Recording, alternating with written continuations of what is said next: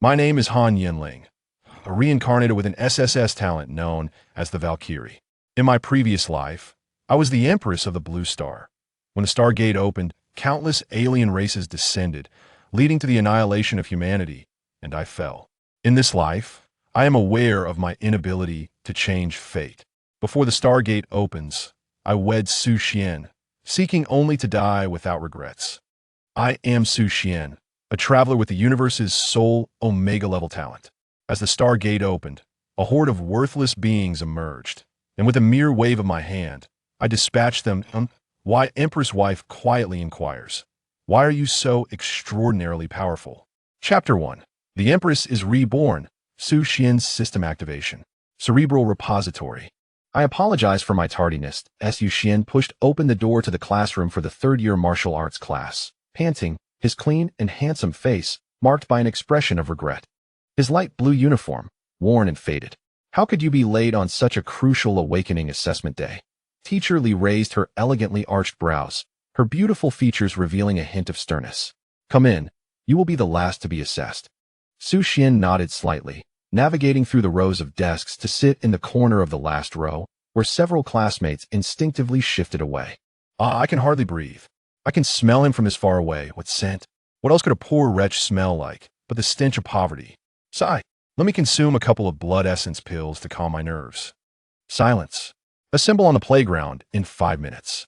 Teacher Li commanded, a flicker of sympathy in her eyes, but there was little she could do. This was the elite class of the capital, apart from Su Xuan, who had already withdrawn, all were the children of prominent families and dignitaries. How could she reprimand them? To speak too much could risk her own position. I hope he awakens a talent above the level. It would be a waste of martial skills otherwise. Before leaving the classroom, she glanced around, her gaze landing on a female student in the front row. At nearly 30 years old, Teacher Li had always been confident in her looks, having been the belle of her school days, advancing to become a martial artist with suitors aplenty. Yet in these past 3 years, her confidence in her appearance had been shattered in the presence of this student. Han Yanling, born into one of the 4 top aristocratic families of the capital. Even with her eyes closed, she radiated an undeniable aura of nobility. Her thick lashes quivered slightly, accentuating her flawless features. Han Yanling's long, delicate brows furrowed slightly, the noise around her becoming bothersome, her head spinning. Something felt amiss. In my previous life, Su Xuan was never late. Could this be a ripple in the timeline of my reincarnation? These pampered scions remain oblivious to the impending cataclysm 7 years hence. Never mind, it is of little importance. They are merely playthings.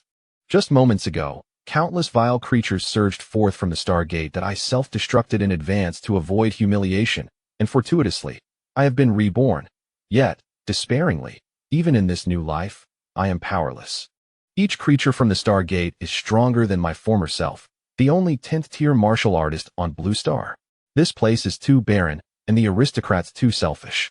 In my previous life, I struggled alone to become the Empress, without enjoying a single day of peace. This time, humanity may save whom they wish. On the playground, the awakening assessments proceeded in an orderly fashion. I have D-level talent. Dear antlers.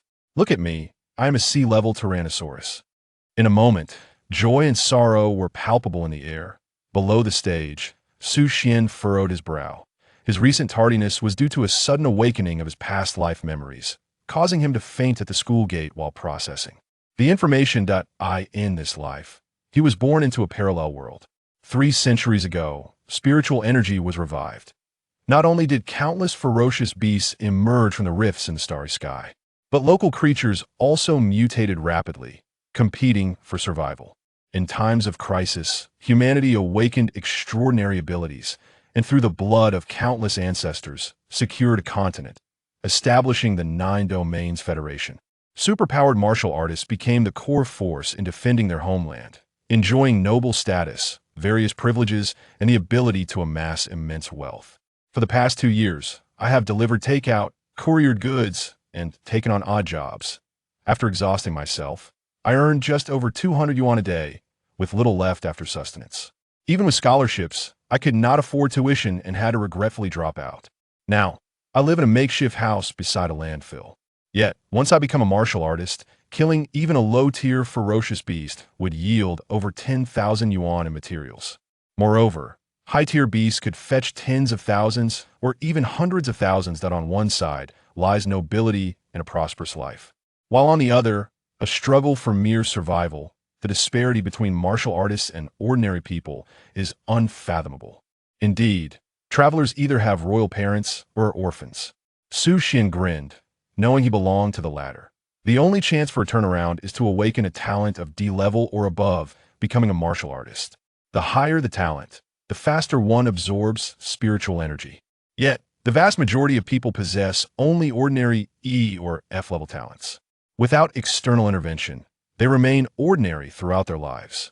If one frequently consumes blood essence pills to enhance their body, the likelihood of awakening a higher level talent increases significantly. However, even a low-cost blood essence pill costs over 10,000 yuan. Wealthy children consume them as nutrition from a young age until awakening. Children from prestigious families choose gentler and more precious spiritual foods. Children from impoverished backgrounds can only rely on fate. Su Xuan could not help but lament the harshness of life. His exceptional martial arts comprehension had allowed him to retain his qualification for the talent assessment. I could see that moment. A golden light flashed before his eyes as the crystal screen of the awakening apparatus shimmered, causing the playground to erupt in excitement. Heavens! Did I see that correctly? It seems to be an SSS-level talent. Han Yanling, truly my goddess, possessing both beauty and strength. Moreover, she possesses the unique SSS-level talent of the human race. Valkyrie. Han Yanling's gem-like black eyes displayed no sign of emotion. What does it matter, having an SSS-level talent? When the Stargate opens, even the weakest alien possesses talents beginning at SSS level. Haha, classmate Han Yanling, destined to become a top martial artist and the new pillar of humanity. Principal Qi on the stage beamed with delight, his smile stretching from ear to ear. This is wonderful. Huayu High School has produced an SSS-level talent. Later, he would seek out reporters to promote this, overshadowing the other 8 domains, as the younger generation of Huayu had indeed fallen behind in recent years. The assessment time passed swiftly. Most aristocratic children were assessed to have B-level or C-level talents. The last one, Su Xuan. Su Xuan stepped onto the stage, extending his hands. The awakening apparatus trembled slightly, stimulating the manifestation of his innate talent. The energy source, a rare spiritual crystal, made it prohibitively expensive to universalize. Students from less affluent backgrounds often lacked even the opportunity for assessment. Which class is Su Xuan from? I don't think I've seen him. He dropped out long ago. What is an ordinary person doing wasting money? I heard he has excellent martial arts comprehension, which is why he retained his enrollment. So what? Without a combat-related talent awakening, he is just another lowly individual. The gathering of noble students displayed their discontent, the class disparity rendering them indifferent to the feelings of ordinary students. Beep, beep, beep. The screen illuminated in gray, indicating a low-level talent, but one that had never appeared in the Federation before, that a special F-level talent. The noble students on the sidelines began to mock in hushed tones. In truth, new talents were a rarity, yet a lower rank invariably signified a supportive type ability. Even my dog is ranked F. Astonishing. Brother, your dog has awakened a talent? Not quite. It merely has infrared detection equipment on its leash, Su Xuan maintained a calm demeanor, seemingly oblivious to the derision echoing from the audience. Those with talents ranked D and above are to attend a special training session for enrollment at Longhua University in 3 days. Everyone is dismissed. With a grand gesture, Principal Qi signaled for the crowd to disperse, and the signs of affluent families quickly formed clusters, reveling in the anticipation of their impending ascension to martial prowess. Su Xuan slowly exited the campus. This place had never truly belonged to him. Ding. Detection of host talent awakening. Binding system interface. Chapter 2. The unique talent of the spirit heart. Su Xuan abruptly halted, gazing at the panel before him. Name: Su Xuan. Age: 18. Realm: None. Talent: F-grade spirit detection technique. Spiritual energy value: 15. 500. Su Xuan gently patted his face, ensuring he was not imagining things, and felt an overwhelming joy. Clearing his throat, he whispered, "Esteemed system, Please introduce yourself. Ding. An abnormal signal detected. System failure imminent. The screen before him suddenly went black. System? Where have you gone? Don't frighten me. After calling out for some time, the system remained unresponsive. It felt akin to a malfunctioning appliance, leaving him bewildered as to what had gone wrong. It seemed prudent to remain still or give it a gentle tap. At that moment, the students boasting E and F grade talents had already left the campus, leaving behind those who had awakened C and D grade talents, mingling with the offspring of prestigious families. Young Master Yi, I am Zheng Cheng, a C grade talent with the Earth Bear. I look forward to your guidance. Very well, stick with me. The Yi clan's mercenary group has a spot reserved for you. Thank you, young Master Yi. The young man named Zheng Cheng beamed with delight. Who wouldn't know the Yi clan's mercenary group offered generous and secure provisions? Just a single outing could yield income in the thousands without lifting a finger. The surrounding ordinary students, upon hearing such verbal promises, were equally exhilarated, pressing forward. Young Master Yi, I am Cui Yongsheng, a C grade. Oh no. Could it be that awakening my past life's memories caused the system to malfunction? Su Xuan stood to the side, his brow furrowed in distress, feeling utterly out of place as the sole F-grade talent remaining on campus. Unable to contain himself, he slapped his face again, the sound crisp and clear. Ding. System has been repaired. Ding. System malfunction. Talent evolution compensation granted.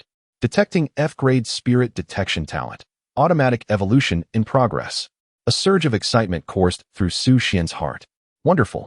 The system has finally returned, and I am granted a talent evolution. However, he pondered, why not bestow upon him 20 SSS grade talents or a guaranteed Tindra gift pack? The system seemed rather stingy. Yet, as the saying goes, something is better than nothing. Ding. No C-grade compatible talents. Skipping. Ding. No B-grade compatible talents. Skipping. Su Xuan felt his heartbeat quickening. He had initially believed evolving to C-grade would suffice.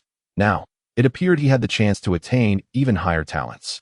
The system is magnificent. Ding. No S-grade compatible talents. Skipping. Su Xuan felt assured. At the very least, an SS-grade talent seemed assured. That individual, whatever their name was, had awakened an SSS-grade talent, exuding an air of unrivaled supremacy. The thought of possessing an SS-grade talent was indeed appealing. Ding. No SSS-grade compatible talents. Skipping. Oh no. If Su Xuan's heart had been ablaze with fervor moments ago, it had now plummeted into despair. The pinnacle of talents on Blue Star capped at SSS grade. Without a compatible talent, would it not be a dismal fate? Ding. Conducting in-depth analysis. Ding. Detection level talent. Spirit heart. Unique. Note. Omega injected with dark matter, undergoing transformation.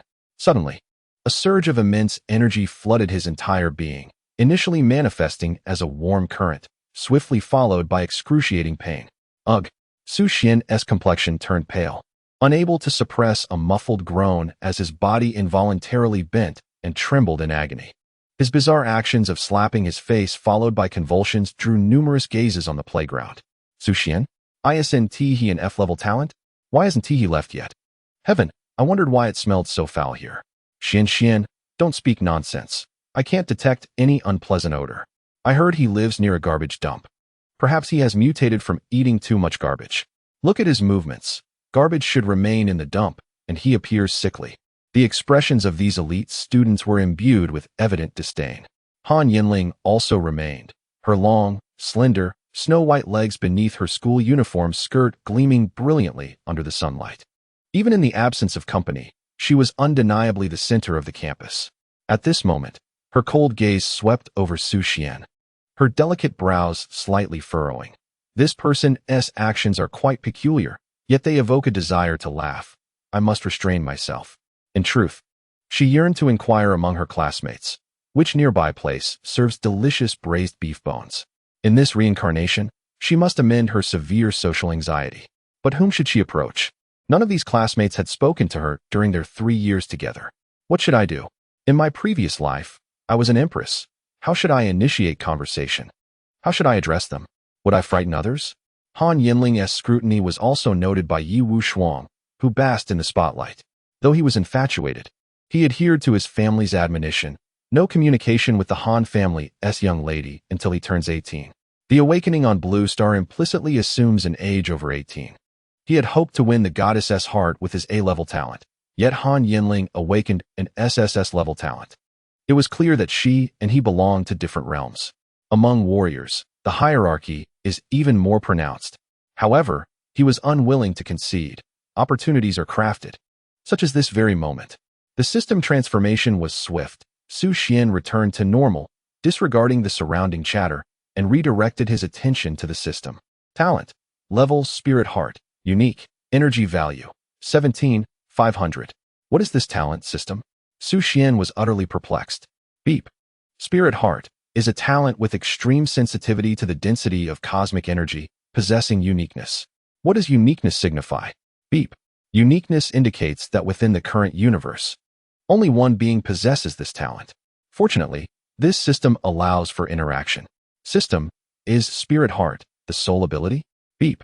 A unique talent grows alongside its host, developing various characteristics. System.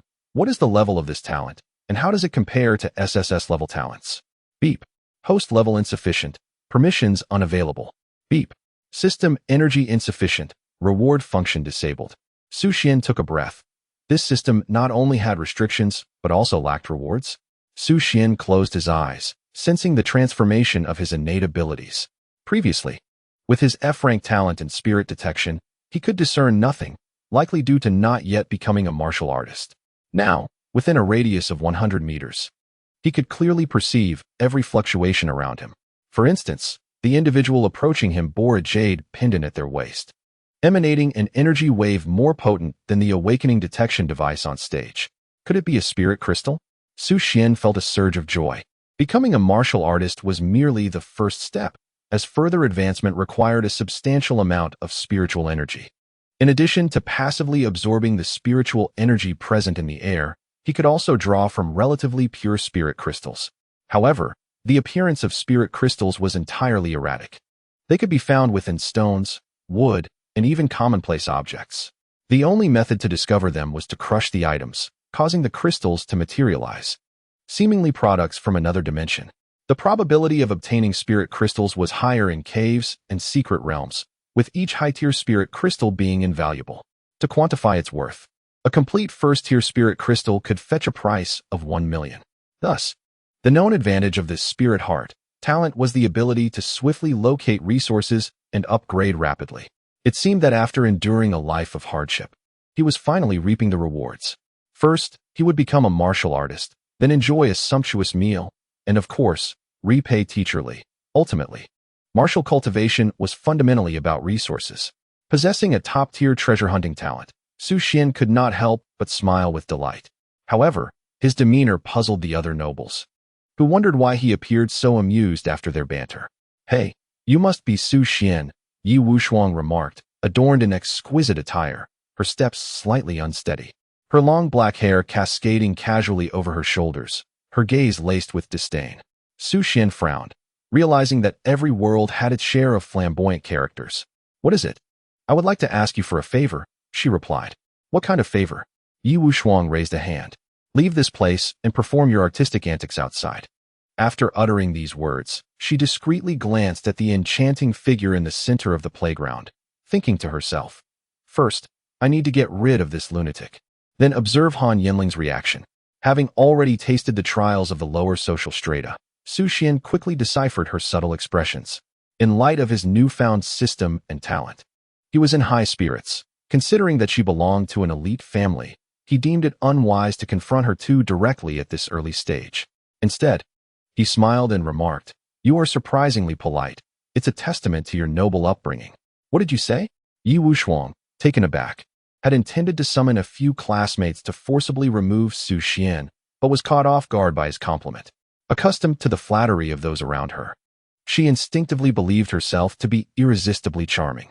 Observing Su Xuan's harmless and sincere smile bolstered her confidence in her ability to win over Han Yanling. Thus, she reached for her waist and said, "Hold on, don't go just yet." In the vast cosmos, within a transcendent space deep in the Stargate, an unexpected message materialized: detection of Omega-level talent, linking to 12 deep domain sovereigns. 12 mist-like stellar streams pierced the void, casting forth a myriad of ethereal images. their formidable essence distorting the very fabric of space. The platform upon which one stood appeared to be woven from the threads of time and space, refracting light in disarray. Waves of consciousness exchanged rapidly. Was this the final prophecy of the Luo civilization? Indeed, such a prodigious gift truly exists. Shaver, possessing the unparalleled ZR-level talent of the cosmos. What insights do you offer? Within another stream of consciousness, a profound respect for this existence was conveyed, and the response arrived almost instantaneously. A suggestion arose for a cosmic scale screening, for only the Omega level held the last hope for the inner universe. Shaver's consciousness resonated like the gentle yet profound winds of the cosmos. It was imperative to focus on the inner universe, particularly the little ones in the sea of bones. A consensus echoed within this hyperdimensional space, and the 12 images gradually faded away. At the school gate. What now, young Master Yi? This back and forth seemed to leave Su Xuan utterly bewildered. This time, your assistance is genuinely required. Yi Wuxuan grasped the jade pendant at her waist, lowering her voice to say, Su Xuan, do you not harbor feelings for Han Yanling? If you confess to her, I shall gift you this jade pendant. Among the gathered crowd, only Su Xuan remained oblivious to the prohibitory edict, lacking wealth, influence, or talent, making him the most suitable for gathering intel. I'll consider it. In this world, Su Xuan had no desire to entangle himself with the signs of privilege, much less to curry favor with them. He truly wished to decline. Yet the overwhelming energy emanating from the pendant was too potent, far surpassing that of the awakening detection device.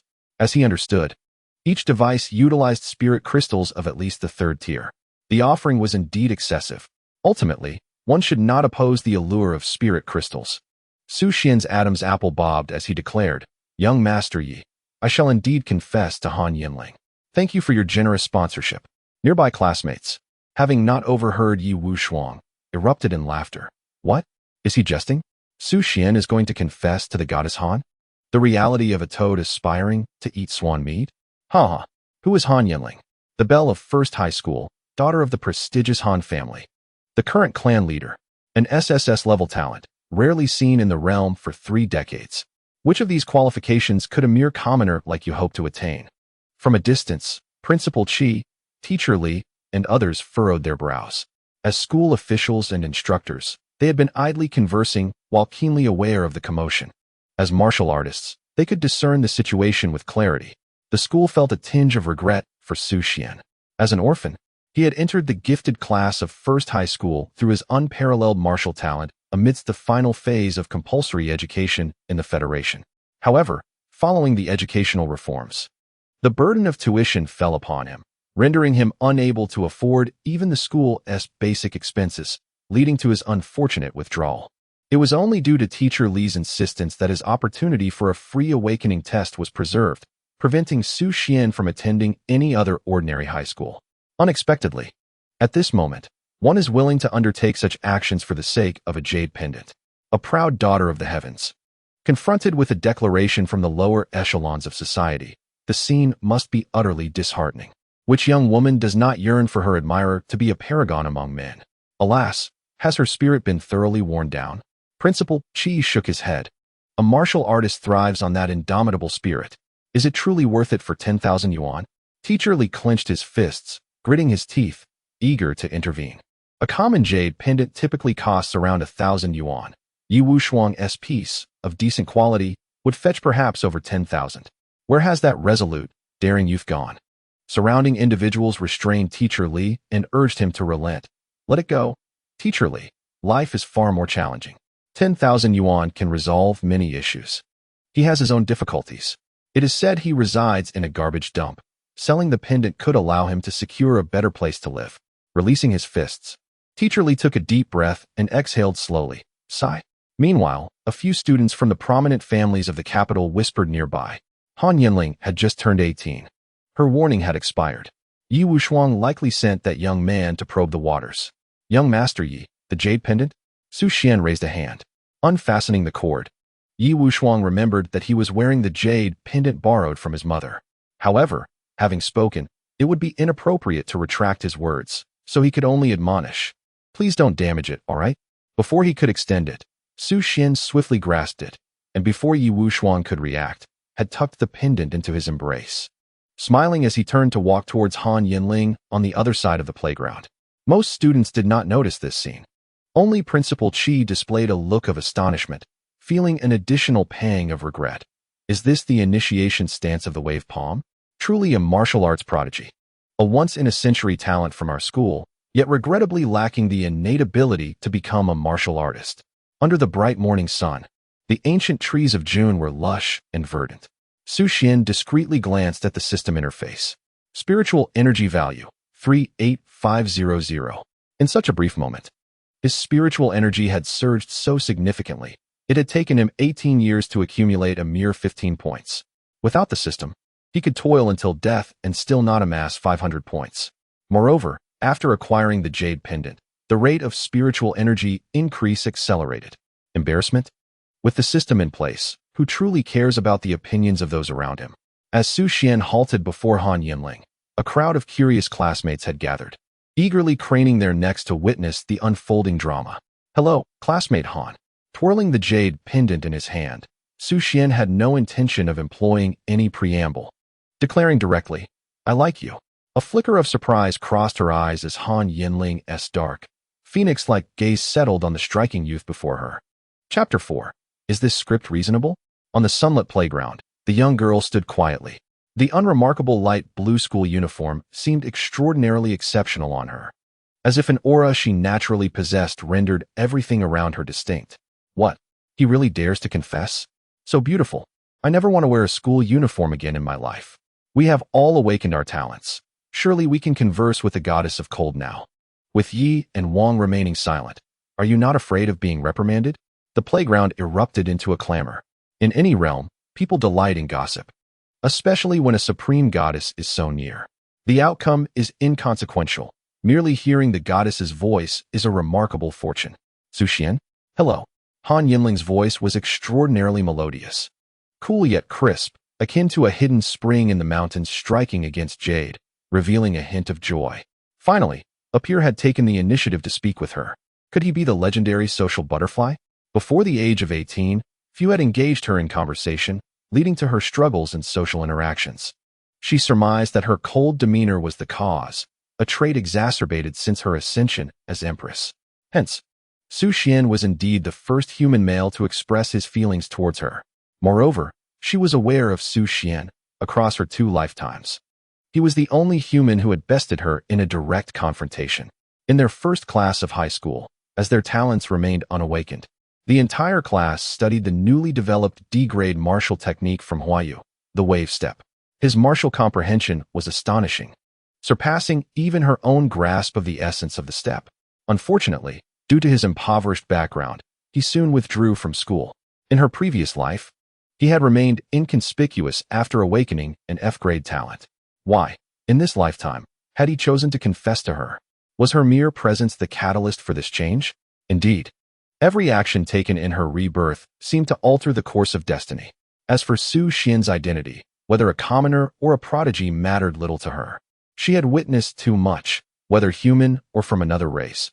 Those willing to speak with her were inherently good. Wait, is that jade pendant not the 4th-tier spirit crystal of the Yi family? How could it be in his possession, had it not been for her previous life as Empress?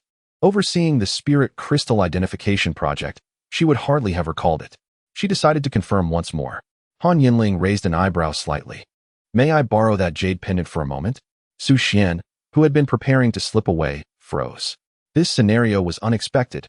She should have politely smiled and gently shaken her head, after which he would smile courteously and depart. Alternatively, she could simply ignore him. Instead, he exclaimed, I apologize for the intrusion. He was ready to discreetly absorb the spirit crystal. Why was she attempting to intercept him so directly? I won't lend it to you. Su Xuan replied with a faint smile. Even the Empress herself would find it ineffective. This spirit crystal belongs to me. The surrounding male and female classmates were left utterly bewildered. Why would Han Yanling engage with someone from the lowest echelon of society? It must be noted that for the past 3 years, aside from answering the teacher's questions, Han Yanling had not initiated any communication with others. Sometimes, people would forget that this stunning maiden possessed such an enchanting voice. Surrounded by several male classmates who admired Han Yanling, they clamored to defend their goddess, lacking the courage to speak directly to her, but boldly berating Su Xuan. You, the delivery boy, do not linger here. It is already a tremendous favor for the goddess to converse with you. Now be gone. Do not taint the air around her. However, the one who harbored the deepest regrets was undoubtedly Su Xuan, who, had he known of Han Yanling's interest in the jade pendant, would have presented it willingly. After all, she was Han Yanling, possessing an SSS-grade talent. Forging a good rapport with her would be exceedingly beneficial. The corners of Han Yanling's lips curled into a faint smile. How intriguing that someone would dare to refuse her. In an instant, silence enveloped the surroundings. Though she appeared to smile, her piercing gaze resembled that of a seasoned ruler, casting an inexplicable pressure upon Su Xuan. Very well, I shall avert my gaze. Han Yanling thought, recalling that her purpose was to forge friendships. Thus, she posed an unrelated question. Do you know where one can find delicious braised beef bones? Su Xuan exhaled in relief. He had genuinely feared that she would persist in her advances. Seizing the opportunity to shift the conversation, he replied, Old Lee's braised beef bones, rated only 4 stars, are delicious enough to bring one to tears. How do you know that? Han Yanling inquired, her beautiful eyes glancing up at him. I've been delivering food for several years, he responded. Very well, accompany me to eat, Han Yanling declared. Her gaze earnest and sparkling. Dining and cultivating friendships were her foremost priorities in this new life. Su Xuan, the surrounding crowd? Not far away, Principal Qi suddenly sighed. Alas, I am growing old. This world belongs to the youth. He had anticipated that the boy would leave humiliated. Yet the situation unfolded quite differently. It was evident that Han Yanling had chosen to extend goodwill, sparing the boy from embarrassment, setting aside everything else. Her mature disposition was akin to that of a great emperor. The teachers nearby engaged in fervent discussions, relishing the spectacle more than anyone else, their ears perked up. In truth, the boy displayed commendable courage. Regrettably, he possessed only an F-grade talent. If he could become a chauffeur for a wealthy family, the income would be substantial. It seemed that the Han family's chauffeur was also a second-tier martial artist. Not a chance. I am merely a third-tier martial artist. Does he dare to speak to Han Yanling? Is he unaware of the prohibitions surrounding the Han family? Today he has just turned 18, so it should not be an issue outside that circle. Having taught many cohorts, it was undeniable that Han Yanling was a rare beauty, a superlative among her peers. In just a month, she would complete her special training and become a martial artist, and then she would be out of reach. After all, exquisite things never cease to captivate, no matter how long one gazes upon them. Damn it! Su Xuan realized that he had undoubtedly been misled by Su Xuan. In his memories, Han Yanling, regardless of gender, hardly acknowledged anyone. That air of pride and indifference seemed etched into her very being. Thus, he could easily predict her responses and thoughts. Since awakening to his past memories and acquiring the system, he had meticulously charted his path of growth. In a bid to acquire various resources without causing conflict, one strives for swift advancement. In a scenario where even securing a home relies solely on one's own efforts, who has the luxury to engage in a tug-of-war with the daughters of elite families? It would be far more prudent to gather some spiritual crystals to exchange for clothing, rather than constantly switching between a school uniform and takeout attire.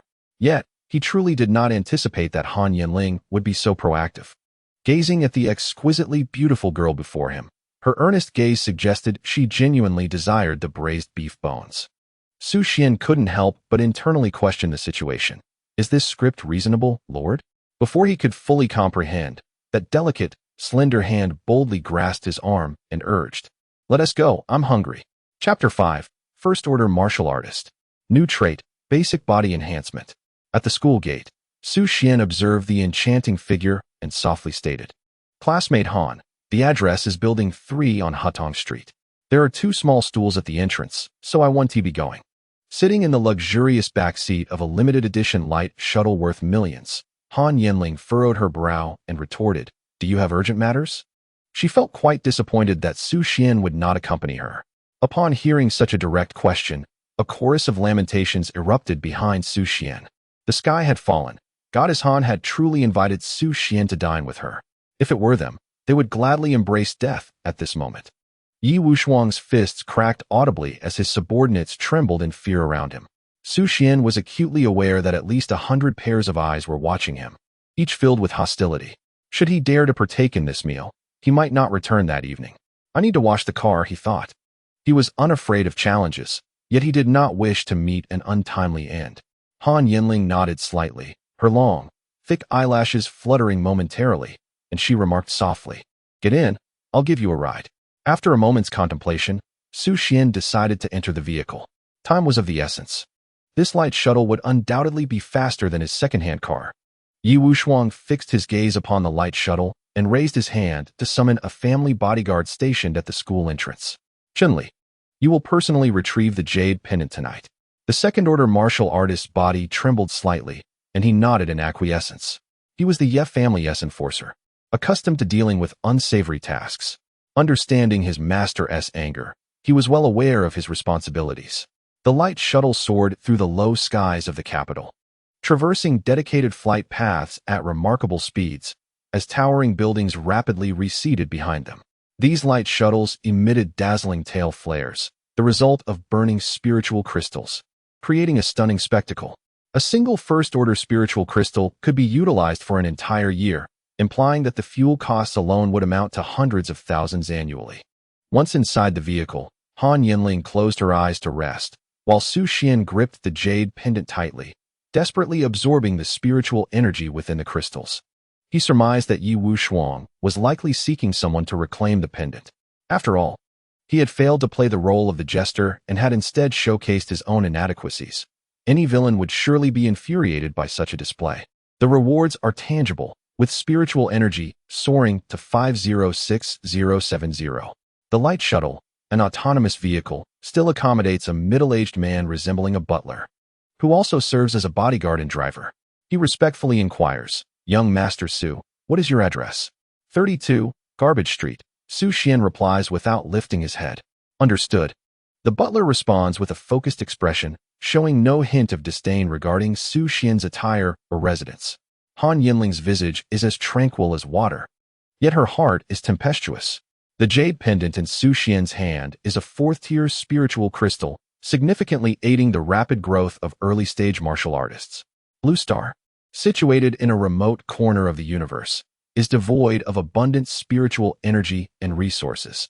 Never mind, let's indulge ourselves for a few days. Please take Su Xuan home. Butler Han. Yes, Mississippi. 10 minutes later, the light shuttle halts atop a tall building. "Young Master Su, we've arrived," the butler states calmly. Su Xuan, momentarily taken aback, realizes that they are still some distance from the landfill. However, a fleeting thought reveals the truth. The landfill is secluded, with an unpleasant odor and environment. Parking here serves as an unspoken protection for Han Yanling and a silent warning for himself. The butler seems to convey that they belong to different worlds, and this distance is beneficial for both parties. "Thank you, classmate Han." Su Xuan, maintaining his composure, does not cast a glance at Han Yanling again and exits the vehicle. The light shuttle ascends into the sky, as if to demonstrate the insurmountable chasm between him and her. The troubles of the affluent truly abound. Damn it, this is stifling. Su Xuan observes the system, noting that his spiritual energy has reached 500. Earlier, he had suppressed his advancement for fear of anomalies, but as the shuttle recedes, he prepares to break through. Crack. His bones emit a series of sharp sounds as his body is cleansed by the warm currents of spiritual energy. He undergoes a transformation, experiencing an indescribable sensation of relief. Ding. You have become a first-tier martial artist. New trait acquired, basic body enhancement. Nice. Although Su Xuan was prepared, he could not suppress his excitement. The hardships of a humble existence are etched deeply in his memory, and he genuinely desires to escape this life. After his promotion, Su Xuan's talent, Spirit Heart, expands its range more than double. However, he does not detect any fluctuations of spiritual crystals. He feels no regret. Once he becomes a higher-tier martial artist, his range will broaden, making it easier to discover resources. After reaching the first tier, he senses a significant enhancement in his body due to the stimulation of spiritual energy. Wait, I don't recall hearing that martial artists gain traits upon leveling up. He brushes aside the thought and resolves to continue absorbing spiritual energy upon returning. In the opulent confines of the light shuttle, Han Yanling suddenly speaks. Her voice icy. "Butler Han, should Su Xuan decide to sell the jade pendant, acquire it at any cost immediately. Furthermore, Do not act on your own accord in the future. The latter part of her statement carries a tone of reproach. The straightforward admonition caused Butler Han to shudder, and he promptly replied, "Is everything all right? Should I seek him out? If he refuses to sell, then we need not concern ourselves further.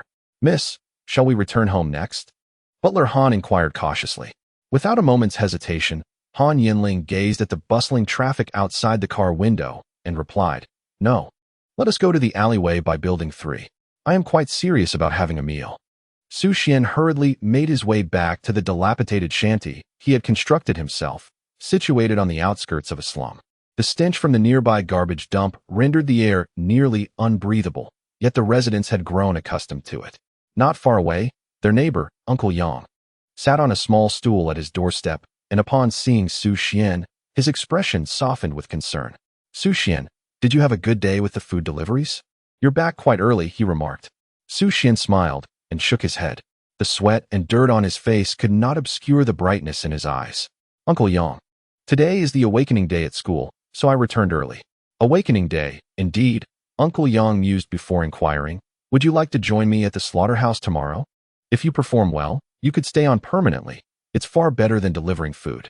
"Thank you, Uncle, but I will continue with the deliveries tomorrow." Su Xuan declined the offer with a shake of his head. "I need to explore more. There is a chance I might discover some spiritual crystals." "All right. While you are young, do take care not to overexert yourself," Uncle Yang advised with concern. "Today, I was fortunate enough to receive some beef bone scraps. Your aunt is simmering soup. Why not come over for a meal?" Uncle Yang warmly invited him. "Thank you very much, Uncle and Aunt," Su Xuan responded with a smile. Uncle Yang and Aunt Yang had no children and lived next door, often looking out for him. "Once I register as a martial artist, I will repay your kindness." Su Xuan silently vowed to himself, "A drop of kindness shall be repaid with a fountain of gratitude." This was Su Xuan's fundamental principle in life, one that would remain unchanged even in a different world. Just as he was about to step through the door, a stirring in his heart occurred. He glanced towards the vast expanse of the city's debris-laden dump, a sight sullied for centuries. To his astonishment, he detected substantial spiritual energy emanating from the area. Though these energy waves were not as intense as those from the jade pendant in his possession, their sheer abundance was undeniable. So many spiritual crystals within the garbage dump? Chapter 6, A Great Treasure. After Su Xuan departed, Uncle Yang shared the news with Aunt Yang, who sighed. "What a pity for this child. Su Xuan will continue making deliveries tomorrow," indicating that his chances of awakening strong abilities are likely quite low. They understood that Su Xuan harbored a persistent dream of becoming a martial artist. His comprehension of martial skills was exceptionally high. However, his lack of a martial artist's physique and spiritual energy rendered his techniques virtually ineffective, akin to a drifting reed without roots. The boy's determination and efforts did not escape their notice. Su Xuan chose to undertake menial jobs solely to seize the opportunity to become a martial artist. In this world, the notion of taking a leave from work is non-existent. The weather in June has turned sweltering, and the makeshift house feels stiflingly hot. "Is the soup ready? When we have dinner, you should persuade him a bit. Working odd jobs won't accumulate any savings, and how will he talk about a future wife?"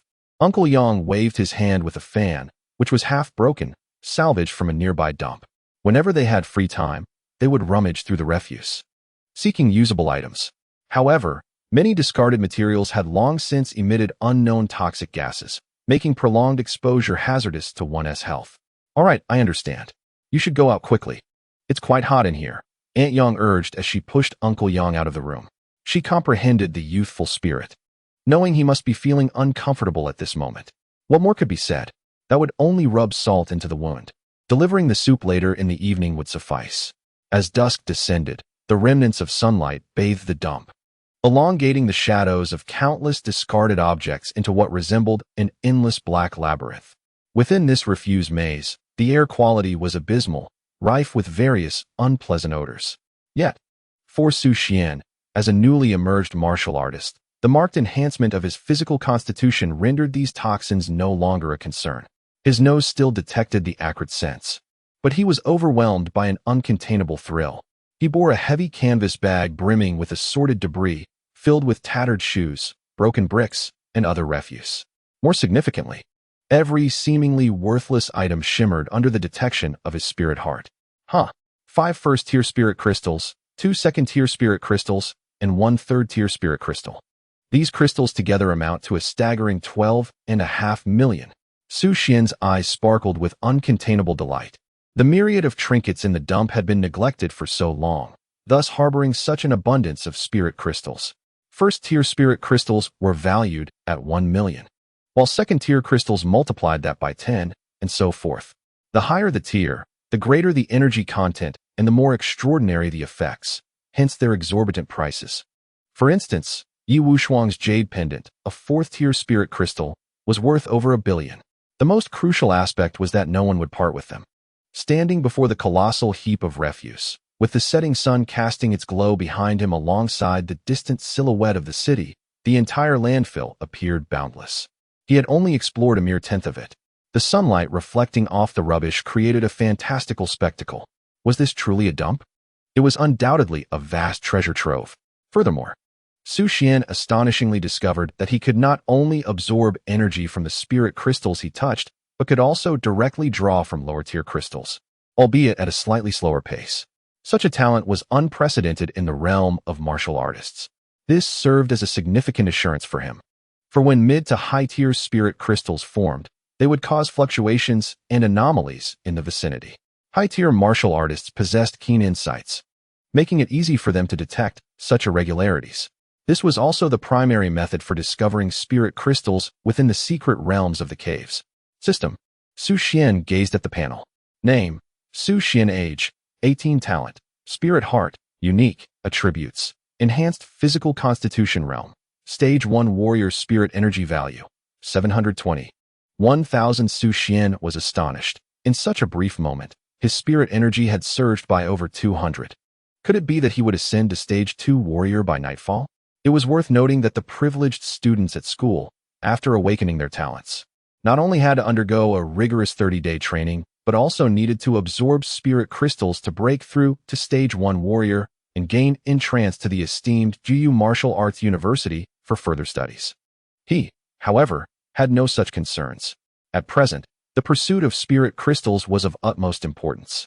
As time quietly slipped away during Su Xuan's search, he even forgot about the dinner appointment he had made with Uncle Yang. At that moment, Uncle Yang was sealing a meticulously brewed beef bone soup, placing it on a small table at his doorstep, awaiting Su Xuan's return. Instead, he was greeted by an unexpected visitor, Chun-Li. Chun-Li was a Stage 2 warrior. Following instructions from Su Xuan, he had set his plans into motion. Yet, it took considerable effort to uncover Su Xuan's address. After all, there were countless laborers like Su Xuan at the bottom of the social hierarchy. The federal government system simply could not catalog all of that information. Moreover, the vicinity of the junkyard was notoriously known as a slum, with disordered housing and sewage running rampant. It would have been nearly impossible to pinpoint a specific household had he not lived there himself for a time during his childhood. His inquiries along the way were the only reason he had managed to find Su Xuan's residence so quickly. Damn it, where is he? Has he found a place to wallow in shame? Chun-Li muttered to himself from the shadows, eager to complete his task and find some relaxation with a soft-bodied companion. As he waited, dusk began to settle in, the foul stench of the ground occasionally assaulting his nostrils, adding to his agitation. He resolved to wait indoors. At least there was a place to sit inside, and the odor could not possibly be worse than that outside. Besides, he was a Stage 2 warrior with keen senses. He could detect an ordinary person like Su Xuan from a distance of 20 meters, leaving him unconcerned about exposure. Bang! He kicked down the rickety door, shattering it, and in the process, spilled Aunt Yang's carefully prepared bone soup all over the ground. What is happening? Is Su Xuan back? Hearing the commotion, Uncle Yang hurriedly investigated the disturbance. Get lost. Stay out of this. Chun-Li boldly strode into the room and plopped himself down on the central bed. Oh dear. What seems to be the issue? Did Su Xuan wrong you in some way? As his elder, let me offer my apologies. I hope you can forgive him. Uncle Yang said, repeatedly expressing regret, utterly unaware of the unfolding situation.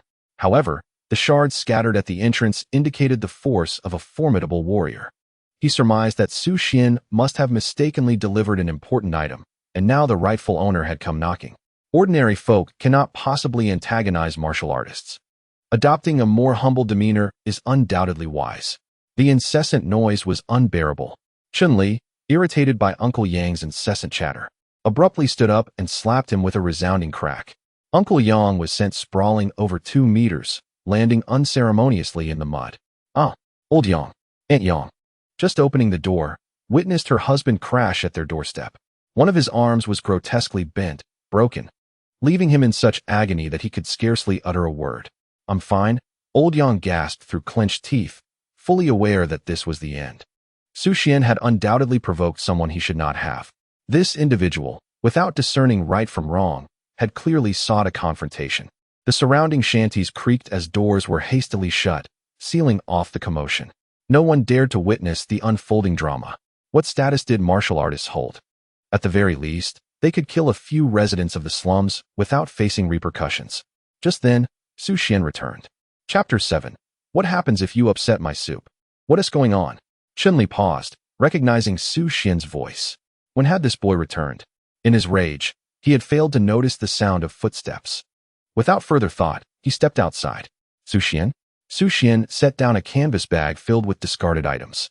Did he not realize he had taken something he shouldn't have?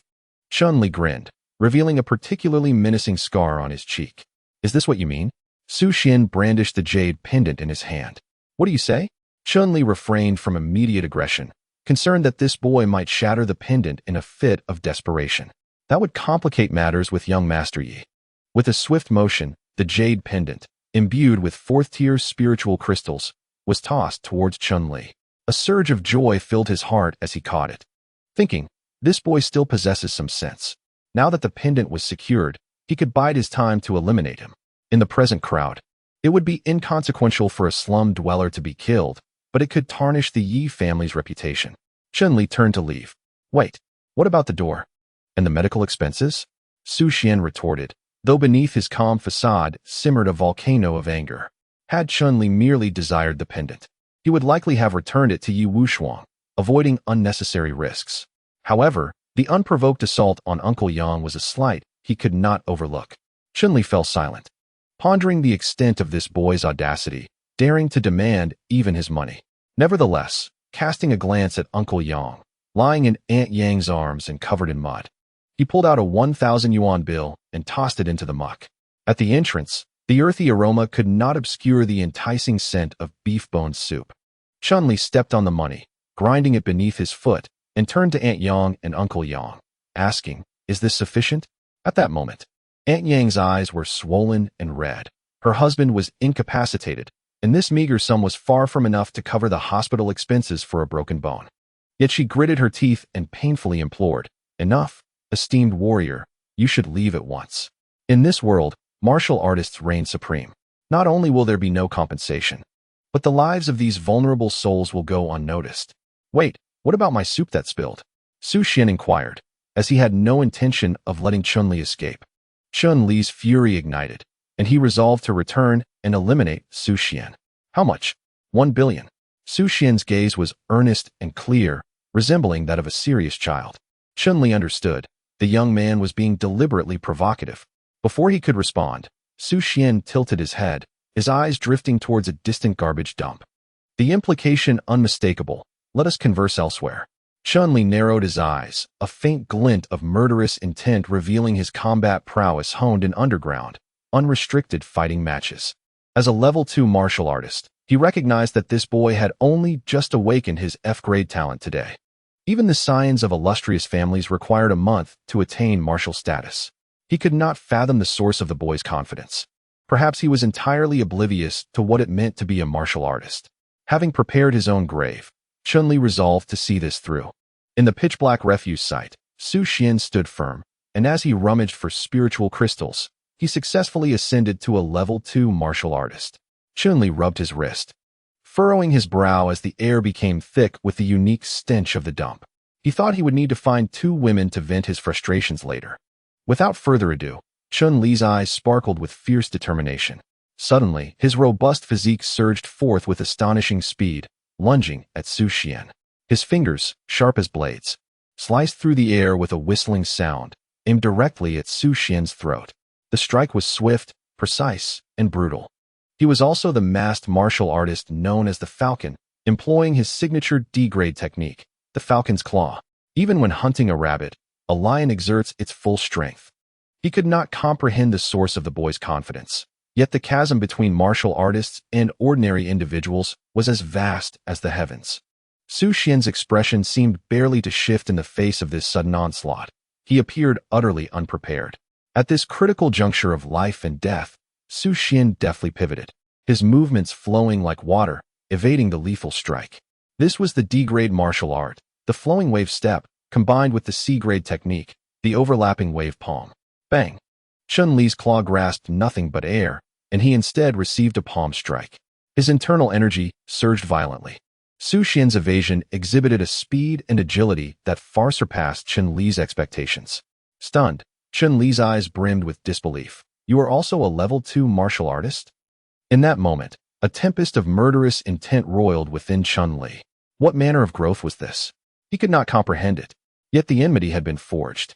If he did not eliminate this threat today, he would undoubtedly face peril in the future. A fallen genius is worth naught. Despite your extraordinary talent, the reason I, Chun-Li, have garnered the favor of the Yi family is solely due to my mastery of the Hawk's Claw at the minor success level. Martial arts are categorized into 4 stages: entry, minor success, major success, and perfection. Each stage demands immense talent and rigorous practice. With a swift motion, Chun-Li propelled himself towards Su Xuan. "I have attained minor success in martial arts. What can you possibly contend with me?"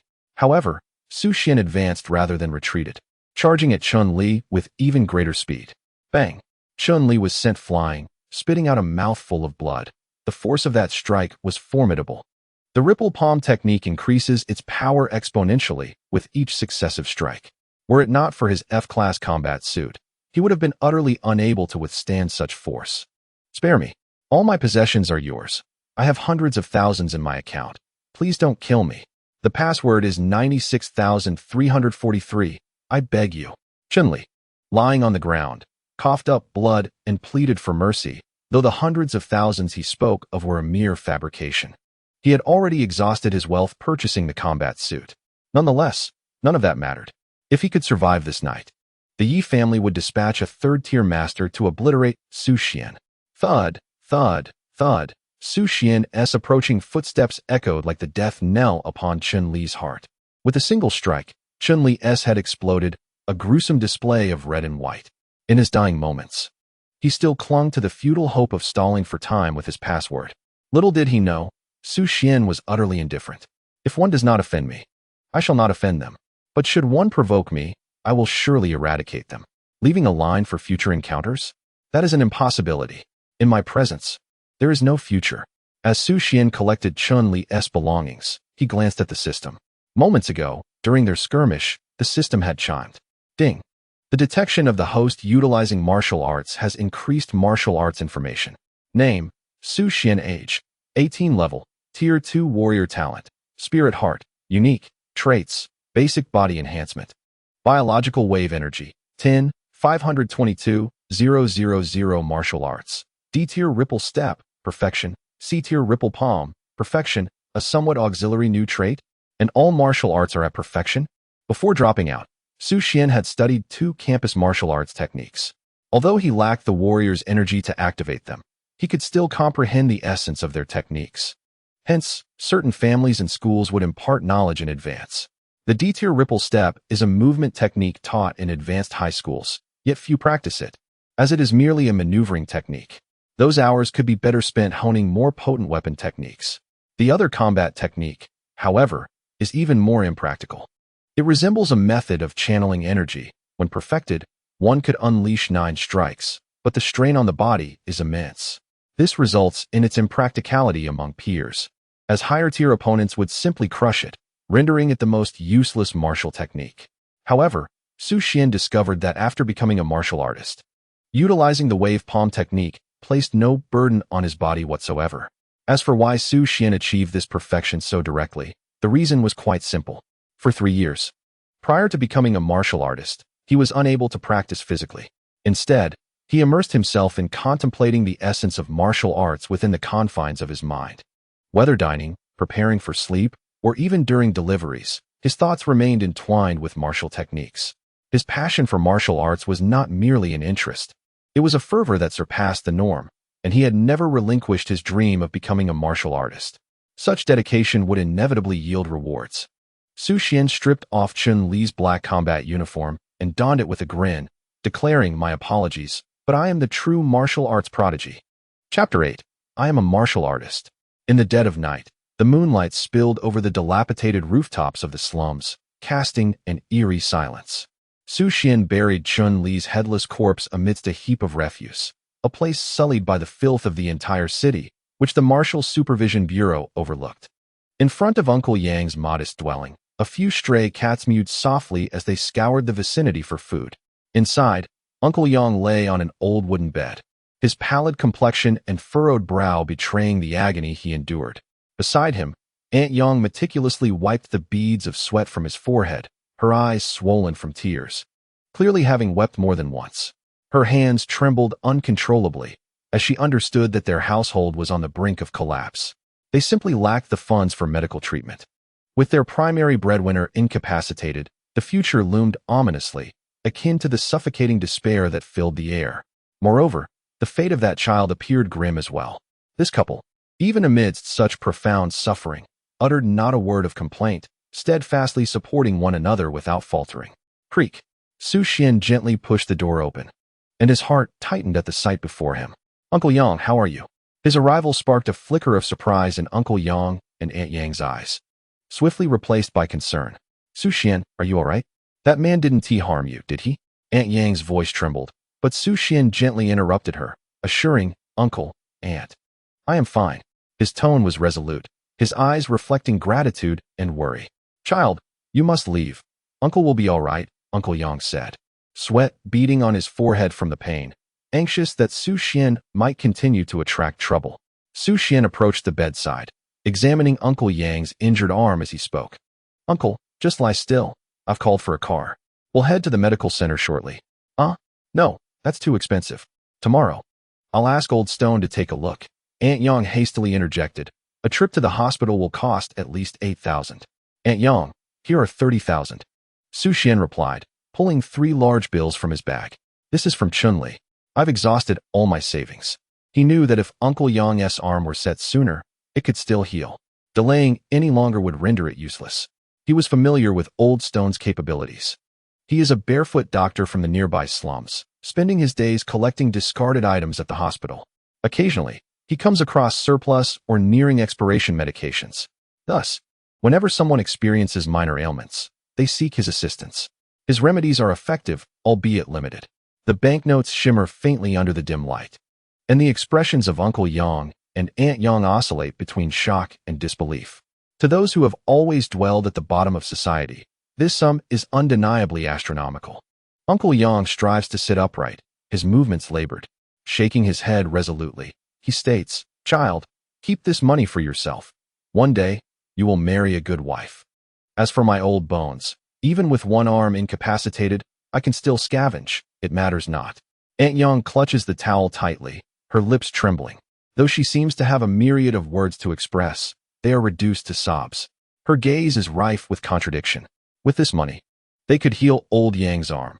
Yet Su Xuan is overwhelmed with emotion, fully aware of the kindness that Uncle Yang and Aunt Yang have shown him, treating him as family, and thus feels compelled to be honest.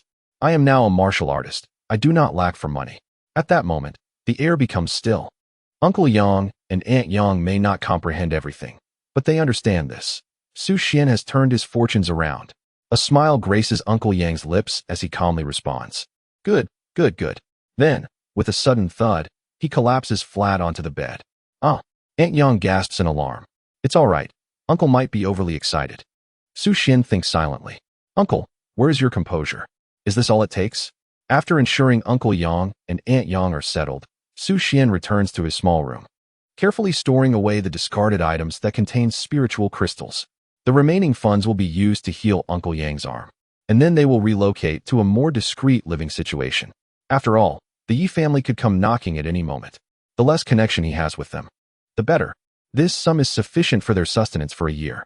Many matters must be viewed in essence.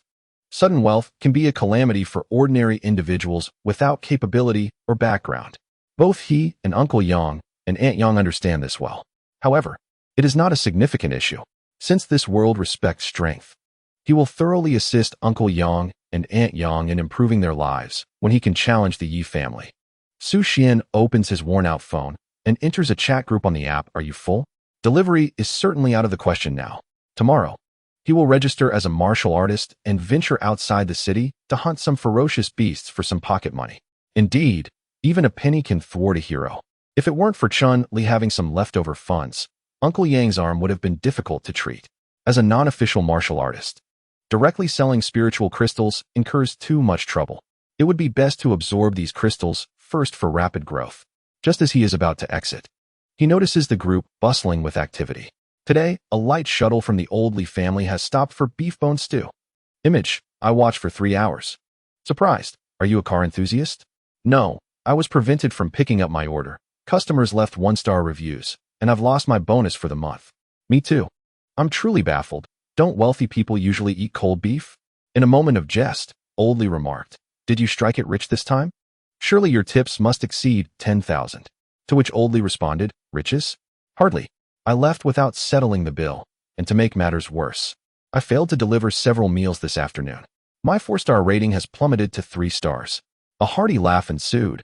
What a tragedy. Old Li continued. Yet that girl was truly exquisite. It was worth it. Su Xuan chuckled softly, offering no reply, and exited the group chat. He spent the entire night without rest, clearing the junkyard of its spiritual crystals. 52 first-tier crystals, 18 second-tier crystals, and 5 third-tier crystals. As he gazed at the pile of treasures before the entrance, a frown creased his brow. To shatter them outright would be too ostentatious. Thus, he conducted an online search regarding spiritual crystals, discovering that the Martial Artists Guild offered containers for them. Su Xuan closed his phone and reclined on his rickety wooden bed, absorbing the spiritual energy from his jade pendant. At dawn, he set forth towards the Martial Artists Guild building, striding through the refreshing morning breeze, with the greenery lining the roads slipping past him. The distance was, in truth, not trivial. Within the city's second ring, he had heard that it was an immense structure. Having given all his funds to Uncle Yang and Aunt Yang, he did not venture far before his stomach began to grumble. Nevertheless, he utilized Spirit Heart to detect fluctuations in spiritual energy, finding a certain thrill in the treasure-hunting endeavor. The range was still somewhat limited. Once he ascended to a higher tier as a martial artist, he would likely grasp the resources of an entire city with ease. Suddenly, Spirit Heart stirred, sensing intense fluctuations of spiritual energy nearby. Raising his gaze, he spotted Old Li's renowned beef bone shop, where a glimmer floated in the air, a luxury light shuttle worth millions. 2 bodyguards stood at the entrance. On the other side, a group of disheartened delivery workers clad in their uniforms gathered, their expressions grim. Su Xuan's pace gradually slowed. Regardless of the world, performing such menial tasks was never easy. Memories of past toil flooded his mind, and he knew that many hungry customers would hardly tolerate explanations in such predicaments. These fellows faced hardships daily and often supported one another to secure attendance bonuses. With this thought, he altered his course. Chapter 9. Remember to settle the bill. The aroma of beef grew increasingly enticing at Old Li's doorstep. As he approached, the others noticed Su Xuan. Brother Xuan, why did you leave the group? Asked Xiao Wang, a peer of similar age, slight in stature, dark and lean, affectionately dubbed Thin Wang by all. I will no longer be making deliveries, Su Xuan replied calmly. A flicker of excitement lit up Xiao Wang's face. Brother Xuan, are you up to something big? Please take me along in the future. Su Xuan, known for his diligence, often found himself in a friendly rivalry with Xiao Wang, both vying for the title of top delivery person, which came with a bonus of 300 yuan. Su Xuan typically secured this prize, a sum he valued greatly, given the weight of responsibilities towards his younger siblings. Let's see, he replied, but am I not barred from entry today? Indeed. It seems that some young lady has developed a taste for our offerings, Xiao Wang lamented. Old Li could simply close the door. There's no profit to be made otherwise. Indeed, another chimed in, my bonus for next month has already been deducted. Lower your voices. Those 2 bodyguards undoubtedly possess martial prowess, their ears alert, Su Xuan remarked with a nod. Please wait, I shall attempt to communicate. The crowd fell silent. bewildered by the situation. What was happening? Surely, it was enough to merely observe from the sidelines. Clearly, this was a distinguished clan, and confrontation was ill-advised. Did he dare to engage in dialogue? Was he not afraid of being forcibly removed? Everyone appeared well-dressed, while he alone donned a combat uniform. Before anyone could voice their concerns, Su Xuan stepped forward. The two bodyguards, clad in dark attire and sporting sunglasses, were towering figures. In stark contrast, Su Xuan's lean frame seemed as though it could be easily toppled. They positioned themselves, blocking the entrance with resolute determination, their muscular chests emblazoned with the words, "No trespassing." Standing at the threshold, Su Xuan mused, "The Han family is quite impressive. Even their bodyguards are second-tier martial artists." After advancing to the next level last night, the second ability of Spirit Heart enabled him to detect the energy intensity of nearby martial artists. Otherwise, he would not have dared to confront Chun-Li directly. Upon witnessing Su Xuan's obstruction at the door, the nearby onlookers began to speculate. He's been stopped. Let us hope he doesn't resort to violence. Those bodyguards were expensive attire, and any damage would incur costs. One inquired, did Brother Xian leave the group? Is there even insurance for being attacked? Not a chance. There's none in the group. Disregarding the two guards, Su Xuan called out loudly, is Han Yanling present? The guard's expressions shifted, preparing to silence him, when a voice, as clear as jade, resonated from within. Come in. Su Xuan retracted his hand, relieved. He had almost instinctively unleashed a wave palm strike. If the guards were not in combat attire, it could have been disastrous. The potency of martial arts could lead to complications. Meanwhile, a group of delivery workers stood frozen at a distance. Did he just call out and walk in? That seemed rather effortless, and that voice was quite melodious. Inside Old Lee's Beef Bone restaurant, the ambience was warm and inviting. The air was rich with the aroma of savory sauce and the delectable essence of simmered beef bones. Han Yanling, dressed in a loose white t-shirt paired with light blue jeans, showcased her long, elegant legs. Her silky hair cascaded down, and her alabaster arm rested delicately on the table, while her lips, tinted a soft red, looked luscious against the backdrop of the spicy beef bone. A necklace, glimmering with blue light, adorned her collarbone, the blue energy shimmering against her fair skin. At that moment, she was intently engaged in extracting tender meat from a substantial piece of sauced beef bone, her brow slightly furrowed, meticulously avoiding any splatter of sauce on her exquisite face. Gulping, Su Xuan fixated on the beef bone and her luscious lips, inhaling deeply as he swallowed hard, contemplating. The Li family's beef bone truly possesses remarkable skill, almost shattering my resolve. Your recommendation is indeed commendable. Han Yanling raised her delicate brows, recalling how in her previous life, she had consumed numerous high-tier, unmanageable beast meats in her quest for strength. Someone once told her that true delicacies lie among the common folk. Initially skeptical, she eventually discovered the treasures of a certain shop. After sampling their offerings yesterday, she found herself unable to forget them, and thus returned early this morning to indulge once more. Han, delectable dishes are meant to be shared with others, Su Xuan suggested with a knowing smile. Boss, I'd like another serving. The cost is on me. Han Yanling found Su Xuan's sentiment reasonable, feeling a bit weary of eating alone. That is not the point. Su Xuan sighed, realizing how straightforward this young lady was. If you eat here, others will be deprived of the experience. He gestured to the words "I'm full" emblazoned on his attire, and then indicated the bodyguard at the entrance. Absurd, exclaimed Butler Han, unable to contain himself any longer. This insolent brat, utterly oblivious to his place. I had thought yesterday's warning would have sufficed, yet he dare approach today. A toad wishing to consume fairy meat? Is it he who is mad, or the world that has gone awry? Fear not, Butler Han, it is my oversight. Let them come in and take what they wish. Han Yanling waved her delicate hand, a trace of grease still lingering on her slender, pale fingers. In her previous life, she was always met with cleared spaces wherever she went, causing her to unconsciously overlook the impact of her presence. Butler Han couldn't help but frown, murmuring, "Miss, this behavior is, in his eyes, quite normal. The Han family gracing your establishment is indeed a favor." Han Yanling contemplated. Her beauty often stirred commotion. If that is the case, let us pack it to go. With that, she wiped her hands and prepared to rise. Seeing his objective achieved, Su Xuan turned to leave. Offering a reminder at the door, "Remember to settle the bill." Han Yanling paused, her beautiful eyes fluttering as she turned to Butler Han. We didn't pay yesterday? Butler Han was taken aback. The Han family paying for a meal? Such a notion was unheard of. He opened his mouth to argue, only to be met with Han Yanling's icy gaze, which silenced him instantly, even pressing down on his third-tier martial artist's aura. A cold sweat broke out on his back. Su Xuan lingered at the entrance, wearing a curious expression as he observed the unfolding drama.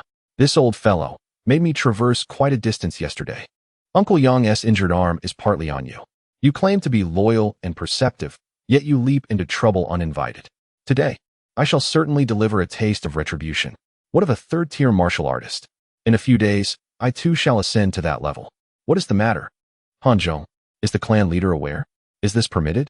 Han Yanling placed her bone down, tapping the table 3 times with her fingers, a signature move she had adopted before dueling at the Federal Assembly in her past life. Replying to the young lady, this is a rule set by young Master Han. The clan leader is unaware. Butler Han's forehead glistened with perspiration. The young lady had directly addressed him by name, an indication of her extreme displeasure. It is all that boy's fault for his loose tongue. I'll have his tongue pulled out soon enough. In truth, the clan leader is aware of this matter, but chooses to turn a blind eye.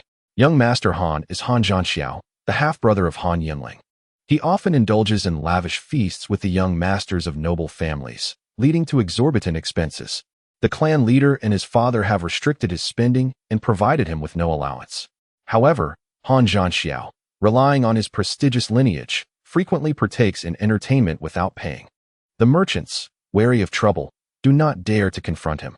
Over time, the young masters in the capital have learned this behavior, each one emerging to revel without settling their bills.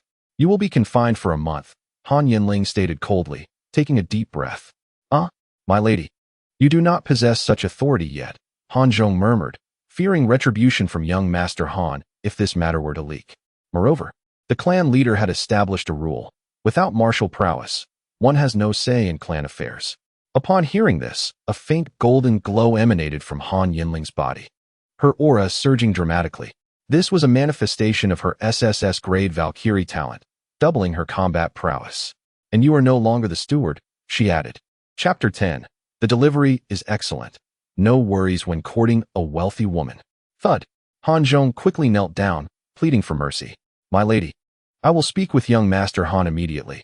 This is no jest. The position of steward in the Han family signifies much. Not to mention, the annual remuneration of 3 million is enough to entice countless individuals. The additional benefits are innumerable. Without this position, I would have to venture out and fight ferocious beasts to earn a living. Reputation holds no significance in such cases. He knows well how formidable those beasts are. It has been years since I last engaged in combat. Without the protection of a large family's mercenary group, I would be torn apart in an instant. You may leave, Han Yanling replied, her imposing aura dissipating as she spoke calmly. After awakening her talent yesterday, she had retrieved a 4th-grade spirit crystal from the family treasury, propelling herself into the ranks of a first-tier martial artist. If Han Zhong dared to question her authority, he should leave. In her previous life, Han Zhong had no remarkable traits. He neither broke through the 3rd tier nor made significant contributions. The Han family had plenty of such martial artists. Expelling him would not be a loss. Furthermore, he was aligned with Han Zhanxiao. In her past existence, she had grown far too quickly, rendering all schemes futile. In this life, she found the act tedious and uninteresting. Just then, Old Li confidently emerged from the kitchen, presenting a carefully stewed dish of braised beef bones. The glossy sauce, infused with various spices and herbs, exuded a rich and complex aroma. Just as he was about to boast about his culinary skills, he noticed the once arrogant Han steward kneeling on the ground, causing him to tremble and nearly spill the soup. What in the world is happening? Dining for free is one thing, but to risk one's life is quite another. What status does this martial artist possess? If this humiliating scene were to be witnessed by ordinary folk, it would be all too easy for him to find a pretext and end his own life. He longed to smear some grease on his soles and slip back into the kitchen, pretending he had seen nothing. Su Xuan, please eat. Han Yanling dismissed the kneeling Han Zhong, her attention firmly on Su Xuan. She appreciated his audacity in facing the affluent with such bravery. It was indeed rare. Su Xuan gazed at her beautiful visage, utterly perplexed, sensing an odd dissonance about her. Words escaped him. She was undeniably stunning, yet there was an element of peculiarity. The daughter of the illustrious Han family, savoring braised beef bones? Who would believe such a thing? Nevertheless, after a long night of searching for spirit crystals and engaging in battle, he hadn't even had a sip of water. His stomach was growling with hunger. And then, he beheld the dish of beef bones that Old Lee had brought forth. Aromatic, absolutely tantalizing. Having delivered takeout for 3 years, he was certain this portion had been generously prepared. With this thought in mind, Su Xuan promptly seated himself across from Han Yanling, expressing his gratitude. "Thank you, Han classmate. How fortuitous, as I have yet to have breakfast." Old Lee, peering through the crack in the kitchen door, discreetly observed Su Xuan. After confirming it was the handsome delivery lad who frequented his shop, he let out a heavy sigh. He was aware of Su Xuan's circumstances and surmised that the young man was likely a classmate of the affluent heiress. Young Lee, Old Lee's only son, had been learning the craft from his father at a tender age, aspiring to expand their family's braised beef bone business into a chain of 10 establishments. Noticing his father's sigh, he hastily inquired, "Dad, why the sigh?" Old Lee glanced at his son, feeling a pang of regret. Had it been a mistake to have young Lee leave school early? Gritting his teeth, he pondered that perhaps he could manage after all, only to lament, knowledge truly transforms destiny. Young Lee. The robust beef bones, paired with Old Lee's secret sauce, had been meticulously slow-cooked at low temperatures, achieving an almost flawless separation of meat from bone, with the flesh tender and juicy. Su Xuan relished every bite. He assured himself that his sole motivation was the beef bones, no distractions whatsoever. Women merely affect the speed at which I consume my meal. Xiao Wu, let them in to collect their orders. Han Yanling instructed a bodyguard at the door. Yes, miss, the guard replied promptly, showing no hesitation as he approached the delivery men. Upon hearing this, Su Xuan became even more engrossed in his meal. Ruthless, absolutely ruthless. Indeed, the more beautiful the woman, the more formidable she becomes. That Han Zhong had issues as well. How dare he question her? The bone at the back of his skull was truly protruding and hard. Han Yanling was even more direct. "You don't like kneeling? Then kneel. Let everyone witness this. If news spreads, let us see how a third-tier martial artist like you continues to survive." "Miss, I have followed you for 5 years. Please grant me one more chance," Han Zhong lamented, his voice tinged with despair. Regret consumed him deeply. Throughout these 5 years, he had been diligent and cautious, leaving no room for error. Was it truly to end because of a single phrase? Han Yanling remained silent, her slender fingers rhythmically tapping upon the table, seemingly contemplating Han Zhong's fate. The subsequent revelation shattered his illusions entirely.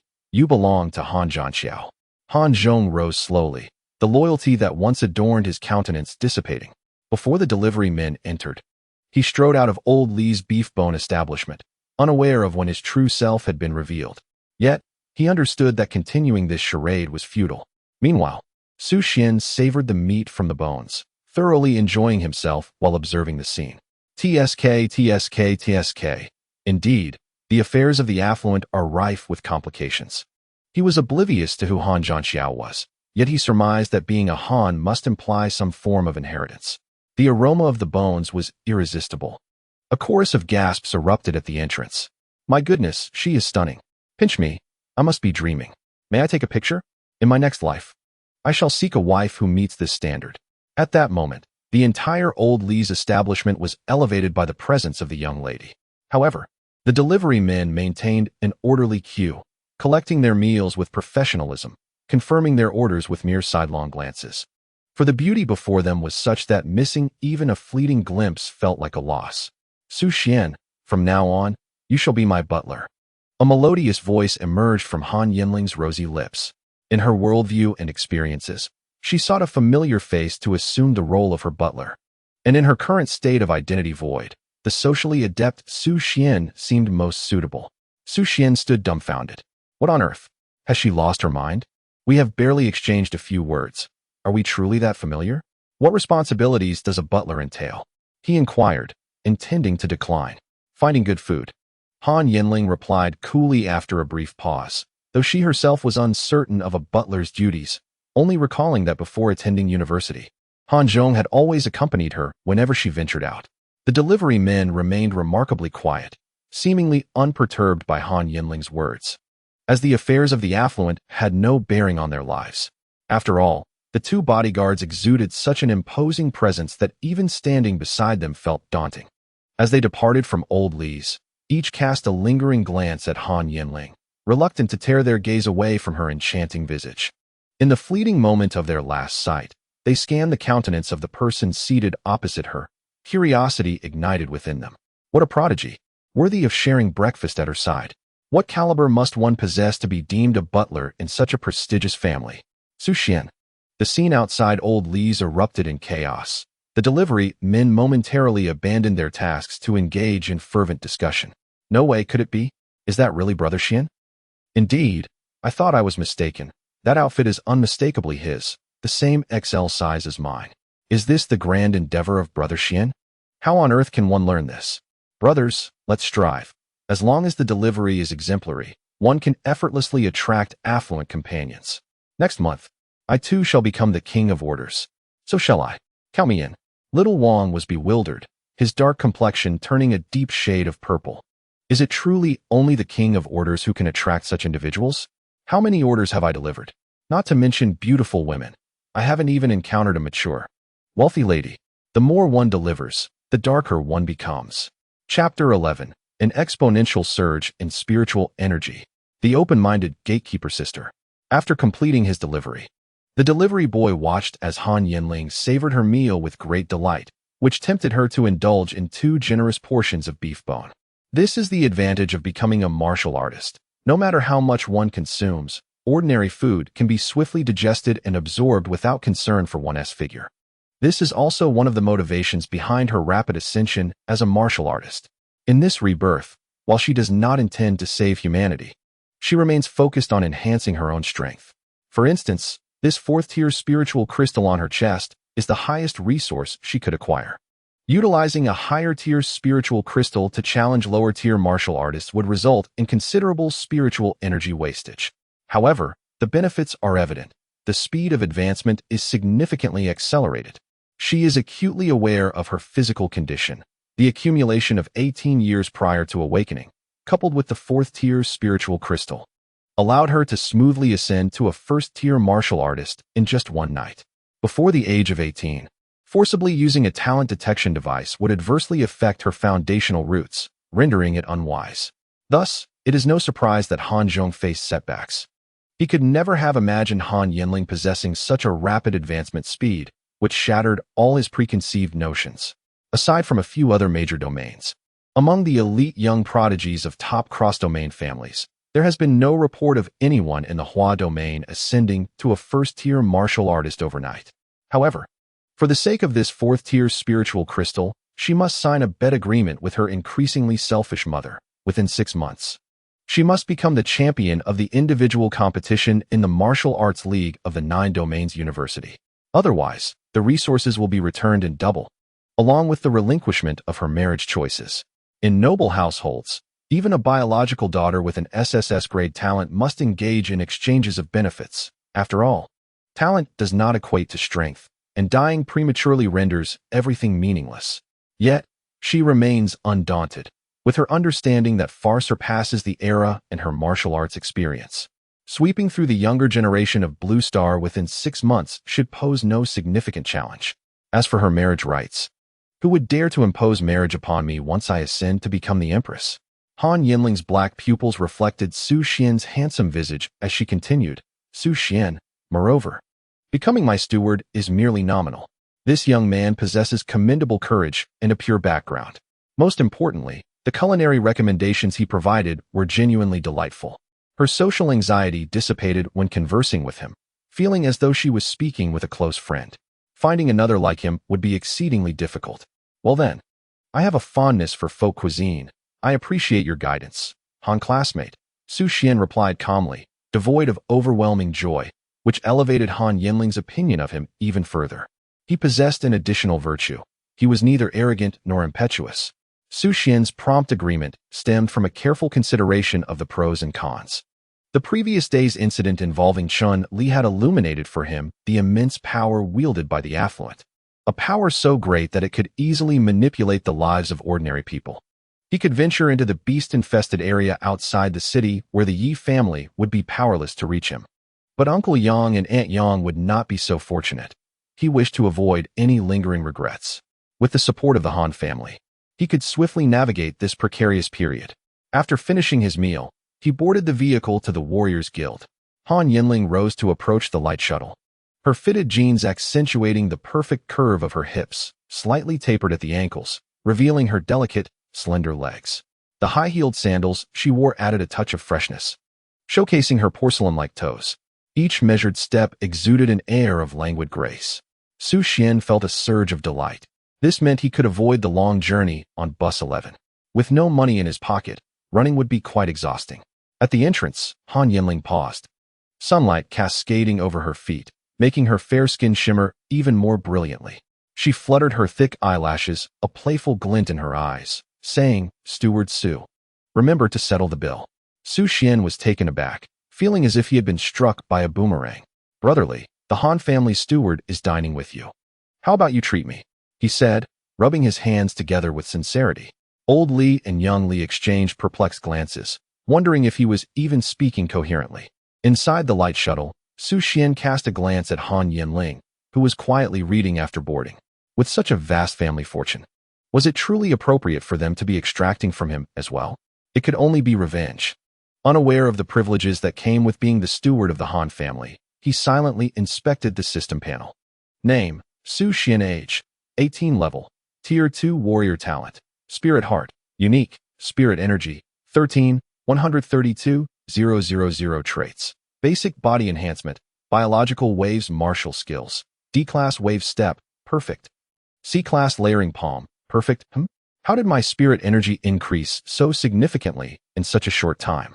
As a warrior's tier rises, the spirit energy required for advancement escalates. Without absorbing spirit crystals, it would be nearly impossible to accumulate even a few points in a day. This morning, before leaving, he had concealed some dilapidated spirit crystals in the garbage dump. Some refuse was too foul-smelling to carry without drawing attention. In truth, it was merely a haphazard toss. At present, he possessed only one fourth-tier spirit crystal hidden within a jade pendant, which had considerably slowed his spirit energy accumulation. With eyes closed and concentration focused, Su Xuan analyzed the unusual occurrence. Through spirit heart, he distinctly sensed the fourth-tier spirit crystal nestled beneath Han Yanling's white shirt, its emanating energy converging towards him. This was the reason for his rapid spirit energy increase. 13, 141, 315. Remarkably, the external spirit crystal's energy content was so potent. He had taken the time that morning to investigate. Fourth-tier spirit crystals were typically only significantly produced in intermediate-level caves, usually utilized by third-tier warriors who harness their substantial spirit energy for advancement. Though the latent spiritual energy contained within is sufficient to elevate a D-class talent first-tier warrior to the third tier, few dare to pursue such a path. The expense is exorbitant, and without a formidable family background, who would risk parading high-level spiritual crystals? One's audacity could easily lead to a perilous ambush. Thus, at this moment, Han Yanling's image in Su Xuan's mind has undergone a significant transformation. This is no affluent lady. She is unequivocally my mobile treasure of spiritual energy, who claims that entering the upper echelons is akin to plunging into a deep sea. Such assertions are utterly deceptive. Entering the aristocracy is indeed alluring. The debts incurred for meals must be recouped tenfold. The shimmering spiritual energy left a brilliant tail as the shuttle car soared through the air, heading towards the grand edifice of the Warriors Guild. This colossal skyscraper resembled a gigantic sword piercing the clouds, towering majestically. The character's warrior at its pinnacle glimmered with resplendent light under the sun, as if leading to another realm. Upon my return, Han Yanling gracefully closed her book with her slender, delicate right hand and instructed the chauffeur to halt. Su Xuan seemed quite captivated by the futuristic facade of the building. He had never ventured this way. To be precise, he had not crossed within the second ring. Thus, he was unprepared for the grandeur of the Warriors Guild. The guild serves not only as a gathering place for warriors, but also as a battleground for numerous noble families. Within this imposing structure, many aristocratic households have purchased commercial properties, transforming the interior into a sophisticated space for trading, exchanging ideas, sparring, and residing, something that exists outside the purview of the federal system.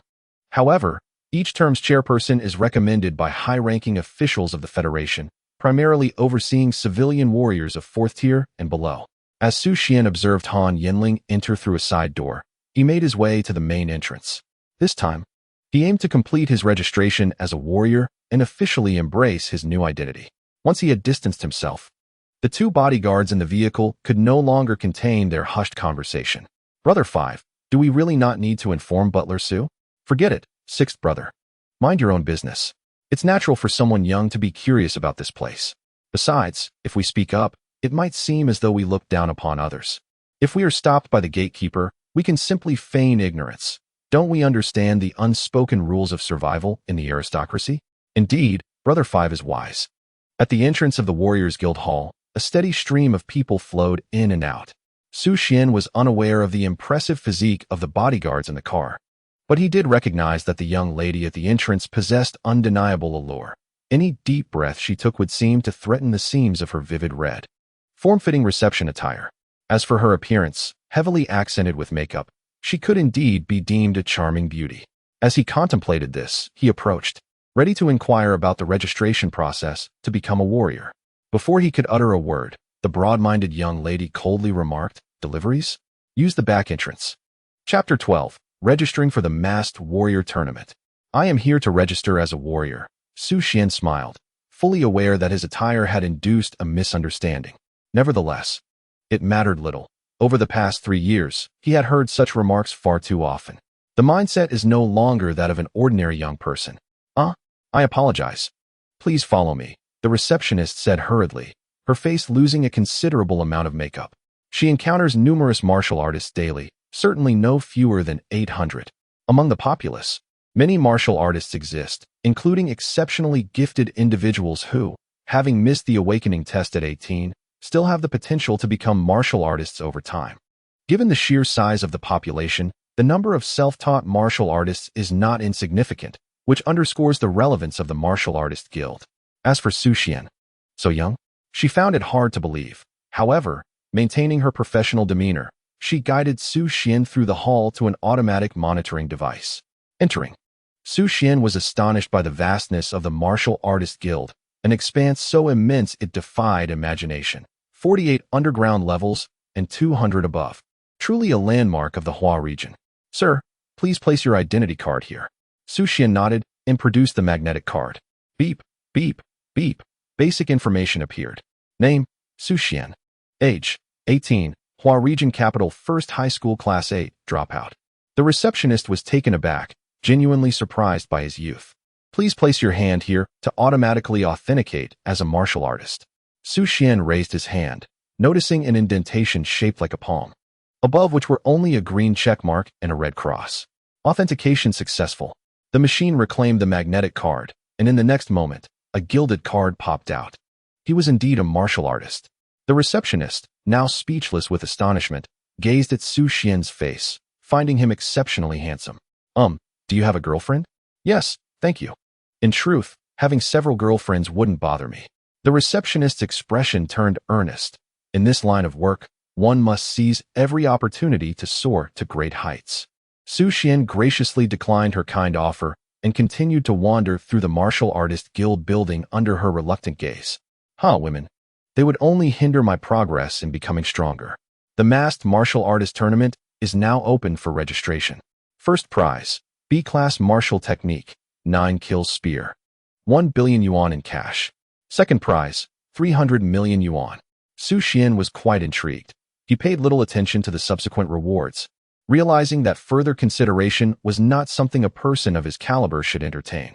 He was aware that the Masked Martial Artist Tournament, hosted by the Martial Artist Guild, is a competitive event open to martial artists below the 4th rank. Within, martial artists battle one another, as well as confront ferocious beasts. It is currently the most popular live broadcast event, cherished by both ordinary people and martial artists alike. The guild profits immensely from the broadcasting rights, gambling, and merchandise associated with each tournament. Participants do face a certain casualty rate, yet the rewards are exceedingly generous. Primarily, The martial technique rewards. On Blue Star, each martial technique holds immense value, often unattainable even with wealth. To encourage contributions from civilian martial artists, the official exchange conditions for martial techniques are set to points redemption, which can only be earned through the submission of beast materials or by making significant contributions to humanity. Otherwise, one could only learn through official channels such as academies, the military, or competitions. Of course, there exists another avenue, the clandestine transmission of family martial arts. However, these family techniques must adhere to two stringent conditions: contributions made by the family to the federal government and lineage through direct descendants. Should any unauthorized dissemination be discovered, the privilege of learning these martial arts and associated dividends would be revoked. It is rumored that several renowned third-tier masters perished in the preceding rounds of competition, resulting in a significant decline in this year's martial artist registrations. The Martial Artists Guild has made a considerable investment this time, offering weapon-based martial arts, classified as B grade. Such techniques remain effective even for 7th-tier martial artists. The highest martial arts grade sanctioned by the Federation only reaches A grade. Driven by greed, men perish, birds perish for sustenance. Under the weight of substantial rewards, brave souls shall surely emerge. Martial artists above the 4th tier are mandated to serve in the military for 5 years. Furthermore, having dropped out of high school, he lacked the opportunity to attend Longhua University, thereby delaying his military service. Thus, this may be Su Xuan's optimal chance to acquire advanced martial techniques prior to ascending to the 4th tier. Hey, are you here to register? A young man in uniform with a pale complexion rushed over, seemingly catching Su Xuan's gaze. His name was Li Qingsu, responsible for the martial artist registration event, and he was currently under immense pressure to meet performance targets. If he failed to secure 5 registrations in a day, he would have to kneel and massage the boss in the evening. The irony? The boss was also male. How do I register? Will my identity be disclosed? Su Xuan inquired, stroking his chin. Li Qingsu hurriedly reassured him, no worries, brother. Registrations are conducted in a private room. He did not underestimate Su Xuan due to his attire, for the fervor surrounding the masked martial artist competition had attracted numerous cosplay enthusiasts. Just moments ago, he had spotted a large bear-like figure wandering about. The peculiarities of martial artists were far more numerous than one might imagine.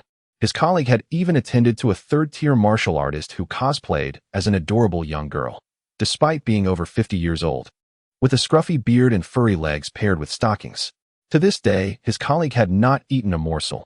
Merely at the sight of food had he felt nauseated. All right, I'll register, Su Xuan declared after watching a few thrilling highlights from the last competition, a glimmer of determination igniting in his eyes. Such generous rewards compelled his participation. Although the competition commenced in just a few days, his advancement was rapid. Excellent, follow me, Li Qingsu exclaimed, excitement coursing through him. No massage required tonight. This young man, evidently a 1st-tier martial artist, was blissfully unaware that non-3rd-tier participants merely served as runners, often facing the risk of elimination or injury. The building towered at 188 stories. Upon entering, one merely needed to register their information. After swiping his work card, Li Qingsu escorted Su Xuan to the door of a refined little room. To safeguard the confidentiality of the martial artist's information, he lacked the clearance to enter. Moreover, there were strict prohibitions against information leakage, as families could face severe repercussions. Su Xuan nodded, pushed the door open, and entered. Inside, he was greeted by a black screen and a camera. An emotionless machine voice echoed through the room. Welcome to the Masked Warrior Tournament. Please choose a code name that reflects your unique characteristics. As the more fitting it is, the easier it will be to gain popularity. Su Xuan understood that some masked warriors possess little strength yet enjoy considerable fame, reaping substantial rewards from their surroundings. For instance, the long-legged goddess or the adorable yet fearsome girl. Do these names resonate with one's essence? Ah, I have it. Dragon Proud Heaven. But alas, that name is already taken. Dragon Dominant Heaven. Not suitable for the character. Su Xuan realized that the system is designed to prevent deliberate attempts to ride on the coattails of fame, incorporating a basic recognition mechanism. It seems my appearance lacks the necessary gravitas. Dragon Handsome Heaven. Already in use. Damn it. Congratulations to the masked warrior. I've successfully registered as Damn It.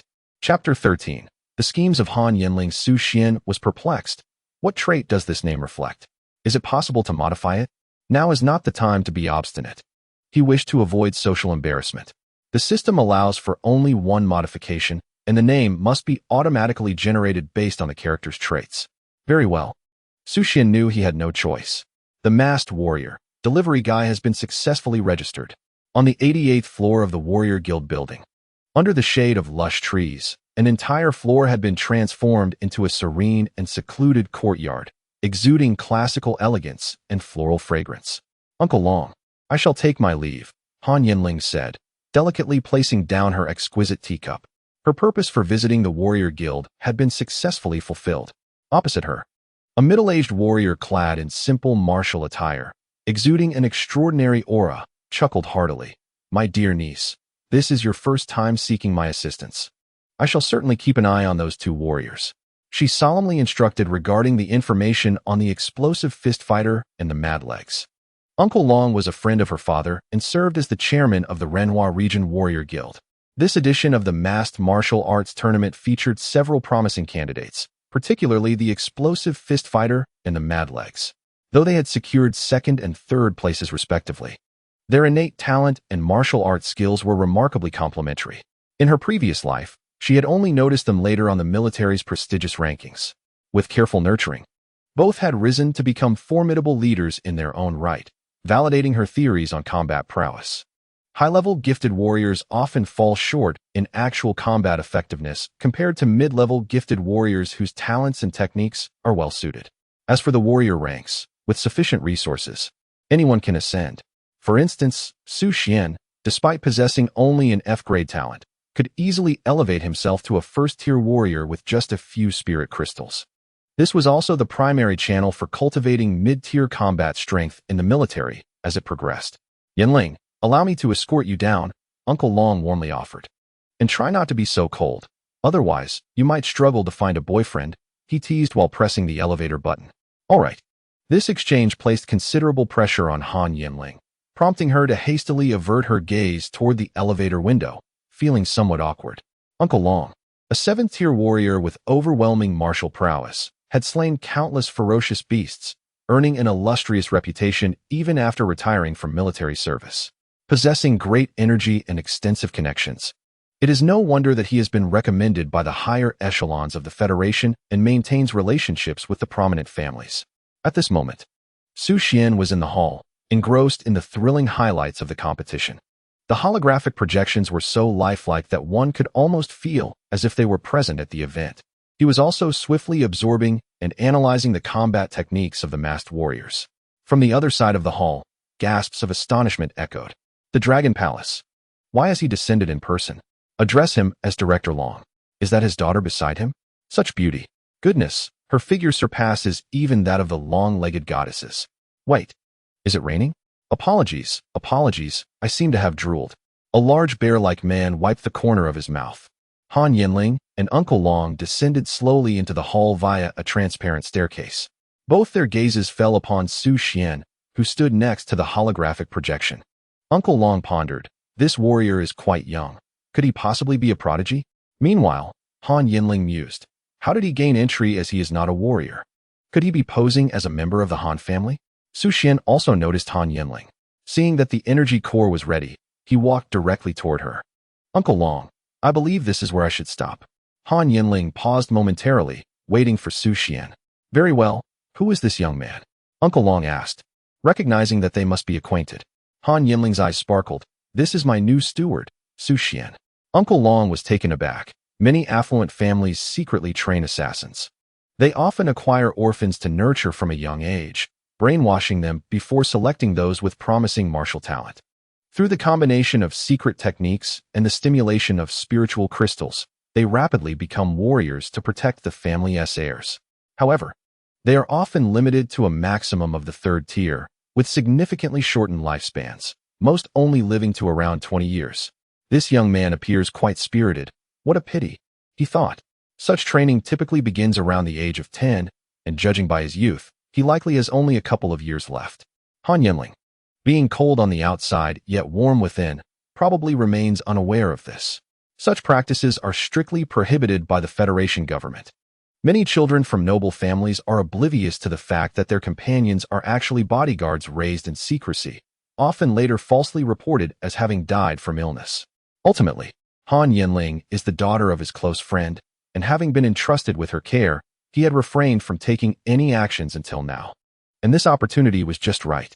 Uncle Long smiled kindly and greeted, "Ah, Steward Su, you are quite accomplished for your age." Su Xuan, uncertain of Uncle Long's true intentions, quickly returned the "Greetings, Director Long." The essence of his spirit stirred within him. I cannot provoke this individual for the time being. Here are 5 first-tier spiritual crystals. Cultivate diligently and protect your young lady well." Uncle Long retrieved a dark square box from his pocket, causing Su Xian's eyes to light up. Is this truly happening? A casual gift of spiritual crystals, worth 5 million at that? He thought. Director Long. This is not quite appropriate, Han Yanling considered, realizing that Uncle Long must have misunderstood Su Xian's identity and felt compelled to politely decline the offer. Although the Long family was wealthy and did not lack for a few spiritual crystals, they believed in the principle of earning one's keep. Little Su is not an orphan. After all, I merely thought he resembled a comrade from my military days, and I treated him as a younger relative. Uncle Long casually fabricated an irresistible justification, showcasing his seasoned cunning. Han Yanling found herself momentarily unable to refuse, and the atmosphere grew tense. Indeed, Uncle Long had numerous comrades, bound by life-and-death friendships, many of whom had perished, devoured by ferocious beasts. Furthermore, Su Xuan was indeed an orphan. This assertion might hold some truth. Glancing at Han Yanling beside him, Su Xuan pondered why she revealed her orphan status to others without his consent. For her beauty, he decided to overlook this major transgression. However, being without kin, possessing certain items might prove detrimental. Thus, he responded with measured poise, "Classmate Han has been exceedingly kind to me. Perhaps, Mr. Long, you could gift me this box. I find the material quite appealing." This box was crafted from a unique substance designed to hold spiritual crystals. He had noted from the exchange table that one would need to slay 10 second-tier ferocious beasts to acquire it. Upon his words, both Long Gong and Han Yanling found themselves with an avenue for retreat, while Su Xuan emerged with tangible benefits. What a splendid maneuver. This was akin to killing 3 birds with 1 stone. "Here, take these 3 spiritual crystals," Long Gong said, producing 2 crystals and placing both the box and the crystals into Su Xian's hands. "Thank you, Uncle Long," Su Xuan replied. Han Yanling felt a sense of satisfaction seeing Su Xian's awareness and discretion. She, too, was reluctant to prolong the conversation, with so many people around. She yearned to depart with Su Xuan. The surrounding warriors were left in astonishment. They were all martial artists, yet the disparity was glaring. Su Xuan faintly caught snippets of discussion. "Did I see that correctly? Mr. Long just stuffed something into his arms. Indeed, what incredible fortune. His girlfriend resembles a celestial being." Suddenly, someone exclaimed, "Who splashed water here? I just fell. Brother Xiong, could you wipe your mouth?" Han Yanling's hair flowed gracefully, exuding an undeniable aura as she strode towards the entrance of the Martial Artists Guild. However, Su Xuan, with his longer strides, inadvertently walked ahead. Showing no awareness of his role as a steward, the practice of the Lingbo step had become second nature to him. At the entrance, the welcoming hostess attempted to seize an opportunity, hoping to charm him with her striking figure. Thus, she kept a keen eye on Su Xian's movements, and upon spotting him, she rushed forward. "Handsome, could you share your contact information with me?" "Excuse me?" A clear, icy voice resonated behind Su Xuan. The doorman had not anticipated that another figure accompanied him. Under Han Yanling's commanding gaze, the hostess was so startled that her makeup seemed to crumble. "And no, it's nothing. Please, take your leave," she stammered, quickly raising her hand, bowing and curtsying, her movements fluid and seamless. Heavenly powers, who could hope to contest such a wall? Perhaps one day, when A-grade alloys are developed, one might fashion a proper shovel. Standing on the opposite side of the Martial Artists Guild building, Su Xuan declined the offer of the light shuttle. Although he could harness spiritual energy during the ride, he had other matters to attend to, particularly his gnawing hunger. Since he was not yet permitted to exchange spiritual crystals for money, he needed to procure some funds for food. The quickest way to earn money now was to hunt the ferocious beasts outside the city. After lingering for 3 minutes outside the Beast Meat Bun Shop near the Martial Artists Guild, Su Xuan resolved, I must take action. Turning to enter the warrior's changing room, he shed his takeout attire, revealing a sleek, all-black F-grade combat suit. He donned the silver mask of the masked warrior once more. Such attire was commonplace within the warrior guild building. However, his striking physique rendered him particularly eye-catching. Goodness, look at that F-grade combat suit. An expert indeed. This outfit must cost a fortune. 1,800,000 for a set, no discounts. I just checked. When will I ever be able to afford that? Simple. Just slay 10 second-tier scorpions. Seriously, if you want me dead, just say so. Su Xuan glanced at the ferocious beast task panel. Typically, materials from first-tier ferocious beasts range from a few thousand to 10,000, while second-tier materials soared into the tens of thousands. However, certain elusive and challenging beasts caused significant fluctuations in material prices. The F-grade combat suit he wore was crafted from various ferocious beast materials, thus its exorbitant price. He collected a backpack and a standard machete at the task window. Ding. Collection successful. These two items were complementary upon becoming a warrior. Yet the standard machete could only be used against first-tier beasts. Higher-tier beasts necessitated weapons of F-grade alloy or above, and with no funds at his disposal, Su Xuan found himself unable to purchase anything. Let us set off. On the express shuttle, Han Yanling reflected on Su Xuan's performance. She had refrained from specifically instructing him on the use of the spirit crystal, wishing to observe his choices. Would he opt for a lifetime of luxury through selling out, or embrace the path of a warrior? He remained composed before the 7th-tier warrior, unfazed by external distractions, and demonstrated a keen intellect by finding a way out for both Uncle Long and himself in that moment. Though his talent might be somewhat lacking, it was not a significant concern. His two bodyguards, Xiao Wu and Xiao Lu, dared not speak. After Butler Su disembarked, he did not return. Had he truly been disheartened? This was merely the beginning. They were part of an elite warrior family. The thought of an ordinary person aspiring to be a butler was daunting. A direct highway connected the warrior guild to the wilderness, facilitating swift returns after hunting ferocious beasts. This was both a privilege and a responsibility of the warriors. Within the 9 domains, high-tier beasts were rare, primarily under the 4th tier, as the military had contained the powerful beasts along the continental borders. Nonetheless, even low-tier beasts could be quite troublesome, characterized by high attack power and substantial health. Typically, low-tier warriors formed teams to hunt for enhanced safety. As for why the beasts were not completely eradicated, it was due to the potential for mutations and evolutions among the wild beasts. Thus, they remained, providing targets for low-tier warriors and mercenary groups. As Su Xuan sat on the express shuttle, he contemplated which marker to pursue. Young man, off to hunt ferocious beasts? The driver initiated conversation with a distinct Beijing accent. Su Xuan closed his eyes for a moment of reflection before responding, yes. Youth is truly wonderful. In my warrior days, I relished hunting ferocious beasts as well. Why not anymore? Su Xuan inquired, eager for some advice. Well, my family was relocated, and we received 10 apartments. The driver replied with a hint of regret in his expression. The upward curve of his lips betrayed everything. Is that so? Su Xuan remained impassive, fully aware that among martial artists, many had chosen to lie flat, enjoying the intangible benefits of society while exploiting the rights of ordinary people. The authorities had little recourse, only mandating that 4th-tier martial artists serve in the military for a decade, though as ranks and tiers increased, the required years could be reduced. While standards could indeed be lowered, the repercussions for lower-tier martial artists on the front lines against beast tides were significantly graver. Slaughtering ferocious beasts was, after all, far more lucrative. Seated in the back row, Su Xuan appeared quite intrigued. Alas, I have more than enough money to spend. Idleness is simply not in my nature. The driver, filled with excitement, exclaimed, I just want to treat a few brothers to a meal, saying, this money is mine. I didn't rely on my family. This driver's job was undoubtedly arduous, and the pay was meager. Su Xuan paused momentarily, sensing the driver's addiction to boasting.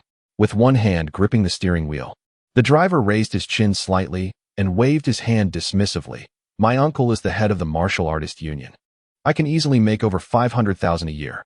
It's better than risking my life to hunt ferocious beasts. Good, that was precisely the affirmation he sought. Su Xuan quietly retrieved the spirit crystal box bestowed by the Dragon Palace, positioning the large dragon emblem towards the car's rearview mirror. A melancholic voice emerged. It's tough. My uncle also manages the martial artist union. Why hasn't he arranged a good position for me? The driver chuckled inwardly. What's this? A relative is seeking to benefit? Given the voice, he sounded rather young. Could you handle my refined series of combos? It's precisely you young martial artists who think donning a combat suit makes you formidable. Just as he contemplated continuing his taunt, he looked up and was met by the dazzling visage of a dragon adorned with golden edges. He quickly swallowed his words, trembling as he stammered, I was just joking. In an instant, his face turned pale, feeling as if he had swallowed 100,000 flies. Within the entire martial artist union, only General Long possessed the custom golden-edged dragon. To say he wielded life and death power would not be an exaggeration. This was serious. Had he just splashed water on the Dragon King? Sigh, perhaps I should also obtain a driver's license. Su Xuan toyed with the spirit crystal box, lost in thought. I don't have a driver's license either. The driver's face shifted from white to green.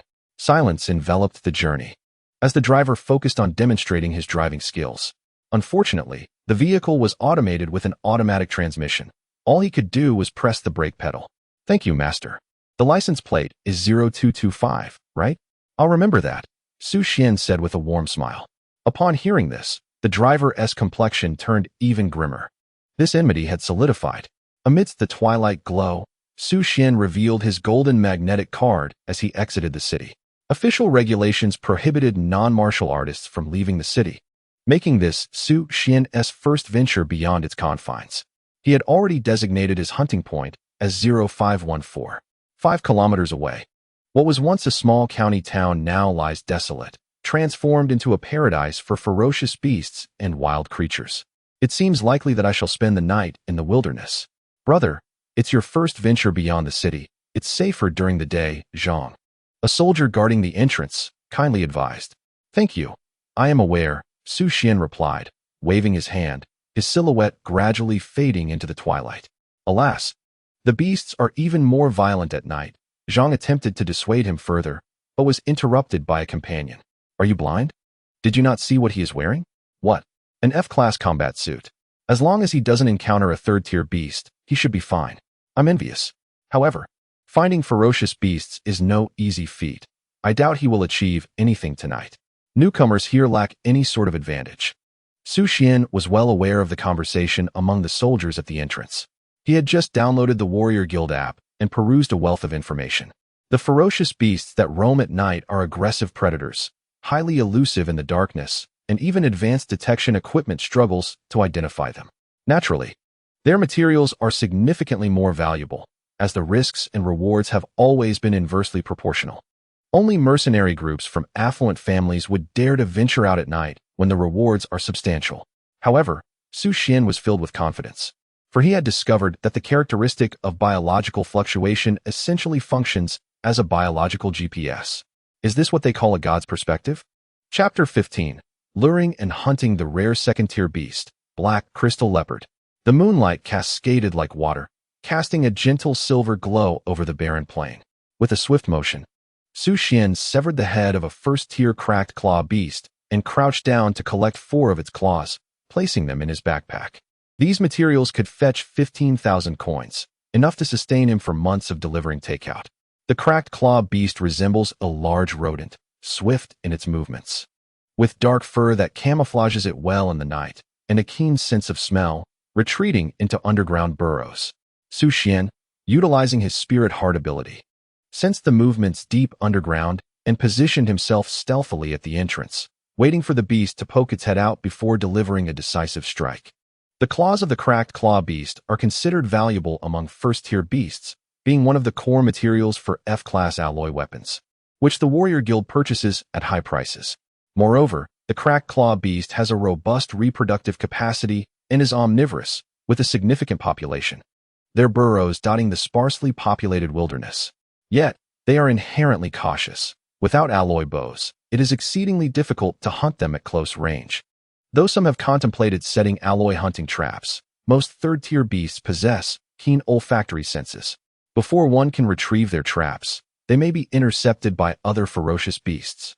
Encountering a particularly irritable creature could even destroy the alloy trap, resulting in a significant loss. As he pondered this, another cracked claw beast emerged from a different burrow, its large rodent head peering out. Su Xuan activated his perfect level agility technique, the ripple step, in an instant. With a clean and precise strike, he claimed another victory. With his spirit heart and flawless agility, Su Xuan traversed the wilderness, transforming it into a graveyard for the cracked claw beasts. In an instant, the scent of rust pervaded the air. Before long, Su Xuan had slain over 20 claw beasts, filling his backpack to the brim with materials. Indeed, the martial artist's endeavors were lucrative. Su Xuan marveled. In less than 2 hours, I have earned over 300,000? Unfortunately, my level is too low now, and the risk of exchanging for spirit crystals is exceedingly high. I must first continue to hunt ferocious beasts for profit. As the hides and bones of the beasts were of little value, the carcasses of the claw beasts were discarded. Wait, what is that? Perhaps it was the overwhelming scent of the claw beasts that attracted some entity. Su Xuan sheathed his blade and squinted towards a small slope in the distance. There, the mountains loomed like colossal beasts, their silhouettes barely discernible against the night sky. Everything appeared normal within his line of sight, yet under the influence of spirit heart, the fluctuations of a second-tier ferocious beast were unmistakably clear. Highly concealed, this second-tier beast preyed upon the claw beasts. Could it be the rare second-tier ferocious beast? The black crystal leopard? Ferocious beasts are classified not only by their tier, but also as either common or rare. Rare ferocious beasts pose a greater danger than their common counterparts. They are scarce, unpredictable in their movements, some being mutated varieties within packs that possess the ability to become invisible, while others serve as leaders of their species. However, the materials from these rare beasts are exceptionally precious. A single hide of the black crystal leopard fetches a price starting at 3 million in the Martial Artist Guild, tenfold of what he had collected tonight. Su Xuan suppressed his excitement. He knew that the black crystal leopard was a large feline beast, renowned for its incredible speed. Even with his perfected Lingbo Shunfeng technique, it would be challenging to catch up at this distance. The best course of action would be to wait for it to strike first. Su Xuan deliberately relaxed his posture, turning his back to the black crystal leopard and crouching down to feign manipulation of the claw beast carcasses. The black crystal leopard, indeed, fell for the ruse, lured by the scent of the numerous claw beasts. Yet it soon detected a more delectable target, an isolated human, with its keen senses. The ferocious beast discerned the similarity in aura between itself and the human before it. It advanced silently, poised to pounce. Whoosh! It lunged suddenly. Its sharp claws glinted with lethal intent under the moonlight. However, Su Xuan remained calm, his inner tension coiled tightly. Under the guidance of spirit heart, the beast's movements were laid bare. This was the moment he had awaited. Whoosh! The flash of his blade illuminated the night as the impact resonated. A clash between the conventional greatsword and the black crystal leopard's deadly claws. Su Xuan stood unwavering. Yet the black crystal leopard was jolted from the air, retreating a half step. In the next instant, Su Xuan's long blade shattered into fragments. The black crystal leopard revealed its form, its eyes gleaming with ferocity. Alas, the quality is truly lacking, Su Xuan silently critiqued. Discarding the hilt, he executed a horizontal palm strike, employing the C-grade martial technique, the wave-pushing palm. At this distance, it was a certain demise. Su Xuan moved swiftly, closing in on the black crystal leopard, its emerald eyes wide with surprise. Boom! The black crystal leopard reacted with remarkable speed, but Su Xuan was swifter. As it raised its paw, it was met with a powerful palm strike. The double wave-pushing palm. Boom! A towering black crystal leopard was sent flying, emitting a mournful cry as it soared through the air. With a thud, it landed on the hillside, struggling a couple of times before falling still. Such fragility? Su Xuan found himself astonished. This marked his second encounter employing the wave-stacking palm against an equally ranked ferocious beast. He couldn't help but reminisce about the scenes from his early days at school, when the scions of noble families dismissed the wave-stacking palm as a fraudulent technique, advocating for its removal from the curriculum. Only ordinary students like Su Xuan, who had never had the opportunity to engage with martial arts, diligently practiced it. He vividly recalled the moment he first employed it, his palm bursting and bleeding as a result. At that time, Teacher Li earnestly advised him, "Do not be disheartened. It is normal for the wave-stacking palm to be difficult to master, as many high-ranking martial artists struggle to achieve even the slightest proficiency throughout their lifetimes. After all, even their physical constitutions cannot endure it. However, the Federation has invested immense effort into developing this technique. Your talent for martial arts is exceptional. Once you become a martial artist, you may be able to elevate it to new heights. For now, focus on learning how to channel your energy properly, laying a solid foundation for the future study of other martial techniques." A sudden enlightenment struck Su Xuan. It was the trait of basic body enhancement that had transformed his physical strength, allowing him to wield the technique with ease. Once the black crystal leopard lay lifeless, its fur glimmered alluringly under the moonlight, reminiscent of the brightest stars in the night sky, captivating and mesmerizing. This was the reason for its exorbitant price. The daughters of affluent families, regardless of age, would pay handsomely for it. "That's enough. Let us head back." Su Xuan mused, tallying his gains from the night. A backpack filled with claws from hunting beasts and a complete black crystal leopard carcass. The total value amounted to at least 3 million. Excellent, a bountiful haul. As the dawn broke, the silhouette of the towering city walls became increasingly distinct in the morning light. Along the way, he encountered several dangerous third-tier beasts. However, with Su Xuan's biological wave detection, he easily evaded them. Slaying beasts of a higher tier? With a god's perspective, it's effortless.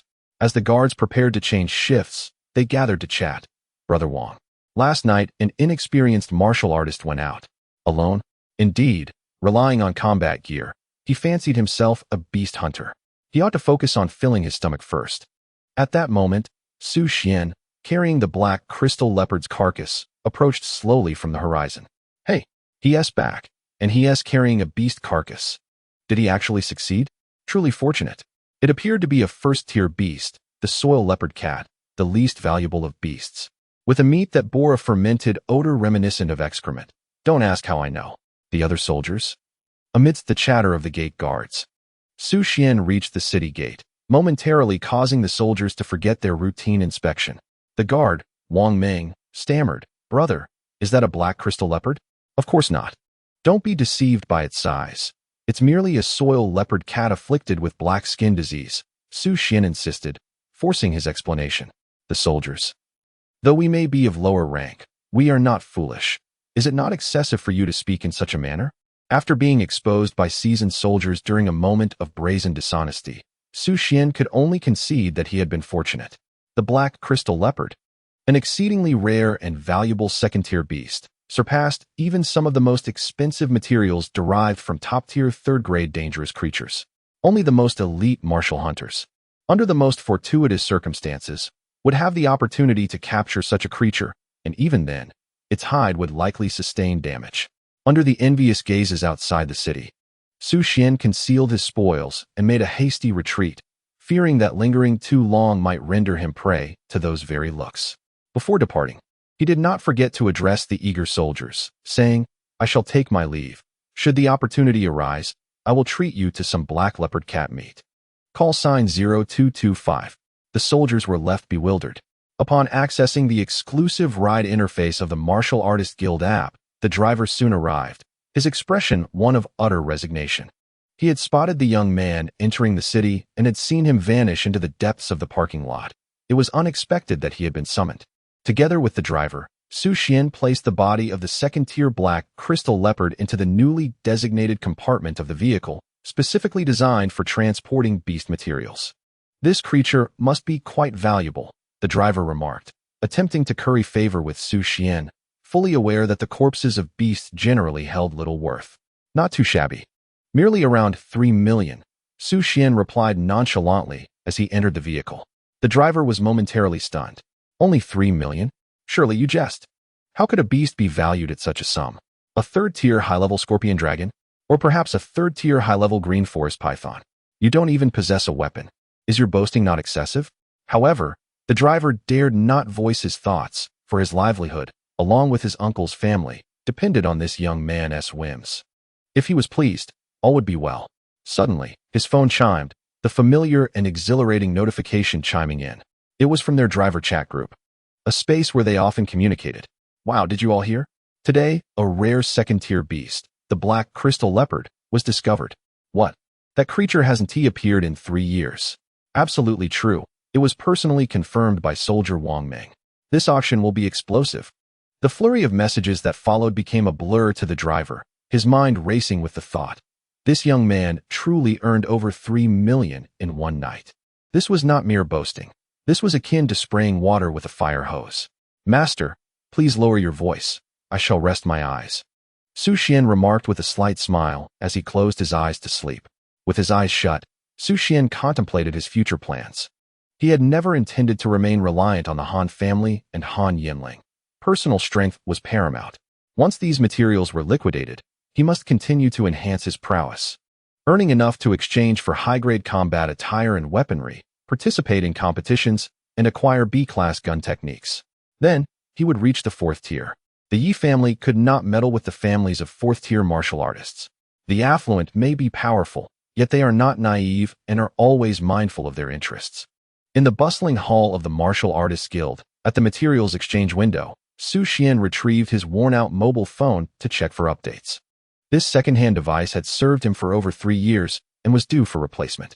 Inside the window, a charming young clerk appeared quite perplexed. Here was a martial artist donned in combat attire worth millions, yet wielding such a dilapidated phone. Was it a case of affluence masquerading as poverty? Beep. The body of the black crystal leopard and the materials from the hunting claw beast were automatically scanned and entered into the system. The young lady's eyes sparkled as she asked in the sweetest tone, Mr. Su, the black crystal leopard's body has met the auction standards. Shall we proceed with the auction? Sell it. Su Xuan replied decisively. It was well known that rare materials fetch higher auction prices. Mr. Su, our assessment reveals that the black crystal leopard's hide is entirely undamaged, qualifying as a 3-star perfect grade material. The system will begin sending notifications shortly to warm up the auction, which will take place online in 2 hours. Very well. Ding. A notification chimed, indicating that 328,000 yuan had been credited to his bank account, the sale price for the hunting claw materials. Ding. Another notification from the Martial Artists Guild app arrived. A rare 2-tier black crystal leopard hide, perfect grade, will be auctioned in 2 hours, an unprecedented opportunity in 3 years. Instantly, the circle of young beauties in the capital erupted in excitement. Yi Xian exclaimed, What? A black crystal leopard? Sisters, I'm going mad. Don't even think about competing with me for it. Wang Jiani chimed in. Yi Xian, don't you already own a black crystal shoulder cape? Han Yuer interjected. But this is perfect grade. My coat will finally be complete. Chen Marin lamented. If even you all are vying for it, I might just cry.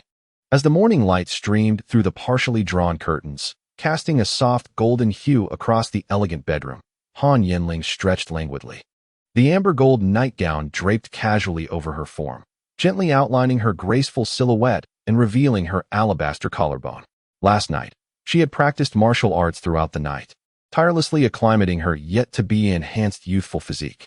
She revisited her family's secret A-grade martial art, the cold door whip, with the elevation of her cultivation level. Her bodily control and strength had intensified, and her proficiency in martial arts would naturally return. Of course, she also needed to continuously refine her skills with more powerful techniques. Reaching for her phone on the bedside table, she casually swiped the screen. Her gaze shifted from drowsy to focused, locking onto a shocking piece of news. A rare ferocious beast, the black crystal leopard? Perfect grade.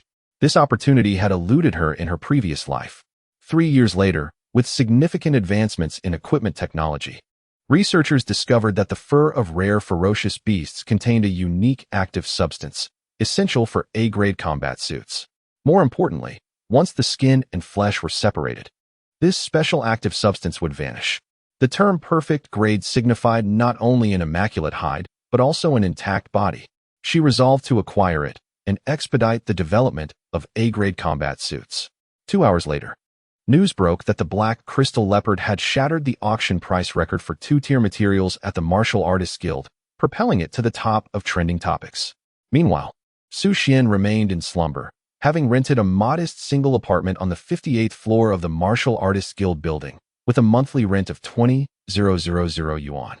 The price is sufficient to purchase a 3-bedroom apartment in a modest district, truly a staggering rental fee. Ding dong. A notification from the bank. 5.83 million. Su Xuan awoke in a daze, startled.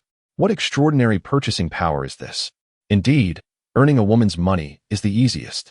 Now that he is awake, Su Xuan rose and descended the stairs, first heading to the leisure area of the Warriors Guild for breakfast. A meat bun priced at 180 yuan, made from beast meat. Within most formidable beasts, there is little edible meat that is safe for consumption, yet it provides a profound sense of satiety. Regular consumption may also enhance one's physique. It is said that premium beast meat can be crafted into spiritual food, possessing mysterious effects such as strengthening the body and prolonging life. However, the recipes are largely monopolized by noble families and the military, making it nearly impossible to procure. He initiated an anonymous transfer to Uncle Yang and Aunt Yang. After pondering, Su Xuan wrote a note. Congratulations. You have been selected for a lucky draw by our company, with a prize of 100,000 yuan. How much is this motorcycle? After completing the transfer, Su Xuan arrived at the driving area, captivated by a brand new single-seat light motorcycle. The long-legged, black-clad saleswoman raised an eyebrow, her heart brimming with delight. A big client had arrived.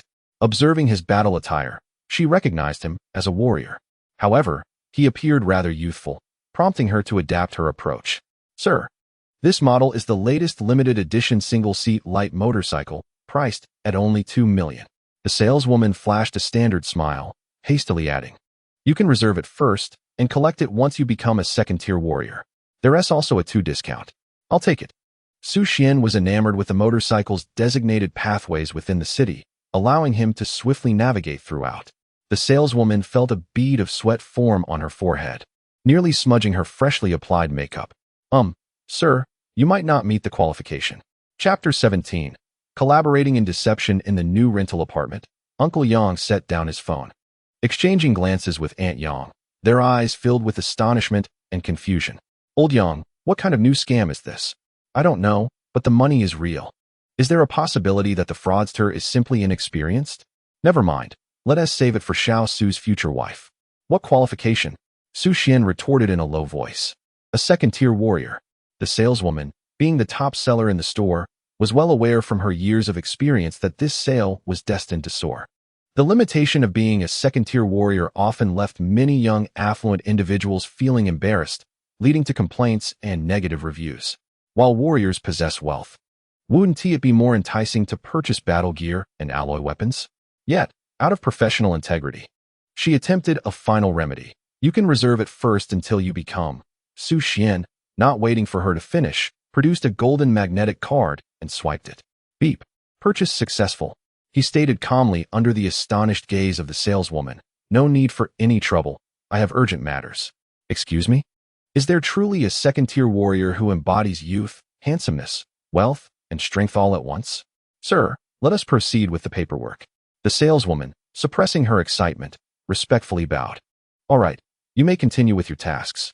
Ignoring the deliberately exposed hint of white, Su Xuan turned and departed. Once he left, the salesgirl swiftly retrieved her phone, her fingers dancing across the screen as she communicated excitedly with her close friend. Sister, do you know what fate has in store for us? I just had my heart shattered. My delivery guy is left with a fairy sister.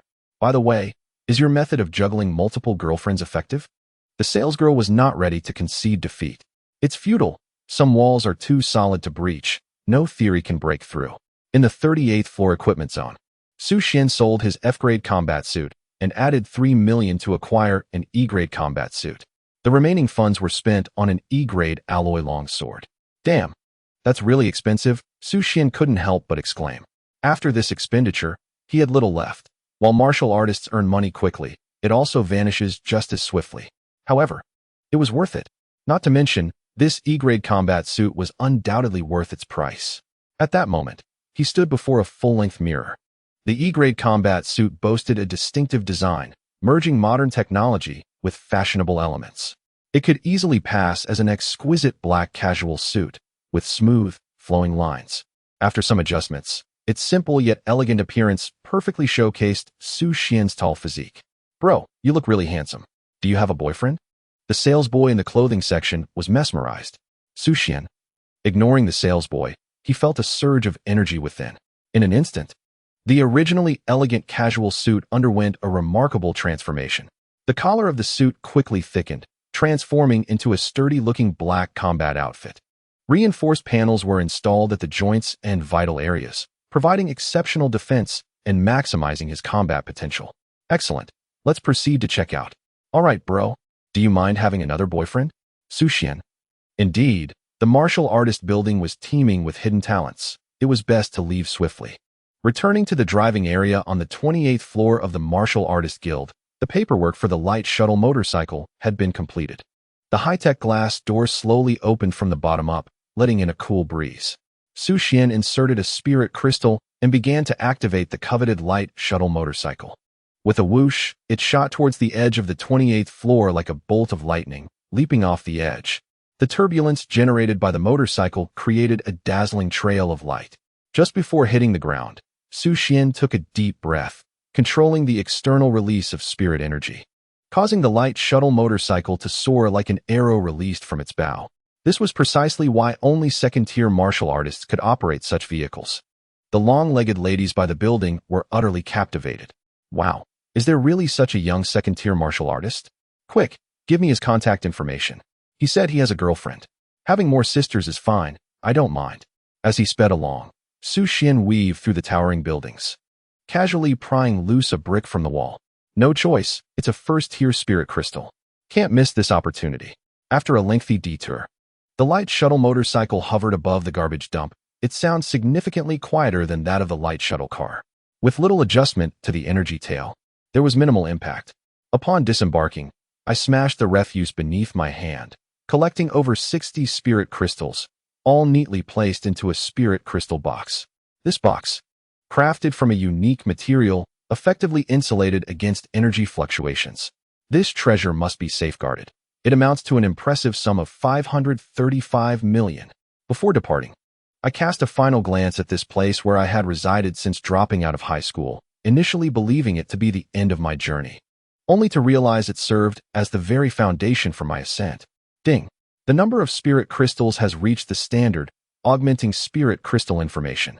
On the light shuttle motorcycle, I heard the system S prompt and hurriedly glanced at the system interface.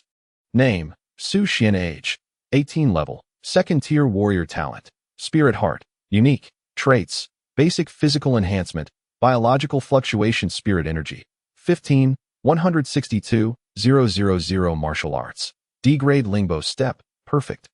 C-grade overlapping wave palm, perfect, spirit crystals, first-tier spirit crystals 55, second-tier spirit crystals 18, third-tier spirit crystals 5, fourth-tier spirit crystals 1. Alas, lacking a wealthy benefactor. My energy accumulation is painfully slow. Xiaohan, head to the Han estate. Understood, master. The light shuttle motorcycle executed a graceful drift in the air, heading towards the expressway leading to the Han estate. In the capital of the Huayu region, within the second ring, lies the Han estate. The lake shimmered like a mirror, reflecting the azure sky and drifting white clouds. A gentle breeze rustled through the treetops along the lakeshore, mingling with the crisp chirping of birds, epitomizing the essence of a prestigious family. Han Yanling, are you seeking a confrontation? A cold voice shattered the tranquility by the lake, as crystalline as sculpted ice, unmistakably clear. Han Yanling, clad in a fitted black sports outfit, wore an expression of discontent. Han Yanling, dressed in a light, flowing dress, rose from her lounge chair. Beneath her brown sunglasses, her light blue eyes fixated intently on Han Yanling's long, elegant legs, swallowing hard as she innocently replied, "Sister, why speak such gloomy words so early in the morning?" Seeing this, Han Yanling's irritation dissipated somewhat. This girl had always been like this, coveting everything that was hers, always eager to seize it. This morning, during the online auction, they had engaged in a frenzied bidding war, driving the price of the black crystal leopard to an astronomical 583 million. She conceded that her mindset had been somewhat skewed. Yet, the Empress was a woman, and women are inherently driven by that insatiable desire for victory. Never mind. I will contact that researcher after entering Longhua University to reveal the direction of equipment reform to swiftly recoup funds. For now, I must tighten my grip on finances. At that moment, a poised middle-aged woman approached, Miss Han, your butler has arrived at the entrance. Shall I let him in? Han Yanling nodded, preferring to keep her words few. Sister Wang, let him ride in as quickly as possible. Han Yuer suddenly wore a mischievous grin. Let him come in by the lake. Sister Wang swiftly raised her wrist and instructed promptly.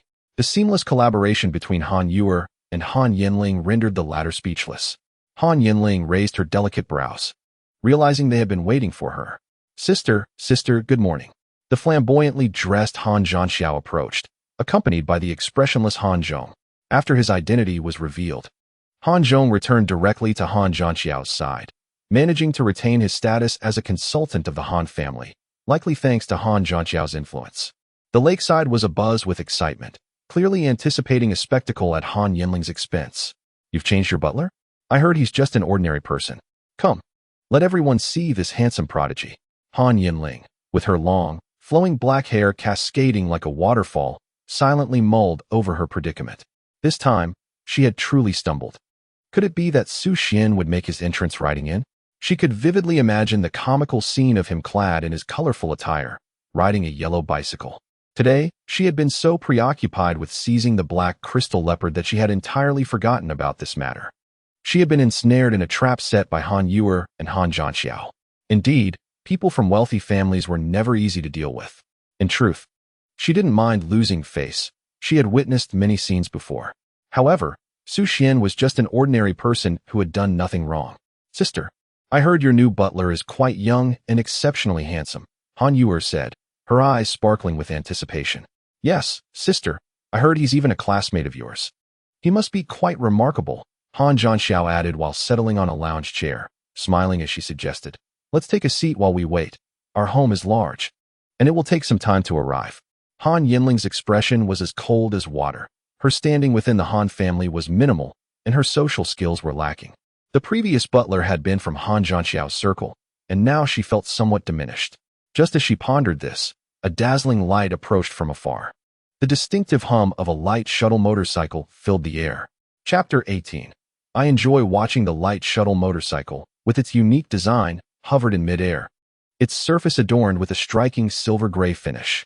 Its sleek lines and avant-garde design reflected a radiant, yet understated brilliance by the lakeside. Su Xuan removed his narrow black sunglasses, revealing a pair of clear, confident, and sharp eyes.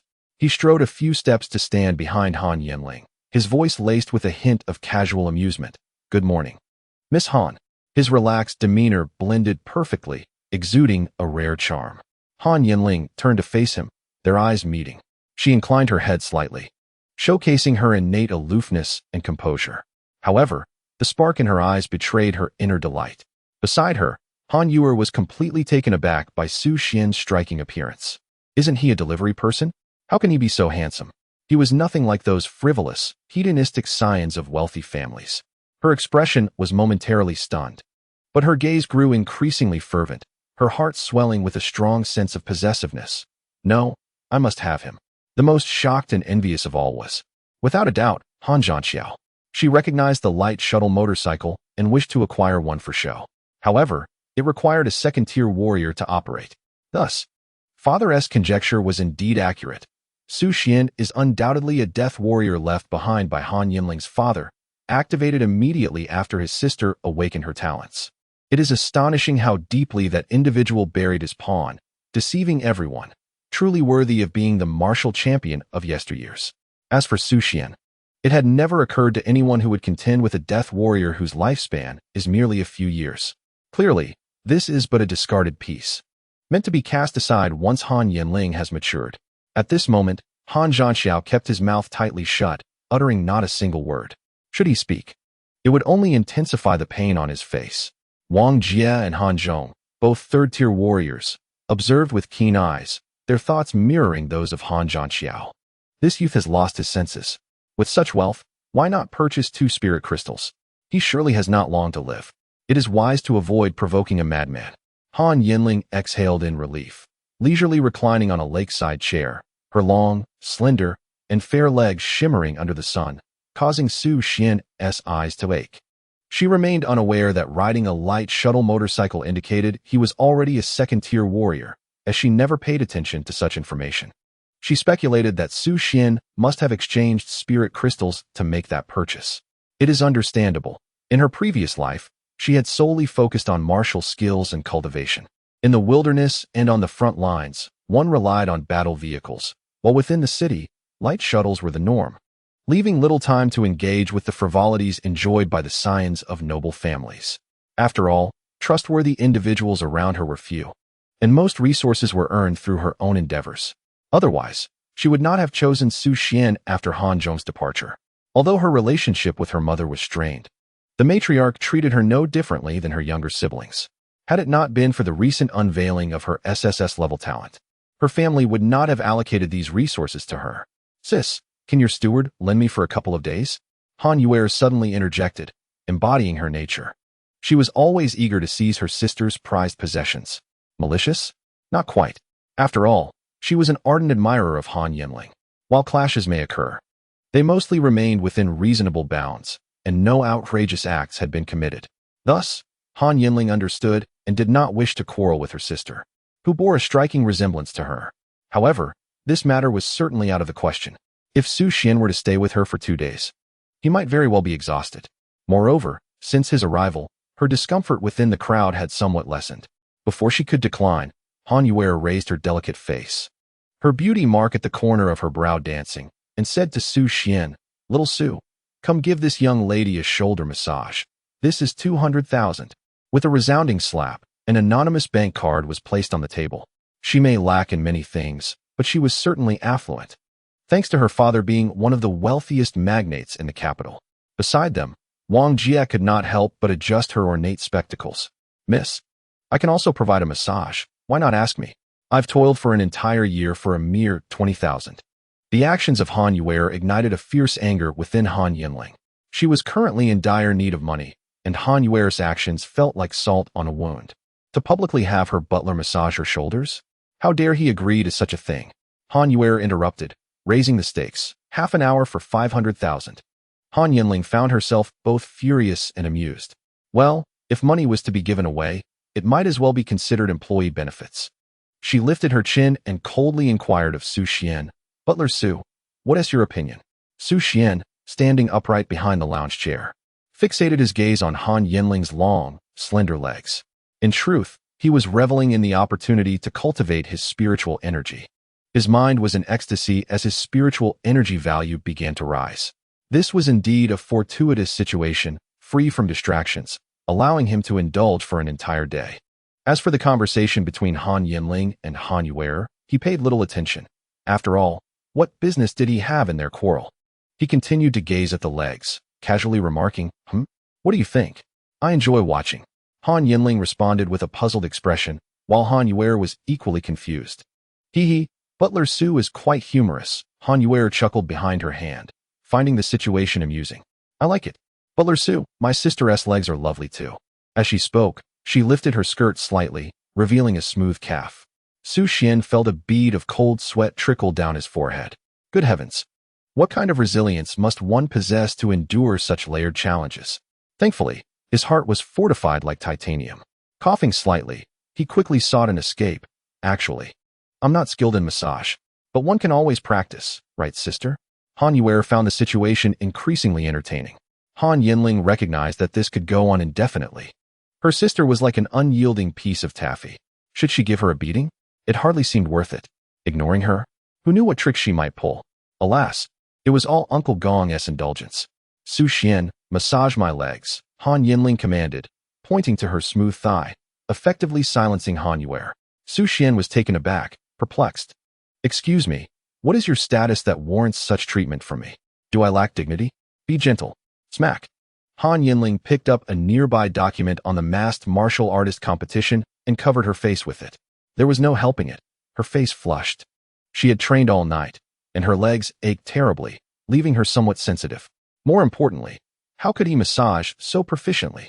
Su Xuan maintained an intense focus, one hand gently cradling her delicate, fair ankle, making every effort to shield himself from the exquisite sensation of her skin. His other hand moved deftly, gliding, kneading, pinching, rolling, and tapping with practiced ease. Fingers danced gracefully across the palms and wrists, swiftly assisting Han Yanling in relaxing her deep-seated muscles and promoting local blood circulation. Observing this, Han Yuer was filled with envy and quietly inquired of Sister Wang, who was diligently massaging her shoulders. Sister Wang, I too desire such treatment. Sister Wang glanced over at the earnest Su Xuan, pondering the peculiar situation. What was this oddity that had infiltrated the household? Su Xuan, what technique is this? Han Zhong could not help but ask. It was well known that being a butler to Han Yanling came with such bountiful perks. He was surely a devoted servant. However, Su Xian's response shattered his assumptions. The renowned technique of the 5th massage competition in Pingqing, Su Min Tui Na. And an unspoken thought lingered in Su Xian's mind, the formless version of the wave palm. Chapter 19. The Han family banquet. Han Yuer trembled with indignation. Is this what you call not being able to massage? I am utterly exasperated. Su Xuan had not given it much thought. Before delivering takeout, he had held various jobs, diligently working his way through school. The hardships he endured were not for others to judge. Originally, he was quite prominent in Pingqing's massage scene, earning a decent income. However, his striking looks complicated matters. After each massage, it became difficult to discern whether he had exerted more effort or if the aunties had indulged themselves excessively. Eventually, he had no choice but to change careers. Being handsome was, after all, a burden, particularly in the absence of substantial skills. Later that evening, Han Yanling's voice emerged from beneath a book. All right. Her complexion had returned to normal, and her legs felt at ease. With Su Xian's assistance, the fatigue from her thighs dissipated completely, and she longed for him to massage her feet as well. Yet, she considered that since he was her cherished butler, she could find a quieter spot for such a request. As for Su Xuan spending money on a car and clothing, she thought, well, it's his money. Let him spend it as he pleases. Her expectations were modest. All she desired was for him to become a martial artist. When dealing with professionals, one must inevitably lower their standards. Sister, father will be attending the celebration banquet tonight, Han Yuer remarked, engaging in a casual conversation with Han Yanling. Uncle Gong is being extravagant, Han Yanling replied nonchalantly. Tonight is the banquet celebrating my awakened talents. It was the same as in her previous life, ultimately. Uncle Gong was concerned that upon awakening her SSS-level talent, she might overshadow Han Yuer. In truth, she harbored no significant aversion towards Han Yuer or Han Zhanxiao. After all, they were not from the same world. Moreover, Uncle Gong always came bearing gifts for the Han family, delivering truckloads of high-grade beast ingredients. Otherwise, how could this girl dare to act so arrogantly? After all, her father was wealthy. Eldest sister, spare me. I promise I will pay for our next meal. Han Zhanxiao pleaded, genuinely bored these past few days. If not for this, he would never have teamed up with Han Yuer. He initially planned to retaliate, but ended up with a swollen face instead. He is still quite young, a few years junior to Han Yanling, at that playful age. He confides in Uncle Zhao. Han Yanling flips through the latest materials on the Masked Warriors competition, page by page. Han Zhanxiao's father holds a high-ranking position in the military, and their encounters are infrequent. He is rather strict with him. If he were to find out that his son is indulging in extravagant feasts in the capital without contributing financially, a hefty beating would be inevitable.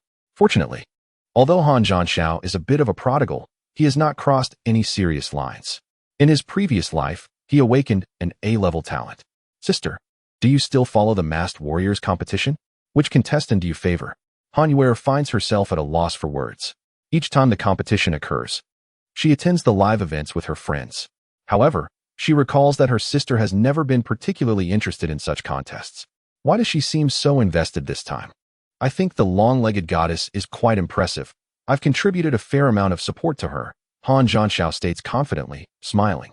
Han Yuer rolls her eyes and turns to inquire, Sister Wang, whom do you favor? Sister Wang, a third-tier warrior who has previously participated in the Masked Warriors competition, possesses a discerning eye. I believe the explosive boxer this year is quite remarkable. Her talent and martial skills complement each other beautifully, Sister Wang articulates, showcasing the keen insight of a family steward. I am more inclined towards Crazy Legs. She narrowly lost last time, but with refined skills. She has the potential for victory this time, Han Zhong responds. Although his master is not in the spotlight, as a steward, he must take a proactive stance. Han Yanling muses that these two stewards indeed possess keen judgment, but refrains from commenting further, continuing to peruse the materials on the Masked Warriors competition. Some contestants, in an effort to enhance their visibility, deliberately reveal their talents and martial skills beforehand. After all, once the first round concludes, all basic information will be known. There is no need to conceal anything. Gaining fame also brings financial reward, so why not? Brother Su Xuan, whom do you support? Han Yanling pouts, directing her question at Su Xuan, who is still engrossed in his massage. This little rascal, doesn't he tire from meeting for so long? Doesn't he think to give this lady a rub too? I'll show you some colors. Han Yanling coincidentally sets the materials down and gazes at Su Xuan, equally curious about his preferences. Despite being a martial arts contest, the discussions among ordinary people are even more fervent, with many professionals providing commentary who are not warriors. Su Xuan, feeling exasperated, responds, "Why are you asking me? I'm just here enjoying this massage, not bothering anyone. I'm completely immersed in the joy of my energy surging. Besides, he thinks, I am a contestant myself. Why would I undermine my own ambitions while elevating others?" Thus, he points to the last orange-yellow figure on the materials, proclaiming confidently, "The delivery guy." Everyone responds with astonishment. "What? Is it really that casual? Just point anywhere?" "Xingu, why do you think the delivery guy is impressive?" Han Zhanxiao hurriedly inquired, suddenly feeling a surge of admiration for Su Xuan. Moments ago, he had felt somewhat embarrassed. But Su Xuan's response shone like a beacon, alleviating his sense of foolishness. After pondering, Su Xuan realized he possessed no particularly remarkable qualities, merely stating, "Because I run fast," which seemed quite reasonable. After all, the cover generated by artificial intelligence proclaimed, "Masked Warrior, Delivery Boy." The tagline read, "Speed that evokes disbelief, a true marvel." With a rhythmic sound, a pair of black velvet high heels gracefully descended the ornate staircase. The slender heels elegantly accentuated Han Yanling's leg lines. Her deep black silk evening gown showcased her flawless curves, the long skirt shimmering with a subtle luster under the lights. Her makeup was exquisite and refined. A faint smile graced Su Xuan's lips as he steadied his resolve. His spiritual energy treasure had returned. Initially reluctant to attend the banquet, he anticipated a milieu rife with intrigue and subtle animosities. However, the resplendent fourth-tier spirit crystal adorning Han Yanling's chest was simply too enticing. While his lower-tier spirit crystal could absorb energy, there was no joy quite like acquiring it for free. He decided to treat the evening as mere background noise. Growth was paramount. As the two entered the opulent banquet hall of the Han family, a stir swept through the crowd.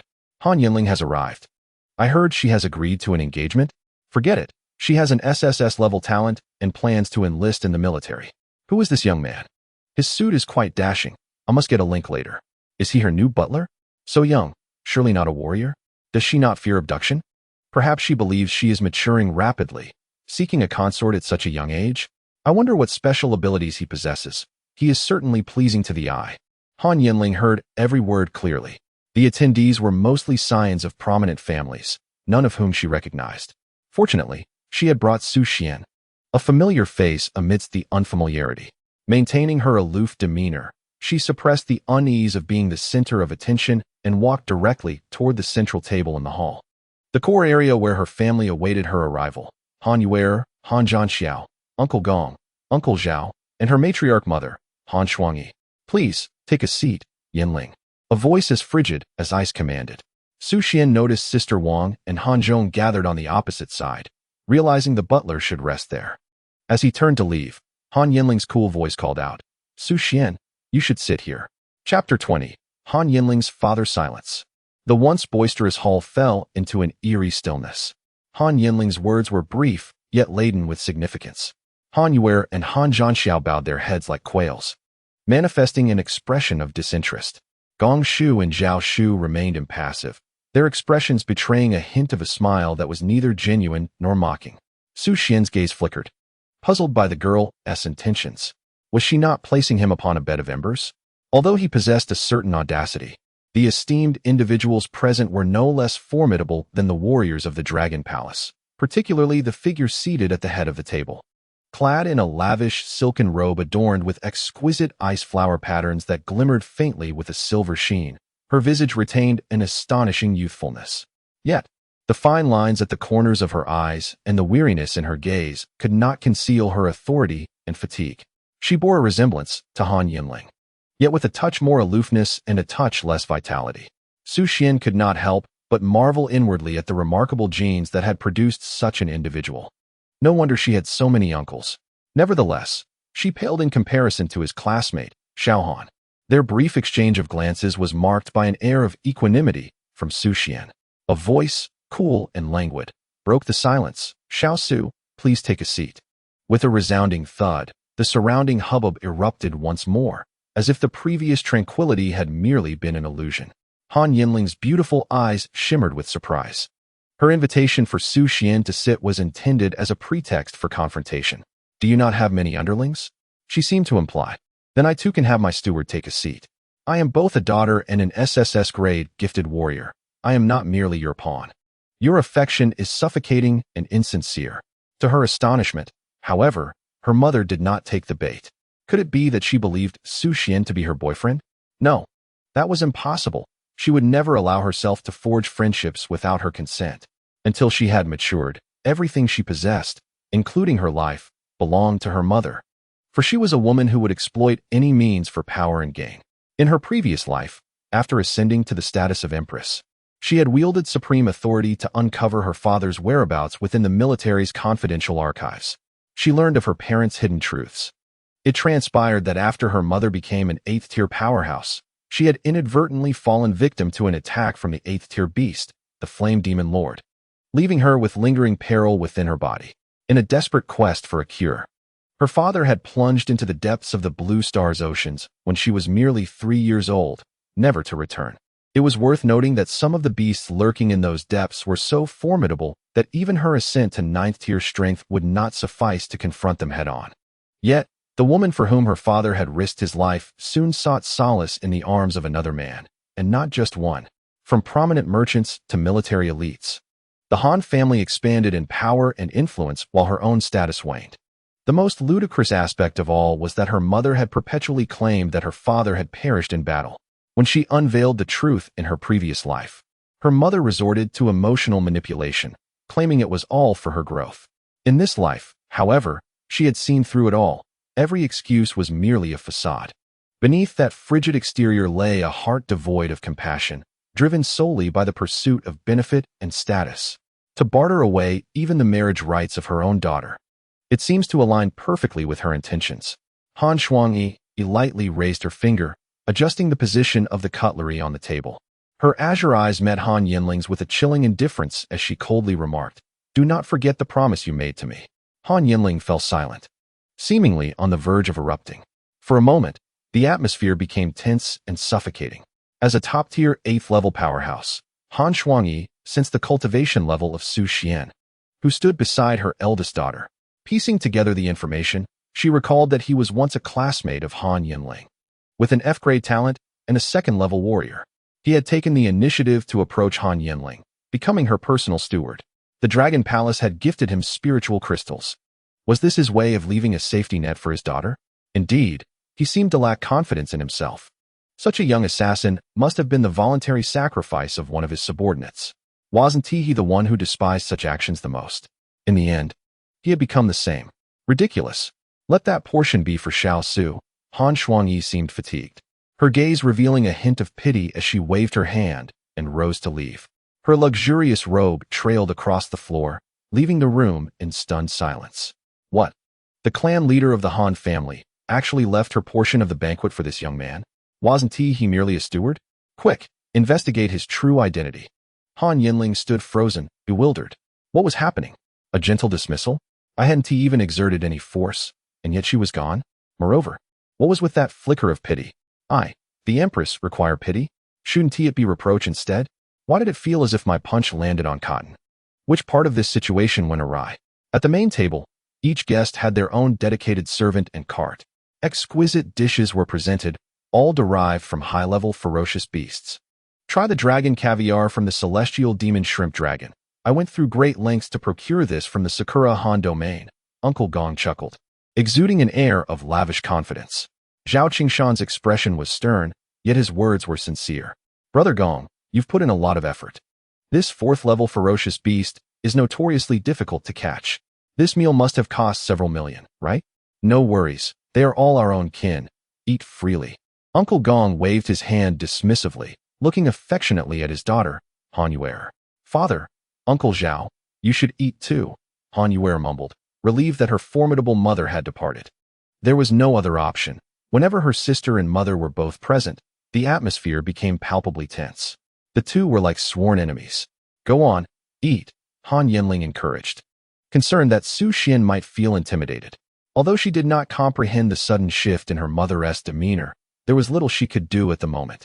She could only focus on her rapid growth, nurturing her core forces, and establishing a new Han clan that was wholly loyal to her. Su Xuan nodded and began to indulge in the meal, thinking to himself that he had hit the jackpot this time. This young lady was indeed quite kind to him. The main dining area and the adjacent buffet exhibit a stark contrast in quality, both priced per head.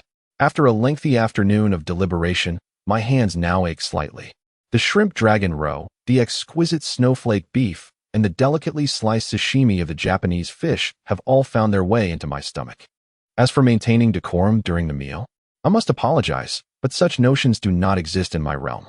When it comes to culinary delights, the most commendable approach is to swiftly indulge. Regrettably, although delectable, the portions are woefully insufficient. A rather sizable platter holds merely a single slice of meat and a few leaves. Does this truly suffice for a human? Even a cat would protest with a swat. Noticing the empty cart behind me, Su Xuan's gaze became fervent, fixating on the buffet area beside us. Go on, take another helping, said Han Yanling suddenly. She too had not had her fill. This cursed sense of ritual, having been reborn, yet still unsatisfied with the meal. Fortunately, she found Su Xuan. Otherwise, retrieving food alone would have been somewhat undignified for an empress. Su Xuan, happily accepting the task, had already set his sights on a particular delicacy, an action that drew the attention of the surrounding young nobles. Hey, why is he heading to the buffet? I don't know. I just checked. He's an ordinary person, just a local trying everything. How amusing. He seems clueless about what to take. No way. Is he going for the heavenly demon shrimp dragon? Huh. Isn't that just for decoration, not edible? Ha ha ha. This is too funny. A country bumpkin completely out of his depth. Upon hearing the murmurs around her, Han Yanling sensed impending trouble. Only then did she realize that Su Xuan had returned, cheerfully balancing two large platters. The plates were piled high with heavenly demon shrimp dragon, their azure shells drenched in vibrant red sauce, presenting an exceedingly tempting sight. Xiaohan, do give this a try, Su Xuan said, placing the platter down, even altering his mode of address. Han Yanling was momentarily taken aback. The shell of this delicacy was notoriously difficult to peel, making it suitable only for its roe, which, despite being a fine ingredient from formidable beasts, was typically used for decoration by chefs. Yet, gazing at Su Xuan's handsome visage and sincere smile, her initial embarrassment began to dissipate. Unfamiliar with the intricacies of beast materials, he was simply choosing the best for himself. That made him one of her kind. Even if they were to share an embarrassing moment, what of it? Thus, she smiled and replied, all right, just place it here. Chapter 21, The Rising Waves. Brother Xian, you can't eat this, Han Zhanxiao suddenly interjected. He did not wish for Su Xuan to make a fool of himself. In his worldview, such ridicule was somewhat excessive for a martial artist. Moreover, with Su Xuan present, he himself would appear less foolish. With two older sisters, each more accomplished than the last, he often found himself questioning if his father's strictness had rendered him somewhat dim-witted. Having finally encountered a kindred spirit of similar caliber, what would he do if he were to scare him away? As Su Xuan furrowed his brows, he pondered, how could one not indulge? He had indeed overheard the murmurs earlier, yet paid them no heed. This celestial devil lobster bore an uncanny resemblance to the small lobsters of his past life. Beneath its shell undoubtedly lay succulent shrimp meat, perfectly complemented by a spicy sauce. One could almost taste the exquisite flavor. It was rumored to be a formidable fourth-tier beast, a veritable treasure for nourishment. Once the celestial devil lobster met its demise, its shell would become exceedingly hard, as Han Yu interjected. She harbored a fondness for Su Xuan. Despite her humble origins, she believed that anything endorsed by her sister must be exceptional. Opening the lobster shell required immense strength and specialized technique. Mr. Gong chuckled. Uncle Zhao, positioned closer to Su Xuan, picked up a lobster and demonstrated, exert too much force. And it shatters explosively, like this. With a squeeze of his left hand, the shell of the lobster burst open under the might of a 7th-tier warrior, sending juices flying. Fortunately, he was prepared. His right hand deftly covered the shattered pieces, gathering the shrimp meat and shell together. Let it rest here. It looks quite appealing, he remarked. Han Yanling seemed unperturbed, her alabaster fingers lightly tapping the sauce on the lobster, lifting it to her rosy lips. It appeared she silently supported Su Xuan in this manner. I shall give it a try, Su Xuan declared, picking up a lobster shell for closer inspection. His actions drew disdainful glances from the surrounding scions of noble families. Both Mr. Gong and Uncle Zhao offered him an out, yet he remained unsatisfied. They had just discovered he was a martial artist, a poor one at that, with an indomitable spirit. At this moment, Su Xuan was singularly focused. He had discerned the shape of the celestial devil lobster's shell. Its interlocking structure made it impossible to break through with sheer force. One needed to master a precise application of strength to shatter the shell while keeping the meat intact. He attempted to squeeze with both hands, but the shell remained unyielding. The force was inadequate. Realizing this, Su Xuan summoned his inner energy. With a wave of his hand, he executed a technique he had perfected, the perfect level wave palm, having reached a state of simplicity and mastery in its execution. Ding! The system's voice echoed in his mind. You have comprehended C-level martial skill, wave finger, perfect level. A confident smile crept upon Su Xuan's lips. The realm of martial arts was interconnected. Fingers, palms, fists, and legs. All parts of the body could serve as instruments of offense. This was the essence of the perfect level. As Su Xuan hesitated for a moment, onlookers assumed he was retreating in the face of difficulty. Murmurs of disbelief and derision filled the air. If a 7th-tier warrior cannot manage it, how could he? Shouted Wang Songyue, slightly inebriated, from his seat. Coming from a modestly affluent family, he held little regard for a martial artist of Su Xuan's background. A hint of displeasure also surfaced on Han Yanling's flawless visage in response to such remarks. It is indeed a slap to her face. However, Han Yanling did not cast a glance at Su Xuan, as though entirely indifferent. This was to alleviate any undue psychological pressure on him.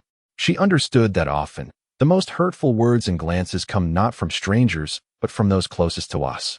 Su Xuan's fingers exerted force, executing the double wave finger, the triple wave finger, the quadruple wave finger. Snap!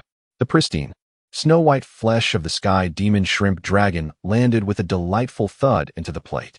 Its entire form was pearlescent and bouncy, shimmering alluringly under the banquet hall's lights, exuding an irresistible aroma. It was done. Han Yanling, Uncle Gong, and Uncle Zhao, the young scions from noble families simultaneously turned their gazes towards Wang Songyue, who was drinking heartily. Wang Songyue. The sky demon shrimp dragon undoubtedly deserved its reputation as a level 4 ferocious beast. Its meat was remarkably firm, and when dipped in the specially crafted sauce, the flavors were resplendent. Although the shrimp's shell was merely for presentation, the sauce had been meticulously prepared. Su Xuan nodded in satisfaction, confirming his expectations. Ultimately, culinary delights required a bit of persistence. Is it delicious? Han Yuer swallowed her envy. Uncle Gong and Uncle Zhao chuckled silently, inwardly lamenting Su Xuan's fortunate luck. Each force applied to crack the shell of the sky demon shrimp dragon varied. Unrelated to the size of the shrimp itself, it was entirely a matter of chance. Akin to a lottery. While some high-level martial artists could assure a certain success rate, how many high-level martial artists engage in this every day? Han Yanling was certainly aware of this, so she extended a delicate finger, lightly tapping the table, then subtly shook her head, signaling Su Xuan to know when to stop. Just right. Continuing this way would risk losing face. Su Xuan instantly grasped her meaning. Still want to eat? One piece isn't enough, is it? He felt too shy to say it aloud, and had to gesture instead. Reserved. All right. Coming here meant he had indeed benefited from his classmate, Xiaohan. What was wrong with helping to peel a few shrimp? They were all good friends. He casually picked up another sky demon shrimp dragon. Han Yanling was taken aback. Was my hint not clear enough? The next moment, snap. Uncle Gong and Uncle Zhao exchanged glances, their eyes gleaming. 2 consecutive successes? What divine luck is this? Su Xuan's hands moved ceaselessly. Snap, snap, snap. Amidst the astonished gazes of the crowd, a mound of smooth, tender shrimp meat accumulated in the plate. Su Xuan stood up, traversed the silent hall, and returned with some sauce, drizzling it over the shrimp meat. Subsequently, he pushed it in front of Han Yanling. You eat first, finish it before peeling. The corners of Han Yanling's mouth curled into an attractive arc as she picked up a piece of sauce-drenched shrimp meat and placed it into her small, cherry-like mouth, her eyes reflecting satisfaction. Xiang Ba Su Xuan chuckled. The hall echoed with the sound of swallowed saliva. Maisie, do you wish to partake as well? No, Su Gu. I am already full. But you just arrived. How could you be satiated? I've had my fill of dog food. Ha. Su Butler, with his deft hands, undoubtedly has many high-end restaurants vying to acquire his shrimp peeling technique. Uncle Gong and Uncle Zhao still couldn't believe their eyes. This remarkably handsome young man could indeed peel shrimp with his bare hands. He must possess some unique technique. They had certainly underestimated him. They would have to study this further upon their return. Father, I too desire to eat. Han Yuer gazed longingly at Gong Guofu. With a helpless sigh, Gong Guofu picked up a heavenly demon shrimp dragon, effortlessly crushing it with his 7th-tier strength. With a pop, the juices splattered onto the adjacent Han Zhanxiao, who immediately bore an awkward expression. Han Zhanxiao. Han Yuer, knowing her father was unreliable, couldn't he help but drool at the sight of the pristine shrimp meat. Brother Xian, I want to eat too. While diligently peeling shrimp, Su Xuan replied, Are you certain? I haven't wash my hands. Han Yuer? Han Yanling's legs trembled beneath the table. Chapter 22. Ascending to a 3rd-tier warrior. Han family manor. Han Yanling and Su Xuan stood by the lakeside under the night sky. Congratulations on becoming a warrior, Han Yanling affirmed. Su Xuan had no intention of denying it. Indeed, congratulations to us both. As expected, Han Yanling felt a jolt within her. Although some humans awakened with weak innate abilities, many encountered fortuitous events and possessed means to swiftly elevate themselves to warriors. Utilizing spirit crystals for rapid advancement is among the simplest methods, though it comes at a steep cost. In a previous life, an ordinary person consumed unknown wild food, transforming into a 4th-tier warrior and dramatically enhancing their innate talents. The universe is vast and full of wonders. Thus, from the perspective of the Empress, she quickly accepted novel concepts, perceiving Su Xuan merely as a being with a unique constitution. With this in mind, Han Yanling's bright eyes sparkled with intrigue as she turned to Su Xuan and said, Let us attend the university's makeup exam together. What advantages does attending university offer? Su Xuan inquired while surreptitiously absorbing spiritual energy. His greatest reliance was still on his talent for rapid upgrades. The idea of university held little appeal for him. Moreover, the troubles that surely accompanied this alluring young lady made him hesitant to draw too close. He wasn't entirely averse to beautiful women. Rather, he believed a man should strive to grow stronger swiftly. Otherwise, all was but empty talk. Han Yanling pondered for a moment before saying, Whether in prestigious families or universities, there exist coordinates and exploration experiences for special caverns and secret realms. You surely understand the immense advantage this provides in acquiring resources. Additionally, if you accompany me, I shall cover all your advancement resources. Han Yanling directly presented her terms. Su Xuan felt a momentary stir in his heart, not due to the conditions themselves, but rather the significance of cultivation resources in this world. Although Spirit Heart could assist him in swiftly acquiring resources, high-grade spirit crystals predominantly originate from the secret realms of the caverns. These caverns and secret realms are unique spatial fissures that have emerged since the resurgence of spiritual energy, existing in a liminal space between reality and illusion. Their locations are inherently unstable, possibly residing beneath the ocean one day and atop a mountain the next. Specific instruments are required to record particular coordinates for entry, and these coordinates are entirely controlled by elite universities and prestigious families, leaving wild martial artists and mercenary teams at a loss. This was knowledge he gleaned from the Martial Artist Guild. Merely the 4th-tier spirit crystal emanating spiritual energy from Han Yanling's bosom was sufficient for him to ascend rapidly to the 3rd-tier martial artist level. The importance of high-grade spirit crystals is self-evident. Very well, Su Xuan agreed decisively. It's a deal? Han Yanling extended her delicate hand. Su Xuan grasped her seemingly boneless hand, causing his previously steady heart to tremble. It's a deal. Han Yanling turned to gaze at the lakeside, a smile gracing her lips, as the weight in her heart lightened somewhat. Excellent, she thought. Finally, she wouldn't be alone. Finding a friend was no easy task. A significant goal in this life was to preserve the ember of humanity. Even if she were to escape from Blue Star, solitude would be unbearable. At the very least, she desired a few companions to converse with.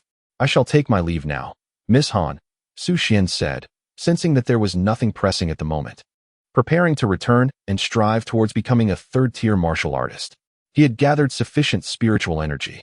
He decided to refer to her as Little Han from now on, which felt quite pleasant. Han Yanling smiled in response. Suddenly, the light of the light shuttle motorcycle flickered to life, emitting a synthetic mechanical sound. Master, I'm here. Han Yanling. At the Martial Artist Guild building, Su Xuan was in his single apartment, limping slightly on one leg. System. Ding. Name. Su Xuan. Age. 18 level. Second-tier martial artist talent. Spirit heart. Unique. Traits. Basic physical enhancement.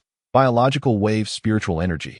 19. 282. 000 martial skills. D-tier ripple step. Perfect.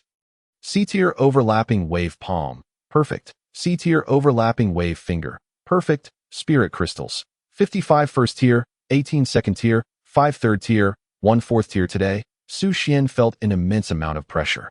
Han Shuangyi, Uncle Gong, Uncle Long. These names needed no elaboration. Others might not sense it, but with spirit heart, even in the absence of malice from them. The intangible aura of high-tier martial artists made him feel as if he were walking on thin ice. As for the martial artists stewards within the banquet hall, they were all third tier or above, exuding a cold demeanor, regarding him as if he were an insignificant insect easily crushed. This feeling was quite displeasing to him. This evening, I shall strive to ascend to the third tier of martial prowess. Su Xuan retrieved the spirit crystal box and took out several first-tier spirit crystals. Holding them firmly in his grasp, he closed his eyes and focused, attuning himself to the burgeoning energy within. After 10 minutes, his spiritual energy gradually climbed to 1929. Alas, the absorption rate of lower-tier spirit crystals was far too sluggish. He reminisced about the time spent with the affluent young lady. Although his legs ached and his hands felt weary, the growth was remarkably swift. Su Xuan discerned that the increase in spiritual energy was not linear. Simply put, as one approached a critical threshold, the required concentration of spirit crystals and the time needed increased exponentially. He had not noticed this when he had yet to become a martial artist or a first-tier practitioner, likely due to his low rank. In light of this, he decided to prioritize speed. Su Xuan swiftly produced all of his third-tier spirit crystals. In an instant, the energy concentration within the apartment surged dramatically. The resplendent hues of the third-tier spirit crystals began to diminish, a clear sign of significant energy overflow. Such spirit crystals would see a drastic depreciation in market value. Fortunately, under the auspices of the spirit heart, talent, he fervently absorbed the dissipating energy. The surge in power, reaching 1930, 1931, 1998, was truly delightful. It was not long before he heard a resounding blast. He had become a third-tier martial artist. Ding! Congratulations to the host for acquiring a new trait, killing intent perception. A warm surge coursed through his body, rapidly enhancing his physical attributes under the onslaught of spiritual energy. His strength, speed, endurance, and other fundamental qualities saw remarkable increases. A layer of filth emerged upon his skin, a sign of the expulsion of bodily impurities. Another auxiliary trait? Quite advantageous, indeed, a good characteristic for warding off treachery. After a quick shower, he planned to test his skills at the martial arts arena. Su Xuan entered the shower room of the apartment. Though it was labeled a single-person apartment, this martial artist's abode spanned at least 200 square meters. While not opulent, the array of high-tech materials instilled a sense of joy. Such is the power of wealth. Such is the realm of martial artists. It was incomparable to the dilapidated shanty of recent days. While freshening up, Su Xuan couldn't help but glance at the system. His primary concern was the spiritual energy statistics, eager to learn how much was required for a fourth-tier martial artist. Upon inspection, he was taken aback. Spiritual energy value, 201410000, 5 times that of all his previous energy values combined. No wonder many martial artists spend their lives only reaching the third tier. The resources required are astronomical. To acquire these resources, one must either serve influential families or enlist in the military. The military possesses abundant resources, and even those with E and F grade talents can be nurtured into fourth-tier martial artists. This explains the prevalence of fourth-tier martial artists within the ranks. However, the cost is quite direct. Once one ascends through such means, the sacrifices are substantial. One must serve a military term of 15 years before being eligible for retirement. Yet, upon enlisting, the mortality rate during each beast tide battle stands at a staggering 60%. Regarding such a daunting statistic, Su Xuan deemed it unnecessary to actively seek reincarnation at this juncture. Lost in thought, he completed his grooming routine, stepped through the door, and made his way directly to the training arena. Chapter 23. The training arena. The martial arts building, on the 55th floor, housed the training arena. The entire floor was seamlessly connected, adorned with various training spaces and fitness equipment scattered like stars across the expanse. The ground was composed of memory metal, a venue for warriors to engage in sparring and hone their martial skills. Clad in a white training outfit, Su Xuan entered the arena, opting not to wear the E-class combat suit, as he aimed to swiftly master the refined capabilities of his evolved physique, striving for a harmonious union of body and mind. The Warrior Guild strictly prohibited lethal combat to ensure the safety of its members. In the training arena, a middle-aged man wielded a blade, practicing his sword techniques with the swiftness of the wind, captivating the attention of onlookers who marveled at his prowess. Wow, Chun Fan's swordplay has become even faster. He must be nearing mastery. Some are just born to wield blades. There's no comparison. Su Xuan paused to observe for a moment, feeling a surge of excitement within. Despite his mastery of the perfect level, Lingbo Step, and Dai Lang Jin, rendering him invincible in close combat against opponents of the same rank, he recognized that humanity's greatest advantage over beasts lay in their ability to wield weapons. No matter how resilient his body, he could not withstand the claws of high-tier ferocious beasts. Last time he managed to slay a black crystal leopard, he had to feign a weakness. Without his combat suit and Lingxin, he dared not attempt such a gamble again. Moreover, at the upcoming masked warrior tournament, the use of weapons was permitted. Thus, those who possessed weaponry and corresponding martial techniques would hold a significant advantage. Furthermore, human intellect surpassed that of beasts, making combat a fundamentally different concept. Who would be foolish enough not to utilize a weapon? Bang! Bang! Bang! Su Xuan unleashed a rapid series of punches and side kicks against the resistance pads, with an overhead display showcasing the intensity of his strikes. 35 calories. 38 calories. The limit of a third-tier warrior's strength is 100 calories. Only through a combination of top-tier strength-enhancing talents and martial techniques could this record, set by the Emperor of Humans in the third tier, be surpassed, an achievement that had yet to be eclipsed. After a brief acclimatization to his body, Su Xuan gradually found his rhythm, his striking intensity consistently increasing. 44 calories. 46 calories. The thunderous sounds of his strikes drew the attention of those nearby. Wow, this kid is impressive. He appears to be a third-tier warrior at such a young age. What is so extraordinary about that? My nephew reached the fourth tier in the military before turning 30, likely due to the support of a prominent family's spiritual crystals. Besides, having a rank alone is meaningless without martial skills. He is just like those useless science. Shoo! Keep it down. Feeling sufficiently prepared, Su Xuan focused his energy, eager to test the enhancement of Dai Lang Jin. One layer of Dai Lang Palm. Smack. 50 calories. A wave of astonishment erupted around him. What? Has he reached 50? Could he possess a strength-based talent? Uncertain, yet the intensity suffices to meet our mercenary team's minimum standard. Su Xuan was taken aback. Was the amplification really so modest?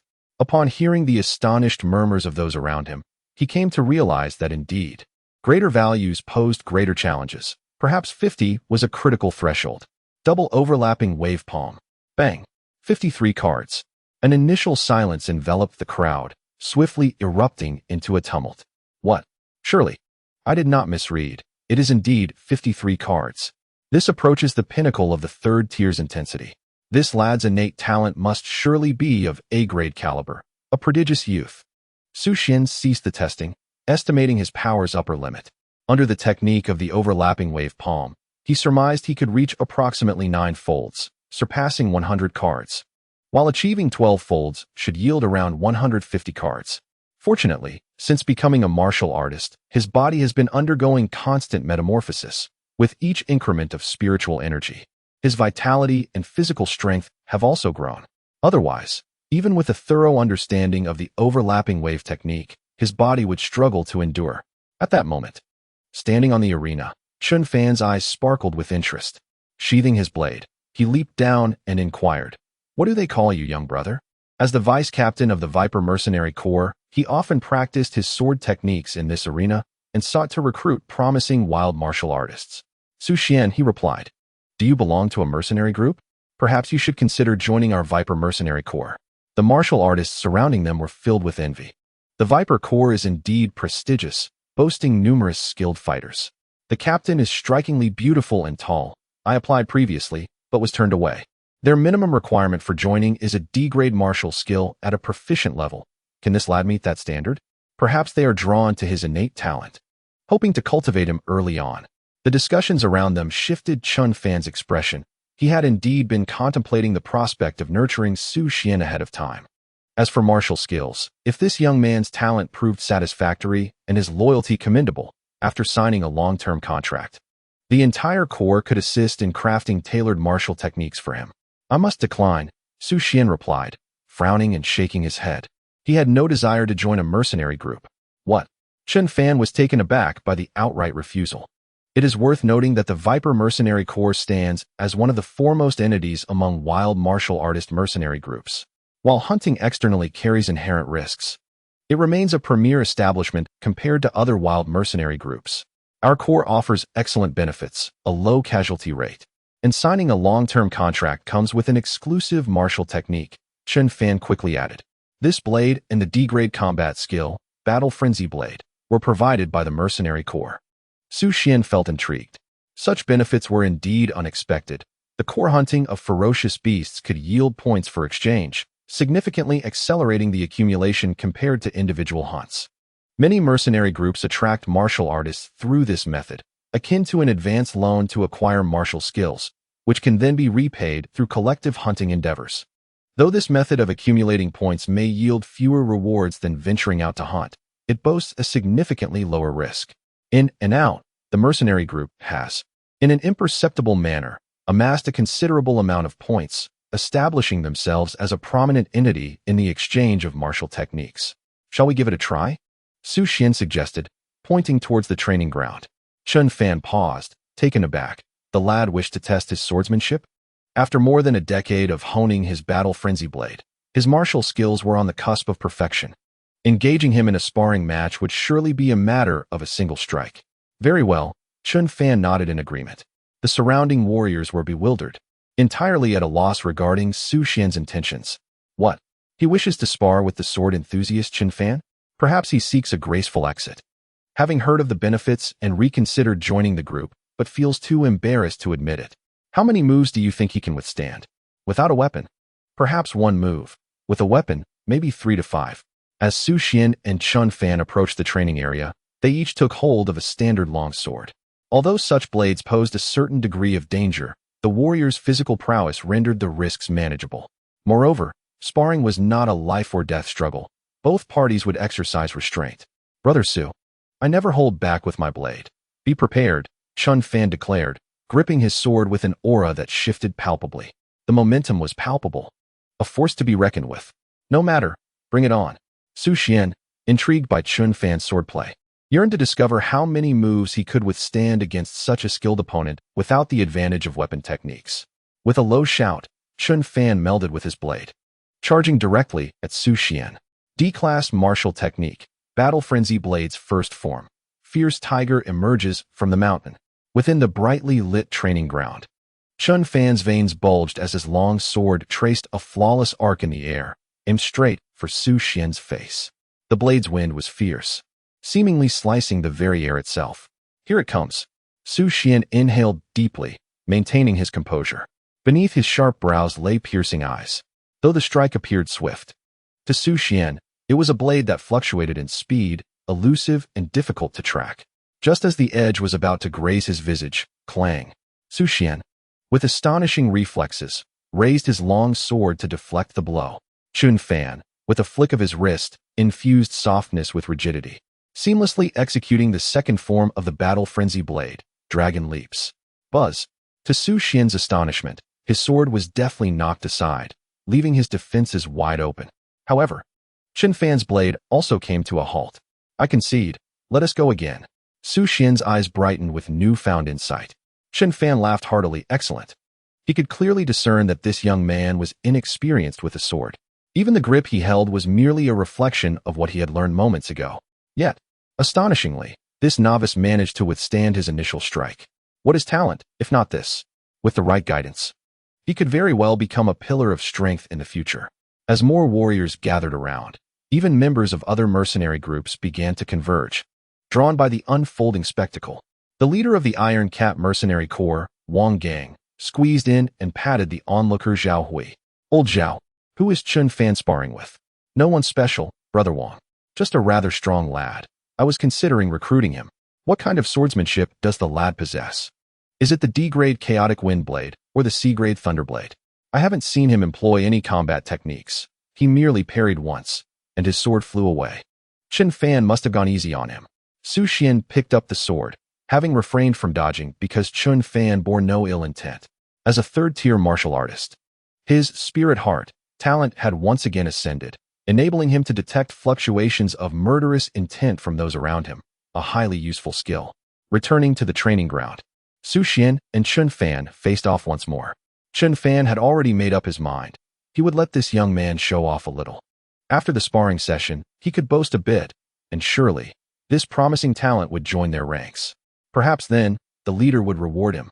The thought of a reward shifted Su Xuan's gaze towards Su Xuan, who appeared increasingly agreeable.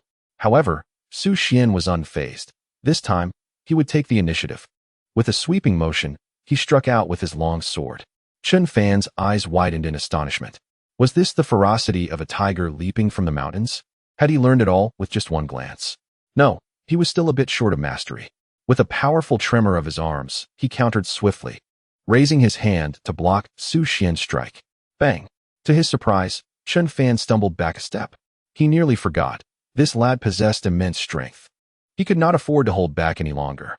The sound of clashing swords echoed throughout the training ground, a relentless symphony of metal on metal. Su Xuan had been rather lenient. Their exchanges felt remarkably balanced. The principle was simple. One ought to provide the young man with a graceful exit. Although Su Xuan practiced the Mad Blade style, he was quite astute. After all, it was no wonder that the Viper had grown increasingly formidable. Indeed, this promising talent had been snatched away by him. Wouldn't you agree, Brother Wang? Wang Gang, also a third-tier warrior, did not practice swordsmanship himself, but he had sparred with Su Xuan and understood his restraint. To the untrained eye, it was merely a spectacle. To the practiced observer, there were subtleties to discern. This lad was swift and powerful. There is a saying, a flurry of punches can fell an experienced master. In the face of sheer strength, technique becomes inconsequential. Moreover, this young man's swordplay was beginning to resemble something substantial, even echoing shades of Su Xuan's own style. With a swift maneuver, Su Xuan exposed an opening, and Su Xuan struck him with the back of his sword, sending him flying. Yet midair, Su Xuan twisted his body and landed gracefully at the edge of the training ground. Rather than being knocked away, it seemed he had taken advantage of the momentum. Thank you, Brother Fan, for your leniency. Let us go again. Su Xuan exclaimed enthusiastically. No more, no more. Su Xuan wiped the sweat from his brow and waved his hands in refusal. What is the point of continuing? This lad is incredibly fast and slippery. Out of my 5 sword techniques, he either deflects or dodges every single one. The crux of the matter lies in the strength, not being feeble. Sparring is not a life or death battle, and many combos cannot be executed. Thus, it truly is exhausting. Su Xuan, have you considered joining the Golden Cap Mercenary Corps? The remuneration is undoubtedly more generous. Wang, a brawny figure, grasped Su Xuan's hand earnestly. He sensed potential in this young man, and it was imperative to secure him. Get lost, Wang. He is mine, Su Xuan exclaimed, his frustration palpable as he managed to squeeze into the conversation. Wang glanced at Su Xuan, a disdainful arch of his brow indicating his contempt. What do you mean, yours? He hasn't even joined a team yet. Scram. Be careful, or I might just take you down." The two engaged in a heated argument, their voices clashing fiercely. Meanwhile, Su Xuan remained silent, his gaze fixed on the system. Following the conclusion of the battle, a delightful chime resonated, proclaiming, "Ding. You have learned D-grade martial skill, Battle Frenzy Blade Technique, Beginner." Su Xuan understood that this was not merely a system enhancement, but rather an innate martial talent he possessed. For martial artists, acquiring martial skills typically necessitates a skill book, which is, in reality, a metallic disc infused with biological elements. Applied to the forehead, this not only inundates the mind with essential techniques and insights of the martial skill, but also stimulates muscle memory through electric impulses. Once used, it achieves the beginner level and disintegrates, making it exceedingly valuable. Though there are instances of individuals attempting to clandestinely learn or teach, the process is inherently slow. While I may execute a move with 5 units of strength, you might require 8, along with constant adjustments. A D-grade martial skill may take 2 to 3 years to master. This incurs a reciprocal time cost. With sufficient energy, one might as well hunt a few ferocious beasts, as acquiring martial skills that way is swifter. Not to mention advanced skills that may take a decade or more to reach the beginner level. Around them, lower-tier martial artists were engaged in fervent discussions. Is this young man truly that formidable? Why is the leader of the Golden Cat trying to recruit him? I have no idea, but Chun Fan has a keen eye for talent. Youth signifies potential. That stepping style resembles the wave step. Has he mastered it? Goodness, has he been training since birth? The rhythmic and powerful sound of footsteps resonated as a tall figure with an exotic allure approached leisurely. Her curvaceous silhouette was striking, golden hair billowing in the air, exuding an impressive aura. Her light golden eyes and pronounced nose indicated her mixed Russian and Chinese heritage. Yet, what captivated attention the most were her elongated legs, adorned with specially crafted golden alloy over the knee high-heeled boots, featuring a foldable design near the knees to facilitate bending and executing complex tactical maneuvers. Recognizing her identity, the crowd parted respectfully. A deep, magnetic voice broke through. Chun Fan. What is going on? Chapter 25, Generous Rewards. Following the resurgence of spiritual energy, the human race united. A multitude of diverse ethnicities intermingle from various continents. Such mixed features are no longer a novelty to Su Xuan. One can discern traces of the beauty from myriad nations in Han Yanling's countenance. Ultimately, the true distinction lies between warriors and ordinary individuals, as well as between elite martial artists and common fighters. Chun Fan was elated. Captain Selena had arrived. This time, victory was assured. "Captain, this lad possesses remarkable talent," Chun Fan exclaimed, hastening forward with an exaggerated expression, completely shedding the composure he had displayed earlier as a master of swordsmanship. "What talent? Do you have any hunting experience? What martial skills do you possess?" Selena inquired, tilting her head to scrutinize Su Xuan, who stood at a similar height. A glimmer of appraisal flickered in her golden eyes. In light of Chun Fan's earlier attempt to guide him, Su Xuan generously replied, "F-rank talent, 1 hunting experience, D-rank wave step, C-rank layered wave palm." The surrounding warriors erupted in laughter. "Huh, is this fellow jesting? F-rank talent, what extraordinary treasures has he consumed? He has only hunted a formidable beast once. No wonder he lacks any equipment. Isn't this martial skill something learned in high school? I can do that too. Are you amusing me?" Selena's tone grew somewhat irate, reflecting her thoughts that Chun Fan had become increasingly unreasonable. Previously, he had insisted that a young girl was an exceptional hunter, only for her to faint at the sight of blood. This was even more absurd. F-rank talent was a regression. She resolved to reprimand him later. "Come, Chun Fan." Without waiting for Su Xuan's response, Selena turned to leave. Chun Fan hesitated, realizing the misunderstanding his captain had. If she had watched the footage of his earlier spar with Su Xuan, she would not believe that Su Xuan was jesting. However, with so many witnesses, it would be unwise to contradict her openly. Thus, he leaned in and whispered to Su Xuan with a wry smile, "The captain is just too straightforward. I'll clarify things with her later. You must wait for me." "Not to worry. We shall have the opportunity to spar again," Su Xuan replied, setting aside his weapon and giving Chun Fan a reassuring pat on the shoulder. He always reciprocated kindness towards those who treated him well. Clarity in relationships was his guiding principle. "Very well. I shall be at your service whenever you call. Do wait for me." Chen Fan, seeing no trace of anger from Su Xuan, felt even greater admiration. After hastily exchanging contact information, he hurriedly followed in Selina's footsteps. The captain of the Diamond Cap Mercenary Corps did not approach again. Their overall strength was inferior to that of the Viper Squad, and he had clearly heard Su Xuan's response. Although the young man possessed a solid foundation, the mercenary group sought long-term benefits. Investing in an F-rank talent was unwarranted. Let us disperse. Entering the Viper Squad is no easy feat. Strength alone is insufficient. Superior martial skills are essential. Chen Fan had already discerned this. Su Xuan remained unfazed, recognizing that with his high capacity for understanding martial skills, he would benefit greatly from frequenting the training grounds for observation and learning. Lacking in martial prowess, one resorts to observation and sparring. With ample scrutiny, one's skills gradually become one's own. After a solitary period of training, I returned to my apartment and retrieved the latest model of my smartphone. Scrolling through the forum of the Martial Artists Guild, this platform is replete with insights and exchanges among practitioners, harboring crucial information, alongside an array of peculiar and formidable beast data and their locations. Preparations essential before hunting beasts emphasize the paramount importance of combat attire. Without adequate protection, all discussions are rendered futile. Accelerated techniques for enhancing martial skills acknowledge the necessity of relentless practice. Yet it is the crucible of life and death battles that truly unveils one's innate talent. No matter how great one's aptitude, practicing against a wall yields little progress. The first comment read, "Master." The second exclaimed, "Damn, it took me 3 years to reach minor proficiency with my D-grade combat technique." The third lamented, "Do not even mention it. A fully realized technique could defeat me tenfold." Perplexed, Su Xuan pondered whether martial techniques were indeed so challenging to master. Why did it seem that he could grasp them after merely a couple of readings? He clicked on the most popular thread. Shocking. Rare black, crystal leopard perfect level material. Comprehensive guide from discovery to hunt.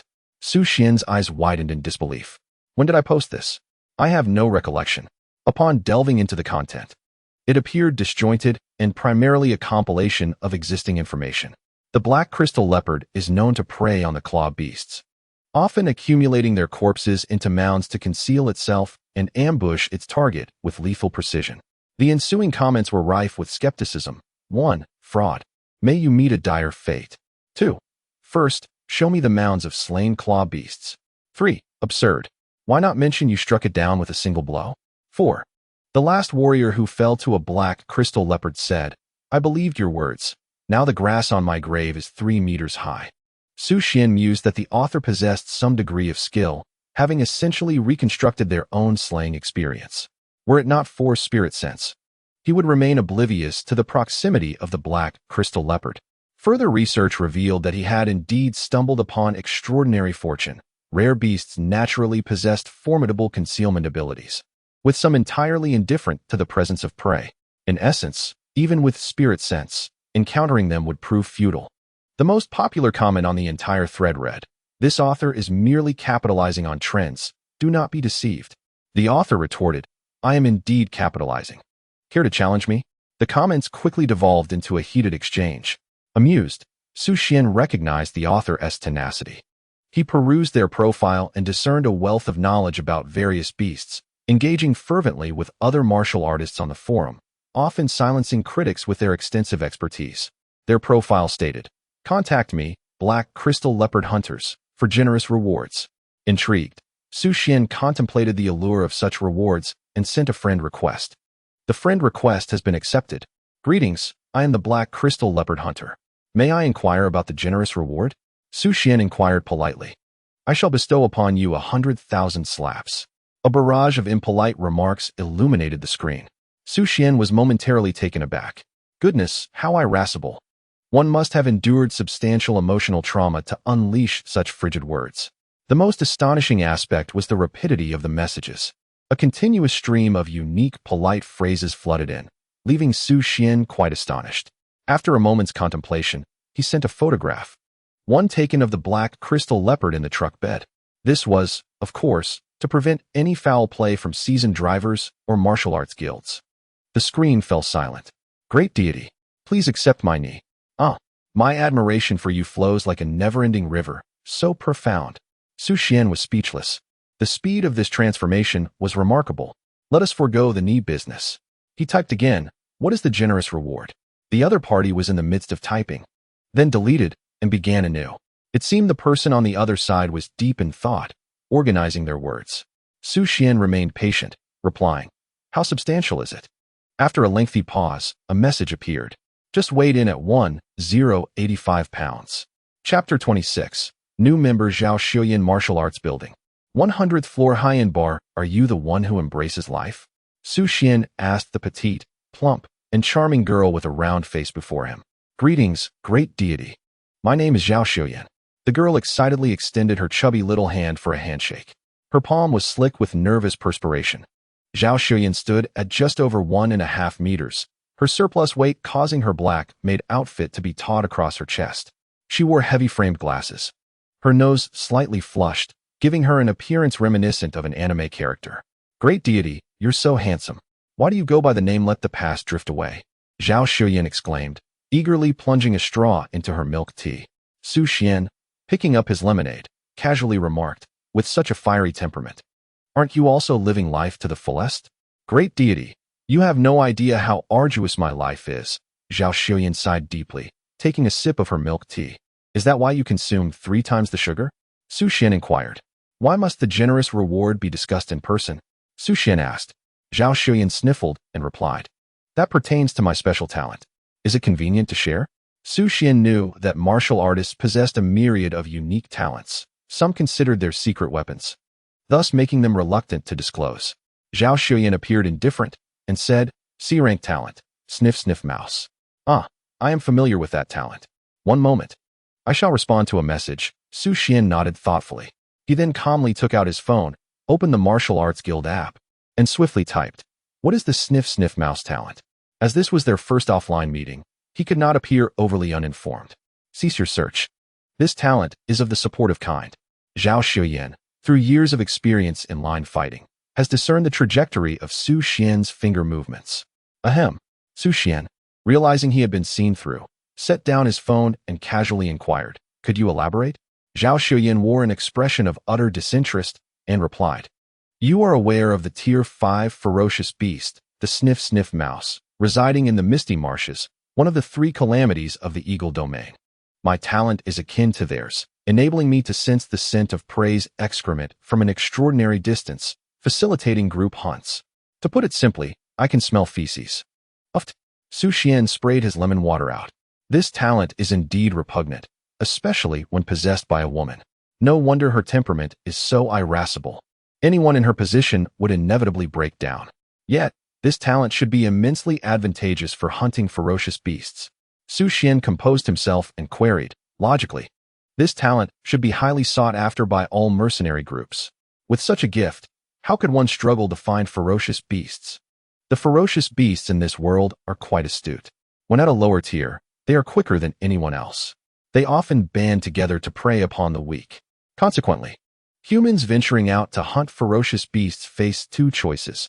First, to band together for safety with minimal gains. Second, to venture alone for potentially greater rewards, albeit with substantial risk. Thus, the majority of warriors opt to form groups, for while the materials from ferocious beasts are valuable, their lives are worth far more. A small fraction of warriors, however, are confident enough to hunt solo, earning the title of hunter-warriors. These individuals typically possess formidable martial skills and a thorough understanding of several ferocious beasts, along with the talent to counter them, which emboldens them to delve into the wilderness alone. Zhao Xuyan seemed to grasp Su Xuan's confusion and continued.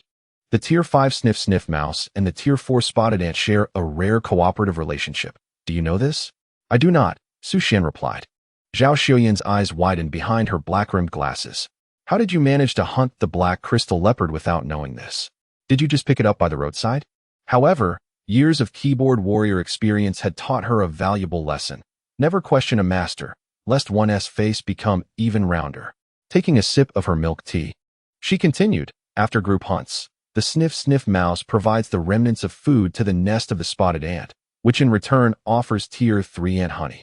After consuming the ant honey, the sniff sniff mouse's sense of smell is enhanced, allowing it to hunt. My tier is low, requiring 1 piece of ant honey to activate my talent, which lasts for 12 hours. A single piece of ant honey is valued at 500,000. Thus, Su Xuan understood. Goodness. Initially, this talent is akin to pure gambling. A medium-sized mercenary group, after a hunt, would consider a net profit of over 200,000 quite satisfactory. Su Xuan could indeed assist the mercenary group in swiftly locating a pack of ferocious beasts. However, once located, could they actually prevail? Even if they found ferocious beasts they could defeat, they would still flee. What ferocious beast would charge foolishly into danger? They may be ferocious, but they are not devoid of wit. The scenario where a first-tier beast confronts a group of third-tier humans exists solely within the realms of novels and comics. Such foolish creatures would have long since faced extinction.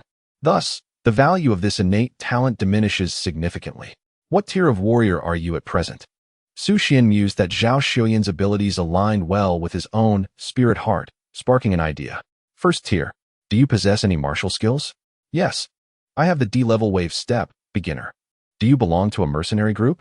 Don't even mention it. I don't have one and am in debt with a plethora of points. Su Xuan was taken aback. Is it possible to owe points without belonging to a mercenary group? Alas, my dear God, this tale is rather lengthy. Otherwise, I wouldn't be posting just to ride the wave of popularity. Maintaining relevance for a month earns rewards points through the Warrior Guild app. Never mind. Would you be interested in joining my mercenary group? Su Xuan extended a direct invitation. To others, this girl might seem to have a lackluster talent, but she was precisely the kind of companion he needed. She possessed knowledge of beasts and the ability to locate them. Most crucially, she could identify rare beasts. Although she could only ascertain a general vicinity, with spirit heart, finding rare beasts within a defined area would be a mere game. Such a talent must not be overlooked. Really, I am willing, Su Xuan exclaimed, her excitement palpable as beads of sweat formed on her reddened nose. Since her optimization, this was her first invitation. Excellent, welcome aboard. Su Xuan found her quite agreeable, especially since she didn't even inquire about the terms before readily accepting. How about a 5 share of the mercenary group's profits? Su Xuan was astounded.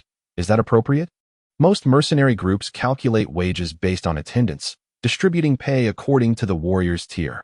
Fixed salaries are standard, and if profits are substantial, they contribute to the year-end bonus pool. This arrangement benefits the mercenary group greatly, as there is a certain casualty rate among warriors, should a warrior perish. Their share of the bonus reverts to the group. Insurance is provided by companies specifically catering to warriors. Naturally, these are also among the primary operations of the aristocratic warrior families. Thus, a mercenary group willing to directly allocate profit shares is akin to a company offering equity in a past life, tangible benefits. No problem, let us proceed with the registration. Su Xuan rose, preparing to take Su Xuan to establish a new mercenary group. Su Xuan hurriedly followed, not forgetting to grab her milk tea, which was made from heavily diluted ant honey and cost several hundred per cup. She resolved to cling tightly to this opportunity. She could not afford to let it slip away. At such a young age, she was already managing a mercenary group. Her future was boundless. Reflecting on this, Su Xuan adjusted her glasses and earnestly inquired, "Boss, how many members does our mercenary group have? What kind of initiation gift should I prepare?" "No need. There are only 2 of us for now." Chapter 27. The Youngest Third-Tier Warrior. In a room on the Warrior Guild's apartment level, Chen Fan's hands moved ceaselessly, his robust back glistening with beads of sweat. "Selena, this young man is quite impressive, isn't he?" Selena leaned against the massage chair, her brow furrowed as she scrutinized the video before her. The smooth, pale skin of his back was marred with numerous bloodstains. "You truly did not go easy on him?" She seemed to still doubt his words. Chen Fan applied a layer of oil to the jade board, stating earnestly, "I admit there are some appropriate signs of guidance, but I absolutely did not go easy on him. This lad possesses an extraordinary sense of the blade, perhaps even rivaling my own." Upon hearing this assessment, Selena decisively replied, "If that is the case, you should reach out to him. I shall personally extend an invitation and offer my apologies." This was precisely why the Rattlesnake could ascend to become a premier mercenary group.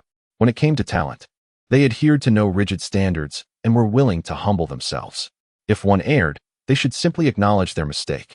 She pushed herself up from the massage chair, donning the combat attire nearby without a hint of modesty, her curves fully visible to Chen Fan. Gulping, Chen Fan swallowed hard. No matter how many times he witnessed it, he never grew weary.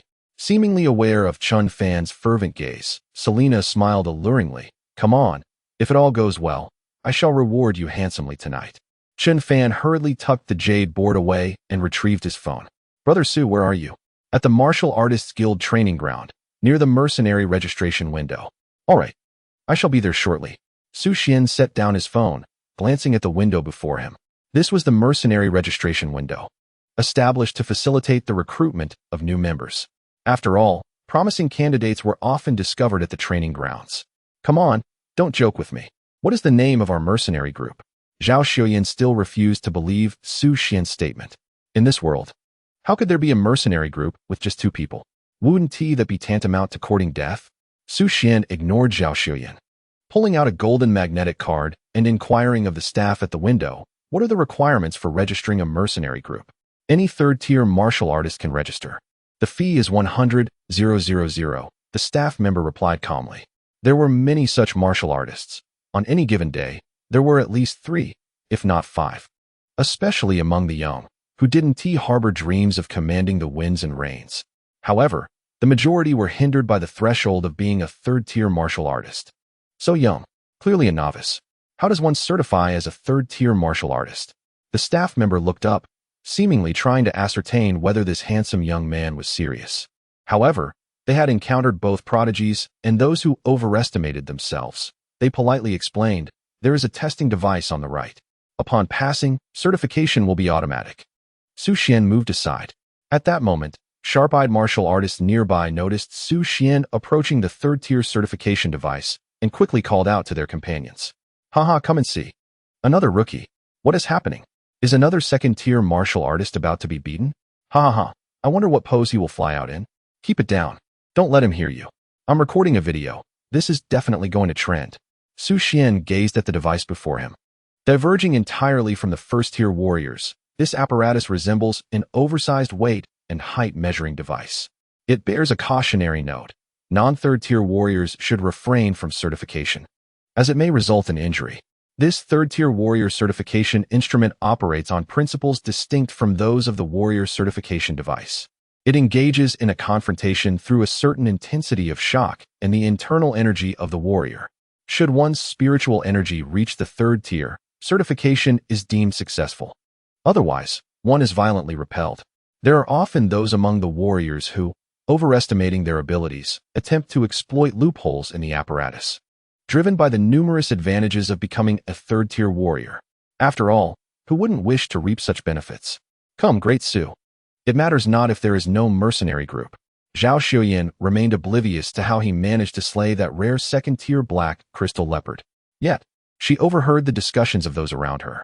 Su Xuan evidently grasped little of the mercenary group's registration protocols. She was aware that some 2nd-tier warriors had cleverly circumvented the 3rd-tier tests, but such instances were rare. The majority were cast aside, left in a daze. Achieving 3rd-tier status at such a young age was exceedingly challenging. Furthermore, he acknowledged her. This was a favor bestowed upon her, and she wished not to see Su Xuan humiliated. It's all right, just stand back, Su Xuan declared, firmly placing his magnetic card and initiating the test. Zhao Xiuyan hurriedly retreated. The reverberations from this device were quite formidable. As a 1st-tier warrior, she could easily be toppled. The atmosphere around them grew increasingly fervent, with a greater number of warriors drawn to the spectacle. A throng of onlookers soon attracted the approach of Serena, Chen Fan, and others. Here it comes. Don't forget to start recording, they exclaimed. Ha ha, I relish these moments. What are you all doing? Chen Fan inquired. See for yourself, it's a traditional spectacle. Zhao Xiuyan replied. Just as Serena and Chen Fan intended to step forward and call out to Su Xuan to prevent their comrade from facing public embarrassment, a resonant hum signaled the commencement of the 3rd-tier warrior detection device. A torrent of violent air erupted from the front of the apparatus, causing Su Xian's internal energy to surge chaotically. Yet, he remained steadfast. Beep. Certification successful. The magnetic card swiftly transformed from gold to purple, a hallmark of 3rd-tier warriors. Beep. Congratulations on becoming the youngest 3rd-tier warrior in Huayu. In an instant, a profound silence enveloped the surroundings. Crash. The young warrior recording the event dropped his phone onto the memory metal floor, shattering it into fragments. The onlookers stood in shock. They had come to witness a farce, only to find themselves the butt of the joke. No, it was a slap in the face. In an instant, the martial arts hall erupted with excitement. What? Did I hear that correctly? The youngest third-tier warrior in Huayu? What was the record again? 22 or 23? I heard he possesses F-level talent? Surely this is a deception. It must start at least from S-level. The gazes of these warriors towards Su Xuan transformed, especially that of Serena. Serena pushed through the crowd and strode confidently towards Su Xuan, her radiant smile illuminating her features. I am Serena, the leader of the Viper Mercenary Corps, and I extend a heartfelt invitation for you to join us. Before Su Xuan could respond, she swiftly outlined the advantages of her mercenary group. A 5-year contract in exchange for D-class weaponry skills, a 7-year contract for C-class weaponry skills, and a 15-year contract for B-class skills. The compensation offered was at the pinnacle of the third tier, with a year-end bonus increase of 20, ensuring a minimum of A-class benefits. What? Such generous terms? The surrounding warriors' eyes sparkled with intrigue. Chun Fan hurriedly approached Serena, whispering, "Captain, other members might." The captain, known for her lackadaisical management style, seemed unfazed. The offered benefits were indeed astonishing, with all contract durations reduced by 30. Most notably, the year-end bonus was exceptionally rewarding, with S being the highest tier, typically reserved for captains and vice-captains. Once these conditions were presented, it was evident that the Viper Mercenary Corps would be abuzz with excitement. It was a simple truth. All were third-tier warriors. Why should he receive higher compensation than the rest? Merely on account of his looks? Su Xuan chuckled and shook his head, making his way to the mercenary registration window, disinterested in joining any other group. Observing this, Serena mistakenly thought Su Xuan was still upset with her from earlier and quickly added, "Wait, our group offers additional hidden benefits." Though Su Xuan remained uninterested, he did not wish to create animosity with this striking and exotic captain. It was better to have friends than enemies, especially considering the troubles that often accompanied beautiful women. He inquired as he walked, "Oh, what kind of benefits?" Serena's heart leapt with hope at his interest. Noticing Su Xuan's youthful charm, she stepped forward, subtly accentuating her assets, and whispered, "We offer late-night massage services." Su Xuan. Chun Fan. Chapter 28. The Formation of the Rare Hunter Mercenary Corps. Those considering joining a mercenary group should prioritize us, Serena winked flirtatiously. However, Su Xuan remained unfazed, acknowledging the woman's practicality. Besides, she paled in comparison to his classmate Xiaohan. "Thank you for the invitation, but I intend to register my own mercenary group." He proceeded directly to the registration window, waving to Zhao Xuyan nearby. The surrounding crowd was left in a state of bewilderment. To be frank, was this handsome young man strong? Indeed, he had shattered the record for the youngest third-tier warrior in the Huayu region. This was a significant achievement.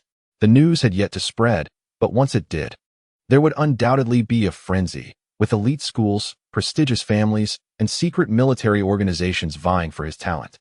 Although the information from the warrior guilds across the 9 domains was not synchronized, the skill levels were relatively comparable. Thus, it was highly likely that he was indeed the youngest third-tier warrior across the 9 domains. However, the concept of establishing a mercenary corps was an entirely different matter. Where do your team members come from?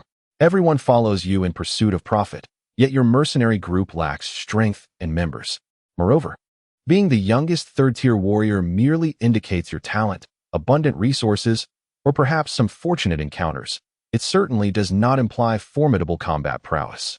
Slaying ferocious beasts is not a matter of standing as a third-tier warrior and waiting for them to fall prey.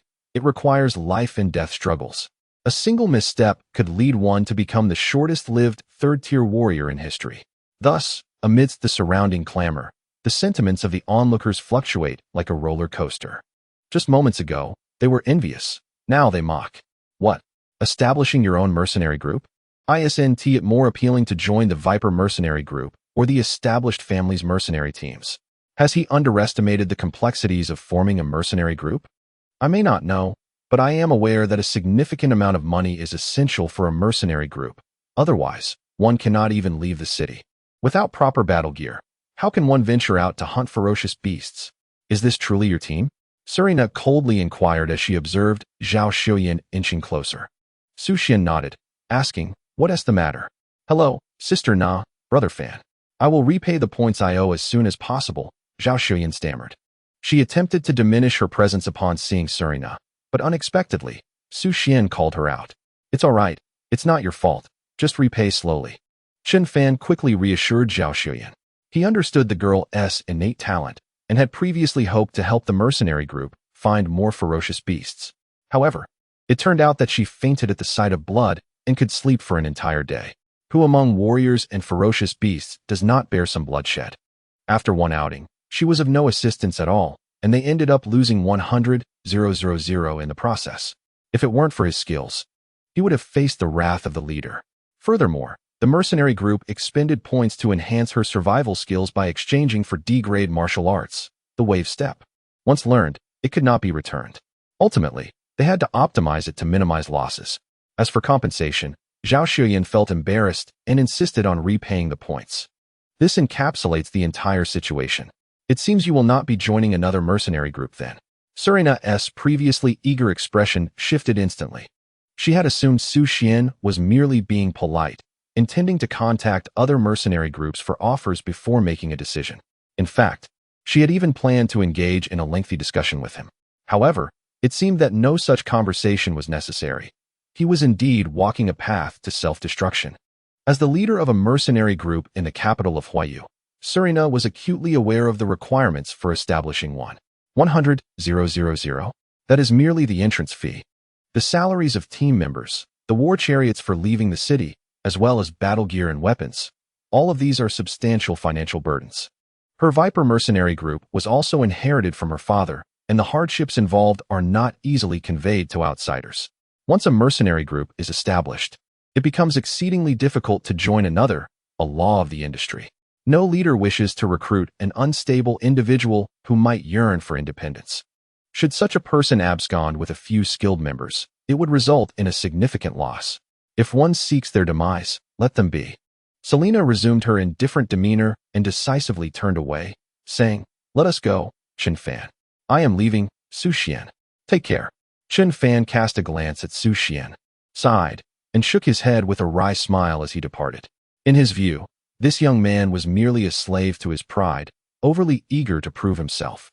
Working for others lacked allure, yet securing a wealthy patron was an entirely different matter. Without exceptional skills, how could one rise to the position of deputy leader? Observing this, the others dispersed. "Let us go," yet another soul seeking death. Who is Zhao Xuan? I have not heard of her. The only non-combat personnel optimized by the Viper mercenary group, she even trended on social media. What was her talent again? Something about detecting odors? How disgusting. Spare me the details.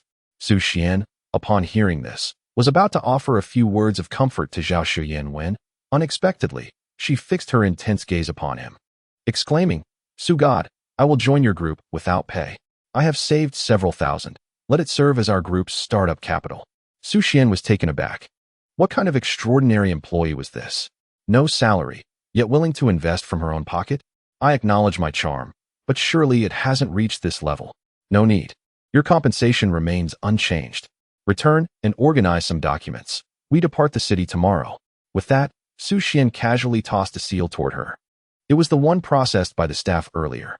Zhao Xuan nodded, refraining from inquiring about the mercenary group's transport or the quality of their combat uniforms. She was no longer concerned. After years of online dueling, she felt utterly fatigued.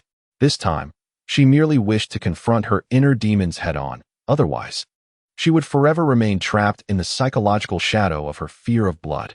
Rest assured, I will aid you in seeking vengeance in my own way.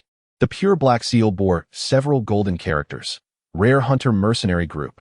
A duo mercenary group is indeed quite rare. What? The youngest third-tier martial artist in Huayu?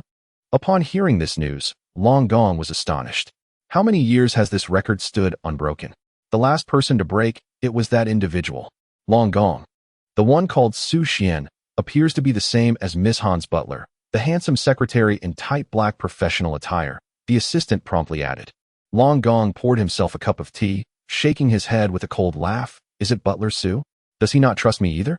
His enthusiasm for recruitment seemed to have waned instantly. Suppress the media reports. You know how to proceed.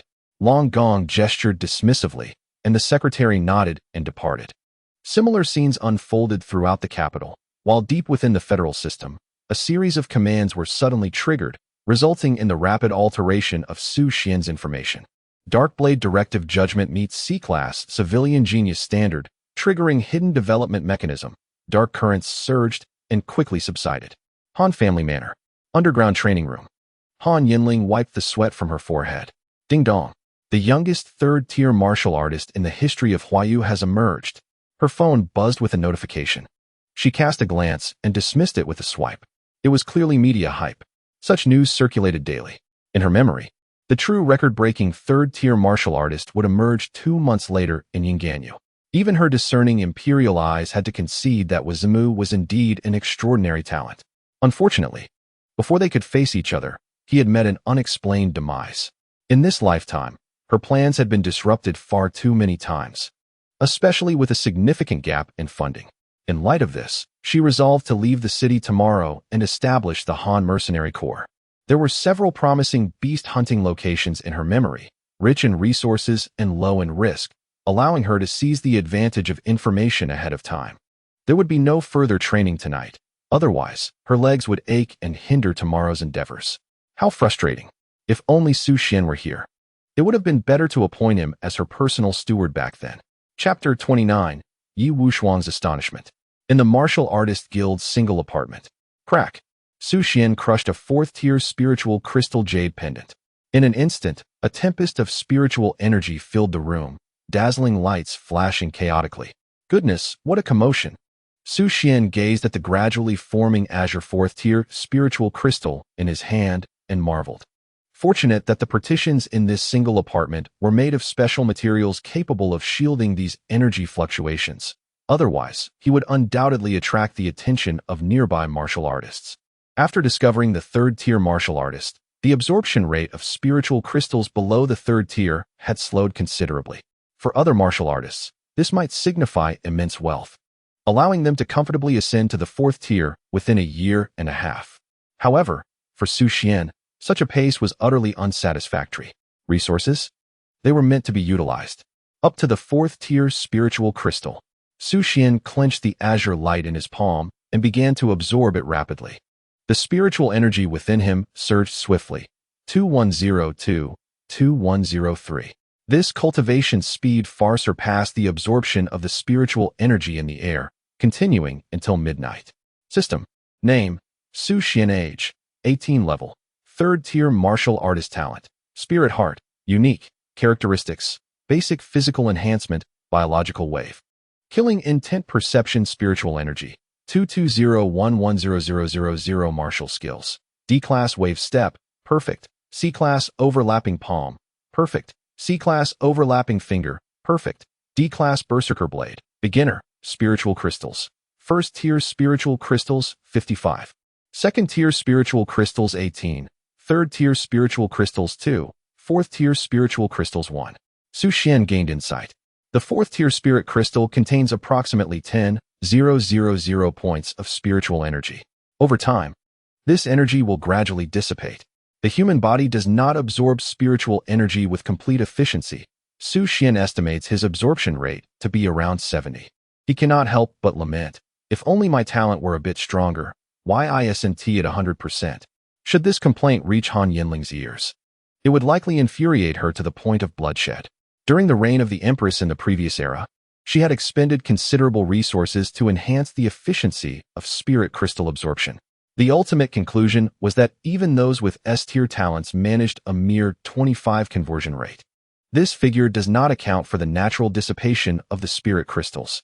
More critically, 5th-tier spirit crystals represent the pinnacle found in all medium to large-scale secret realms, and their production is exceedingly scarce. Unbeknownst to Su Xuan, at the very moment he shattered the 4th-tier spirit crystal pendant, in a private and luxurious mansion within the capital, a robust middle-aged man lay resting on his bed. With the pendant destroyed, his phone suddenly vibrated, causing his expression to shift dramatically. He had implanted a miniature monitoring chip within that pendant, and he violently seized the long hair of a woman beside him, hissing in anger, "Wretched woman! To whom did you give my pendant?" Ouch! That hurts. Yi Shan let go.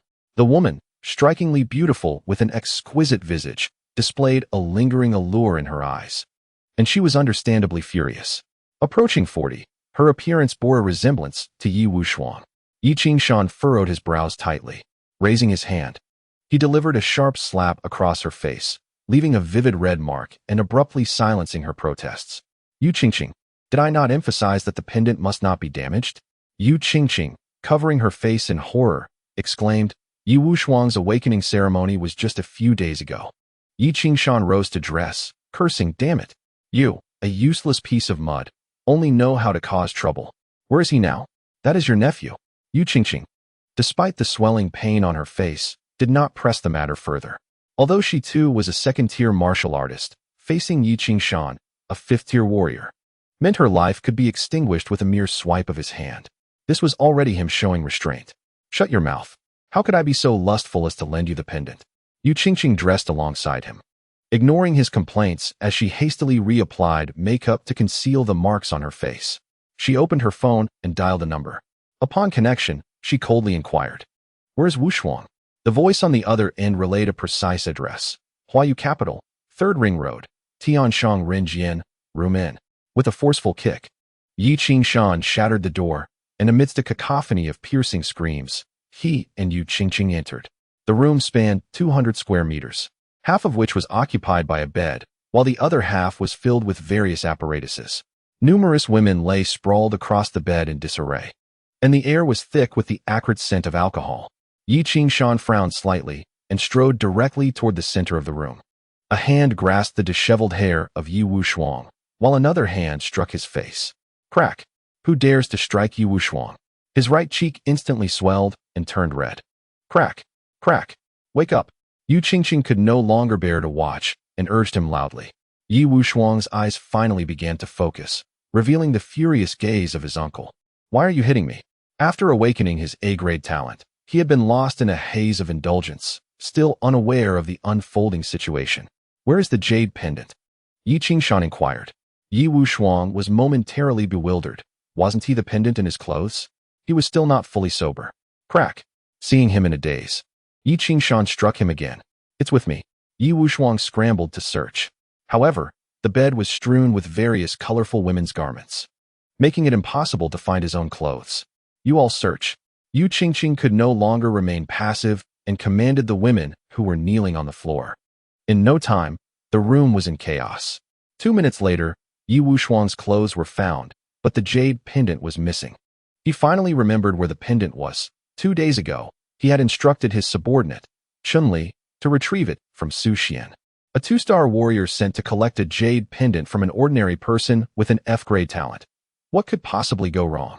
He had never given it much thought. Ordinary people and warriors belonged to entirely different realms. But at that moment, he had no time to ponder. He quickly called Chun-Li. Yi Shan, growing impatient, kicked Yi Wuxuang, sending him tumbling. What are you calling for? Where is the jade pendant? His anger surged.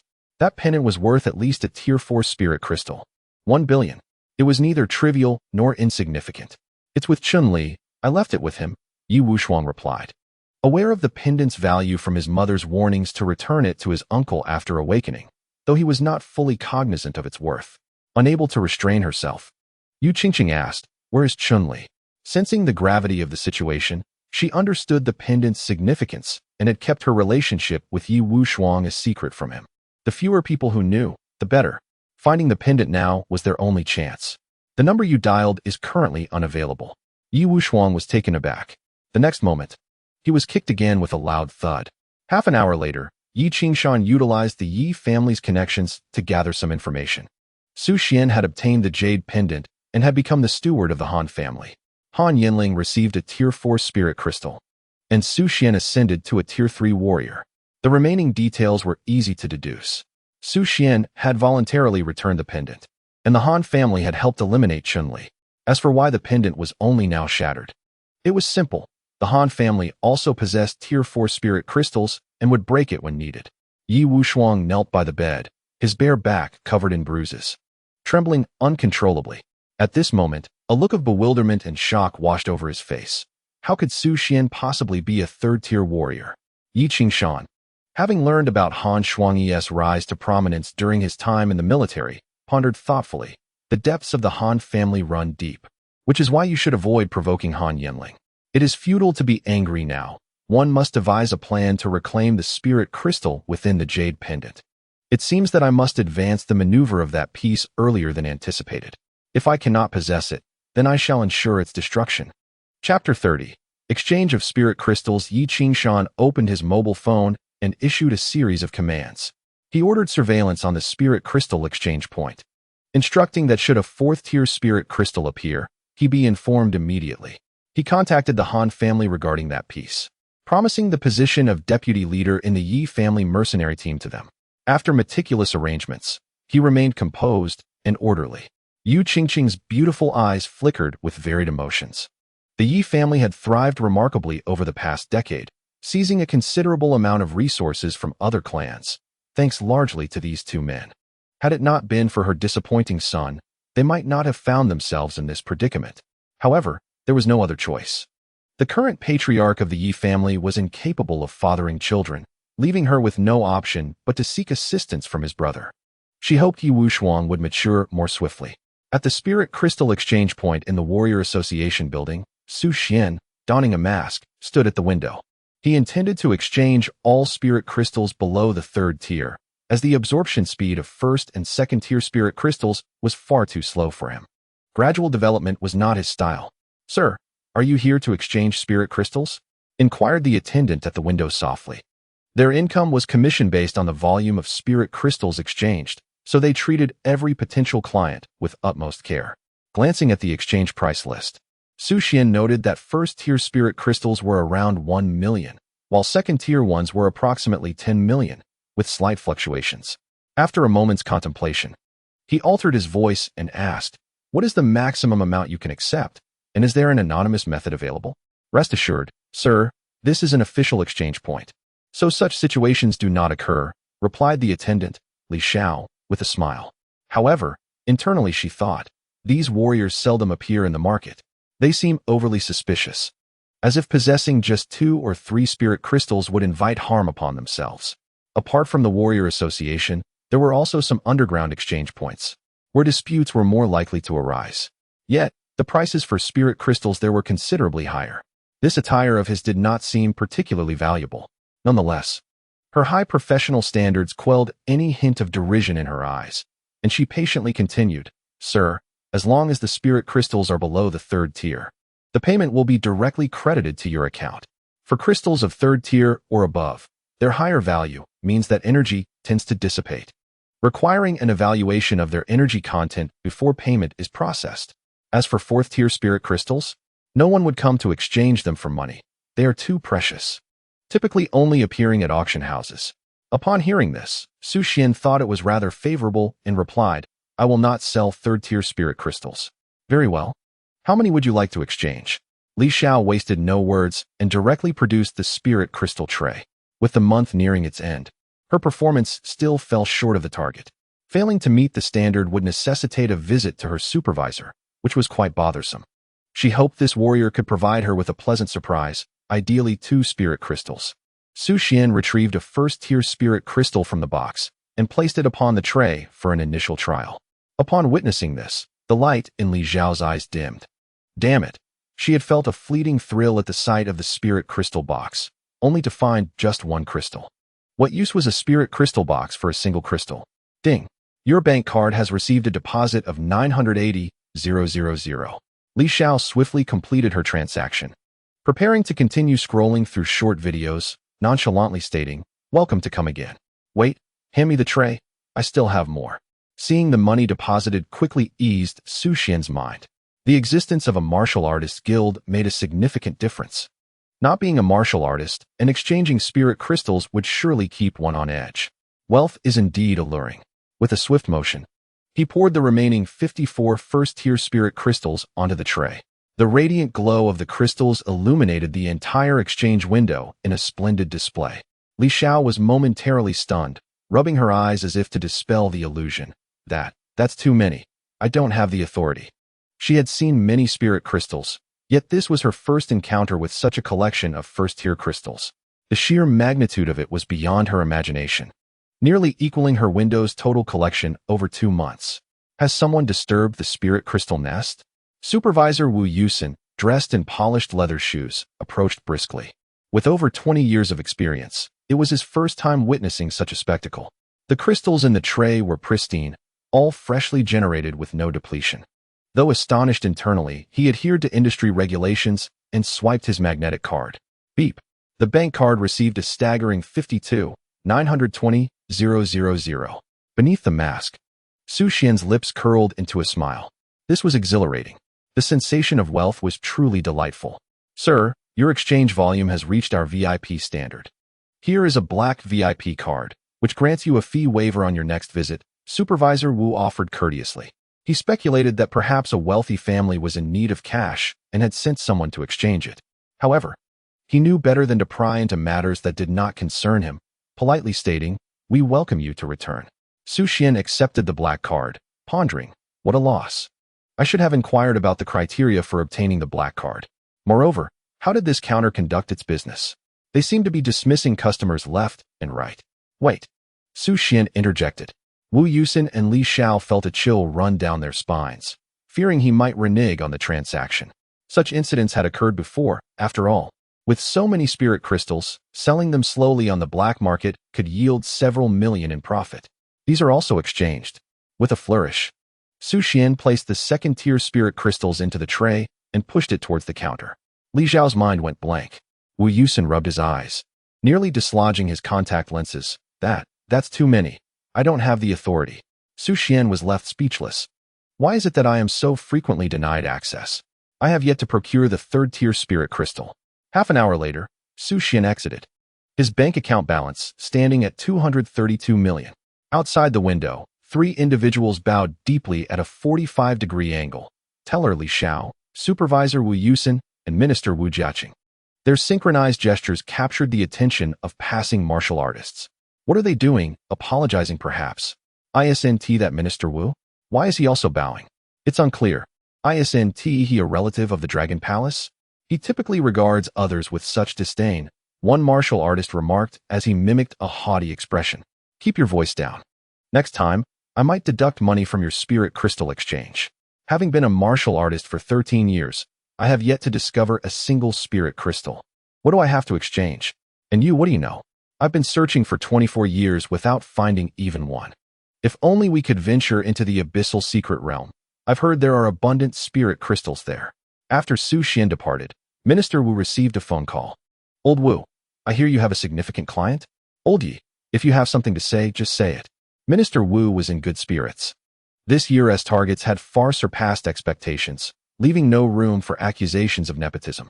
Is anyone exchanging for 4th-tier spirit crystals? Such inquiries are best avoided. He hastily ended the call. The Martial Artist Union's exchange point strictly prohibits the probing of exchange information to prevent any martial artist from being silenced after witnessing spirit crystals. This is a matter of protocol. Otherwise, who would dare to exchange? Nevertheless, there are always exceptions, particularly among affluent families. His curt replies implied a definitive no. As for what followed, he was unconcerned. After all necessary items had been dispatched, and none could find fault. Ding. The system detected that the host's funds had reached the minimum threshold, updating the financial information. Su Xuan heard the familiar sound of the system and felt a surge of frustration. Could you not directly grant me some benefits? A lottery would suffice. Why do you only present information? System. Name. Su Xuan. Age. 18 level. Tier 3 martial artist talent. Spirit heart. Unique. Spiritual energy. 220, 110. 000 characteristics. Basic physical enhancement, biological wave manipulation, kill intent perception martial skills. D rank Lingbo step, perfect. C rank overlapping waves palm, perfect. C rank overlapping waves finger, perfect. D rank battle frenzy blade, beginner, spirit crystals, 2 tier 3 spirit crystals. 1 tier 4 spirit crystal wealth, 232 million, lower dimensional human currency. The term human currency is easily understood as the currency of the human race. System, what is lower dimensional? Su Xuan inquired with curiosity. Chapter 31. The Han Clan Mercenary Corps Insufficient Permissions. Well, that was a pointless question, it must refer to lower dimensions. Su Xuan arrived at the equipment area, his gaze fervently fixed on the price exchange list's pinnacle. Low-level spatial ring, 200 million. He clicked to view the details. Space, 1,000 cubic meters production. Huayu's secret realm minimum requirement. Tier 3 warrior, 1 per person. Remaining quantity, 3 pieces. The redemption window is self-service. Observing the sparse crowd, Su Xuan swiped his card. Beep, purchase successful. Before long, a small box popped up from the redemption window. Su Xuan secured it without inspecting it on-site. Returning directly to his apartment, cognizant of the wisdom in keeping wealth discreet. The spatial ring is, in fact, a small chip crafted from a type of spatial or found within the cavernous realms, allowing for easy portability. Given its high value, no one would genuinely wear it as a ring. That would be an overt invitation for robbery. What does 200 million signify? Even the affluent families within Huayu must manage their finances astutely. Subsequently, Su Xuan clicked to redeem and entered the redemption code. Beep, the item has been delivered. This is an E-grade combat suit gifted by the Spirit Crystal redemption window. Initially, he also intended to purchase a D-grade combat suit and alloy weapon. However, the redemption requirements for D-grade materials necessitated points, with prices soaring exponentially. This also serves to encourage warriors to hunt ferocious beasts more frequently. After a flurry of activity, dawn was approaching. After becoming a warrior, the lack of intensive training and combat diminished the necessity for daily sleep, which is a significant advantage, an indirect extension of life. Purchasing some food, water, and ant honey, Su Xuan resolved to venture out to hunt ferocious beasts before the masked warrior competition, striving to redeem a D-grade sword technique. In the dim light of dawn, clouds obscured the sun, casting a melancholic hue over the morning light. At the city gates of Huayu's capital, Zhao Xuyan stood nervously beside Su Xuan. As this was the peak time for mercenary groups to exit the city, everyone queued up. Are the materials prepared? Show them to me, Su Xuan inquired. Zhao Xuyan promptly responded, yes, based on the known information about the surrounding ferocious beasts, as well as the weather and season. I have listed various hunting locations for you to review. As Su Xuan perused the materials, he nodded. Zhao Xuyan exhibited an impressive understanding of ferocious beasts, skillfully cataloging the locations of beasts of varying levels. Indeed, she was a talent. As he was engrossed in the documents, a series of buzzing sounds filled the air. The wide city gates gradually opened, facilitating the passage of mercenary vehicles. A 2-meter-tall electric-driven war vehicle slowly emerged from the rear, its massive form appearing particularly striking in the dawn light, resembling a small train. The surface of the war vehicle is coated with a matte protective layer, minimizing glare during outdoor operations. A large leaf emblem adorned the front of the vehicle as it glided forward almost silently, accompanied only by the faint hum of the motor and the soft crunch of tires rolling over gravel. The chassis of the vehicle is elevated to navigate complex terrains, and it is equipped with multiple small cameras and sensors around its body to detect the surrounding environment and ferocious beasts. The metallic exterior contains a small amount of alloy. The vehicle serves as a formidable defense against the onslaught of minor beasts. It is not merely a means of transportation, but also a vessel for the disposal of beast carcasses and materials. This dual purpose elucidates why aspiring warriors yearn to join mercenary groups. Su Xuan stood alongside Zhao Xuyan, clad in an E-grade combat suit, her figure appearing exceptionally slender in her gray field attire. Surrounding warriors engaged in lively banter.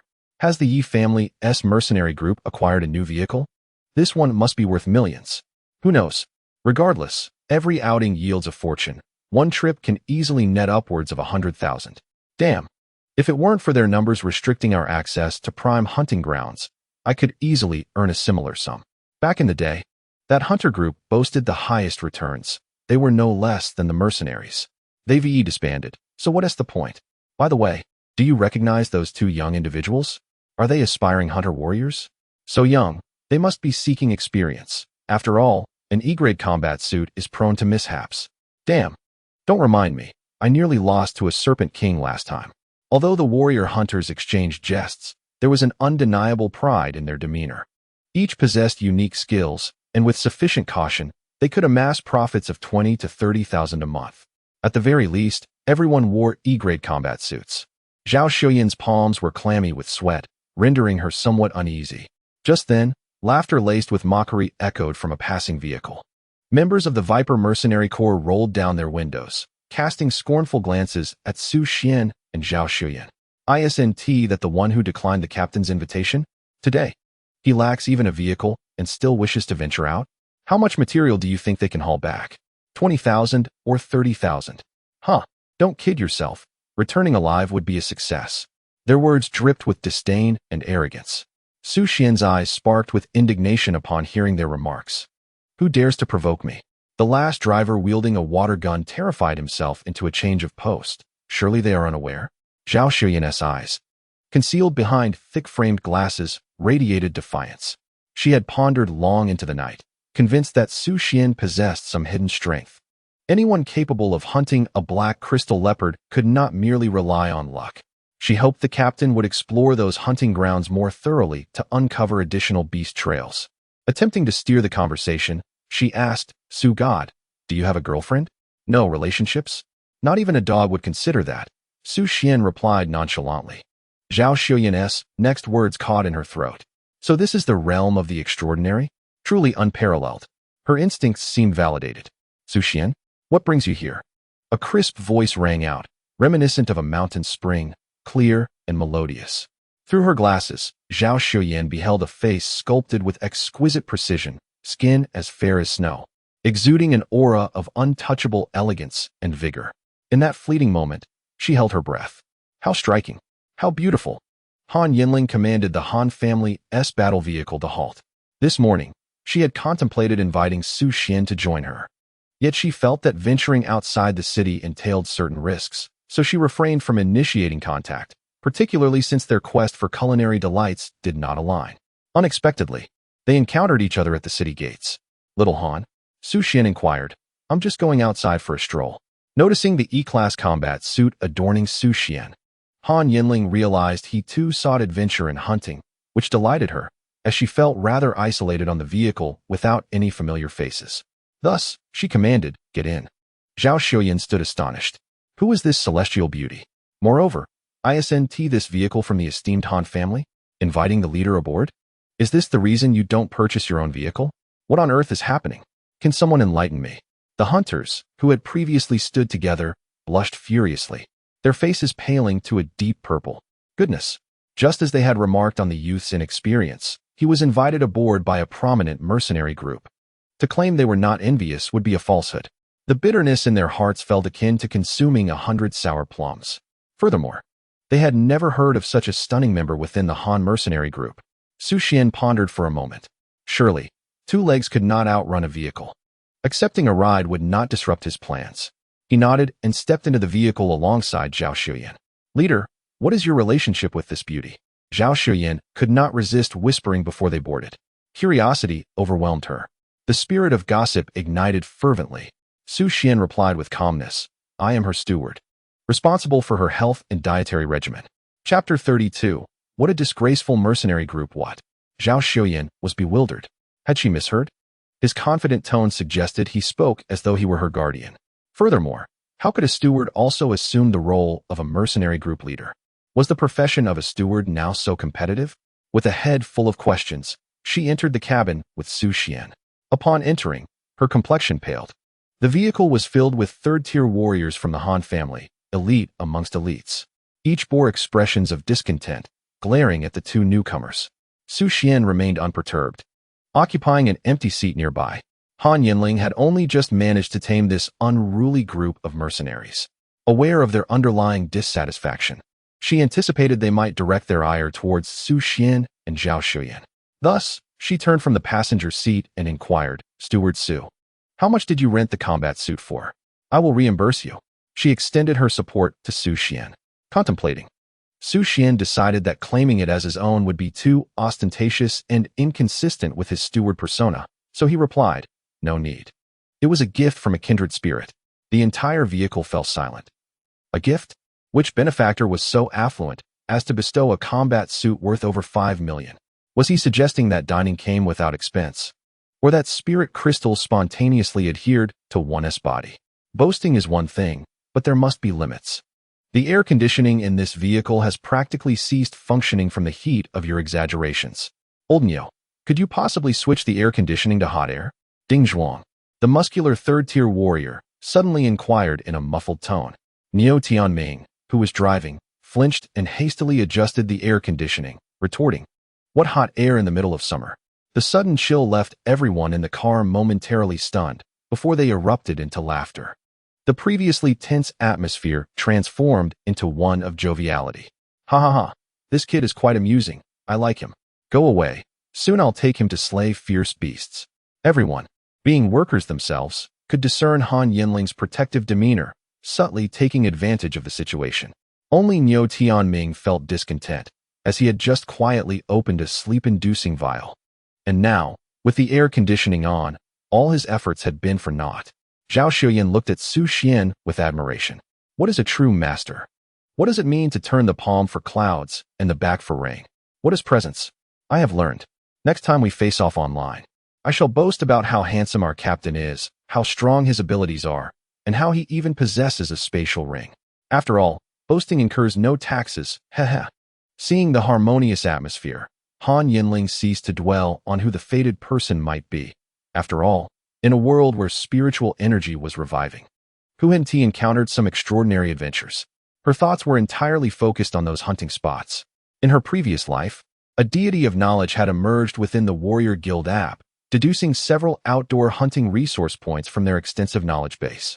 Initially, no one believed it until a few hunters became wealthy, and the truth came to light. Those hunting spots were indeed lucrative, albeit with minimal danger. The deity's specific name eluded her. Go to point 7323, Han Yanling stated decisively. Upon hearing this address, the laughter in the car ceased. Yanling, that area seems devoid of fierce beasts. Shall we opt for the usual place instead? A demure-looking female warrior advised. Her name was Zhang Jingwen, the former captain, who had been part of the Han mercenary group for over 3 years and was quite formidable. No worries, let us go there first. If we find nothing, I shall heed your suggestions. Han Yanling was aware of the doubts lingering in their minds. However, the information was reliable. Soon, she would silence their skepticism with the results. All right, boss, if you're wrong, you must perform a show for everyone. That's our group's tradition. Zhang Jingwen quickly offered Han Yanling an escape.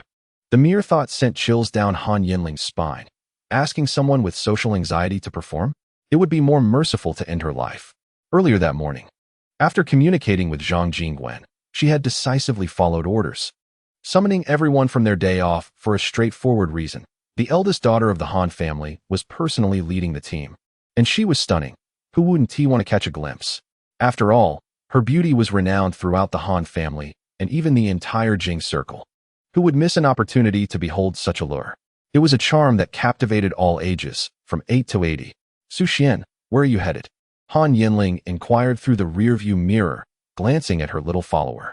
7323, 1065, and 8453. Su Xuan had no intention of concealing the information. All of this was recommended by Zhao Xuyan, who mentioned that this location was abundant in valuable and fearsome beasts, posed minimal danger, and offered the potential encounter with rare creatures. Upon hearing this, the others pondered silently, suspecting that this young man was attempting to hitch a ride without explicitly stating so. Yet, no one dared to expose him, feigning ignorance. Han Yin felt a stir within her. The 1065 location was also her intended destination. How could Su Xuan possibly know? Had he caught wind of that post? But that post wouldn't be released until 6 months later, would it? Peculiar indeed. However, she had not heard of the 8453 location, thus she paid it little mind. Perhaps it was merely a coincidence. Once the war chariot exited the city, it sped northeast. Thanks to the superior performance of the Han clan's war chariot, they swiftly overtook the mercenary groups that had departed earlier. The paths taken upon leaving the city were largely the same, making encounters inevitable. At that moment, Su Xuan, glancing outside, was suddenly invigorated. He lowered the window, revealing his striking and sunlit visage. The nearby chariot belonged to the Viper mercenary group, whose speed could not match theirs. Someone from the Viper group, sharp-eyed, immediately recognized Su Xuan. No way, I must be mistaken. Is that him? How on earth is his chariot moving so fast? Are you daft? That's a chariot from the Han clan. How could it not be swift? It could buy 3 of ours.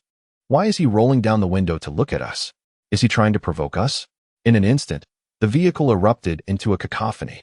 Selina's expression darkened, her long legs trembling incessantly, a clear indication of her agitation. Aren't you supposed to be the leader of a mercenary group? How did you end up on the Han clan's chariot? If you really have that connection, then why are you loitering among those hunters at the entrance? You must be deliberately trying to irritate me. Do you think we are easy to bully? She could not swallow this affront. Accelerate, Chen Fan. Reluctantly, Chen Fan pressed the throttle. He understood that their leader was becoming increasingly agitated. She could not tolerate direct provocation. The sudden surge in speed allowed the Viper's chariot to overtake the Han clan's vehicle. This caused the members of the Han clan to reach their breaking point, unleashing a torrent of curses. Old bull, did you plow any fields last night? You've got no power in your legs, do you? What kind of mercenary group is that across from us? I've never heard of them before. What's that ridiculous design on the front of their chariot? It looks like a bloody loach. Their voices were loud enough for the Viper mercenary group to hear every word. The members within turned crimson with rage. Yet they dared not retort. After all, this was the prowess of a prominent clan. At that moment, a nonchalant remark drifted from Zhang Jingwen's lips. What a waste the Viper mercenary group is. How are they still alive? She held the leader of that group in utter disdain, often relying on her long legs. Every time she encountered the martial arts guild, she strutted about like a mutated black swan, her head held high. Seizing this opportunity was not to be missed. Su Xuan chuckled inwardly, pleasantly surprised by the presence of a formidable opponent. To speak the harshest words in the lightest tone, indeed. Today, the title of MVP is undeniably yours. As anticipated, the battle vehicle adorned with the emblem of a rattlesnake gradually decelerated, yet within the cabin, Selina's voice pierced through sharply. The Han Mercenary Corps, dare you disclose the spoils of this hunt? Chapter 33, Hunting Grounds 73-23, certainly. A cool voice reverberated between the two vehicles, and Han Yanling signaled to accelerate. In truth, such a gamble posed little challenge for her. However, Su Xuan's affairs were also her concern. 50 kilometers northeast of the city, a verdant expanse of grassland awaited. The Han battle vehicle came to a halt, and Han Yanling disembarked from the passenger seat. Clad in a fitted black E-class combat suit that accentuated her flawless figure, her long hair was simply tied back, revealing her serene and stunning visage. Her delicate nose and lightly pursed crimson lips exuded an otherworldly elegance, blending cold beauty with gentle resilience. Split up for the hunt. No more than 5 in each team. Assemble at 9 p.m. Su Xuan, accompanied by Zhao Xiuyan, also exited the vehicle. The large mercenary corps would divide into smaller teams of 8 to 10 at the hunting grounds, ensuring mutual support without scaring off lower-tier beasts due to excessive presence. Kid, care to join us? Ding Zhuang, one of the team leaders, grumbled, kindly offering to lead Su Xuan and Zhao Xiuyan. However, the expressions of his team members darkened. After all, an additional member meant a share of the spoils would be diminished. The two newcomers were clearly first-timers in the wilderness, while the young lady appeared composed. The boys' calves trembled uncontrollably. Nevertheless, Ding Zhuang was well-liked, so no one voiced their discontent. Su Xuan, smiling, politely declined, "Thank you, Brother Zhuang, but we'll manage on our own." He then gestured for Zhao Xiuyan to follow suit. Having hunted rare beasts before, he had little interest in ordinary ones. If they were to hunt, they would aim for the valuable. Although he had sufficient funds at hand, he was nonetheless envious of the high-tier combat suits and weapons. Han Yanling observed him quietly. Although a single word from her could incite all the teams to scramble for Su Xuan, she understood that such things could be counterproductive. Every individual needed experience and growth. Clad in an E-class combat suit, as long as he remained cautious, he would not face significant danger. The surrounding Han mercenary corps began to disperse, yet they were not particularly optimistic about Su Xuan. Before departing, they offered words of reassurance. "Su, there aren't many beasts here, so it's normal for the haul to be meager. It's your first time, just prioritize safety and don't be overly fixated. Upon encountering danger, simply crush the smoke ball. Nearby companions will rush to your aid." Han Yanling coldly reassured. "Beware of hunting the solitary Tier 3 crimson horned deer. Su Xuan, exercise caution." Upon hearing such melodious words, Zhao Xiuyan's tension considerably dissipated. Her keen gaze rapidly darted between Su Xuan and Han Yanling. Something was amiss. There was certainly something clandestine between the two. Humph.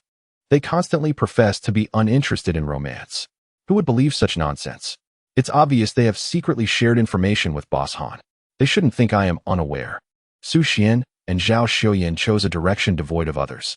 Once assured of their solitude, Su Xuan retrieved some ant honey from his spatial ring and offered it to Zhao Xiuyan. Is one enough? Captain, is this necessary? My calculations are sound, Zhao Xiuyan replied. Momentarily taken aback, this hunting ground was discovered during her last expedition with the Viper Mercenary Corps. After conducting thorough research and consulting the materials left by her father, she concluded that this was indeed a new mating ground for the crimson horned deer. Typically, they would scatter to forage and grow, exhibiting a dramatic change in temperament. They would charge at any other creatures they encountered. Thus, with caution, it presented itself as a promising hunting site. Su Xuan clarified their hunting objective. No worries. You eat first. Our target is the white-horned deer. What? That's a Tier 3 rare beast. Zhao Xiuyan thought Su Xuan had lost his mind. Although the captain's goal aligned with hers, what strength did they possess to dare provoke a rare beast with just the two of them? In Zhao Xiuyan's strategy, tackling such a creature would require at least 2 or 3 teams, and it was prudent to first locate its tracks before devising a plan. As Su Xuan activated Spirit Sense to scout their surroundings, he pushed aside the underbrush and stated, "We hunt the rare, otherwise. What would we call ourselves? The Rare Hunter Mercenary Corps." Zhao Xiuyan's mouth fell agape. Goodness, so that was his intent. Was it appropriate to be so arrogant after slaying a single black crystal leopard? While she could delineate the range of ferocious beasts through her talent, the scope was indeed vast. How could he possibly know where rare beasts were concealed? They could become invisible. Their strength was formidable. It wouldn't be surprising if they ended up as the rare beast's next meal. Ferocious creatures do not solely consume vegetation. This was terrifying. She quickly consumed a piece of ant honey to calm her nerves.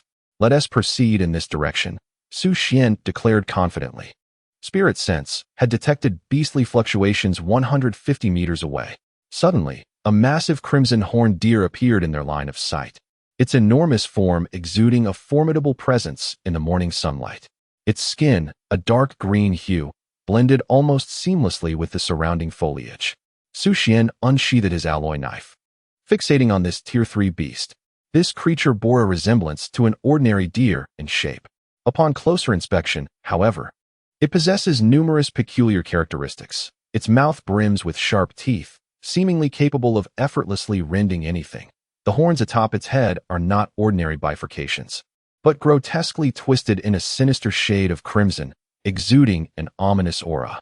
With a hiss, the crimson demon-horned deer locked its sights on Su Xuan, its powerful limbs propelling it forward in a fierce charge.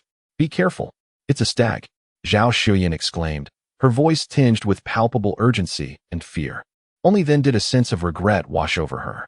Su Xuan's unwavering confidence had inadvertently instilled in her the belief that the wilderness was not so daunting after all. Yet at that moment, as the menacing beast surged toward them, she found herself bereft of the courage to flee. Seeking death, faced with a Tier 3 ferocious beast, Su Xuan chose not to retreat. His innate combat instincts surged forth with full force. Drawing his E-grade alloy greatsword, he stepped forward, charging at the crimson demon-horned deer. His frenzied sword technique encompassed merely 3 forms, yet not a single one entailed retreat. As he accelerated, each contraction of his muscles exuded tremendous strength, his breath growing increasingly rapid. When Zhao Xiuyan witnessed Su Xuan unwaveringly rushing toward the crimson demon-horned deer, her heart nearly expelled its trepidation. "Ah? Are you seeking?" In the instant before collision with the beast, Su Xuan activated the perfected Lianbo step, twisting his body at an angle that defied the laws of physics, evading the charge of the deer and reappearing on its opposite side with grace and swiftness, like a tiger leaping from the mountains. The edge of the E-grade alloy greatsword, honed to precision, gleamed with a fearsome glint. The razor-sharp blade sliced effortlessly into the deer's thick neck, blood instantly staining the surrounding grass. This strike was precise and lethal. The massive form of the crimson demon-horned deer swayed momentarily before crashing to the ground, causing the surrounding grass to ripple with its fall. Su Xuan sheathed his sword and turned to Zhao Xiuyan, inquiring, "What were you asking me about just now?" Chapter 34. Niu Tianming's discontent. The alloy blade shimmered ominously, Drops of the crimson demon horned deer's blood slid from the blade, the air thick with a faint metallic scent. Upon seeing the crimson liquid, Su Xuan felt her legs weaken, swiftly shutting her eyes to steady herself against fainting. Nevertheless, driven by the prospect of profit, she gritted her teeth and said, "Captain, you should first sever the antlers. They are the most valuable. There's a pouch on the inner thigh of the stag, which fetches a high price on the black market.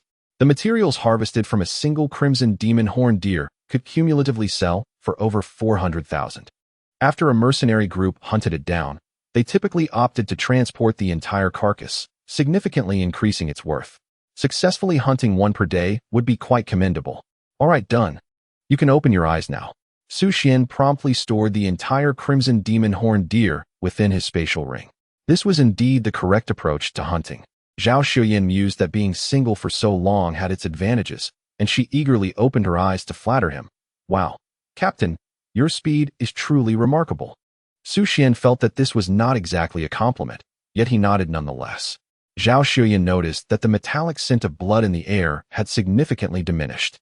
In that fleeting moment, she sensed a resurgence within herself, a growth, an awakening of her primal hunting instincts, rendering her unafraid of blood. Unable to contain her excitement, she exclaimed, "Captain, where is the ferocious beast? I wish to take a glance." "It's in the space ring." Su Xuan began to reach for the beast's corpse, but suddenly, with a thud, Su Xuan collapsed onto the grass. Su Xuan was taken aback. What was happening? He was aware that some individuals fainted at the sight of blood, but he had never heard of anyone fainting from a space ring. At 9 p.m., Su Xuan and Su Xuan hurried back to the vicinity of their vehicle camp. In the distance, they could already see the warm glow of a fire, although their hands were empty. Only Su Xuan had 3 stones tucked away in his bag. Su Xuan gazed at her captain with sheer admiration. There was no denying it. He was not just wealthy, but also exceedingly powerful. In the span of an afternoon and evening, they had slain 5 crimson demon horned deer. That was 5. Even her share amounted to over 100,000. This was hardly hunting ferocious beasts. It was akin to picking up money. The feeling of clinging to a strong ally was blissful, almost dreamlike. Could it be that she had yet to awaken from her fainting spell earlier? To confirm, she discreetly pinched herself. Not a dream. Su Xuan maintained a calm demeanor. Such gains were merely acceptable for him.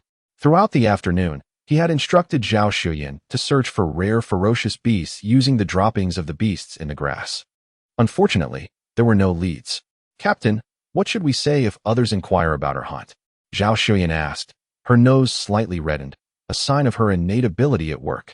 Su Xuan pondered for a moment and decided it was best to keep the matter of the space ring under wraps. Discretion was vital, especially in the wilderness. "Tell them we had no harvest," he advised. Su Xuan understood the reasoning behind this and nodded. "Understood. Captain, we must be low-key. If anyone asks, I'll just say you picked up a few stones to make up the numbers. That way, they will believe it." Su Xuan was at a loss for words. Those were not mere stones. They were 3 first-tier spirit crystals, far more valuable than any ferocious beast. The camp had already set up a bonfire, filling the air with the enticing aroma of grilled meat and the sounds of laughter. "Boss, you're incredible. Today was a bountiful harvest." Ding Zhuang's boisterous laughter echoed from afar, like thunder. "Indeed. I never imagined these foolish deer would charge straight ahead without fleeing," another chimed in. Collectively, "We slayed 4 third-tier ferocious beasts today. Such a bounty was beyond our wildest dreams." Zhang Jingwen echoed, astonished by the outcome. Truly, the boss was the boss, standing tall, seeing far. Listening to her comrades' praises, Han Yanling gazed into the distance, her expression contemplative. She felt somewhat bored, having spent the entire day in training. Under the nurturing essence of the 4th-tier spirit crystal, I am now on the verge of reaching the threshold of a 2nd-tier warrior. However, why has this 4th-tier spirit crystal dimmed so significantly? Surely, my indifferent mother wouldn't bestow upon me a counterfeit crystal. Alas, if only Su Xuan were here. The mere thought of his miraculous massage techniques makes my legs ache once more. Damn it, I must have stood for too long. At this moment, 2 figures approach from the distance. "Ha. Brother Su, come quickly for some meat," Ding Zhuang called out. His arm still bandaged from a careless scrape during today's tussle with the crimson demon horned deer. Upon noticing the empty backpacks of Su Xuan and his companion, everyone understood their lack of spoils without needing to ask. However, one individual felt quite displeased, Niu Tianming. His plans had been utterly disrupted by this young man, leaving him at a loss as to how to proceed. He truly did not wish to resort to that tactic. It could very well backfire on him. Let us see if tonight brings any success. The sight of Su Xuan ambling leisurely only intensified his irritation. Oh, it seems the steward Su is out for a pleasant excursion today. How many steps have you taken, I wonder? Niu Tianming remarked without restraint. The crowd quickly interjected. Old Niu, cease your sarcastic jabs. You don't even venture into the hunt, yet you dare criticize others. Did you slay any ferocious beasts on your first excursion into the wilderness? Besides, this is the territory of third-tier beasts. Simply returning alive is quite commendable. Niu Tianming's anger flared further upon hearing this. You lot are truly adept at flattery. You can boast about having achieved nothing at all. Are you expecting a larger year-end bonus for this? But I care not. I am about to soar to new heights. He continued with an air of superiority. I, an unremarkable individual, managed to slay 3 first-tier beasts during my inaugural venture into the wilderness, netting a handsome 28,000. The crowd fell silent. This was indeed the truth. Niu Tianming possessed considerable strength, which was why he could join the Han mercenary group. Typically, he did not behave this way. Something was amiss today, as he seemed particularly antagonistic towards Su Xuan. Yet, Su Xuan and Zhao Shuyan paid no heed to Niu Tianming's words. Plopping down beside the campfire and eagerly seizing a skewer of meat to eat, Niu Tianming seethed with frustration. How could they indulge in feasting despite their lack of bounty? Shouldn't they be sulking in a corner instead? And what was with that girl? Did she appear proud? How audacious to take pride in being ridiculed. This was utterly outrageous. Since the line had already been crossed, he decided to hold nothing back. Oh, Steward Su, it seems your backpack is filled with numerous treasures. Could it be that you possess some celestial materials? Niu Tianming inquired, eyeing the bulging backpack of Su Xuan. Su Xuan merely cast a glance, pondering the myriad wonders of this vast world, where some even sought out water pipes for sustenance. Very well, if it is mutual harm you desire, then so be it. Clearing his throat, he replied, Oh, what celestial materials? Merely a few stones, nothing more. I have not gained much from this. So I thought to find a couple of stones to fill the void, which caught the attention of the ox driver. Zhao Shuyan was taken aback. This script is all wrong. Captain, why did you steal my words? How am I supposed to maintain my inner swagger? How can I revel in my own satisfaction? It's quite distressing, to the point where even sleep becomes uneasy. Su Xuan, while munching on a skewer of meat, awaited the hook from Niu Tianming. Naturally, Niu Tianming would not let this opportunity slip away. Ha! Let us have a look at those stones. Who knows, they might be spirit crystals. And then Steward Su would make a fortune. Chapter 35. Neither he nor I lose out. The members of the mercenary group resting by the campfire could no longer contain themselves, erupting into a cacophony of voices. This is excessive, old Niu. With your C-grade talent, you possess immense strength. Hunting must come easily to you. Are you really going to scrutinize someone picking up a couple of stones? Have you been grazing too much? Enough already, old Niu. Don't mind him, come eat this. Fresh venison heart. It's quite tender, Zhang Jingwen chimed in, handing over a sizzling skewer of meat in support of Su Xuan. Her talent is still at the B-grade level, akin to a wasp, with explosive potential and a keen sensitivity to the emotions of surrounding creatures. Their hunting squad had completed their target early, returning with an entire red demon horned deer. However, it was evident that the boss was not in high spirits, which placed considerable pressure on her. She initially thought it was due to dissatisfaction with the hunting progress, until Su Xuan returned. That subtle pressure vanished. She dared not gossip. But her hands worked swiftly. The Han family is quite prominent. By aligning with a powerful figure, one could live a life free of worries for the rest of their days. Who desires a life of bloodshed? This group of high-tier warriors, with exceptional talents, had long since succumbed to complacency. Never mind, let us just have a look, Su Xuan said nonchalantly as he opened his backpack, pouring out 3 unremarkable stones. Niu Tianming's smile widened. Seeing Su Xuan's confidence made him genuinely fear that he might pull out something of value, like the red-faced ghost mushroom from the grasslands. Yet before he could continue his taunts, a clear and melodious voice broke through. That stone looks quite appealing. Give it to me. Han Yanling, who had been sitting by the campfire, extended her delicate hand, pointing at a smaller white stone in Su Xuan's grasp. The pride of the Empress would not permit her subordinate to be humiliated. Otherwise, who would she take with her on future outings? No one would recognize them. A stir erupted around them. What? The boss is personally getting involved. What kind of fortune has this young man stumbled upon in his lifetime? It's infuriating. This skewer of meat no longer seems appetizing. Zhao Xiuyan was the most astonished. Is this the charisma of the captain? Even Han Yanling finds it hard to resist. What is so special about this stone? Looking back at Han Yanling, the firelight painted her charming face a rosy hue, reminiscent of a honey-glazed red apple. Tempting enough to take a bite. Su Xuan's body trembled, his gaze flickering. At that moment, he truly wished to take a bite out of Han Yanling. This girl, is she ever going to stop? Last time, she nearly took away my 4th grade spirit crystal, and now she doesn't even spare the 1st grade ones. Humph. Witness my prowess. One overlapping wave gesture. With a mere pinch of my fingers, the stone within was crushed, and with a flick of my wrist, I hurled the rock towards Han Yanling. The white stone traced a graceful arc through the air, and under Su Xuan's precise control, it shed fragments as it floated. A unique brilliance characteristic of the spirit crystal gradually coalesced before the astonished eyes of onlookers, arriving precisely in front of Han Yanling, where its force diminished, allowing a pristine spirit crystal to hover before her. In that moment, the air seemed to freeze. Crackling. It was the sound of firewood burning. Gulp. It was the collective sound of 28 individuals swallowing their saliva. What is this? A spirit crystal? This stone is truly a spirit crystal? Under the glow of the campfire, the spirit crystal shimmered with a subtle radiance. When Han Yanling beheld the crystal, a flicker of surprise crossed her eyes, swiftly blossoming into a smile, akin to the brightest star in the night sky, illuminating the entire campsite. In that instant, even the flames of the bonfire seemed to pale in comparison. She tucked the spirit crystal into her bosom and then looked up at Su Xuan, thanking him and asking him to join her after finishing his meal. She then rose and walked towards the back of the war chariot. Su Xuan hastily set down his skewer and followed her closely. What does this girl mean? I didn't say it was for you. This is a spirit crystal, not just a stone. Can't you see that? Frustration boiled within him. As the two walked away, the crowd erupted in astonishment. Old bull, did you have your mouth blessed? Ding Zhuang murmured, utterly bewildered yet profoundly shocked. Old bull, do you think these numbers can win the lottery? I've bought several tickets. Old bull, you should quit this and start a fortune-telling stall. I'll sponsor you. Old bull, why does your face look so round? Niu Tianming. How could his face not be round? It was so swollen.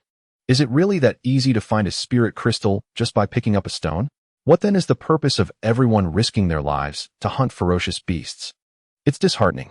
It feels as though all our struggles have lost their meaning. Hey, Xiao Zhao, why aren't you eating? Zhang Jingwen inquired of Zhao Xiuyan, who had set down her skewer. Zhao Xiuyan gazed at the departing figures of Su Xuan and Han Yanling and softly replied, It's all right, Wenjie. I'm full from the dog food. Now it's time for me to indulge in some gossip. Han Yanling and Su Xuan sat atop a gentle slope on the grassland, gently enveloped by the night. The sky was vast and boundless, adorned with a dense tapestry of stars, like fragments of time quietly shimmering. Occasionally, a meteor streaked across the horizon, leaving behind a brief yet brilliant trail of light. Su Xuan, do you know what lies above the starry sky? The beauty of the night sky reminded Han Yanling of a scene from before her fall. On that day, a door of indescribable color opened within the starry expanse, from which surged countless malevolent alien beings. She had never felt so insignificant. Even in the face of impending doom, humanity relentlessly engages in schemes, vainly attempting to unseat her from her throne. Overcome by curiosity, she inquires, why are humans so inherently selfish? Su Xuan remains oblivious to Han Yanling's musings. His sole desire is to reclaim the spirit crystal.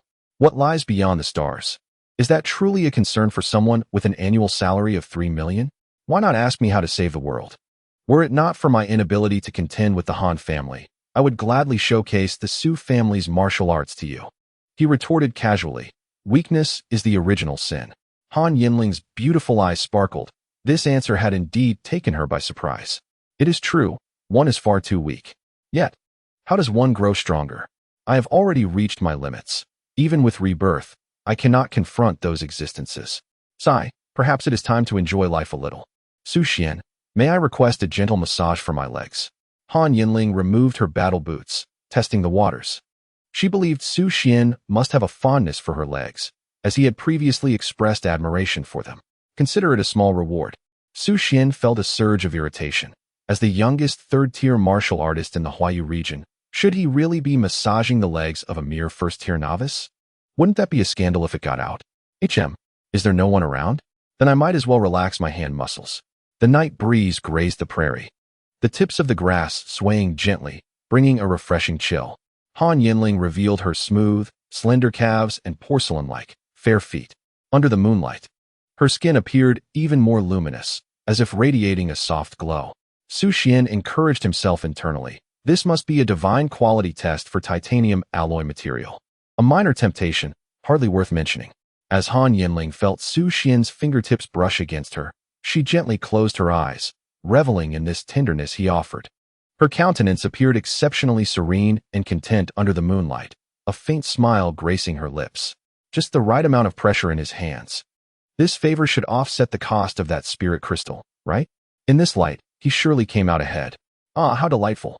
I am not at a loss either. Moments later, the tranquility was abruptly disrupted by a shadowy figure. Team Leader? Chapter 36. The Rare Third-Tier Beast, the White-Horned Demon Deer. Team Leader, there is a situation. Su Xuan had caught a whiff of something unusual at the camp and hurried over to report. Coincidentally, she stumbled upon Su Xuan and Han Yanling engaged in light-hearted conversation. Is this what you call not dating? Damn, is it fair to deceive a single person like me? Su Xuan furrowed his brow and asked, which one? He thought to himself, how has this child managed to narrow her own path? A thorough scolding is in order. Number 1. Su Xuan quickly responded. Sensing the team leader's displeasure, she hoped she hadn't inadvertently exposed some secret affair. Su Xuan rose, brushing off the grass from his trousers, declaring, let us move out. Han Yanling, standing aside, was utterly bewildered by the cryptic exchange between the two. However, her aloof Empress persona forbade her from expressing any curiosity. With a gentle reminder, she advised, be cautious and return early. Su Xuan was taken aback by the tone. It bore an uncanny resemblance to how her mother spoke to her father when he was leaving. Nonetheless, it brought her an unexpected comfort, akin to the sweetness of having consumed 3 pieces of ant honey. Su Xuan felt a chill run through him. How insidious. This was a subtle suggestion for him to return promptly to continue the massage. Not only did she exploit my spiritual crystals, but she also wished to benefit from my labor. Do my champion hands not hold any prestige? Wait a moment. The hands did express contentment from the previous touch. So, it's all right then. After all, everyone's hands possess their own thoughts and deserve respect. Following a mental struggle, Su Xuan departed with a nonchalant demeanor, leaving behind a trailing Su Xuan. Han Yanling observed the 2 departing figures, suddenly perceiving her companions as burdensome. Surely, it must be an illusion. On the vast grassland, silence enveloped the surroundings. The moonlight cascaded upon the undulating grass, draping it in a veil of silvery gauze. Leader, judging by the wind direction, it is this way, Su Xuan remarked, taking a breath. Su Xuan sensed the vicinity, noting the absence of fierce beasts, and inquired earnestly, can your innate ability enhance its precision further? Yes, but it requires additional payment, doesn't it? More honey. Su Xuan inadvertently voiced her thoughts. Su Xuan shot her an exasperated glance. Wondering why she hadn't mentioned this sooner, given the arduous search, he retrieved 2 pieces of ant honey. Su Xuan consumed the honey, her nose turning a deeper shade of red as she closed her eyes in contemplation, hands clasped together, resembling a devoted and earnest shaman. This way, Su Xuan asserted confidently. She had roughly delineated a range, yet further precision eluded her. Moreover, it was a rare, ferocious beast. Knowing the range was of little consequence. Sometimes, one could walk right past without detection. However, expressing doubts was out of the question. The leader had inquired all morning. His focus was rather narrow. Why do you clasp your hands together? Is it a specific gesture of your talent? Su Xuan asked curiously, believing his own ability, spiritual heart, lacked any distinctive gestures. It didn't seem to align with the uniqueness of the universe's innate talents. As they walked, Su Xuan adjusted her glasses and replied, no, I am a girl who values rituals. Su Xuan. The two meandered across the grassland for half the night.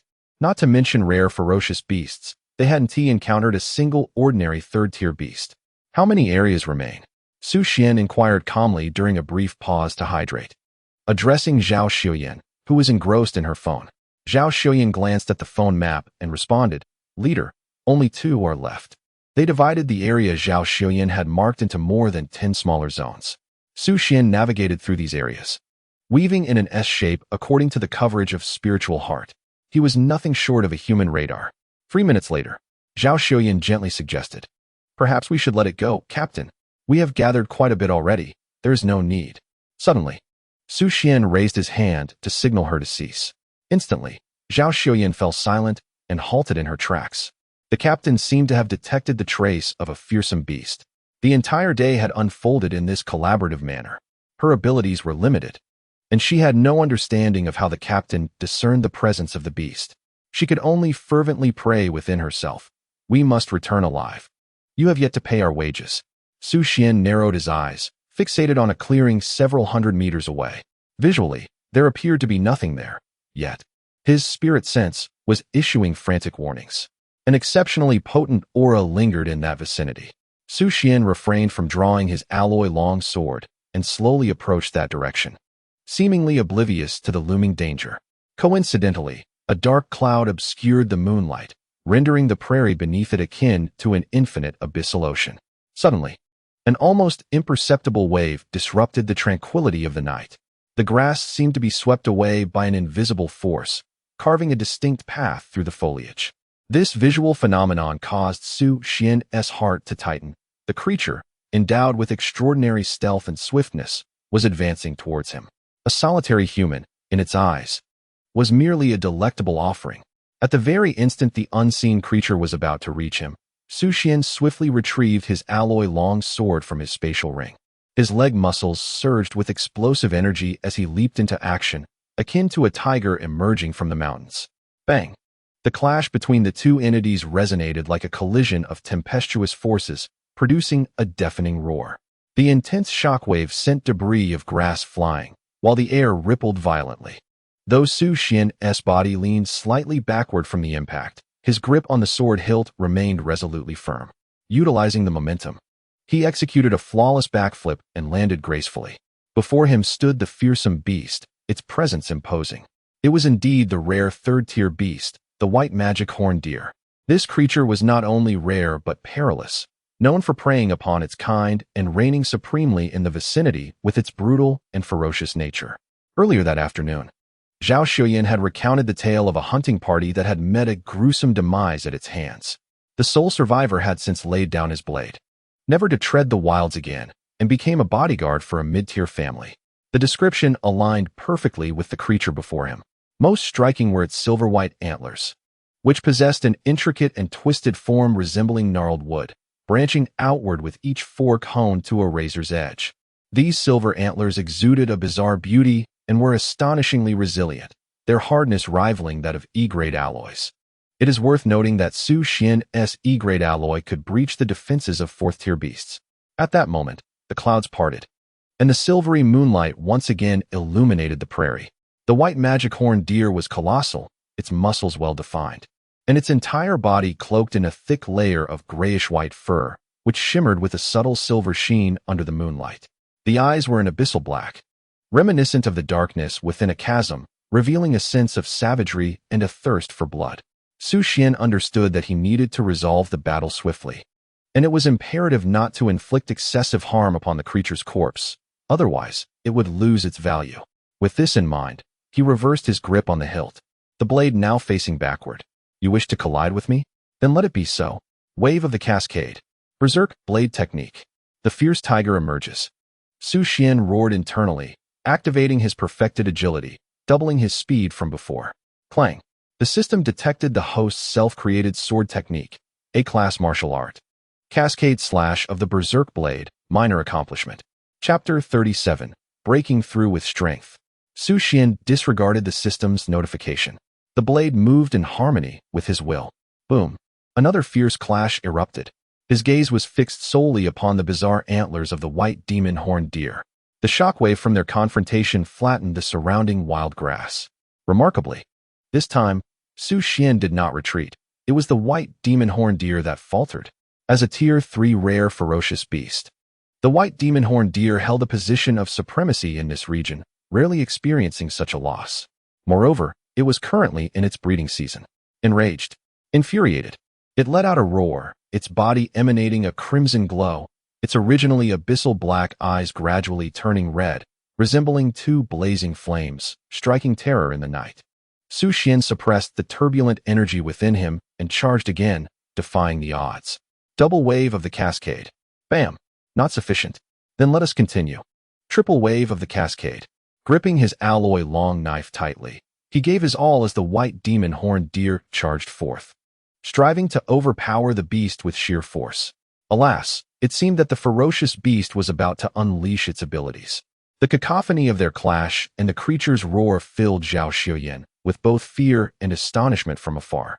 Her hands involuntarily clenched, slick with sweat, her heart racing. Though reason urged her to flee from the battle, the bond she had formed with Su Xuan over the past few days instilled an inexplicable trust in him. As she stepped closer and beheld the white demon-horned deer, her heart sank into despair. This was its frenzied state, and it was charging with intent.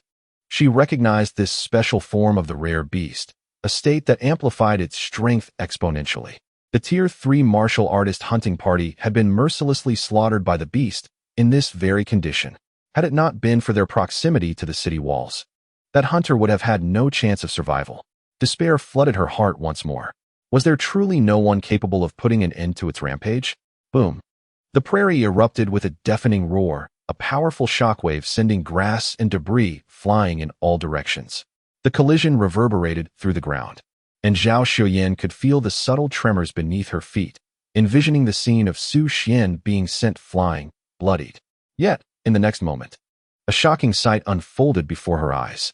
The colossal white magic horned deer, cloaked in a vivid crimson hue, fell sideways with a resounding thud, while the slender black silhouette before it did not flinch even an inch, still gripping a reverse blade.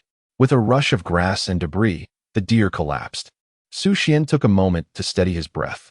In that final strike, he had unleashed the power of the fourfold wave technique. Yet, he was confident that the creature's brain was now a muddled mess from the impact. Zhao Xiuyan rushed over, seemingly unable to fathom the scene before her, tears streaming uncontrollably from her eyes. She knelt beside the lifeless form of the white magic horned deer, pounding its unmoving body in desperation. Su Xuan did not intervene. He simply observed Zhao Xiuyan's emotional outburst, lost in thought. After a prolonged silence, Zhao Xiuyan suddenly turned, wiping away her tears, and spoke to Su Xuan. "Captain, my vengeance is fulfilled. I am at your disposal from this moment on. Let us return and discuss everything in due course." Su Xuan carefully stored the intact carcass of the rare beast. On the path back to the camp, Zhao Xiuyan recounted her tale.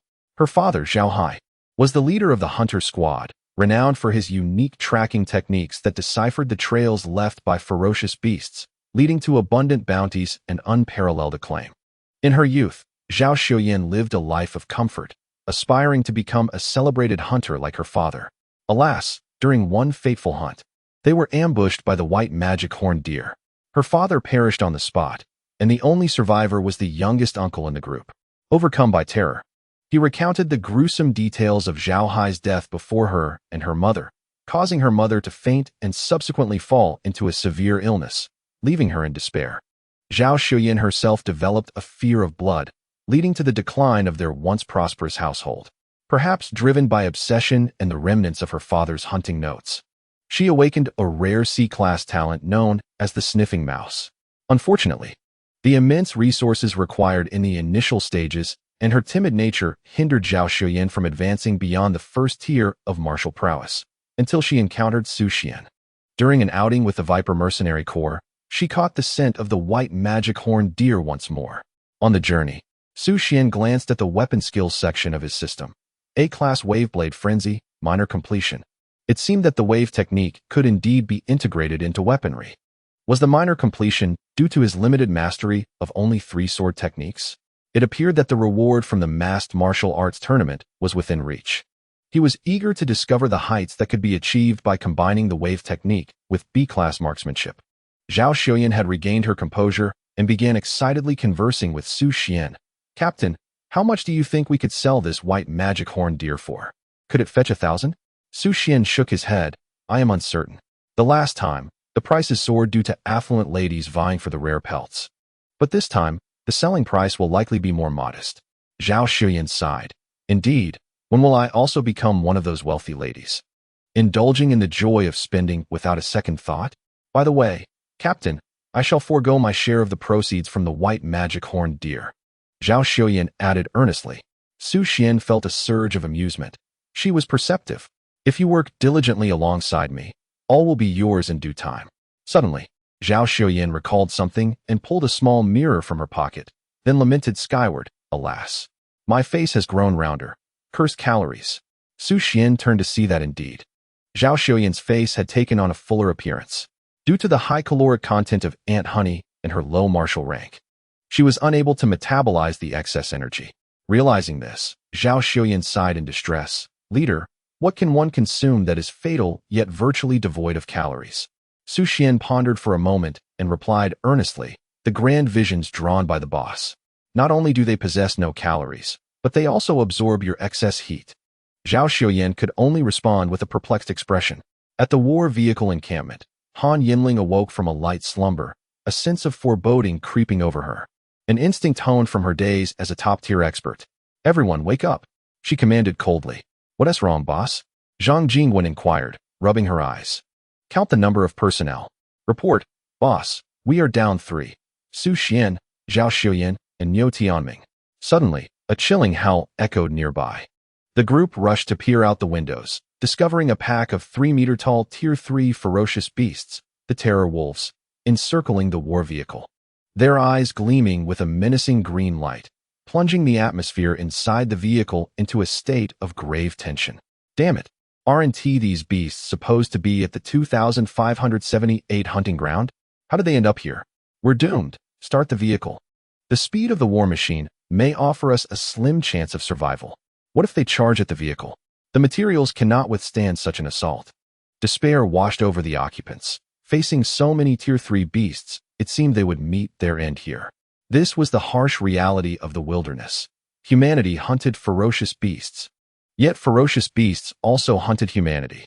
In an instant, the roles of hunter and prey could shift. Damn it, I'm going down to fight them, Ding Zhuang suddenly declared, his nature not allowing him to remain passive. Everyone, remain still. Han Yanling scanned the surroundings, her voice as clear and sharp as a mountain spring striking stone, steadying the hearts of those present. Check your belongings for any foreign objects. She sensed an insidious plot brewing, though now was not the time for contemplation. Found it. A member with a keen sense suddenly exclaimed. As everyone focused their gaze, despair washed over their faces. It was concentrated blood from a terror wolf pup. Chapter 38. The Tier 3 Ferocious Beasts, the Terror Wolf Pack. This is a death sentence for us. The atmosphere within the vehicle turned despondent. The Tier 3 terror wolves were pack animals, and mercenary groups typically avoided them. Rarely did the pack initiate an attack on mercenaries.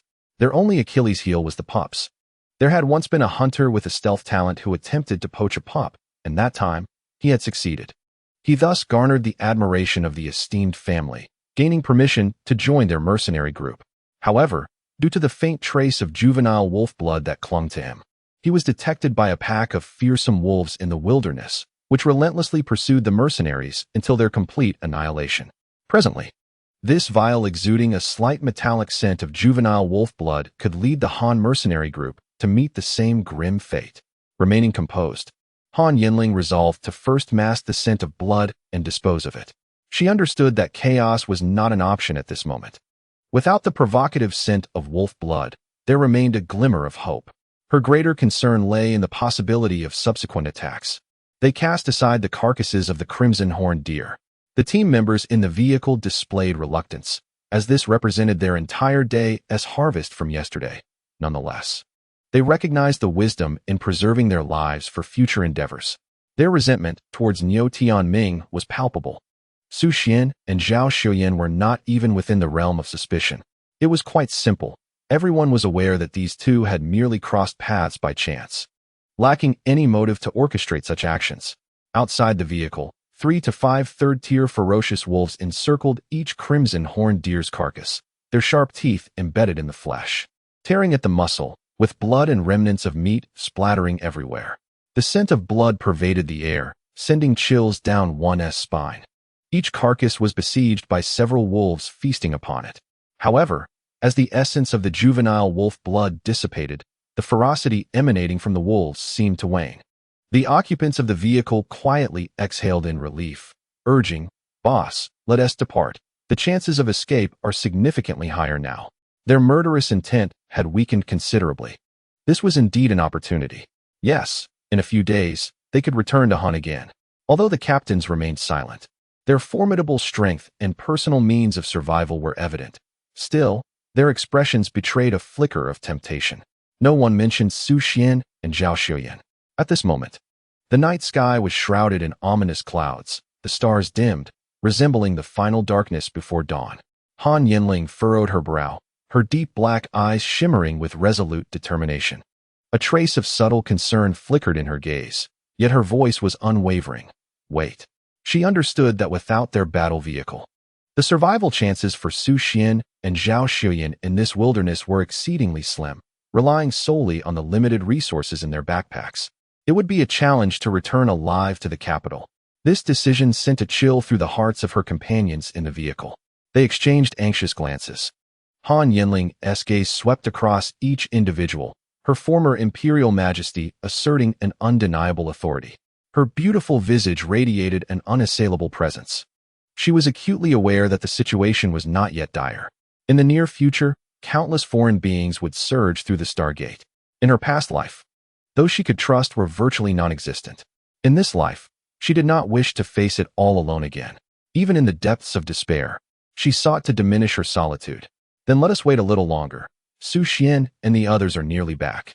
Zhang Jingwen spoke up to comfort everyone. Having sensed her boss's temperament, which, though not favorable for them at this moment, would certainly be a concern for the future. Who would wish to associate with a heartless ruler who turns a blind eye to kin? The cold-blooded imperial family is not merely a reference to emperors. What is there to fear? If necessary, we can take down a few ferocious wolves. Ding Zhuang's thunderous voice resonated. Save your strength, old Ding, when Su Xiao returns. We will need you to lead the charge. Damn it, I must return alive and crush that damned bull for daring to play tricks. The atmosphere within the vehicle slightly eased. Yet, everyone knew a fierce battle awaited them. They had to carve a bloody path through the wolf pack to rescue Su Xuan and Zhao Xuan.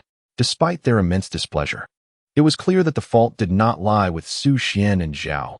They were all adults, and if one was to express anger, it ought to be directed at the right person. Otherwise, one would not live long.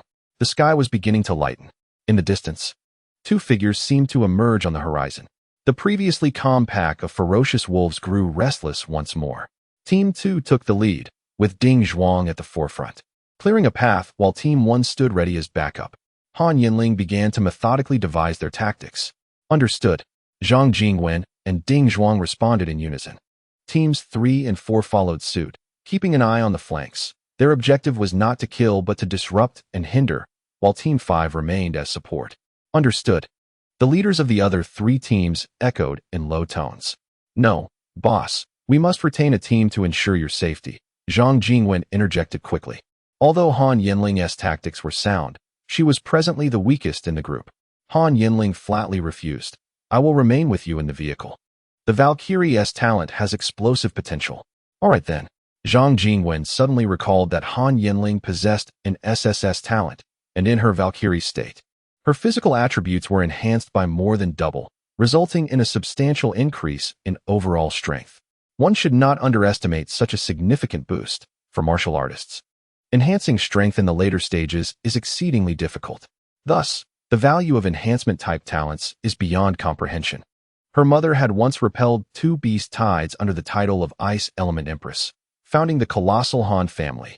Han Yanling's talent was undoubtedly on par with her mother's, if not superior. The group began to wait, anticipating Su Xuan and Zhao to draw closer, all the while praying silently that this young man would hold out until their arrival. Su Xuan had long since detected the anomalies near the armored vehicle encampment. This spirit heart warned him that dozens of ferocious beasts were lurking there. Initially, he intended to bypass the area, but unexpectedly, at the center of the beasts was an armored vehicle. The thought of his spirit crystal still in that young woman's possession made his hands itch with frustration. "Are you still feeling faint from the blood?" Su Xuan suddenly inquired. Zhao Xuyan hesitated for a moment before quietly replying, "Perhaps, maybe just a little." Su Xuan took a deep breath. "By one. It seems we must resort to wits." The members of the war chariot began to disembark one after another, forming a formation, ready to charge at Han Yanling's command. Each individual had steeled themselves for a fierce battle. Damn it, what a delay. Ding Zhuang even tore off the bandage wrapped around his arm, exuding an air of defiance against death. Unexpectedly, the ferocious wolf-like beasts seemed to sense an impending danger. Suddenly, they tucked their tails and collectively fled into the distance, their movements synchronized. Their retreating figures bore a hint of panic. The group was perplexed. Why did they run away? Were they scared of me? Surely not. Just moments ago, their legs were trembling. Do they not grasp the situation? You think you're strong? Look at your sword. Are you holding it backwards? The tense atmosphere near the camp gradually dissipated amidst the banter. Just then, someone exclaimed in astonishment, "Damn. Prepare for battle." It's a rare third-tier beast, the white demon-horned deer. Chapter 39, Collision. It was effective, quite remarkable. In the gentle light of dawn, Su Xuan emerged before the group. Shouldering a complete white demon-horned deer, the body was remarkably preserved. The golden rays of the rising sun illuminated the grotesque silver-white antlers, casting an aura of ferocity. Clang. A metallic sword clattered to the ground. "Oldly, I can't be mistaken, can I?" Captain Wang trembled. "Old Wang, you are not mistaken. It is the world that is awry," Captain Li replied, quaking. "What's wrong? Is it because you're not handsome enough that you feel out of place in this world?" The remaining members fell silent, gazing intently at Su Xuan's striking face under the morning sun, finding a semblance of reason in Captain Li's words. "Su Xuan, what is going on? Why are you all looking at me like that?" The others hurriedly gathered around the carcass of the white demon-horned deer, pointing and discussing. "Look at those antlers. They are razor-sharp. My E-grade combat suit could get a cut from them." Ding Zhuang boomed, having bet with Captain Wang that the antlers wouldn't cut through his suit. Though he had been proven wrong, he was now more excited than ever. Zhang Jingwen, being a woman, had an innate weakness for fur. She squatted down, continuously stroking the pelt of the white demon-horned deer, a look of infatuation gracing her lips. "This fur is exquisite.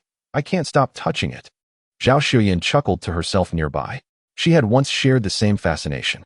Had it not been for the fact that this was the beast that had slain her father, she would have been unable to resist touching it as well. "Oldly, take a picture of me. Does this pose make it look like I killed it?" Captain Wang squatted beside the carcass, striking a pose. Click. "Little Su, little Zhao, where did you find this?" Others surrounded Zhao Xuyan, inquiring where the white demon-horned deer had been discovered. No one seemed to entertain the notion of having slain it. The corpse lay intact, devoid of any signs of struggle. Although the white-horned demon deer had been slain by Su Xuan in a frenzied state, its body mysteriously restored itself post-mortem, an astonishing phenomenon. At that moment, Han Yanling opened the car door and strode forward with purpose. Without uttering a word, she seized Su Xuan's hand and pulled him aside. Her large, obsidian-like eyes brimmed with shock as she exclaimed, "Su Xuan, what on earth happened?" "Nothing much. It was all Zhao Xuyan's doing. Perhaps it ate too many mushrooms and crashed into a tree," Su Xuan replied, his words a playful fabrication. The sensation of her hand against his caused his thoughts to drift. Han Yanling's fingers were slender and supple, her skin as smooth as the finest silk. Su Xuan felt a delicate warmth radiating from his palm, as if all his senses were heightened in that moment. Han Yanling's expression was one of disbelief. "How could I possibly believe your nonsense? The white-horned demon deer is a renowned third-tier rare beast. In my past life, after this hunting ground was exposed, numerous wild hunters and martial artists vanished after being brutally hunted down. It was incredibly elusive, and 3 years later, several prominent family mercenary groups banded together to finally capture it. At that time, many skilled individuals were lost in the pursuit of obtaining a complete rare beast carcass. It was precisely because of this intact third-tier rare beast that the door to A-grade alloy materials was opened. While others may be oblivious, She was keenly aware of the situation. This boy undoubtedly harbored secrets, and it was essential to keep him close for careful observation. At present, maximizing the use of the corpse's resources was paramount. As long as it significantly expedited material development, she stood to gain immensely. Su Xuan, if it were anyone else. The harvest would belong to the Han mercenary corps. Han Yanling instinctively tightened her grip and continued, but you certainly need not share in that. However, this corpse holds immense significance for me. At the same price point, you must prioritize selling it to me. Can you agree? Su Xuan nodded, unwilling to be outdone, and squeezed back. Little Right could not be bullied. Han Yanling felt a slight flush on her cheeks and quickly added, this corpse possesses substantial research value. I promise you will have priority access to the research outcomes, and the contribution points will be abundant. Su Xuan did not rush to respond, his mind racing. Ultimately, the beast's carcass could be exchanged for points. If he used Han's channels as a cover, he could mitigate many risks. After all, anyone would realize there was something amiss after 2 consecutive auctions of rare beast corpses. Thus, he could agree to her proposal. This was a deal he could not afford to miss. Their gazes locked, thoughts swirling in silence. After a lengthy pause, Su Xuan finally replied, all right. Han Yanling rolled her eyes in exasperation. So can I let go now? In the distance, Niu Tianming set down his binoculars, realizing that the plan had utterly failed. The mercenary corps was a vital enterprise of the Han family. It is not just Han Yanling alone. Therefore, Han Shuangyi would certainly not let herself off the hook. He could not comprehend where the problem lay. Why did the pack of fearsome wolves refrain from attacking? How could their insatiable greed be satiated by merely a handful of crimson-horned deer? Shouldn't it result in a mutual destruction? At that moment, he had crushed the smoke ball from the Yi family. The mercenary convoy from the Yi clan was merely 5 kilometers away, awaiting the signal. Now, it was unnecessary. The Yi family could not proceed. One misstep had led to another. Regret was now futile. He could only return to the capital stealthily, clinging to survival. On the way back to the city, members of the Han mercenary group appeared as though they had consumed a potent elixir. They positioned the entire white-horned deer, securing it within the cargo bay that transported the beast's carcass. A few others pulled in wild grasses and arranged them in the compartment, crafting a scene reminiscent of a fervent hunt. Remarkably, once this was done, a palpable aura of ferocity enveloped them. Originally, the hunting plan was to span 3 days. However, after the incident with Niu Tianming, Han Yanling had lost all interest in the hunt. It was best to return and report the situation. Wang, do you know the locations of the rattlesnake mercenary corps hunting spots? Zhang Jingwen casually inquired while driving. Upon hearing this, the group erupted into a flurry of excitement. Right. Old Wang, you've shared a bed with that one. Haven to you? You must know. They were certain he knew. If he refused to divulge, they would ensure he regretted it by the end of the night. Old Wang shook his head with a wry smile. Aware that his comrades were not holding back, it should be either 4,653 or 4,752. Those 2 points are quite close. With a swift turn of the steering wheel, the armored vehicle opted for a wide detour. Captain Selina, there's an armored vehicle approaching from that direction. It appears to belong to the Han clan.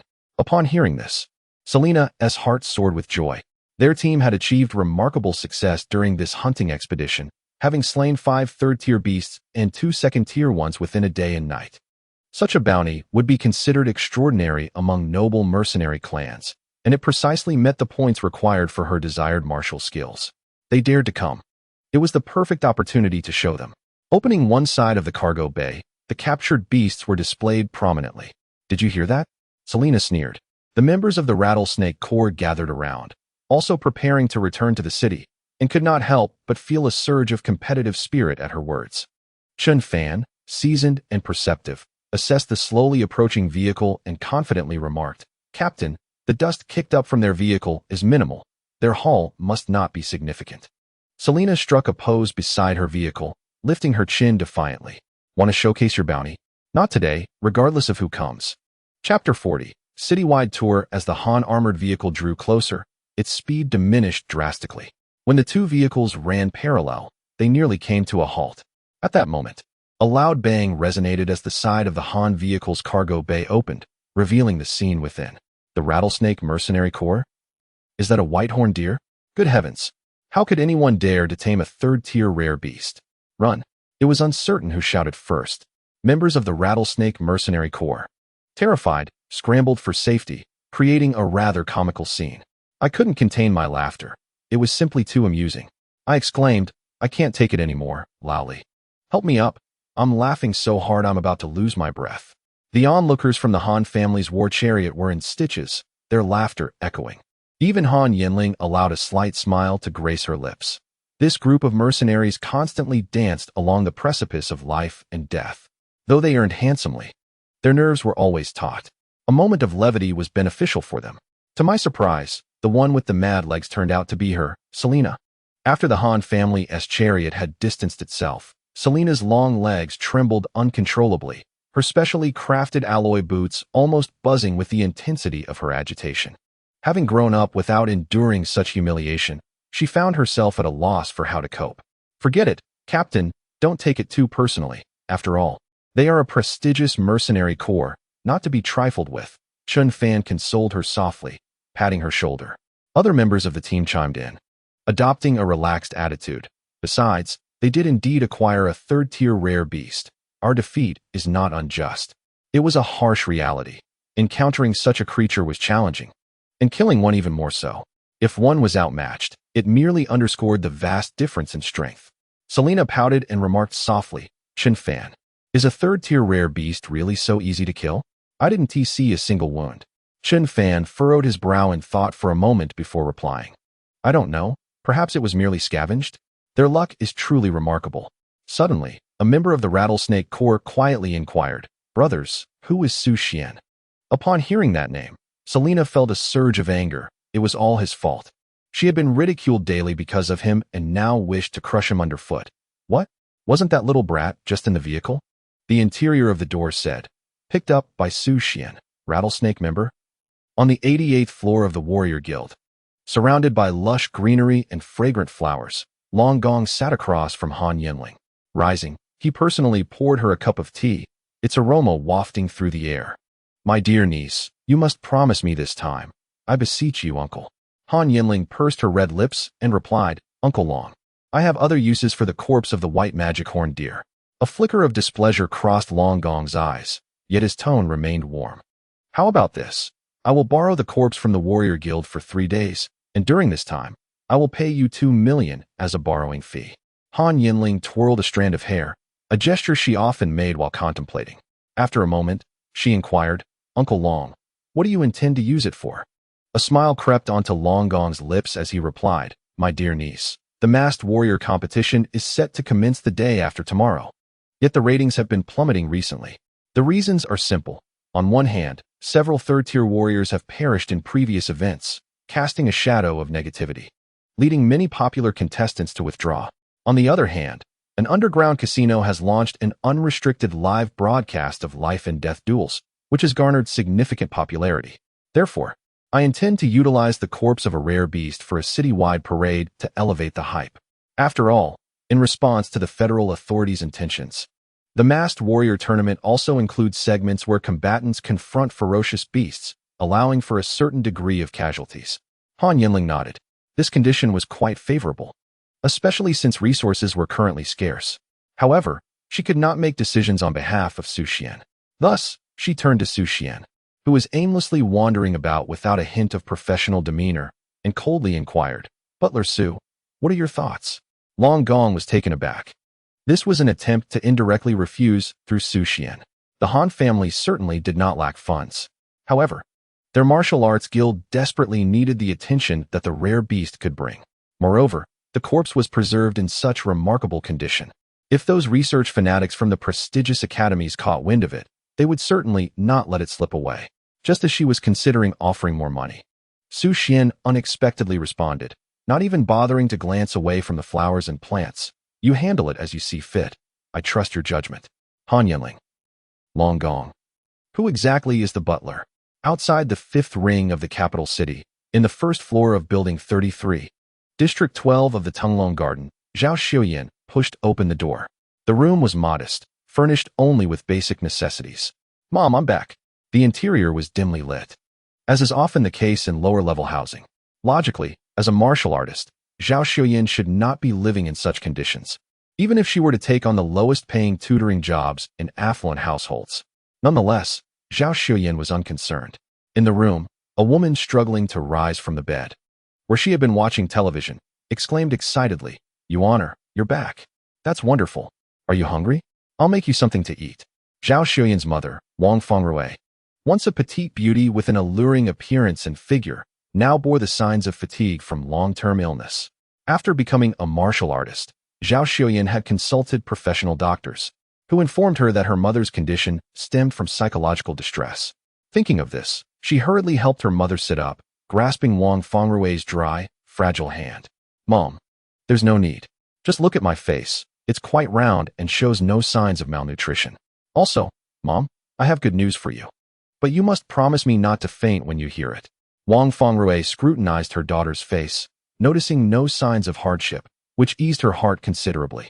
"Silly child, your safe return is the best news for me." Zhao Xuyan took out her phone and displayed a photograph. "Mom, I've avenged Dad. Look at this beast." Wang Fengrui took the phone, her hands trembling. After a moment, she could not help but close her eyes, tears streaming down her face, rendered speechless. Her daughter was deceiving her. Zhao Xuyan understood her mother's emotional turmoil, the unresolved pain that lingered. Although she was not a martial artist, Wang Fengrui also knew that no beast could perish in such immaculate condition without a single scar. There exists but one possibility, that being peace. Yet, with her daughter's earnest heart, how could she bear to expose the truth? Wang Fengrui took a deep breath, wiping away her tears. "All right, wonderful. I'm so happy." Dear Zhao Xuyan, having spent considerable time with her mother, was acutely aware of her disbelief. Just as she was about to sift through more photographs for evidence, the television in the room abruptly switched its display. It was the channel of the Martial Artists Guild.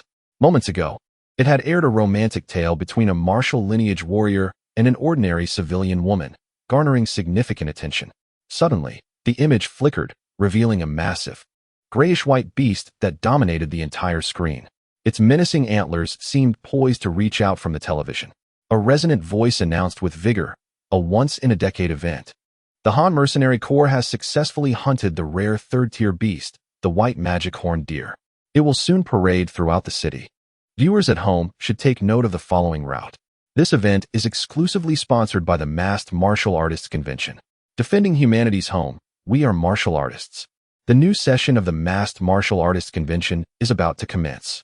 Wang Fengrui stood in stunned silence, realization dawning. Her daughter had spoken the truth. "My dear, could you elaborate on how you defeated it?" Zhao Xuyan exhaled in relief. "Oh, my captain is incredibly handsome. He struck it down with a single blow." That technique was nothing short of earth-shattering. Wang Fengrui interrupted. "Is your captain married, or does he have a partner?" Chapter 41. Classmate, does he even deserve it? Huayu, capital city, Central Avenue. A grand parade was unfolding. The morning sky was painted a delicate gold by the rising sun, and the crisp air carried a hint of chill, while the streets were brimming with eager onlookers. Intermittent shouts of children pierced the tranquility. A colossal float, drawn by hovering vehicles, glided by, showcasing the lifeless form of a gigantic white magic horned deer, which became the focal point of all eyes. The pristine body lay at the center of the float, surrounded by several specimens of the red magic horned deer, exuding a regal presence that, despite its demise, still radiated an indomitable spirit. Each branch of its unique antlers shimmered with a silvery luster. Sunlight cascaded down, creating a stunning visual spectacle as golden rays intertwined with the silvery antlers. Among the crowd, many were witnessing the rare beast up close for the first time, eliciting gasps of astonishment. Numerous individuals pulled out their phones or cameras to capture this extraordinary moment. "Wow. Dad, how magnificent. Truly, a third-tier beast. This is a rare third-tier beast, so well preserved. It's utterly unbelievable. Pardon my ignorance, but don't rare beasts become invisible? Once deceased, they lose that ability. Yet, it still looks terrifying." The children's eyes widened with curiosity while adults engaged in lively discussions. Above the float, several lights illuminated large text. In a prominent position at the exhibition stand, a smaller sign boldly declared, "Owner, Su Xuan." However, this detail went unnoticed, as it seemed rather inconsequential. It was evident that such a fearsome beast could not have been hunted by a mere individual. It was highly likely that it was sponsored by some affluent patron. Zhao Xuan and her mother, Wang Fengrui, were also squeezed among the crowd, their emotions starkly contrasting. Wang Fengrui's complexion had noticeably improved. Her previously ashen face now bore a hint of rosy color. Zhao Xuan understood that her mother had begun to unravel the knots in her heart, and perhaps in a few days, her long-standing ailment would vanish as if by magic. Su Xuan, concealed within the throng, was equally taken aback by the commotion stirred by the corpse of a mere third-tier rare beast. After a moment of contemplation, he opened the profile of a contact named Insightful Life. Please assist me in investigating any rare beasts in the vicinity, with a minimum tier of 2. Ding. A message from special attention has been sent to you. Please check it. Zhao Xuyan's phone chimed. Wang Fengrui, facing the sky stand, discreetly glanced at her daughter's phone. How infuriating. It was equipped with a privacy screen. Ding. A message from Xiaohan has arrived. Su Xuan opened his phone and was greeted by a melodious voice message. Su Xuan, gather at school. I have a lucrative channel for purchasing specimens. All right. Observing this emotionally detached response, Han Yanling furrowed her brow slightly, sensing that something was amiss. At the entrance of the first high school, a sleek light shuttle came to a gentle stop. Han Yanling stepped out, clad in a set of light gray athletic wear, zippered at the top and slightly tapered at the hem, accentuating her slender waist and long legs. Her hair was simply tied into a high ponytail, with a few strands delicately brushing against her forehead. She wore minimal makeup, just a hint of lip color and natural brows, yet she remained the most striking sight. Follow me, Han Yanling commanded, her voice both beautiful and cold, as if all her emotions were meticulously sealed away. Only when she glanced at Su Xuan did a fleeting softness flicker in her gaze, revealing glimpses of her true inner world. Su Xuan kept pace with her. Han Yanling informed him that this meeting pertained to the corpse of the white demon-horned deer. Otherwise, he would have had no interest in being there, deeming it a mere waste of time. On the playground, a group of graduating seniors relaxed and chatted under the shade of trees, rigorously training their bodies to enhance their energy absorption rate. They aimed to become warriors within a month, aspiring to enter the prestigious Longhua University. Have you seen the white demon-horned deer? It's incredibly impressive. The Han Mercenary Corps has truly outdone themselves this time. Beneath the trees, clusters of students discussed the morning's sensational news. At that moment, Han Yanling and Su Xuan happened to pass by. Hey, isn't that Han Yanling? Such beauty is unparalleled. Is that Su Xuan behind her? Which Su Xuan, the one who hunts rare, ferocious beasts? Impossible, he is our alumni. Get lost. Does he even deserve to be called an alumnus? Yi Wushuang, masked, stared intently at the two but remained motionless. He is a wealthy young man, but not a fool. Han Yanling and Su Xuan are beyond his capabilities. Following the last incident, he was compelled by his family to partake in the school's intensive training. Rumor has it that the mercenary group's operation yesterday also failed. It is undoubtedly impossible for him to feel no resentment. After all, his original plan was to indulge in the pleasures of the world daily. That place is reputed to be teeming with countless beautiful women of various professions, ready to indulge him. The thought of it only fuels his anger further. Young Master Wang, you must be close to becoming a warrior. Yi Wushuang inquired of the man beside him, Wang Xuanhe. He is the legitimate heir of the Wang family, one of the 4 prominent families in the capital, and of the same age as them. Tall and robust, he awakened an A-grade talent, the heavenly ape, and proudly claims to be a devoted admirer of Han Yanling. I feel it's imminent, perhaps within this week, Wang Xuanhe replied with a grunt, gazing at Su Xuan with envy and jealousy. That is the position he has longed for. Yi Wushuang quickly added, Young Master Wang, look at that guy with F-grade talent daring to follow Han Yanling. If you ask me, you just lack a bit of courage. Perhaps Han Yanling remains unchallenged because no one dares to provoke her. You make a valid point. The thought of soon becoming a warrior emboldened Wang Xuanhe. Thus, he rose and approached Su Xuan and the others. Seeing this, the surrounding students quickly arranged their chairs and tables, eager for the unfolding drama. Young Master Wang, has he finally mustered the courage to confess? Nonsense. If he had such courage, why didn't he speak up in the past 3 years? You don't know the saying in the wealthy circles, before the age of 18. Anyone who dares to touch Han Yanling will face the annihilation of their entire family. Who said such arrogant words? Her father, an 8th-rank martial saint. Isn't he dead? Her mother has also said it. She must be going to trouble Su Xuan. Wang Xuanhe, towering at nearly 1.9 meters, exuded an imposing presence as he blocked Han Yanling and Su Xuan's path. Su Xuan, I challenge you to a duel. Su Xuan halted, pondering if this lad had overexerted himself in muscle training to the point of foolishness. An ordinary person challenging a third-rank warrior? Surely he couldn't be that intoxicated. However, an opportunity presented itself, one he couldn't afford to miss. How shall we duel, and what are the stakes?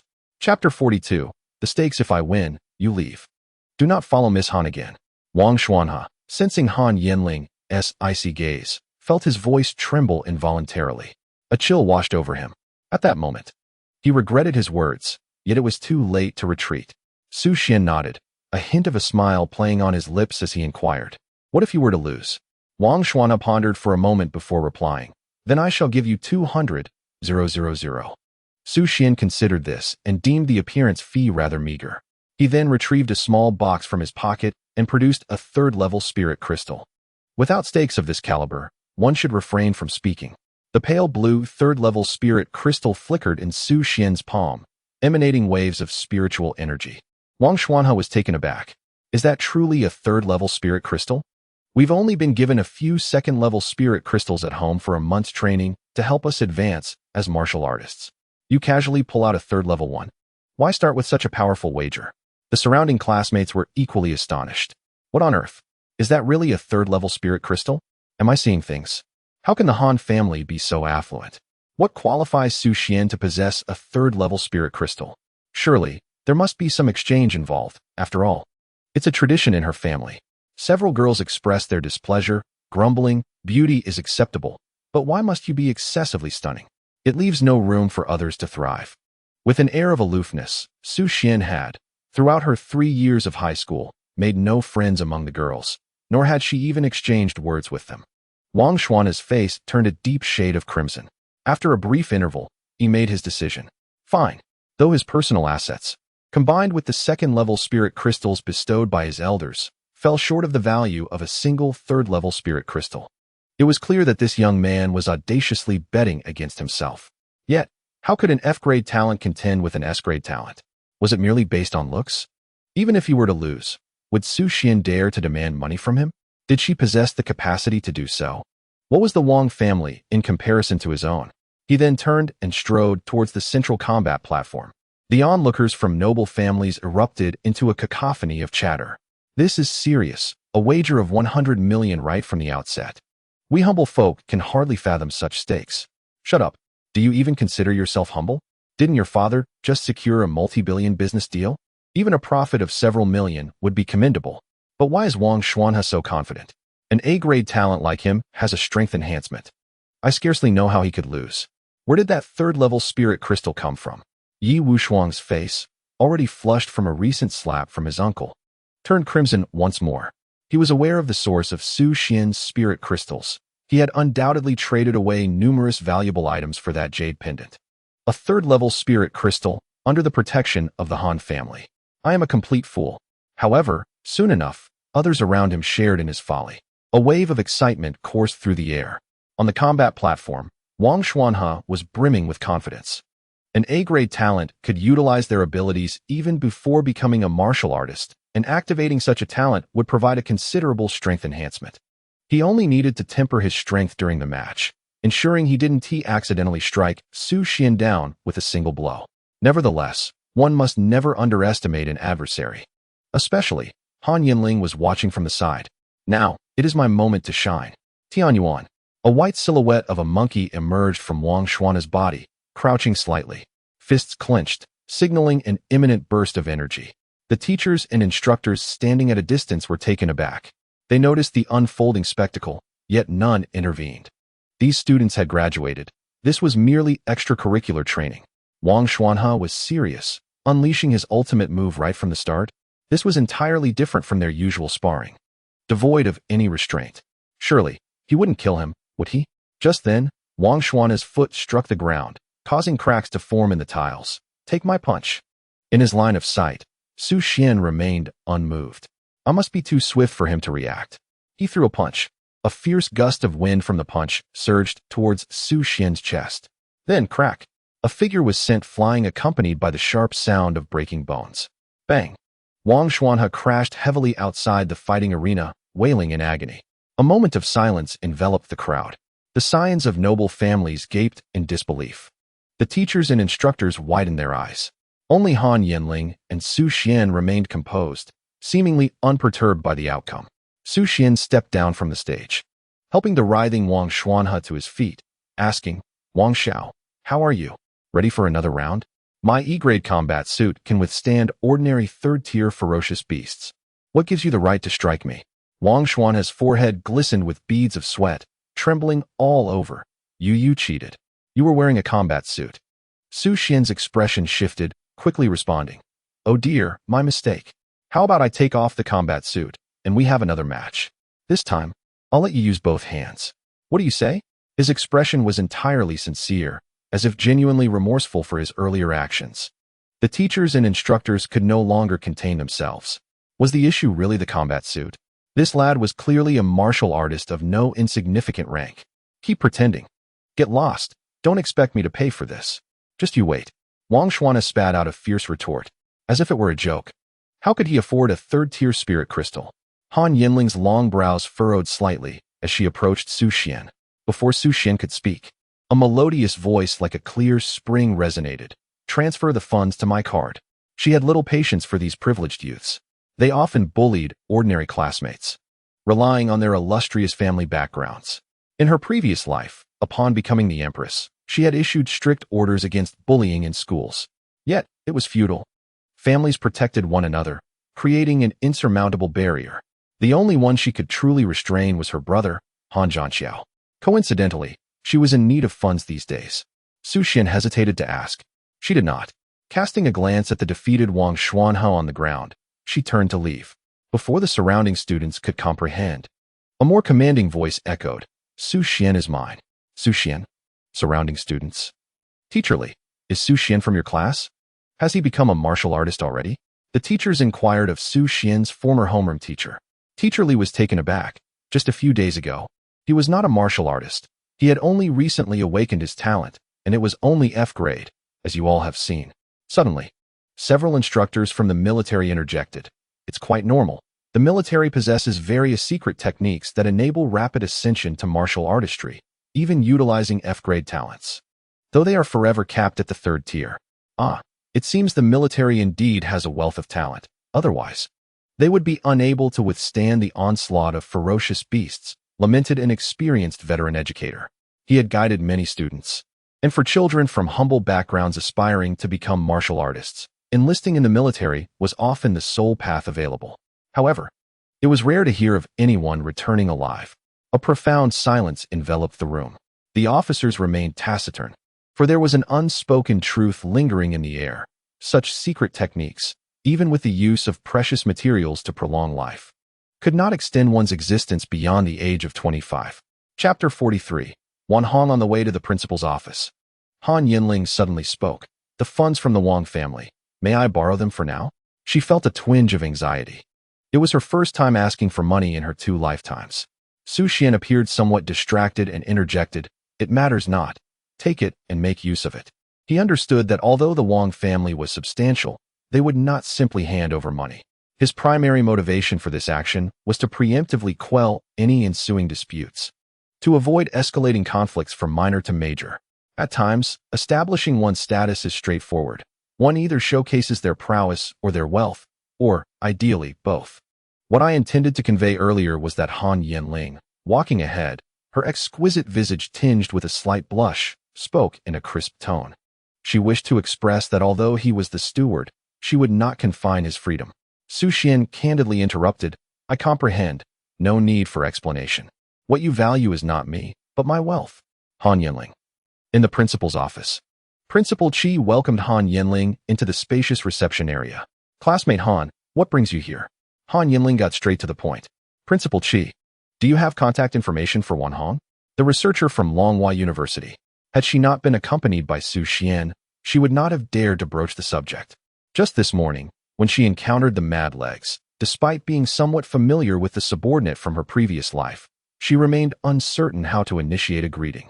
Most research institutions across the 9 domains are situated within the highest academic establishments of the respective domain. Furthermore, to prevent disturbances, funding for their research comes directly from the Federation and the universities.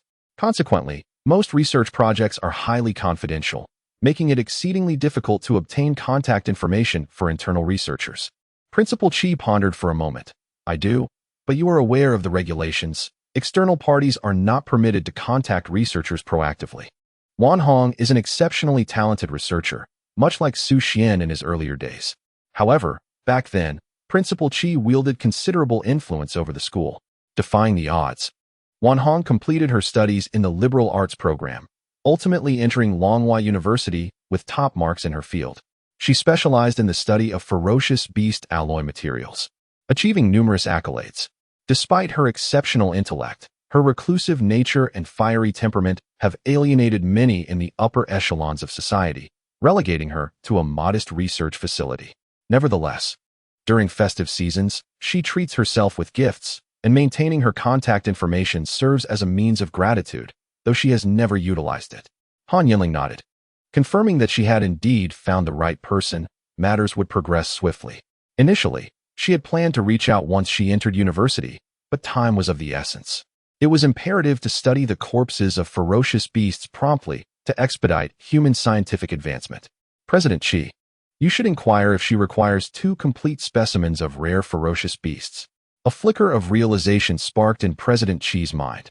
The buzz surrounding the complete rare ferocious beast materials was indeed linked to the Han family. The progress of that particular student's research had stagnated. He promptly retrieved his phone and dialed a number. The line rang, and a distinctly impatient voice answered, Old Chi, what do you want? I'm in the middle of research. President Chi grimaced. His student was rather indiscreet, discussing her research progress over the phone. If spies from other domains were nearby, they might glean significant secrets. He hurriedly interjected, Wan Hong, do you need rare ferocious beast materials? The barrage of technical jargon on the other end abruptly ceased, followed by an anxious inquiry, what tier? What is the material grade? Too high 1T work. The equipment isn't strong enough, and too low 1T suffice either. The concentration would be insufficient. Han Yanling interjected, Tier 2 rare black crystal leopard, perfect grade. Tier 3 rare white demon horned deer, perfect grade. What? Perfect grade? Where? I need the call cut off abruptly. In the next moment, a video call came through. President Chi answered, and the screen illuminated to reveal Wan Hong's excited face. Her narrow-framed glasses reflecting a hint of oil, and her chestnut hair appearing somewhat disheveled, with stray strands occasionally falling across her forehead. Though she had entered middle age, she retained a vibrant complexion, and her first statement left the 3 present momentarily dumbfounded. Oh? Old Chi, your illegitimate daughter is quite stunning. This defies science. President Chi erupted in fury. The matter he had cautioned her about had been carelessly divulged. Wan Hong, how many times must I repeat? You can be indiscriminate with your meals, but not with your words. This is Han Yanling, the legitimate daughter of the Han family, and the ferocious beast materials are in her possession. Wan Hong's face flushed with embarrassment as she suddenly recalled, in her excitement, she had overlooked this detail. However, her demeanor quickly turned cold. How much? Our research funding is rather limited. Once materials enter the coffers of a prominent family, circulating them back into the research institute incurs significant costs and points. The scant funding she possessed was utterly inadequate. More critically, the efficiency of information transfer within the research institute was notoriously low. By the time news of many materials reached the institute, their whereabouts were often unknown or their prices had skyrocketed. She had submitted numerous feedback reports, all to no avail. The black crystal leopard, 5 million. The white magic horned deer, 10 million. Han Yanling made her bid directly, which was considerably lower than the auction price. However, she was unconcerned, as her primary focus was on swiftly developing A-grade alloy materials to withstand the impending beast tide. Wan Hong was quite tempted. This price was significantly lower than she had anticipated. Yet, her funds were insufficient, necessitating collaboration with other research departments for the purchase. I need to discuss this with my colleagues, Han Yanling said, her brow slightly furrowed. She had not realized that Wan Hong's research budget was so strained. The materials will be delivered to you in 3 days. How much can you pay up front? But I have one condition. The research results must grant me priority usage rights. Wan Hong's heart leaped with joy. This condition was favorable, allowing her to negotiate with other research departments once she had the materials, and it complied with regulations. Most importantly, it would afford her significant control over the research direction. This was an incredible opportunity. What a remarkably charming young lady. So agreeable.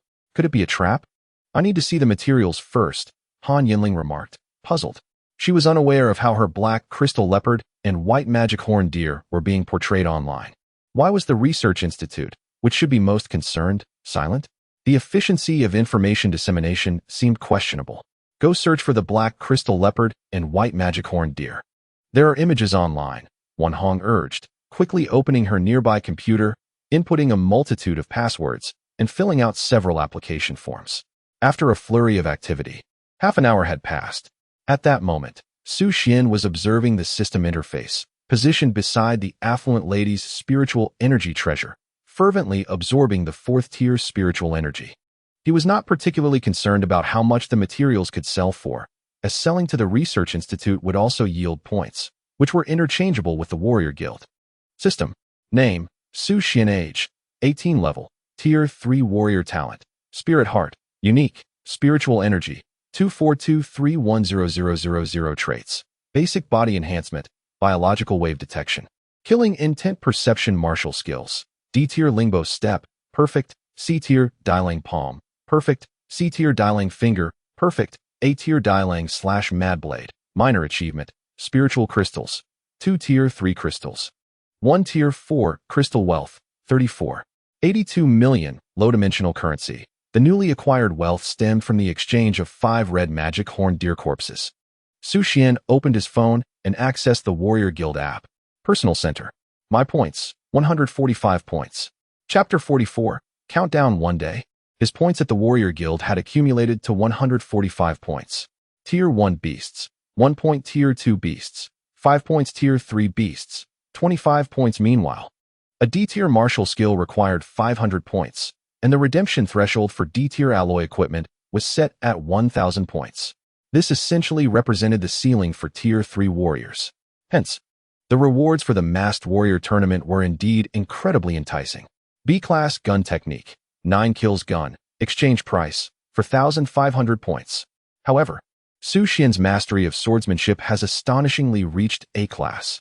Does this imply that the stacking wave technique can undergo further integration with other martial skills? The mere thought of this sent a surge of excitement through Su Xuan's heart. After all, A-Class martial skills are not sold by the Martial Artists Guild. An A-Class martial skill demands 100,000 points, and the difficulty of acquiring such points is tantamount to a blatant declaration. Abandon hope. It is unattainable. Incredible. Finally, upon witnessing the materials of fierce beasts, Wan Hong was exceptionally thrilled. Such top-tier materials must be secured by the Research Institute. Her own research progress would advance significantly. She was nearly the last to learn of this news. This stunning beauty was, without a doubt, her own fortune bringer. Quickly, she signed the video agreement. Wan Hong hurriedly typed out an electronic contract and sent it to Principal Qi. Principal Qi handed the phone to Han Yanling. Beep. Facial recognition failed. Both Principal Qi and Wan Hong were taken aback. How could facial recognition not pass? In the next moment, Han Yanling turned around, raised her phone, and flashed a radiant smile. Beep. Authentication successful. On the other end of the video, Wan Hong was dazzled, her face flushed. In her lifetime, she had never encountered such a beautiful smile. Worth it. Han Yanling felt speechless. When the facial recognition system was being recorded, the staff had advised her to smile for the sake of aesthetics. Ever since, the system seemed to have gone haywire. Each time facial recognition was required, she had to smile to pass. It appeared that the system regarded a smile and a frown as two different individuals. Su Xuan also felt his heart racing violently, nearly shattering his titanium alloy hard armor. Just then, her smile had been directed right at him. The titanium alloy material was once again facing an extreme test. Thankfully, her smile was fleeting.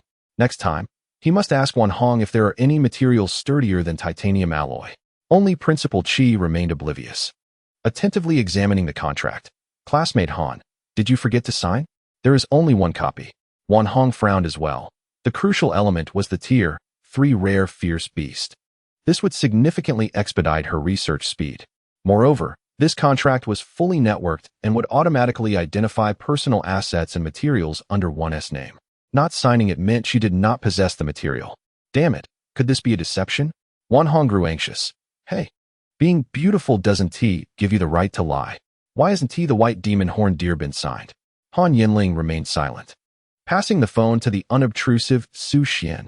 It's your turn. Su Xuan took the phone. Beep. Facial authentication successful. Contract signed. Principal Qi? Wan Hong. Is this the true fortune bringer? Before leaving, Han Yanling specifically reminded Wan Hong. Prioritize research on the extraction of active substances from rare fierce beasts. A glimmer of astonishment flickered in Wan Hong's eyes behind her glasses. This direction was one she had long contemplated, but never shared with anyone. How could she possibly know? Was it mind reading? This was disastrous. Had she also detected the inappropriate thoughts that had crossed my mind moments ago? No wonder she had maintained such a cold demeanor. But wait, I am a researcher. I must trust in science. It must be mere coincidence.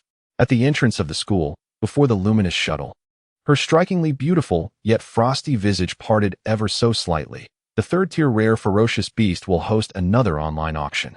If the Research Institute lacks funds, I shall supplement it. After returning home, Han Yanling discussed the entire affair regarding the mercenary group with her mother, Han Shuangyi, and exchanged several valuable hunting spots for numerous resources. With a bit more financial leeway, she could also seek assistance from the Wang family, as there were certainly some business frictions between the Han and Wang families. In matters like this, her mother would undoubtedly intervene. After all, with so many witnesses at the school, if the Wang family refused to provide financial support, the repercussions would be even more significant. Su Xuan nodded, his interest now piqued regarding the point system. By the way, the masked martial artist tournament is the day after tomorrow. Do you have any plans? Han Yanling inquired. She wished to watch the live stream after practicing her martial skills, as Su Xuan could not only bring her some delectable treats, but also assist in relaxing her muscles, thereby accelerating her proficiency in martial arts. Perhaps she might even touch upon the elusive perfect level she had never attained in her previous life. Yet, she hesitated to ask directly, opting instead to subtly inquire about Su Xuan's schedule. After a moment's contemplation, Su Xuan raised both hands and coolly replied, I have matters to attend to, but can visit you later. A thorough relaxation session costs 20,000, though the money is secondary. It is simply industry standard. You know, after all, it is the hand of a champion, and there must be an appearance fee. Han Yanling's face flushed with embarrassment. How infuriating to be seen through. Where was the dignity of the Empress? Humph. She turned and stepped into the luminous shuttle, too irritated to speak. Inside, Little Wu and Little Lu were soaked with sweat. Boss, you entered the car without closing the door. Are we leaving or not? This is torture, utter torture. Steward Su is truly remarkable to address such matters directly. And what on earth is a thorough relaxation? Is it the same project as the place we went to after work? Isn't that a good thing? Why is there a charge for it? The world of the affluent is beyond our comprehension. Su Xuan shut the car door for Han Yanling, waved his hand, and watched as the shuttle departed. Humph. Every time you call me, it's either for leg massages or foot rubs. Does the sole inheritor of the universe's unique talent have no pride? If it weren't for my hand and brain agreeing that this job is viable, I would have shown her a thing or two. The entire day passed with Su Xuan immersed in training within his single apartment. He also ventured to the training ground, attempting to learn from others in secret. However, it was discovered that few martial artists possessed advanced weapon techniques, and even fewer reached their pinnacle. Individuals like Chen Fan, who were eager to engage in sparring and offer guidance, were indeed rare. Thus, the plan to learn from others was deemed a failure, leaving only the masked martial artist competition to pin their hopes on. The event had recently garnered considerable attention, with many popular contenders announcing their return. The Martial Artist Guild forum buzzed with fervor. First floor, brothers, who do you think will clinch the championship? Second floor, I've placed a hefty wager on the Mad Blade hero. I refuse to believe that his swordsmanship is not perfected. Third floor, your odds are too low. There's no profit there. It has to be crazy legs. Fourth floor, third floor, those legs pack quite a punch, far more comfortable than that long-legged lady. It's evident she's a trained master. I refuse to believe she has anything less than D-grade proficiency in leg techniques. Fifth floor, The competition has introduced a third round featuring ferocious beasts, so we cannot merely assess on paper. Su Xuan found it rather amusing, incessantly perusing contestant profiles and odds. The masked martial artist tournament had no limit on participants, and many martial artists had re-registered due to the recent hype. The various masked personas sparked widespread discussion among netizens. Ha ha ha, am I seeing this correctly? There's even a delivery person competing. Is this real? Does he think the martial artist tournament is a race? Ha ha, I'm in stitches. There are fools placing bets on him. Isn't that 10,000 better spent elsewhere? Could this be the delivery guy's crowdfunding? I'm dying, with odds of 1/800, can it get any lower? If I win, wouldn't that be a fortune? The odds had already capped at 800 times. They could not rise any further. Su Xuan was quite tempted. If he finished first, wouldn't that mean his assets would multiply by 800? At that moment, his phone chimed with a delightful notification. Ding dong. Longhua University Research Institute has transferred 8.7 million. Chapter 45. The official start. In the group of delivery men from which Su Xuan had withdrawn, someone inquired, "Brothers, did you place your follow-up bets today?" A newcomer, unfamiliar with the process, timidly asked, "What is a follow-up bet?" The masked martial artist competition features delivery personnel as contestants. Remember to only bet 1 yuan. Fuel your passion. Got it. Already bet. Are you one of our group members? Not sure, but I haven't heard of any martial artist also delivering food. May they live a peaceful life. Su Xuan did not rush to place a bet. Instead, he searched online for a guide titled, Betting Strategy for the Masked Martial Artist Tournament. The core points were as follows. 1. This is an officially sanctioned event. 2. A 15% income tax must be paid on earnings. 3. The prize pool is managed by a central bank, with direct deposits and no hidden risks. Su Xuan nodded. It seemed feasible. Although the 9 domains were managed separately, they operated under a central bank utilizing the latest artificial intelligence for management, preventing local officials from printing excessive currency and causing inflation. However, there was still some time left before betting closed. He could afford to wait.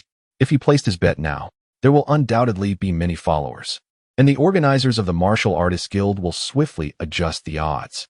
Let us first examine other information. Captain, I have compiled the data and will send it to you. Which masked warrior do you favor? Zhao Xiuyan's voice has become noticeably more cheerful after resolving her mother's emotional turmoil. Su Xuan tapped on his phone screen. Bet on the delivery guy. The dark horse will surprise you. Trust me, tomorrow's villa is by the sea. Zhao Xiuyan promptly replied. I trust you, but if I get devoured by a sea beast, I will haunt you as a ghost. Su Xuan. Su Xuan. Uncle Gong has brought a batch of celestial demon shrimp dragons. Hurry over. Han Yanling's emotionless voice echoed.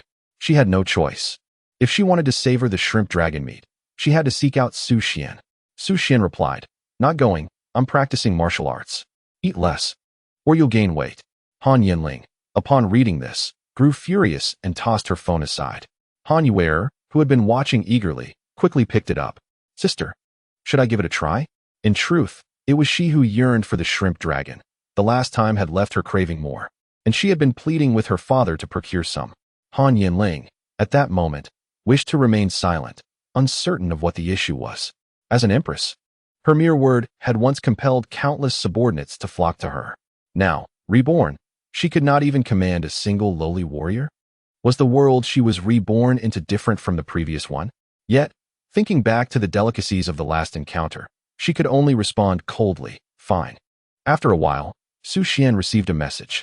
Brother, come on. Su Xuan felt a chill run down his spine. What kind of technique was this? A forbidden art? Was there no respite? The visage of Han Yanling, piercing even through artificial intelligence, uttering such words was unfathomable. One could only imagine the consequences. A mind at the great ascension stage would surely shatter. Nevertheless, he decided to go. After all, he aspired to become a stronger man. This little time was still worth the expenditure. Thus, he replied, All right, I will arrive in 30 minutes. After a moment's thought, he added, Do not send such messages again. Han Yuer was elated upon seeing Su Xuan's reply, unable to refrain from exclaiming, Nice. My exclusive celestial maiden's secret skill has yet to fail. It's a guaranteed success. However, the next moment, she was left dumbfounded. Han Yanling sensed something amiss and snatched the phone. Help. My sister is about to commit murder. The Han estate was in an uproar. 30 minutes later, at the luxurious entertainment hall of the Han estate. As the lights illuminated the space, the air was filled with the aroma of celestial demon shrimp dragons and a hint of fragrance. In the center of a large sofa made of pure white beast hide sat Han Shuangyi and Uncle Gong, quietly discussing the masked warrior conference. As many of the Han family's ventures were tied to this event, Han Yanling and Su Xuan occupied the left side. On the right, Han Yuer and Han Zhanxiao sat together, yet the distance between them felt somewhat estranged. Han Yuer occasionally lowered her head to fiddle with her ring, appearing somewhat distracted due to discomfort, while Han Zhanxiao gazed excitedly at the screen's center, still under house arrest and utterly bored each day. Seeing so many relatives at home brings me immense joy, particularly with his biological father absent. Su, your delivery guy is quite remarkable. He has surged to the 500th position in betting amounts, exclaimed Han Zhanxiao with palpable excitement. Su Xuan was taken aback. Is there such a way to flatter someone? Also, your ability to initiate conversation is truly impressive. Despite the enormous screen, I couldn't locate myself. How did you discern it? Oh, which contestant does Xiao Su favor? Uncle can assist you with your bet, interjected Uncle Gong, with the prowess of a 7th-tier martial artist. He had ascended to the upper echelons of the business circle in the capital, undoubtedly possessing keen judgment. He perceived that Su Xuan was exceptional. Though of humble origins as a low-tier martial artist, the composure he exuded was undeniably authentic. Those with genuine inner strength never rely on pretense to earn accolades. He was reminiscent of that man. With this thought, he couldn't help but steal another glance at Han Yanling, who was quietly savoring shrimp and lobster. As Su Xuan peeled shrimp, he replied, I have a favorable impression of the delivery guy. All right, Uncle will place a bet of 50,000 for you. Uncle Gong pulled out his phone to finalize the wager. Such a sum barely covered the cost of a few shrimp. Su Xuan's hand trembled, nearly ruining a shrimp. Uncle, you are really betting. Don't inflate my odds. The prize pool had already exceeded 20 billion, and based on his assets, he could potentially reap 32 billion in rewards. Of course, during the final stages, many would also time their bets strategically. As the delivery guy's betting amount escalated, many became extraordinarily excited. In the delivery group, discussions were fervent. Brothers, a boss has increased his bet. Let's rally and deliver a few more orders. I don't understand. How does this relate to delivering more orders? Oh, for every 5 additional orders I deliver, I will increase my bet by 1 yuan, for the sake of our dreams. All right, I will deliver more too. On the roadside, Xiao Wang, who was delivering, was taken aback. The competition for this month's delivery champion had intensified. What have I become? No way. I must give it my all. As for betting, he dismissed it, yet he too placed a wager of 1 yuan.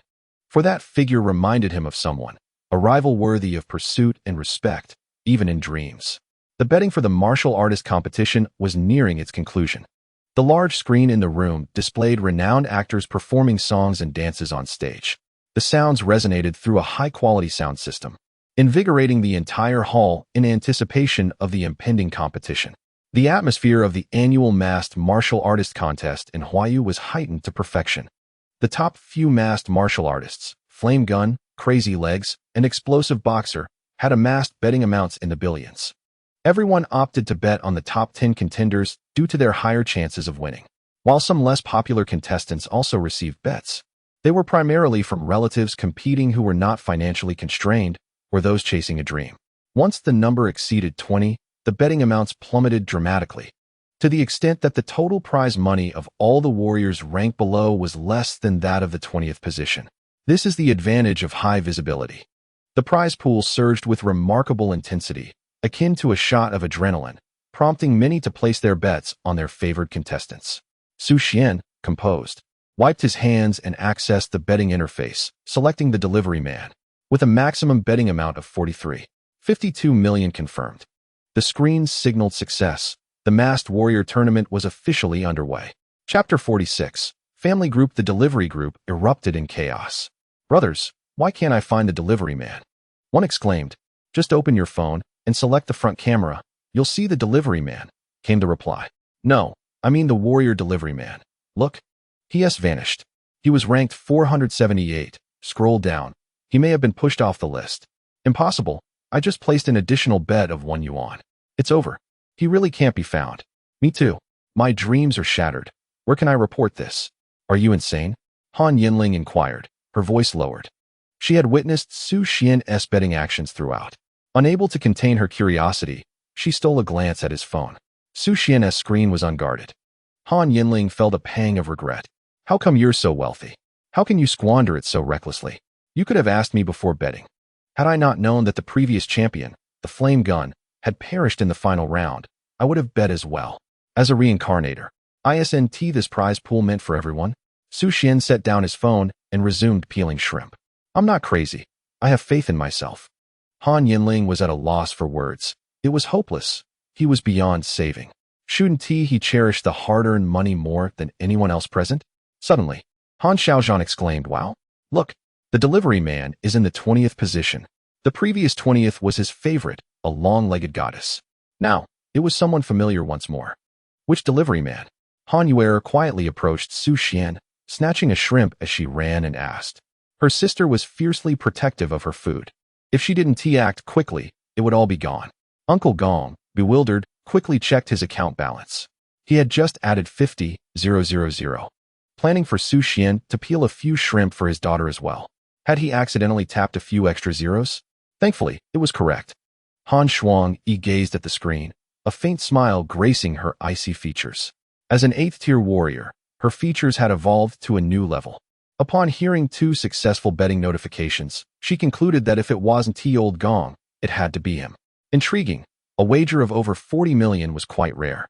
The confidence exuded by this individual hardly resembles that of a mere gambler. Observing for a moment is prudent. Brother Su, are you not the one who holds the martial artist in such high regard? After finishing a shrimp, Han Yuer approached again, attempting to divert the attention of the crowd with her words. The shrimp dragon meat is absolutely delectable. If I were my sister, I would indulge endlessly. Su Xuan nodded in agreement. Indeed, I see the potential of a champion. Casually, Han Yuer picked up a peeled shrimp dragon and remarked, Brother Su, let us become friends. If you win, send me a red envelope. The request for friendship was secondary. The shrimp dragon was the crux of her intent. This tactic is aptly named a diversionary maneuver. I wish to add you as well, Han Xiaozhan chimed in from the side. At that moment, Han Yanling was the only one visibly irritated, wishing fervently to confront Su Xuan and give him a piece of her mind. With such a fortune, what could he not do? Would it be so difficult to lend her some? Han Yanling, add Su Xuan to the group. I too wish to befriend him. Han Shuangyi suddenly interjected. The assembly was momentarily stunned. Han Shuangyi was the matriarch of the family, and though she seldom spoke, her presence was commanding. Had it not been for the recent thaw in the relationship between her and Han Yanling, such a gathering would not have occurred. Add to which group? Han Yanling, without further contemplation, made the addition. Ding. You have joined. Han Family Clan 8. Su Xuan glanced at his phone, astonished. Wasn't this the family group? Shouldn't such a group be titled Loving Family? Why so formal? Is there truly no affection to be found?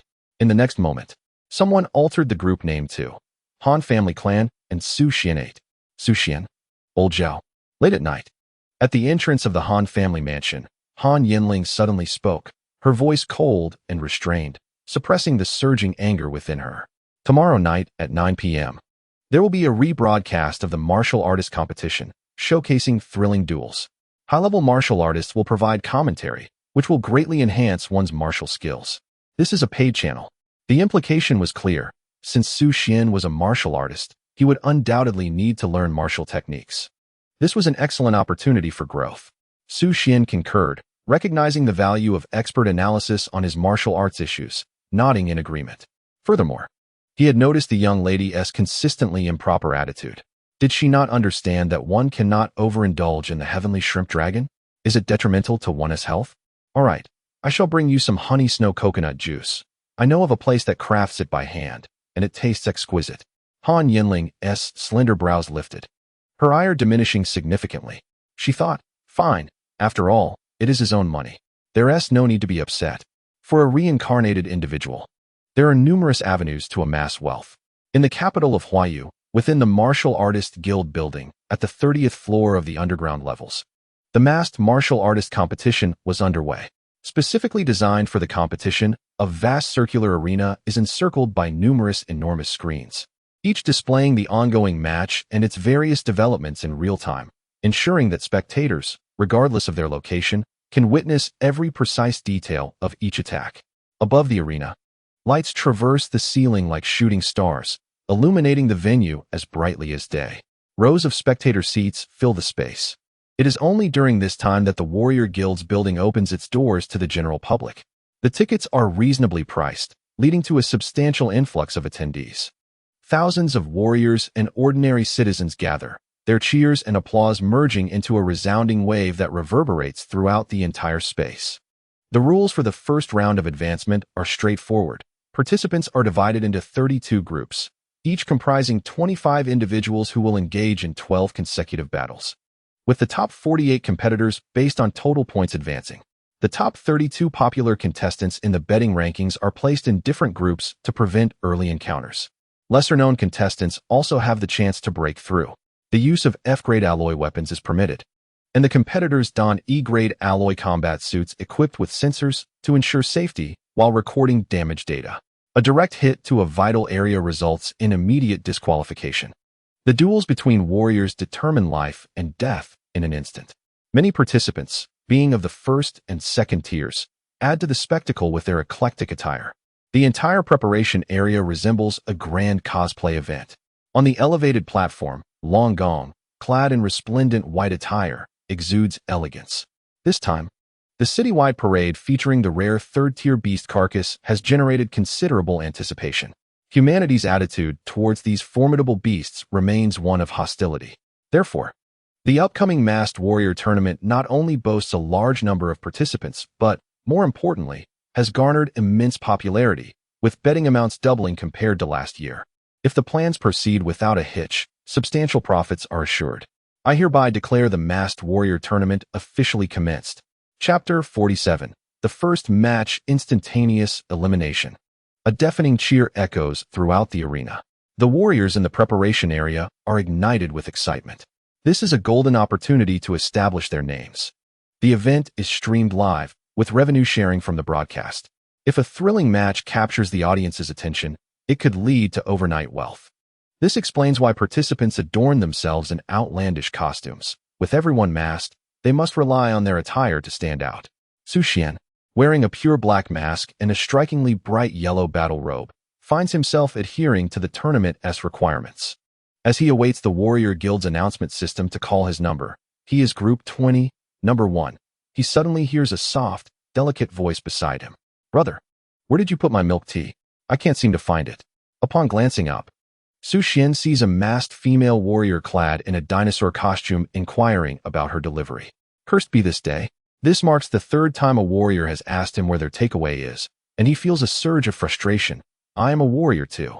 However, the girl donned an outfit that seemed overly snug, appearing excessively anxious and somewhat oblivious, utterly failing to grasp Su Xuan's intent. Laughter erupted among the surrounding warriors, indicating that one should not casually indulge in cosplay, as it genuinely disrupts pre-match preparations. Su Xuan, speechless, pointed out, "To your right, at the counter. The fourth cup of milk tea, go take a look." "Thank you, big brother," the dinosaur girl exclaimed, skipping away. The surrounding warriors were left bewildered, questioning, "Are you truly not the delivery person? Group 20, number 1, please prepare. You will be on stage in 3 minutes, facing the adorable lowly." Su Xuan rose, confident of victory in this round, for his blade was indifferent to the opponent's gender. It was simply a matter of action. As he ascended the stage, the audience comprised a vibrant assembly of outstanding delivery personnel clad in bright yellow, a promotional event orchestrated overnight by the Bayalim Company's publicity department, which had astutely sponsored a batch of tickets. On stage, his opponent was a remarkably charming warrior, her attire delightful, yet her limbs were adorned with thick, black hair. Without a doubt, the live stream's viewership surged. "I have never felt such fervor for delivery personnel at this moment. Let us defeat him. I pledge my support," exclaimed one admirer. "Brothers, I must confess, I regret having bet 1,000 on the adorable lowly. Cursed deceiver, return my lost youth." The cute lowly was a third-tier warrior and a popular contender from the last competition, far beyond the capabilities of the delivery personnel. The preliminary rounds, receiving little commentary, lacked the fervor of this match, which was heightened by the lowly's striking contrast and the last-minute surge of the delivery personnel into the top 20. Thus, two professional commentators, Jin Jing and Wang Duoxiao, were assigned. Dear viewers, welcome to this match. Let us delve into the details. Jin Jing, as a competitor from the previous season. What are your thoughts? Hello everyone. While the cute lowly possesses a unique appearance, she is undeniably a formidable third-tier warrior, and I hold high hopes for her. I concur, replied Jin Jing. From the data, it's clear that the delivery personnel are making their debut in the warrior competition. The primary objective should be to gain experience. Were I in his position, I would choose to concede, conserving strength for future contests. The two commentators swiftly outlined the situation. As this type of combat was characterized by rapid exchanges, certain martial techniques, once unleashed, could yield results within mere seconds. The atmosphere, enhanced by the commentary, escalated swiftly. Su Xuan gripped his alloy blade, his expression solemn. This was his first confrontation with a third-tier warrior, and his opponent exuded a formidable aura. The battle would likely hinge on martial skills and explosive power. Suddenly, the cute lowly stomped the ground, her alloy gauntlets glinting coldly as she charged at Su Xuan. The air crackling with the sound of her powerful punches. Gasps erupted from the audience of delivery personnel. What incredible speed! That punch is enormous. It seemed they were on the verge of witnessing one of their own, clad in the same battle garb, being sent flying. In the next instant, a resounding thud echoed. The cute lowly was sent hurtling backward, crashing onto the arena floor outside. The commentators are swiftly narrating the unfolding action. The adorable young girl charges towards the delivery man with lightning speed, and to no one's surprise, he is sent flying. Wait. It is the charming girl who is sent sprawling instead. My goodness, how astonishing. Did I truly witness that? With a single strike. Let us congratulate the delivery man on his inaugural victory. The two commentators seem to be left wanting more, yet the broadcast has shifted to other arenas. From the audience, an uproarious cheer erupts. Every yellow-clad figure is filled with exhilaration. They have triumphed, albeit without understanding how. But it is worth it, so worth it. The years spent delivering orders have not been in vain. The viewers in the live stream seem reluctant to accept the outcome, the screen flooded with exclamations of disbelief. It must have been rigged. Let's report the company. Enough. The draw is random. How could it be fixed? Upon revisiting the footage, it seems she was struck down by the edge of the blade. What kind of martial technique is this? Su Xuan remains composed as he steps off the stage. Awaiting the next match. Betting remains open, but the odds fluctuate dramatically based on the competitors' performances, typically adjusted rapidly by artificial intelligence in response to the ongoing contest. In the unseen depths of the 88th floor studio hall, a large screen records the shifting odds of the competitors. Suddenly, one yellow figure experiences an astonishing change in odds, swiftly shifting from 1 to 80 to 1 to 36. What does this signify? It suggests that this contestant possesses the potential to break into the top 36. Instantly, a ripple of excitement ensues. Is another dark horse emerging? Proposal number 2, quicken the hype. Excellent. This is precisely the kind of underdog we need. Let us promote his capability to reach the top 8, enticing the audience to place their bets. Marketing team, elevate his match footage's popularity. A series of actions swiftly unfold. This is one of the tactics of the Martial Artist Guild. First, to extol the prowess of a dark horse. Then to harvest through the odds. Most people remain oblivious, blindly following the trend, so when the dark horse encounters a seasoned competitor with no hype, they will be swiftly eliminated. Otherwise, how could wealth accumulate so rapidly? Nearby, several high-ranking warriors are repeatedly reviewing match footage to avoid the pitfalls of the guild's analytical system. This movement feels familiar. Could it be the Lingbo step? Impossible. I witnessed the perfected Lingbo step 2 decades ago. It is different. And what of this blade technique? It is hard to discern. Let the system conduct an analysis. Ding. No similar blade techniques detected. Then it is of no concern, likely a strength-based talent. Only Long Gong beside him furrows his brow slightly. This figure seems vaguely familiar. Under the influence of mysterious forces, Su Xuan's match footage rapidly ascends into the top 10 of the trending videos. At this moment, freshly stepped down from the stage. Su Xuan received a notification. Contestant number 1 from Group 20, please prepare. You will be on stage in 3 minutes, facing off against Brother Bear. Chapter 48, the first round in full seconds. The arena buzzed with anticipation. The audience had changed. It was inevitable, as the company had only sponsored a single round of viewing tickets.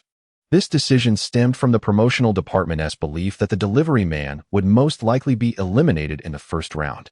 Moreover, any severely injured contestant was unable to continue competing. However, the excitement in the live stream surged once again. Brothers, what do you think?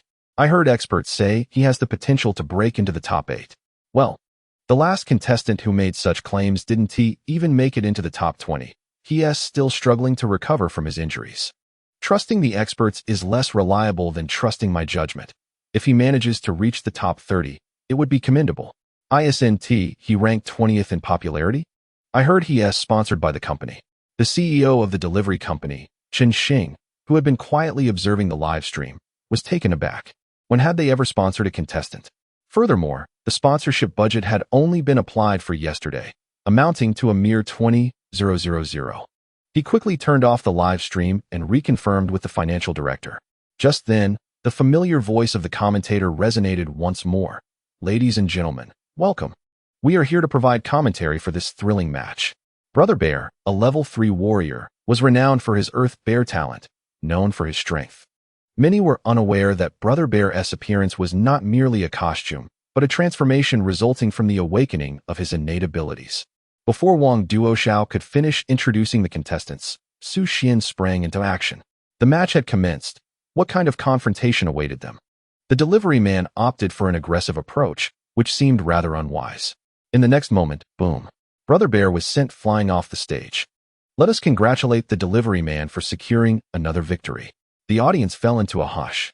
Damn it, I spent $100 and it's over just like that? Wasn't Brother Bear supposed to deliver punches with impact? Why aren't you throwing any punches? So weak. What is the point of watching? Damn it, refund. Refund. The commotion in the audience was swiftly quelled, and the match continued. A charming young girl helped Brother Bear to his feet. Through 2 layers of masks, their gazes locked, evoking a profound sense of sympathy and resonance. Incredible. This is an extraordinary talent from some family, coming to this low-tier match to dominate. And wearing the company's attire too. No doubt, we've been well fed. The odds for the delivery man continued to drop, reaching approximately 1 to 20. However, this fluctuation went unnoticed, as variations in odds between 20 and 30 were quite ordinary, except for a few popular contestants. The top contenders among the first 32 generally shared similar odds. The marketing campaign continued to promote his matches, and the viewership of Su Xuan's competition videos soared, even surpassing that of well-known competitors like Crazy Legs and the Explosive Boxer. The fervent discussions among netizens have been ignited. One slice or the back of the blade. I am a fan either way. You may choose as you wish. I have watched the first match repeatedly, and I can only express it in 2 words. Utterly exquisite. I did not watch the competition. Did the charming young girl make an appearance? Did the hilt shatter the mask? The opponent was too weak to warrant a critique. The Mad Legs reign supreme, and if you disagree, feel free to contest. Have you witnessed the match of the blazing gun? That is the true epitome of cold weaponry. Su Xuan continues to await his turn in the preparation area, longing for the contest to conclude swiftly. He still needs to purchase coconut honey juice for Han Yanling in the evening. That shop sells out quickly if one arrives late. The 20 groups of the first contestants have seen time pass swiftly, and the initial round of 13 matches has concluded in no time. Undoubtedly, Su Xuan emerged victorious in all, advancing directly to the next stage, and he finished each match with a single slice. He has now been affectionately dubbed Brother One Slice by netizens. Apart from the blazing gun, all other groups exhibited a tit-for-tat performance. Every year, a few dark horse competitors invariably emerge. It is precisely for this reason that the popularity of Su Xuan's match videos plummeted rapidly after the 3rd round, as the swift conclusions rendered them rather dull. Su Xuan changed his attire and exited the building, speeding away on his light-speed motorcycle. In the underground level 88, a group of advanced martial artists felt a chill run down their spines, beads of sweat forming on their foreheads. They replayed Su Xuan's match videos repeatedly, their hearts brimming with astonishment and confusion. Upon watching again, they noted that this young man took 2 strides in every match. Furthermore, regardless of the distance, the time taken from the initial movement to the strike was remarkably consistent, down to the millisecond. How could this be achieved? I have never practiced the Lingbo step. making it difficult to comprehend. Old Gu, you have mastered the Lingbo step at a minor level, and your student has reached a major level. Is this technique attainable for you? Old Gu pondered for a moment. My student comes from a lineage of martial arts. The recently developed skill, Lingbo step, was derived from ancient martial arts by their ancestors. However, even if he mastered it, achieving uniformity in both the distance and timing of each step is fundamentally impossible, unless one reaches the perfect level. A gasp of astonishment swept through the crowd. It is said that every martial art mastered to the perfect level possesses the miraculous ability to return to simplicity and distill complexity. Yet, in the 300 years since the resurgence of spiritual energy in Blue Star, there has never been a report of anyone achieving such a level with any martial art in the 9 regions.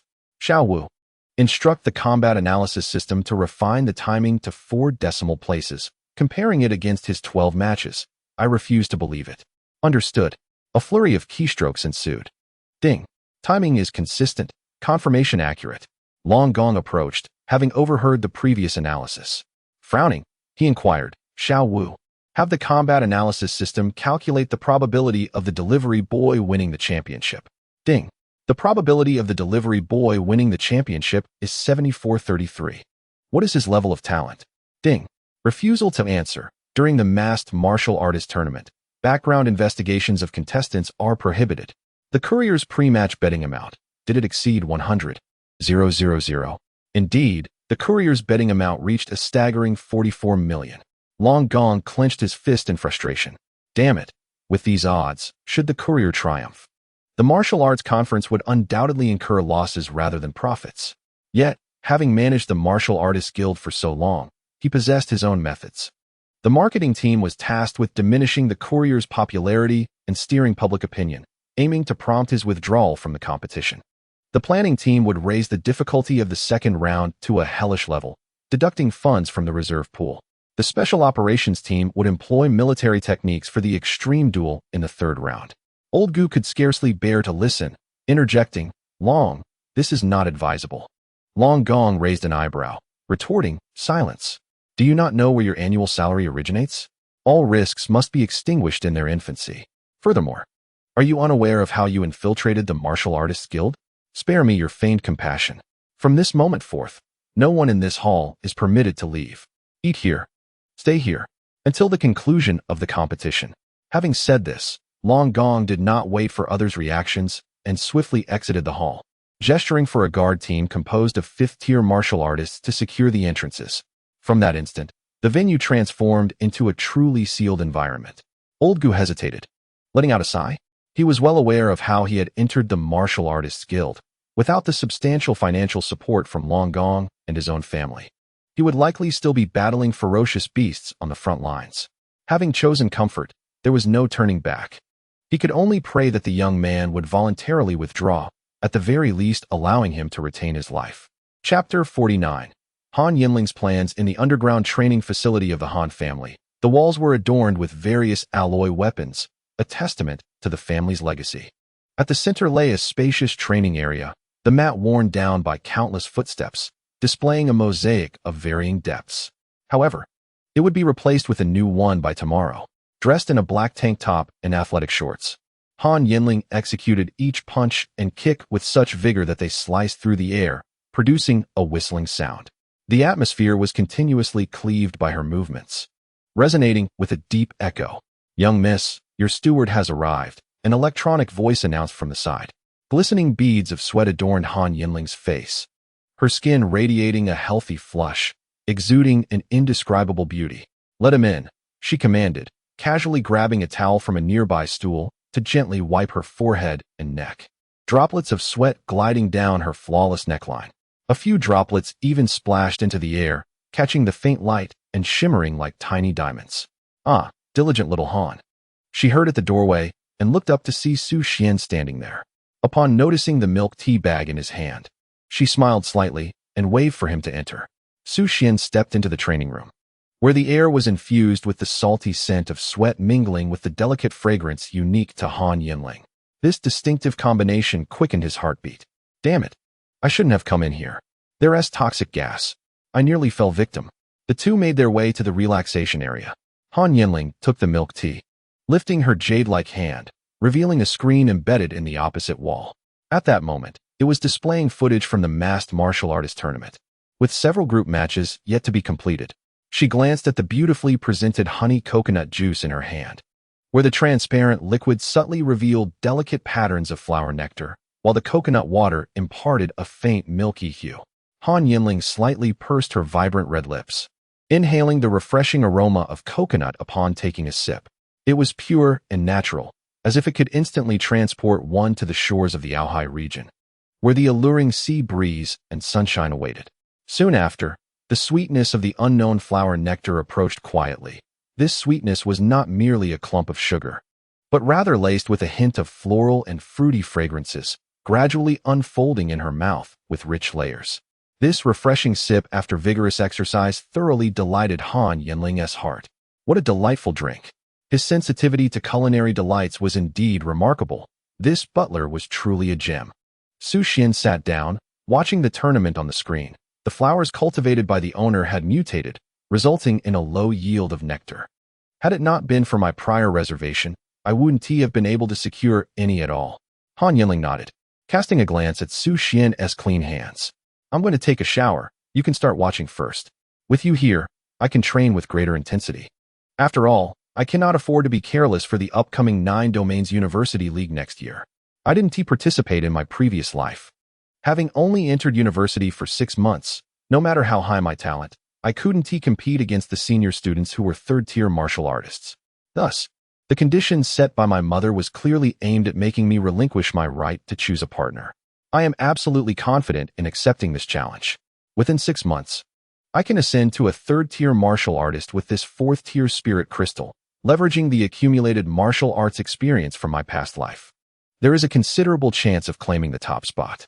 Those young prodigies from the 9 Domains families should not be underestimated at this juncture. Therefore, my only advantage lies in martial arts. Rapid practice of martial skills is inextricably linked to muscle relaxation. However, the relaxation therapist I hired is undoubtedly my mother's informant, and she will never let me have it my way. Han Shuangyi harbors great ambitions, aspiring for the Han family to become a transcendent family across domains. The pivotal point for this trans-domain breakthrough is undoubtedly through my marriage alliance. Thus, my immediate priority is to secure Su Xuan. A moment later, Han Yanling returned, still clad in the same attire, but now adorned with a completely new outfit. Su Xuan did not turn around, yet he was greeted by a wave of refreshing fragrance emanating from her side. He suspected it must be the scent of some top-tier body wash. A surge of anger welled up within him. Damn it, how could there be yet another gaseous assault? Next time, I must remember to wear a mask. The chilling voice of Han Yanling echoed in his ears. Su Xuan, massage my legs. A slight smile crept across Su Xuan's face, as he envisioned the immense wealth he would acquire after winning, a fortune comparable to the cash flow of the Han family. What gives you the authority to command me? I could impart the martial arts of the Han family to you. Han Yanling's voice carried a hint of fatigue, as if the recent training and bath had drained her energy. Before Su Xuan could refuse, 2 glistening thighs appeared before him, capturing his gaze completely. Their elongated and graceful contours, skin as delicate and smooth as porcelain, reflected a gentle and warm glow. The arches of her feet were pleasingly rounded, and the soft pink polish on her toes added a touch of charm. Beads of water, not yet fully dried, glistened between her toes, sparkling with brilliance. This is delightful. Do purchase it for me again tomorrow. Han Yanling adjusted her posture, placing her ankles beside Su Xuan's hands, her eyes fixated on the competition video on the screen. Despite her social anxiety, she found the current space comforting, especially since she and Su Xuan had grown familiar. Moreover, Su Xuan had expressed his fondness for her legs, and she relished his massages. It was a win-win situation. Furthermore, she had indeed washed thoroughly this time. Contemplating for a moment, Su Xuan decided to indulge her for now. After claiming victory, he would show her the true power of wealth. For the time being, he regarded it as a training exercise in enduring pressure. After all, a man determined to grow stronger would seize every opportunity for extreme stress testing. Just as Su Xuan was lost in thought, a languid voice interrupted. You can apply more pressure. We have training later tonight. Suddenly, he noticed his hand moving on its own. Indeed, it seemed to have a mind of its own. I've caught you. Han Yanling exclaimed. What martial arts techniques do you wish to learn? The screen displayed a battle scene featuring a masked warrior wielding a fiery spear. Aggressive and confident. In mere moments, he either sent his opponents flying or aimed directly at their vital points, embodying a sense of effortless finesse. The spear techniques appear impressive. Su Xuan mused, admiring the screen. This warrior indeed possessed remarkable skills worth emulating. The comments section erupted with admiration. Now, this is a true master. A champion in every sense. So handsome. Where can I purchase his signed photo? The strength on display was overwhelmingly superior. The verdict was clear, far surpassing that of the delivery warrior. The delivery guy only used one blade. How many shots did he take? Someone remarked, dismissing the delivery crew as mere luck. The comments quickly shifted in tone, transformed into a fervent exchange between a multitude of fans of the flame gun and delivery personnel, with the latter undeniably at a disadvantage. Su Xuan found himself at a loss for words. What was there to argue about? When the next round arrived, a match would reveal the outcome. Be gentle.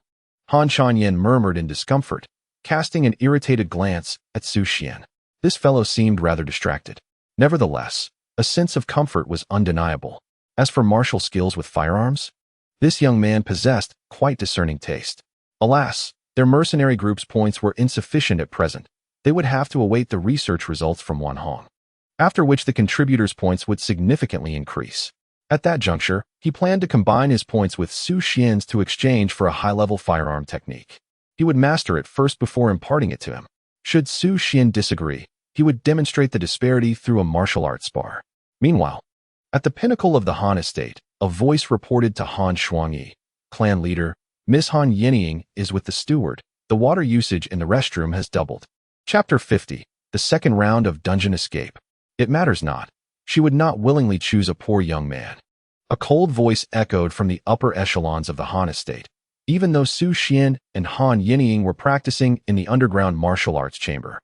Han Shuangyi remained unfazed, believing her daughter had no chance of rising. She had already contacted several established cross-domain families from the Eagle Domain, European Domain, and Black Domain.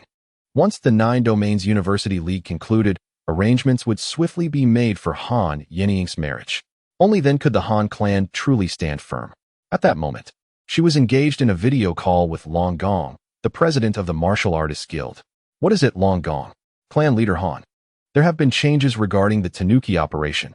I suggest we cancel this edition. Han Shuangyi's indifferent blue eyes lifted slightly as she pondered. Given that Han Zhanxiao is currently under house arrest, let it be. Long Gong continued. Then what about the Han clan sponsorship? Han Shuangyi interjected. Reduce it by half. You may contact the Yi family. They might be more interested. Long Gong's expression changed.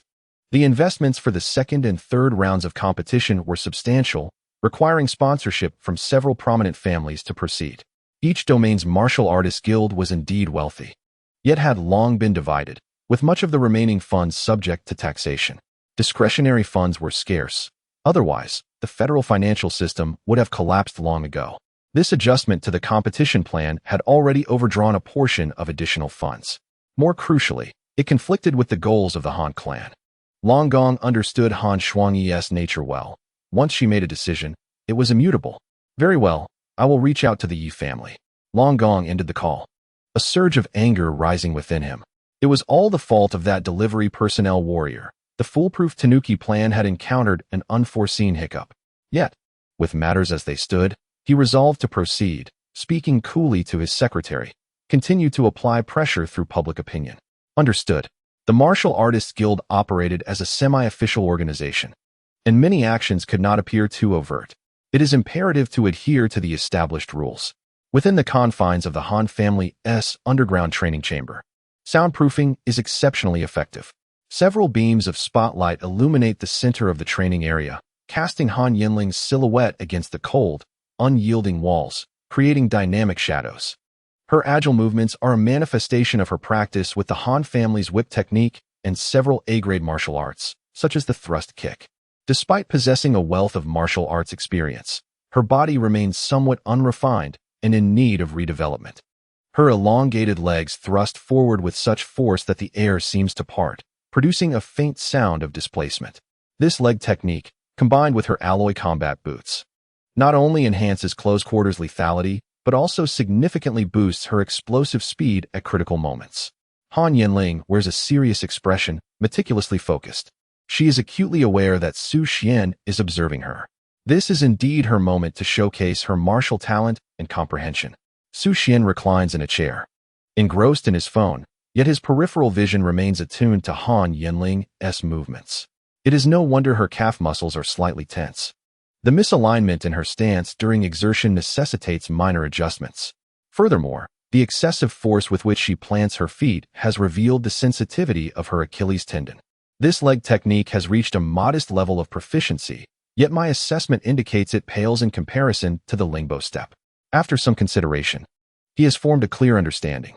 Although she may not vocalize it, she holds herself in high regard and has never assumed an air of superiority. The next time her muscles relax, I can assist her with slight adjustments through the layering technique. For now, however, it is best to cease observation, as the titanium alloy material is nearing its limits. I should first delve into the information regarding tomorrow's Masked Warriors tournament. In the distance, Han Yanling notices Su Xuan becoming engrossed in his phone, causing her motivation to wane slightly. She suddenly finds the training somewhat tedious, pondering, should I invite him to spar? Su Xuan is browsing the Warrior Guild app, initially drawn into the bustling forum. I've heard that the second round will feature top-tier beasts of the third rank. I am aware, they have been imported from the Eagle domain. I even spotted the battle chariots from there. The transformation from slaughter to survival prompts me to advise those weaker warriors to withdraw, particularly the takeout swordsman. The long-legged lowly and the fierce, adorable girl have all withdrawn from the competition, trending on social media. Their annual withdrawals are unsurprising, and I also recommend the takeout swordsman to step back. I strongly advocate for the takeout swordsman to withdraw. That group is indeed lacking in strength. It would be wise to preserve the spark and continue delivering for us. The power of public opinion is formidable, with even supportive fans leaving messages in the warrior community urging voluntary withdrawals. Such brutality? Su Xuan clicks on the introduction section for the second round of the competition, titled Dungeon Escape. This round features over 40 contestants. These are the elite fighters who have emerged from today's skirmishes, exhibiting formidable strength. Nevertheless, 8 participants have proactively withdrawn after reviewing this year's competition details. This is due to the necessity of entering an abandoned dungeon to hunt ferocious beasts. The site in question is a small cavern, initially developed by the Martial Artists Guild. Its spatial positioning remains relatively fixed, yet the resources within have been thoroughly depleted. Ultimately, it has been transformed into the venue for the second round of the Masked Martial Artists Tournament. Numerous third-tier ferocious beasts have been released within the cavern, and the current round of the competition revolves around the quantity of these beasts that competitors can hunt, commonly referred to as hunting points. The top 8 participants with the highest scores will advance to the next round. Given that the essence of human martial artists lies in combating ferocious beasts, the confrontations among them are merely one facet of the Masked Martial Artists Tournament. The act of slaying these beasts remains a brutal and bloody segment. The competition is brief, lasting only 36 hours. Due to the cavern's isolation from most signals, special sensors are employed to gather information on the beasts' corpses, allowing spectators outside the cavern to monitor the competitors' progress via a leaderboard. Furthermore, it is an individual hunt, and participants are prohibited from wearing combat gear. This has resulted in the third-tier apex beasts reigning supreme within the cavern, leaving the question of who will prevail uncertain. There is also concern regarding the introduction of new ferocious beasts, which are even more formidable and terrifying than the native third-tier apex beasts of the Hua domain. This has only served to heighten the competition's excitement. The ability to counterattack and slay other third-tier beasts amidst the threat of the apex beasts has become the focal point of this round. Su Xuan attempted to respond, expressing his confidence in the delivery man, citing his remarkable speed. However, as soon as the message was sent, he was inundated with responses. Get lost. Your lack of vision is truly frightening. How can you hope to escape to 8th place? Can anyone outrun a third-tier apex beast? We beseech the delivery man to refrain from bringing shame to the martial arts community and to withdraw from the competition. A collective outcry arose, demanding the delivery man's withdrawal. Sensing a conspiracy, Su Xuan discerned their singular aim, to compel him to withdraw voluntarily. With a slight smile, he murmured to himself, Is the pressure really that immense? Suddenly, his phone vibrated again with an anonymous message. Withdraw voluntarily or face dire consequences. Chapter 51. Preparation. Have we received his withdrawal application yet? In intervals of 1 hour, the Dragon Palace would inquire of the secretary. Earlier, they had resorted to underground channels to send threatening letters, but it appeared to have little effect. Not yet, General Long. The secretary replied, visibly anxious as he kept a vigilant eye on his phone. However, the betting pool for the competition shows that the delivery man's wager has ceased to increase, with many demanding refunds. Upon hearing this, General Long felt a surge of elation. Then let us refund all bets, claiming a misjudgment by the experts, and leverage this news for further publicity. Understood. Indeed, once the announcement of the refund was made, the public sentiment regarding the delivery man shifted dramatically. Posts declaring, experts claim misjudgment. The delivery man's abilities are severely lacking, and he has voluntarily resigned. Surged to the forefront of trending topics. Yet at that moment, Su Xuan paid no heed to the uproar. His singular focus was on claiming victory and acquiring the B-level marksmanship skill, 9 kills gun. The surrounding discourse held little significance for him. In the face of absolute strength, conspiracies will inevitably be crushed. Furthermore, he took the time to consult relevant materials. The rewards for the Masked Warrior tournament are secured in the Federal Bank. Upon victory, the pre-match betting amount, after tax deductions, will be automatically credited, and the martial skills can be directly exchanged at the offline redemption points of the Federal Bank. Ignoring the extreme displeasure reflected in the eyes of his classmate Xiaohan, Su Xuan prepared to return and swiftly ascend to the rank of a 4th-tier warrior. At the Warrior Guild building, in a luxurious apartment, Su Xuan sat cross-legged, clutching a 4th-tier spirit crystal. System, name, Su Xuan. Age, 18 level, 3rd-tier warrior talent, spirit heart, unique, spirit energy, 263810000 traits, basic body enhancement, biological wave detection, killing intent perception martial skills, D-grade lingbo step, perfect, C-grade overlapping wave palm, perfect, C-grade overlapping wave finger, perfect, A-grade overlapping wave slash, minor achievement, spirit crystals, 2 3rd-tier, 1 4th-tier wealth, 1,000, low-dimensional currency. It was too slow. Fortunately, he had saved enough for a bubble tea. Su Xuan lamented that the pace of advancing from a 3rd-tier to a 4th-tier warrior was significantly slower than anticipated. Although he had not devoted much time to serious cultivation, his innate talent allowed for greater growth in spirit energy when utilizing higher-tier spirit crystals. Unfortunately, high-tier spirit crystals were indeed difficult to find on Blue Star, and he had no leads on their production. Currently, any additional low-tier spirit crystals could only be converted into currency, which, regrettably, could not purchase high-tier spirit crystals. Such is the reality. He decided to review the information regarding the Cave's Secret Realm. Opening the Warrior Guild app, he searched for relevant details about the Cave's Secret Realm. The top-ranking hot post was titled, Summarization of the Patterns and Precautions in Caves and Secret Realms. The core content highlighted the following points. 1. Caves and secret realms are categorized into 3 levels, small, medium, and large. A small one is akin to a small town, a medium one resembles a town, and a large one is comparable to a continent. 2. Caves are shrouded in unknown mists, teeming with savage beasts that are merciless and possess low ranks. 3. Secret realms feature extreme climates, have fewer beasts, exhibit a degree of intelligence, and are of higher rank. 4. Both caves and secret realms contain high concentrations of spirit energy, making it easier to discover spirit crystals or other rare resources not found on Blue Star, such as spatial ore. 5. The entry requirements for caves and secret realms stipulate that warriors above the 4th tier cannot enter small caves and secret realms, while those above the 7th tier cannot enter medium caves and secret realms, with no restrictions on beasts. 6. Restrictions on the spatial rings used in caves and secret realms. Items can only be placed inside, not retrieved. Su Xuan read with great interest. It turned out that caves and secret realms were akin to dungeons in games, with numerous requirements. Quite intriguing indeed. The comments below were plentiful. The first comment read, Thank you for the invitation. I was fortunate enough to enter the Yi family small cave, and in one word, it's good to be alive. On the second floor, upon exiting the secret realm in the Eagle domain, my gains were rather modest, consisting merely of a few 3rd-tier spirit crystals. Having resigned from my job, I now prepare to explore the splendid landscapes of the 9 domains. On the 3rd floor, to attain wealth, one must descend into the caverns. To amass great fortune, one must venture into the secret realms. On the 4th floor, should you encounter a cavern in the wild, do not rashly enter. Please contact 132XXX for assistance in remotely assessing the cavern's quality. On the 5th floor, beware of the swindler above. On the 6th floor, 20 years ago, my grandfather entered a cavern. 10 years ago, my father ventured into one. Now, I am about to embark on this journey. May fortune favor my return. Su Xuan clicked on the avatar of the author from the 6th floor and discovered it was a message left 3 years prior. The comments were all along the lines of, "Are you still there?"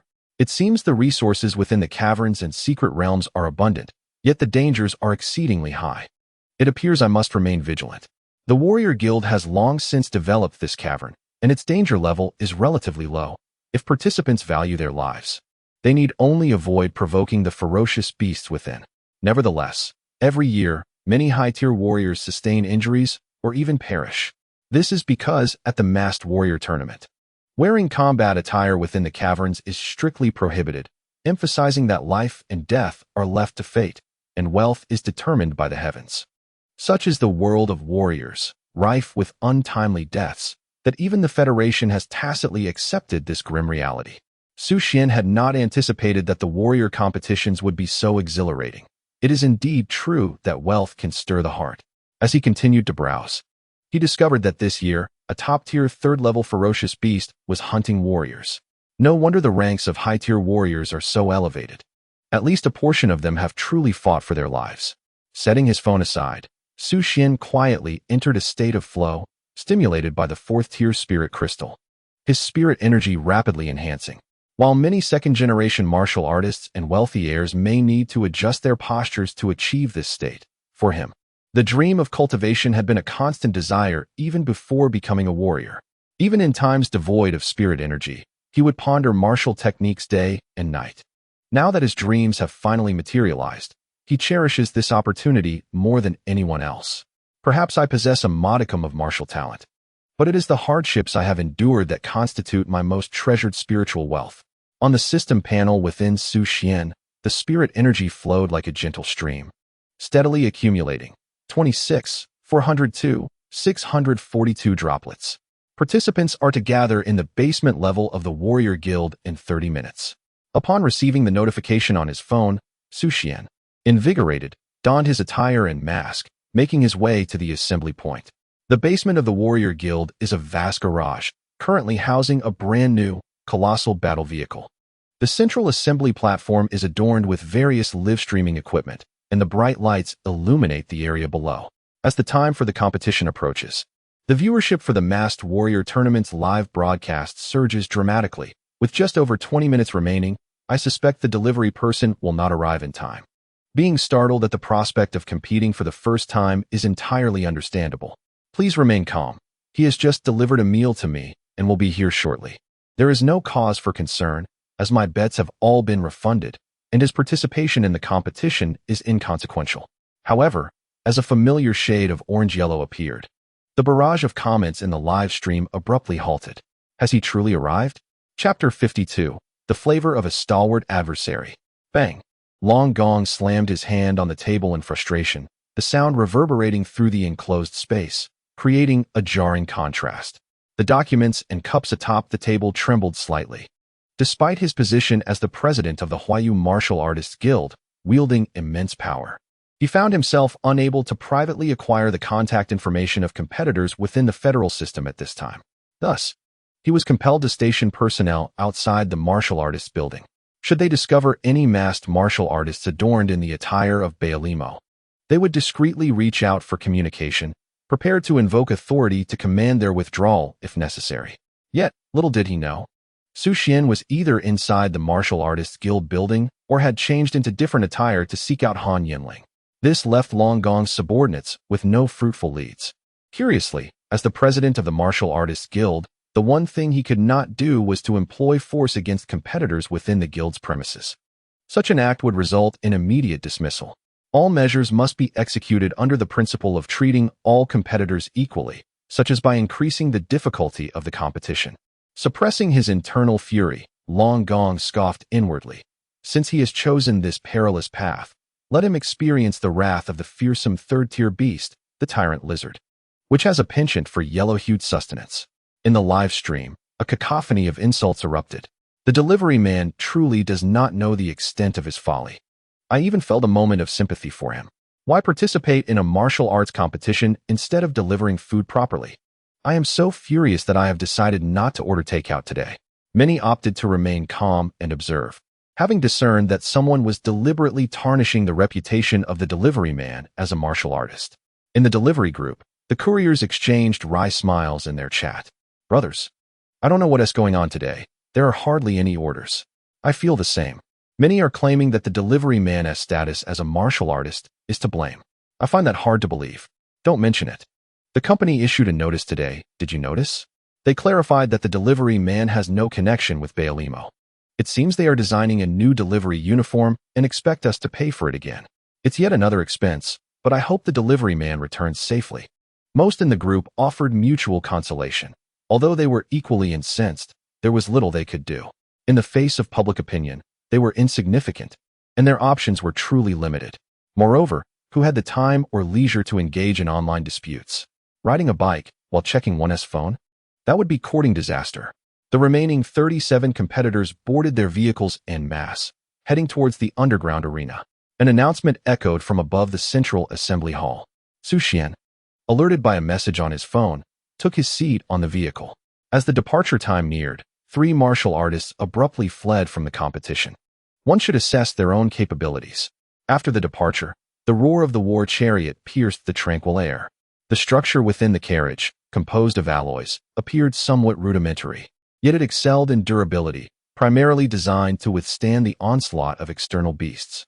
The war chariot traversed the winding mountain roads, surrounded by a desolate landscape, where one could occasionally glimpse a few fleeing beasts, frightened away by the thunderous noise of the chariot and the presence of 3 formidable warriors aboard. Su Xuan's gaze lingered on the 3 striking martial artists in turn. First was the one on the left, the mad-leg Serena, tall and statuesque, adorned with a pair of gleaming alloy combat boots, unmistakably her. Her golden hair was simply tied back, exuding an air of elegance. Her goal, it seemed, was also the high-tier combat technique rewards. Moreover, this round favored contestants who had long hunted beasts as mercenaries, a method employed by the Federation to encourage martial artists to slay these creatures. Next was the slender woman on the right, her hands encased in glimmering alloy gauntlets.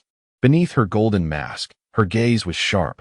Though petite, she emanated an undeniable aura of strength. Known as the explosive fist, her martial arts were fierce, each strike imbued with explosive power, and she possessed a sea-level talent, the Sea Mantis.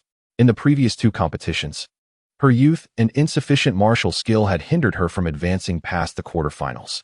This year, however, she had a significant chance at the championship. Finally, there was the young warrior seated opposite, with an alloy long spear divided into 2 segments, quietly resting on his back. He was the true frontrunner for the championship, the Flame Spear.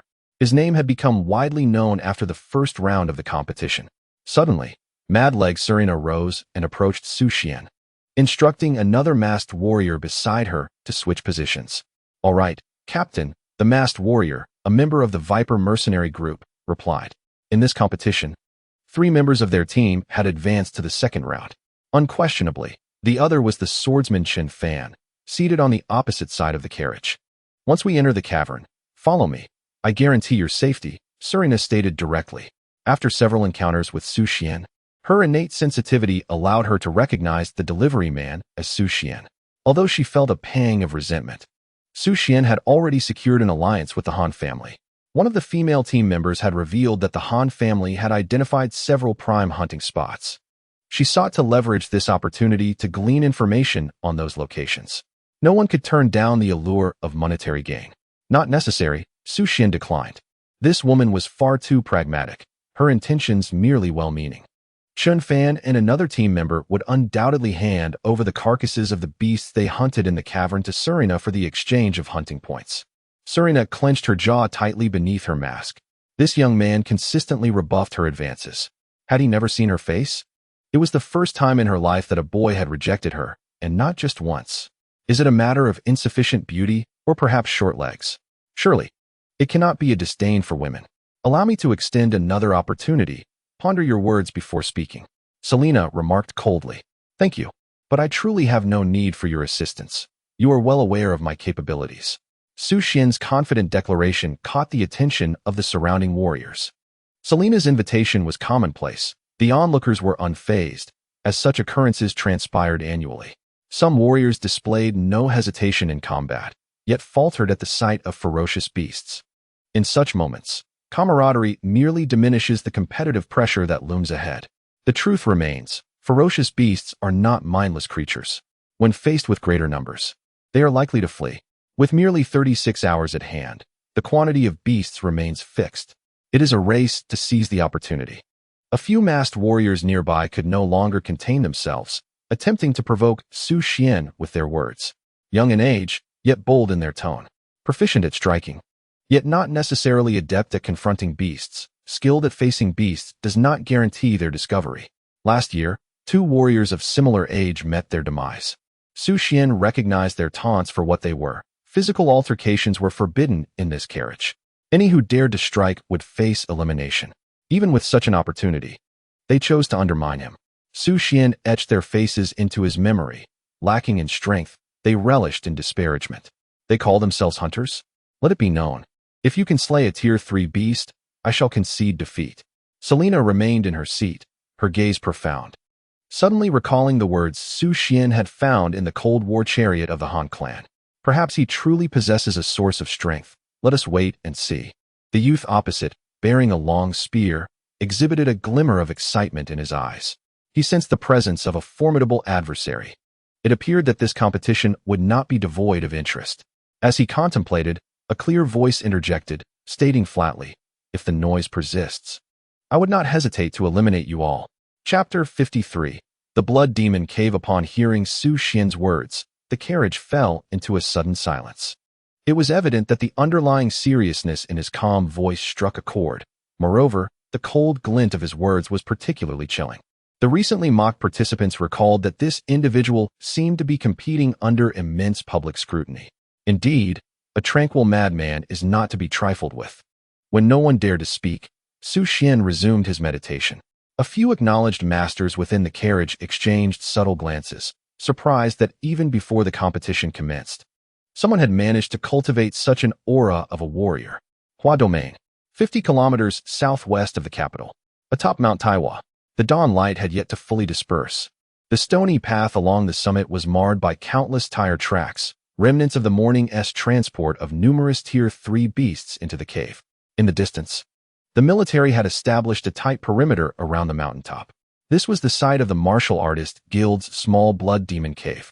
Flickering spatial rifts resembled the gaping maw of a colossal beast. The air in the vicinity is permeated by a pungent scent, a blend of earthiness and blood. Within this cavern dwells a multitude of second-tier bloodthirsty creatures known as blood bats.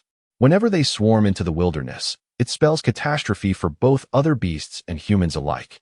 Thus, every contestant entering the cave must hunt a minimum of 5 blood bats to be granted passage out. Under the watchful eyes of drones broadcasting live, the participants surge into the cavern. At that moment, all live stream feeds shift to display a colossal leaderboard, showcasing each contestant's hunting score alongside the details of any slain beasts. Undoubtedly, the delivery man has been deliberately positioned at the bottom of the list. Once all contestants have entered, let us extend our best wishes to these masked warriors as they embark on their blood-soaked return with the glory of humanity. The second round of the masked warrior competition, the Cave Escape, has officially commenced.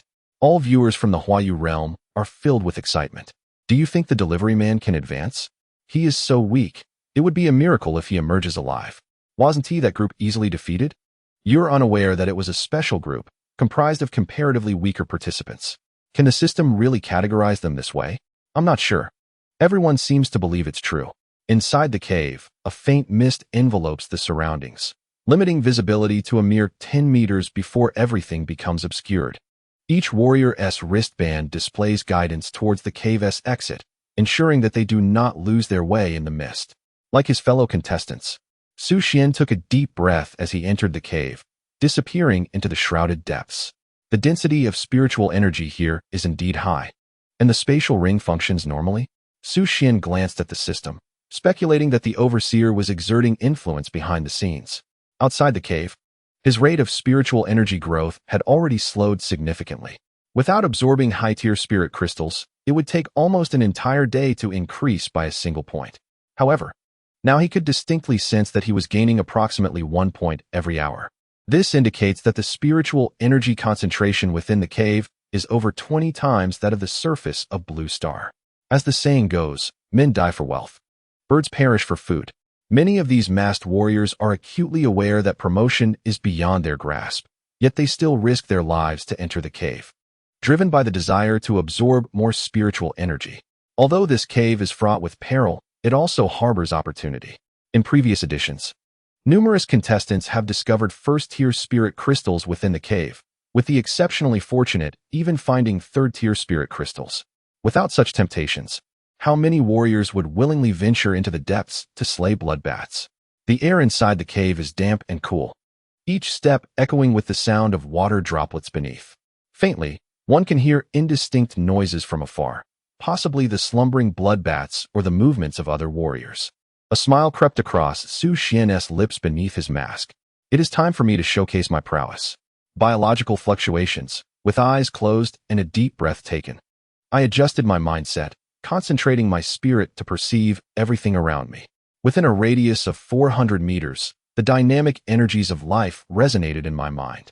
To my astonishment, how could there be so many? This revelation startled the usually composed Su Xuan. The cavern resembled a natural underground grotto. Above the mist loomed vast rock walls. Within my perceptive range, countless bloodbaths clung tightly to the ceiling. Their feeble life energy indicated they were in a state of rest. Yet, the sheer density of their presence instilled a sense of oppression in Su Xuan. He understood that humanity remained overly confident when confronting ferocious beasts in the depths of the earth. Due to the mist, many technological devices were rendered useless, leaving them entirely unaware of the overwhelming number of bloodbaths within the cavern. Perhaps, each time the bloodbath stirred, it was merely a small fraction of their population. Most crucially, the competitors were not adorned in combat attire. This undoubtedly meant they were dancing on the razor's edge of life and death.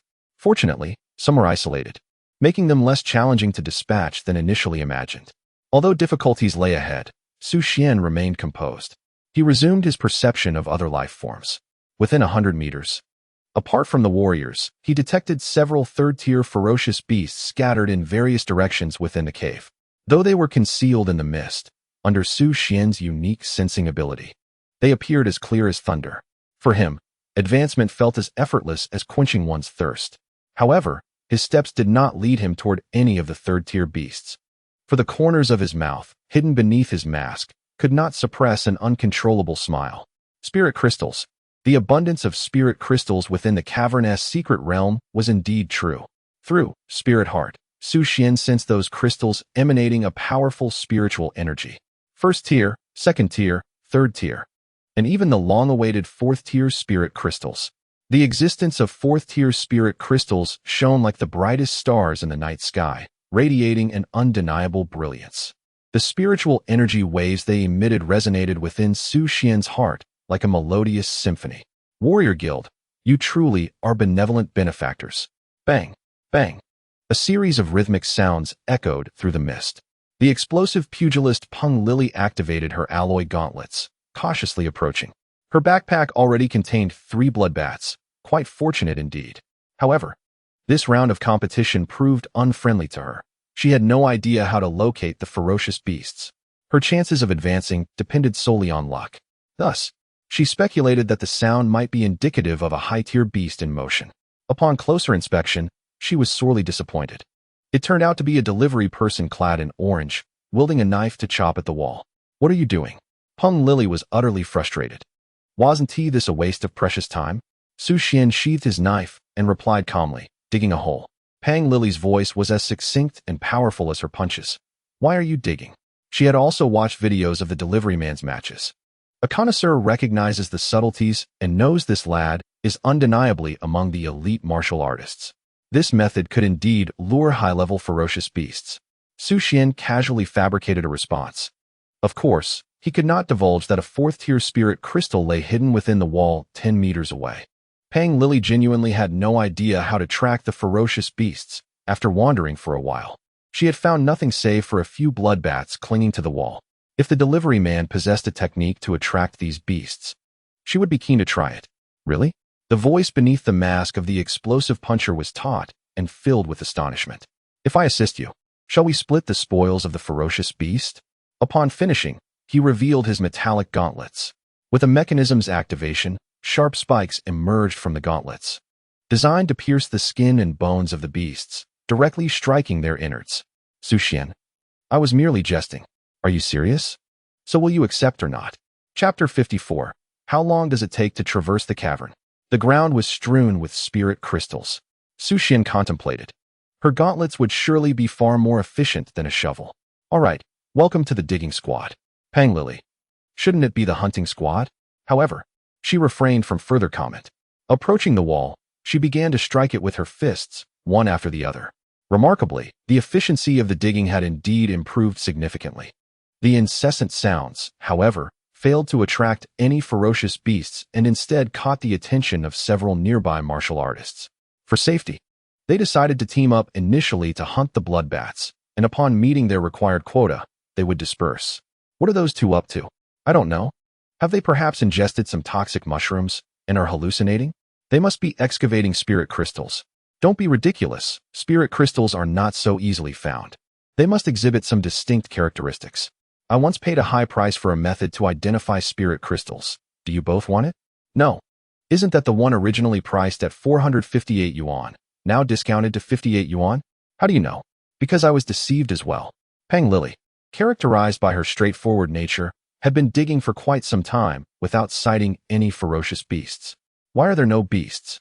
Su Xuan assessed their progress and estimated that a little more effort might suffice. Thus, he feigned profundity and said, "Success is often reserved for those with patience." Pang Lily fell silent. She indeed lacked patience, a sentiment her teacher frequently reiterated, especially during hunts for ferocious beasts. Damn it! How was it that she could hear the same phrase while participating in a competition when she truly lacked patience? Otherwise, she would have long since ventured out of the city to hunt beasts. She felt anger rising within her. With that thought, her fist swung even harder. Bang! Crack! A shower of debris erupted. Su Xuan was pelted with stones, feeling utterly speechless. Damn it! Does patience have anything to do with exertion? Why do you suddenly seem to harbor a grudge against this wall?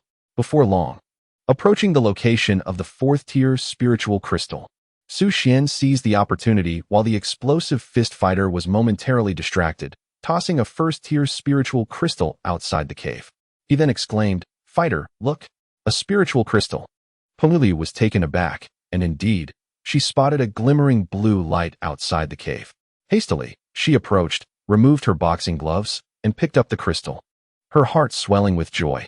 It was truly a first-tier spiritual crystal. Such fortunate luck.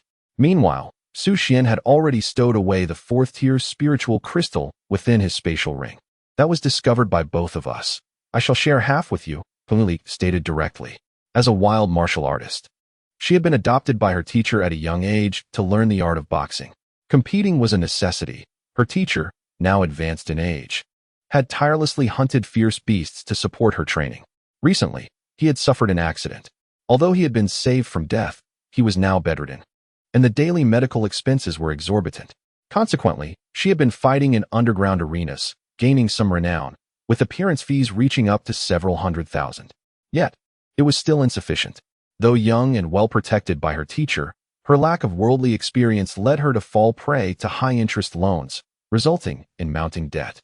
In this competition, only by securing a top-3 finish could she hope to repay all her obligations. As a third-tier martial artist, the consequences of defaulting did not weigh heavily on her, but her teacher's fate was a different matter. If she abandoned him now, his outcome would be dire. Thus, while the first-tier spiritual crystal held a modest value, it could indeed alleviate her immediate predicament. Even so, she did not wish to claim the entire bounty for herself. Her grip on the crystal tightening. "It's fine, you keep it. I'm not in need of money," Su Xuan remarked. glancing at the sweat-drenched hair of the explosive fist fighter and waving dismissively. Lily, gritting her teeth, insisted, "No, the spoils must be split evenly." Su Xuan felt a jolt of surprise. "Damn it, are you implying something? That won't do." He revealed a significant detail. "I am from a wealthy family. Money is not an issue for me. What about your background?"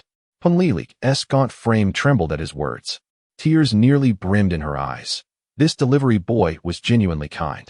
Surely he understood her dire financial situation. Otherwise, he would not speak so. Observing his clothing, it appeared he had been in the delivery business for at least several years. Otherwise, how could the edges be so frayed? Su Xuan thought, "What is happening? I reveal my identity, and it evokes emotions in you? Surely, you do not harbor any inappropriate feelings. I am a devoted man. No, I am a man determined to grow stronger." Continuing to wander the cavern with the explosive fist fighter, Su Xuan adeptly avoided all fierce beasts. Through his investigations, he surmised that this small cave was roughly the size of a town with a 1-kilometer radius. Given the coverage area of Spirit Heart, Su Xuan estimated he would need to move 6 to 7 times to thoroughly explore the entire cave. Based on the current pace of movement and the speed of mining spiritual crystals, a round trip takes approximately 30 minutes. Thus, collecting all the spiritual crystals will require over 3 hours. With 4 hours remaining, one can hunt fierce beasts. This way, one can visit that store before dusk and purchase 2 cups of limited edition handcrafted lemon honey tea, which must be savored in front of the charming girl. Drinking 1 cup and then another, tantalizing her. 3 hours later, the explosive pugilist Lily realized that she was unlikely to reach the 3rd round this year. Since she began to heed the nonsense of that young man, she had spent nearly an entire morning wandering without any significant gains, aside from a few first-tier spiritual crystals. Not to mention 3rd-tier beasts, she hadn't even spotted a single strand of beast fur. Despite her proactive searching, she could hardly find any creatures, while that young man exuded an air of unwavering confidence. The puzzling aspect was that he had even less than she did. His backpack contained not even a single bloodbat. Where did he find such confidence? It eluded her understanding. Frustrated, Lily pounded her fists against the wall for quite some time. Unable to contain her irritation, she snapped. "Hey, delivery guy, what's the matter? I told you to be patient," Su Xuan coaxed earnestly. "You'll have those bloodbats soon, and after you slay a couple more, you'll have a total of 5. Lily pulled several oversized red bat corpses from her backpack, each larger than an ordinary chicken. "Take these spiritual crystals with you, and once you're out, transfer the funds to me. If I fail to exit, send them to my teacher, Gaohui." Lily possessed a unique martial skill capable of inciting an attack from bloodbats. A multitude of 2nd-tier beast corpses could potentially assist her in advancing to the next round. However, without battle attire, she faced considerable life-threatening risks. For her teacher's sake, she had no choice but to take the plunge. In truth, her harvest was not insignificant. A few first-tier spiritual crystals were certainly not in vain. Were it not for her debt issues, she could afford to leave the underground lair at this very moment. Su Xuan did not take the bloodbat corpses but pointed to the wall beside them, saying, "Rest assured, you will encounter bloodbats and even 3rd-tier beasts. First, break through this wall by 3 meters." Lily was tempted to land a punch on the silver-masked figure. Yet she remembered that striking the wall often yielded 1st-tier spiritual crystals, so she held back. "One last time," Su Xuan said with a smile, observing her laborious efforts. "All right, the final attempt," she replied, internally summoning, "System. Ding. Name. Su Xuan. Age. 18 Rank. Tier 3 Warrior Talent. Spirit Heart. Unique. Spiritual Energy. 267. 310. 000 Attributes. Basic Body Enhancement. Biological Wave. Intent Perception Martial Skills. D-Tier Ripple Step. Perfect. C-Tier Layered Wave Palm. Perfect. C-Tier Layered Wave Finger. Perfect. A-Tier Layered Wave Blade Frenzy. Minor Accomplishment. Wealth. 1,000 points. 145 Focus on the Spirit Crystal section. Spirit Crystals. 1st-Tier Spirit Crystals, 324. 2nd-Tier Spirit Crystals, 56. 3rd-Tier Spirit Crystals, 32. 4th-Tier Spirit Crystals, 16. It seems we are about to take off. Chapter 55. Unease in the Dragon Palace Excitement. What a remarkable bounty. This truly epitomizes what one might call a harvest. So, this is the proper way to unlock Spirit Heart. There are far too many first-tier spirit crystals in the cavern. One can barely collect them all. Su Xuan is well aware of this. This cavern has already been extensively developed by the Warrior Association. 50 years ago, a scholar proposed to excavate all the stones within the cavern in search of spirit crystals. At that time, a considerable number of warriors were mobilized. Tons upon tons of stones were removed from the cavern and crushed. The experimental cave was none other than this blood demon cave. That endeavor indeed yielded a large quantity of low-tier spirit crystals. However, the reckless action led to a collective rampage of bloodbaths within the cavern, resulting in significant losses of warriors. Consequently, the amount of spirit crystals obtained was merely sufficient for compensation. Since then, the spirit crystals within the secret realms of the cavern have been acquired by warriors through sheer chance. What are you laughing about? We are all going to be eliminated. Peng Lily questioned, perplexed. Although the delivery man's mask concealed his face, his eyes radiated joy. Just moments ago, he indeed discovered another spirit crystal. The last time he entered the cavern, he only found one and was praised by his teacher for a long time, being referred to as the Chosen One, blessed with extraordinary luck. So, it turns out that my true strength lies in good fortune, collecting spirit crystals? If only my teacher knew that I had gathered 6 first-tier spirit crystals, perhaps it would alleviate half of her ailments. This fellow has truly struck a stroke of luck by accompanying me. In the lobby of the Warrior Association, on the first floor, a colossal leaderboard is displayed on the holographic projection. Numerous participants have already submitted scans of beast corpses from the cavern, earning hunting points. Beside it are the rules: first-tier beast, 5 points second-tier beast, 10 points third-tier beast, 125 points top-tier third-tier beast, 500 points in the event of tied points. The competition is based on the tier of the beast and the value of the materials. The first place on the leaderboard is Crazy Legs, leading with over 300 points. The second place is Flame Gun, with over 100 points. The third place only has 125 points, evidently having slain just one third-tier beast. The rest mostly possess scores in the tens. Although the live stream does not display images, the fervor of discussion remains unabated. I expressed my doubts about the delivery man, noting that his score had not changed at all. Could he possibly have met his demise? No, the wristband is still illuminated, indicating he is alive. However, why does the brawler also have a score of 0? That seems implausible, as her abilities should be commendable. By the way, didn't she claim in the last round that she wouldn't pursue the beasts? This round appears to expose her weaknesses. I see. But what is the situation with those who have withdrawn from the competition? They seem to have struck it rich. You wouldn't understand. Outside the Blood Demon Cave, several masked warriors engage in lively conversation. Ha! We had good fortune this time, discovering 2 first-tier spirit crystals. Remarkable. How did you manage that? The density of spirit crystals in the cave is high.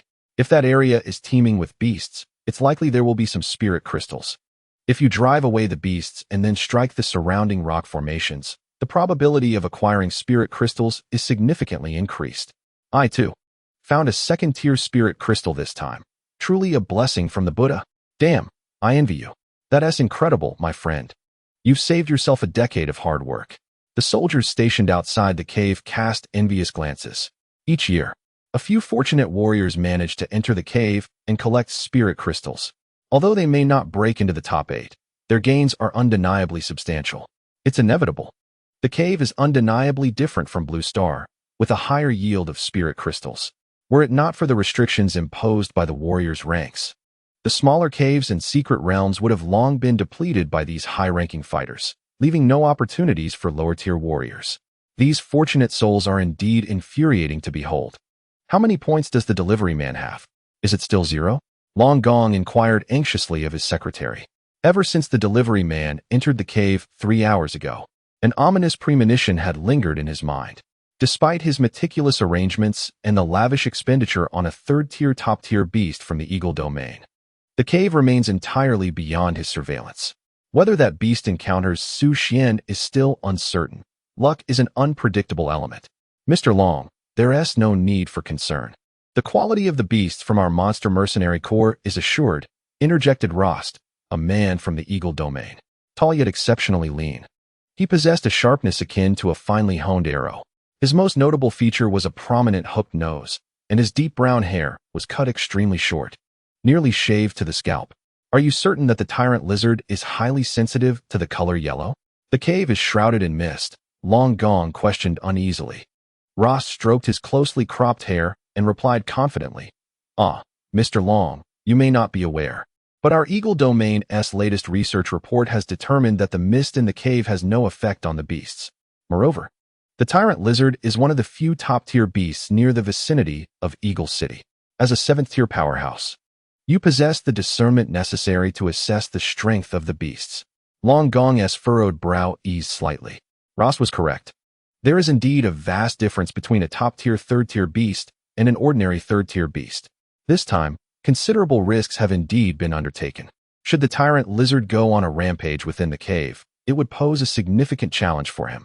It is all the fault of that delivery boy, who cunningly concealed his prowess. How infuriating. Fortunately, he is acquainted with the leader of the Beastmaster Mercenary Corps. Otherwise, he would have been at a loss regarding the delivery boy. He patted Ross' shoulder and said, "Return to your leader and invite him for a drink in the Eagle Domain someday. Hasn't he been incessantly mentioning my 2 bottles of Dragon's Brew?" A standard smile crept across Ross' lips. Ha, the leader will surely be delighted. Long Gong felt a sense of reassurance. The Beastmaster Mercenary Corps is indeed a top-tier mercenary group in the Eagle Domain. However, their primary business does not involve slaying ferocious beasts, but rather employing the talents of some members to capture and transport lower-tier beasts, thus amassing considerable wealth. Their skills are quite unique in the 9 domains. The other domains are far more chaotic, often hosting brutal contests between beasts and warriors in underground fighting arenas. The Hua domain, on the other hand, is known for its strict management. At that moment, Ross suddenly inquired, "Dragon, is your warrior guild interested in selling a small underground lair? The price is negotiable. A lack of resources is not an issue." A flicker of displeasure crossed Long Gong's eyes. That matter is off the table. No matter the scarcity of resources, we still manage to procure over 21st-tier spirit crystals annually. Ross seemed to anticipate this outcome and continued, "What if we were willing to exchange 22nd-tier spirit crystals for a 10-year development right?" Long Gong's heart jolted. This price was not insignificant, and he could earn a considerable commission in the process. "Let me consider that. There's no rush. Think it over carefully, Dragon." Ross smiled subtly. For once this deal was struck, he could expect to acquire a wealth of resources to strive for 5th-tier warriors. How naive the people of the Hua domain are. They remain oblivious to the fact that the Eagle domain has already developed a new technology for creating biochemical beings to exploit underground lairs. Is it enough to settle for over 21st-tier spirit crystals annually? In the Eagle domain, a small underground lair easily yields 51st-tier spirit crystals and 5 2nd-tier spirit crystals each year. As for the spirit crystal consumption incurred during this competition, it is negligible. As he pondered this, Long Gong's eyes brightened, and he raised his wine glass, saying, "Ross, I agree, but I must add one condition." "What condition?" "I want half of the proceeds from subsequent developments." "Very well." Ross scratched his nose and readily consented. Long Gong felt quite satisfied. While half may not seem substantial, his wealth is indeed accumulated bit by bit. "Let us part ways," Su Xuan said to the explosive boxer, Peng Lily. "All right."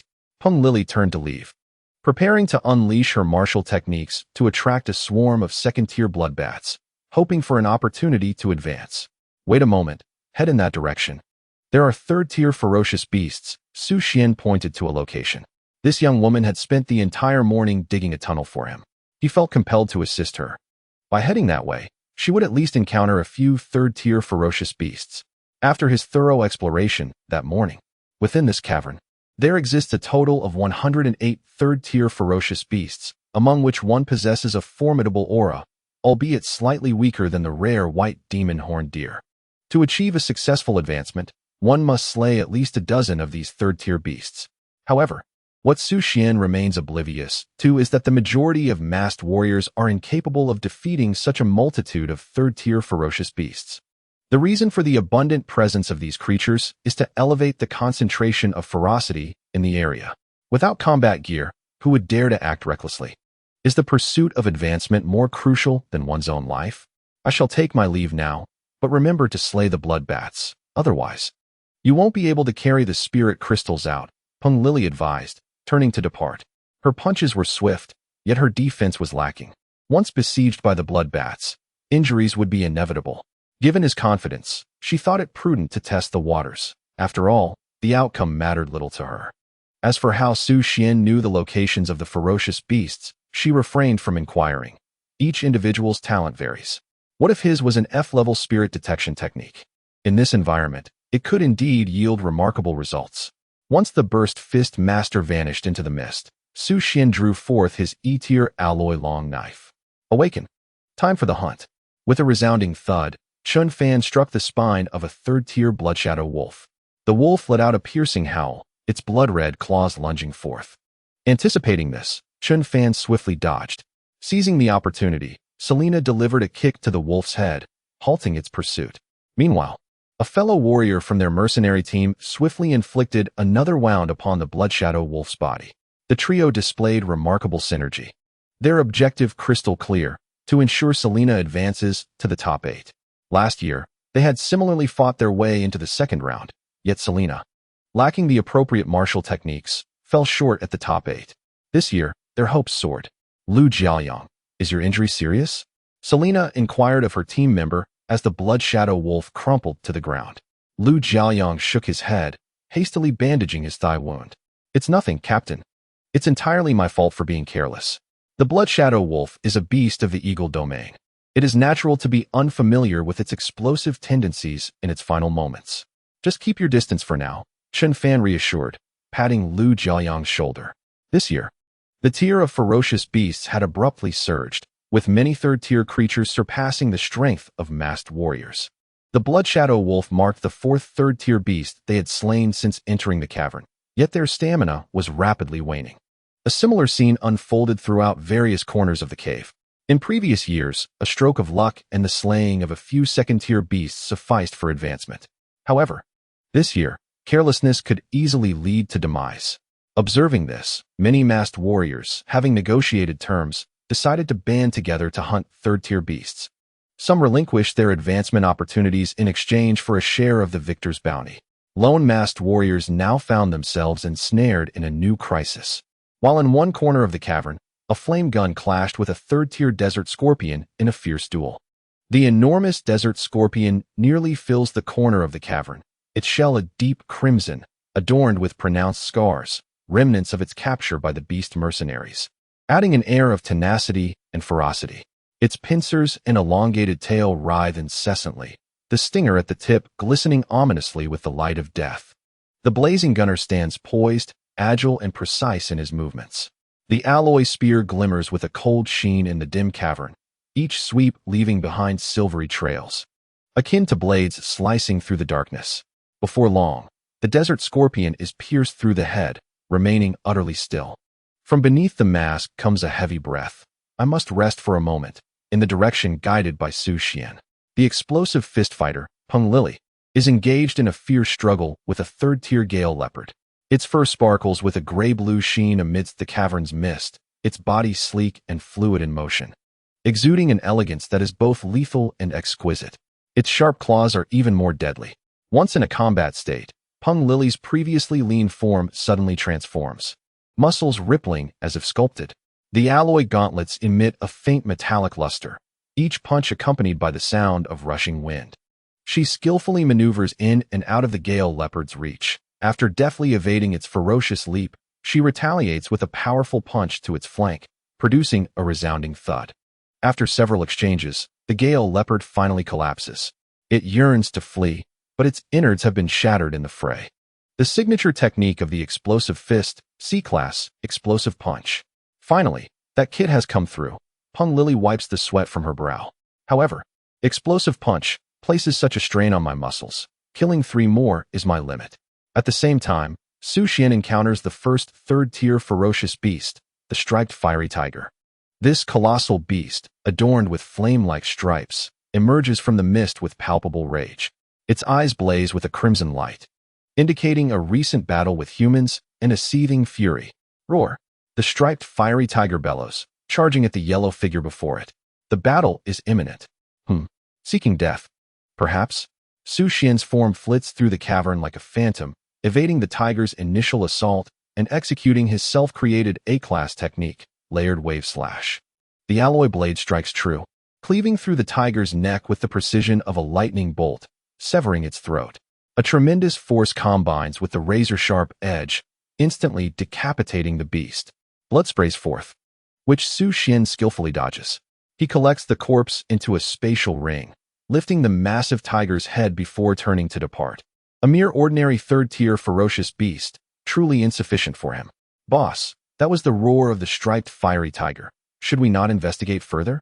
Inquired Li Qing of the Diamond Cat Mercenary Corps, addressing the leader Wang Gang. They had just battled the striped fiery tiger, but upon assessment deemed it too perilous and decisively retreated. Unexpectedly, they had not ventured far. Upon hearing the roar of the patterned fierce tiger, an uncomfortable sensation welled within him, akin to the feeling of being plucked like a ripe fruit. Let us go. If our strength proves insufficient, we can still lend a hand, Wang Gang mused, his gaze flickering with intent. His thoughts were straightforward. He aimed to see if he could seize any opportunistic gains. This year, he had also made it to the second round of the competition, yet only one of his comrades remained by his side. Two other team members, possessing considerable strength, unfortunately faced misfortune during the groupings. One encountered the flaming lance and sustained significant injuries, resulting in a regrettable exit, while the other fell to the delivery boy, dispatched with a single blow, leading to his own withdrawal from the competition. He claimed to have lost his fighting spirit, opting instead to return home. Thus, he had just exchanged some banter disparaging the delivery boy with his companion in the carriage. Once the two located the traces of battle by sound, their pupils constricted, and they were visibly shaken. Chapter 57. The First Fallen Masked Warrior. No figures were present, nor was there any sight of the tiger, only a pool of blood. It could either be human blood or tiger blood, Wang Gang remarked, pointing at the bloodstains and leaning closer to sniff. His companion replied, "Is that even necessary to say? It's most likely human blood." The speed of the battle was too swift. Wang Gang realized he had stated the obvious and chuckled awkwardly in response. His companion nodded in agreement. If it were indeed tiger blood, the disparity between the tiers would be excessively vast. Thus, it was implausible. Su Xuan, carrying the tiger's head, returned to the vicinity of the cave entrance. Here lay a unique device capable of scanning beast materials, recording the warrior scores, and serving as a conduit for transmitting the life signs of the warriors. The materials used to construct this device were exceedingly rare, with only a few units scattered across the entire Hua domain. Given the limited capacity of their backpacks and the inability to retrieve items through spatial rings within the cave, this method was the only viable option. While submitting materials, they could also take the opportunity to rest. Fortunately, only the emblematic parts of each beast were required, such as the scorpion's tail, the leopard's skin, or the tiger's head. At the cave entrance, he encountered a familiar face returning with materials of the third tier. "You're quite fortunate," exclaimed the frenzied-legged Selena, just after entering the data for the Bloodshadow Wolf's claws. Upon noticing Su Xuan approaching with the head of a patterned fierce tiger. "Not too shabby," Su Xuan replied. Selena then vanished into the mist. Her two companions awaited her for further hunting, leaving behind a cold statement. "But luck is ultimately finite. Good fortune?"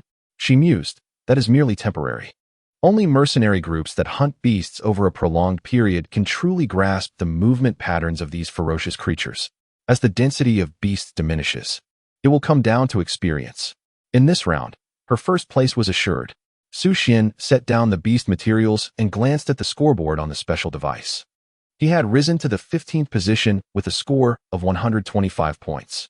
Although the second-tier bloodbats were numerous, solitary ones were rare. Small-scale bloodshed wouldn't awaken them. To avoid provoking a horde of slumbering bloodbats, it was wise not to attempt any reckless actions. Just as Su Xuan noted the changes in his score in the live broadcast room outside the underground cavern, a fervent discussion erupted. "Am I not mistaken? The delivery man's points have changed, now standing at 125, placing him 15th. Hold your excitement. He merely dispatched a few bloodbats, right? Are you blind? That material is from a striped fierce tiger. Do you know the rank of the striped fierce tiger? It sounds quite formidable. It is a third-tier beast from the eagle domain. His combat experience is truly limited. Engaging such a tough creature, even if one manages to kill it without injury, would still deplete physical stamina, hence the points. Indeed, shouldn't it take so long to accumulate points? Truly foolish."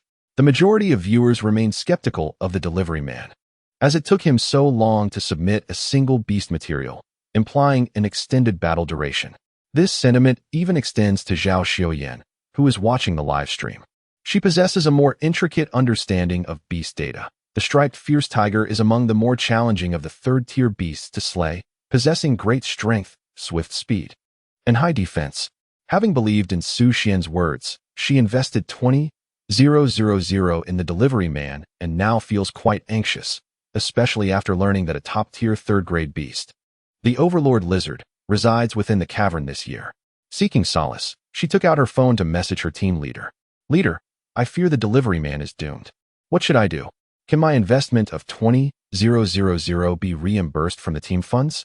Automatic reply, currently unavailable. Signature, a devoted and foolish gambler shall meet a grim fate. With a sharp crack, Long Gong crushed the teacup in his hand upon hearing the news of the delivery man's rising points. His gaze was as cold and unfeeling as a machine devoid of emotion. Ha ha ha, Mr. Long. If the probability of our previous plan was merely 50%, it is now 100%, remarked Rost, adjusting his collar and releasing his secretary, whose makeup was now a tear-streaked mess, with confidence. Long Gong narrowed his eyes. Why do you say that? Rost is indeed a dubious character, having spent less than 2 hours in the room. He has already laid hands on his secretary. However, secretaries are plentiful. He can simply replace her tomorrow. The Overlord Lizard of the Eagle Domain particularly favors consuming striped fierce tigers. Rost straightened his attire, stating, with the added bloodstains, survival is nearly impossible. He felt a deep disdain for these warriors from the Hua Domain, who clearly lack understanding in developing beast data. Many of the warriors, despite their decent strength, are merely products of resource accumulation. Their foundational science lags far behind the rapid advancements of the Eagle Domain. In recent years, their overall strength has significantly declined. Were it not for a few tyrannical 8th-tier martial saints among the Hua military, holding the front lines against the beast tide, the Eagle Domain would have long since seized vast territories within their domain. This nation is indeed peculiar. Just when it seems hopeless, they always manage to produce a few exceptional talents at critical moments, as rumors suggest another newcomer with an SSS-level talent has emerged this year. Long Gong waved his hand, dismissing the tearful secretary, and was about to uncork a fine bottle of wine to alleviate his vexation. Secretary Wang stumbled in, his trembling lips delivering the latest news. Mr. Long, one masked warrior has been confirmed dead, but it is not the delivery man.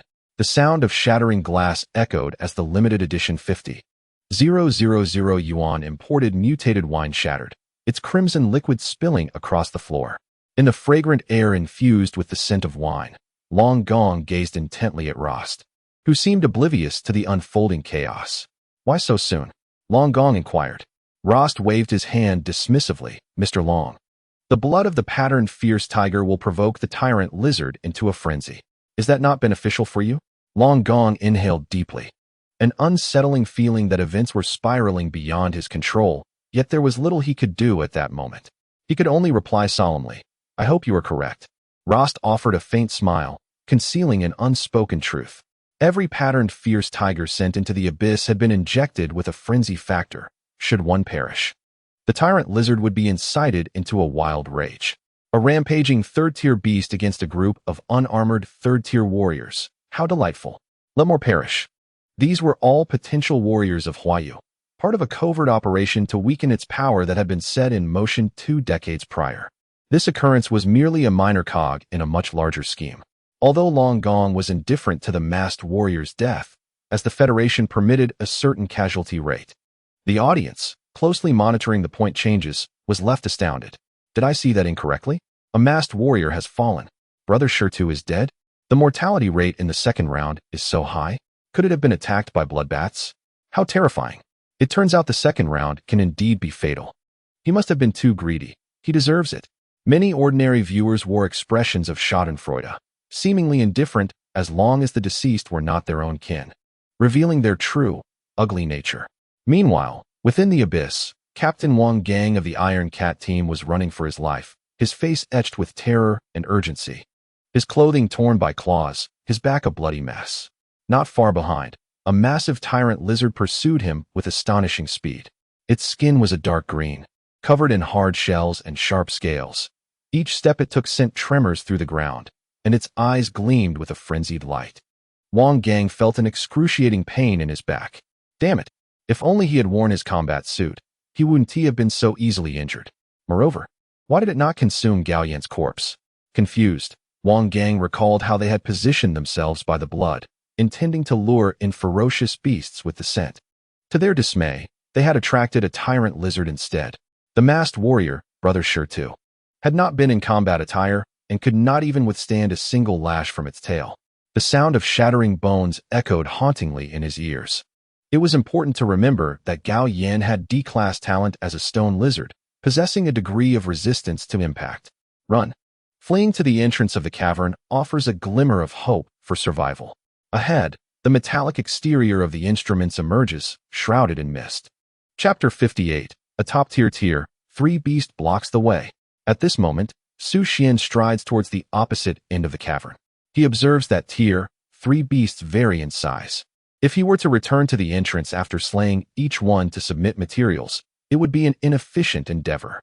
The most straightforward approach is to first eliminate the relatively smaller tier 3 beasts, stowing these minor materials in his backpack. Subsequently, he would vanquish the larger tier 3 beasts, securing the substantial materials within his spatial ring. As long as he slaughters a sufficient number of beasts, even if he exits the cavern prematurely, he can ensure a place among the top 8. Excellent. Let us proceed. Thus, a massacre commenced at the cavern's far end. Utilizing his spirit heart talent, Su Xuan effortlessly locates the beasts. In the face of his extraordinary burst of power, no diminutive tier 3 beast can impede his advance. Tier 3 spiked hedgehogs, tier 3 venomous spiders, and tier 3 bloodshadow wolves fall beneath his blade, their materials collected in his backpack, while their remains are not wasted, stored in his spatial ring. Ha ha ha. Delightful. Su Xuan realizes that the warrior guild is indeed his financial benefactor. Hunting beasts in the wild cannot compare in efficiency, even with spirit heart. Finding 5 or 6 solitary tier 3 beasts in a day would be considered fortunate.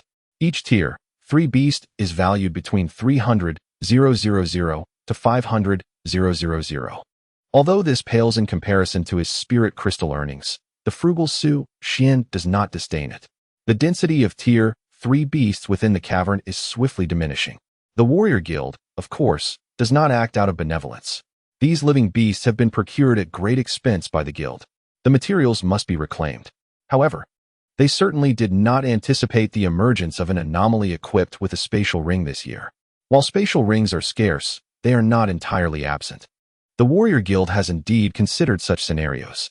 Yet, possessing a spatial ring does not guarantee that beasts will be at one's mercy. Spatial rings can only store inanimate objects.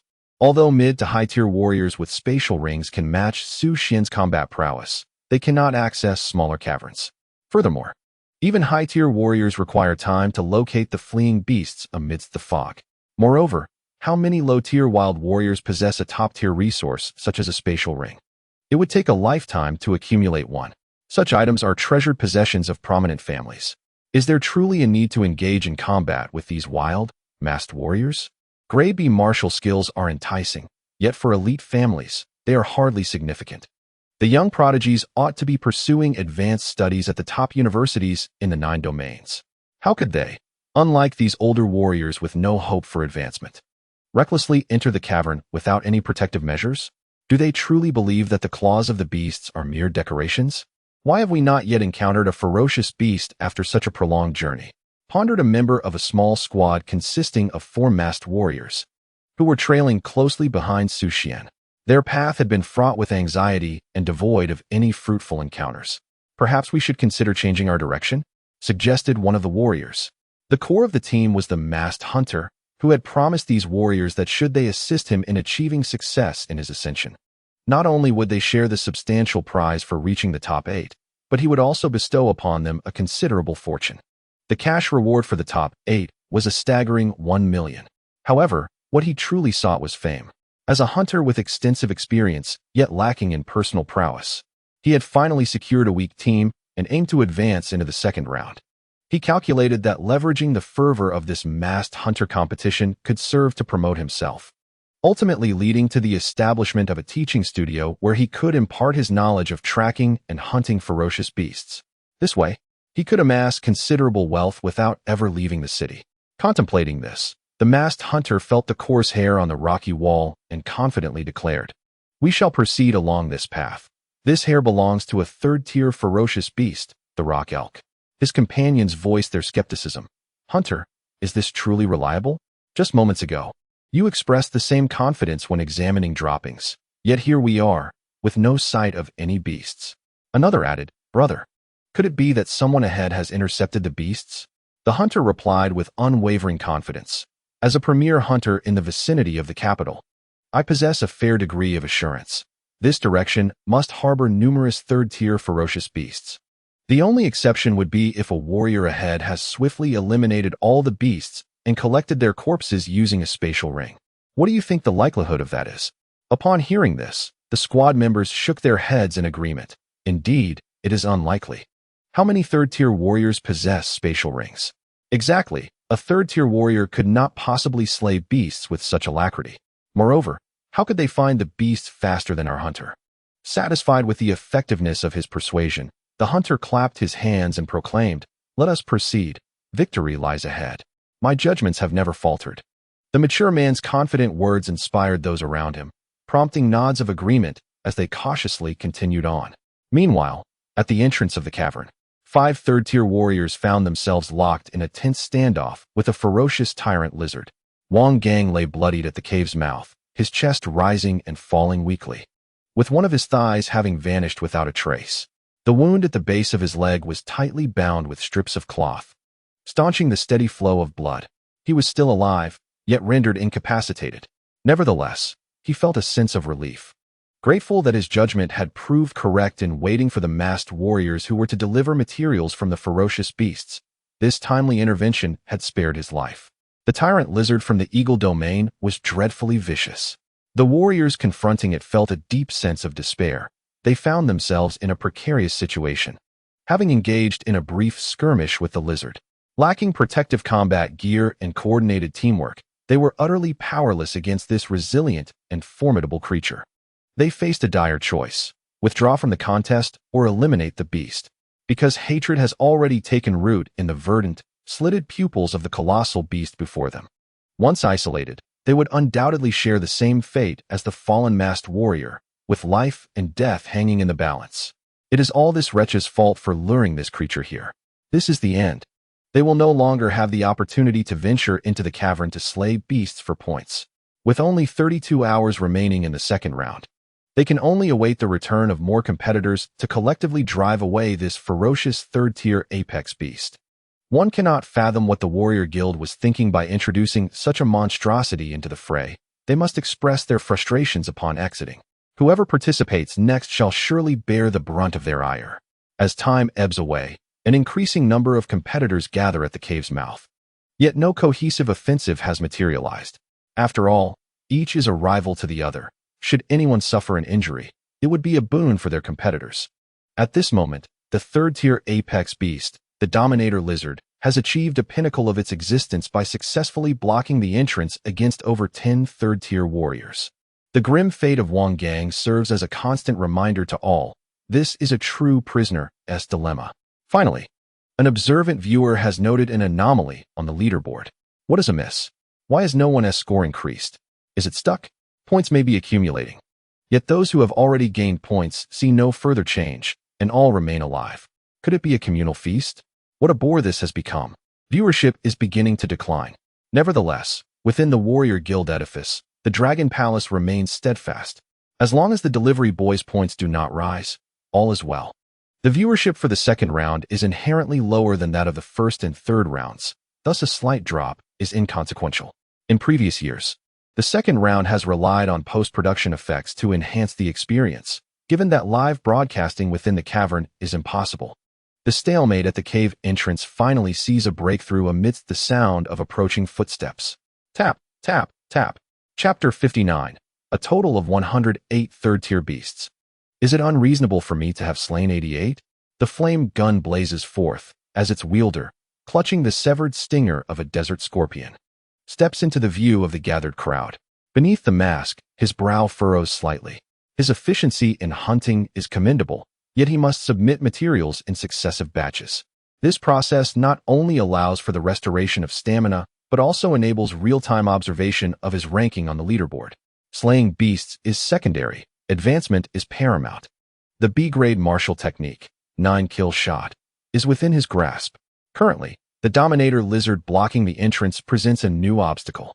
As he recuperates, he contemplates his strategy.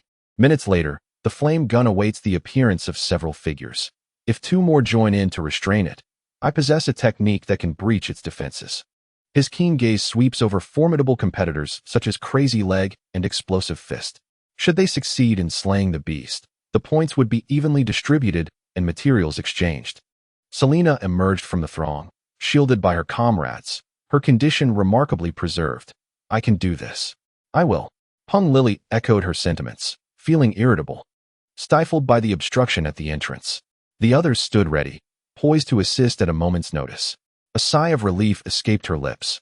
Although the tyrant lizard boasted an impressive score of 500.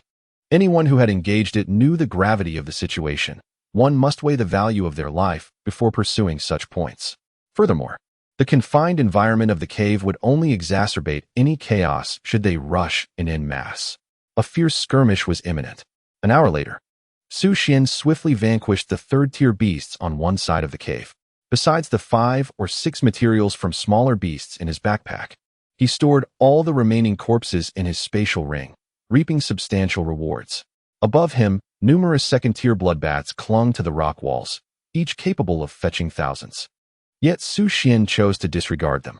Slaying too many bloodbats could provoke a dangerous frenzy, a risk not worth taking. It was time to explore the other side. However, he couldn't shake off the nagging suspicion that the number of warriors in the cave was alarmingly scarce. Fortunately, this spared him the need to take a detour. A few hundred meters behind him, a teammate finally urged, "Brother, let us change direction. This approach is futile." The leader recognized that his judgment must have faltered. "Let us go, we'll shift our course." He resolved to abandon his stubbornness. As a mature man, one must learn to yield when necessary. Moreover, the absence of beasts suggested another possibility. The presence of even more formidable creatures. They pivoted and proceeded in the same direction as Su Xuan, heading towards the other side of the cave. Within the dense fog of the cave, the humid air was saturated with the stench of beasts and the dust raised from fierce battles. The colossal figure of the tyrant lizard slithered through the cavern like a moving fortress. Its skin, akin to ancient rock, was rough and adorned with dark green mottles. Its tail, resembling a massive iron whip, sliced through the air with each swing, reverberating ominously in the confined space. Hentian, Peng Lily, and Selena moved swiftly, navigating alongside the tyrant lizard. After a brief period of adjustment, their movements gradually synchronized. Utilizing their speed advantage, Peng Lily and Selena circled around the tyrant lizard continuously.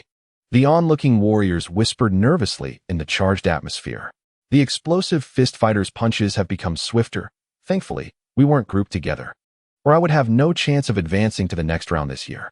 Selena's martial skills were also novel. Had it not been for the obstruction caused by the tyrant lizard, they would only witness such prowess in the finals. As the leader of a mercenary group with profound roots, her capabilities were formidable, yet the trio's strengths were closely matched, each possessing explosive techniques. By wearing down the tyrant lizard's stamina and executing smart teamwork, the likelihood of achieving a top 3 finish was all but secured upon successful defeat. The explosive fists of Peng Lily resonate with the sound of air bursting, while Selena's leg techniques are akin to a tempest, swift and fierce. Yet, the trio's objective remains to familiarize themselves with the fundamental attributes of the ferocious beasts. Sweat trickles down beneath the mask of the flame gunner, and suddenly, he steadies his breath, seizing a fleeting opportunity amid the fray, thrusting forth his alloy spear to activate his signature skill, the D-class spiral shot. The spear tip whirls through the air, aimed directly at the forehead of the tyrant lizard. A golden opportunity. The onlookers hold their breath, acutely aware of the gravity of this moment. Just as the tyrant lizard turns its head, searching for the frenzied Selena, the next scene is interrupted by the creature's response. A sly and vicious glint flashing in its eyes. In the instant the spear is about to strike, the tyrant lizard's tongue springs forth like a coil, forcefully deflecting the alloy spear and diverting the lethal blow. It's a tongue lash. A sense of dread envelopes the flame gunner. With its sharp claws, the tyrant lizard swiftly lunges at him, the chilling breeze of its claws slicing through the air palpable. At this critical juncture, bang! Han Lily darts forward, her fists colliding. Her alloy fists meeting the tyrant lizard's menacing claws. The masked warriors in the distance are filled with trepidation. Had it not been for the explosive fighter's quick reflexes, the flame gunner would likely have been eliminated. The trio exchanges glances, their hearts heavy. As their stamina wanes significantly, observers from afar also sense the urgency. It's exceedingly challenging. Without risking their lives, they cannot prevail. It's time to switch out. The ferocious beasts possess far superior endurance compared to humans. A few masked warriors, emboldened, volunteer to replace the flame gunner and his companions, re-engaging the tyrant lizard in battle.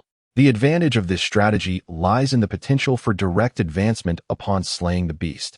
As the competition progresses, the density of ferocious beasts diminishes, making them increasingly difficult to defeat. While there are many beasts, dividing the spoils means there will be few left. Yet, the tyrant lizard seems to possess boundless stamina, a testament to the advantage of ferocity. The battle descends into a stalemate.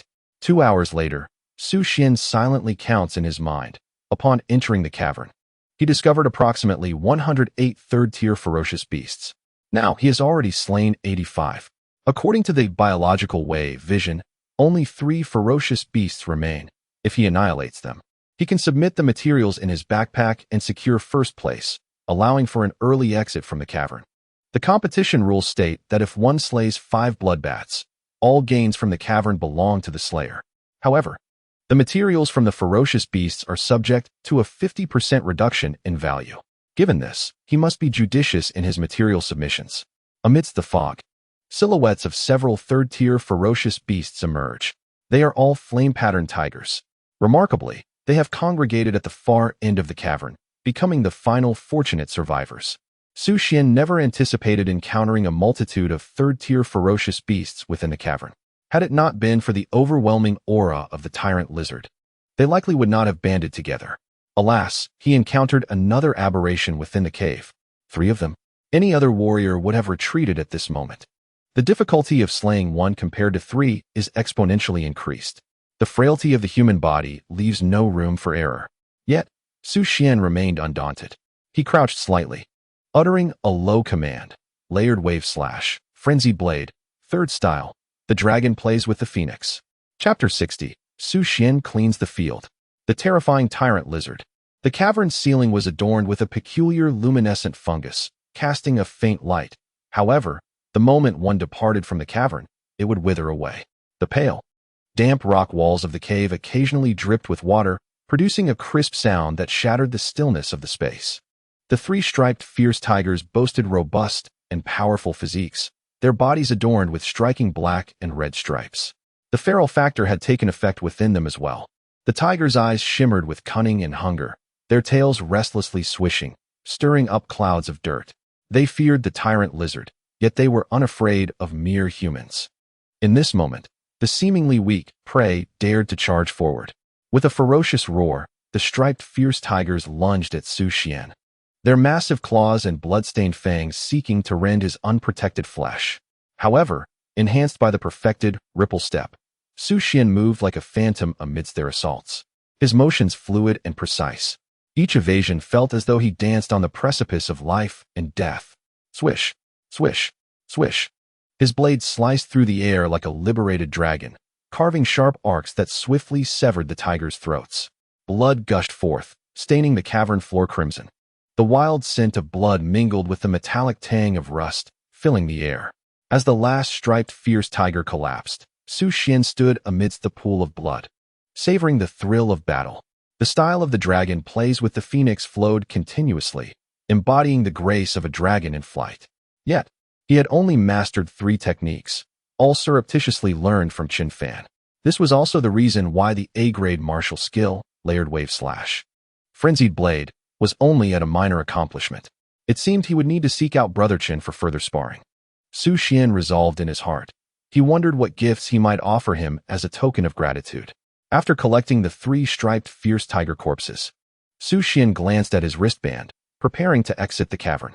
He had searched tirelessly but found no trace of the formidable beast he had discovered earlier that morning. Surely, it had not been slain by some fortunate warrior before him? At the cave's mouth, the tyrant lizard's skin began to exhibit an unhealthy red hue in the dim light, its eyes glowing like two burning orbs, revealing its current fury and agitation. The feral factor in the blood of the striped fierce tigers seeped through the mist, stimulating its nerves. At this moment, it yearned to savor the fresh blood of the fierce tiger. Yet, the relentless swarm of specters dared to impede its path. The mighty lizard's attempt to flee ignited a reaction among the surrounding warriors. A sense of urgency gripped them. It was escaping, its stamina waning. This was a prime opportunity. Blade Master, intercept it. At Serina's command, Chun Fan's gaze sharpened as he unleashed the sixth form of the D-grade sword technique, Frenzied Blade, Mountain Breaker. With all his might, he struck down, embodying the force to move mountains, determined to halt the mighty lizard in its tracks. Boom! The lizard's body trembled as its tail lashed out with a howling sound, reminiscent of a heavy hammer slicing through the air, a sight both terrifying and awe-inspiring. The collision with Chun Fan's blade was catastrophic. Alas, a surge of immense power coursed through Chun Fan's arm. He had not anticipated that the lizard's strength would double with this strike. Thud! In the next instant, Chun Fan was swept away, his body tracing an arc through the air before crashing violently against the cave's rocky wall, blood spewing from his mouth. Chun Fan! Serena exclaimed in alarm, abandoning her pursuit of the lizard to rush towards him. Captain, I'm fine, just need a moment to rest. The Flame Gunner and Thunder Fist Master exchanged glances, shaking their heads slightly. At this moment, only their combined efforts could potentially impede the mighty lizard. Serena's relinquishment had squandered the best chance to confine it. The colossal dark red figure vanished into the thickening mist. All that remained was the receding sound of its thunderous footsteps. The warriors collectively exhaled in relief. Thank goodness. It has finally left. Are you still hunting? I think I shall concede. It was a rare opportunity. Absorbing spiritual energy would still be beneficial, and thus, I shall cultivate here.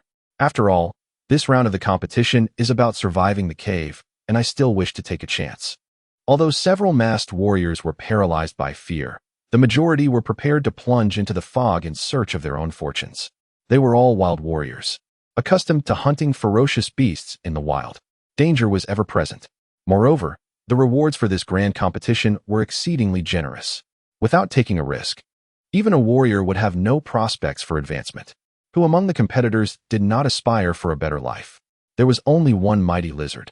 As long as it did not block their path, the odds of encountering it were slim. After the group vanished into the mist, an injured masked warrior emerged from the cave, carrying Wang Gang on his back. Beside the leaderboard in the live broadcast, their tragic figures appeared in a split screen at the cave's entrance. The military medical team swiftly approached, taking Wang Gang's body to administer urgent treatment in the armored vehicle. A drone reporter posed a critical question. What was the situation inside the cave?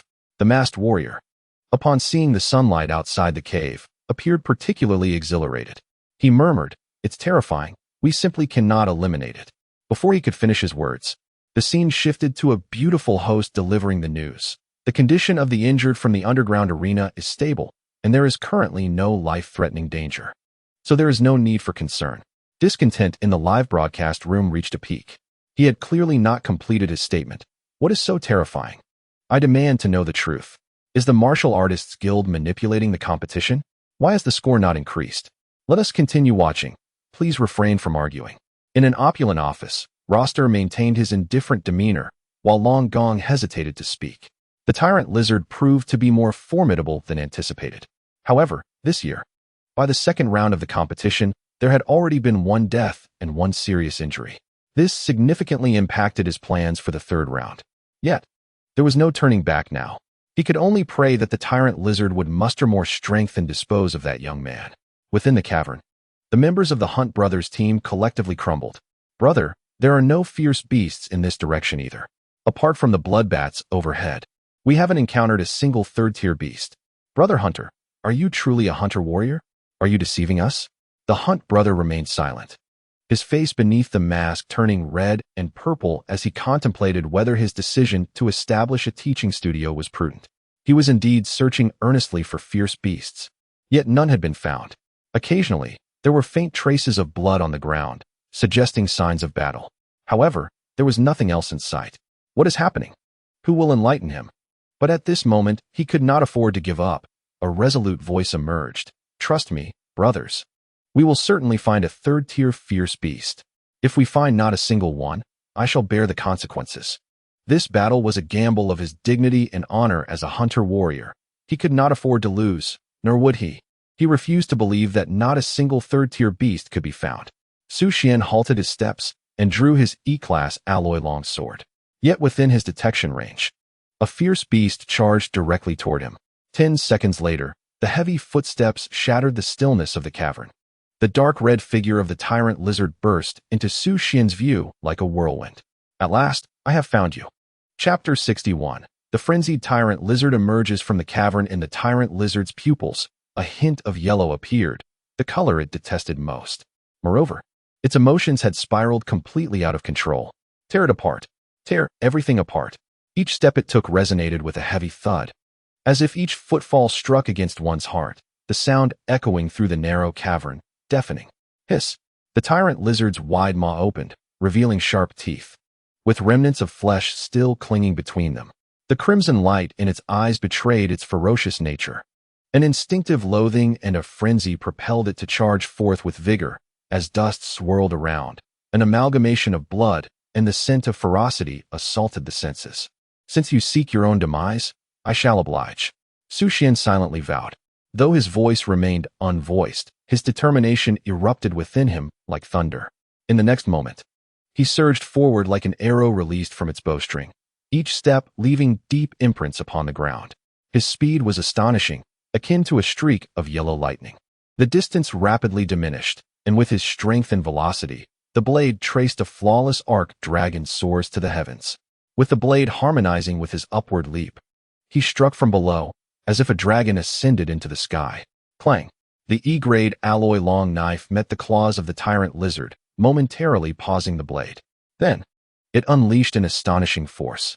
Power surged forth from his bulging muscles like a tidal wave, relentless layers crashing against the tyrant lizard's surface defenses.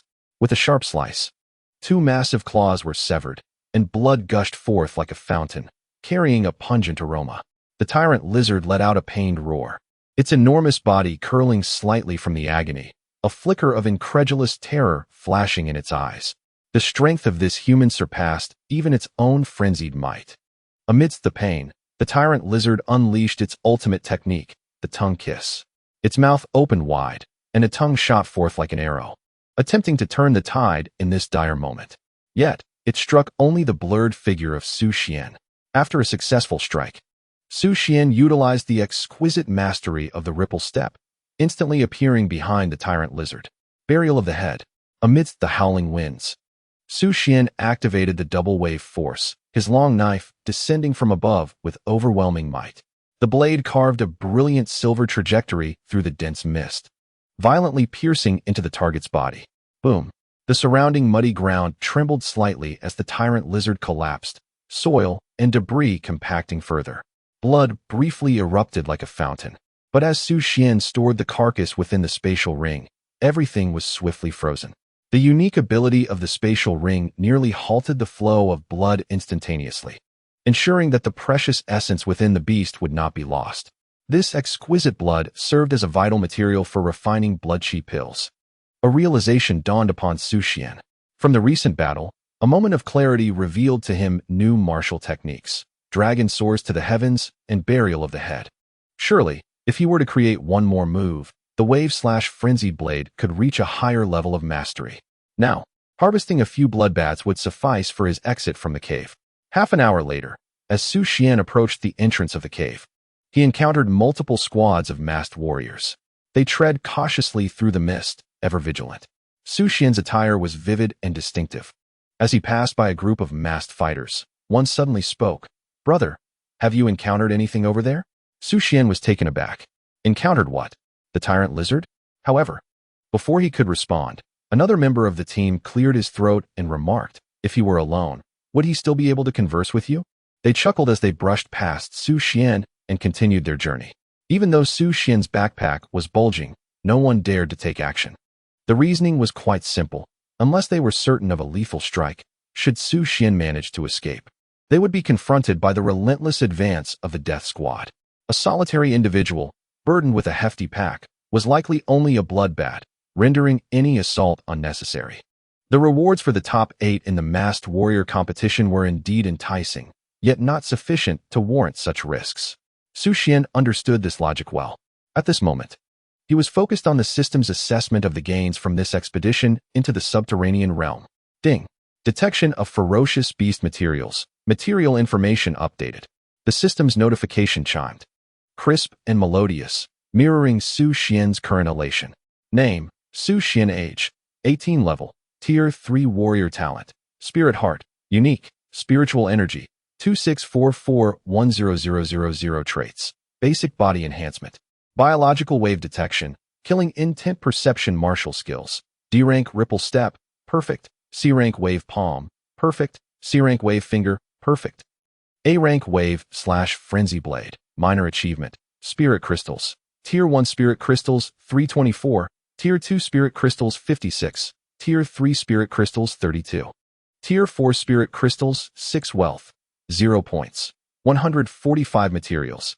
89 Tier 3 Ferocious Beasts.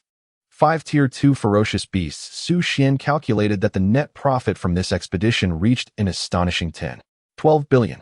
And this was achieved in a resource-scarce subterranean environment. Unable to suppress a deep breath, he noticed that the spiritual energy in the air had diminished considerably. This should not be solely attributed to his own circumstances. That thunderous fist fighter had also collected 6 Tier 1 Spirit Crystals. At the special device located at the entrance of the cavern, Su Xuan began submitting materials. According to his calculations, by surrendering 5 Tier 3 Ferocious Beast materials and 5 bloodbaths, his points would soar to 675. Although this score merely secured him 9th place last year, he had single-handedly eliminated all the Tier 3 Ferocious Beasts within the cavern. Consequently, the remaining warriors had little chance of surpassing him. While the number of Tier 2 Ferocious Beasts, the bloodbaths, was substantial, no one dared to engage in widespread slaughter, as provoking a collective retaliation from the bloodbaths would make survival exceedingly difficult for these warriors. As Su Xuan submitted his materials, his ranking surged rapidly, and within a minute, he ascended to the top of the leaderboard. This sparked a tremendous uproar in the live broadcast outside. Wait, did I just see that correctly? The first place has changed hands? Who is it? I'm at work and can only follow the text broadcast. The delivery guy?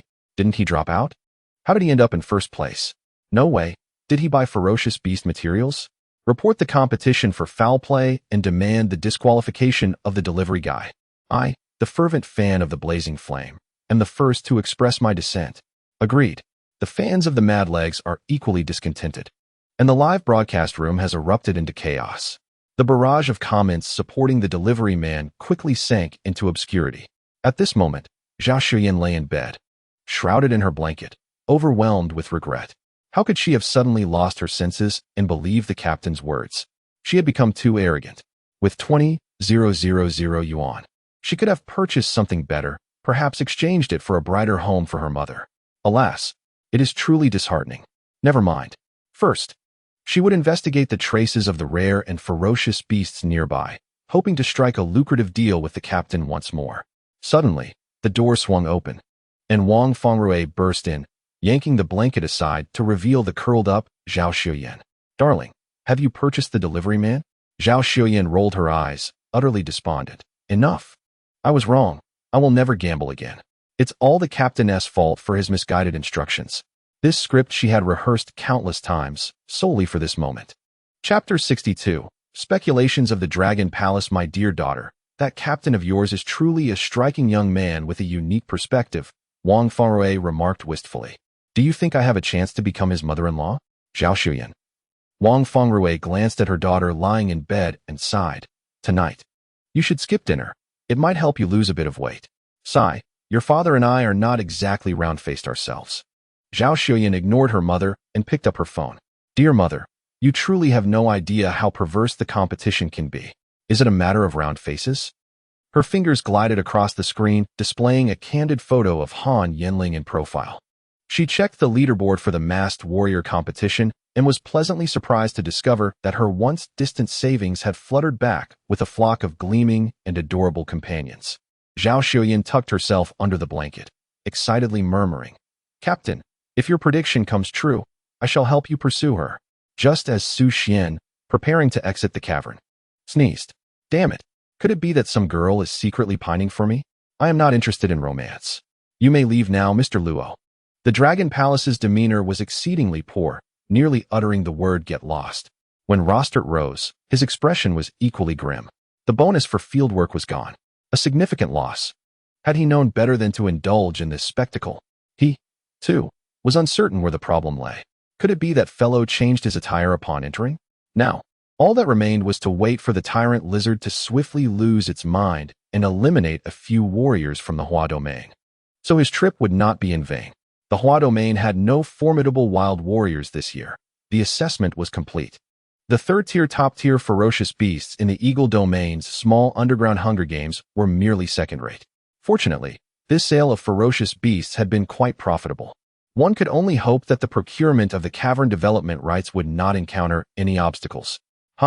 These weak and foolish people of the Hua domain. The Warrior Guild building. Underground, level 88. At the entrance stood several fifth-tier warrior guards. The grand door swung open. Long Gong strode in, his mood grim. That wretched Rost had spoken without any credibility.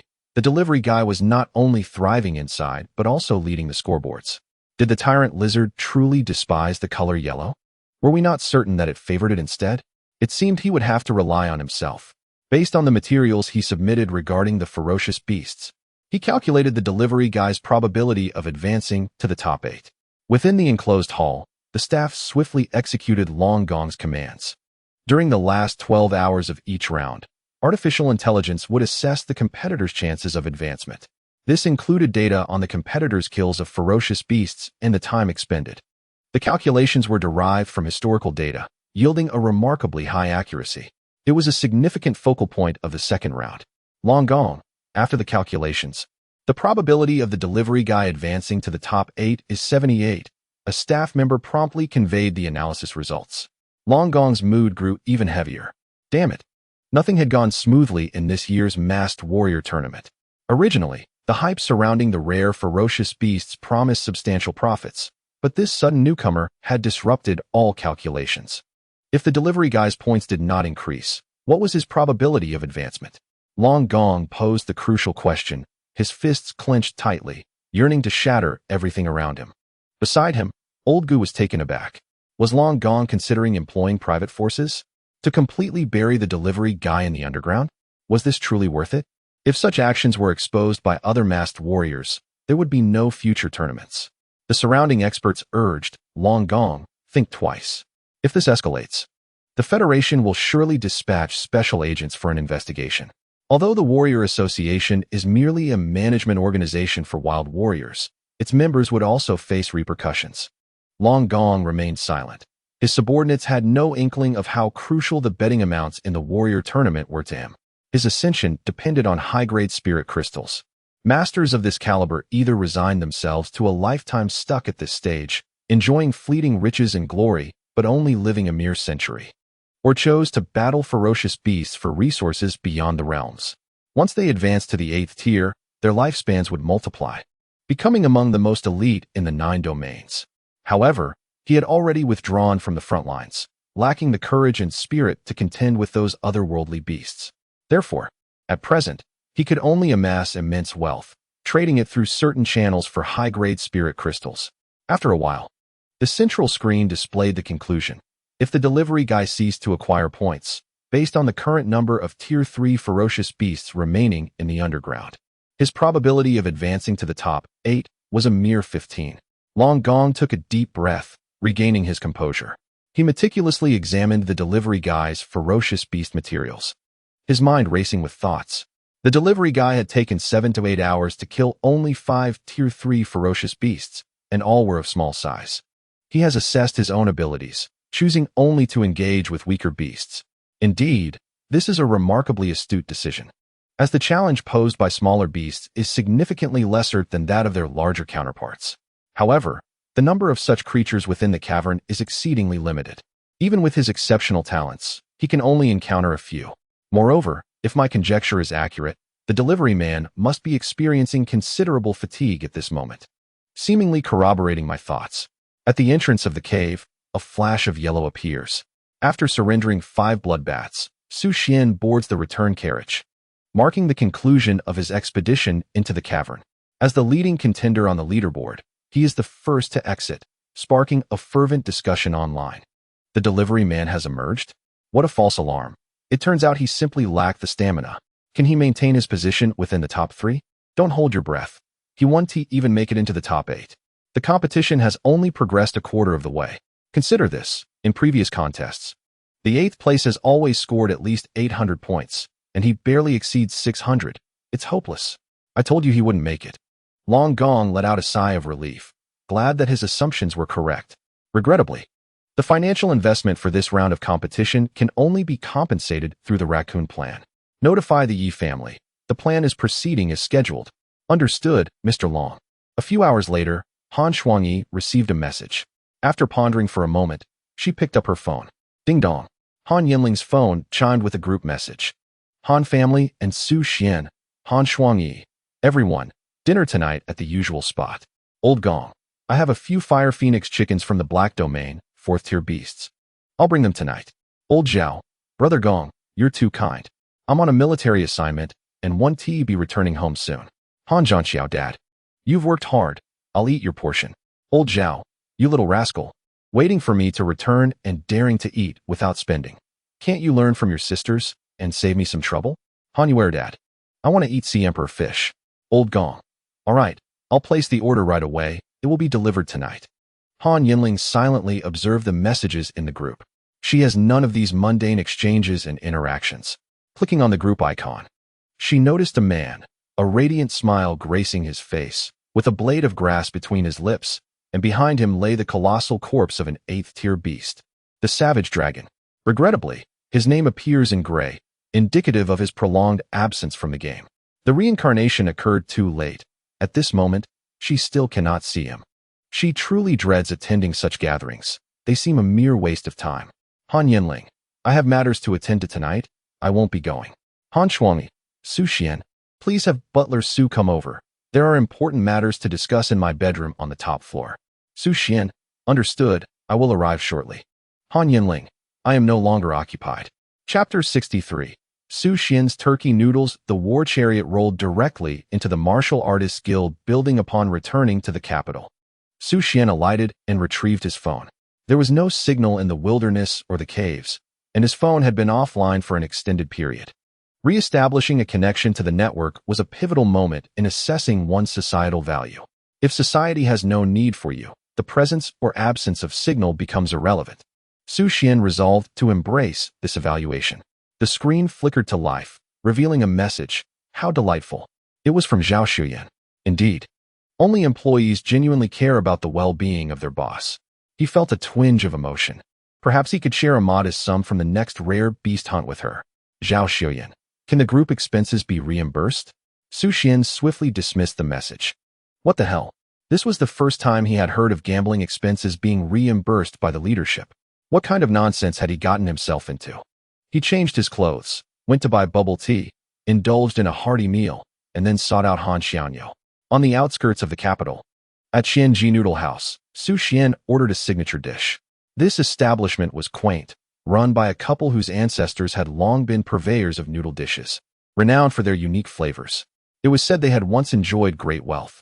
Unfortunately, since the resurgence of spiritual energy, martial prowess had taken precedence, and many culinary treasures had gradually faded into obscurity.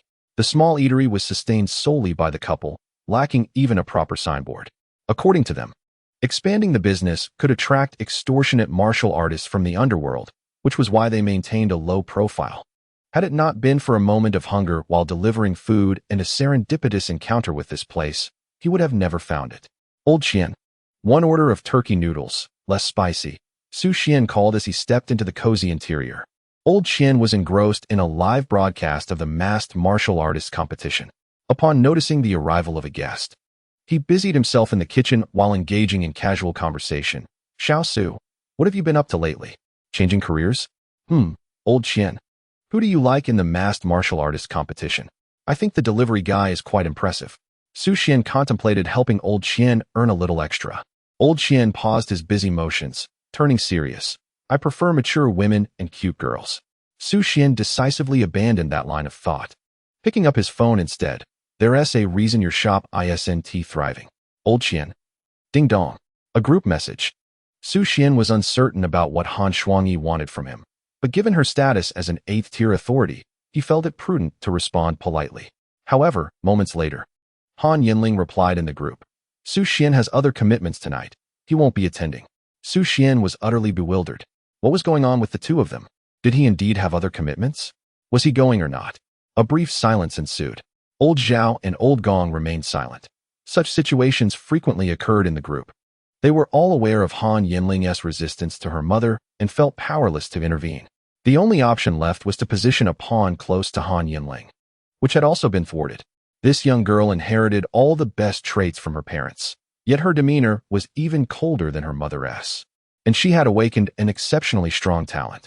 The icy frost air was filled with both love and resentment. Even an 8th-tier warrior could scarcely exert much strength in the presence of her own daughter. Moreover, before Han Yanling turned 18, a formidable force had been there to protect her, leaving an indelible influence from that person within both the military and the academy. Movement was utterly constrained. In recent days, yet another butler named Su had appeared, boasting an F-grade talent. He was the youngest 3rd-tier warrior in the Huayu region. Who would believe he was not a pawn of that man? Han Yuer sensed the ominous atmosphere and knew her mother might soon erupt. She attempted to divert the conversation. Su Xuan, Brother Xian, what are you eating? I'm curious. At that moment, Old Qian approached with a bowl of authentic turkey noodles. Su Xuan pulled out his phone and snapped a picture. Turkey noodles, he captioned the photo. A steaming bowl of authentic turkey noodles was elegantly arranged in a pure white porcelain bowl, the golden noodles glimmering with a sheen. Their slightly charred edges hinting at high-temperature stir-frying. A sprinkle of fresh scallions and a few slices of red chili adorned the top, adding a vibrant touch. 2 lemon slices lay at the bowl's edge, enriching the entire presentation with a hint of zest. Bring a portion over for the gathering, Han Yanling instructed. I want some too. Han Zhanxiao interjected. Brother, where's the chicken? Su Xuan raised an eyebrow and inquired. Old Qian, does the turkey noodles contain chicken? Rolling. You expect chicken in a 15 yuan bowl of noodles? Shall I stew you a ferocious beast instead? Old Qian waved his hand dismissively, continuing to savor the video replay of the masked warrior tournament.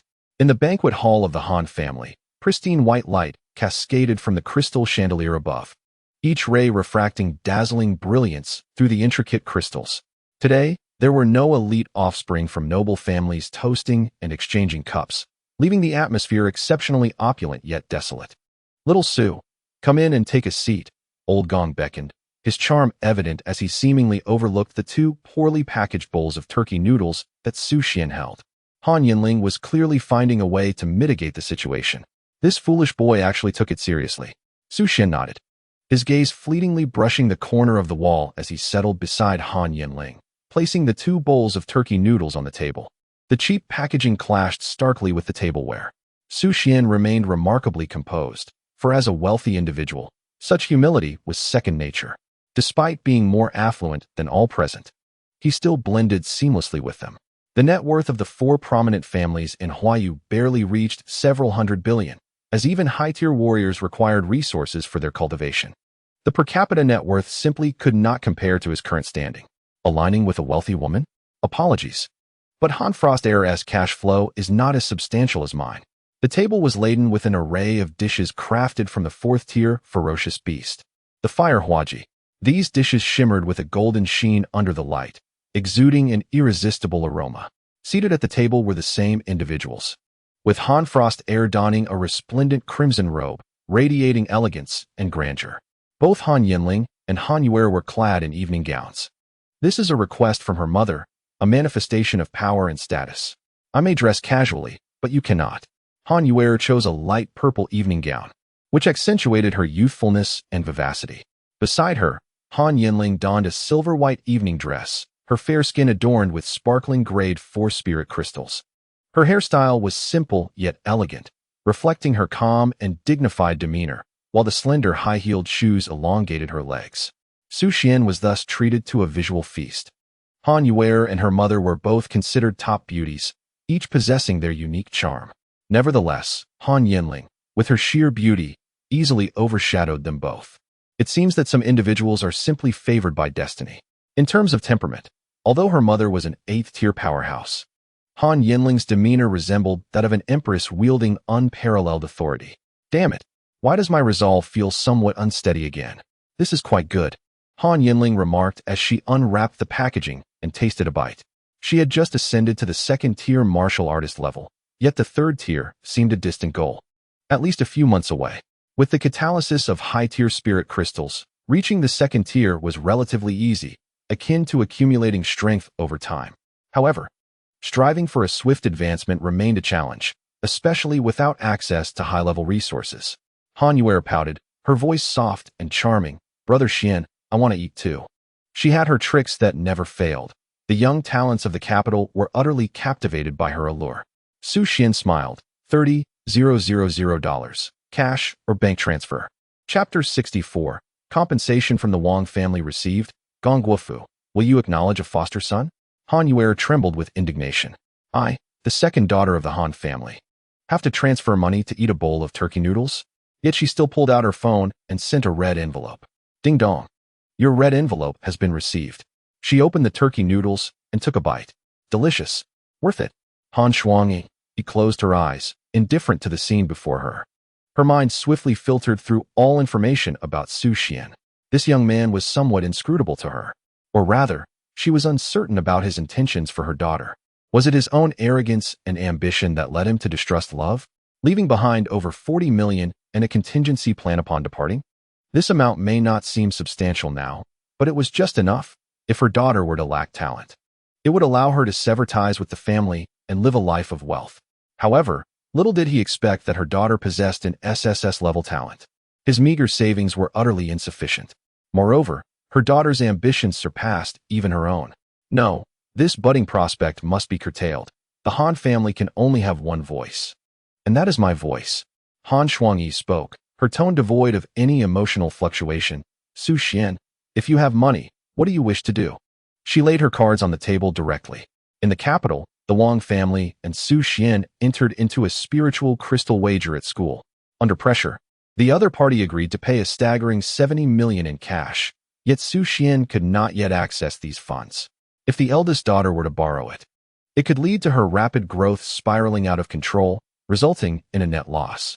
As for the stakes in the masked martial artist competition, the delivery man possesses a reasonable chance of victory, but having emerged from the underground, there is no need for concern. Upon hearing his name called, Su Xuan was momentarily taken aback. What do I need money for? What business is it of yours? However, the resonance of biological fluctuations reminded him that he was indeed facing a genuine 8th-tier powerhouse, a figure of immense terror. His response needed to be flawless, his vision expansive. After a moment of contemplation, Su Xuan's expression turned earnest and sincere. If I had money, I would donate it to the Hope Project, to bring a touch of love and warmth to this cold world, ensuring that everyone can enjoy turkey noodles with chicken. Han Shuangyi. Han Yanling raised an eyebrow slightly, forming a perfect arc, her large, crystalline eyes reflecting a hint of astonishment. Was this truly his genuine sentiment? As a reincarnator, had she perhaps been too narrow in her perspective? Though she had once been an empress, she was no saint. The salvation of humanity also depended on their own efforts. Over the past few days, her thoughts had crystallized. In this lifetime, when the star gates open wide, she hoped to find a few like-minded friends to escape Blue Star together. After becoming a 10th-tier powerhouse, one could traverse the void physically. Companionship may be dispensable, but one could not be without comrades. Otherwise, even if she left Blue Star, she would gradually succumb to the endless solitude. Su Xuan must be brought along. She needed to devise a plan to enhance his innate talents swiftly. Otherwise, he would be unable to withstand the pressure of the force field she maintained in the void. Mother, for the Wang family's compensation, I only require 2/3. Han Yanling's crimson lips inadvertently bore a trace of the sheen left from tasting the turkey noodles moments before. This accidental imperfection lent her an air of earthly warmth. rendering her nobility less distant and more accessible, imbued with a sense of warmth and authenticity. Han Shuangyi refrained from responding and suddenly inquired of Gong Guofu. Guofu, did you not desire a son? How about having Su Xuan as your godson? Gong Guofu. He pondered, having achieved the status of a wealthy magnate in the capital with assets amounting to hundreds of billions, commanding respect in the commercial battlefield. Yet, at this moment, he found himself utterly perplexed by the conversation shared between the two women. How had they suddenly conjured a son out of thin air? Was it a son he truly desired? What he wanted was to have a son with you. That brat Zhao, always referring to him as Brother Gong, making him feel burdened. If not for his connection to having a son, would his arrogance not soar to the heavens? Despite Han Zhanxiao's daily antics, his grandfather was a martial god of the 8th tier in the military. In the future, as long as no significant mistakes are made, there exists an overwhelming opportunity to become the head of the Han clan. However, at present, one must not defy Han Shuangyi's intentions. I could only clear my throat and ponder, what does Su Xuan think? I have no objections. Su Xuan appeared equally bewildered. Although I am an orphan, I am not devoid of affection. Han Yanling pursed her lips, attempting to wipe away the sheen of oil. I disagree. Does her mother not spare even this meager sum? If Su Xuan were to become Uncle Gong's godson, she would acquire the authority to meddle in the allocation of the Wang family's compensation. She could easily assign Su Xuan a few projects and expend the funds. Absolutely unacceptable. Su Xuan, if you align yourself with Guofu, the Wang family's 70 million compensation will be exhausted in less than 2 years, yielding a return of 200 million. Han Shuangyi wields a powerful command. She believes that even a pawn possesses its own aspirations. With such colossal funds at stake, it is impossible for Su Xuan to remain indifferent. Han Yanling bit her lower lip. Her mother was not mistaken. Uncle Gong indeed possesses that capability, the ability to amass wealth. Otherwise, the Han family would not have ascended to such heights. She found herself unable to make decisions on Su Xuan's behalf. As it was clear that this money was intended for him, she could not intervene. Su Xuan is merely her steward, yet their relationship is one of employment. The allure of wealth is irresistible. Even she felt the stirrings of desire. With this sum, Su Xuan could procure rare treasures from the secret realms, potentially enhancing his F-grade talent. Although Han Yanling hailed from a prestigious lineage, it did not grant her unrestricted access to the family's wealth. One may only spend what is given. Without permission, not a single coin can be touched. The allocation of 4th-tier spirit crystals is for the long-term benefit of the family. Disobedience? Apologies, but you shall possess nothing. Han Yuer and Han Zhanxiao, the two siblings, withdrew their heads, dutifully playing the roles of harmless little quails. Goodness! How did a simple meal turn into a celestial battle? A compensation of 70 million? Is this causing the ancestral 18th-generation blue and white porcelain to shatter? They had never seen such a large sum of pocket money in their lives. Uncle Gong occasionally acquired some high-grade ingredients, but that was merely normal consumption. High-level martial artists also require the nourishment of fierce beasts to replenish their energy. The critical point is this. Does it imply that this money belongs to Su Xuan? Han Yuer felt a wave of regret. She knew her sister, though not particularly talkative, possessed an exceptional eye for opportunity. Had she known earlier, she would have discreetly employed that tactic. She could have easily secured Su Xuan. Although her legs could not compare to her sister's, they were still quite graceful. I am not lacking in wealth, but I crave excitement. The image of her sister's steward kneeling before her was thrilling to contemplate. But now it was too late. Su Xuan might become her godbrother, leaving her with no chance to play. Han Zhanxiao was somewhat younger, being 3 to 4 years junior to Su Xuan and his peers. Due to the circumstances of his family background, he has always struggled to find his place within the Han family. Influenced by his father and grandfather, he was expected to embody the archetype of a steadfast man, achieving great accomplishments. Thus, deep within, he harbored a dream of having an elder brother. However, reality was mercilessly crushed by his 2 sisters and mother, leaving him to merely seek recognition among the sycophants of the aristocratic circle.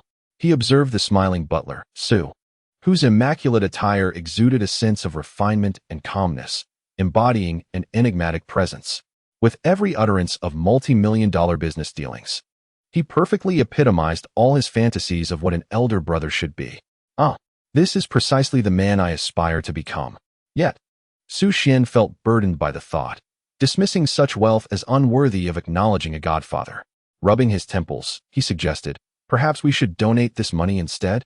Chapter 65, A Donation. The small new secret realm of the Wang family. Han Yuer and Han Zhanxiao could hardly believe their ears. A donation? 70 million? Did they hear correctly? What has become of this world? Who truly belongs to the elite class? The silver strands of Han Shuangyi's hair lent her an air of authority, each strand seemingly placed with precision. At that moment, her lips were pressed tightly together, and her typically expressionless face finally exhibited a hint of fluctuation. Her deep-set eyes sparkled with calculation as she began to reassess the youth before her. Could it be that he was genuinely indifferent to wealth? A mere pawn with an F-grade talent, soon to be discarded. 200 million could procure many things, including extended life. Within the secret realm, there existed plants that could prolong one's lifespan. Though there were limitations on purchases, the prerequisite was undoubtedly money. Wouldn't it be beneficial to live a couple more years? Her gaze drifted toward her eldest daughter, recognizing the cleverness of her dear girl. Han Yanling's exquisite visage, accentuated by a regal evening gown, radiated brilliance. With a proud nose and softly defined chin, a subtle smile graced her lips as she contemplated. So, he isn't merely speaking. He is indeed committed to his vow through action. He must be nurtured well. Little did she expect that in such a short time since her rebirth, the most crucial aspect was meeting Su Xuan. Although she yearned to indulge in idleness, this time around, she possessed ample strength, resources, and connections. There was still more to observe. With a sigh of relief, Gong Guofu clapped his hands in appreciation, exclaiming, "Huh? What a fine young man. I did not misjudge you. Little Su, entrust your funds to me. I shall manage them for you. Doubling to 300 million in 2 years will be a trivial task for someone of my standing. For someone of his caliber, achieving small financial goals was as effortless as drinking water.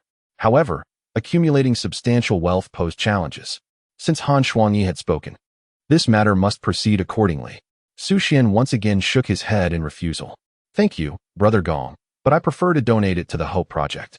You know my humble origins. While this sum may seem significant, once divided, there is scarcely anything left." After a brief pause, Su Xuan continued, "There are many orphans of war like me, and the welfare institutions cannot accommodate them all. If I could contribute even a small amount, it would not be in vain to have lived in this world." His tone was sincere, as he genuinely reflected on his childhood. Who does not yearn for a life of luxury? Who does not desire a loving family? Yet, one cannot choose their birthplace. Sometimes, acceptance is the only path forward. Moreover, this sum of money posed too many complications for him. He was indifferent to what schemes Han Shuangyi and Gong Guofu might be concocting. Whether the Wang family's compensation would be deposited into his account on schedule, or if any underhanded maneuvers were afoot, did not concern him. He had just earned a modest profit of 10 billion during the day, safe and low-key. Why would he risk venturing into new uncertainties? He had heard rumors of abundant secret realms in the underground. He could simply delve into those. This trivial sum was never something he had aspired to. He had always looked down upon it. Besides, he was merely a third-tier warrior. Currently, he needed to seize every moment to enhance his abilities. He had no time for such outdated pursuits. At this stage, he was merely taking advantage of the shade provided by a large tree. If there was shade, why venture out to endure the sun? That is not bravery, it is folly. Gong Guofu refrained from further persuasion, as his seasoned instincts sensed something amiss. Had Su Xuan just complimented his youth? Han Shuangyi also ceased her entreaties. "Very well, let us proceed with the donation." With a flick of her finger, an ice bead formed in the air and struck the wall. An ethereal shadow rose in the corner, vanishing within the grand hall of the Han family. The banquet continued. Yet none of the attendees felt any appetite. Suddenly, Han Yanling stood up. "I'm full, Su Xuan." Just as Su Xuan had picked up his chopsticks, he set them down again. All right. I was just about to savor the flavor of the fire blossom chicken. You called me up for that, didn't you? You'd better not expect me to buy you milk tea later." In the Han family's reception room, the murals and sculptures appeared especially vivid under the soft lighting. Every corner emanated the historical depth and artistic taste of the esteemed family. Beside the fireplace stood an ancient 6th-tier beastly bronze sculpture of a deer. Wang Shouqing, the previous patriarch of the Wang family, was savoring tea. The cup was crystal clear, containing only a crisp green leaf that exuded an intoxicating fragrance, the product known as Han Mountain Drunkenness from the Han family's small secret realm. A single leaf was worth several thousand, with one sole effect. It slightly increased the speed of spiritual energy absorption. The room was empty, yet Wang Shouqing suddenly spoke. What does Patriarch Han propose? A soft, almost mist-like female voice emerged from the corner. 70 million, plus 2 quotas for newly discovered secret realms of the Wang family. It was the same ethereal shadow that had appeared in the banquet hall. Wang Shouqing set down his teacup, pondered for a moment, and added, "We must also include 2 exploration quotas for the Han family's small secret realms. The gains from the new realm are substantial, and the Han family will undoubtedly benefit." The Wang family had recently discovered a new small secret realm. However, the development phase necessitates a multitude of lesser experts, compelling a collaboration among several prominent families. Wang Xuanhe is well aware of the situation, a trivial matter indeed. This presents a perfect opportunity to extract some advantage from the Han family. The Han family's minor secret realm is reputed to be the most affluent among such realms. Han Shuangyi is indeed fortunate. Yu Ying, Han Shuangyi's personal secretary, possesses an A-class talent in Shadow Cat, rendering her presence often as elusive as her name suggests, appearing and disappearing without a trace. She stood against the wall, contemplating for a moment, then retrieved her phone. This matter was beyond her jurisdiction. After a while, a message arrived. "All right, it's a deal." Wang Shouqing smiled faintly. "Where shall the funds be transferred?" "The next step is to mitigate losses. That young man is named Su Xuan, correct? Transferring money to the Han family is not shameful. Yet, what gives you the audacity to meddle with the Wang family's finances? Some wealth is not easily acquired. Yu Ying, transfer it to the Hope Project, noting it as a donation from the Han family and Su Xuan." Wang Shouqing, "Is it truly a donation? The Han family is even richer than anticipated. At this rate, it seems this young man has become a core member of the Han family. Rash actions are inadvisable." On a breezy evening, Han Yanling and Su Xuan stroll leisurely along the gravel path of the Han family estate. The garden is lush with flowers and trees, filling the air with delightful fragrances. The robust oak trees by the roadside are alive with the cheerful songs of birds perched on their branches. "I apologize for this situation," Han Yanling said, her hair tousled by the gentle breeze, her expression a blend of regret and contemplation, exuding both elegance and a hint of helplessness. In the end, Han Shuangyi not only failed to make a payment, but also withheld the exclusive naming rights for the donation.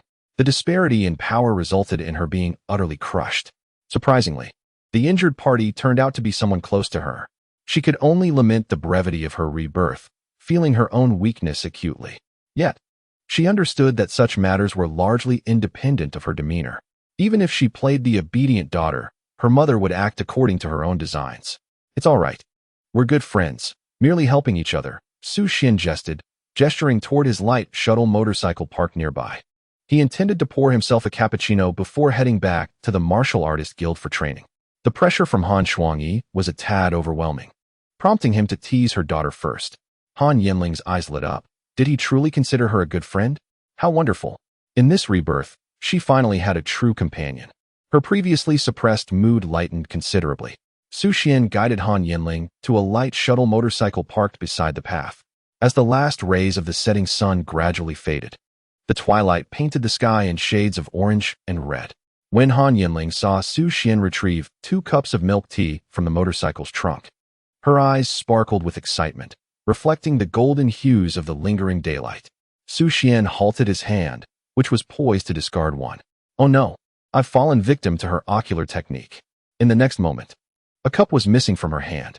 Han Yanling unwrapped the package and took a sip. It was quite sweet. How should she reward him? It was bothersome. Chapter 66, Han Yanling's Retaliation. The Blood Demon Cave was a river of blood. Su Xuan, remember that the enrollment for adult warriors at Longhua University is happening these days. Do not forget to participate. Han Yanling sat sideways on her motorcycle and added, "If you lack tuition, you may come to me." She had been contemplating having Su Xuan join her at Longhua University, since Su Xuan was also a warrior. As long as his strength was not lacking, he could enroll in the adult warrior class with a little financial support. Although he would miss out on a graduation certificate compared to regular students, as long as the funds were sufficient, he would still have access to the education and resources he needed. She could certainly afford that amount. Su Xuan nodded. After today, he realized that the cave's secret realm was a treasure trove. All the resources he required were contained within. Thus, he must seek every opportunity to enter the secret realm.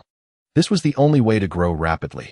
The spirit heart was the universe's unique talent, allowing for an exceedingly swift advancement. Although it leaned towards auxiliary characteristics. When I become a 10th tier warrior, and you remain a mere 5th tier warrior, how could you possibly contend with me? Furthermore, Su Xuan mused that each time a warrior's tier increased, the spirit heart would acquire new attributes, such as enhanced physical capabilities, biological fluctuations, and the perception of murderous intent, immensely practical. In terms of combat prowess, as a martial arts prodigy, all he needed was to gather martial skills. Once he obtained the B-level martial skill 9 kill spear, it would suffice for tiers 7 and 8.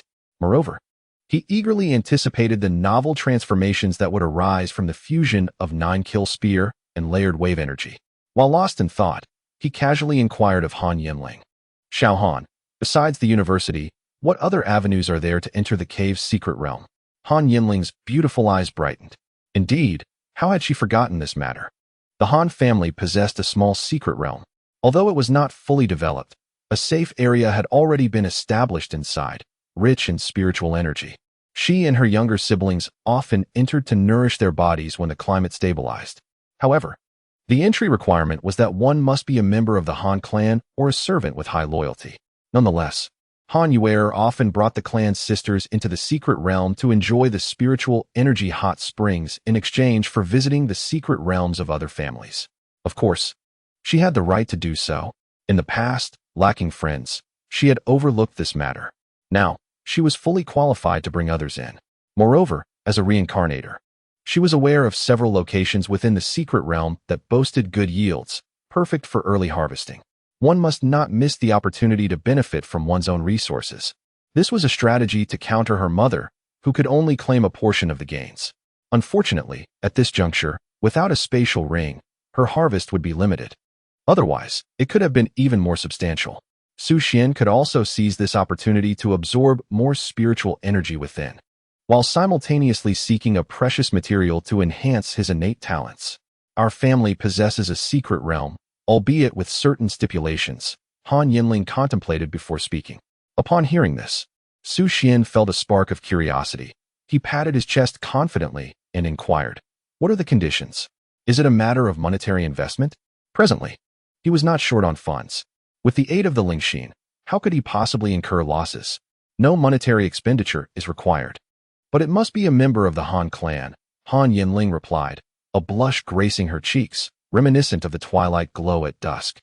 "You may enter, and I shall declare you my friend." Su Xuan remained silent, his mind clouded with questions. What level of friendship warranted the title of a Han clan member? Was the sacrifice for strength perhaps a bit excessive? Yet, a man must invariably make some sacrifices. He decided to endure for now. "Very well. I entrust this matter to you, and there shall be ample rewards upon its successful completion." Su Xuan clasped his hands together, preparing to persuade Han Yanling to disembark. After all, she was leaning against him. How would he proceed alone? If he lingered too long, he would still need to spend half an hour returning to the strengthening sutra. Wasn't that a waste of time? Han Yanling remained still, batting her thick eyelashes at Su Xuan, aware of his desire to leave. However, she wished for him to stay. After all, his duties as her caretaker were far from complete. She had practiced martial skills at home all day, and her legs were sore. Although she retained her martial skill experience from her rebirth, many movements could not be executed merely by having learned them. This period of adaptation was crucial. What to do next? Suddenly, she found herself at a loss for words. Could a good friend be commanded at will? She was eagerly awaiting a response. In the deep of night, Su Xuan returned to his apartment within the Martial Artist Association building, holding 2 4th-tier spiritual crystals, standing before the wall, and meditating for an hour. Although he possessed 6 4th-tier spiritual crystals, displaying them all would cause a surge in the surrounding spiritual energy, attracting the attention of nearby martial artists. He needed to maintain the current concentration for the time being. Under the stimulation of the 2 4th-tier crystals, his internal spiritual energy surged rapidly. This was the remarkable enhancement effect of high-tier spiritual crystals. However, it was still far from sufficient. Su Xuan planned to construct a training pod the following day, dedicated solely to his cultivation. During his rest, he glanced at the Martial Artist Association app, which was rife with discussions concerning the second round of the masked martial artist tournament and the subsequent escape from the underground realm. The most popular threads were predictions, such as Flamegun's top 3 probability, 78, analysis below, and Crazy Legs in first place this round, detailed data as illustrated, and historical performance. The explosive boxer makes a strong comeback, possibly the dark horse of this tournament. Su Xuan examined the posts, which were full of insightful analyses based on the materials submitted by contestants, as well as factors such as time expenditure and physical stamina. The level of expertise was quite impressive. At that moment, he spotted a post that was relevant to him. Challenge of the delivery rider. How long can they maintain first place? Su Xuan's curiosity piqued as he entered the discussion. First floor. The challenge rules are as follows. Predict the duration for which the delivery rider will hold the top position on the leaderboard. The closer the prediction, the greater the reward in terms of martial guild points. Su Xuan speculated that this was likely a marketing tactic, regardless of who secured the first place. Similar posts would inevitably surface. As he scrolled down, he encountered a plethora of intriguing individuals. Second floor, 3 seconds. Third floor, 1 minute. Fourth floor, 1 minute and a half. 248th floor, 4 hours. Challenge successful. 249th floor. Damn, I was so close. 250th floor. I'm number 250, yay? 251st floor. I'm curious as to why their points haven't risen much. Goodness, do they lack faith in themselves? What started as a post turned into a mere timer. The conversation shifted to a discussion about the stagnant points in the dungeon. Various speculations arose. Some proposed that a collapse had ensued, burying all participants. Others suggested a collective rampage of ferocious beasts. The most absurd theory posited that a ferocious beast had dug a tunnel and fled, with special emphasis on the third-tier ferocious beast, the ferocious tusked boar. Known for its exceptional digging capabilities, which lent an unexpected credibility to such a ridiculous notion. Even the Martial Guild's officials intervened, stating that the issue might stem from a brief signal delay and that they were actively investigating the malfunctions. Within the dungeon, several teams of warriors convened. Crazy Legs. Your team has experience with ferocious beasts. Have you encountered any third-tier beasts over there? Inquired a young leader from one of the teams. None. A whole afternoon and evening without sighting any. This damned fog. Selena replied, visibly anxious. Behind her, Chun Fan appeared pale, yet he persevered for her dreams. Aside from bloodbaths, they had not seen a single other ferocious beast. The voice of the hunter echoed with despondency. His dreams of teaching lay in ruins. The blazing gun approached. This isn't working. I suggest we disperse and search separately. His proposal bore some merit, as certain third-tier beasts were astute and adept at concealment. When warriors clumped together, these creatures would likely keep their distance. However, this strategy also exposed the masked warriors to renewed assaults from ferocious beasts, particularly the formidable third-tier beast, the tyrant lizard, lurking deep within the fog. Chapter 67. X-Class Racial Skill. Unified Energy Wave. At this moment, the concerns of those within the dungeon were unfounded. The tyrant lizard lay quietly within Su Xuan's spatial ring. He understood that this batch of ferocious beast materials could not be sold or traded within the martial guild of the Hua domain, as that would undoubtedly expose him. What was he engaging in? It was a classic case of thievery.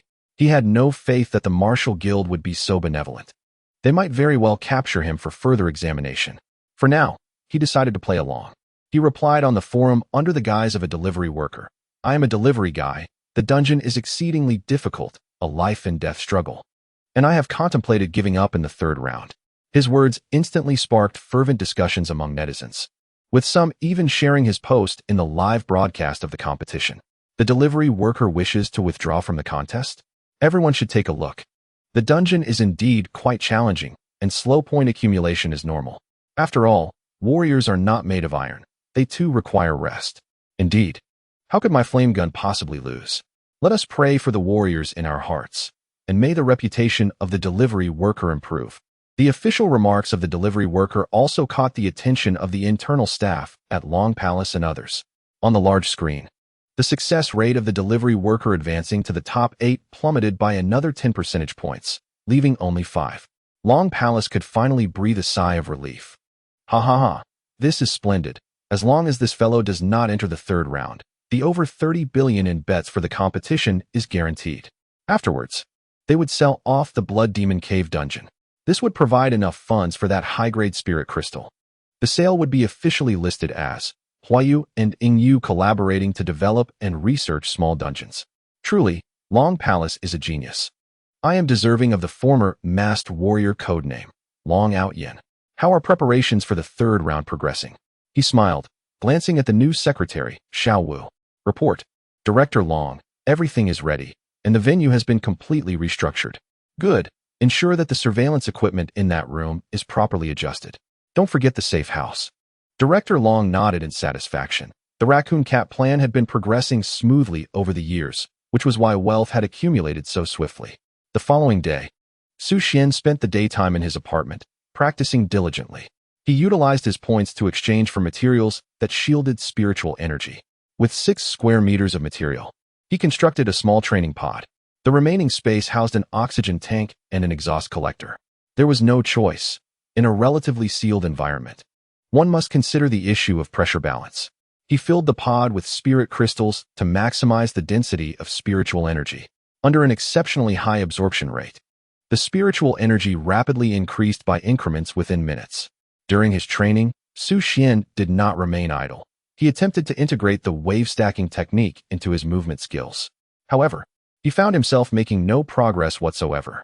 No, I seem to have underestimated the complexity. After several attempts, he encountered a bottleneck.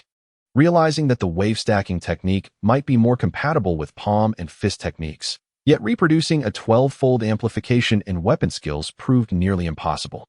The combination of the wave-stacking technique and swordsmanship reached its limit at around 6-fold, which also explained why his swordsmanship was only at a minor accomplishment.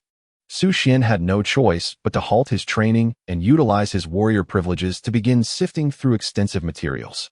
Indeed, within a publicly accessible database for warriors, he discovered secrets he had never before encountered. Upon examining the paper titled The Origin of C-Class Martial Art, Layered Wave Palm, Su Xuan swiftly opened the document.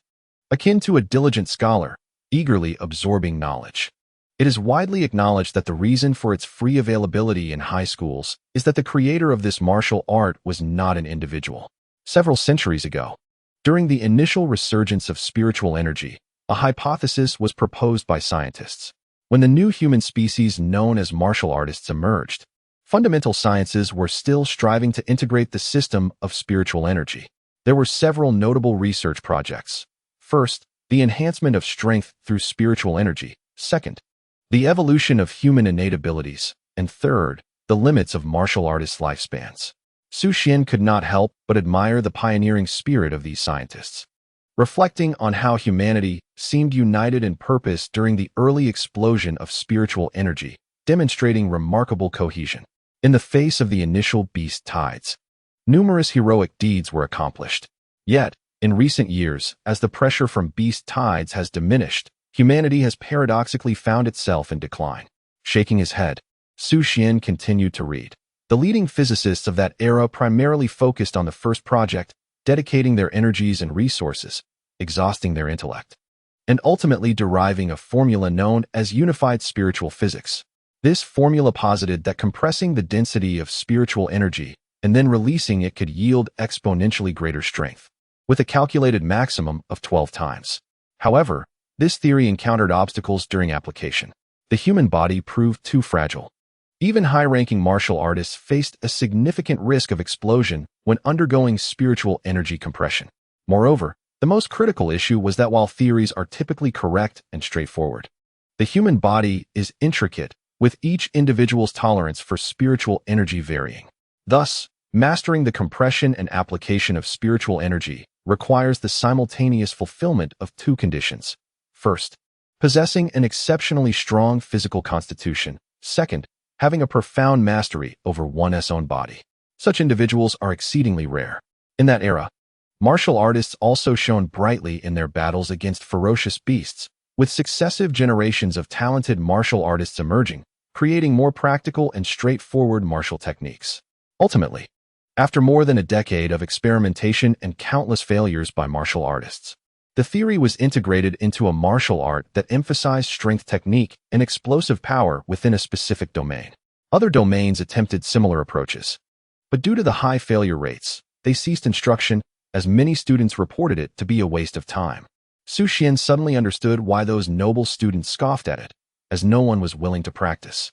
Were it not for his enhanced physical constitution from the spirit heart talent modification, he too might have been unable to utilize this martial art. The principle of layered wave was, after all, based on compression and explosion. Su Xuan began to practice incessantly within his apartment, simplifying complexities, discarding the distractions of traditional techniques, and rethinking the essence of power application. Time passed swiftly and silently. Finally, in a moment of profound insight, he received a notification. Ding. Host has mastered the martial art. X-Class Unified Force Wave, perfect level. Su Xuan was astounded. Unified Lord. What level is this? Ding. X-Class is a racial technique. Master. What levels exist above X? Su Xuan speculated that upon becoming a warrior, his privileges would surely elevate. The levels he was previously unaware of might now be within his grasp. Ding. X level, racial skill. Y level, exotic skill. Z level, special exotic skill, and unique skill. Su Xuan then comprehended that there are indeed numerous classifications beyond SSS level. The location of Blue Star must be exceedingly remote, likely a mere small tribe in the vast cosmos. Never mind that. He decided to focus on his rapid cultivation, as it was the true path to power. The Masked Warrior tournament still had the third round ahead. He must secure first place first. Chapter 68. The Chaos in the Blood Demon Cave. The Dragon Palace is betrayed. What a thrill. The sensation of surging spiritual energy is simply exquisite. Su Xuan reveled in the process of becoming stronger. He could perceive that every ounce of spiritual energy was nurturing his body, gradually transforming his physical attributes. Who said that level talents are weak? They are extraordinarily powerful. Once the spiritual energy value reached 5,000 out of 10,000, his speed began to decelerate. Yet, a smile crept upon Su Xuan's lips beneath the oxygen mask. He pulled out several third-tier spiritual crystals. Not enough spiritual energy. Apologies, but I have plenty of crystals. In the cultivation chamber, he crafted himself. A small amount of spiritual energy would still dissipate, preventing it from being as completely sealed as a crystal box. However, as long as he could isolate the majority of the spiritual energy fluctuations, it sufficed for him. Time also progressed to the conclusion of the second round of the Masked Warrior tournament. At this moment, within the Blood Demon Cave, an unprecedented riot was erupting. A swarm of blood bats surged towards the Masked Warriors huddled at the cave's entrance. Damn it, we must get out of here. A hint of fear resonated in Selena's voice beneath her mask. Let us go. This tournament is bizarre. We must accept our fate. The flame gun glanced at the leaderboard, finding himself in 5th place. Although he advanced, his ranking was unsatisfactory. I'll take my leave. You all do as you wish. Most masked warriors, upon seeing this, hurriedly recorded a few materials from the bloodbaths and exited the cave. Let us not forget to maintain our secrecy. Agreed. From a distance, several screams echoed. Those were a few greedy masked warriors who attempted one last gamble, only to meet their demise at the hands of the bloodbaths. It seemed to be a team hunting for the brother. The results of this round of competition were exceedingly skewed. Among the top 8 competitors, several unknown warriors had emerged. For the last 8 hours, everyone had been preying on solitary bloodbaths. The cave was teeming with bloodbaths, while hunting over 10 third-tier ferocious beasts was challenging. Dispatching dozens of second-tier bloodbaths was relatively effortless. Going berserk? As long as one kills swiftly and runs fast, there is a chance to advance. Ultimately, this triggered the collective awakening of the bloodbaths. Although the competition time had not yet concluded, a multitude of warriors had already gathered outside the cave. One by one, they appeared disheveled and in utter disarray. Damn it, what a farce of a competition. I shall never participate again. A heap of worthless materials, all my efforts wasted. Better to withdraw and preserve my peace. Curse it, finding a ferocious beast is truly a daunting task. What a mockery. The drone-mounted microphones lingered for a few seconds before each martial artist, but all they gathered were complaints. As the last surviving masked warrior emerged from the abyss, the leaderboard for the second round was irrevocably set. The audience was collectively bewildered. Why didn't he the flame gun make it into the top 3? All he managed to slay were bloodbats. Not just him. In the end, everyone faced the same fate with those bloodbats. My bets are gone. See you on the rooftop. Fortunately, Crazy Legs claimed first place. I still have hope. Why is the second place taken by the delivery guy? Didn't he withdraw early? He didn't withdraw. He merely exited the abyss ahead of time. A wave of nostalgia washed over me. The experts were not misleading us. He truly is among the top 8. The experts are still submitting resumes to the Martial Artists Guild building. The underground level 88 was enveloped in a deathly silence. The second round of the competition had concluded. In the remaining 5 hours, Dragon Palace remained mute. His gaze fixed intently on the advancement rate of the delivery guy displayed on the screen, as only 6 masked warriors remained alive in the abyss. The delivery guy's advancement rate skyrocketed from 5 to 100. This number seemed to leap from the screen, transforming into a colossal hand that slapped Dragon Palace squarely in the face. His complexion turned ashen. Why? It shouldn't be this way. Where are the third-tier ferocious beasts? Where's the tyrant lizard? Why are you all only killing bloodbats? Have the third-tier ferocious beasts in the abyss fled? Some abysses have multiple entrances. Yet, the blood demon cave has but one, doesn't he? He wanted to consult Rost, but recalled that he had already driven him away. He could only dispatch a private security reserve to investigate. These individuals were his own funded low-tier elites. Although their power had not yet reached the 4th tier, their talents were commendable.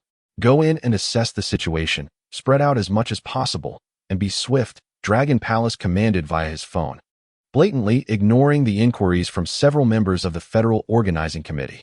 There was no doubt, this time, the number of fatalities in the Huayu Masked Warrior competition was alarmingly high. 7 or 8 had perished in the second round alone, stirring societal unrest. His palms were slick with sweat. Half an hour later, the phone screen illuminated. Report to General Long. There has been a riot of bloodbats in the Blood Demon Cave. Only a third of the brothers have emerged, with specific losses still being tallied. As a 7th-tier martial artist, Dragon Palace experienced an array of emotions within a single day for the first time. From exhilaration to anxiety, then confusion, and finally, anger. Damn it.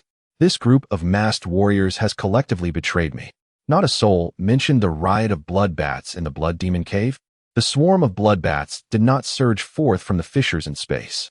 The reasons are quite simple. It is currently not their breeding season. And in the face of the formidable powers of human martial artists, they are hardly a match. Yet, a multitude of bloodbats besiege numerous third-tier humans within the confines of a narrow cave. Even clad in combat gear, sustaining injuries, or even perishing is all too possible. It is a tremendous loss. Longgong's mind is in disarray. The situation has completely spiraled beyond his control. However, he is not yet at the stage of passive resignation. The Special Operations Team will commence the 3rd round ahead of schedule, administering that particular serum. Xiao Wu urged the Yi family to increase their financial contribution, claiming that there is a substantial shipment at stake. He intends to wrap up this operation and resign. As there is merely a year and a half left in his term, he has nearly amassed sufficient wealth. In the Yi family conference room, clan leader Yi Qingsong and his brother Yi Qingshan are engaged in a heated dialogue. Qingshan, this matter must be settled before you return to the military. Yi Qingsong, a 7th-tier powerhouse, bears a gruesome scar that stretches from his face down to his neck. A remnant from a fierce battle with a ferocious beast during his military service years ago.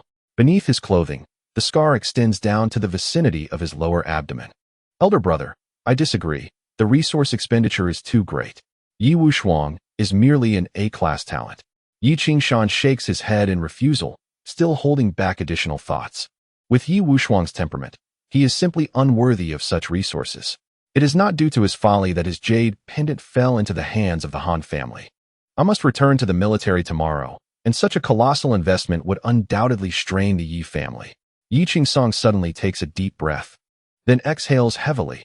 Tomorrow you shall return, and consider this leave a family arrangement. After your retirement, you shall assume the position of clan leader. Yi Qingshan is taken aback. Upon becoming a 4th-tier martial artist, one is required to serve in the military for 5 years. This is an irrefutable fact. He possesses S-class talent, and ascending to a 4th-tier martial artist is only natural. Over the years, many prominent families have also emerged within the military. and the tasks assigned have not been overly perilous. Surviving these 2 years should pose little difficulty. However, he cannot fathom the meaning behind his elder brother's words. I have 5 wives, yet only Yi Wushuang is my son. Yi Qingsong straightens his back, standing tall as he strides towards Yi Qingshan. The imposing aura of a 7th-tier powerhouse emanates from him. Yi Qingshan feels the pressure. His brother was once a prodigy, and although retired, he remains exceptionally formidable. With a slight frown, he remarks, "Elder brother, you are still young. There are opportunities ahead." Absolutely not.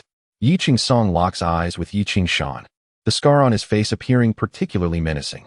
Yet, moments later, his imposing presence diminishes, and his upright posture slightly falters. One statement leaves Yi Qingshan utterly astonished. Yi Wushuang is your offspring. Chapter 69. The trial of survivors in the 3rd round commences. Yi Qingshan boards the express military vehicle returning to the front line. He is genuinely unaware that Yi Wushuang is his progeny. Even more astonishing is that Yi Qingsong has been aware of this since Yi Wushuang was conceived. His brother lost his ability to father children during a confrontation with a ferocious beast, publicly claiming that he had restored his fertility through the use of mystical materials from secret realms. Yet, in truth, this was not the case. Given the circumstances, he truly had no reason to refuse his elder brother, for despite Yi Wushuang's waywardness, he remained his own flesh and blood.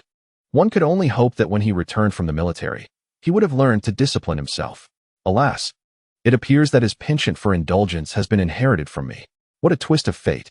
At that moment, Su Xuan was perusing the announcement for the 3rd round of the Masked Warriors tournament, which stated that the competition would commence earlier than expected. The battle would begin the day after tomorrow. He first glanced at the list of advancing competitors. 1. Madlegs, 702. Delivery Boy, 675, 3. Explosive Boxer, 475, 4. Thunder Warwolf, 425, 5. Blazing Gun, 375, 6. Iron Hammer, 307.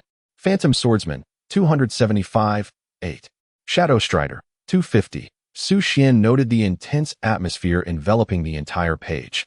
The title reading, The Trial of Survivors. He briefly skimmed through the rules for the 3rd round and realized that the warrior guild was indeed brimming with talent. No wonder they had amassed such wealth. The rules were twofold.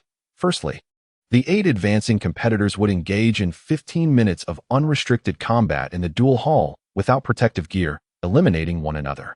Note, if any participant's life is in jeopardy, all 8 will be disqualified. Secondly, following the elimination of those lacking combat prowess, the remaining competitors would enter the back hall to collectively challenge a 4th-tier ferocious beast. Surviving for 30 minutes would be deemed a successful challenge. Note, if multiple participants succeed, it will be considered a collective challenge, and there will be no first-place winner in this tournament. This implies that either everyone survives together, splitting the prize, or one must decisively overpower the remaining 7 competitors and endure for 30 minutes against the 4th-tier beast. The difficulty of this task is nearly insurmountable, yet it brims with unpredictability. It is no wonder the first-place reward is so substantial. Moreover, should there be no first-place winner, it signifies that the warrior guild, as the organizer, would seize all betting stakes. At that moment, Han Yanling unexpectedly sent a message. The application for the Han clan's secret realm has been approved. Do not despair. Money can always be earned again. She was, of course, aware of the rules and understood that Blazing Gun had fallen victim to them. In the final round, he had astonishingly dispatched 7 competitors with a sudden burst of strength, opting to challenge the 4th-tier beast, causing quite a stir in Huayu. Regrettably, he did not survive, reportedly a young prodigy among wild warriors. Even with her rebirth, she could not alter such outcomes due to the absolute confidentiality surrounding the information of masked warriors. Thus, even if Su Xuan's wager on the delivery boy allowed him to reach the 2nd round, the result would remain unchanged. After all, it was a 4th-tier beast. Should she ascend to the 3rd tier herself, there might be hope of succeeding with her innate talent. Hence, it was certain that Su Xuan would incur losses. The true victors were, without a doubt, the warrior guild. She yearned for change, yet felt powerless in the present. Following Long Gong's departure, the regulations had indeed been altered. Yet the fervor surrounding the masked warrior competition waned, ultimately fading into obscurity. Contemplating this, Han Yanling sent another message. Will you come over tonight? Su Xuan inhaled deeply, responding, I won't be going. I have matters to attend to. He desired nothing more than to cultivate, to grow stronger, eschewing any distractions. Han Yanling, undeterred, mused that good friends ought to spend time together frequently. What is it? Do you need assistance? Su Xuan's oxygen saturation plummeted by 3 percentage points. Thank you, but I do not require help. Han Yanling set her phone down, disheartened that her training regimen would again be interrupted. Frustrated, she resolved not to stagnate. With just over half a month until entering Longhua University, she picked up her phone once more, searching how to encourage friends to lend assistance. The top suggestion read, speak up frequently. After a moment's reflection, she typed, my legs are sore. Could you help me? Su Xuan glanced at the system interface. Spiritual energy value, 7878100000. He then checked the oxygen tank concentration in the cultivation chamber, 2 remaining. Assessing his oxygen consumption, he realized he could not train for long. He decided to step out to replace the oxygen tank, offering to help along the way. He could afford this brief diversion. As long as his spiritual energy reached 9,995 before the competition, he would be satisfied. Su Xuan replied, I will first change the oxygen tank and stop by on my way. Han Yanling nodded, uncertain of Su Xuan's reason for replacing the tank. Yet she prepared to change into her sports attire for training in the underground martial arts room. Aware that Su Xuan resided in the Martial Artist Guild building, she downloaded the Daigao map to ascertain his precise arrival time, searching for nearby oxygen station. Result, 300 kilometers from Han's location. Searching, Martial Artist Guild building. Result, 30 kilometers from Han's location, Han Yanling. It seemed this was not on the way. Should she inform him? The light shuttle motorcycle should be quite swift. The following evening, Su Xuan returned to the Martial Artist Guild building. Han Yanling's martial skills had advanced rapidly. After assisting her in adjusting her muscle positioning, he was grateful he had worn a mask this time. Otherwise, he might have missed the 3rd round of the Masked Warrior competition. After a night of cultivation, he achieved his training goal in the cultivation chamber, successfully raising his spiritual energy value to 999510000. He understood that upon reaching the 4th rank as a warrior, his body would be brimming with spiritual energy, easily detectable by instruments. Consequently, numerous venues were equipped with devices to screen for warriors of the 4th rank and above. This measure was instituted to prevent individuals from attaining the 4th rank only to evade military service. Any detected failure to report after attaining the 4th rank would result in immediate conscription into a military death squad.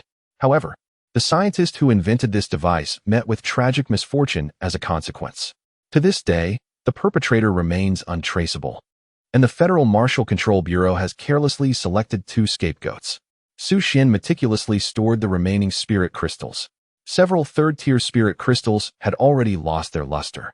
Yet under his forceful urging, they unleashed a significant amount of spiritual energy for his cultivation. The hues of the 2 4th-tier spirit crystals had also faded considerably. This method of enhancing spiritual energy could be deemed as the epitome of extravagant wastefulness. The same amount of spiritual energy, when absorbed gradually, could birth multiple 4th-tier martial artists. However, Su Xuan was utterly indifferent to this. He rose, donned his attire, and made his way to the 108th floor underground of the Martial Artists Guild building. This was the lowest level of the guild, housing high-tier ferocious beasts and serving as the venue for the 3rd round of competition. Outside the elevator stood a heavy alloy door and frigid alloy walls, while the corridor echoed with the low growls of the beasts and the sporadic sound of dragging chains. The air was thick with the scent of the ferocious beasts, infusing the space with a suffocating and perilous atmosphere. Su Xuan was the 5th to arrive in the vast arena, surrounded by various surveillance cameras. The excitement of this year's masked martial artists competition, along with the numerous unexpected events, had drawn in even those who typically shunned such spectacles. For the first time, broadcasting rights had been sold to the Hua domain. Audiences with diverse accents began to flood in. Oh my God, I adore that blonde, long-legged girl. In the private Marseille, I prefer the short-haired girl. She's quite adorable. Hammer Appa, I'm rooting for your muscles. The wait was brief, as all 8 participating martial artists gathered. The tension in the air escalated with the words of the judge. Congratulations to all for reaching this stage. At this moment, you are rivals. But in the next moment, You are comrades. Will it be combat or cooperation? The choice lies in your hands. Remember, the prize is inversely proportional to the number of survivors. Trial of the Survivors. Let the contest commence. Chapter 70. Burning Heaven vs. Su Xuan. As the voice faded in the alloy hall, all the masked martial artists entered a state of combat readiness. The atmosphere, both inside and outside the arena, reached a fever pitch. The most exhilarated were the viewers in the live broadcast room, for this moment was often filled with the greatest anticipation. A professional commentator began to speak. Wang Duoxiao, you have hosted numerous competitions. How do you assess this year's third round for the qualification of survivors? A professional voice emerged from a female commentator. Wang Duoxiao adjusted his glasses. This year's situation is unclear, but according to the experts' combat assessments, I still have high hopes for the three contestants. Flame gun, crazy legs, an explosive fist. What about the delivery guy? Many viewers from the outer realm are optimistic about him after watching the replay. I had the privilege of participating in a match with the delivery guy. Although I couldn't comprehend his explosive techniques, I believe he will achieve good results this year. A bead of cold sweat appeared on Wang Duoxiao's forehead. His partner truly had a knack for bringing up the most inconvenient topics. Both of them must have received notifications from the Dragon Palace, urging them to diminish the image of the delivery personnel. Wang Duoxiao is not a fool. He is more acutely aware of the prowess and dominance of the delivery workers than most spectators. However, he cannot disregard the directives of his employer. If he were to voice his opinion and the delivery worker were to achieve remarkable results, he would likely face a torrent of criticism from the audience, which could drive him to withdraw from the online community. Thus, he must tread carefully for the time being. Oh, I hold a differing perspective. I believe the delivery worker has at least a chance to finish in the top for this year. The female commentator, Su Xuan, flashed a confident smile. As a paragon of beauty in the commentary realm, she possesses her own connections. She is already aware that the Dragon Palace is on the verge of a shakeup. The contest for power among the martial artist guild leaders has begun to stir, and she has positioned herself favorably. Haha, let us eagerly anticipate his performance, she remarked. The first to act was the Phantom Swordsman, who activated his talent and vanished from sight. The frenzied legs have already launched an assault, choosing the Iron Hammer as her opponent, a clash of agility against strength. Is her performance perhaps a tad hasty? As the commentator's voice echoed, the underground alloy hall erupted into fierce combat. Selena is indeed anxious. Directly challenging the Iron Hammer was a last resort. It is the most physically demanding option, yet carries the lowest risk of injury. She must ensure her advancement to the next round. Chen Fan's injuries are more severe than they had anticipated. If this competition fails to yield prize money to aid Chen Fan, he may be irreparably harmed. She is compassionate, but not heartless. She is acutely aware of how well he treats himself. He indulges his infidelity and his arrogance. However, the Viper Mercenary Corps can survive without her, but cannot thrive without Chen Fan. She possesses a clear understanding of her capabilities. This second round of the underground competition is a pursuit of her dreams of fame. She deeply regrets that if it were not for her greed and reckless commands, Chen Fan would not have been injured. Damn it, if she cannot seize the championship this time, she will enlist in the military. The explosive fist fighter, Peng Lily, has chosen the Shadow Step Wanderer as her opponent, a duel of footwork. Immediately after emerging from the underground, she sought out her mentor, but her distinctive traits are too conspicuous. The underground gang's usury forces have exploited contractual loopholes to increase the repayment amount. Those few spirit crystals of hers are but a drop in the bucket. Without a share of the prize money, she will leave with nothing and will have to enlist for an opportunity. The wheel of fate continues to turn, and many are ultimately swept along the eternal river of time. Yet, the calm surface of the river will inevitably stir with ripples, as exemplified by the blazing gun, who now finds his alloy weapon craving a formidable opponent to release the pent-up frustration within. He cannot bear to settle for fifth place in the second round. He hails from a lineage of martial artists, yet since the resurgence of spiritual energy, not a single individual from his family has emerged with a talent exceeding D grade until his generation. It is indeed a laughable predicament. The 9-kill gun represents the fusion of the Fun family's martial prowess with psychic energy. His arrival marked a turning point for the stagnant Fun family. At the tender age of 5, his arm span exceeded that of his peers, leading the Fun family to recognize him as a rare talent in marksmanship, a phenomenon not seen for centuries. Thus, at the age of 5, Fan Tian began his martial training, and by 10, he was already adept with firearms, living up to the high expectations placed upon him. Every existing member of the Fun family voluntarily contributed 20% of their monthly salaries to supply Fan Tian with blood essence pills. Yet, despite such support, when Fan Tian turned 18, he still did not receive the opportunity to test for talent awakening. Nevertheless, he remained confident that he would awaken a high-level talent. Indeed, a year later, he ascended to the rank of martial artist. Through his own exploration and study, he deduced that his talent was an enhancement of arm strength, classified as B grade.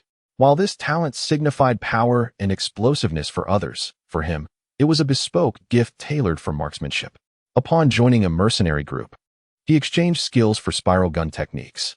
During a solitary hunt in the wilderness, he inadvertently stumbled into a small secret realm where he collected 2 third-tier spirit crystals. Absorbing these crystals propelled him to the rank of third-tier martial artist. With his remaining funds, he acquired an alloy spear and participated in the masked martial artist tournament, where he lacked neither foundation, talent, nor opportunity. After 2 decades of being unrecognized, this moment was his. With his firearm, he would express his path. He was indeed the true child of destiny. As he lunged forward, his long gun aimed directly at the yellow figure in the arena, he declared, "Come forth, blade brother. Let us see whether your blade is swifter or my gun is mightier." At the very instant Fan Tian moved, the pressure on Su Xuan's Thunder Warwolf eased, prompting him to take a few steps back in search of the ghostly swordsman who had just vanished from his line of sight. Despite the formidable reputation of his codename, he felt an immense burden. His promotion had been a stroke of serendipity. In the previous round, he had fortuitously encountered a severely wounded third-tier beast, presumably having fought with other beasts or escaped from other martial artists. He had managed to slay it with ease. Since then, he had focused solely on hunting bloodbats, hoping to gather some materials. To his astonishment, he had unexpectedly leveled up, much to the delight of his family, who were overjoyed. For this survivor competition, they urged him to simply participate without engaging fourth-tier beasts. With that thought, he felt a sense of tranquility. The support of his family was his greatest assurance. At that moment, a faint voice whispered in his ear, "I am the ghost swordsman. Let us not engage in a true battle, but rather advance to the next round." The ghost swordsman's experience mirrored that of the Thunder Warwolf.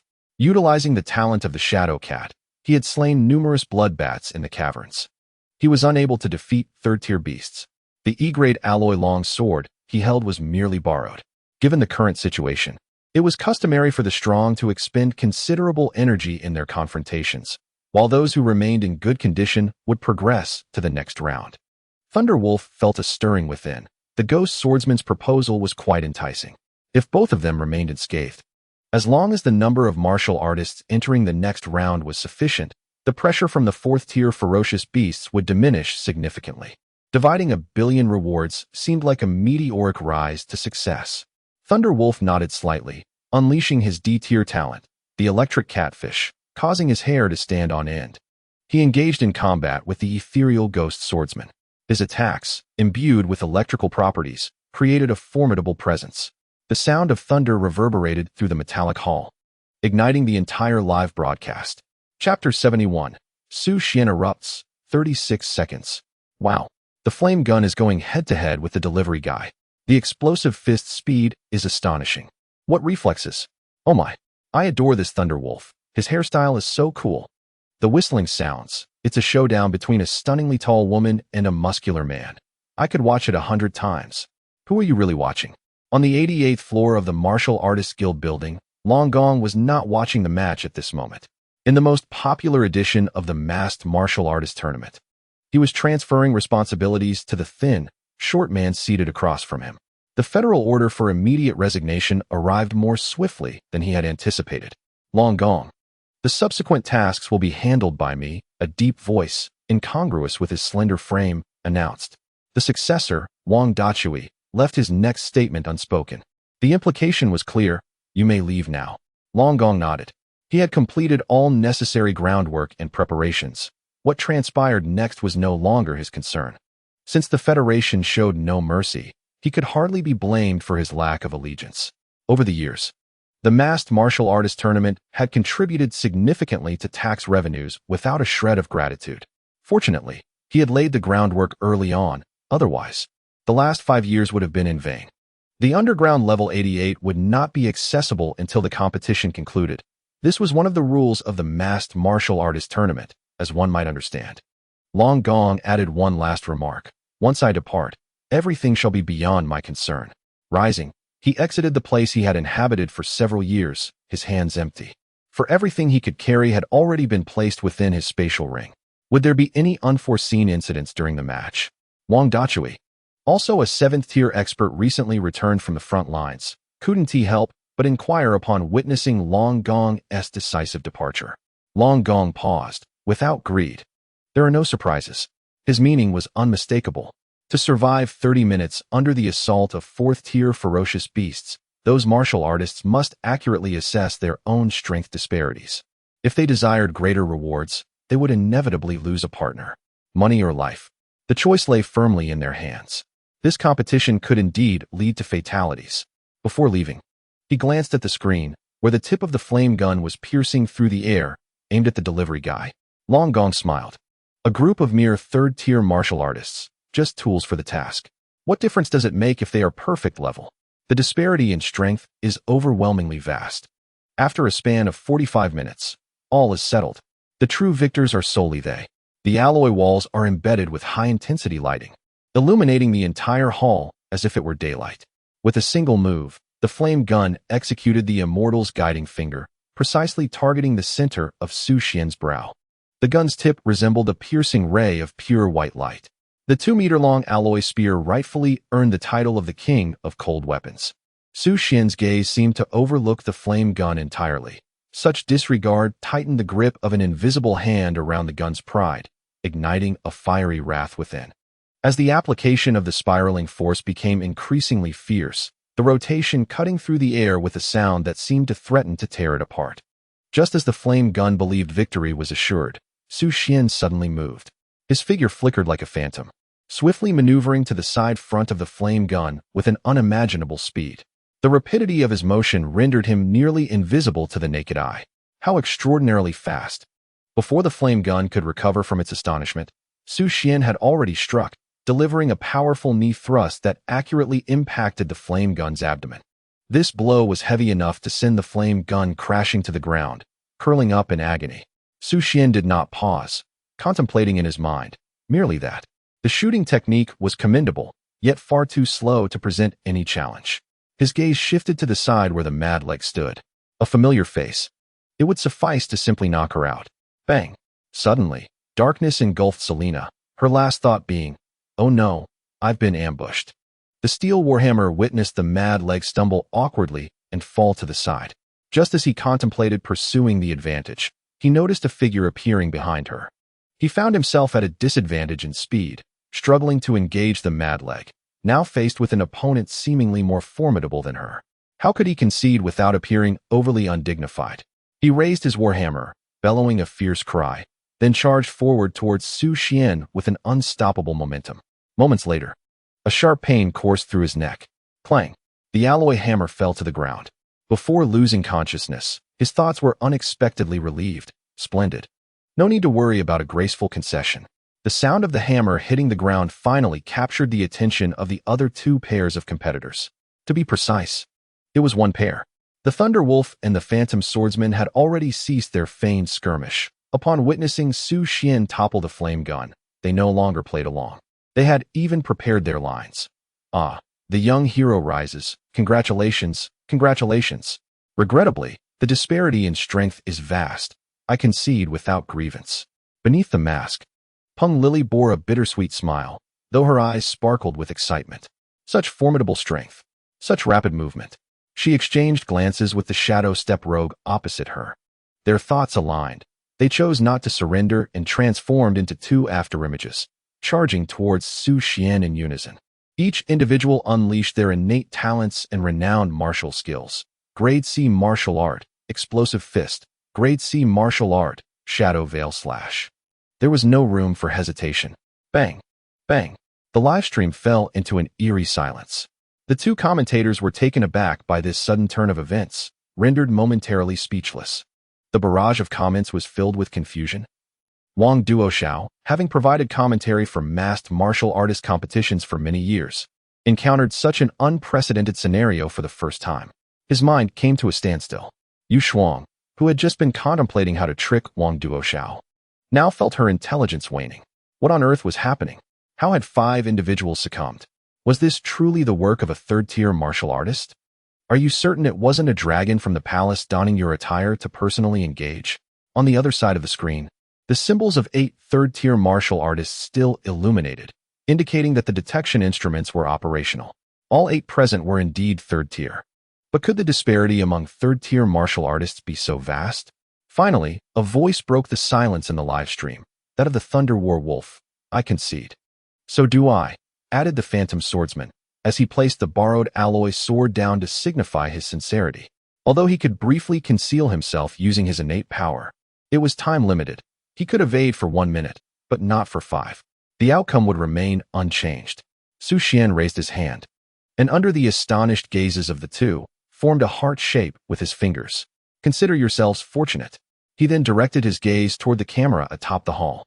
His clear eyes met those of the viewers on the opposite side of the screen, transforming the multitude of question marks into sheer frenzy.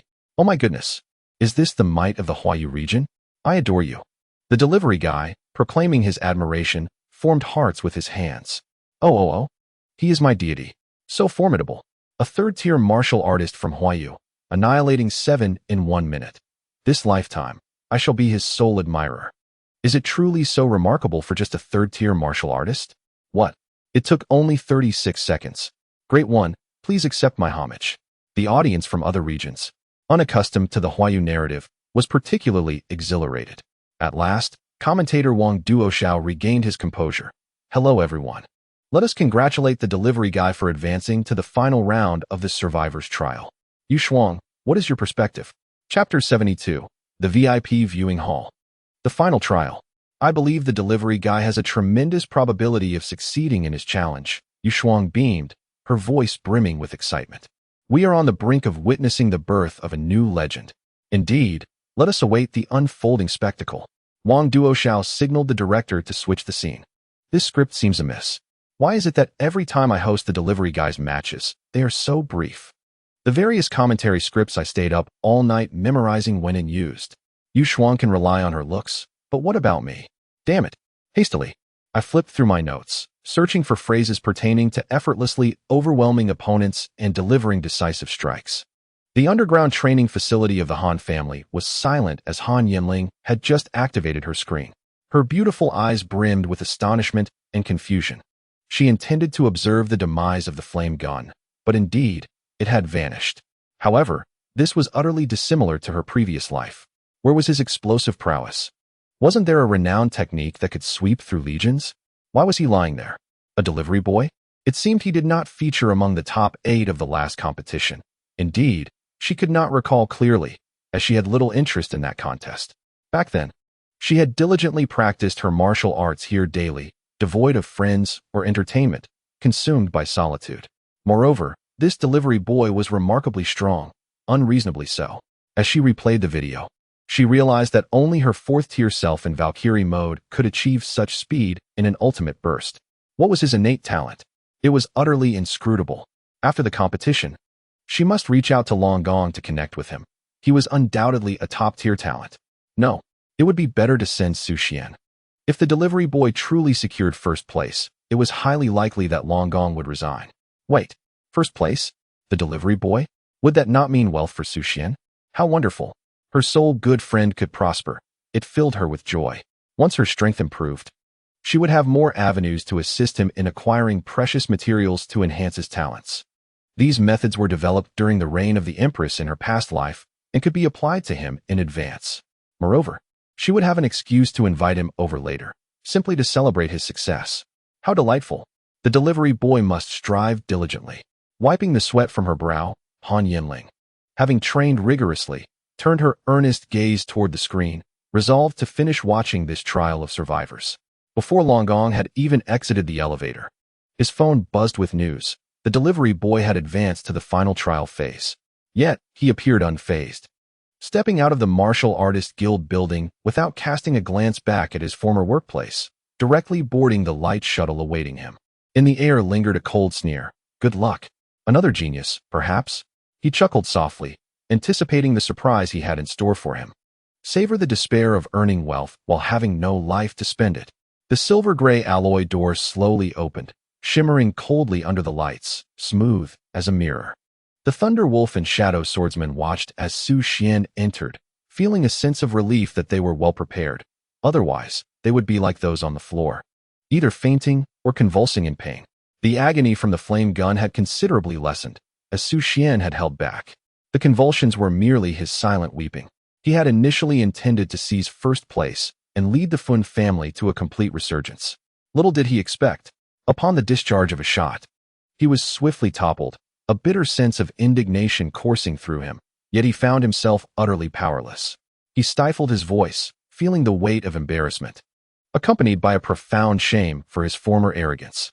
I have betrayed the nurturing of my family. My younger siblings barely have enough to eat due to my shortcomings. Their hopes rest entirely upon my shoulders. The elders, my grandparents, are devoid of tranquil twilight years, dreaming fervently of the family's resurgence to glory. Yet, in my pursuit of strength, I have failed to substantially improve the living conditions of those within my clan. Instead, I surged to the third tier, daring to challenge the masked warrior tournament, yearning for distinction and a decisive victory, along with fame and fortune. Now all is shattered. What shall I do? Should I participate in the next round? Will the delivery workers still be competing then? After several rounds, will I even have the opportunity to earn such prospects as a fourth-tier warrior? Should I harbor resentment towards Su Xuan? I do not. For the chasm in our strengths is too vast. His pride stems not from foolishness, but from the lack of adversaries. In this world, establishing enemies blindly is a path to a fleeting existence. Su Xuan is not my adversary. Weakness is. Little does he know that it is precisely Su Xuan's emergence that has altered his seemingly doomed fate. At this moment, a new challenger arrives for this trial. Upon entering the metallic gates, Su Xuan surveyed his surroundings. It was hard to fathom that such a vast expanse existed deep underground. Directly opposite was a pitch-black opening. There could be no doubt that it housed the fearsome fourth-tier beast. The ceiling, towering at several meters, was adorned with a labyrinthine array of surveillance equipment, every corner meticulously illuminated, devoid of shadows, designed to broadcast the scene to the audience in the live stream. However, what truly captivated Su Xuan's attention were the honeycomb-like small apertures that adorned the metallic walls. Behind each aperture lay a finely crafted lens, resembling countless eyes quietly observing all that transpired here. Beyond those lenses, in a realm invisible to Su Xuan, sat over 100 distinguished VIP spectators. Among them were affluent matriarchs and young ladies from prominent families, as well as offspring of influential figures. In front of each plush, luxurious seat was a device that allowed VIP guests to experience the tension and thrill of combat from a safe distance, fully immersed in the spectacle. Yeshuan, your brother has emerged from the throng of women. How rare, Wang Jiani remarked, stifling a laugh as she plucked a gem-like grape and popped it into her mouth. Yeshuan frowned, noticing Yushuang not far away. Her complexion flushed as she mingled with several young gentlemen, drinking merrily. With a cold huff, she remarked, who knows? I wouldn't be surprised if he ends up dead on some woman's lap. She had only just learned that she was actually Yushuang's cousin, adopted under the care of Yi Qingsong since childhood. The revelation of her true identity just yesterday still left her in a state of disbelief. This signifies her complete severance from the core power circle of the Yi family. Yuer, do you find this bracelet appealing? I shall gift it to you. A flamboyantly dressed young man knelt beside Han Yuer, his voice trembling. Go away, go away. Your presence irks me. Jiani, please keep your brother in check. Do not let him embarrass himself. At that moment, Han Yuer's expression soured as she glimpsed the delivery man in the arena through her device. Feeling an unsettling sense of familiarity, Wang Jiani waved her hand dismissively. If he enjoys kneeling, so be it. I'm allergic to dog hair and do not wish to converse with him. Look at how my brother has turned out. It's all you're doing. You can't even manage him a little. He is already useless. I suggest our father delete his account and start anew. They had been able to watch the earlier match, yet it held no interest for them. What spectacle could arise from a brawl among low-tier warriors? The thrill lay in what was to come. Moreover, Being seated here was a testament to one's status. The VIP viewing lounge was filled with laughter and clinking glasses, discussing not the forthcoming matches, but rather business ventures and collaborations. Although tickets were priced at $1 million, they were often gifted by the Dragon Palace to the prominent families. Only smaller families, seeking to maintain appearances, would purchase them genuinely, posting on social media to flaunt their status. In their eyes, the forthcoming bloodshed would be even more exciting. Suddenly, a peculiar sound resonated from the device, a metallic coldness accompanied by the faint whir of machinery. Bang! Bang! A formidable fourth-tier beast emerged slowly from the dark cave. Upon its fearsome form's unveiling, even the VIP box fell into a momentary silence. It was the fourth-tier beast, the blue-toothed wounding dragon. Chapter 73, The Fourth-Tier Beast. Blue-toothed wounding dragon. The lights in the hall converged upon this colossal figure.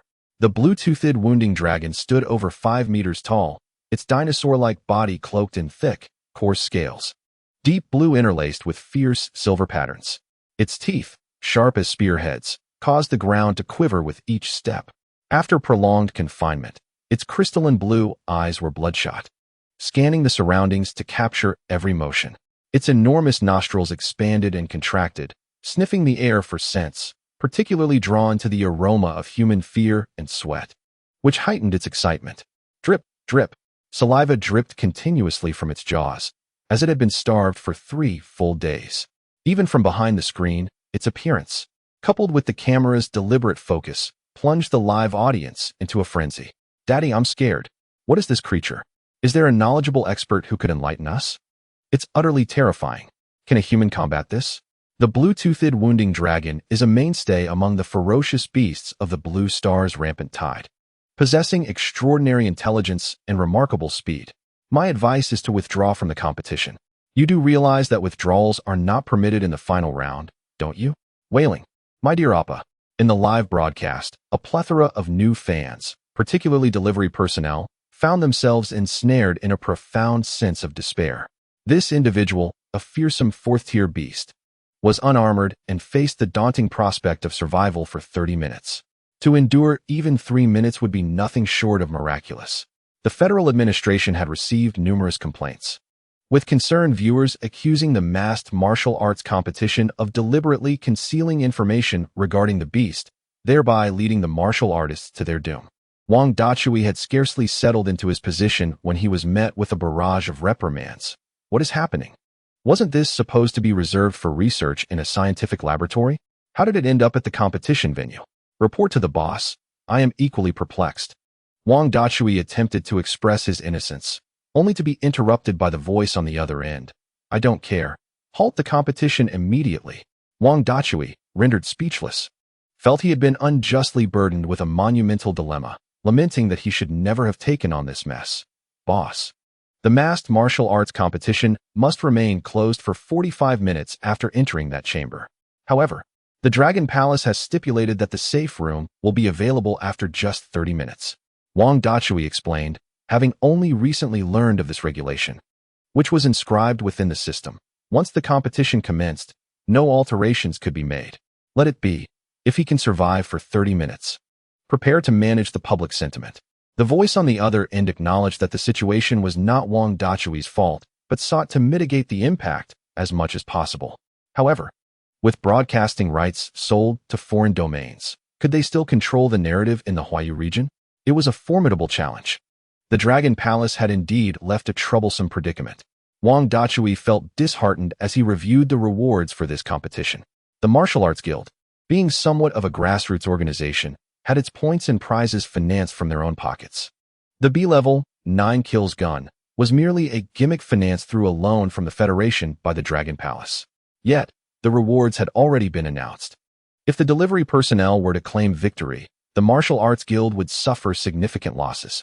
Conversely, should the delivery personnel fail, it would lead to widespread discontent and a public relations crisis. Both scenarios posed significant challenges. Rubbing his temples, Wang Dachui, typically meticulous, found himself at a loss for solutions and decided to observe how the next 30 minutes unfolded. Manager Wu, please contact the publicity department.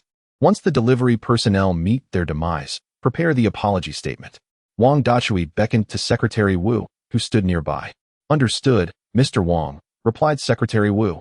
Bewildered after only one day of work and a sudden change in leadership, she was unaware of her superior's preferences, leaving her uncertain about how to proceed. Oh, and remember to change your attire. My acquaintance is a 6th-tier martial artist. If you catch my drift, Wang Dachui casually hinted, noting that the young woman appeared somewhat innocent.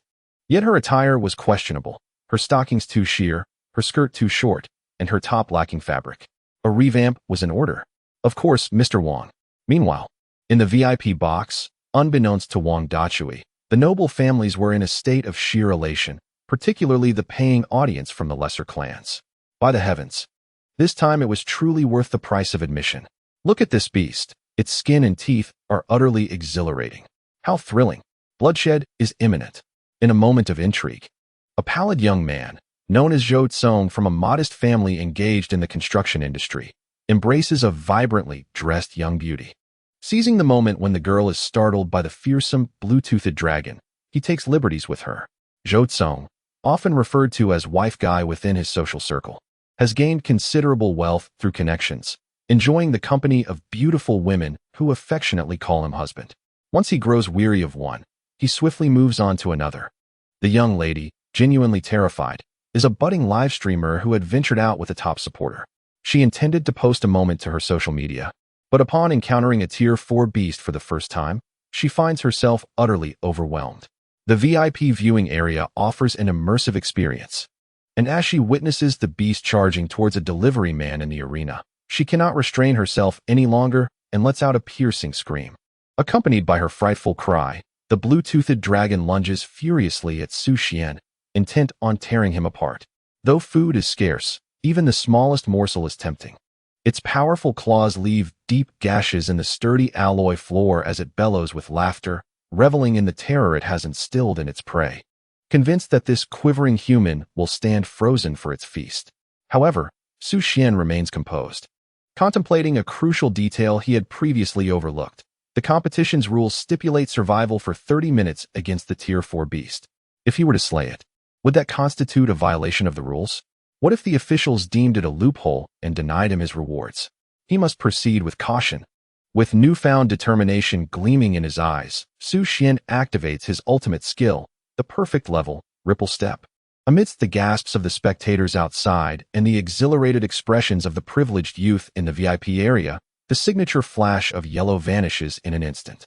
The blue-toothed dragon snaps its jaws at the empty air, perplexed by the absence of its quarry. It attempts to savor the non-existent meal, its nostrils flaring as it searches for traces of scent, but finds nothing. The audience watching the live stream, some having shielded their eyes to avoid the anticipated carnage, reopened them to a screen filled with question marks, bewildered by the spectacle. Had it truly devoured its prey in one bite? They had not witnessed the bloodshed they expected. In stark contrast, the attendees in the VIP area sit in stunned silence, mouths agape, fully aware of the astonishing reality unfolding before them. Beneath the immense tail of the blue-toothed dragon, a familiar figure emerged. It was Su Xuan. Chapter 74. The Dull Interlude. Han Yanling's Commission. He's dead. Wife, don't look. Zhou Tsong continued to console his new spouse. The young girl, shivering, pointed at the screen and exclaimed, "Brother, he's not dead. He's right behind you. Look." Zhou Tsong swallowed hard. Despite his bravado, he felt a twinge of fear. He had refrained from watching the center of the arena, as he found this contest as thrilling as a horror film. Were it not for the allure of this little streamer, he would not have subjected himself to such torment. However, compelled by the girl's insistence, he steeled himself and stole a glance. Indeed, he spotted the delivery boy standing behind the blue-toothed dragon. At that moment, the cameras in the hall finally captured Su Xuan's figure, eliciting a collective sigh of relief from the viewers in the live stream. The delivery boy possesses remarkable agility. I barely caught sight of him. Don't feel bad. Even the cameras struggled to capture him. Is this the true prowess of the Huayu delivery boy? Incredible. Let us recite his signature. His speed is astonishing, almost miraculous. Truly a miracle. The advantage of speed is undeniable. Henceforth, I shall no longer refer to him as my husband. The blue-toothed dragon, feeling irritable from hunger, flared its nostrils, acutely aware of human sense indicating that the little insect had seemingly escaped nearby. Where is it? Turn back. No. Spin around. Still nothing. The creature huffed, exhaling white vapor from its nostrils, its patience wearing thin. Having been captured for so long, this was merely a fleeting taste of freedom. Prolonged confinement had driven it to the brink of madness. It began to sprint in circles across the open ground, roaring and flailing its claws aimlessly. Yet it found nothing. Where is everyone? As time ticked by, its agitation escalated, perhaps exacerbated by the substances injected prior to its release. The blue-slit pupils were now filled with a network of crimson veins. Meanwhile, Su Xuan ambled nonchalantly, ensconced in the visual blind spot behind the blue-toothed dragon. He even took a moment to dig in his ears, remarking to himself, "This creature is truly loud. Could it not simply lie still for 30 minutes? It would prolong its life while I reap rewards and stakes." What a quintessential win-win scenario. Nevertheless, the issue was minor, merely wearing down the soles of his shoes a bit. Regardless, after this competition, he planned to replace all his gear to avoid being tracked. Half the time had elapsed, and the blue-toothed dragon had achieved nothing. The paying audience in the VIP hall also began to sense something amiss. "We've been watching for ages. Aside from seeing you dig in your ears and fuss with your hair, what else is there to witness? Where's the promised battle? This final trial? Is it not the desperate dance of the masked warriors, the last resplendence of life? Is this it? 1 million?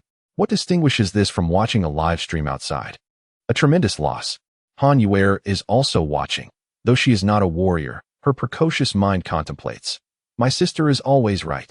A new addition. My sister's people are always the best. To seize is to gain. Her sister can casually find a steward, and not only is he handsome, but he also possesses skills in massage and gourmet cuisine. With an astute eye, the delivery boy genuinely has a chance of victory. No, it is a certainty. Absurd. My sister is truly outrageous. Is she a reincarnation of a prophet? How can I waver in my thoughts? That Su Xuan must be seized. I must fight for it. Hey, where did your brother go? Wang Jiani suddenly inquired of Yi Xian. She had been searching for her brother but failed to spot the conspicuous figure of Yi Wuxuang amidst the crowd. I don't know. I suggest you focus on the hidden corners. Perhaps you might witness something more thrilling, Yi Xian quipped, finding the competition rather dull, preferring to hide at home surrounded by 10 bodyguards while watching a horror film. Perhaps the boredom was overwhelming. The commentary finally reconnected. Yu Shuang, congratulations on your astute observation. The delivery boy truly showcased an astonishing display of the warrior's prowess at a remarkable speed in the final segment. Wang Duoxiao realized he had been woefully unprepared this time. As a professional host, he had gathered 10 brilliant comments about the swift kills, yet none were utilized. The delivery boy's ease revealed the true strength of human warriors. Achieving victory without battle. Yu Shuang was at a loss for words. Their segment required no explanation. In theory, the competition should have been exhilarating. Which past challengers succeeded without losing limbs or facing peril? Those who failed often fled in disgrace, ultimately meeting a gruesome end at the hands of ferocious beasts. The final round of commentary sparked considerable debate. Speaking too much would belittle human warriors, while saying too little would leave the information insufficient. As they prepared to clock out, they were unexpectedly called back, informed that the competition was exceedingly dull. They could only make small talk as time finally reached the 25-minute mark.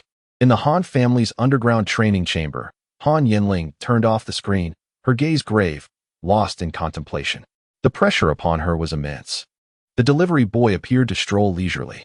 Yet, she was well acquainted with the fourth-tier ferocious beast, the blue-toothed wounded dragon. Possessing extraordinary intelligence. How could it be so easily toyed with? There was but one conclusion, an exquisite level of foresight and agility. Perfect level. Apart from the perfect level agility, everything else remains unclear. The strength is uncertain, but the speed is astonishing. The atmosphere was almost suffocating. The wild martial artist might be of considerable age. However, if this individual could indeed be brought under my wing, then perhaps the hidden realm of the Han clan could be conquered ahead of schedule, ensuring that I would no longer suffer from financial constraints. What means should I employ to entice him? Wealth? He is a champion, enjoying a solitary reward of 1 billion. To ensnare him with riches, I must borrow money from Su Xuan. Strength? The rewards also include the B-grade martial skill, 9 kills gun. I recall in my previous life, a genius of martial arts from the Black Domain studied it and broke through the ranks, achieving S-grade martial prowess. There are numerous B-grade martial skills as well.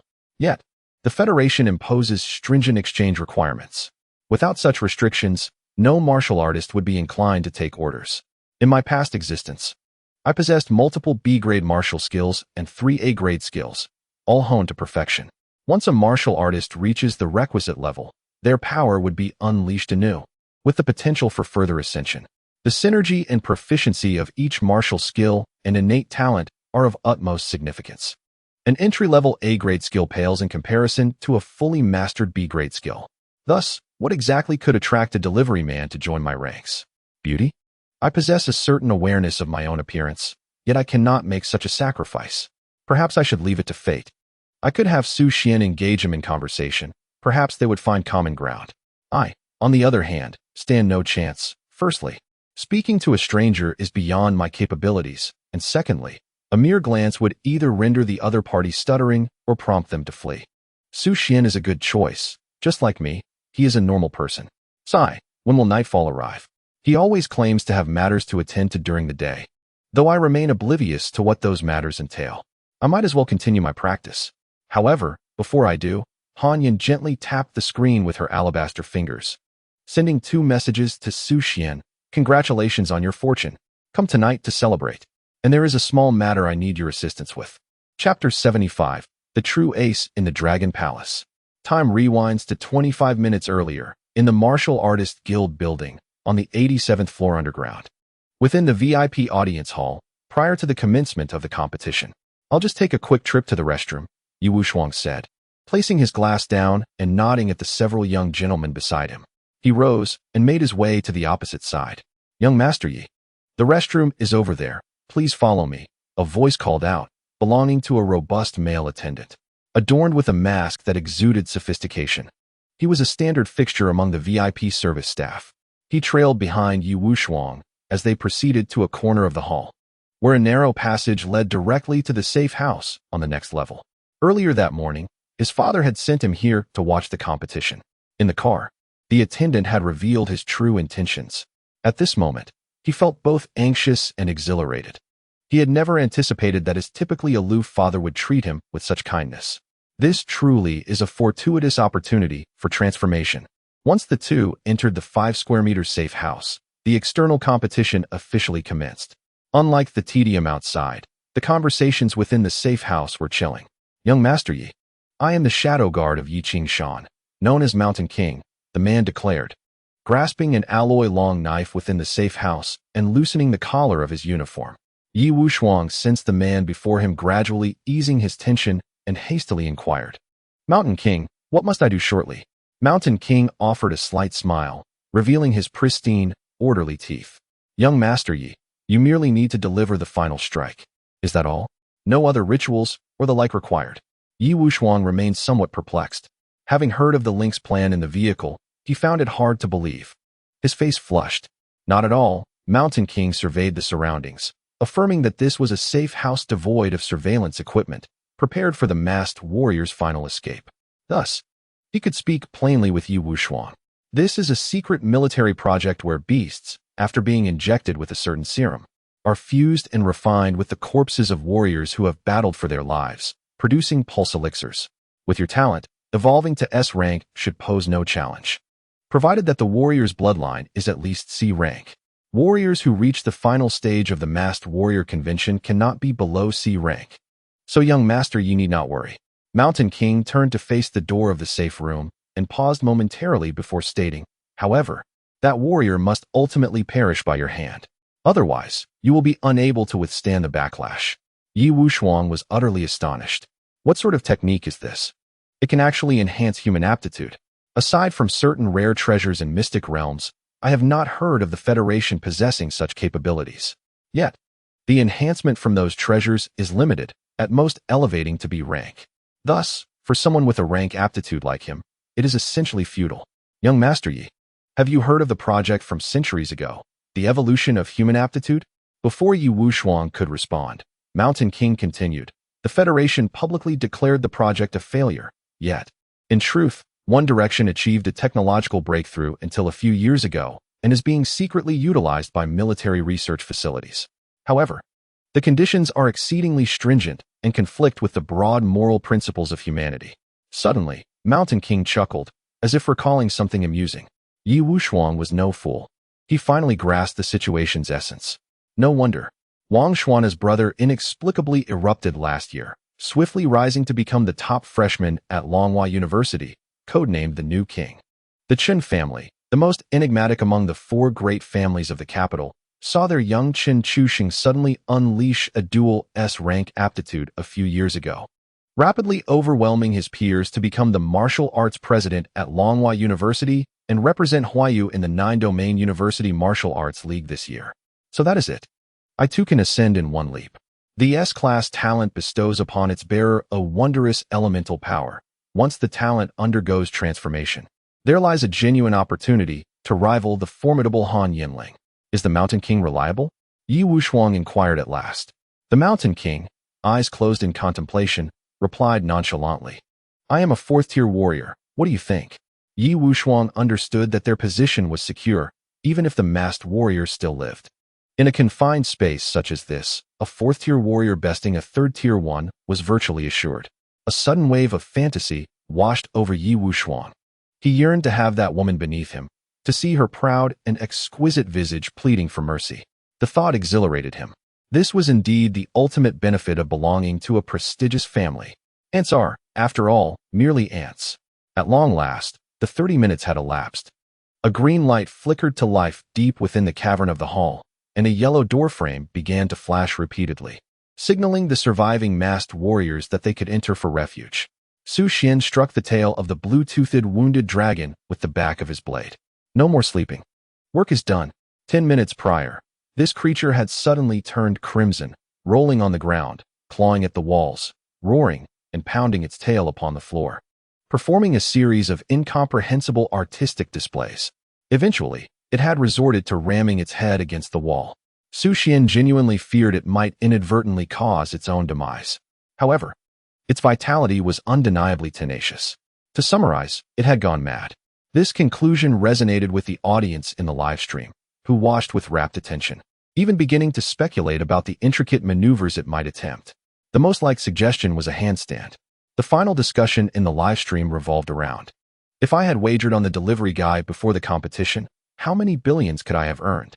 Just 2 minutes ago, the blue-toothed wounded dragon suddenly collapsed to the ground, as if deflated, motionless, its nostrils flaring with labored breaths, eyes half closed, appearing utterly exhausted. Su Xuan's strike jolted it awake. Damn it! Finally found you. Cursed insect. Take my claw. Clang. Swish. The dragon's foreclaw fell onto the alloy floor. Su Xuan was left speechless. Brother Dragon. The path has narrowed.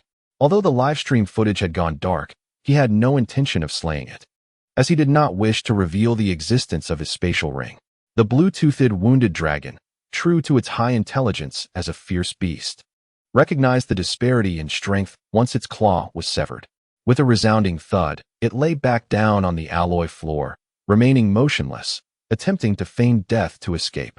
Su Xuan chuckled, observing the slight rise and fall of the dragon's chest, and remarked, Brother Dragon, your acting skills would earn you a meal ticket in Hongdian.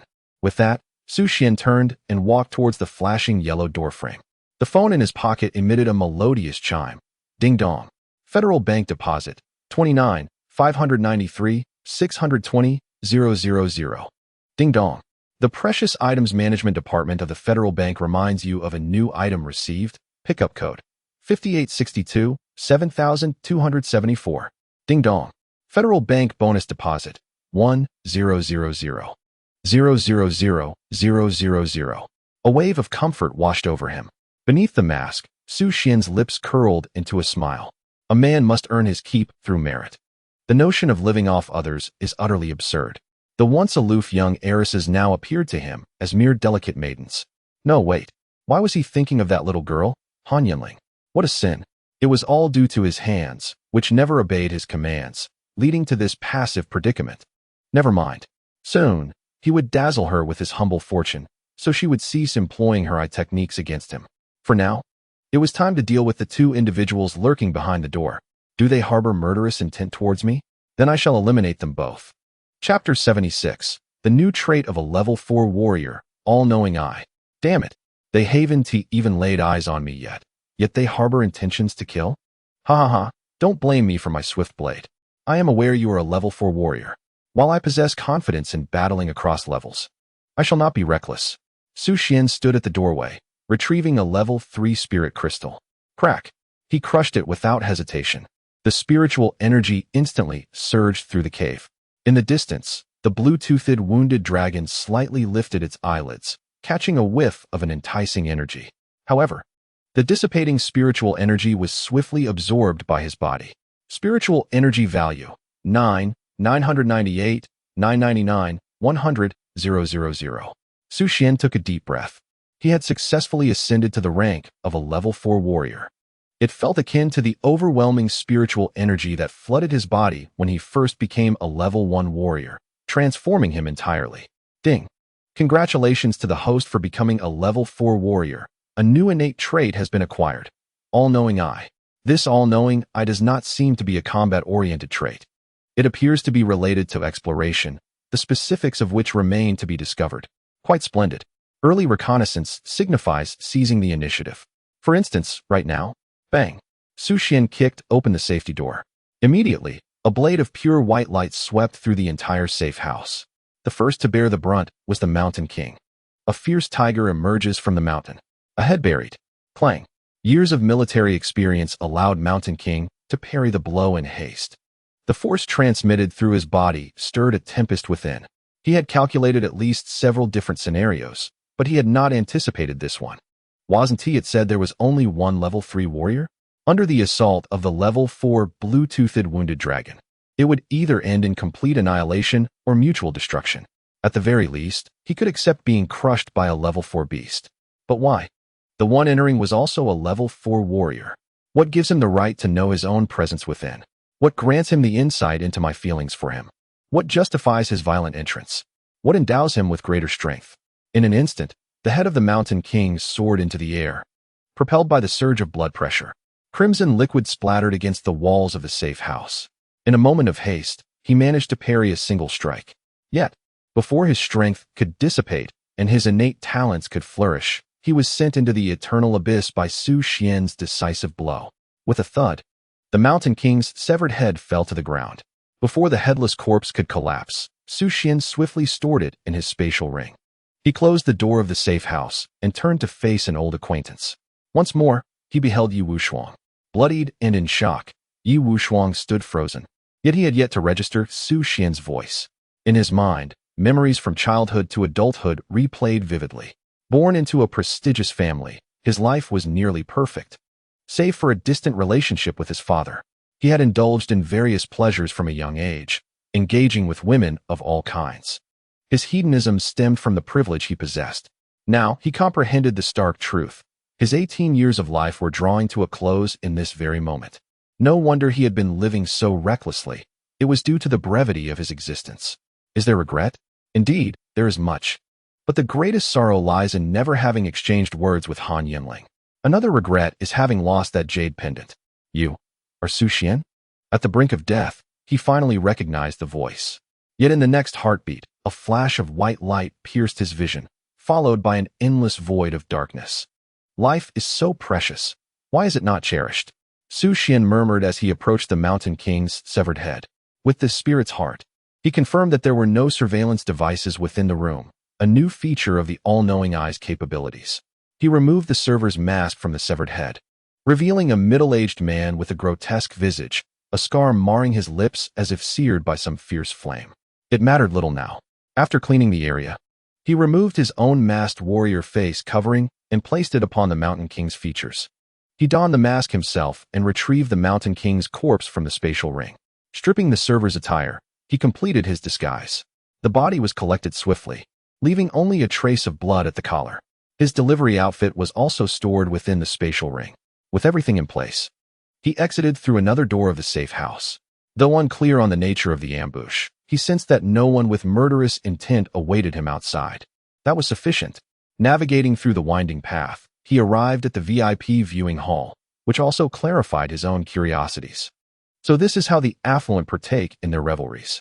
As the masked warrior tournament concluded, a new wave of festivities commenced within the hall.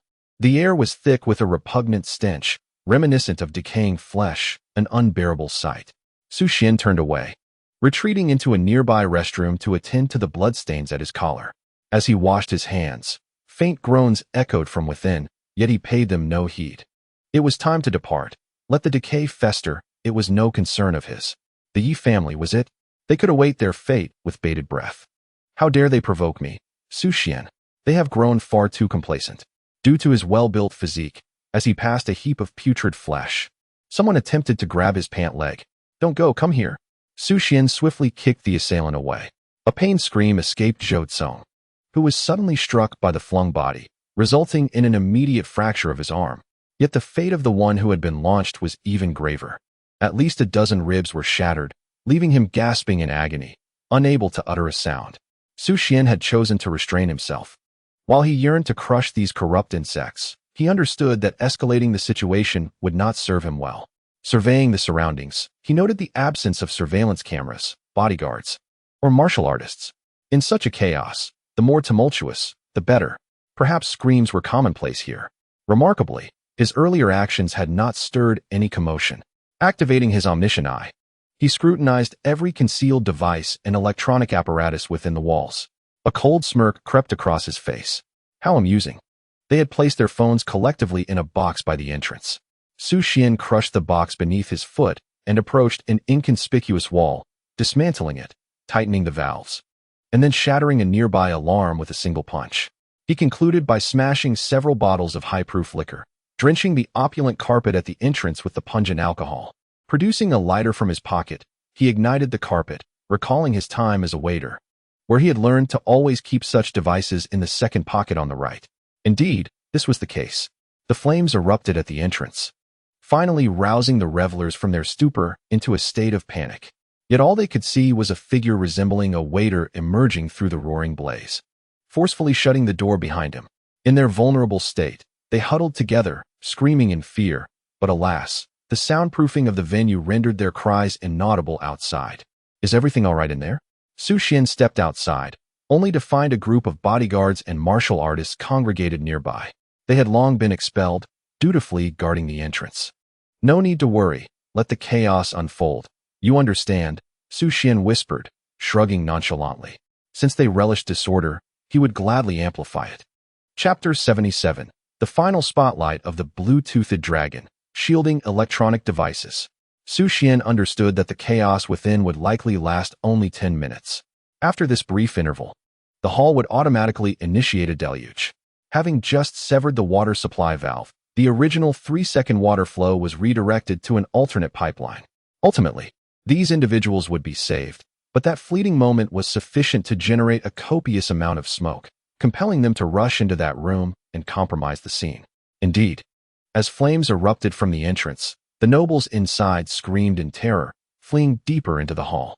Many stumbled into the safety room, where the blood of Mountain King and Yi Wushuang incited even greater panic and screams. However, what Su Xuan had not anticipated was that the safety room would soon become overcrowded, with more people pushing their way inside. The entrance was designed to open from both sides, and unbeknownst to anyone, another door was inadvertently pushed open. Under the relentless force of the crowd, numerous pale bodies surged into the chamber, colliding headlong with the disheartened, blue-toothed wounded dragon, which was licking its severed claws. The unknown substances and wounds made it acutely aware that its life was nearing its end. Yet, in the final moments of its existence, it experienced unimaginable glory. Roar. One bite. One bite. One bite. 10 minutes later, the backup fire alarm blared. The bodyguards and attendants outside the safety room rushed into the VIP viewing hall. After swiftly extinguishing the flames, they located the survivors. In the cramped passageway, a throng of terrified young gentlemen and ladies were crammed together. They finally ceased their pushing, as the death toll had become alarmingly high. Word of this quickly reached Wang Dachui, who had yet to finalize the promotional project for the Delivery Boys Championship and the loan extension for the Martial Artists Guild. He hurried to the scene with utmost speed. The once opulent VIP viewing hall was now in disarray. The air was thick with the acrid scent of charred debris mingling with the metallic tang of blood. Wang Dachui's heart sank. The scent of blood? Why was there blood here? He was aware that this was a VIP viewing area, as the Dragon Palace had briefly mentioned. It was a place reserved for the affluent. It was best not to disturb them. How could a group of individuals lacking martial prowess create such turmoil? Where were their bodyguards? Where were the attendants of the Martial Artists Guild? Were they all merely idle onlookers? His expression darkened as he ventured further inside. In a bid to preserve their dignity, many bodyguards had removed their jackets to drape over their masters. Wang Dachui cast a sweeping glance and quickly surmised the reason. The Dragon Palace had transformed this space into a gathering place. At that moment, over a dozen bodyguards, their eyes bloodshot, repeatedly whispered to those in the corridor, "Young Master Wang, have you seen my master? Miss Zhao, did you spot Zhou Tsong? Young Master Li, have you seen my young lady? Weren't you all together just now?" The scene was utter chaos, with one corner of the hall rendered utterly unpassable. Upon witnessing this, Wang Dachui let out a thunderous roar. "There's nothing to fear. Everyone, just wait in the corridor." The imposing presence of a 7th-tier warrior surged towards the crowd. He sensed that the situation was dire.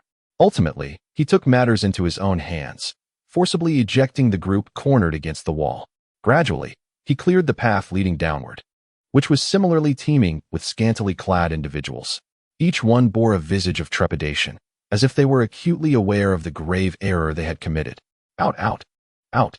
Wang Dachui felt a chill run down his spine. This incline led to the next level. This was bad. After unceremoniously tossing the beings, temporarily referred to as humans, out, he entered the safe house. In one corner lay a severed head, and the walls were splattered with blood. Yet, the pungent scent of blood did not emanate from this place.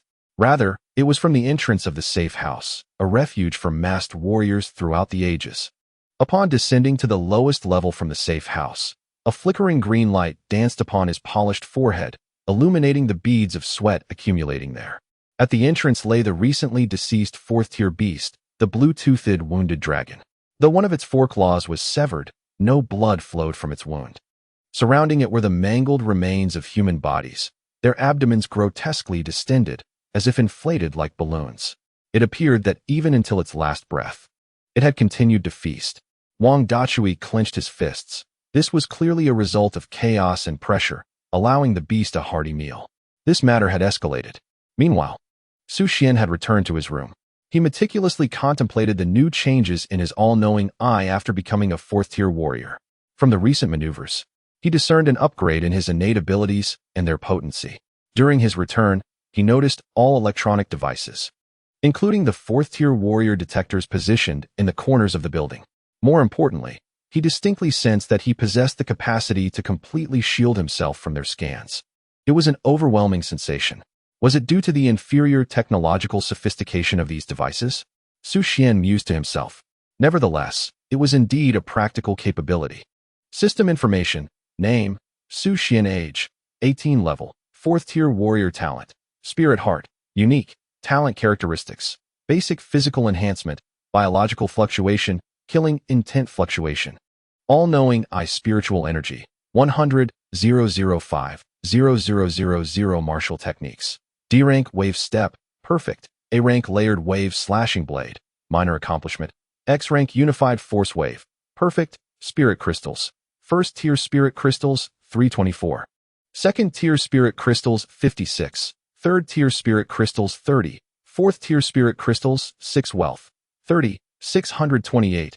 844, 000. Low-dimensional currency, points, 25 indeed. Su Xuan discovered that a new talent characteristic had been added to his system. It was a pity that he could no longer venture into small caves or secret realms. As he examined the system, he scrolled through his phone and noticed a message sent to him by Han Yanling. Suddenly realizing that he had ascended to the 4th rank as a martial artist, Su Xuan felt a twinge of regret. He had acted impulsively earlier. Perhaps it would have been wiser to attempt a challenge beyond his current level. However, lamenting was futile, for he had consistently pursued a steady path. Aside from the mishap during his confession to Han Yanling, he had maintained his composure like a seasoned veteran. He blamed that foolish girl for not adhering to the script. How he wished the system could lend him a hand. System, could you assist me in entering a small dungeon or secret realm? Ding. Spending 10 3rd-rank spirit crystals grants 1 entry into a small dungeon. Ding. Spending 23rd rank spirit crystals grants 1 entry into a small secret realm. Su Xuan was elated. The system was indeed reliable. The functionalities had been developed, and it appeared that secret realms were far more lucrative than dungeons. System, do you possess any other functions? He pressed on eagerly. Beep. Host lacks permissions. System lacks energy. Su Xuan nodded. Excellent. He had anticipated this. The response was quite reasonable. Very well then.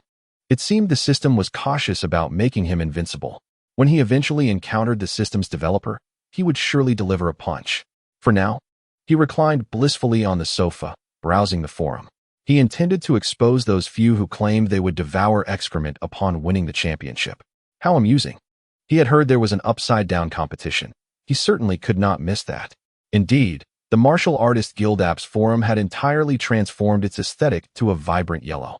Celebrating his championship victory, the first trending post read, "Incredible, heavenly gamble, someone earned 30 billion overnight."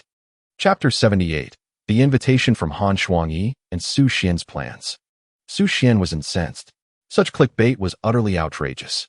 The actual figure was merely 59,362 billion. How excessive. Would you be willing to cover that extra 4 billion? Ridiculous. Nevertheless, considering the rounding off, he refrained from berating the author. This post creator appeared to be a seasoned gambler.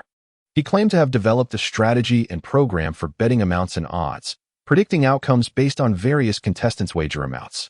In the final betting phase before the competition, he received an alert that a delivery guy had placed a massive bet of 40 million.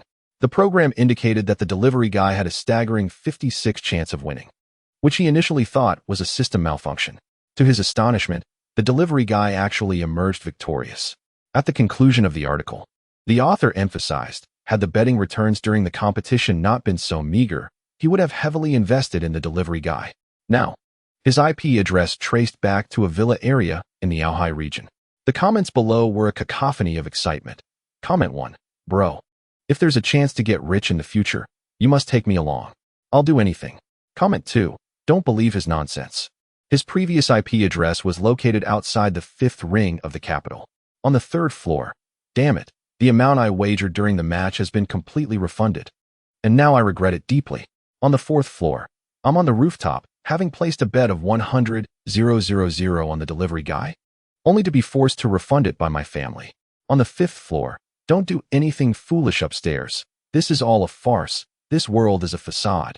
And we have yet to awaken in the delivery group that Su Xuan once left. Brothers, did we not bet enough? If I could just work 1 day less, I would be content. May heaven bless me. It feels as though I've found money today. How delightful. Contentment brings joy. I consider this money as lost. Subsequently, images of bank transactions were shared as everyone expressed their joy and happiness. Some amounts were 680 yuan, some 800 yuan. The highest reached just over 10,000 yuan, equivalent to several months of reduced work.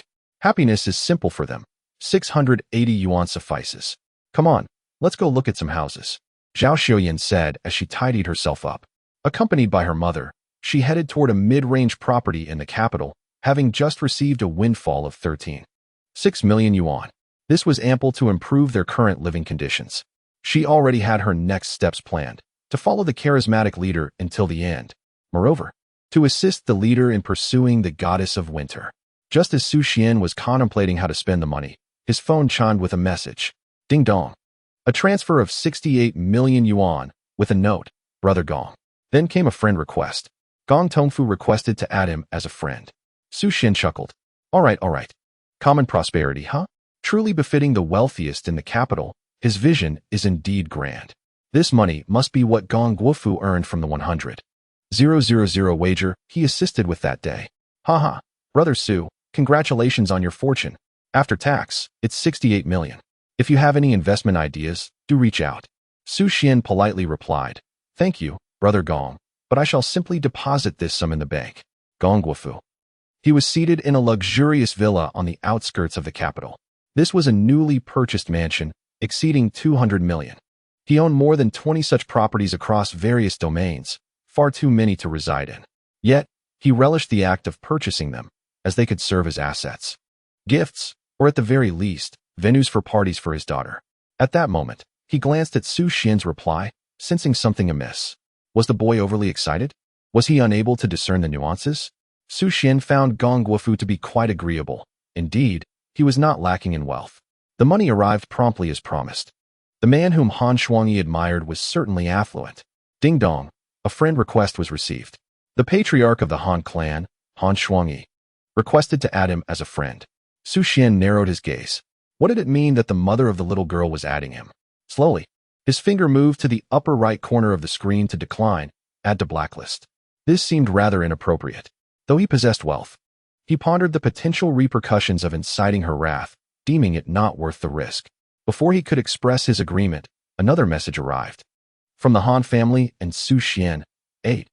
Han Shuangyi, Su Xuan, add me, come to Han Manor. Han Shuangyi, Han Yanling, come to the bedroom.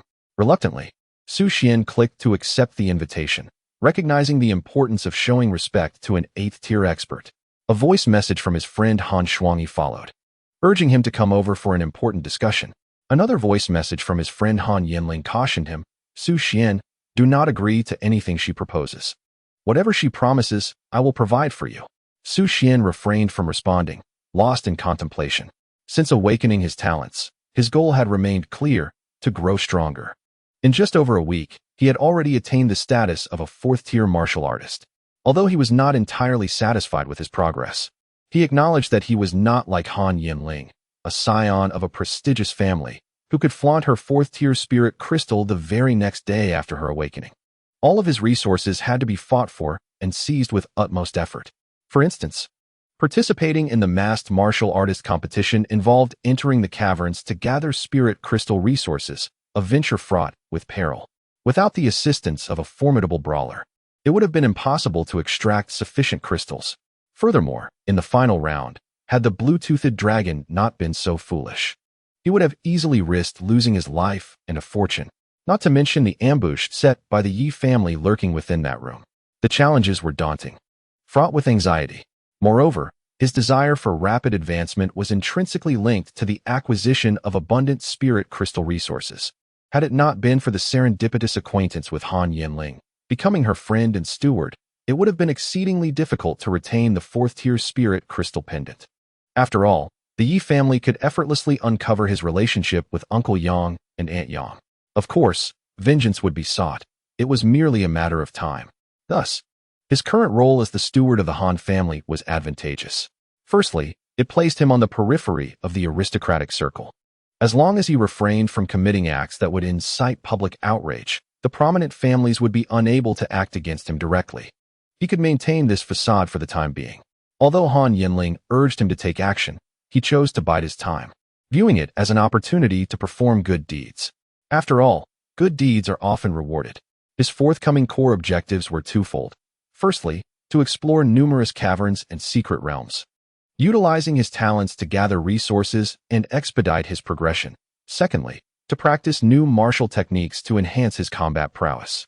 Su Xuan opened his phone and searched for the locations of the Huayu caverns and secret realms. The first piece of information he encountered read, Shaley family recruiting 3rd-tier martial artists for new caverns. Interested parties contact, XXXX. A quick search revealed that the Shaley family was a prominent clan in the Tianzhu domain. This seemed promising, as long as he could enter the caverns. Offering a helping hand was of little consequence, and he was certain he would not incur a loss. Consequently, he hastily dialed the number for cross-domain communication. After dialing the number, a screen appeared requesting the input of the federally certified warrior identification number. Su Xuan understood that this was akin to facial recognition technology, primarily aimed at verifying the identity and rank of the warrior. Once he registered as a 3rd-tier warrior, his information had been synchronized with the federal administration. The more stringent the verification process, the greater the likelihood of authenticity. A sweet voice emanated from the other end. Greetings, esteemed 3rd-tier warrior. May I inquire whether you seek consultation for premium progeny or to become a distinguished son-in-law? Su Xuan was taken aback. Glancing at the phone number, he confirmed he had dialed correctly. I wish to inquire about the recruitment of warriors for the Abyss. What are the requirements? He found the breadth of services offered by the Shaley family to be rather extensive. The melodious voice paused momentarily before responding with a smile. Very well. So you are interested in becoming a distinguished son-in-law. May I ask if you are currently unmarried? Su Xuan was astonished. So, it turns out one must first become a son-in-law to enter the abyss? Chapter 79, A Hint of Malevolence? An alternative application of Lingxin. Su Xuan set down his phone. After making a series of calls, he gained a clearer understanding of the 9 domains families. For those not of direct lineage, entering the abyss was nearly impossible without substantial financial investment. Each abyss discovered by these families was considered their asset, in accordance with federal law.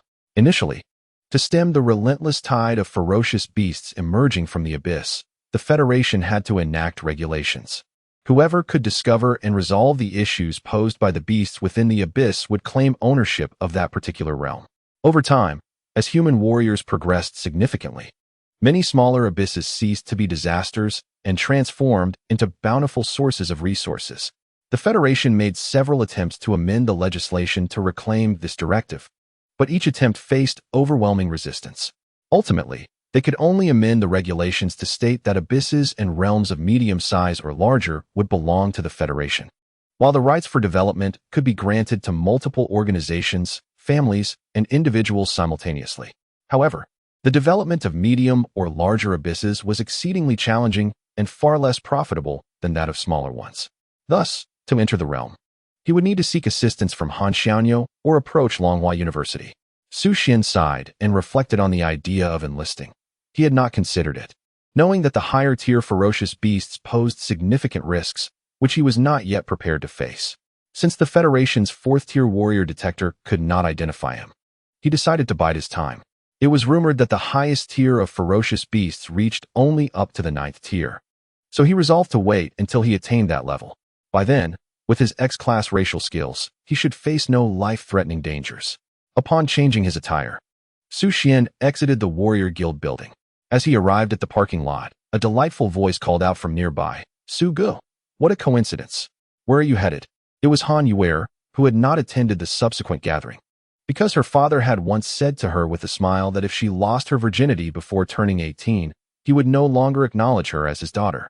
She understood this to be her father's bottom line, and thus she had always adhered to it. Su Xuan nodded, remaining silent. Having lived 2 lives, he was aware that Han Yanling's younger sister, despite her playful demeanor and delicate appearance, was not someone who was easy to get along with. Unlike Han Yanling, who was cold on the outside but warm on the inside, Han Yanling, much like her father, possessed at least 800 cunning thoughts.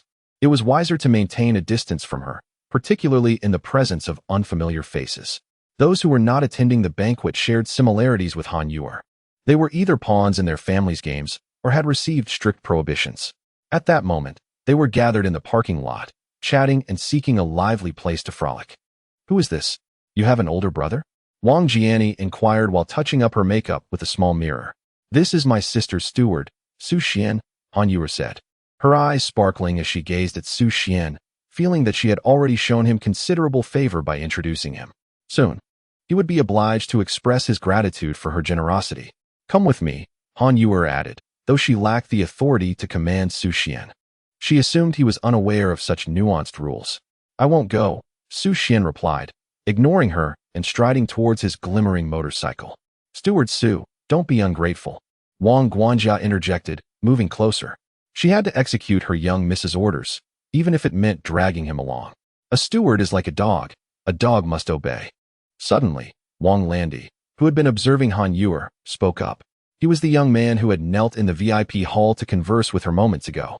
Wang Guanjia's expression shifted, realizing that he had insulted her as well. Why hadn't her young miss dealt with him sooner? "Are you certain? Haven't you checked the group chat?" Su Xuan halted, responding with a question. He cast a sidelong glance at Wang Landi, mentally marking him as someone who would perish if left alone. Han Yanling froze. She indeed had not checked the group chat. Pulling out her phone, her expression changed dramatically. She had no idea her esteemed mother had personally issued a command. "Well then, Brother Xian, you go ahead and attend to your matters." Han Yanling quickly altered her demeanor, realizing she did not have the courage to oppose her mother. She certainly did not wish to be confined. Su Xuan remained unmoved, saying nothing, simply gazing at Han Yanling. His meaning was unmistakable.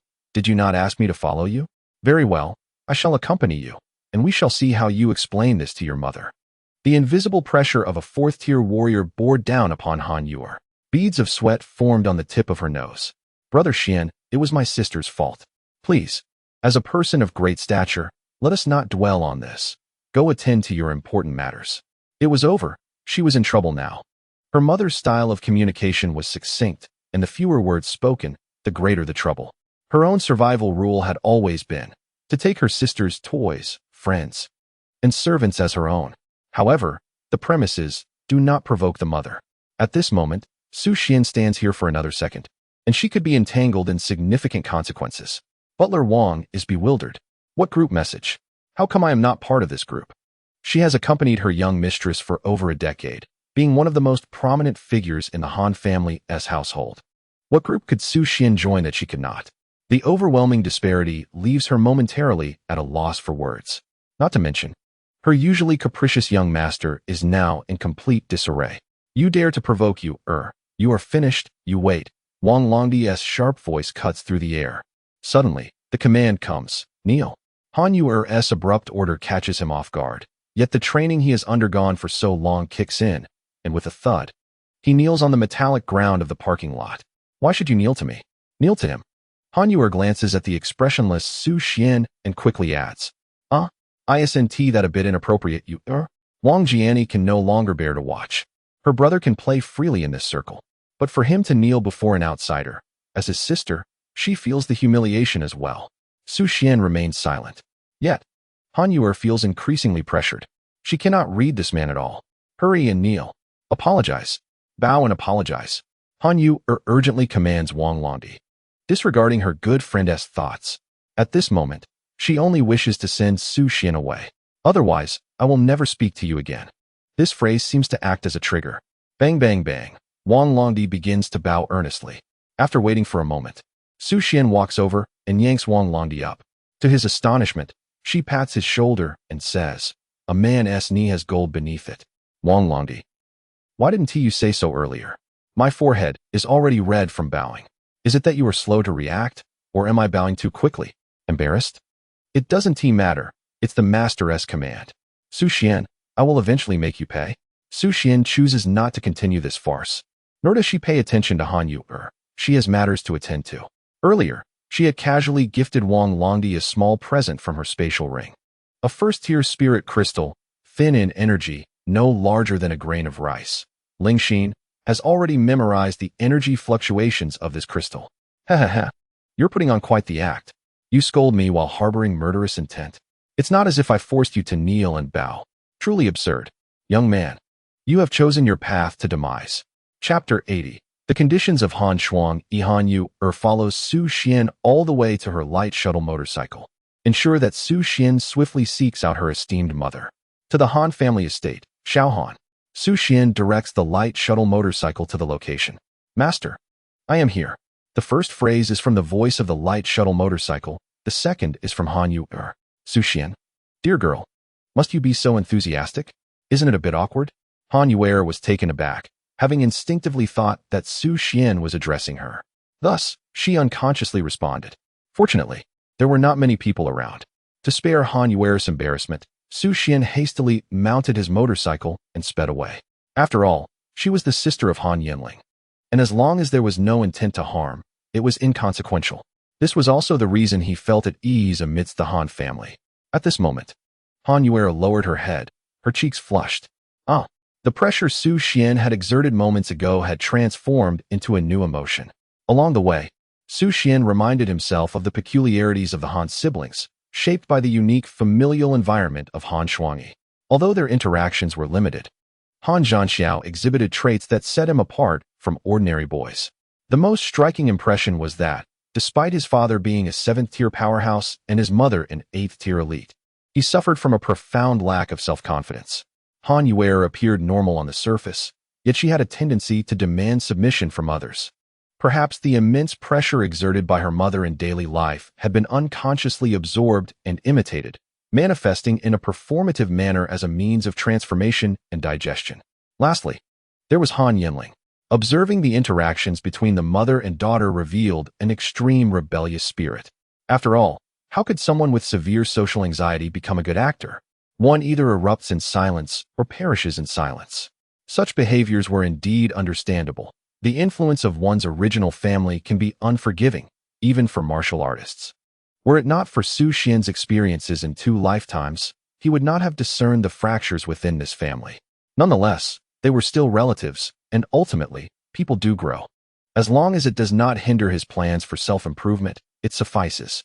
At the Han Manor, in the bedroom of Han Shuangyi, Su Xuan was led in by Yuing. Here, there was no intent to harm. Contrary to his expectations of a typical bedroom, it was divided into 2 areas. The front served as an office space. Han Shuangyi, clad in a robe, reclined in her chair, her expression impassive and her eyes slightly closed. Her legs rested upon an exquisitely crafted table made of rare wood, and the soles of her striking red heels were impeccably clean, owing to the room's tidiness. Suddenly, she spoke. Startling Su Xuan, have you decided how to spend that 30 billion?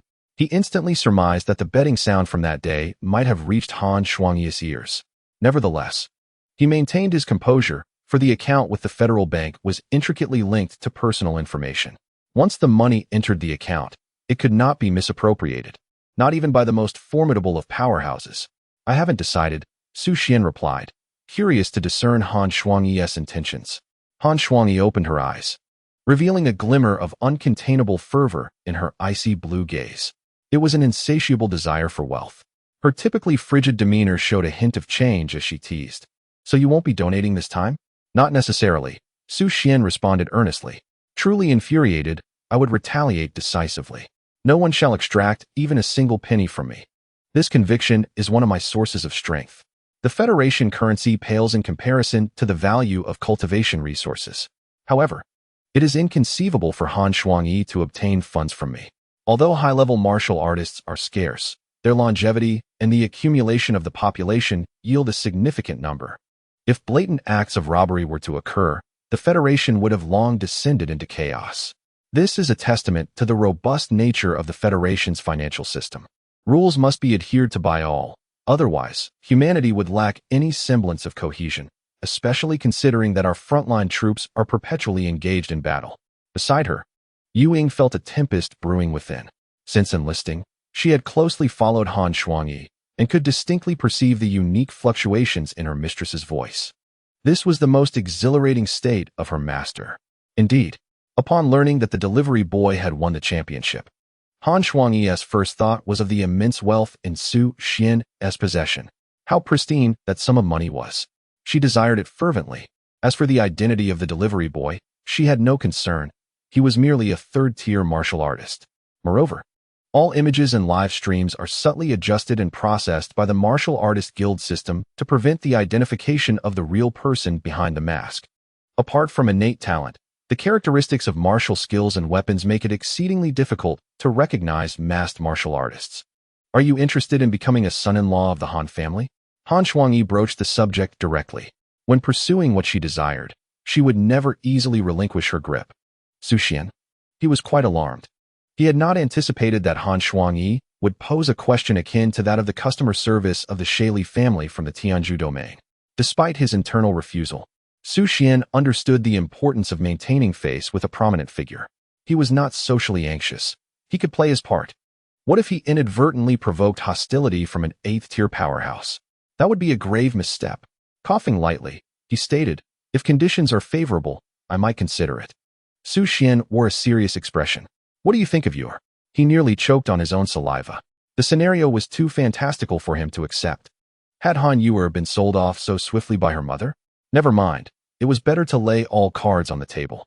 Clan leader Han. I have no intention of marrying. If you require funds, I can lend money to the Han family, provided that the Han family assists me in securing some spots in the secret realms. You see, my innate talent is rather lacking. Gaining more spiritual energy and rare materials would afford me a greater chance to advance further. Su Xuan sincerely elaborated. At this juncture, the Federation's wealth was merely a figure to him. High-tier martial skills, weapons, and essential equipment rely heavily on points accrued from hunting ferocious beasts in the ranks of martial artists. This currency could easily be exchanged for qualifications to enter the secret realms, which held tremendous significance for him. Exchanging money for qualifications? For others, it might seem a tremendous loss. Yet for him, It was an unparalleled opportunity for substantial gain. The more than 30 billion is hardly worth it compared to several forays into the subterranean realms. After all, there are times when money cannot procure spiritual crystals. Yet these crystals can invariably be exchanged for currency. Han Yanling smiled faintly, her typically expressionless visage betraying a hint of delight. This young man exhibits a measure of discernment. As for the eligibility to enter the subterranean realms, it is indeed feasible. Each year, the prestigious families sell a limited number of spots to other large and medium-sized clans, allowing them to retain half of their earnings. This approach conserves manpower while generating profit. However, from the perspective of the owners of these smaller subterranean realms, many critical areas and resources have been designated as off-limits for extraction. The remaining zones yield only inferior resources. Thus, whether one can recoup their investment by entering the depths is a matter of debate. Moreover, what could a mere third-tier warrior accomplish within such caverns? It remains to be seen how much he can extract. Chapter 81. Su Xuan's response. Han Yanling's promise. The Han clan possesses 1 subterranean realm and 2 secret realms. Han Yanling tapped her fingers lightly on the table. For those not of the Han lineage, the fee for a single entry is 10 billion. With a 50-50 split on the gains, and a mere 5 days to explore. Su Xuan nodded in agreement. This was indeed the price. He had checked earlier and found that others were selling their qualifications on the black market, but few were willing to buy due to the unfavorable terms. Unless one could procure 2 4th-tier spiritual crystals upon entry, the losses would be catastrophic, which is why the major families often exchange spots among themselves. If that is the case, then it is feasible. As Su Xuan prepared to speak, Han Yanling continued. However, if you were to lend the Han clan an interest-free loan of 20 billion for 10 years, I can assure you that you will gain entry to all the subterranean realms of the capital's prestigious families, with full ownership of any findings. She had deftly identified Su Xuan's vulnerabilities. This young man had a limited lifespan, and this wealth would undoubtedly be exchanged for materials and opportunities to prolong his existence. The remaining less than 50 billion would allow him to purchase medicinal herbs at a premium. If pressed too hard, he might seek collaboration with other families. Hence, this proposal was perfectly calibrated. 10 years. If he does not survive to see a decade's end, he would own nothing. You enjoy gambling, do you not? Dare you to take another chance? Upon hearing this condition, Su Xuan's brow furrowed slightly. This proposal appeared less advantageous than the singular purchase of entry qualifications. Han Yanling referred to it as a loan, but would he still regard such a trifling sum a decade hence? Thus, to him, this was simply a transaction. Are there truly so many small subterranean realms in the capital? I must first ascertain how many subterranean realms exist among the families of Huayu's capital. After a moment of contemplation, Su Xuan replied. Han Yanling lowered her feet from the table and stood, slowly walking to the opposite side of the spacious chamber. Follow me. She beckoned. Su Xuan trailed behind her. As Han Yanling approached, a wall on the other side of the room silently unfolded, revealing a luminous screen within. It is the map of the entire Huayu region, adorned with 3 crimson light spots, 2 large and 1 small. The closest one is a mere 250 kilometers from the city's edge. This marks one of Han's underground caverns and 2 secret realms, as Yanling elucidated. In the next moment, the screen refreshed, revealing over 20 yellow halos. These signify the underground realms of other families in the capital. Han Yanling glanced at Su Xuan and gestured towards the screen, tracing an imaginary circle with her finger. If you agree to the terms, you may enter these locations. Finally, the clan leader of the Han family revealed her trump card. A few days ago, the Wang family discovered a new secret realm that has yet to be explored. The Han family has 2 quotas, which can be granted to you. The new secret realm is abundant in resources and opportunities. Su Xuan counted, over 20. This quantity surpassed his expectations, prompting him to nod in agreement. All right, let us sign the agreement, Han Jia. Han Yanling smirked. You certainly seize every opportunity presented to you. Nevertheless, which woman could refuse compliments about her youth? Seemingly ignoring the previous conversation, she gestured for Yanling to draft an electronic agreement, a knowing smile playing on her lips. If it were Han Yanling, would you still consider the proposal? Of course. The condition for marrying into the family would be that all assets belong to the Yanling family. Although it was merely a jest, should he actually agree? It could be feasible. A cash flow of 30 billion could accomplish many grand endeavors, such as forming a cross-domain mercenary group. Moreover, Han Yanling was destined to have multiple husbands under her own arrangements. Her beauty surpassed that of Han Shuang Yi in her youth, and her talents were formidable. As long as Su Xuan met his demise, the eldest daughter could command a handsome price in marriage. At that time, the Han family would surely become a colossal force across domains. However, Su Xuan did not waver for even half a second, not considering it. His decisive rejection left Han Shuang Yi momentarily speechless. There was no hint of hesitation, no trace of temptation. This unwavering stance rendered even the resourceful clan leader of the Han family powerless. It seemed Su Xuan truly was Han Yanling's guardian. Could that individual truly achieve such a level of brainwashing? Su Xuan's thoughts, however, were in stark contrast. What? Marrying into the family and still paying a bride price? Have they lost their minds over money? A second of hesitation means I've lost. What celestial daughter? Is she breathtakingly beautiful or a national treasure? Wait, it's Han Yanling. Worthy of such a price? Then it's settled. But paying is out of the question. Didn't the little girl herself say it? Whatever her mother proposes, she will comply. How should I broach this? Especially since she seems to be right next door. Come out. Han Shuang Yi suddenly spoke. The bedroom door opened automatically, revealing a graceful figure emerging from within.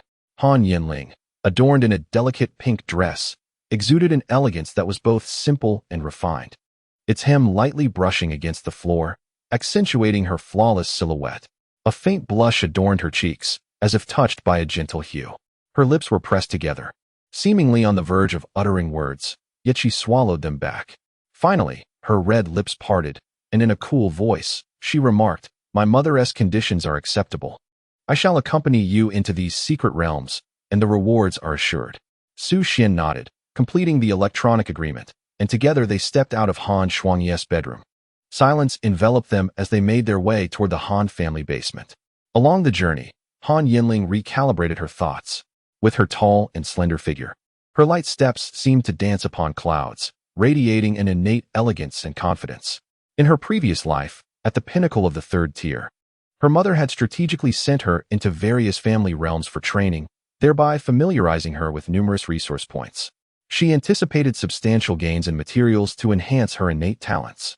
Although Su Xuan experienced minor financial losses, she regarded this expenditure as a mere investment, one that she could repay once she ascended to a higher tier, certainly within a decade.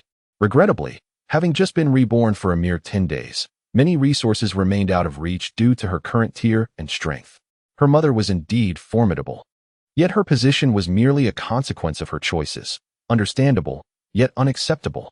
Fortunately, Su Xuan had declined those terms. Yet, why had she rejected them so decisively? Why did she feel a twinge of regret? It was perplexing. What she wished to inquire was what Su Xuan desired for dinner. She could request the Han family kitchen to prepare it, while also seeking his assistance with a small favor. Su Xuan turned his gaze toward Han Yanling's beautiful eyes and casually interrupted, "It's fine. I'm not at a loss." Besides, he pulled out his phone and opened the chat interface, clearing his throat. "I will fulfill all her promises." Before he could finish, his phone was snatched away. Su Xuan was taken aback. It was reasonable that a fourth-tier warrior could not outmatch a second-tier warrior, right, Xiaoyu? Han Yanling's face flushed deeper as she hurriedly deleted the message. How terrifying. How could she have known that her mother had already orchestrated her marriage plans? How could she possibly meet such conditions? Was she to pay a dowry? The real question was, where could she procure 3 billion? Wait, why was she so preoccupied with money? Everything felt so chaotic. Han Yanling noticed the mischievous glint in Su Xuan's eyes. Humph, this rascal is doing it on purpose. She resolved to make him work an extra 2 hours as punishment. Chapter 82. The Federal Investigation Team in Wang Dachui's Fury. The training time for martial skills is always fleeting. Han Yanling stepped into the bathroom, enveloped by steam as if she had entered a realm of ethereal beauty. Her body, akin to an exquisite jade sculpture, radiated an enchanting glow under the soft illumination. Standing beneath the showerhead, she allowed the warm water to cascade over her form. Delicate bubbles resembling snowflakes blanketing her skin, enhancing the smoothness and tenderness of her porcelain-like body.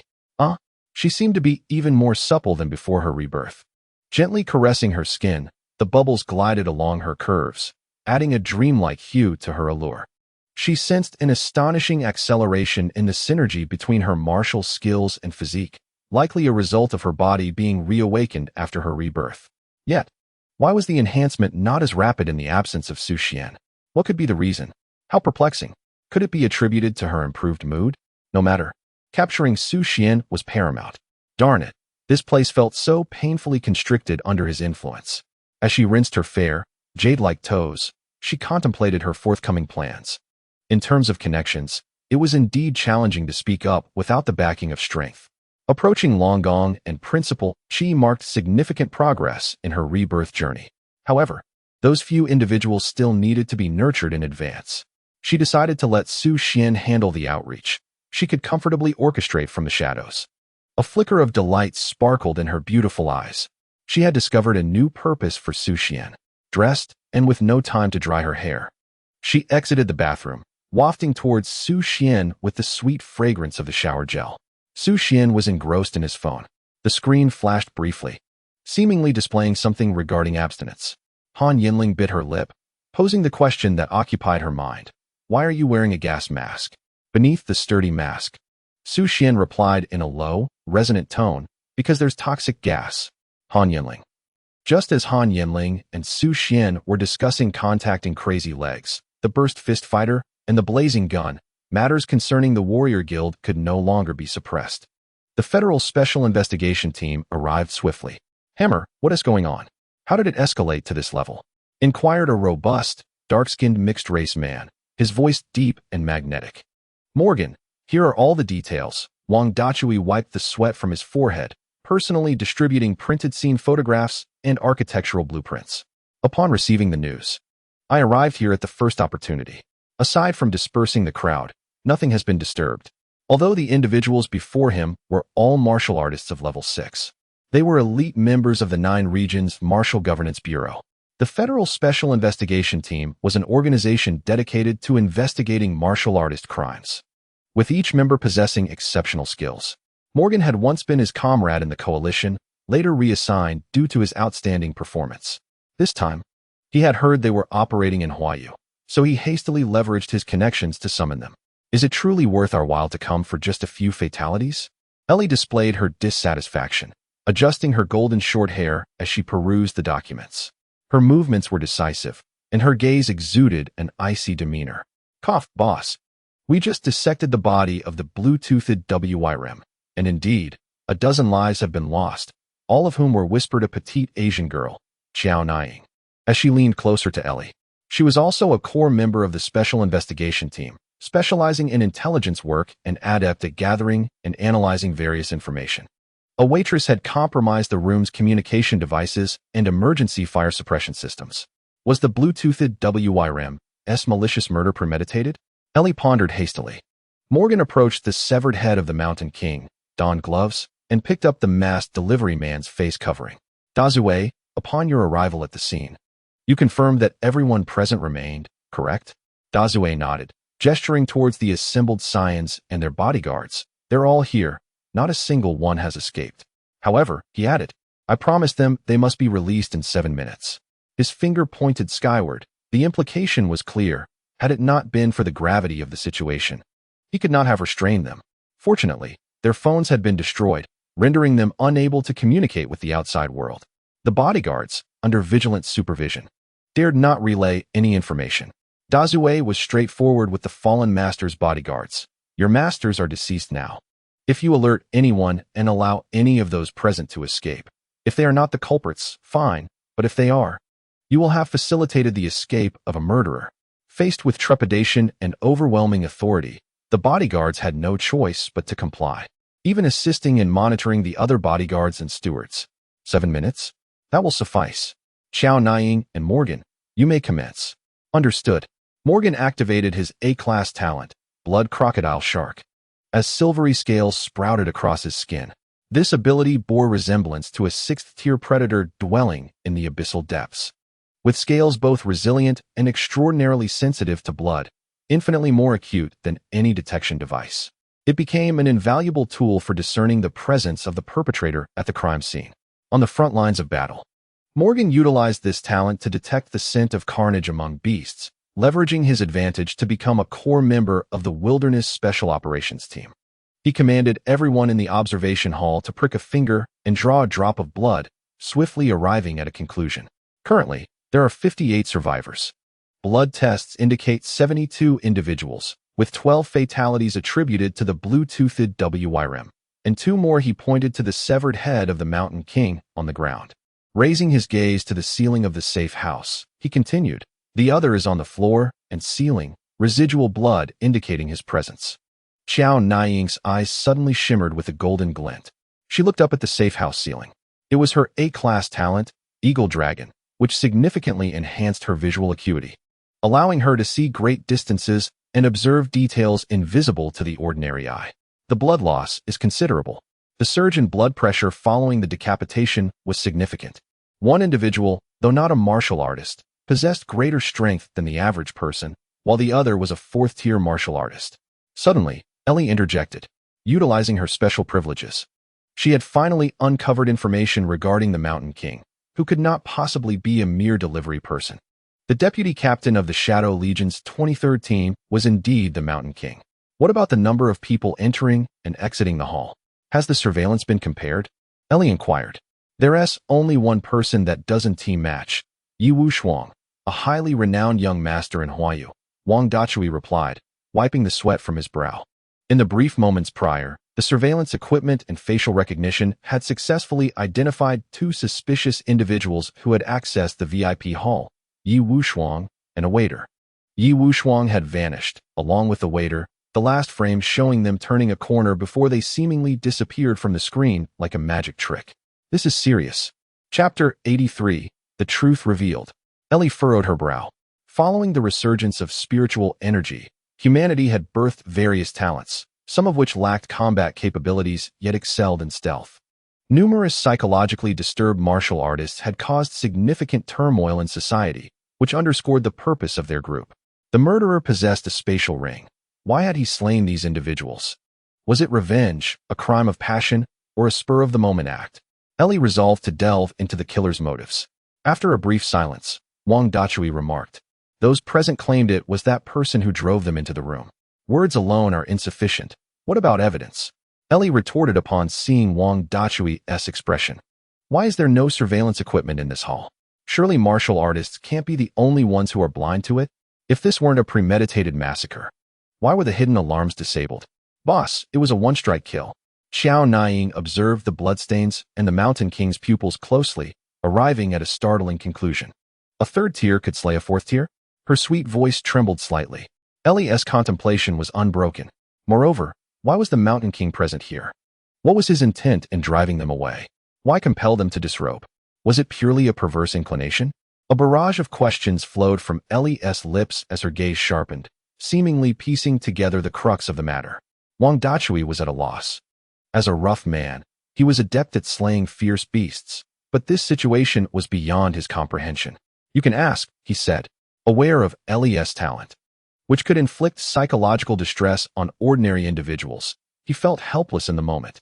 As time pressed on, he found himself increasingly at a disadvantage. Ellie stepped forward briskly, yanking a bodyguard aside and directly confronting a seated young master. She unleashed her rare A-grade ability, the gaze of intimidation. Her formidable eyes suddenly magnified in the young master's perception. What transpired? Ellie resolved to reconstruct the events. It was I who pressed, we who pressed. The ensuing events were remarkably straightforward. Ellie inquired one by one. Wang Dachui finally grasped the sequence of events. Damn it, a bunch of foolish donkeys. Only knowing how to act. Bang. He struck the wall with a fist, feeling rage boil within him. Was this a massacre? It was clearly a significant accident. The waiter evidently exploited them to destroy the scene, resulting in fear and pressure that led to their own demise. The most crucial point was that the fool who opened the door had no idea what lay beyond. Hadn't he observed the earlier match? Was there any trace of that waiter? Wang Dachui, unwilling to relent, sought to inquire further. Morgan shook his head outright. Very cunning, with no bloodstains, no direct evidence. Although we still suspect the delivery guy, his information remains under protection. And more importantly, are you certain you wish to escalate this matter? Morgan, contemplating the bloodstains on the ceiling, withdrew his talent. A fourth-tier warrior ambushed by a third-tier warrior, only to be counter-killed. Ellie stepped outside the safe house. Lifting a fragment of a blue-toothed dragon scale, she noticed the densely packed dark red blood vessels at the scale's root. The shadow legion of the safe house then revealed a meaningful smile. Let us go. Our task has concluded. Wang Dachui, I advise you to report to the upper echelons of the Huayu Federation, seizing this opportunity for a thorough cleansing. As she watched the three depart the scene, the newly appointed president of the Warrior Guild was left with Ellie's words echoing in his ears. It's filthy, utterly filthy. The Federal Special Investigation Team arrived swiftly and departed even more rapidly. Despite having encountered numerous extraordinary cases, at this moment, having discerned the crux of the matter, they wished not to linger in a place reeking of decay and blood. Next, it would depend on Wang Dachui's response. Clearly, yet another case pertaining to affluent families. Such cases only required their reasoning, not their intervention. At the Warrior Guild building, inside the elevator, Morgan, your talent also enhances strength. Is there a chance to instantly kill a fourth-tier warrior at the third tier? Xiao Niying's eyes glimmered with a hint of red, resembling the application of crimson eyeshadow, a consequence of utilizing her talent. Impossible. I cannot even instantaneously kill an opponent of the same tier unless I have perfected my martial skills to the level of mastery. Morgan shook his head. Perhaps those few geniuses in the military might have that potential. You are mistaken. There is another critical prerequisite. One must first challenge a ferocious beast across tiers, survive for 30 minutes, then sever a claw from the beast, and finally, encounter an ambush from a fourth-tier warrior when one's stamina is depleted. Ellie added. The elevator doors opened wide to reveal a sunlit first floor. The hall was filled with yellow figures. Numerous warriors were collectively cosplaying as delivery guys. They were celebrating the emergence of a new king. After 3 years, the masked warrior competition finally crowned its first champion. The new king of masked warriors.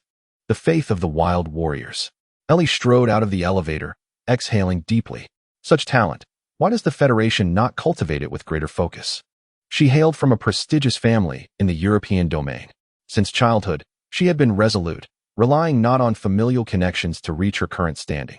Along her journey, she had surpassed numerous contemporaneous prodigies and encountered a myriad of exceptional talents across various domains. Yet now, she found herself admiring this martial artist from the Hua domain. Although uncertain of their age, the feats accomplished were indeed astonishing. A flicker of exhilaration surged within her. Perhaps it was the consequence of gazing into the abyss for too long, inadvertently influenced by it. Let us proceed. Our primary focus remains on the elusive heart-devouring demon. In the VIP viewing hall, only Wang Dachui remained. He was currently overwhelmed, feeling as if he had a headache. He opened his phone and reported candidly, "Boss, the situation is roughly as follows." "All right, understood. You handle the aftermath, and do not forget to inform the Yi family of the truth," came the response after a moment of silence on the other end. Wang Dachui tugged at his thinning hair, further reducing the scant number of core members. So, what will the Yi family do about the perpetrator? What to do? Just a few worthless resources have perished. They can always breed more if they have the energy. The fury on the other end finally erupted. "Boss, the final payment from the sponsors, the Yi family, has yet to arrive," Wang Dachui quietly reminded him. Since taking over, there had been no good news. It was exceedingly difficult. Everywhere was a quagmire. Let us first secure the funds. After all, we won't be collaborating anymore. What is the loss of a son? How many wild champions have perished in recent years? How many were gravely injured due to their machinations? Hastily, Wang Dachui ended the call. The boss was too volatile. When his temper flared, he would say anything over the phone. Yet, the boss was right. For decades, the aristocracy had grown increasingly excessive. Now, more than half of the 32 seats in the Federal Assembly were filled by members of various noble families. Many regulations evidently favored the protection of the aristocratic class. The reach of each domain had extended further, meddling increasingly in affairs. Most critically, many war heroes of unblemished origin, upon gaining seats, had also developed their own families. Alas, one could only hope for a greater influx of new talents in relatively untainted academies. Otherwise, in a few short years, soldiers like himself would inevitably face obsolescence. With this thought, he dialed a number. Upon connection, a composed voice greeted him. I am Yi Qingsong. Congratulations on your new appointment, Wang Gu. Is there something you wish to discuss? The voice on the other end exuded a calm demeanor, cultivated from years of holding power. Yi Wushuang is dead. Do you wish to know who the perpetrator is? Chapter 84. Exchange for a D-class alloy long spear. Dead. What about the other individual? Wang Dachui did not hear the anticipated wrath of Yi Qingsong, which deepened his sense of foreboding. Had these noble families become so cold-blooded? What would the Federation become in a few more years? Yet he continued. Moreover, the champion delivery man has also perished, but the body is nowhere to be found. On the other end of the call, Yi Qingsong fell silent for a moment before abruptly bringing up Wang Dachui's concerns. The final payment is merely 1/3. Serving as a hush fee, Wang Dachui scratched his head. No, I require the full amount. Otherwise, I will escalate matters. Half. But I demand all the competition data from the delivery man. Yi Qingsong understood that this data was stored within the Warrior Guild system and could only be accessed after a certain period post-competition, contingent upon the president's special approval. Do you know how many lives were lost in this incident? 12 individuals. Wang Dachui muttered. Tell them it was all the fault of the delivery man. I will discreetly provide them with the subsequent materials. In any case, you won't be implicated. Yi Qingsong's cold voice acted like a soothing balm. Full payment. Wang Dachui asserted. In 6 months, I will provide you with the key. Despite his words, Wang Dachui had no intention of sharing any data. A mere misstep could easily erase everything. And after all, the money had already been transferred. It's a deal. Yi Qingsong ended the call. And after a few taps on the screen, a transfer of 5 billion was made to the Warrior Guild's account under the guise of a sponsorship. The key represented true names and information. This vendetta must be avenged, regardless of whether one was a 4th or 5th-tier warrior. Anyone who dared to provoke the Yi family must face death. Yi Qingshan, having just received a new mission from the Shadow Legion, noticed his phone vibrate with a message. Qingshan, Yi Wushuang has died. The phone was crushed in his grip. His emotions were exceedingly complex. The feeling of loss right after acceptance was unbearable. So it was the delivery man, was it? In 6 months, I shall ensure you experience the taste of desperate survival and the futility of seeking death. At the entrance of a duplex villa in the Han estate, Han Yanling and Su Xuan's phone simultaneously chimed with a notification. Su Xuan glanced at the screen. Ding. The Federal Contributors Foundation rewards martial artist points. 1,000 points. The note read, Wanhong Laboratory, Longhua University. Project name, A-Class Alloy Material Breakthrough. Han Yanling blinked at her phone. Wonderful. Wanhong's research progress is significantly ahead of expectations. Thus, his points should have been credited as well. As a participant, she received only 100 points, while Su Xuan, as a material contributor, should have at least 1,000 points. The C-Class firearm combat technique, which she had not studied, required 2,000 points. There was still a shortfall of 900 points. These points could be advanced against the Han Mercenary Corps total, but she needed to exchange some materials. Next, she would wait to enter the Han's small secret realm and gather some materials to trade for points. Su Xuan, let us go to the Han's small secret realm together the day after tomorrow, Han Yanling inquired, her beautiful eyes brimming with anticipation. Su Xuan smiled faintly and turned his gaze towards the sky. I shall not go. Instead, I am bound for the Wang clan's secret realm. It is a newly unveiled domain. Han Shuangyi moved swiftly. Having just sent Su Xuan the schedule for the opening times of various underground secret realms along with the necessary permits. The opening of the Wang clan's new secret realm is set for the day after tomorrow, distinctly marked in bold red. First opening. Moreover, to accompany you would hinder my work. Your presence only amplifies the independence of my hands.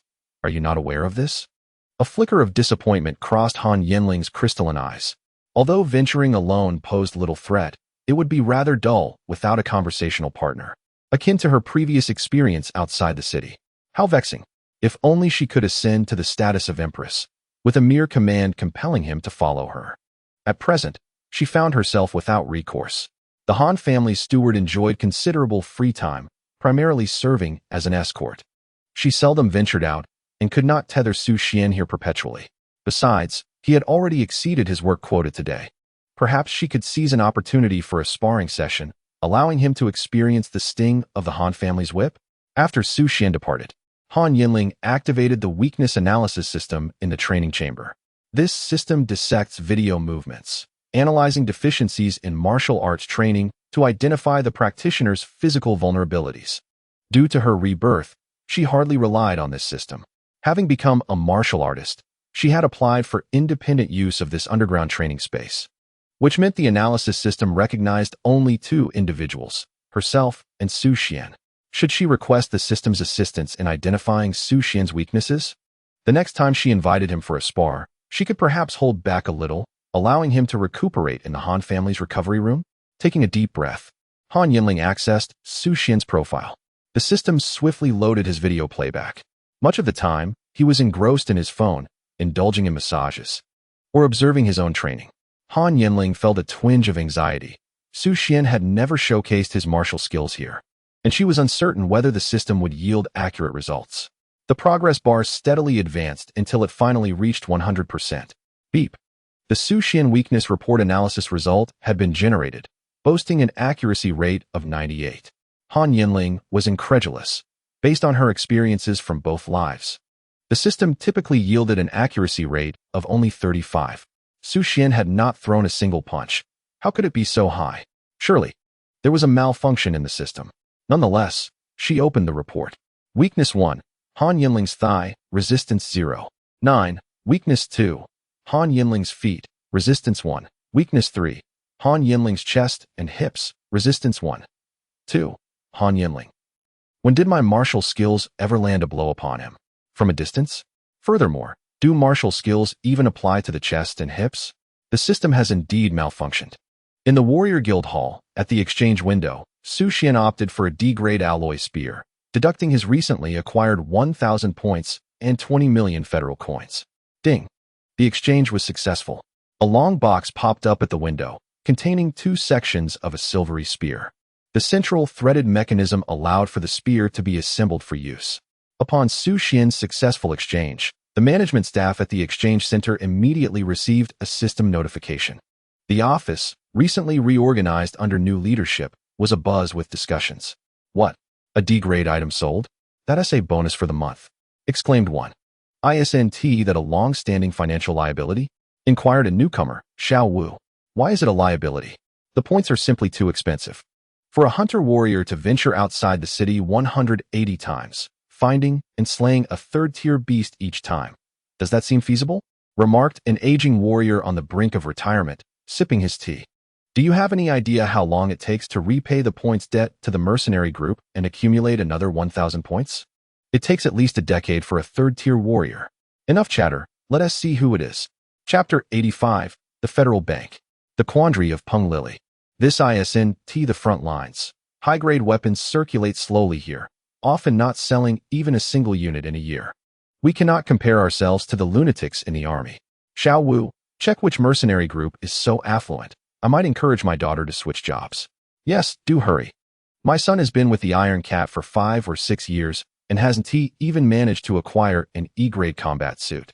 They disbanded just a few days ago. It's quite distressing. The rare hunter mercenary group, Xiao Wu quickly stated. I haven't heard of them. Do they even have 50 members?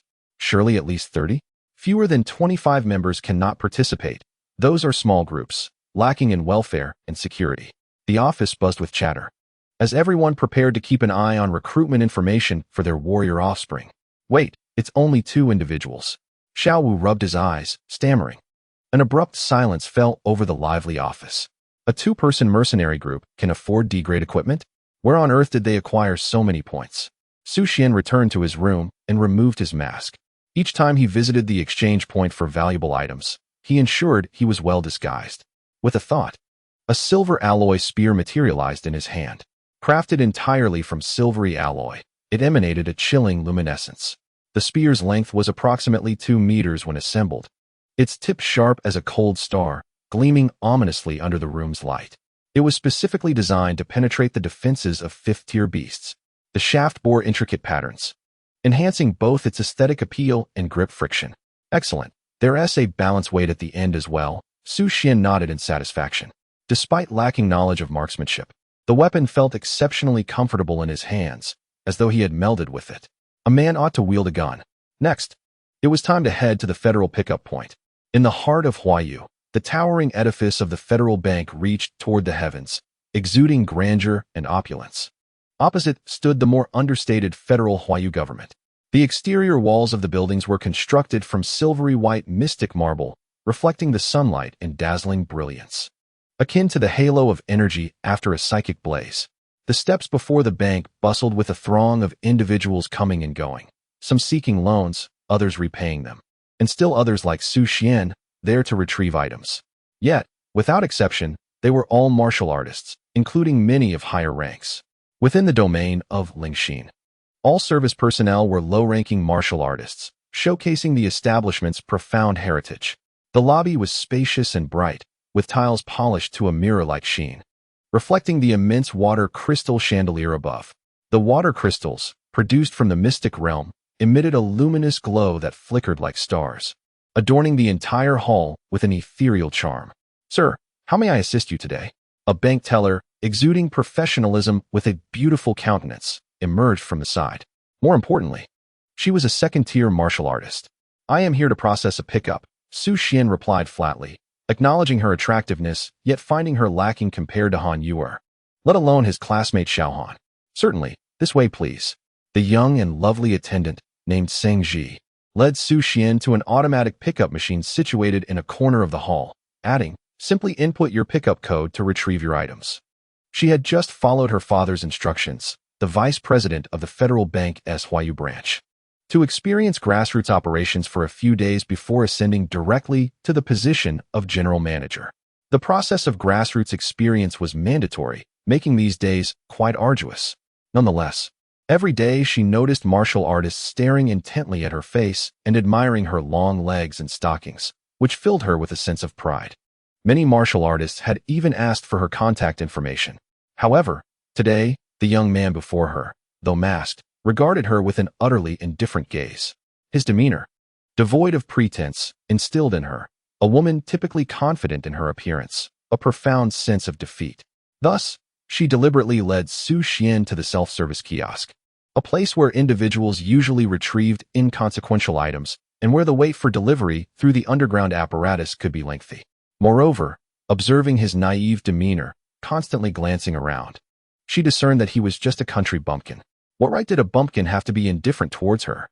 "Please wait here," Sang Ji smiled, signaling the completion of her task before turning to depart. Su Xuan felt somewhat puzzled. His marksmanship was, after all, worth tens of millions. Was it truly so trivial? Nonetheless, it mattered little. This place was obscure, and the more inconspicuous, the better. Upon entering the retrieval code, the self-service kiosk illuminated with a crimson glow, transmitting a directive to the nearest staff member's mobile device. The sudden burst of red light and the phone's vigorous vibrations nearly toppled Sang Jizi. Displayed prominently on the screen were 4 bold characters. Issue high-priority emergency task. Assist client in retrieving valuable items with optimal service. Failure to fulfill this task would result in the forfeiture of promotion opportunities for 5 years. "Excuse me, please come this way. It is my oversight," Sang Jizi implored. Bowing excessively, despite holding the position of general manager, her annual salary barely reached $1 million. The confidence and grace she once possessed had vanished entirely. The value of such precious items began at $50 million, a sum that would require the daughter of a vice president to toil, without sustenance, for 50 years. Even her family, considered affluent, possessed merely tens of millions. In this system, any form of corruption was strictly prohibited, with rigorous scrutiny in place. Thus, valuable items signified esteemed clients, and esteemed clients were likely the offspring of small aristocratic families, exactly the kind of milieu she had always aspired to join. Su Xuan, with a mere flick of his finger, pressed the skip button at the bottom of the screen. "No, I shall wait here." Sang Jizi was taken aback. In her brief career, she had gleaned little knowledge of value. She understood that such treatment of valuable items was entirely inconsistent with the regulations of the federal bank. If Su Xuan truly retrieved the goods, her aspirations for the general manager position would be irretrievably dashed. Tears welled in her eyes almost instantly. "Please, spare me. I was wrong to bring you here," Sang Jizi frantically explained. Su Xuan turned his head, somewhat puzzled. "This is quite nice and quiet. Is there a problem?" He was not overly concerned. He simply wished to collect his item and depart. Nothing was more significant than personal advancement. Meanwhile, Sang Jizi wept profusely, as if she had just sliced an onion. Su Xuan was momentarily taken aback by her emotional turmoil. The complexities of women were truly bewildering. He preferred the straightforwardness of his classmate Han, who was both beautiful and articulate. Believing her service had thoroughly vexed this influential individual, Sang Jizi hastily retrieved her phone, desperately calling her father for assistance. She stood aside, awaiting this esteemed client while her meticulously applied eye makeup ran down her cheeks. At that moment, a distant commotion broke the silence. Sleep with me just once? Do you even think you're worthy? Chapter 86. The Influence of President Sang and the Decision of Peng Lily. Manager Wu, I beg you, please help me. I truly need this money, just to prove it. Su Xuan recognized the voice, turning to see a short-haired woman clad in a simple purple martial arts uniform. Her face was dotted with freckles, which stood out prominently against her sun-kissed skin. Several noticeable scars marred her nose, a testament to past fractures and subsequent healing. At that moment, her lips were tightly pressed together. A fissure, not yet fully healed, marred the corner of her mouth. Su Xuan immediately recognized his companion from the underground arena, the renowned blasting boxer. Your credibility is in question. Do not speak of 50 million, as even 5 million would be unattainable. Manager Wu, growing impatient, extricated himself from Peng Lily's grasp. Were it not for her claim of being the third-place winner in the masked martial arts tournament, her credibility issues would have barred her from entering the federal bank. However, had it not been for your prior introduction of that individual, would I be facing credibility issues? Peng Lily clenched her fists, a surge of anger boiling within her. Thanks to Su Xuan's victory, she had managed to secure third place in the tournament through her points in the second round. Yet, the prize for third place amounted to only 10 million, a sum woefully inadequate to cover her high-interest debts. Moreover, the crux of the matter was that the very person who had introduced her to the loan shark was none other than Manager Wu. When her teacher fell ill and required hospitalization, it was Manager Wu who assisted her during her initial loan application at the federal bank. He had insisted there were more suitable channels available, with larger amounts and lower interest rates. However, since she had contacted the number provided on that clandestine business card, she had found herself ensnared by a contract riddled with traps. Now, even with her newfound fame, reputable channels ceased to extend any amounts to her due to her credibility issues. She longed to land a few punches on Manager Wu, but she knew that taking action would lead to her immediate arrest. Without her oversight, her teacher's condition would deteriorate irreparably. Was enlisting in the military her only option? Could her teacher endure until her retirement? Certainly not. Even the opportunity for a sudden windfall eluded her grasp. Thud. Suddenly, Peng Lily knelt, grasping Manager Wu's pant leg. Gritting her teeth as she declared, Manager Wu, if you do not assist me, I shall expose your involvement with that business card online. Manager Wu's expression shifted dramatically as he tugged at his leg, retorting, I never gave you a business card, leave. As long as he staunchly denied it, there would be no evidence. Cursed be this lowly wild martial artist for daring to threaten me. Tonight, I shall contact the underworld to teach her a lesson. A faint chill of murderous intent caused Su Xuan to furrow his brow. He had heard Peng Lily's words clearly. He understood all too well who the blasting boxer was. With just a casual remark, she had managed to dig for over 3 hours on his behalf. If you deceive her, that is beyond my concern. However, if you intend to harm her, I cannot turn a blind eye. I am not a heartless creature. Furthermore, Han had requested my assistance in contacting her. Su Xuan approached, and Sang Ji hurried to keep pace, uncertain of the wealthy benefactor's intentions. Rise, Su Xuan's voice startled Peng Lily, who had been keeping her head bowed. Yet, upon recognizing the voice of the delivery man, she lifted her gaze to see Su Xuan clad in a mask and refrained from revealing his identity. Simply nodding in acknowledgement. Competitors in the tournament, when observant enough, could still discern each other's identities. Manager Wu, it is wise to leave a line of retreat for future encounters. Su Xuan spoke in a calm manner, choosing not to interfere excessively. Each individual possesses their own destiny, and meddling too much could yield adverse outcomes. As long as Manager Wu harbors no murderous intent, that suffices. In essence, it requires little effort. Who do you think you are to meddle so freely? Manager Wu, in a fit of anger, failed to notice the frantic signals from Sang Ji. The individuals conducting business here are merely ordinary martial artists without substantial assets, thus unworthy of concern. His own family background is formidable. Never mind, I shall take my leave. It is of no consequence. Peng Lili ceased her entanglement, patting Su Xuan's arm before turning to depart. Ultimately, her matters must be resolved by herself. She did not wish to burden others. It was merely military service after all. Life is invaluable, yet there are even more crucial things to protect. Her decisions were swift. Much like her punches, simple and direct. Suddenly, Su Xuan interjected, "Wait a moment, fighter. Someone has entrusted me to inquire about your willingness to follow her. What conditions would you require?" This was the exact wording from Han Yanling. Peng Lili paused for a moment before responding. "If you can assist me in repaying my debts, I will serve her for 10 years. If you can save my teacher, I will devote 20 years. Su Xuan nodded. Although he did not comprehend why Han Yanling held Peng Lili in such high regard, since the young lady had asked him a favor, it was no trouble to inquire. You may contact her. Remember, only send messages, no voice calls or conversations. Su Xuan produced his phone and sent Peng Lili Han Yanling's contact number. Manager Wu felt a jolt of surprise. He was acutely aware of how much Peng Lili owed and the nature of her teacher's ailment.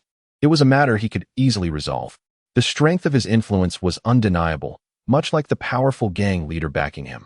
He refrained from any vocal communication, fearing that his voice might be traced by the federal inspection team. Sang Ji's thoughts ran even deeper. Knowing Su Xuan's worth, she surmised that this contact must be either wealthy or influential. There exist exceedingly affluent individuals who disdain conversing with ordinary martial artists, at least within her knowledge. Such beings do exist. Before she could ponder further, her savior arrived just in time. "Please, do not depart." Vice President Sang Ming of the Federal Bank approached, signaling to his assistant to stop the departing Peng Lili. His brief observation had clarified the relationships, particularly that of the tall young master. Peng Lili stared blankly at the impeccably dressed bank executive with a shining bald head. "Vice President." Manager Wu sensed an ominous premonition and slightly bowed. Sang Ming had ascended to the position of vice president through ability and cunning. Otherwise, he could not have facilitated his daughter's rapid rise within the strictly regulated federal bank. Yet his annual salary was merely in the millions. He understood a crucial truth. While his daughter's job could be discarded, some individuals must never be provoked. "Manager Wu, what is going on?" Sang Ming inquired directly. The loan application was not approved due to insufficient credit. Manager Wu hurriedly distanced himself from the responsibility, pointing towards Peng Lili and emphasizing the lack of creditworthiness. "He is merely adhering to the established protocol. If approved directly, with the lowest interest rate, it would require my salary as collateral." Sang Ming was not inclined to engage in further discussion. Even if Peng Lili were unable to repay, he could offset the bad debt. Manager Wu, who had previously exuded arrogance, was momentarily taken aback by the suggestion of immediate approval. "Vice President, is this appropriate?" He could not help but ask. "Absolutely, young sir." "Shall we proceed to the VIP lounge?" Sang Ming, having rushed earlier, felt a bead of sweat form on his brow. At that moment, the lobby was bustling with activity. As customers and staff moved about, their conversations and footsteps merging into an orchestrated cacophony. "Very well," Su Xuan observed Sang Ming's earnestness. Standing idly would only draw more attention. "Manager Wu, please take the necessary steps to facilitate this. Let young Sang attend to his matters." Sang Ming felt a wave of relief wash over him. This was splendid. Assisting his friend would inadvertently place him in debt. Moreover, as long as they could secure a spot in the VIP area, at least the slight against Liang would not be solidified. Having the vice president personally attend to them was more than sufficient in terms of sincerity. A favorable review could help resolve issues regarding his daughter. "Yes," Manager Wu promptly agreed. "Thank you, but that won't be necessary," came the reply. Chapter 87, B-Class Martial Arts, 9 Killing Guns, Acquired. Peng Lili suddenly realized that the root of the matter lay in the disparity of strength. Reflecting on the final round of challenges while reviewing the video, she was simply relieved that there was no delivery person involved. The 7 of them remaining together would not even suffice as a meal for the Bluetooth dragon. Strength. That was what she sought. Money could be borrowed from anyone. If she did not push herself, she would never ascend even to the 4th tier in her lifetime. With that thought, she turned and left. Preparing to contact the number that Su Xuan had provided, she intended to resolve her concerns once and for all. The delivery person had earned the privilege of personal attention from the vice president through sheer strength, while without strength, One could only kneel and plead for assistance. Peng Lili's departure did not surprise Su Xuan. His objectives had been achieved. The subsequent matters were now in Han Yanling's hands. Sang Ming cast a cold glance at Manager Wu, mentally marking the end of this person's career at the Federal Bank. The significance of this favor was immense. Yet it had been squandered. He truly deserved to be dismissed. Near the VIP lounge of the Federal Bank, the air was imbued with a subtle essence of high-end perfume and floral fragrances, instilling a sense of tranquility and elegance. The surrounding clamor gradually faded away, seemingly absorbed by the walls. "Young sir, what shall I call you?" Sang Ming eagerly greeted. "Welcome to the Federal Bank's Executive Lounge." Many members of distinguished families regard entry into this luxurious lounge as a symbol of their status. "You may call me Xiao Wang." Su Xuan casually fabricated an alias. Although Sang Ming was aware that this young man was deceiving him, it mattered little. His happiness sufficed. He proceeded to introduce. "This is a lounge meticulously crafted by the Federal Bank, infused with spiritual energy that nourishes the body. Many materials are sourced from precious resources found deep within mystical caverns. Frequent visits can enhance one's physical condition and improve innate talents. If you find it appealing, feel free to schedule an appointment with me. I will ensure your satisfaction." Sang Ming's implication was clear. Such an elite lounge requires prior booking and identity verification. Thus, my bringing you here is a significant concession on my part. "Thank you. But I seldom visit," Su Xuan replied, shaking his head. Were it not for retrieving goods this time, he would not have set foot in such a place. No amount of spiritual energy could rival his own training chamber. Sang Ming remained unperturbed. It was only natural for the affluent to exhibit a touch of temperament. Yet, this lounge was indeed a lavish creation of the Federal Bank, utilizing exceptional materials that surpassed those of other elite lounges, necessitating reservations and identity checks due to the perishable nature of many items inside. A vacancy would only lead to waste. Once he entered, he would understand. Such services are not readily accessible even for the wealthy. The corridor exuded a serene grandeur, with a plush red carpet underfoot. Stepping upon it felt soft, yet slightly resilient, producing a faint echo, the material unknown. At the end stood a colossal door, towering at 3 meters, exuding an impressive presence. It was fashioned from the armor of a 7th-tier ferocious beast, the frost giant, gleaming with a metallic chill. The intricate patterns on the armor were vividly apparent, each line seemingly narrating the brutality of battles fought against this giant. Vice President Sang retrieved a pristine white-work card from his pocket, swiftly swiping it at the card reader beside the door. With a soft beep, the indicator light on the reader turned yellow. A simple identity verification process designed to prevent young science from exploiting spiritual energy. If one wished to benefit, they must present a family leader's magnetic card. Sang Ming gestured for Su Xuan to swipe his card as well, a standard smile gracing his lips, already formulating his approach. Should this young gentleman's worth prove insufficient, he would utilize his authority to grant him access, a small favor in the grand scheme. Su Xuan produced his purple magnetic card and placed it on the reader. Suddenly, the machine emitted a blinding red light, followed by a terse system announcement. "Beep. Insufficient access rights. Please proceed to the High Hall." Thud. Sang Ming's magnetic card fell to the ground as his mind momentarily froze. What was this? This young man possessed a net worth of 30 billion? The patriarch of a prestigious family has come to me, yet I find myself unworthy of such an audience. Where are you, branch manager? Please come to my rescue.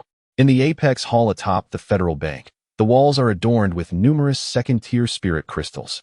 Beside a sofa, a delicate tree sways gently, its silver leaves emitting a fragrant aroma infused with spiritual energy. Su Xuan reclines on a sofa crafted from the fur of an unknown fierce beast. Across from him sits a sprightly old man, whose features suggest he has surpassed 70 years, yet not a single strand of his hair has turned white. The spirit heart informs him that this individual possesses strength rivaling that of the 7th-tier martial artist Gong Guofu. "I am Qian, the branch manager of the Huayu division." He introduces himself. Su Xuan takes a deep breath. Indeed, he feels a slight surge in his internal spiritual energy, though it is only marginal. "Manager Qian, I have merely come to collect an item. Let us not complicate matters." He had not anticipated that his modest savings would warrant the attention of someone of this stature. It appears that the wealth of these noble families is not as extraordinary as he had imagined. Of course, The loan from Han Yanling has yet to be processed, as he has not yet entered the secret realm. Upon hearing the youthful voice of Su Xuan, Manager Qian's surprise deepens. The young man before him, though not aged, possesses a formidable fortune. To his knowledge, the net worth of several families in Huayu barely reaches a few hundred billion. Much of their wealth is intricately tied to the strength of martial artists, resulting in a substantial portion of their cash flow being seamlessly converted into their own prowess. Only a few established interdomain families from other regions boast assets in the thousands of billions or more. At times, their influence can eclipse even that of the federal management. The survival of a particular domain's federal institutions is largely due to the fact that the management within is comprised of their own kin. The deputy manager, Sang, had just sent him a message indicating that the fourth-tier martial artist detection device registered the presence of a low-tier martial artist. What manner of identity could this be? Truly enigmatic. Manager Qian recalls a mission recently issued on his phone. He retrieves a textured black card from his pocket and smiles. Mr. Wang, this is a black crystal card. When placed on the back of your phone, it grants access to the dark auction house, officially hosted by the Federal Bank. Inside, you will find various treasures from secret realms, caverns, and military sources, held periodically. Su Xuan is intrigued as he accepts the card. What if I wish to auction an item? Manager Qian reveals a benevolent smile. As you are our most esteemed black crystal client, should you have items for auction, you may contact us in advance. We will arrange to collect the treasures from you. Of course, if you have reservations, you may also choose to store your items here. Very well, Su Xuan nods, discreetly surveying the smooth floor. The item he desires has arrived. Chapter 88. If there are martial techniques, please provide me with a stack. Click. Click, click. Suddenly, the ground before Su Xuan spiraled open, revealing a small black box. Such boxes typically contain martial techniques. The color black signified its rarity as a B-grade technique. In the Hua domain, such martial skills were scarce, gently delivered by a silver-gray mechanical arm. It slowly reached Su Xuan's presence. This was the objective of his visit, the B-grade martial technique, 9-kill spear.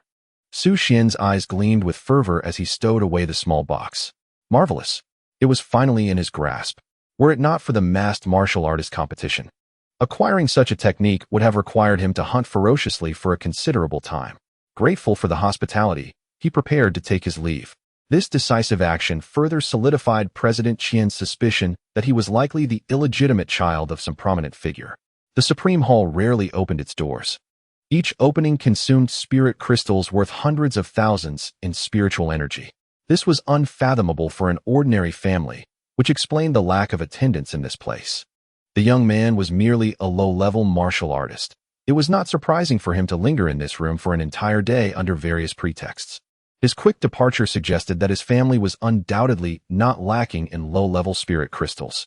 However, recalling the advice from a friend in the black domain, after some deliberation, President Qian posed a question before Su Xuan exited the Supreme Hall. Mr. Wang, would you consider exchanging martial techniques for 10 third-grade spirit crystals if someone were willing? President Qian believed his asking price was already quite reasonable. While high-level martial artists possessed formidable combat prowess, their overwhelming presence could easily frighten away ferocious beasts, resulting in a low cost-effectiveness for hunting in the wild. The difficulty of earning points for high-level martial artists was comparable to that of their low-level counterparts. Moreover, the Federation prohibited point trading, curbing the practice of high-level martial artists hiring low-level ones to accumulate points. Many mercenary groups, with members of lesser strength, found it challenging to repay their point debts even after years of service. Most would convert their points into low-level martial techniques or alloy equipment to enhance their members' capabilities. Only a few prestigious mercenary groups, through years of accumulation, possessed some points. Under the Federation's deliberately crafted policies, the front lines became the primary battleground for hunting numerous ferocious beasts to earn points and high-level martial techniques. However, due to the mandatory 5-year military service and an annual mortality rate as high as 60%, how many martial artists could survive to return? Merely 5. Each had emerged from the pile of corpses. Every point earned was crucial for their rapid enhancement. Accumulating points was undoubtedly the most foolish endeavor, for one could perish before having the chance to exchange them. Typically, a single B-grade martial technique sufficed for high-level martial artists. Attempting to acquire more than one could lead to overwhelm. No matter how many techniques one possessed, if they were merely rudimentary, their effectiveness would be negligible, ultimately hindering one's progression. Thus, each B-grade martial technique circulating in the market was considered quite precious. Even the formidable warriors of the Dragon Palace, who wield significant power, must rely on the name of the warrior guild to secure a points loan in order to apply for rewards of B-grade martial techniques. Moreover, under the auspices of the Dragon Palace, there existed no notion of a first-place winner. This arrangement allows for the martial technique rewards to be returned to the Federation with only a modest interest payment. It was Su Xuan's participation that led to such unforeseen circumstances. Disregarding the situation, Su Xuan resolutely declined. The price of B-grade martial techniques is typically between 7–8 billion. President Qian then rose, attempting to bolster his bargaining position. Furthermore, the entry threshold for advanced martial techniques is exceedingly high, and those of insufficient rank face a significant probability of failure in their studies. It would be more prudent to exchange for spirit crystals to swiftly enhance one's capabilities. This was a clear indication. You are still a low-tier warrior, and this martial technique is of no use to you at present. It would be wiser to quickly trade for spirit crystals to elevate your rank. In fact, the value of 10 third-tier spirit crystals already surpasses that of a B-grade martial technique. However, the limited circulation and various restrictions surrounding advanced martial techniques drive their prices higher. The reason President Qian's acquaintance was willing to exchange is that, despite utilizing connections to prevent his child from enlisting in the military, the child possesses commendable martial talent and has long desired to cultivate advanced martial techniques. If not for the substantial yield of spirit crystals from several local caves over the past 2 years, such a price would not be feasible. Turning around, Su Xuan produced a small black box from his pocket, his tone earnest. President Qian, should such a martial technique exist, I am willing to exchange it for 15 third-tier spirit crystals, with no limit on quantity. President Qian was taken aback, momentarily displaying an awkward smile, ceasing his persuasion and politely escorting Su Xuan out of the grand hall. Yet, internally, his assessment of this young man diminished somewhat. If he does not wish to exchange, then so be it. Why boast so? Having wealth does not equate to possessing spirit crystals.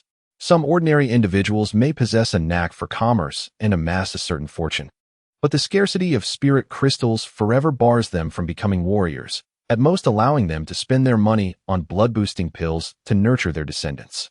By the way, President Qian, how is spirit crystal payment handled here? As Su Xuan stepped out the door, he entered the dark auction house on his phone and discovered a payment option labeled Spirit Crystal Payment. Ah, Mr. Wang.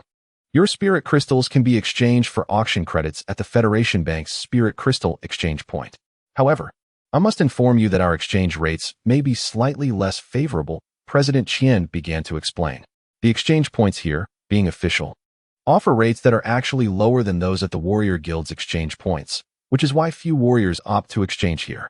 Thank you, President Qian, for your guidance. I am indeed looking to exchange some spirit crystals. Su Xuan contemplated that since he had come this far, he would exchange all the spirit crystals below 4th tier and procure some useful resources at the dark auction house. Repeated exchanges at the same location could easily raise suspicions, hindering his discreet development. Very well, follow me. President Qian was taken aback. Just as he was about to summon someone, Su Xuan personally called for him. How could this child be so inconsiderate? Did he truly require my personal presence for such a trivial matter? Nevertheless, the regulations of the Federal Bank explicitly dictate that any reasonable request from a client of the highest hall status must be honored, and the president is no exception. Thus, President Qian had no choice but to lead the way himself, greeted by a chorus of greetings. President. And you've worked hard, President. Along the journey, he managed a strained smile, nodding in acknowledgement. It had been years since he had engaged in such reception duties. He could hardly muster a proper 45-degree smile anymore. Was it supposed to be this angle? Su Xuan inadvertently caught a glimpse of President Qian's somewhat peculiar smile, causing a chill to run down his spine. Had the old man suffered a stroke? President, could you kindly refrain from smiling? President Qian, bewildered, thought, is your request a tad excessive? Chapter 89, 9-kill gun achieved. New martial technique. SS class, extermination gun. Right here, Mr. Wang. The torment for President Qian had finally come to an end. After much searching, questioning, and guessing. He finally located the Spirit Crystal Exchange Center. The staff inside were utterly flabbergasted. Was this a routine inspection by the leadership? Why was there just one person accompanying him? Where was the press corps? The photography team? I just had a bun. I hope I won't embarrass myself. I'll take my leave now. You can exchange at your own pace. President Qian genuinely wished to depart. This child was not adhering to the expected protocol, making him feel somewhat diminished standing there. Thank you, President Qian, for leading the way. Please take care. Su Xuan waved dismissively. President Qian's face turned pale. It was evident that his role as the guide had been revealed. Did the esteemed president of the Huayu branch not care for his reputation? Unaware of the underlying implications, Su Xuan turned his gaze toward the federal bank's counter. It was evidently far more sophisticated than the exchange point at the Martial Artists Association. All one needed to do was pour the spirit crystals into the opening at the front of the counter. The staff primarily assisted with verification and guidance. After observing President Qian hastily retreating into the elevator, Su Xuan retrieved his box of spirit crystals, leaving behind 23rd-tier spirit crystals for entering the secret realm. With a clatter, he poured 324 first-tier crystals, 56 second-tier crystals, and 7 third-tier crystals into the opening. The noise was so loud that it caused the staff at the counter to experience severe auditory hallucinations. They watched the esteemed leader's distinguished figure depart, momentarily pondering. Did you not see the sign prohibiting the pouring of glass shards?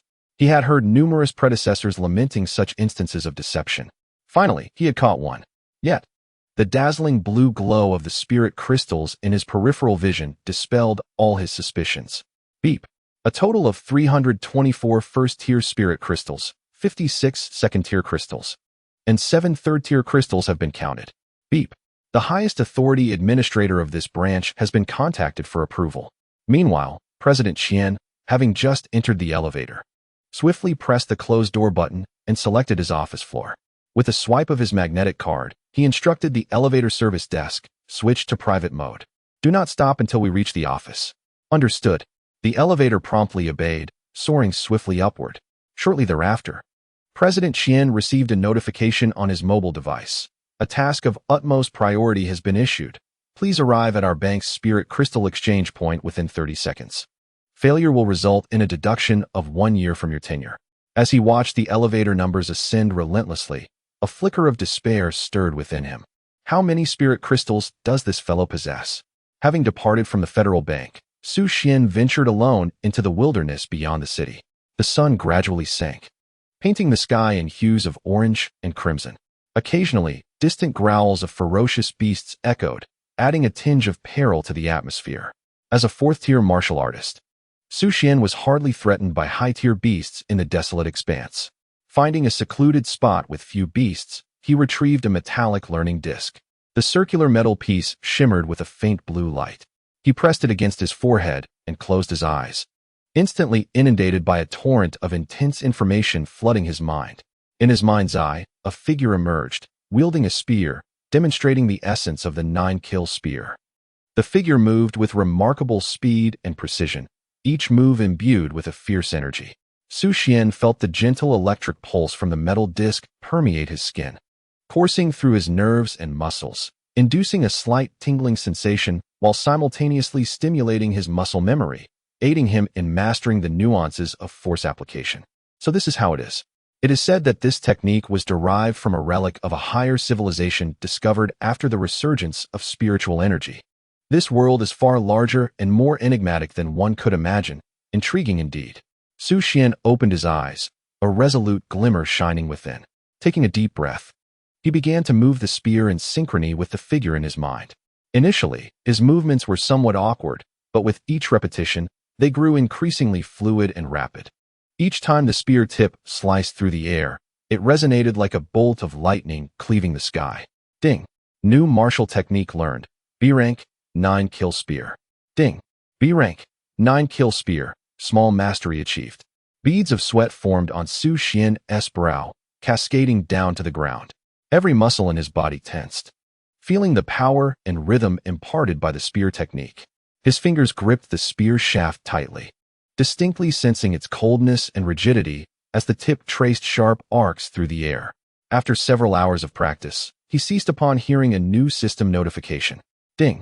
B rank, 9-kill spear, great mastery achieved.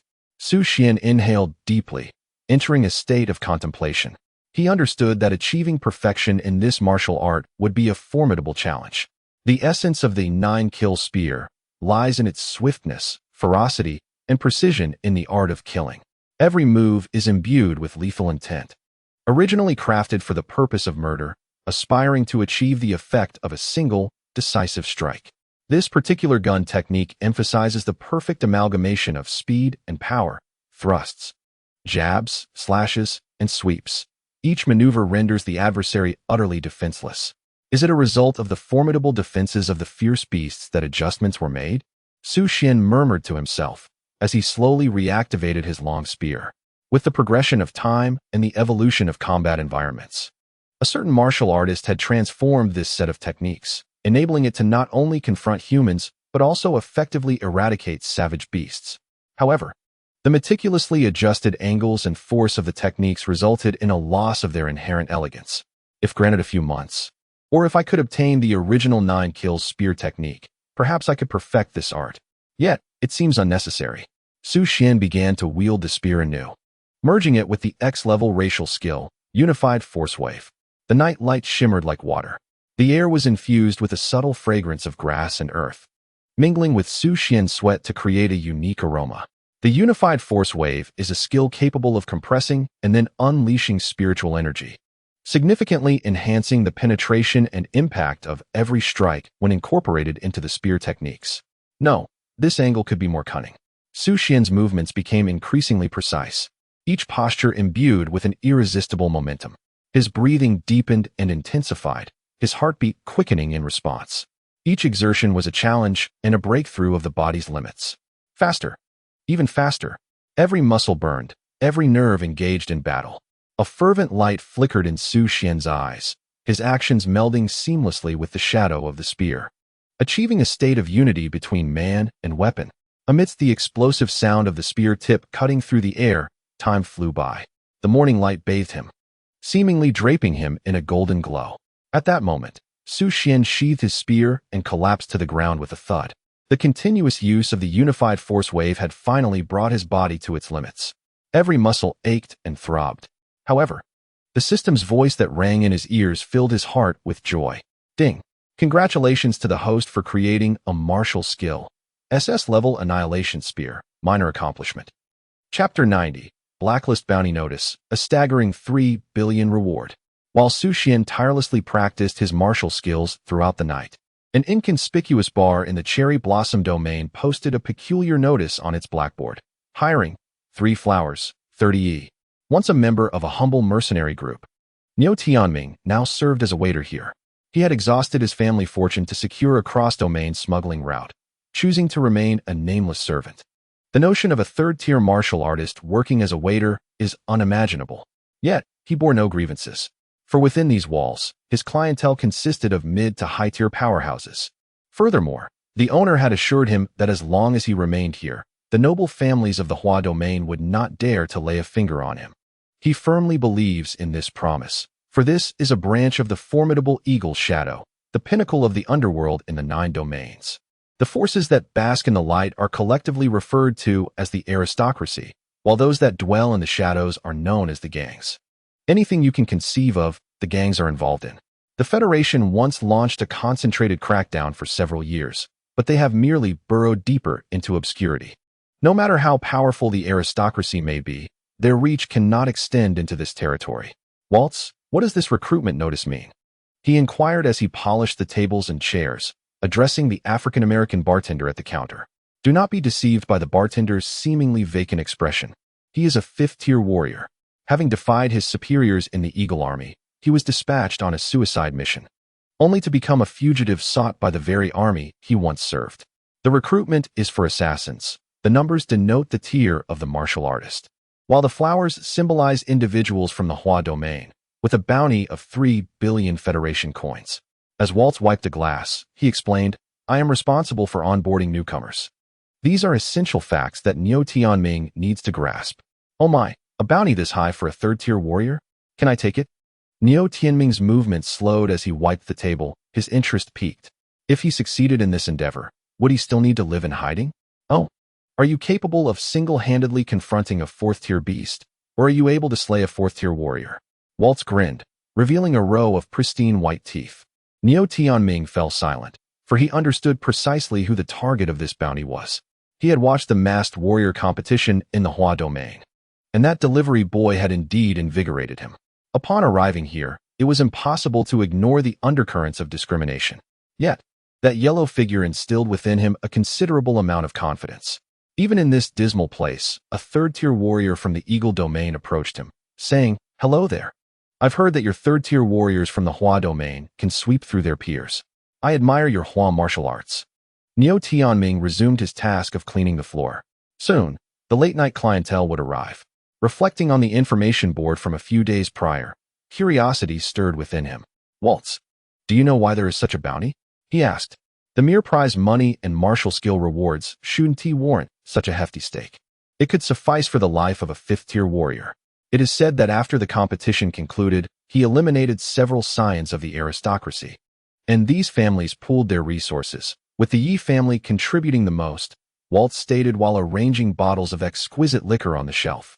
He too felt a tug of interest, yet he deemed his current position satisfactory and chose to remain as is. In the late hours, the bar operated discreetly, indistinguishable from other venues. The aromas of liquor mingled with the fragrance of women's perfume, saturating every corner of the establishment. Exotic dancers swayed to the rhythm of the music, shedding layers of clothing that tantalized the air with an intoxicating allure. However, as a server, Niu Tianming understood that this night was far from the calm it appeared to be. At least a dozen individuals with profound auras approached Waltz, ordering a martini. This elegant and classic cocktail signified the placement of orders. Waltz continuously mixed gin, vodka, and dry vermouth into the glasses. The bar exudes a refreshing, intense aroma, tinged with a hint of botanical fragrance. Each time an olive or a slice of lemon is added, Waltz retrieves a document from beneath the counter. The patron savors the exquisite wine while perusing the material, relishing the sensation of the liquid flowing over the tongue and within the mouth, cold yet velvety. The subsequent burst of spiciness is both exhilarating and stimulating, instantly awakening the taste buds and igniting a profound yearning for wealth within. This is indeed a lucrative bounty tailored for fifth-tier warriors. The disparity in strength among the tiers is considerable. Moreover, the information provided by the Special Task Force is scant. Such opportunities for financial gain are truly rare. At dawn, Niu Tianming concluded a night of serving tea and water, collecting his wages from Waltz. "Waltz, how long do you think this bounty will remain active?" Niu Tianming inquired, producing half of his earnings to order a margarita. Among the 11 fifth-tier warriors and 6 fourth-tier ones, several old acquaintances boasted a success rate of 100. Waltz refrained from giving a direct answer. That night, he was quite astonished. He hadn't anticipated these desperate individuals would be so proactive. Indeed, from their perspective, what significant impact could a mere third-tier warrior make? Who doesn't have a few fourth-tier warriors under their command?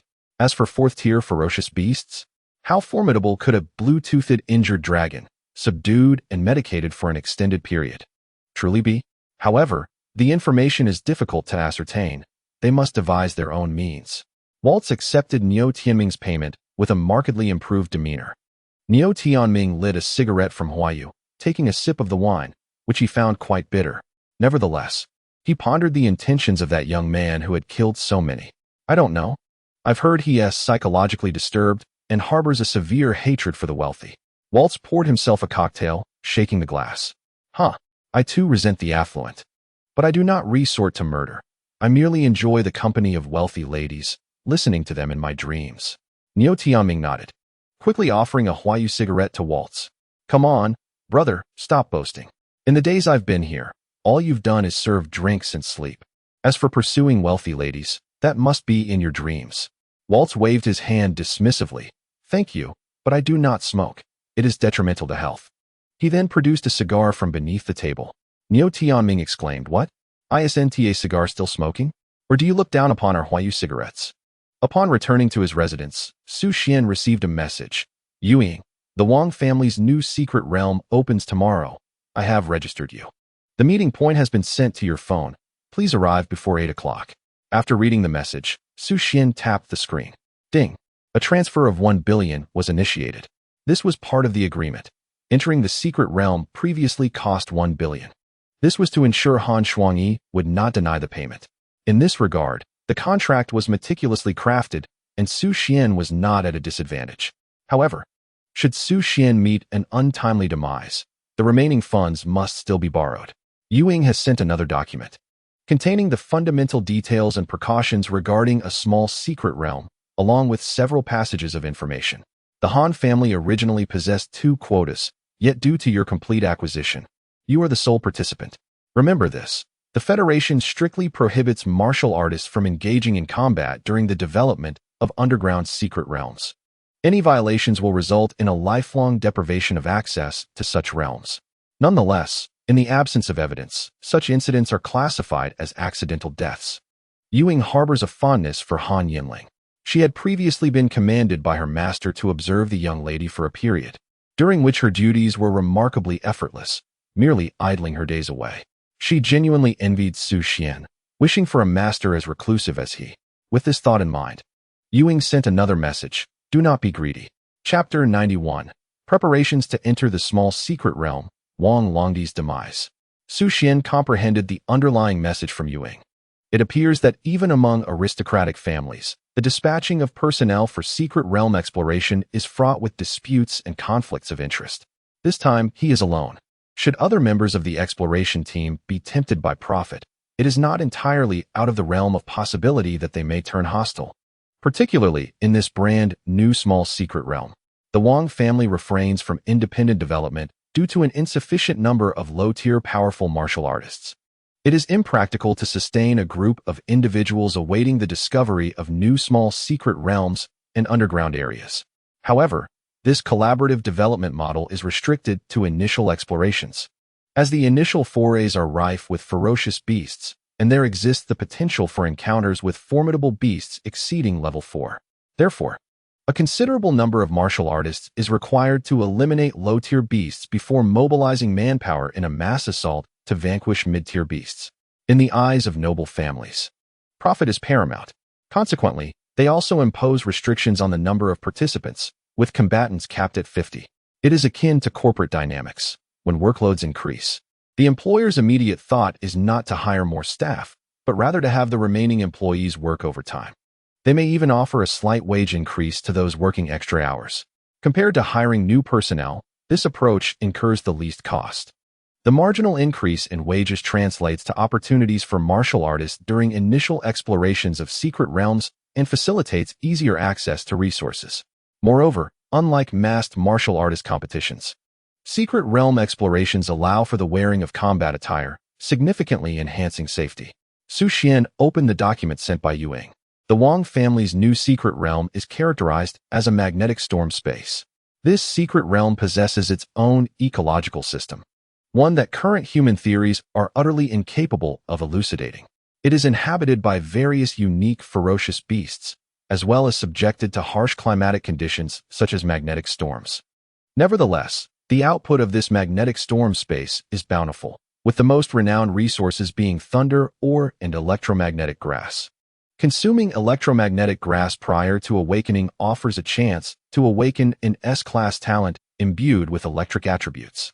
Even within Yu Ying's documentation, it is emphasized that should electromagnetic grass be discovered, the Han family is willing to purchase it at a price of 5 million per stock, exceeding the market value by 10%. This is intended for Han Yuer and Han Zhanxiao. As for the thunder ore, it stands as one of the vital raw materials of C-grade alloys. Its lightning-like patterns exhibit remarkable strength, with a fist-sized piece fetching a price of 1 million. Su Xuan meticulously noted the characteristics of these two materials. Glancing at the time, he realized it was nearly midnight, and after a day's rest, his body had fully recovered. Donning his mask, he mounted his light-speed motorcycle, preparing to indulge in some delectable late-night snacks while casually sending a few images to Han Xiaoyo. Haha, poisoning the well. Who wouldn't know how to do that?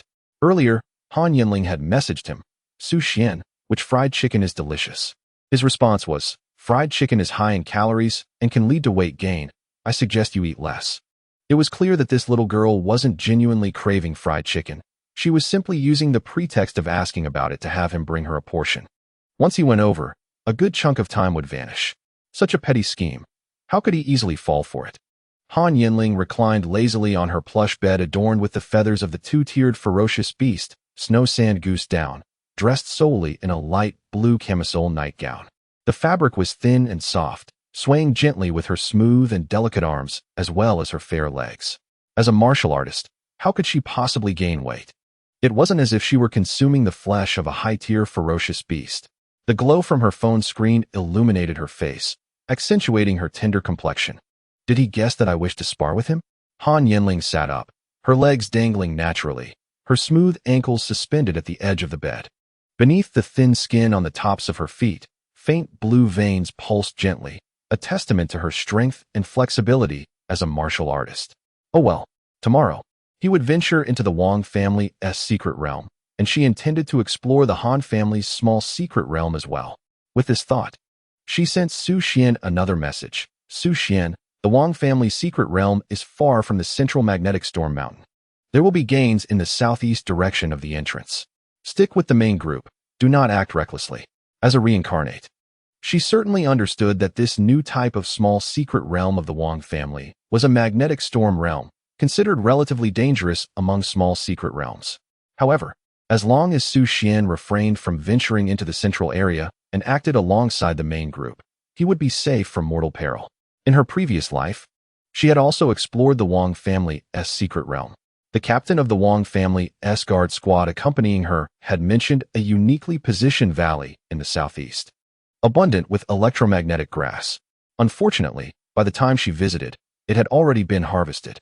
Su Xuan quickly replied to Han Yanling with delectable images: special garlic shrimp, image; fiery beef skewers, image; spicy crab claws, image. Han Yanling. At this moment, a singular thought occupied her mind. Once you emerge from the secret realm, I shall certainly deliver a few lashes to alleviate my pent-up resentment. As Su Xuan rode through the streets, savoring various culinary delights and sharing in the joy, he had another objective for the night beyond mere indulgence. He was in search of the unique spirit crystal, Wang Longdi. Benefiting from his ascension to the 4th rank of martial artist, the range of Lingxin has once again expanded. His current coverage extends over 2 square kilometers. The light shuttle motorcycle can reach a maximum speed of 500 kilometers per hour on the expressway, allowing him to traverse the 4 rings of the capital city in just over 2 hours. This is a remarkable feat considering that Huayu Jingqing is 10 times larger than the renowned capital of his previous life. Before leaving the city yesterday, he discovered that spirit crystal within the Wang family's estate, prompting him to make another round today in hopes of fortune. It did not take long. At the edge of the 3rd ring, he sensed the aura of the spirit crystal in the establishment known as Tianshang Renjian. He parked the vehicle at a distance, donned a mask, and stepped into the classical palace that stood amidst the bustling metropolis. The presence of many masked individuals made his attire unremarkable. Su Xuan activated his all-seeing eye, shielding himself from the various electronic devices within the building. As he moved through the venue, he encountered strikingly attractive service personnel, including several low-ranked female martial artists. Each private room boasted a unique decor. Some emulated the opulence of European palaces, resplendent with exotic charm, while others adopted a classical Chinese style, steeped in antiquity. Some rooms even recreated scenes from classic films, such as Saw and The Ring. Upon reaching the entrance of a room, he swiftly incapacitated 2 second-rank martial bodyguards stationed there with a couple of swift strikes. He pushed open the door to find 3 women and 1 man inside. The women were heavily made up, dressed elegantly, and holding various toys, while the 3rd young master of the Wang family, Wang Longdi, was bound in heavy ropes and suspended in midair, shouting in excitement. Unfortunately for him, he was facing away from the door. Su Xuan's sudden entry startled him. When did his bodyguards become so disobedient? Wasn't he there an order prohibiting entry into this room? Who the hell? With a decisive strike, Su Xuan delivered a blow to Wang Longdi's occiput, precisely controlling his strength to crush the man's brain matter before departing the room. It was executed with efficiency, leaving no room for unnecessary dialogue. There was no need for Wang Longdi to comprehend the gravity of the situation. Since he harbored intentions to kill him, Su Xuan thought it prudent to strike first. What if Wang Longdi awakened a rare talent in the future and became a formidable adversary? The knowledge that villains perish from excessive talk, while protagonists fall due to their compassion, was well understood by Su Xuan. To let one's guard down due to the perceived weakness of an opponent is the height of folly. Wang Longdi's death resulted in his sphincter relaxing. An excrement spilled forth, filling the room with a noxious stench that elicited shrieks from the surrounding women. Unfortunately, the soundproofing of the room was impeccable. By the time they fled the suite, Su Xuan had vanished from the opulent corridor. The alarms of Tianshang Rinjian blared, and that night, the elite circles of Jingcheng remained restless, while the Martial Control Bureau burned the midnight oil. Beneath a canopy of neon lights, Su Xuan raised the head of his luminous motorcycle, a faint smile gracing his lips. Next stop, the Wang family's new secret realm.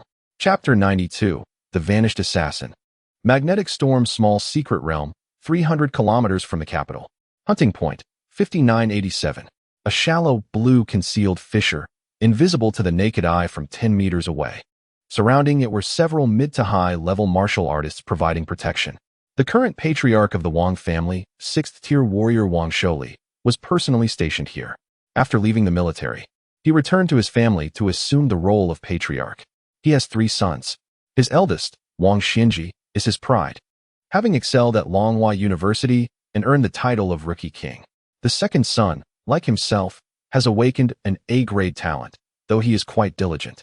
And despite facing setbacks recently, there remains a chance for a breakthrough under his guidance. However, his greatest concern lies with his youngest son, Wang Longdi. He has invested considerable effort and affection into him, hoping for an awakening of an S-grade talent or higher.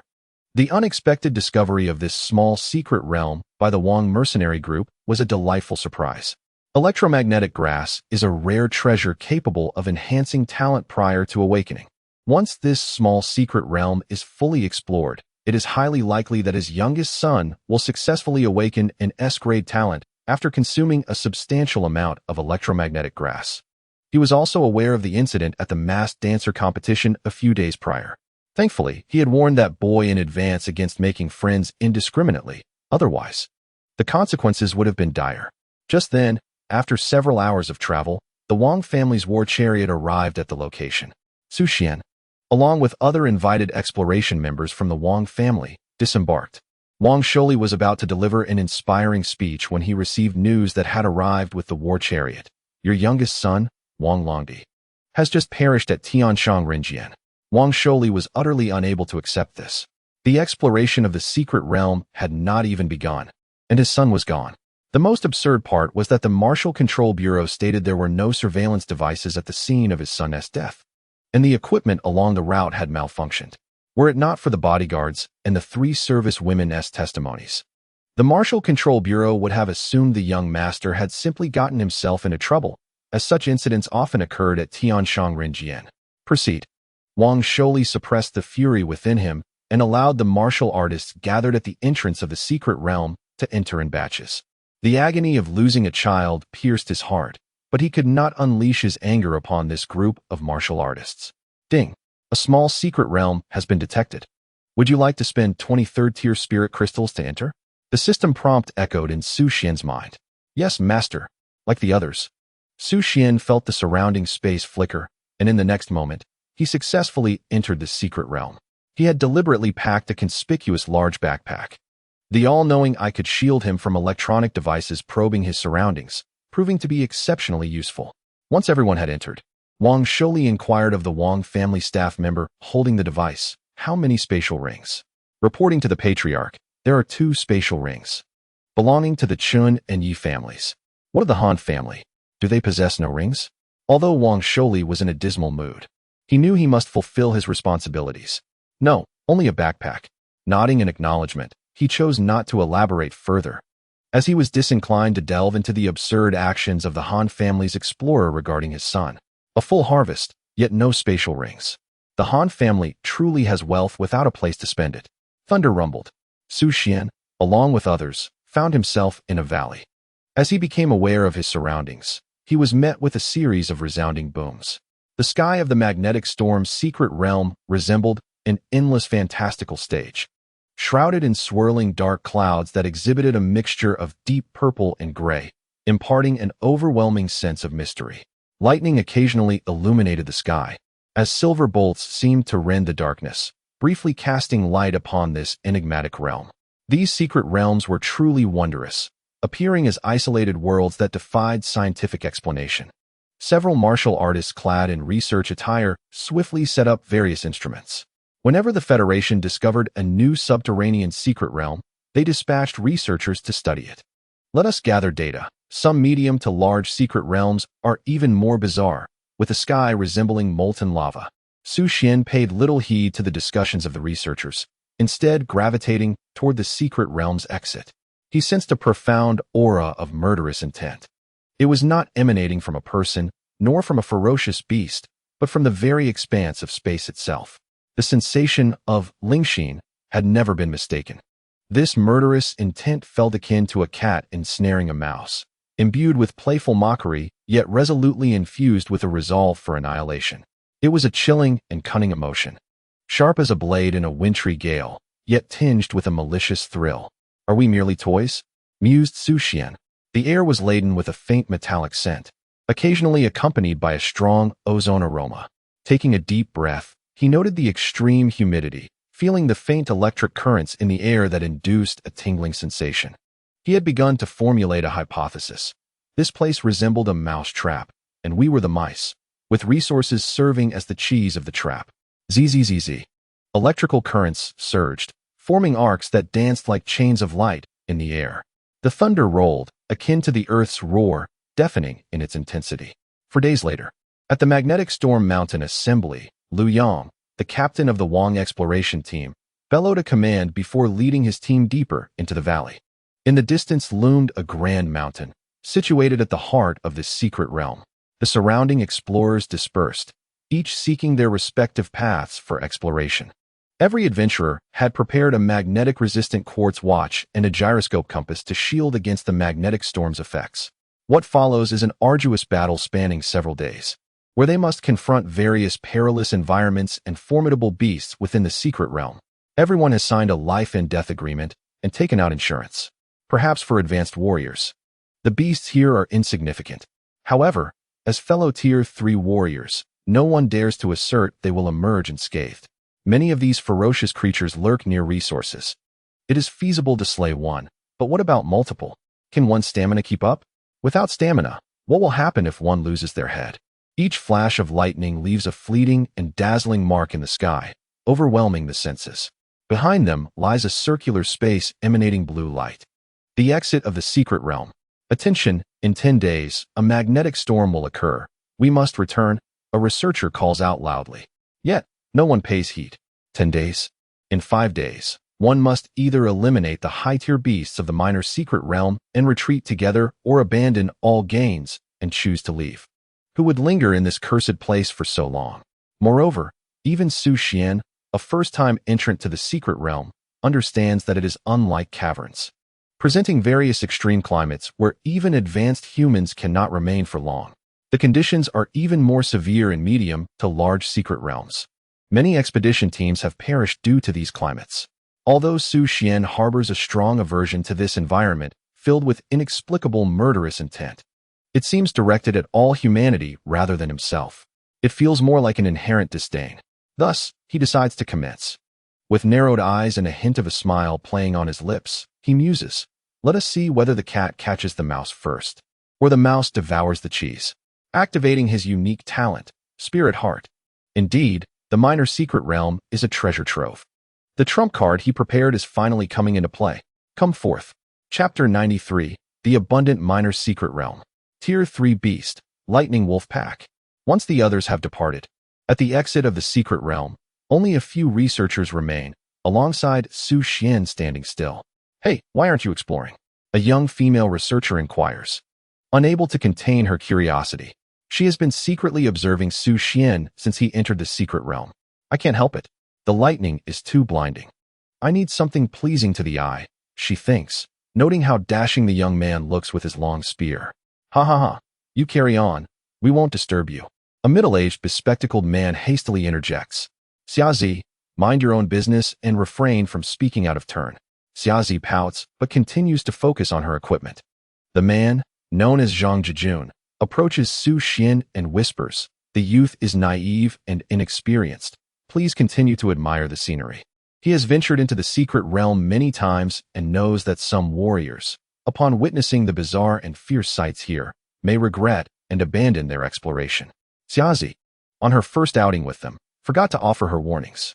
They are also low-tier warriors. Without slaying beasts, their fieldwork bonus is merely 100,000, which pales in comparison to these warriors, though the danger to their lives is considerably less.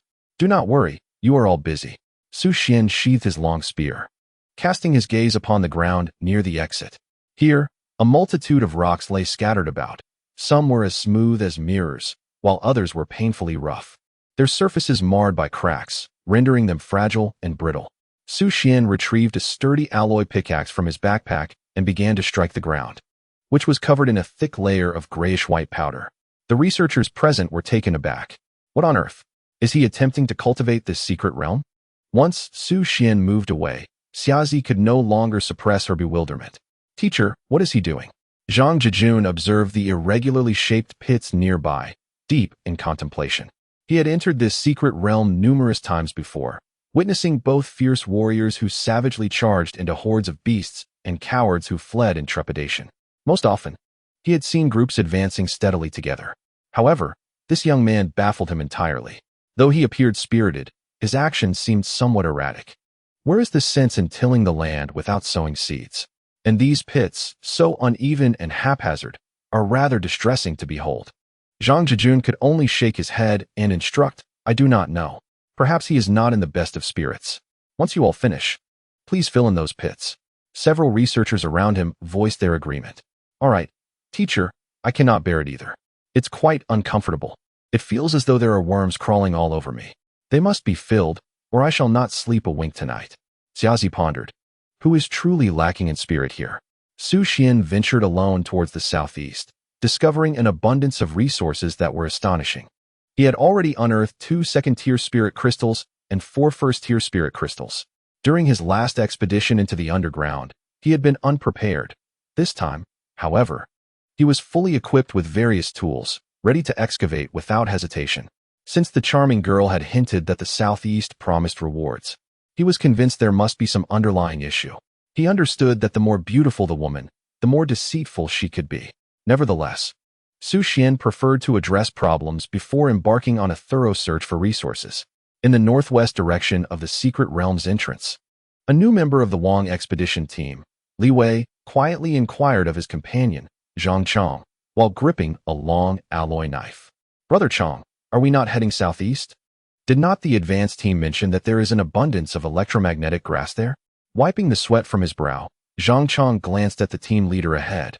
Speaking with significance, "Little Wei, we are allies here. Not only is there electromagnetic grass, but also a large number of lightning wolves.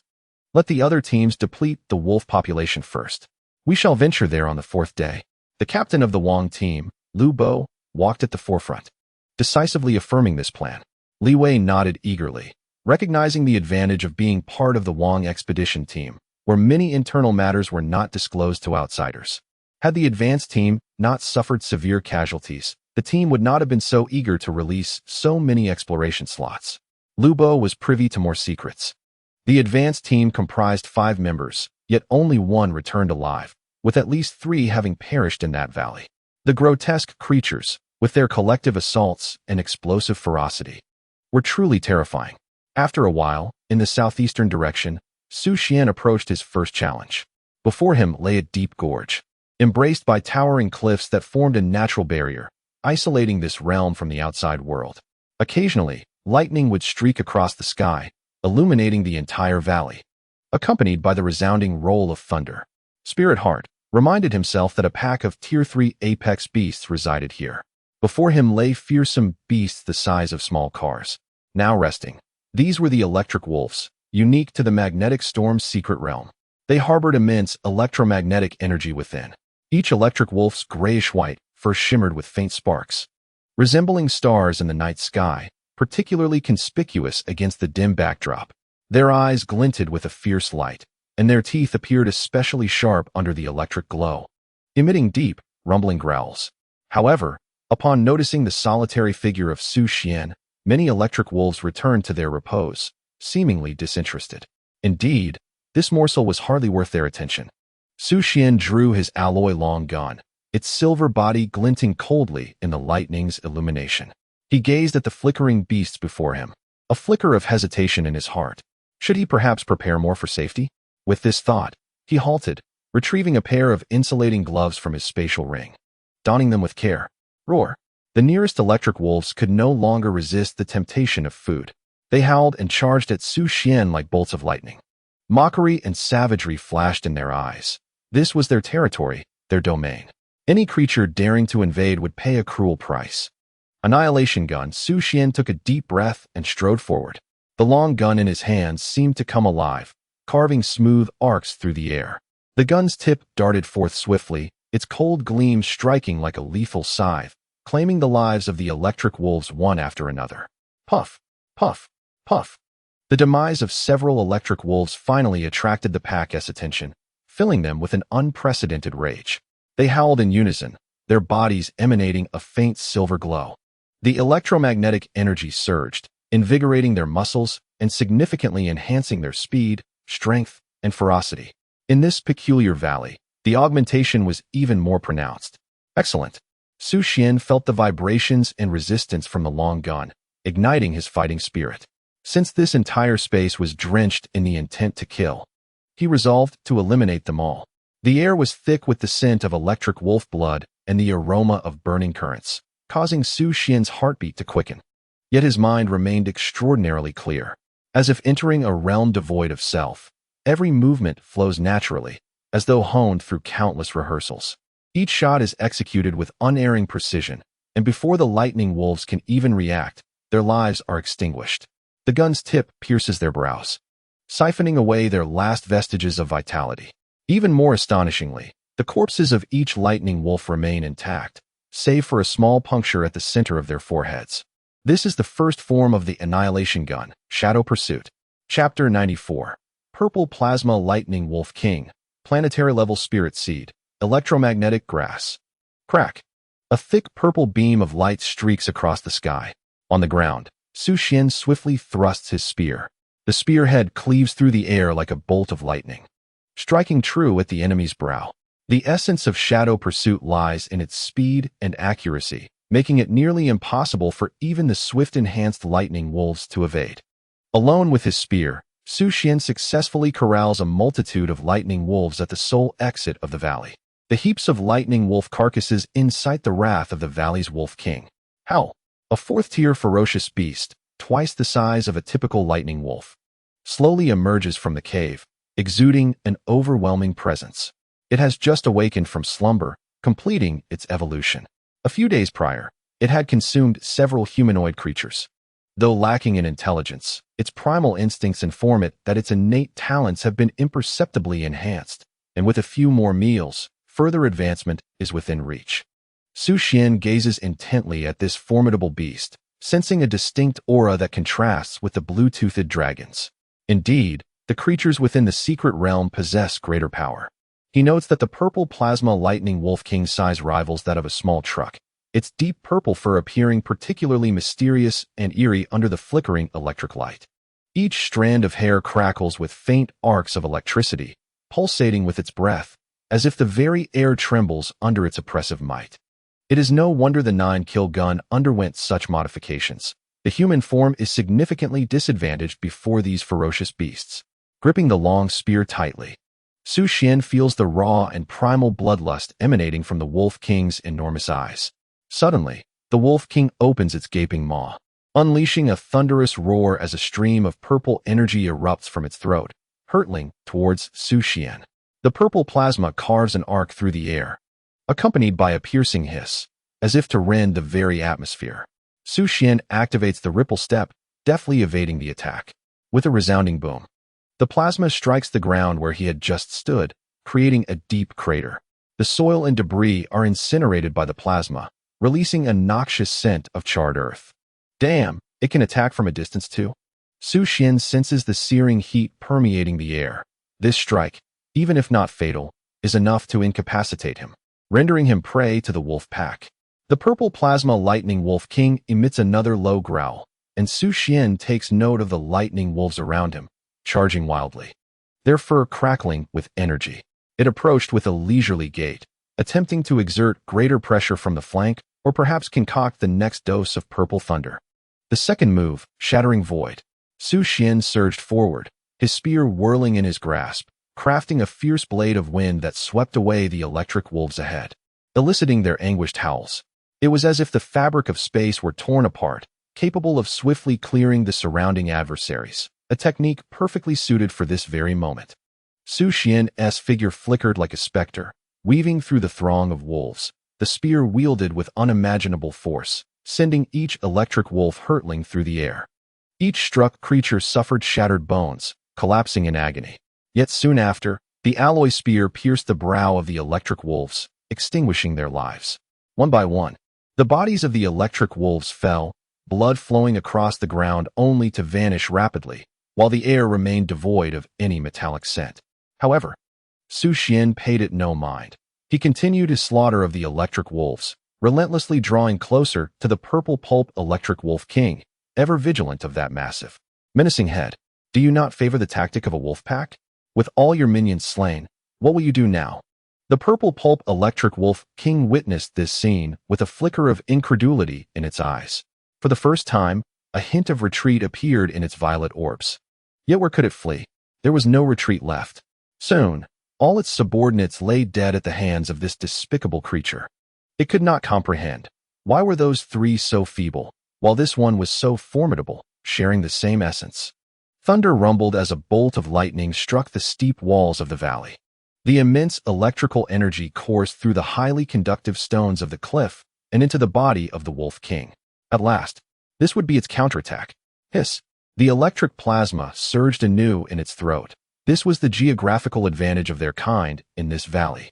At such a close range, death was imminent. Roaring, the Wolf King attempted to unleash a torrent of purple plasma to obliterate the encroaching Su Xuan. Yet, the glimmer of cold light pierced its throat with a speed beyond comprehension. The third move, Cold Star. The gaze of the purple pulp electric Wolf King dulled instantly, the light in its eyes fading, as its massive body slowly succumbed to the ground with a heavy thud, causing the earth to tremble slightly. Su Xuan sheathed his spear, panting lightly. This ferocious beast seemed overly fixated on utilizing its skills. With no other beasts remaining, he could afford a brief respite. Surveying the corpses of the third-tier electric wolves around him, he nodded in satisfaction. The materials from these beasts within the secret realm were far more valuable, each capable of fetching between 60-70 W. In such a short span, he had slain no fewer than 50. It was an excellent means of honing his martial skills while earning a fortune. What could be more gratifying? Just as Su Xuan was about to collect the remains of these beasts, he suddenly sensed something amiss. No scent of blood, and no spirit crystals?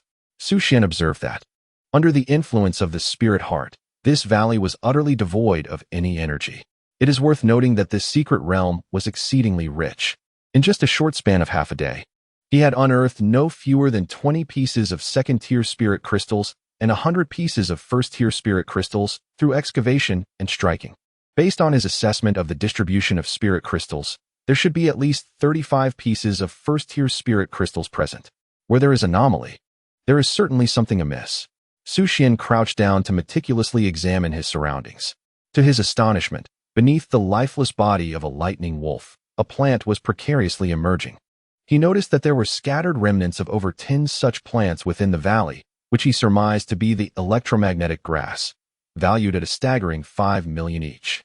Just as he was about to harvest, a sudden system notification rang out. Ding! Spirit energy plant detected. Would you like to spend 10 pieces of second-tier spirit crystals to enhance the all-knowing eye for a thorough appraisal? Su Xuan initially felt a surge of joy, followed by a wave of shock. What? The all-knowing eye, aside from detecting and shielding electronic devices, can also appraise plants? Moreover, why does it require such an exorbitant amount of spirit crystals for a single plant? That equates to 100 million federal coins. A single electromagnetic grass sells for 5 million. He would need to harvest at least 20 to break even. Scanning the valley, he realized there were not even 20 plants in total. This transaction seemed rather unprofitable. However, Su Xuan reminded himself that he had only explored less than 1/20th of the secret realm and was not in short supply of spirit crystals. Since the system had prompted him, it was worth a try. Proceed with the appraisal. Beep. Appraisal in progress. Su Xuan noticed that 10 pieces of second-tier spirit crystal blocks vanished from his spatial ring. He couldn't help but marvel at his auxiliary talent, which enabled him to locate abundant spirit crystals. Otherwise, this system would be nothing more than a crystal-devouring beast. Other combat-oriented talents would find it challenging to afford such appraisals. Furthermore, from the system's notification, he wondered if he would no longer need spirit crystals to enhance the all-knowing eye once he grew stronger. Suddenly, Su Xuan felt a refreshing coolness in his eyes. Subsequently, a stream of information surfaced in his mind. Beep. Detected, planetary-level spirit seed plant, electromagnetic grass, young. Chapter 95, Master Planner Su Xuan. Su Xuan gazed at the continually rising, electromagnetic grass. The leaves were long and slender like swords, each measuring approximately 20 to 30 centimeters in length and no wider than 5 centimeters. They displayed a deep green hue, yet along the edges ran a distinct purple arc, which flickered with faint electric light as the wind blew, akin to currents dancing in the air. The surface of the plant bore fine hairs, soft to the touch, but with a slight tingling sensation. However, a new piece of information had emerged in his mind. Information grows in low-lying environments affected by magnetic storms. Mature leaves can slightly enhance life energy and improve physical constitution. Characteristics: seed stage absorbs low-tier spirit crystals. Growth phase requires irrigation with the blood of electromagnetic creatures. Weakness: cannot grow in non-magnetic storm environments. It is advisable to store in thunder or containers. Su Xuan noted several key phrases: mature plants and electromagnetic bioblood. Had it not been for the sudden sound from the system, he might have uprooted this still juvenile electromagnetic grass. This was not entirely his fault. The information provided by Yu Ying depicted specimens of this size, with no other forms observed. Su Xuan noticed that this particular electromagnetic grass was indeed flourishing rapidly beneath the incessant drips of electric wolf blood, validating the accuracy of the identification data. Given this, Su Xuan surveyed the expansive valley, where the surface was predominantly composed of white rock powder. The absence of spirit crystals suggested a significant presence of electromagnetic grass seeds in the valley.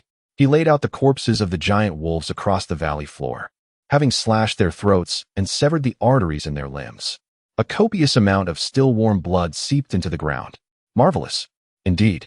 Su Xuan observed tender green shoots piercing through the earth, forming clusters of grass.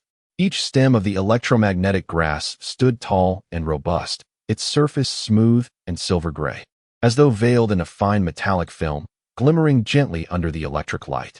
Gazing across the formerly barren valley, it now vibrantly thrived with life. The growth rate of the electromagnetic grass was astonishing. Within mere minutes, it transformed into a new form. Likely surprised by the abundance of blood it could indulge in during its lifetime. Had it begun to bloom? Under the influence of the copious blood, delicate flowers blossomed atop the electromagnetic grass, displaying enchanting shades of blue and purple. The petals were elongated and soft, with the stamens shimmering faintly with electric light, reminiscent of miniature batteries. The flowers exuded a subtle fragrance, tinged with a metallic scent and a refreshing herbal aroma. The valley was adorned in an enticing golden hue. Suddenly, a series of explosive sounds erupted. From the flower stamens, bursts of yellow electric light erupted, scattering golden particles, most of which were intercepted by the valley walls, falling to the ground and vanishing from sight. The all-knowing eye confirmed that these electromagnetic grass plants had matured and were ready for harvest.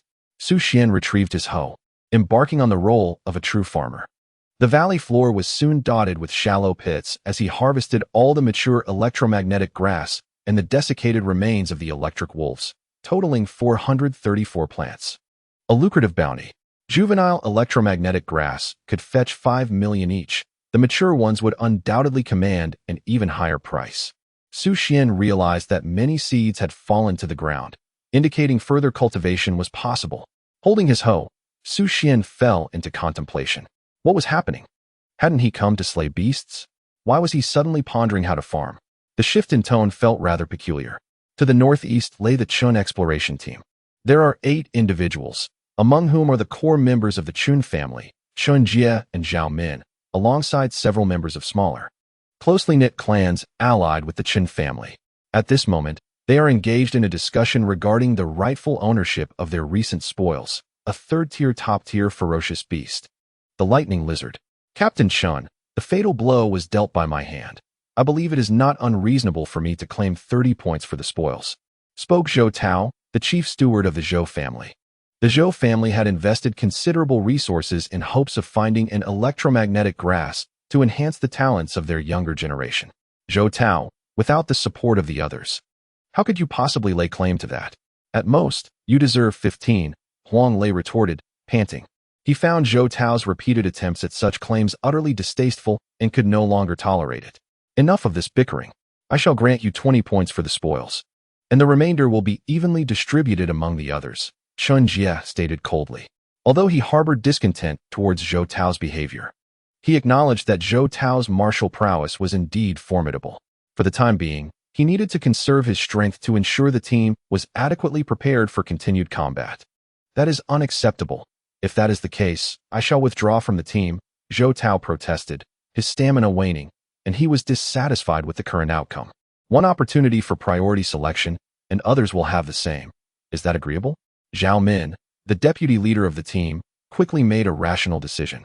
Embodying a woman's clarity of thought. We are all adults here, driven by our interests. Too much greed will not lead us far. If the team fractures, so too will our unity. Very well, I agree. A flicker of delight crossed Zhou Tao's eyes. This was splendid news. Once the team located the electromagnetic grass, he had a high probability of securing it for himself. This was undoubtedly a favorable arrangement. The others remained silent, as this proposal was also beneficial to them. They could contribute more effort in exchange for such an opportunity. The team continued their silent march and exploration. Meanwhile, in the Cold family's small secret realm, Miss, which way should we go? A bald man quietly inquired of Han Yanling. Earlier that morning, their exploration team received a task to accompany the young lady of their family into the secret realm. Han Yanling surveyed the surrounding third-tier martial artists, feeling a wave of discomfort wash over her. She did not recognize any of them and was reluctant to speak. She gestured toward a direction, tightening her frost-resistant clothing, her exquisite features striving to maintain an air of composure. Following the incident with Niu Tianming, the family had conducted a thorough re-evaluation. Presently, all individuals here were loyal members of the Han family, ensuring that past issues would not reoccur. Han Shuangyi was known for her stringent measures. Many individuals without familial ties had been relegated to peripheral positions. Move quickly, the bald man commanded his subordinates in a loud voice. He was Zhao Yongfu, a name rather unrefined, yet his strength was considerable. Originally, he was a third-tier martial artist dispatched by the Han family. Had it not been for Su Xuan's emergence, he would have been the one to venture into the Wang family's secret realm. Nevertheless, he felt fortunate, rather than angry, about the change in circumstances. Exploring new secret realms presents lucrative opportunities, yet it also harbors considerable risks to one's very existence. On one hand, there is the perilous struggle against life-threatening dangers. On the other, the delight of accompanying exquisite beauties through the familiar Cold clan's secret domain. Which is more pleasurable? This is clearly a question with an obvious answer. Even a dog would know how to choose. Chapter 96. Bountiful Harvest in the Cold clan's secret realm. A Valley of Terror. The Cold clan's secret realm is shrouded under a dreary sky, veiled as if by a gray silk curtain, with snowflakes gracefully swirling in the wind, imparting a chilling atmosphere. Periodic blizzards further envelop the area. The flora and ferocious beasts that thrive here possess remarkable cold resistance. Thanks to the foresight of Han Yanling, they have reaped an abundant harvest along the way. Particularly notable is the freshly matured ice lotus. Should one miss the season, it would dissolve into icy water upon contact with the frozen earth. Consuming it yields enhancements to one's innate abilities. The frigid air is permeated with a biting chill, each breath sending waves of cold deep into the lungs. Yet, the voice of Captain Zhao Yongfu of the Cold Clan expedition team is filled with fervor and enthusiasm. Miss, your prowess is unmatched. The once-in-a-decade ice lotus has ripened, worth millions. Your keen vision is exceptional. This cunning beast would have eluded us had it not been for your foresight. Indeed, you are the destined daughter. We have uncovered a third-tier spirit crystal, a treasure beyond measure.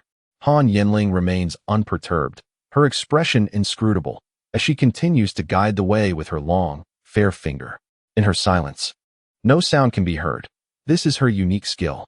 The other members of the expedition team squirm in discomfort. Sister Wu, can you make the captain quiet down? Lu Di nudged his vice captain, Wu Ling. Only she possesses the ability to reign in Zhao Yongfu. What is it? Wu Ling retorted, extracting her combat boots from the snow. Lu Di inhaled the frigid air. My toes are about to burst out of these size 42 combat boots. Wu Ling sighed. Young man, you are still too naive. You should take a page from Zhao's book. After a moment's reflection, she added, had I possessed even half his skill back then, I might have been the captain of the entire team by now. Lu Di, is such skill truly learnable? Isn't it a matter of talent? Shortly after Su Xuan departed from the electromagnetic grass valley, the Yi clan's joint expedition team also made their way here. They engaged in combat with ferocious beasts while exploring, albeit at a pace slower than Su Xuan's. At this moment, the team halted not far from the valley. Boss, is your information accurate? Wang Ming inquired of his leader, Su Bin. Su Bin retrieved a dozen D-class combat suits from his spatial ring, distributing them among the others. You all should change into E-class suits. A fierce battle awaits. And do not question my decisions. Su Bin cast a cold glance at Wang Ming. As Wang Ming donned his D-class combat suit, he nodded fervently, affirming, indeed, you are correct, Chief. This combat attire has been meticulously amassed by the Yi family over time. We shall lend it to them for the time being. The pressure posed by the third-tier ferocious beasts was manageable, though the impact could not be entirely absorbed. As long as they did not encounter higher-tier beasts, their lives would remain unthreatened. The Yi family had gleaned intelligence regarding the vanguard team through their spies. However, their approach was more decisive, as they produced all available D-class combat suits, preparing to seize this valley and monopolize the resources of the electromagnetic grass. Su, we are all risking our lives here. You must provide a clear stance, urged Guofeng, who, despite having also donned a D-class combat suit, remained obstinate. We entered under a betting agreement. Enough of the idle chatter. There is electromagnetic grass here, and what more needs to be said? Su Bin understood that the individuals he had brought along were all elites from their respective families. Although Wang Ming appeared submissive, he was quite astute, deliberately raising his voice to provoke someone like Guofeng. Ting, you possess considerable experience. Perhaps you could assist in calming the situation? Su Bin whispered to his deputy. Zhou Ting, nearing 40 yet well-preserved, held a metallic long knife and cast a glance at Su Bin. Su, do not attempt to ensnare me in your traps. She was well aware that Su Bin intended to use her to broach the topic of the Yi family's encroachment on the Wang family's territory. That cunning man, she thought, was full of schemes. Had it not been for her forthright nature, would she have found herself on this mission? Seeing that his strategy had not borne fruit, Su Bin contemplated and decided to speak for himself. Enough, we shall soon be comrades in life and death. I, Su, am no paragon of virtue, but I must lay everything bare. There is a significant presence of electrolyte wolves here, and the Wang vanguard has also discovered ample electromagnetic grass. If we can drive off this pack of wolves, each of us stands to gain at least 5 million. Those wishing to depart may remove their D-class suits now and leave. We can still remain friends. For those who choose to stay, should anyone flee in the heat of battle, do not blame the Yi family's swift blades. Among the dozen or so individuals present, none moved to leave after hearing this. They wore their combat suits resolutely. The abundance of electrolyte wolves was intimidating, yet clad in their suits, they felt emboldened. Everyone had entered for the prospect of wealth. If Su Bin's words proved true, this venture would yield substantial profits. For third-tier martial artists, the opportunity to earn 5 million in a single day was exceedingly rare. Furthermore, there were beast points to be earned. Was not entering the secret realm for such opportunities? Seeing that no one budged, Su Bin issued a bold proclamation. Lastly, I guarantee with my life that this information is absolutely accurate. In an instant, a spirit of unity surged among them, fueled by Su Bin's words. All right, charge forth. Su is formidable. With these combat suits, what do we have to fear? Let's go. We shall slay this pack of wolves. I am eager to taste wolf meat. Zhou Ting joined the throng as they advanced toward the valley ahead. In the depths of one's heart, learning persists. Su Bin possesses numerous strategies, some of which prove to be remarkably effective at times. Acquiring a couple of techniques is undoubtedly beneficial. As the group ventured into the valley, they were astounded by the scene that unfolded before their eyes. Lightning continued to streak across the sky, yet the resounding thunder echoed within their hearts. What happened to the promised lightning wolves? And what of the electromagnetic grass? Su Bin was bewildered. Not only were there no lightning wolves in sight, but not even a single hair of a wolf could be found. Furthermore, who was responsible for digging this pit? Its disarray suggested the handiwork of no good person. Su, is this what you meant by accurate information? My blade is itching for action, and this is all we have? A chorus of sarcastic doubts arose, causing beads of sweat to form on Su Bin's brow. Nevertheless, he maintained his composure and replied, I understand your impatience, but let us not rush. Everyone, split up and search. Perhaps there are other rewards to be found. Damn it. In this day and age, one must refrain from making rash proclamations. With only a single life to spare, failure to yield results would be a tremendous embarrassment. With this thought in mind, he hastily commanded, Wang Ming, isn't your talent sensitive to scents? Take a whiff. Yes, ascertain whether this is indeed the valley. We might have taken a wrong turn. The others echoed in agreement. Upon hearing this, Wang Ming's face flushed with anger as he retorted, Brothers, my D-grade talent is frenzied canine, not some sniffing rodent. Moreover, my talent is combat-oriented, capable of rapid bursts. Those nearby quickly interrupted. Enough with the chatter. Just smell it. What good is a burst of power now when not a single strand of beast fur is in sight? With no other choice, Wang Ming activated his talent, his body glowing red as he seemed to swell in size. At that moment, both his strength and speed saw a suitable enhancement, while his sensitivity to pain diminished. It was a talent suited for life-threatening situations. Unfortunately, in this instance, it could only serve as an auxiliary ability. Taking a deep breath, Wang Ming meticulously discerned the residual scent of ferocious beasts in the air. His eyes widened in alarm as he quickly turned and sprinted away, shouting, Run! There's a Wolf King. Chapter 97. At the peak of Magneto Mountain, a Tier 3 apex flying beast, Thunder Eagle, Su Xuan remained oblivious to the false alarm echoing within the valley behind him. After a day of relentless running, he had reached the heart of the secret realm. Magneto Mountain. A colossal peak rose abruptly in this area, characterized by its distinctive terrain. Magneto Mountain towered into the clouds, its surface a deep gray, adorned with peculiar patterns and fissures, as if torn apart by tremendous magnetic forces. The air was thick with a pungent scent of ozone, causing a tingling sensation with each breath. The mountainside was cloaked in dense forest, where the trees grew in twisted formations, seemingly resisting the overwhelming magnetic pull. The leaves of these trees glimmered with a metallic sheen, while arcs of electricity flickered faintly along their trunks. Within the realm of Lingxin, the mountainsides are adorned with a multitude of third-tier formidable beasts known as lightning lizards. Their scales shimmer with arcs of blue electricity, displaying a remarkable agility, while their eyes radiate a fierce and vigilant demeanor. Behind the mountains lies a shroud of grayish-purple mist, which Su Xuan recognizes as the boundary of the secret realm, a place where one would instantly become lost upon entry. This place is quite commendable, Su Xuan mused, nodding in satisfaction at the abundance of spirit crystals. He retrieved an alloy pickaxe from his spatial ring, a tool he had meticulously commissioned at a high price from the Martial Artist Guild, akin to the alloy battle boots of Selena and the gauntlets of Peng Lily. Due to its customized nature, it was naturally far more expensive than ordinary alloy equipment. However, Su Xuan was indifferent to such trivial expenses. It is often said that one must sharpen their tools to excel in their craft. Unbeknownst to him, the Federal Weapon Customization Department was still reeling from the completion of his order. The neighboring department, the Equipment Customization Division, had humorously hung a red plaque reading, Agricultural Tool Customization Department, inciting the ire of the department chief, Fei Chong. His colleagues speculated that a wealthy family had taken up an interest in farming, akin to the rationale behind alloy fishing rods. In response, Fei Chong vowed to cease taking lucrative orders from the affluent, aiming to restore the prestige of the Weapon Customization Department and refusing to become a mere pawn of capital. Oblivious to these developments, Su Xuan remained focused on boring holes into the wall. The clanging of his tool attracted a throng of lightning lizards.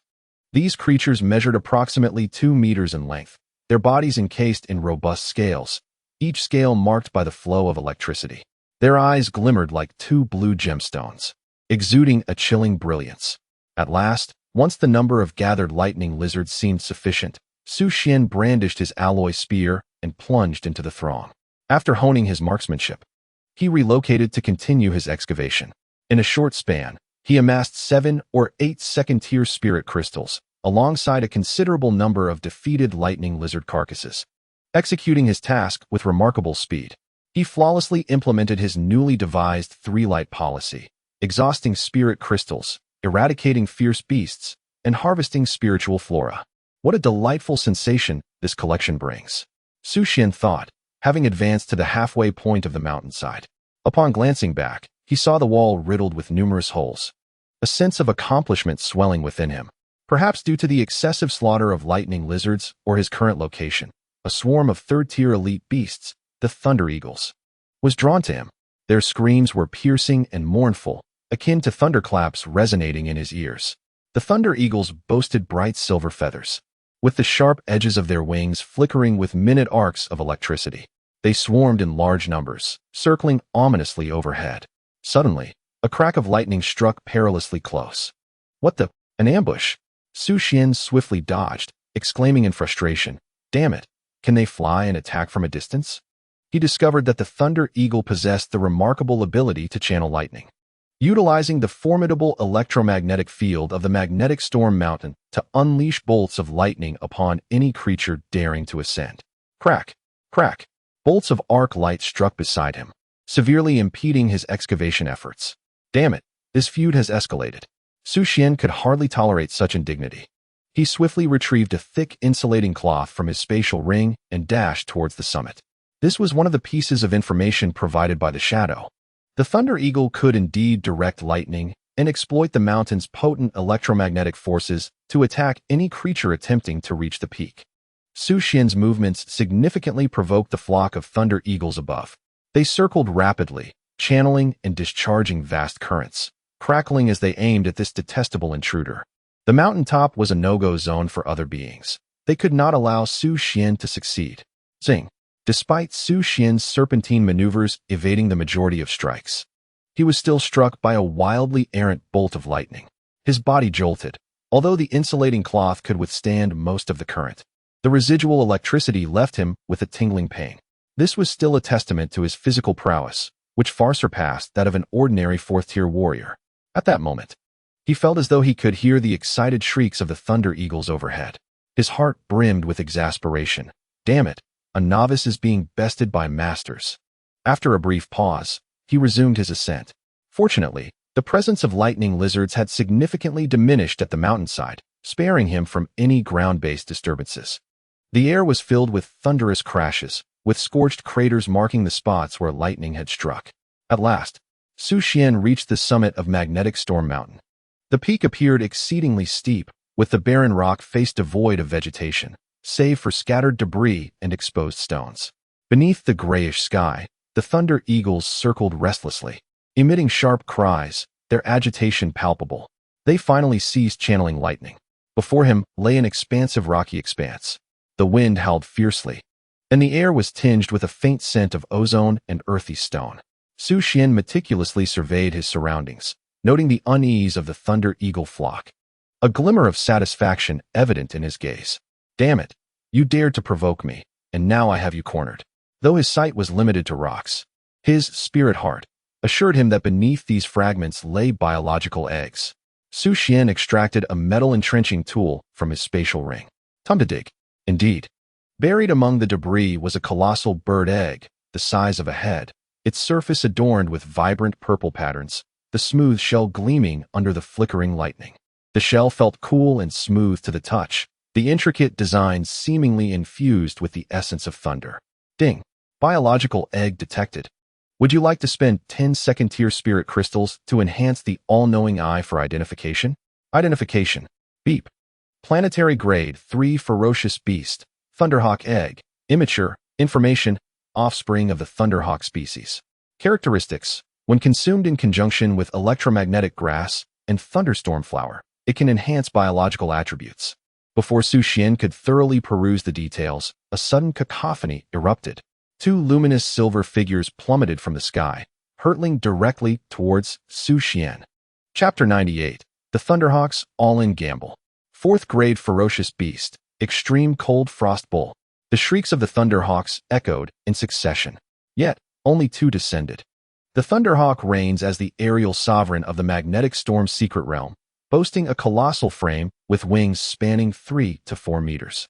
Its gleaming silver plumage shimmers like metal, captivating the eye, as if it were the embodiment of thunder and lightning. The beak, sharp and curved, glows with a chilling light, signifying formidable offensive prowess. Its claws, akin to sharp daggers, bear traces of lightning, glistening with an icy sheen. To Su Xuan, these were exceptional biological materials.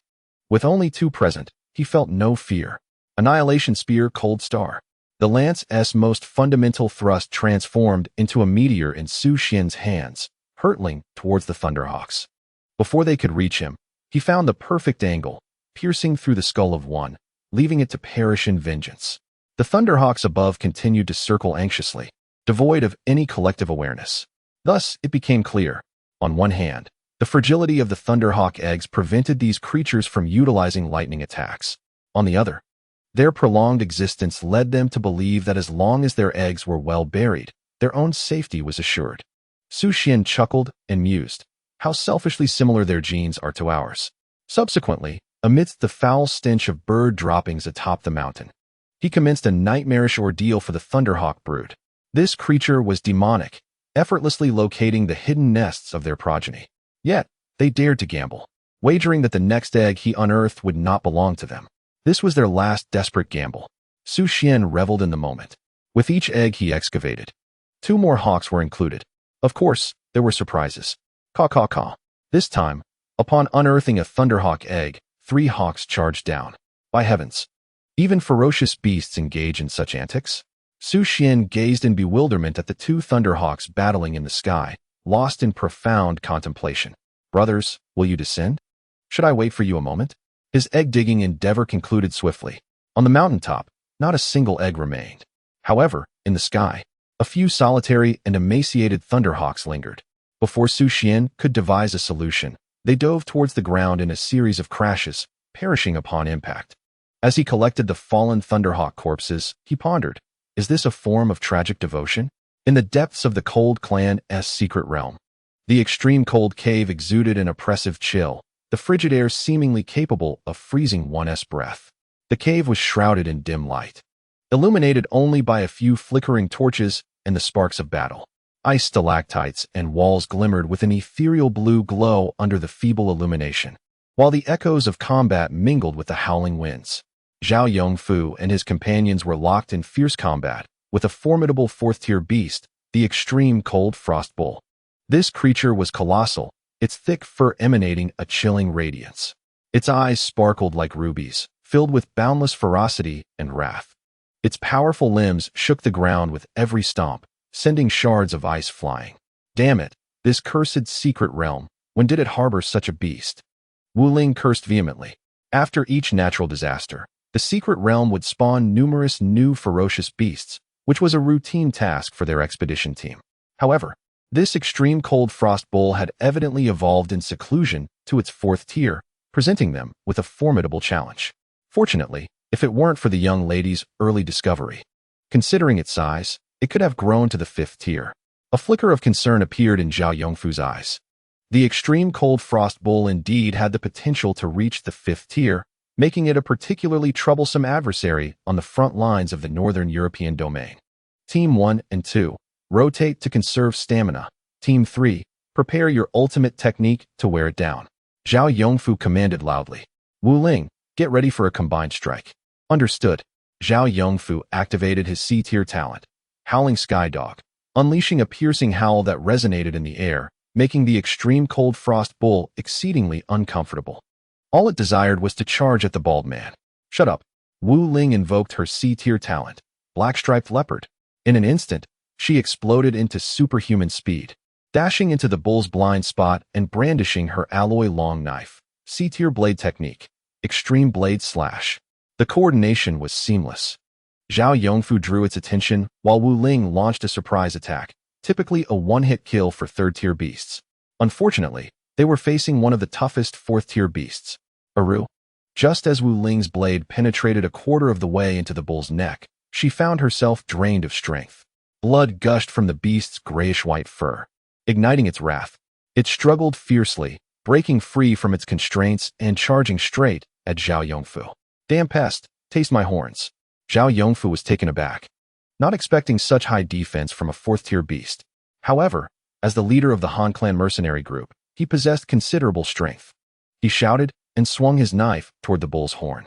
This maneuver would undoubtedly injure his arms, but would also impede the extreme cold frost bull's charge, creating an opportunity for his teammates to regroup for another combined strike. Under ordinary circumstances, he would never resort to such a tactic, but today, he had to embody the valor of a true man. Blood, after all, held the greatest value in front of the boss. At that moment, a dazzling golden light flashed beside him. An alloy whip ensnared one of the bull's horns just in the nick of time, using minimal effort to counteract the beast's might. A clear and chilling low growl resonated, causing the head of the frigid frost bull to veer slightly, brushing past Zhao Yongfu before crashing into the mountainside. It was the handiwork of Han Yanling, with a cunning and ruthless timing. The explosive power of a second-tier warrior combined with the SSS-level talent of the Valkyrie turned the tide of battle. Truly deserving of her title as the goddess of war from her previous life. Boom. In an instant, the cavern walls trembled and numerous icicles from the ceiling plummeted. The frigid frost bull was not spared either. It knocked itself unconscious upon impact. Members of the Han mercenary corps rushed forward, unleashing various martial techniques and weapons against the fourth-tier beast. Zhao Yongfu swiftly joined the fray, while Vice Captain Wu Ling positioned herself beside Han Yanling to guard against a potential counterattack from the ferocious creature. The sounds of battle echoed throughout the cave, the roars of the beast, the shouts of humans, and the clashing of weapons intertwined to form a fierce symphony of combat. However, Wu Ling's heart was far from the calm facade she maintained. Out of the corner of her eye, she noticed her young mistress's long black hair. Under the influence of her talent, shimmering with a golden-white hue, gently swaying in the frigid air. The unparalleled beauty of Han Yanling shone even more brilliantly amidst the chaos. Her bright, clear eyes sparkling with intensity. Could a second-tier warrior truly alter the course of battle? Was this the manifestation of an SSS-level combat talent and awareness? In that moment, Wu Ling's heart echoed with 6 words. So stunning, so beautiful, so lovable. Chapter 99. The Will to Charge, Life or Death. Within the icy cavern of the Han family's secret realm, the members of the expedition team gathered around a campfire alongside Han Yanling. Today's exploration had concluded, with 2 days remaining. Yet, the bounty was abundant. Our young lady is truly a genius in combat. Otherwise, I would surely be bettered in for 10 days or more. Zhao Yongfu rambled on, trying to reshape his image in the eyes of their leader. Captain, you should take a break. Can't you see the young lady has put on earmuffs? Lu Di could no longer contain himself. Zhao Yongfu retaliated with a swift kick, sending Lu Di tumbling. Get lost, you brat. That's because the young lady is cold. You wouldn't understand a thing. Go add some firewood to the fire. All right, enough noise. The young lady has made a rare visit. Let us discuss something worthwhile. Wu Ling interjected, peeling a frost honey orange and handing it to Han Yanling. She had come to realize that her young mistress was genuinely uninspired. The sparkle in her beautiful eyes had dimmed, contrasting starkly with her earlier fierceness in battle. Han Yanling's lack of luster was due to her irritation upon seeing Zhao Yongfu. Moments ago, she had fantasized about how much better it would have been had she saved Su Xuan instead. If I saved him once, he should at least give me a foot massage 10 times to make it worth my while. No, 20 times. Now, she could only gnaw on the frost honey orange to alleviate her boredom. Ahem, I must speak. Zhao Yongfu felt that Han Yanling's gaze towards him was rather peculiar. Drawing from years of professional experience, he sensed that the young lady appeared quite displeased with him. He probably had earned himself a label of recklessness. The surroundings erupted into a cacophony of excitement. Come on, Captain, wasn't your grandfather a high-ranking official in the Huajun? You never finish your stories. Make this one count. If you leave us hanging again, don't blame us for getting back at you. Zhao Yongfu chuckled. All right, today I'll share some substantial content. Over 50 years ago, my grandfather was a member of a special operations team in the GU Allied Forces, possessing the A-class talent of the Moon-Eating Hound, which significantly enhanced his abilities in the darkness and provided additional strength at night. Wu Ling interjected, "That talent? Is it the one that amplifies power during the night?" Zhao Yongfu nodded affirmatively. "Yes, precisely that. But why is your talent only rated C?" Wu Ling pressed on. Frustrated, Zhao Yongfu snapped his mouth shut, feeling that she was deliberately provoking him, bringing up sensitive topics. Laughter resonated among the group, with only Wu Ling proving to be a formidable challenge for their loquacious captain. Otherwise, no one could rein him in. "Come on, can't you see the young lady has taken off her earmuffs?" Wu Ling swiftly signaled. Zhao Yongfu cleared his throat and continued. "You all know about the staff beast tide, right? It erupted in the Black Domain, and the elite of the GU formed a coalition to resist it. In that battle, countless human warriors perished. The official toll was reported as 100,000 fourth-tier warriors.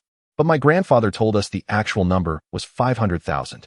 Han Yanling felt a wave of emotion wash over her at this revelation. This figure was something she had only learned after ascending to the position of Empress in her previous life. Each beast tide event bearing a unique name represented the demise of innumerable warriors.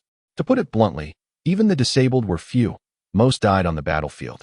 Amidst the crackling flames, Zhao Yongfu continued, "My grandfather became a sixth-tier warrior before the age of 30, serving as the team leader responsible for exploring the reasons behind the beast tide after it subsided.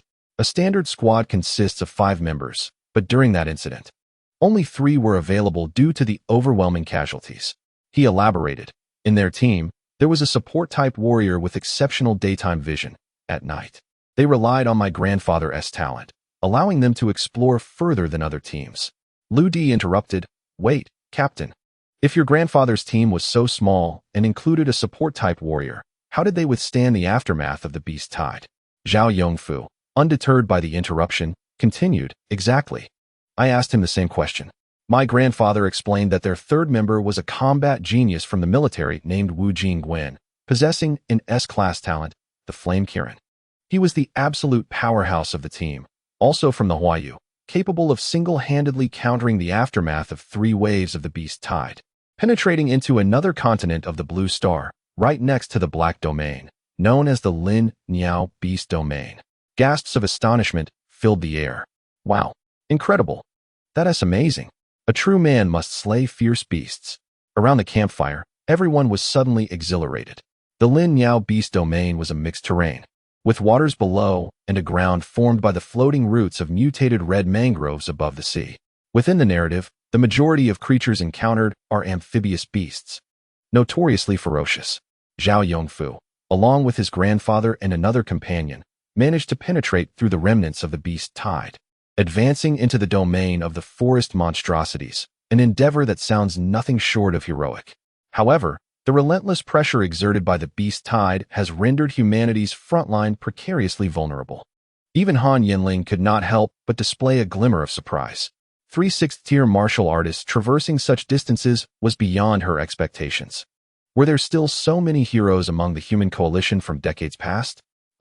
Indeed, the general of the staff beast tide was that venerable elder, which explains the formidable strength of the coalition at that time. Zhao Yongfu chuckled softly. This is merely the beginning. Given the coalition's nature, the other member of their team was a woman from the Sakura domain.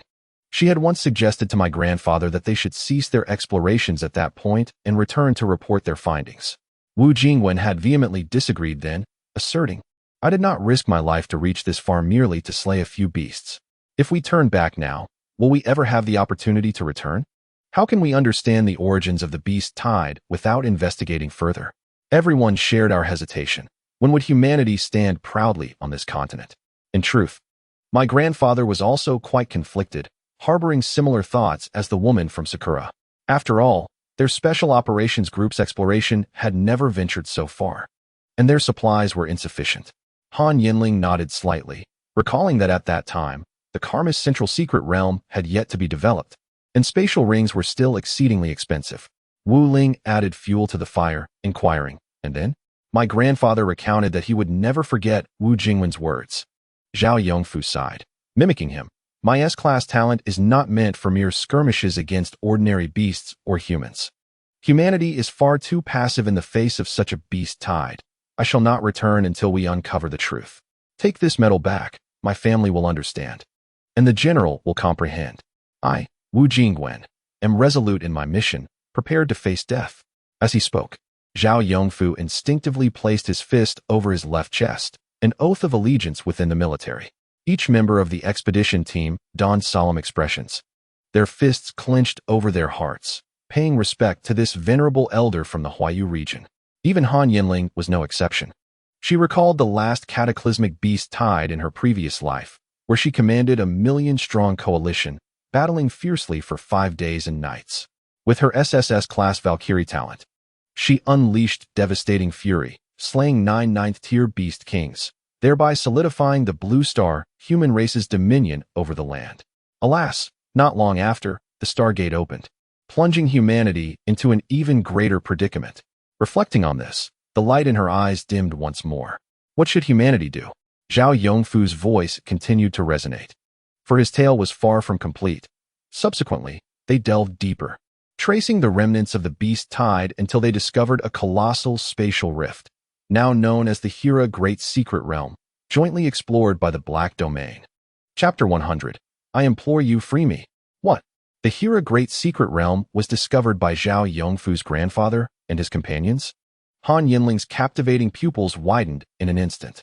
Upon hearing this, she suddenly realized that her memories from her past life differed entirely from Zhao Yongfu's account.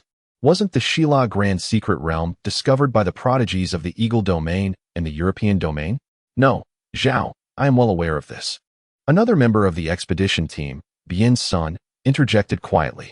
The Shila Grand Secret Realm was uncovered by Seth from the Eagle Domain and Petty from the European Domain. This is documented. Zhao Yongfu scoffed. Of course, have you ever seen a secret realm that wasn't discovered by these talented families? Do you understand the concept of naming rights? This is inconsequential. My grandfather and his peers do not care for such notoriety. They write about whoever they please. Yet, a wave of anger surged within Han Yanling. During the Empress era, she had been curious as well, and her assistant had mentioned that it was due to the fortunate luck of these aristocratic youths. She had devoted herself to enhancing her martial prowess, remaining indifferent to such matters, and thus had not probed further. Now, upon hearing a different version, clarity dawned upon her. No wonder. These individuals had always maintained a facade while operating behind the scenes. The discovery of a secret realm, under federal law, granted access to greater resource allocations. It seemed this naming right had long been monopolized by this group. How foolish and naive she had been to never consider this perspective. Biansun quickly steered the conversation back on track. Please continue, Zhao, as if I hadn't asked. Zhao Yongfu, aware that the tale was approaching its climax, deliberately glanced at the young lady of the Han family and proceeded. At that time, Wu Jingwen confidently told my grandfather that this might be the cause of the staff beast tide, but he specifically instructed my grandfather not to enter with him, to remain outside the rift and wait for 10 days. If they did not return, my grandfather was to go back alone, as his innate survival skills were superior. Wu Jingwen entered the Grand Secret Realm alongside another team member. My grandfather hid in a tree hollow during the day and relied on his talents to change positions at night, avoiding confrontations with nearby, ferocious beasts. On the 8th day, my grandfather could no longer endure. His supplies were nearly exhausted, and just as he was preparing to give up, Wu Jingwen emerged from the Grand Secret Realm, bloodied and battered. He uttered only 2 sentences before succumbing. At this, Zhao Yongfu seemed reluctant to continue. Damn it, what did he say? Old Zhao. A storyteller who leaves the tale half-told is rather lacking. Hurry, what were Wu Jingwen's final words? The members of the expedition pressed for answers. Yet no matter how much they berated Zhao Yongfu, he kept his lips tightly sealed, refusing to speak further. And then, a voice, as clear as a tranquil spring, resonated in the ears of the crowd like a savior. Han Yanling too yearned to know what Wu Jingwen had said. Humanity had only discovered 2 grand secret realms. One was the Shila Grand Secret Realm, and the other was the Lingzi Grand Secret Realm, discovered by her mother. Zhao Yongfu pondered for a moment before stating, "It's not that I am unwilling to share. Rather, my grandfather suspected he might have misheard." My grandfather recounted that when Wu Jingwen emerged from the secret realm, He was not only gravely injured, but also in a severely distressed mental state. Therefore, you may regard his subsequent utterances as the ramblings of a madman. In his final moments, Wu Jingwen repeatedly uttered two phrases, the first being, "Old Zhao." It spoke to me, and the second, "I beseech you, liberate me." Within the magnetic storm's secret realm, specifically at the mountainside, Su Xuan had completely exhausted the mining of spirit crystals on the front slope. The surface of the mountain itself was rugged and uneven, making the various holes he had dug appear unremarkable. Fortunately, this time he had brought tools. Otherwise, it would have been absurd to excavate with merely a D-grade spear. Su Xuan did not hasten to tally his gains, but instead glanced at his anti-magnetic quartz watch. He had been in the secret realm for a full 12 hours. Upon reaching the mountain summit, Su Xuan had observed that a vast area near the fog's boundary was still unexplored. This likely led to the rear mountainous region. This location represented the depths of the secret realm, and adhering to the spirit of thorough exploration and mining, it was essential to visit. After hastily consuming some food, having forgotten to procure provisions for this excursion, he made do with leftovers from his previous venture. Su Xuan hoisted his alloy spear and ascended over the mountain peak, proceeding to the mountain's reverse side. Not far along, he detected two peculiar fluctuations, a fourth-tier apex beast and a fifth-tier spirit crystal, intriguingly located in close proximity to one another. As he navigated around a massive boulder, the sight before him compelled him to pause. It was a breathtaking sea of flowers, their vibrant beauty strikingly out of place in such a gloomy environment. Ding. Detection of spiritual energy plants. Would you like to expend 10 second-tier spirit crystals to enhance the all-knowing eye for an in-depth appraisal? Detection. Beep. Detected. Planetary-level spirit seed. Thunderstorm flower. Mature. Information. Grows in the magnetic storm mountain, and mature specimens can slightly enhance life energy and improve physical constitution. Characteristics. Requires fifth-tier spirit crystals for maturation and absorbs magnetic storm lightning for growth. Weakness. Cannot thrive in non-magnetic storm environments. It is recommended to store in a thunder or container. Countless thunderstorm flowers swayed gently in the wind, their petals exhibiting a gradient of deep blue and purple hues, with minute arcs of electricity flickering upon each petal. At the center of the flowers resided a faint glow of lightning, akin to a miniature thundercloud. In the heart of this floral expanse lay a colossal beast, its size comparable to a heavy-duty truck, its skin armored with thick scales that shimmered with purple arcs of electricity. Suddenly, a crack. Lightning from the sky seemed irresistibly drawn to this unique magnetic field, crashing down upon the flower sea. Astonishingly, the electric light intertwined within the flowers, weaving intricate patterns reminiscent of lightning, only to swiftly dissipate as it was absorbed. Su Xuan's presence finally roused the creature. Accompanied by a low, rumbling growl, the formidable fourth-tier apex beast, the thunderstorm lizard, slowly rose from the floral sea. The robust and powerful creature, with its stout tail thrashing like an iron whip against the ground, emitted a dull thud. A guardian, perhaps? Su Xuan, wielding a long spear, charged directly at the thunder fury lizard, uncertain whether it would launch a ranged attack. It was prudent to strike first. Moreover, this battle must be swift, lest the flower sea succumb to the overwhelming burden and ultimately be ravaged by the aftermath of the conflict. The Thunder Fury lizard's eyes blazed like two fiery orbs, exuding an inexplicable ferocity. How dare this diminutive being disturb its slumber and charge at it? With a roar, it swung its massive tail through the air, arcs of electricity leaping between its scales, producing a crackling sound. As the Thunder Fury lizard prepared to launch another assault, Su Xuan resolved to take the initiative. He leapt high into the air, ascending with vigor, his figure cutting through the dazzling lightning like a bolt. Bearing down on the Thunder Fury lizard with his spear raised like a club, the Thunder Fury lizard reveled in delight, for its electric tail favored striking airborne foes. Su Xuan bellowed, Annihilation Spear, 4th Form, Thunder. Chapter 101, 5th Tier Spirit Crystal. Pulsating Shattered Organs. Su Xuan concentrated all his strength, hoisting the spear aloft, tracing a brilliant arc through the air. The spear, imbued with unparalleled power and destructive force, came crashing down upon the Thunder Fury lizard's head. In the contest of speed, the Thunder Fury lizard was outmatched. It failed to evade and was struck squarely by the blow. The impact of the spear thundered against its head, eliciting a pained cry as arcs of electricity danced wildly across its scales. Its form was overwhelmed by the tremendous force, its massive head forcefully driven into the ground. The colossal body of the Thunder Fury lizard collapsed with a resounding crash, causing the earth to tremble beneath it. The stormy flower sea swayed in the vibrations, yet fortunately, it remained unscathed. The lizard's tail lost its strength, the electric arcs gradually fading as its body convulsed weakly, ultimately ceasing all motion. Su Xuan landed steadily, the spear hanging by his side. Battling at the fourth tier against another of the same rank, your defeat was well-deserved.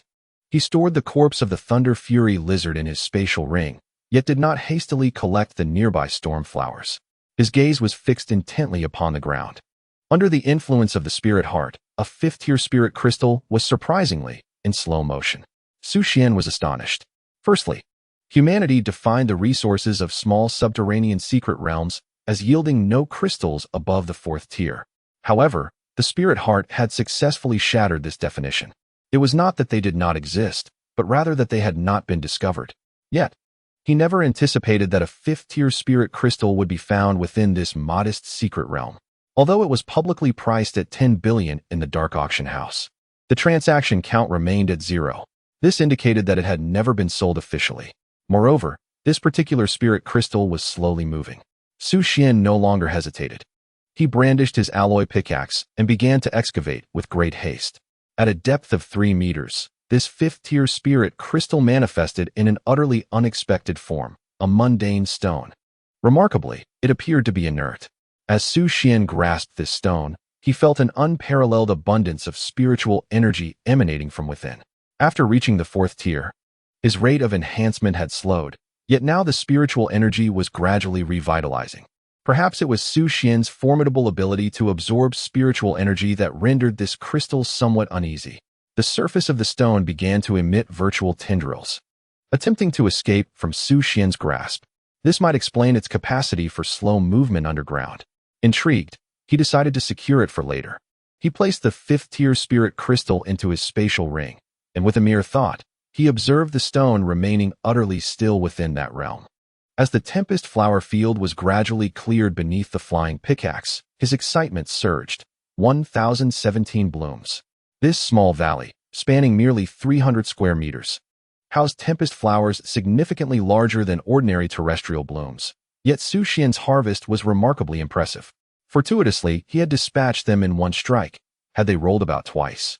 He feared even this modest bounty would have been obliterated. Su Xuan mused that without the assistance of the system and the formidable annihilation gun, even if he entered the secret realm as a third-tier warrior, slaying a top-tier fourth-tier beast would have required considerable effort. It was possible to kill, but how many tempest flowers could he preserve? Next, he planned a comprehensive reverse resource collection. Su Xuan outlined his subsequent objectives. Having invested 1 billion, it would be a loss not to transport every resource away, for had the tools been crafted in vain? A notion began to form in Su Xuan's mind. He would seek to commission advanced researchers like Wan Hong to construct a set of mining equipment suitable for use within the secret realm.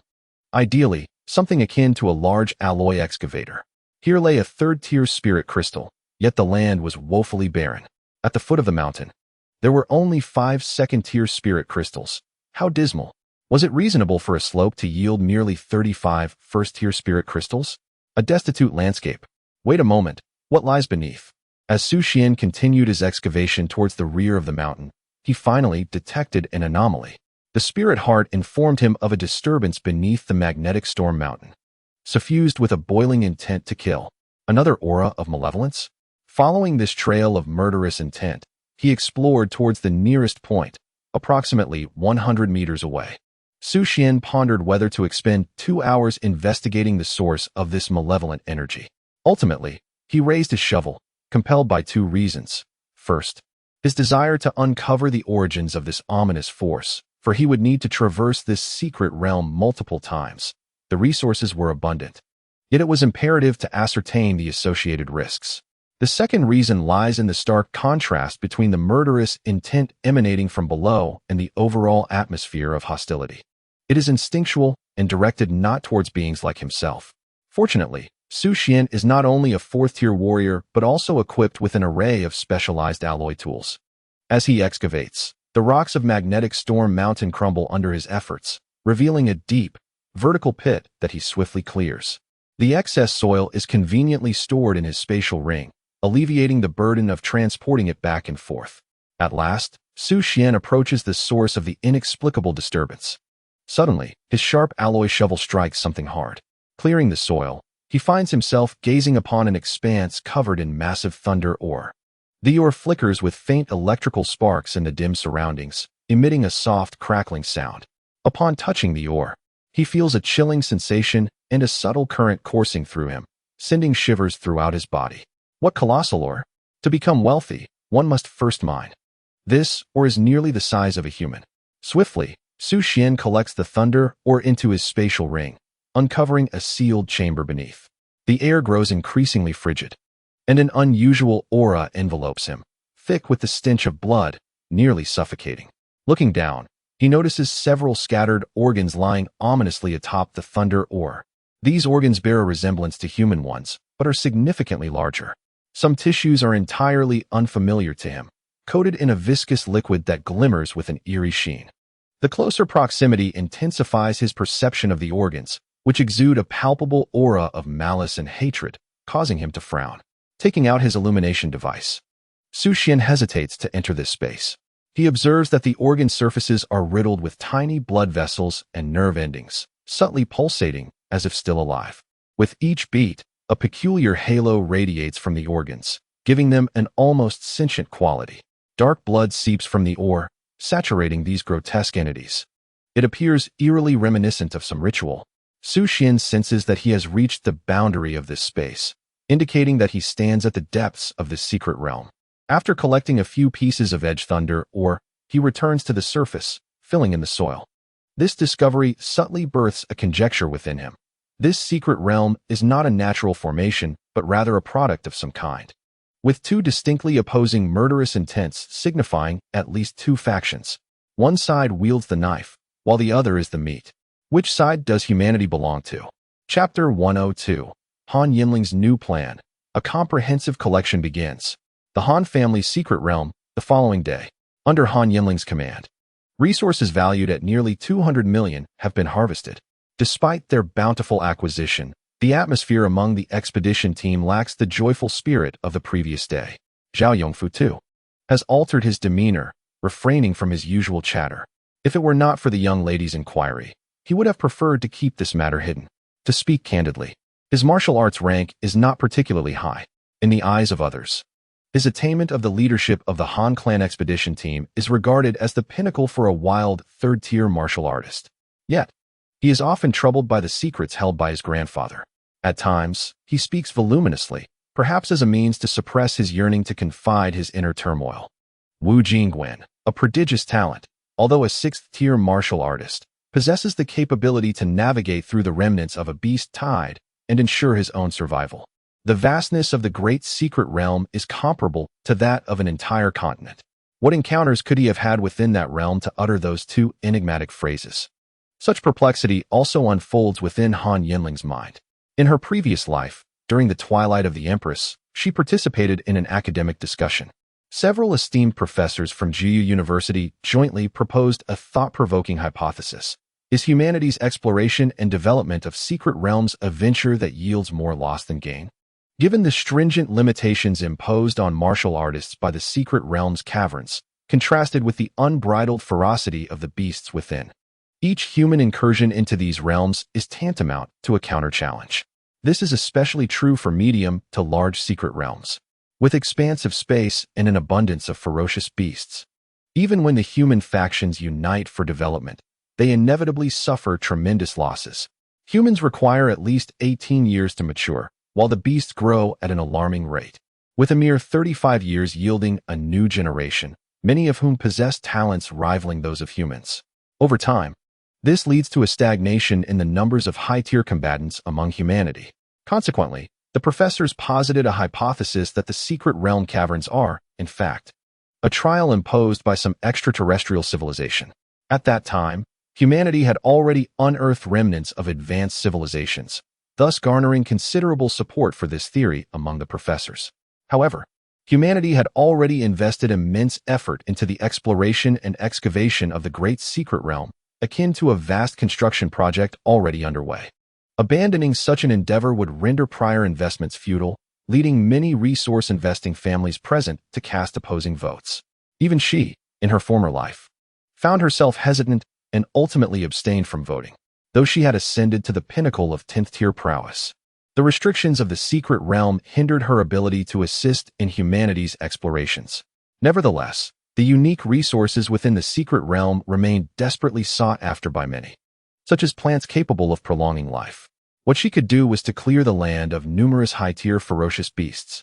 Ultimately, the grand opening of the Star Gate indeed validated part of the professor's assertions, indicating the presence of myriad advanced alien civilizations. However, whether the secret realm caverns constitute a trial remains inconclusive. For Han Yanling, this question has ceased to hold significance. At this moment, a singular thought occupies her mind: these short-sighted and selfish families. The perilous information gleaned by Wu Jingwen from the Great Secret Realm has not only been disregarded by the Allied forces, but has also been relegated to the crevices of time due to vested interests. Were it not for her participation in the Han clan expedition team, she would likely remain oblivious to these profound secrets, even if she does not fully comprehend those two phrases. Yet, within her heart, a profound sadness and deep-seated aversion emerged, for she herself was a product of such a noble lineage. Alas, perhaps destruction holds a certain allure. She could not help but reminisce about the scenes preceding the cataclysm, where the patriarchs of esteemed families and the prodigies basking in the finest resources vanished at critical moments. Only countless mid-tier wild warriors, akin to the likes of burst fist and frenzied legs, charged to the forefront, their blood pouring out. Perhaps the true brilliance of humanity does not reside within the elites of these families, but rather in the ordinary warriors like Wu Jingwen and Peng Lili. Whether to fight or flee could be decided in due time. For now, aside from personal growth, she must shatter the shackles imposed by these aristocratic families, striving to offer better opportunities to the common martial artists. Where to next? Zhao Yongfu felt a considerable lightness in his heart after recounting his story the previous night. His loquacious nature had also considerably improved. However, he was indeed astonished by his young lady's uncanny foresight over the past few days. After more than a decade in the field, he had never encountered someone who could pinpoint where resources lay. Wasn't the Valkyrie's talent combat-oriented? Why was she so sensitive to resources? Was it a woman's inherent sixth sense? Yet, if that were the case, why did Wu Ling lack it? Was it due to her insufficient beauty? With this thought, Zhao Yongfu leaned closer to Wu Ling and whispered, "Old Wu, may I offer you a suggestion?" "Spit it out." Wu Ling sensed Zhao Yongfu was bursting with unexpressed thoughts. Zhao Yongfu quickly tugged her toward the back of the group, brimming with confidence. "I've figured out why the young lady is so astute about resources. I've assessed it, and you can do it too." "What reason?" Wu Ling inquired, astonished. She too felt surprised. Following the young lady on this journey had been nothing but gathering resources and slaying ferocious beasts. The thrill was exhilarating, and she pondered whether to recruit more individuals with detection talents. Zhao Yongfu's next words prompted her to draw out her alloy-long sword. "It's simply that you aren't beautiful enough, hence your insensitivity to resources." Continuing, Wu Ling slowly unsheathed the sword, her expression earnest. Zhao Yongfu may lack a woman's sixth sense, but he sensed a surging intent to kill. "Could you not put down the sword and engage in a civil conversation? You are not unattractive. You simply do not match our young lady's beauty." Zhao Yongfu frantically attempted to salvage the situation, envisioning a complete C-class sword technique, the process of extreme blade slash from initiation to bloodletting. And then, Wu Ling slightly retracted the blade. In this regard, she indeed could not compare to her young lady, as there was no basis for comparison. Zhao Yongfu swallowed hard. "Perhaps if you underwent some cosmetic procedure, we might find resources more swiftly in the future." "What procedure?" Wu Ling's alloy blade reflected her visage. At merely 35 years of age, she had yet to find a suitable partner, her focus solely on her career. Beauty rejuvenation injections. Extreme blade slash. Meanwhile, on Su Xuan's end, he diligently scoured the area, amassing various spirit crystals, beast materials, and electromagnetic herbs. At long last, the Chuan expedition team encountered their counterpart. "Halt!" Shen Jie exclaimed loudly. Su Xuan inquired. What is the matter? Which expedition team do you belong to, and why are you alone? Chen Jie scrutinized the young lad before him, noting his tender age. I am from the Han clan, and I am here by myself. Su Xuan glanced at the team, observing that several members appeared to be in poor condition, their stamina severely depleted. He assessed their strength. Should they harbor any malicious intent, he would decisively take action. Chen Jie's gaze flickered. Would you care to join us? Rewards will be calculated based on contributions. A myriad of thoughts flashed through his mind. Although Su Xuan was solitary, his striking appearance raised suspicions about possible connections to a notable figure within the Han clan, thus making it unwise to act against him. Furthermore, Chen Jie understood a fundamental truth. Good looks could not substitute for survival, especially in a perilous realm. The youth appeared at ease, lacking even a backpack, suggesting he had some form of support. Perhaps he was a prodigy secretly nurtured by the Han clan, here for leisure. While the secret realm permitted violence, one should not act recklessly without substantial gains at stake. It was imperative to exercise prudence, particularly when information was ambiguous. One should avoid enmity and strive to forge alliances. Contemplating this, Chen Jie offered a slight smile. I possess a spatial ring filled with supplies. Would you care for some? What do you have? Su Xuan inquired, unable to contain his curiosity. Beer, beverages, and mineral water. Chapter 103. The swarm of electric lizards intensifies amidst magnetic storms. The members of the Chun expedition team watched as Su Xuan departed in another direction, while they pressed onward toward the central magnetic storm mountain. Along the way, Deputy Leader Zhao Min could not help but ask, Captain, what direction is he headed? Is he not going to Magnetic Storm Mountain? Uncertain. Perhaps he has found no rewards. Chen Jie replied. Being a distant relative of the Qin clan, he hoped that a fruitful expedition might elevate his status to that of a core member, granting him access to greater resources. Let us avoid conflict and remain steadfast on our path. Zhao Min nodded. Their synergy was well honed through numerous collaborations. Chen Jie continued, everyone, stay vigilant. This expedition has proven fruitful. Each of you should yield at least 3 million in rewards and a significant number of beast points. Do not succumb to greed. Remember this, the materials from ferocious beasts are valuable, but life is worth even more. In 3 days, a fierce battle was highly probable, so it was wise to conserve energy. The team nodded in agreement, acknowledging Chen Jie's wisdom. Throughout their journey, they focused on isolating and attacking solitary beasts, proving far more efficient than hunting in the wild. One fortunate member, amidst the aftermath of a beast skirmish, shattered a large rock and unearthed a second-tier spirit crystal. If it weren't for this lad's meager haul, I would have dispatched him without a second thought. Zhou Tao scoffed from the side, casually smashing a boulder. Years prior, he had sought employment with the Han clan, only to be rejected by an interviewer who deemed him unattractive. This lingering resentment colored his attitude toward Han clan employees. Though he merely spoke out of frustration, moments ago, he had behaved more dutifully than anyone else. There was little he could do. Words may be spoken, yet actions carry weight.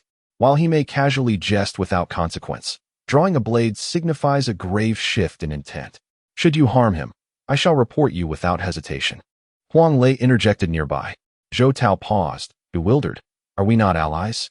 Huang Lei held disdain for Zhou Tao's petty calculations, yet openly betraying a comrade was equally unacceptable. Thus he proclaimed, it is our duty to rectify the sanctity of this realm. As he spoke, he instinctively filled a nearby pit.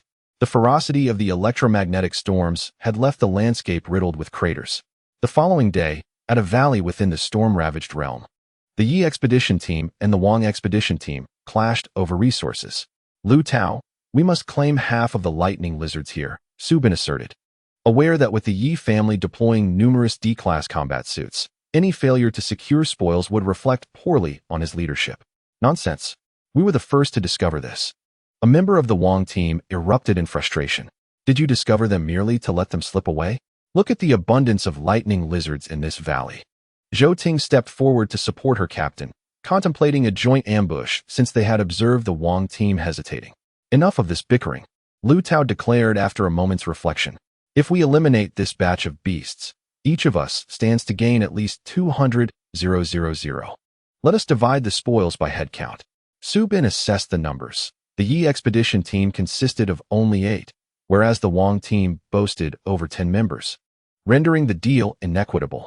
That won't suffice. We are clad in D-class suits and will undoubtedly dispatch them more swiftly, Zhou Ting retorted, unwilling to labor for the benefit of others. Then there is no room for negotiation. Seek your own beasts, Lu Tao replied, crossing his arms with an air of calm. Though internally, he was more anxious than anyone.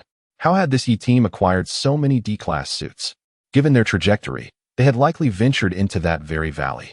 It was possible they had stripped the electromagnetic grass bare. Coincidentally, Su Xuan's extensive excavation efforts had also reached this location. Hey there, little brother. Would you consider joining the Yi expedition team? Su Bin hastily extended an invitation, recognizing that an additional member would increase his share of the beast resources. Our team is formidable and ensures safety. You can merely stand by and observe if you wish. Noticing Su Xuan empty-handed, he aligned with Chun Jia's assessment. Su Xuan, with hands in pockets, maneuvered through the crowd and resolutely declined. I shall not join. He had no time to indulge this group's theatrics, as there remained a significant portion of terrain yet to be excavated. Come to my side. You need not lift a finger, and I will share half of a lightning lizard with you. Lu Tao suddenly interjected, having discerned Su Bin's intentions. This offer was substantial, equating to Su Xuan receiving 300,000 without effort. Unlike Chen Jia, he recognized Su Xuan as a member of the Han expedition team. Unexpectedly, the Han family demonstrated such arrogance by sending only a young individual to participate. They must have forfeited any potential gains from this expedition. How shameless. Bien Sun of the Yi family's joint exploration team could not help but spit on the ground.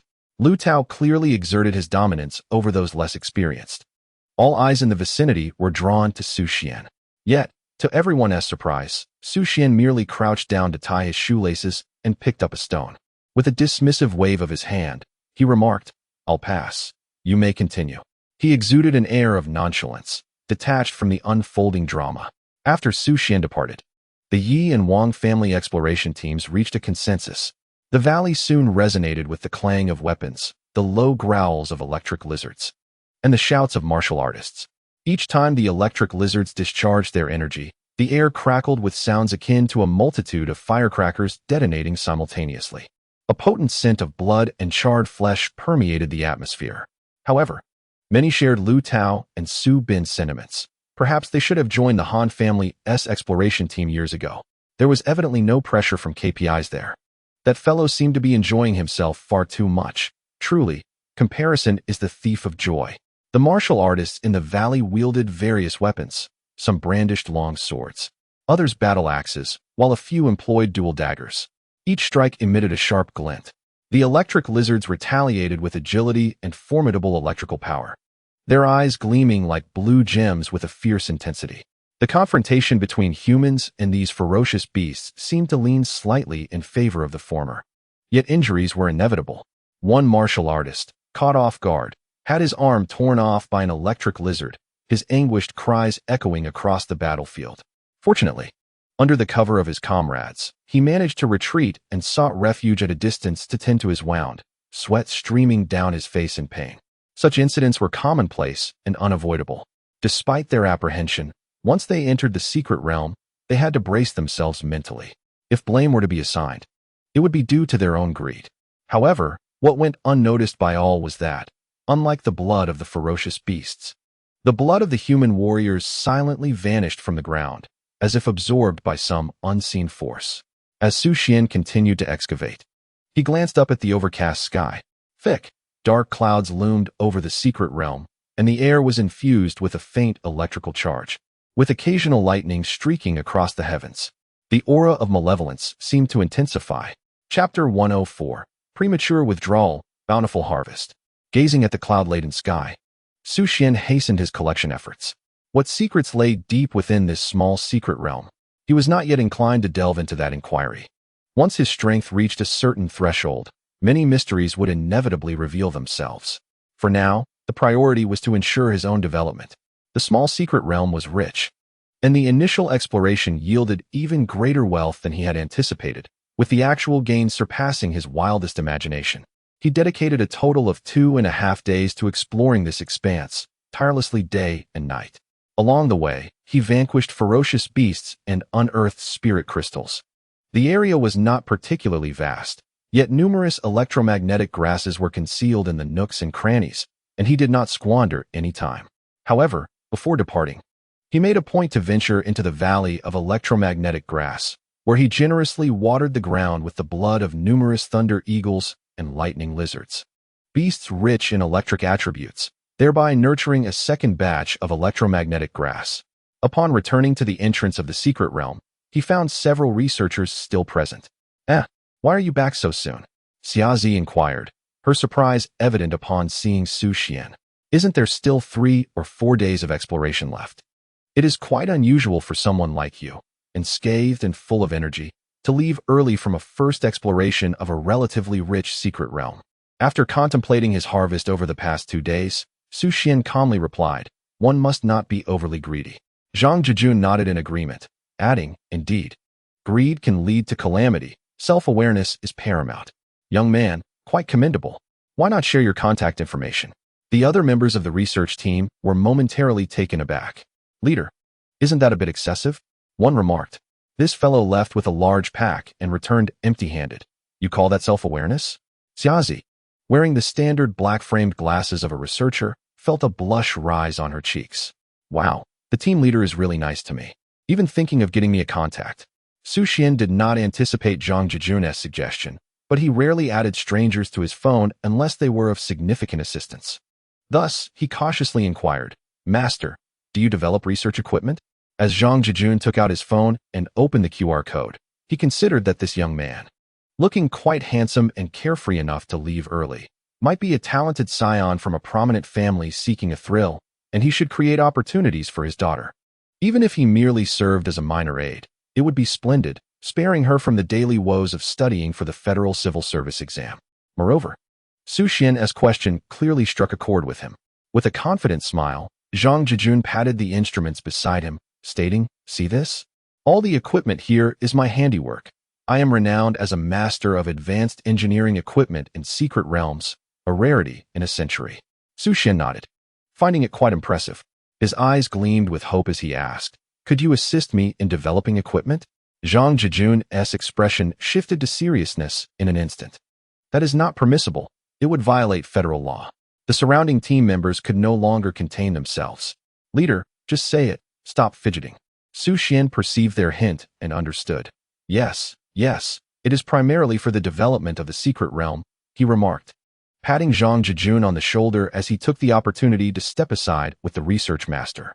Zhang Jijun cleared his throat and quietly asked, materials provided. What kind of equipment? Su Xuan spoke softly, large excavators, heavy-duty ground drills, trenchers, and heavy drilling machines. Zhang Jijun replied, are you serious? Are you really preparing to cultivate land in the secret realm? After exchanging contact information, Su Xuan left the secret realm without a glance back. Zhang Jijun shook his head and sighed. His son-in-law had many admirable qualities, yet he was somewhat aimless, preoccupied with thoughts of farming. When disasters struck the secret realm, all flora would inevitably be obliterated. The surrounding team members immediately gathered around. Boss Zhang, what equipment does he intend to use? Zhang Jijun responded with a smile. A large excavator. The researchers exchanged skeptical glances. What on earth is he planning? Is he mining for spirit crystals? Does he not realize that excessive rock extraction can lead to secret realm disasters? Xiaozi, confused, inquired, what do you mean, brothers? Zhang Jijun explained with a smile. This secret realm is quite similar to underground mining. If coal mines on Blue Star are overexploited, it can cause surface collapses. The same principle applies to secret realm caves. Excessive rock excavation can destabilize the internal environment. For instance, in this magnetic storm's secret realm, a powerful magnetic storm could erupt, making it difficult for even fourth-tier warriors to survive. Xiaozi nodded. Oh, what is that young man's contact information? I need to inform him when I go out. As researchers, we must maintain transparency. Her eyes sparkled with anticipation. Zhang Jijun replied with a smile. No need. I just informed him. Really? So young. How could I divulge that information? I wouldn't want to create a rival for my daughter. Xiaozi felt a surge of frustration but could do nothing. As she had just entered the workforce, she could only hope that Zhang Jijun's daughter would encounter a formidable opponent, thus easing her own feelings. At the newly discovered exit of Wang's secret realm, Su Xuan appeared. A nearby staff member from the Wang family was taken aback. So soon? Did something happen inside? Su Xuan shook his head. No, I just came out early. Wang Shouqing approached, having switched places with his clan's elder brother the day after learning about Wang Longdi's situation. As an explorer of the Han clan, you must be aware that exiting within 5 days means forfeiting all rewards, correct? Wang Shouqing inquired, holding the personnel list with images. Su Xuan glanced at the staff's detection equipment and calmly replied, I understand. After a moment of contemplation, Wang Shouqing signaled to his staff, maximize the detection range and skin thoroughly. To alleviate Su Xuan's discomfort, he emphasized, if you refuse the detection, you can re-enter the realm as if nothing happened. Su Xuan shrugged nonchalantly. No problem. As long as you don't touch me, it's all good. Wang Shouqing chuckled. The boy was somewhat naive. Given the advanced state of detection technology, unless one consumed all the treasures and rapidly digested them, any materials ingested could be easily detected. Moreover, they were all warriors. Searching one's person in such a manner was unlikely to occur. The staff member wielded the device and conducted 2 thorough scans. Without a hint of reaction, Wang Shouqing nodded and waved Su Xuan away. A mere 3rd-tier warrior, what trouble could he possibly cause? Presently, he was deeply concerned about whether this expedition would successfully conquer the creatures of the secret realm and yield a bountiful harvest of resources. The Wang family had already expended an exorbitant amount on materials for a fixed location in the secret realm, which would arrive in 2 days. He must ensure that this place remains secure.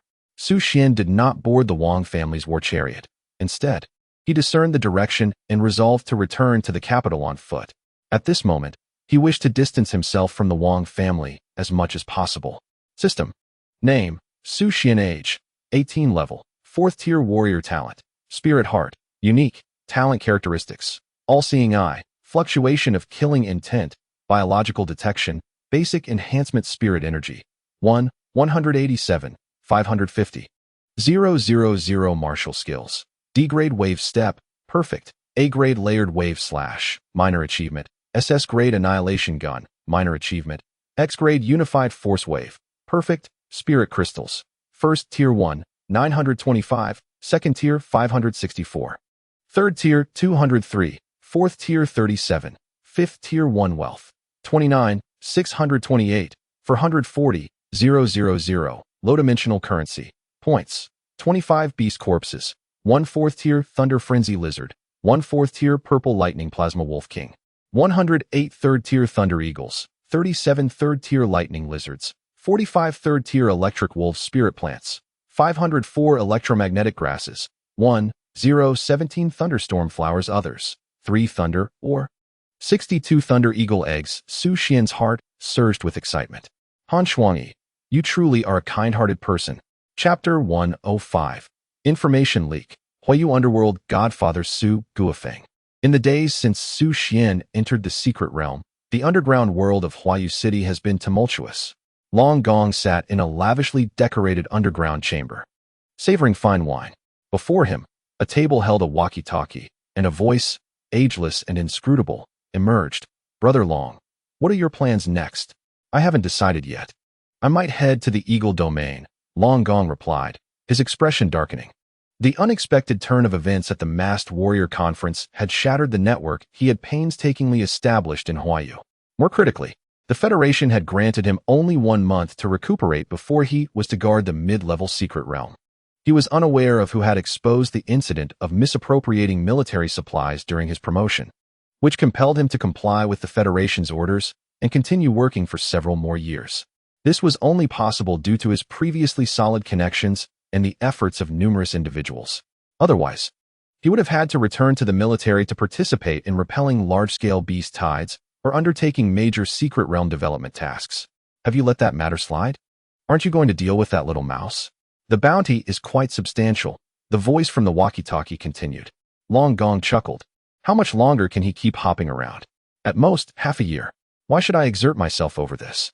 He understood well that many of his actions were being closely monitored, and for a high-tier warrior like him, the Federation's elite task force would not easily lower their guard. After all, once one loses their temper, the ensuing damage can be quite substantial.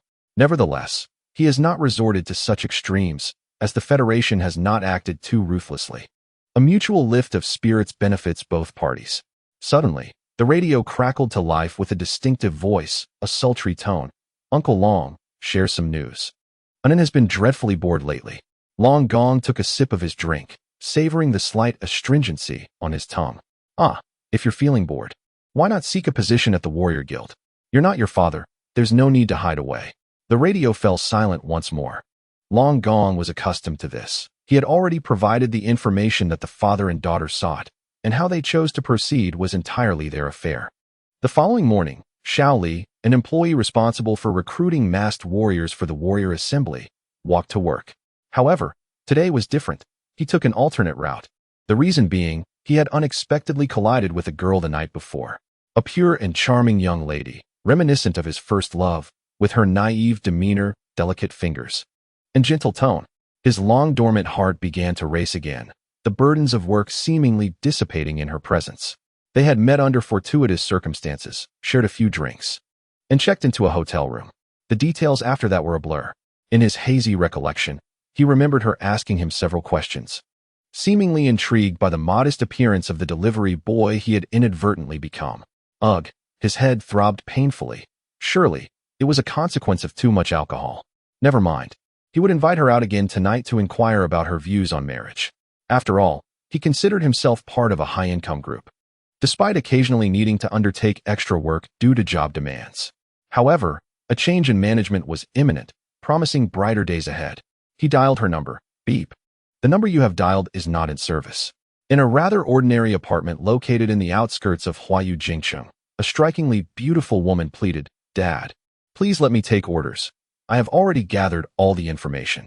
A man dressed in casual home attire was frying an egg and adjusted his glasses. "Anan, you are merely a fourth-tier warrior. Why take such risks? Our family is not in need of money. Moreover, the less you engage, the better. If you are detected by a certain instrument, you could be conscripted." Hearing this, Anan retorted defiantly, "But Dad, didn't you buy out all the locations of the detection instruments in the capital?" Her father, Su Guofeng, was the leader of the Qinglong Hall, a notorious underground gang in Huayu Jingcheng. What if new devices are developed? Su Guofeng placed the perfectly fried egg in front of Anan, his tone indulgent. "Eat while it's hot." What he did not mention was that he had already ensured that the installation points for the new devices were under his control. Isn't that person a pervert? Capturing him would be a service to the public, and I could lock him up and draw blood. Anan mumbled as she ate. "Anan, could you please dress more appropriately? We are a respectable family." Su Guofeng remained silent, although under his deliberate guidance. The atmosphere of the Qinglong gang had improved in certain respects. He found the delivery man's order somewhat peculiar. Anan, while consuming her egg, silently criticized, "When have we ever been proper? You're always on the phone, either discussing violence or asking for loans.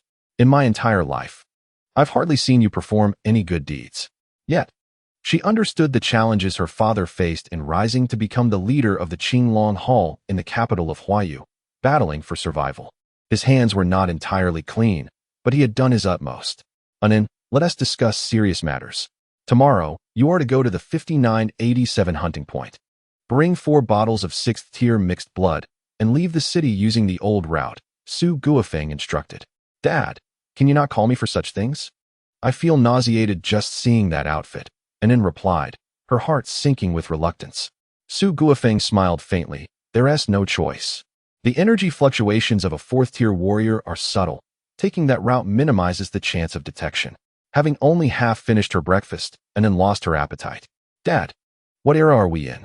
Why do we still have to resort to such methods?" After cleaning the cookware, Su Guofeng wiped his hands and replied, "We have no choice.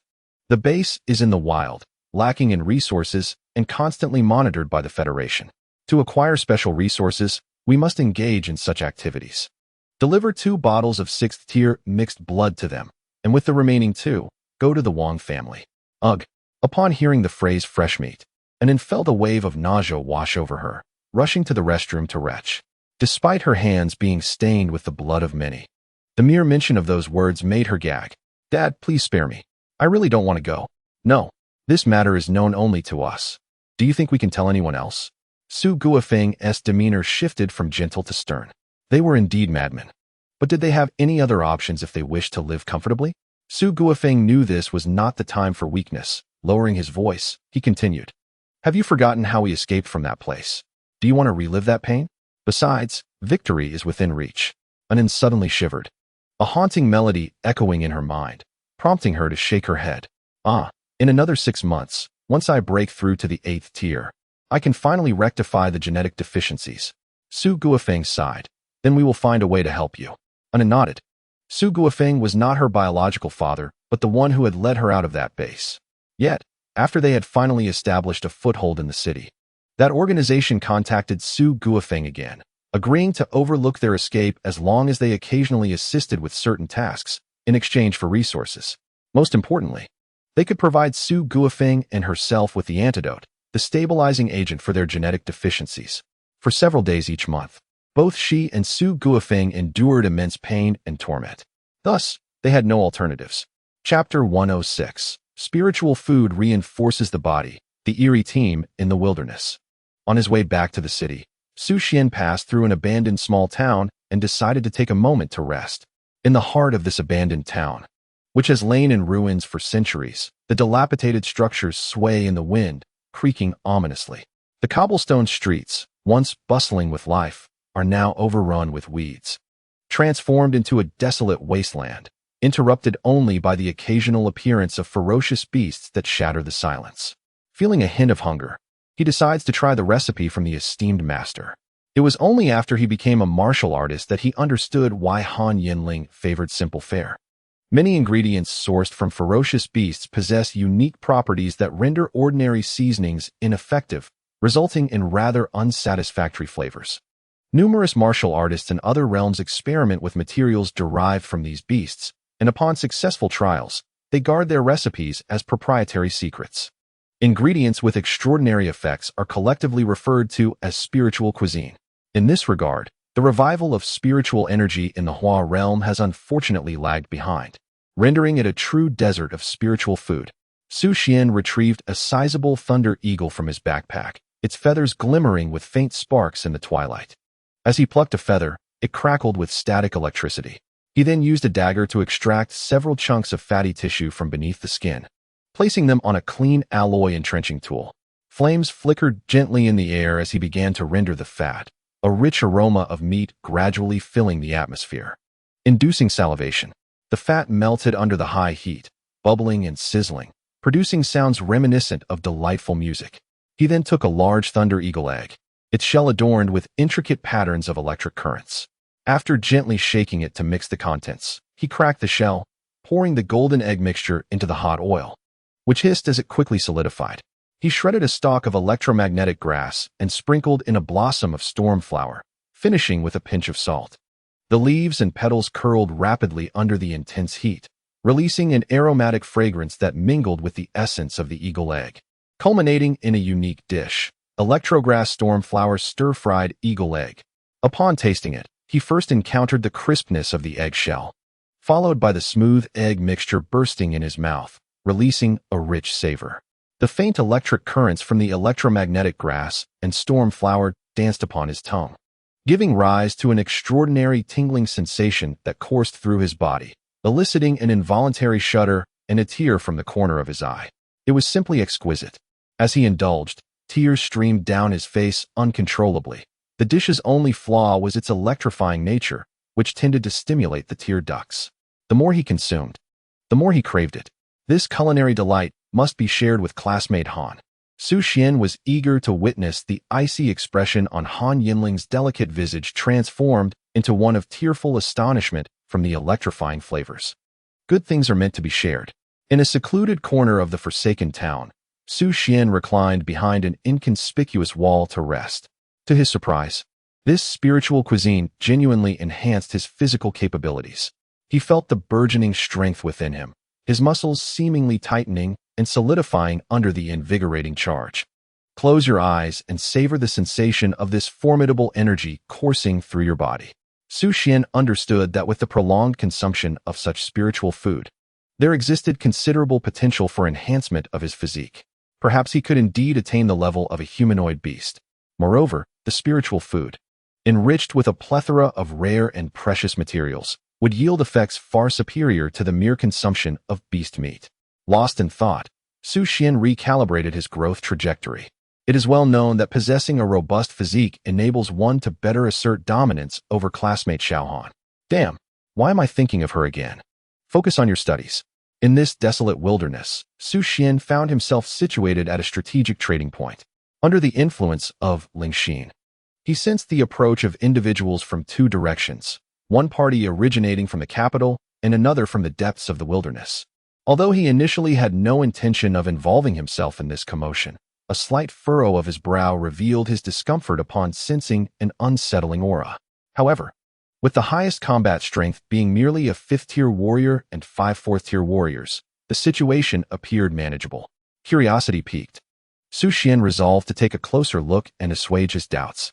The night enveloped the wilderness, the air infused with the damp scent of earth and a hint of grass. Members of the distant group donned peculiar attire, uniformly clad in white garments. Their faces adorned with smiles that struck Su Xuan as somewhat eerie. He crouched behind a wall, his gaze fixed intently upon the group, his heart brimming with astonishment and uncertainty. His attention was drawn to the leader of the party, a collection of 5 middle-aged individuals, 1 man and 4 women. The man's face was intricately tattooed, resembling an ancient totem, his bald head gleaming under the moonlight, an unsettling sight. The 3 women, each with long flowing hair, swayed gracefully in the gentle breeze. Though not clad in battle attire, each wielded a metallic long knife, the blades glinting menacingly in the moon's glow. Such an assembly would likely deter any low-tier beasts from approaching. Su Xuan's gaze shifted further back to the group of young individuals trailing behind. Their features appeared youthful, likely in their late teens. These youngsters were dragging a large machine, resembling a cement mixer, the sound of its tires rolling resonating harshly in the still of the night. "Have you brought the goods?" inquired the tattooed man. Nearby, a figure slowly rose from the ground. It was Anon. She was an A-grade talent, a chameleon lizard, possessing the ability to distort vision within a certain radius, a supreme talent for stealth and assassination. Moreover, upon activation, her speed significantly increased, which was precisely why Guxiefeng had sent her alone. "Yes, but couldn't you have prepared it before coming?" And Anne's expression soured upon seeing the crowd behind them. Nevertheless, she retrieved 2 large 3-liter bottles from her spatial ring and tossed them forward. The bottles contained vibrant red blood. This is their honor, is it not?" The bald man effortlessly caught the item, smiling as he remarked, "Moreover, the shorter the time for fresh meat, the better the effect. The Wang family is well aware of this."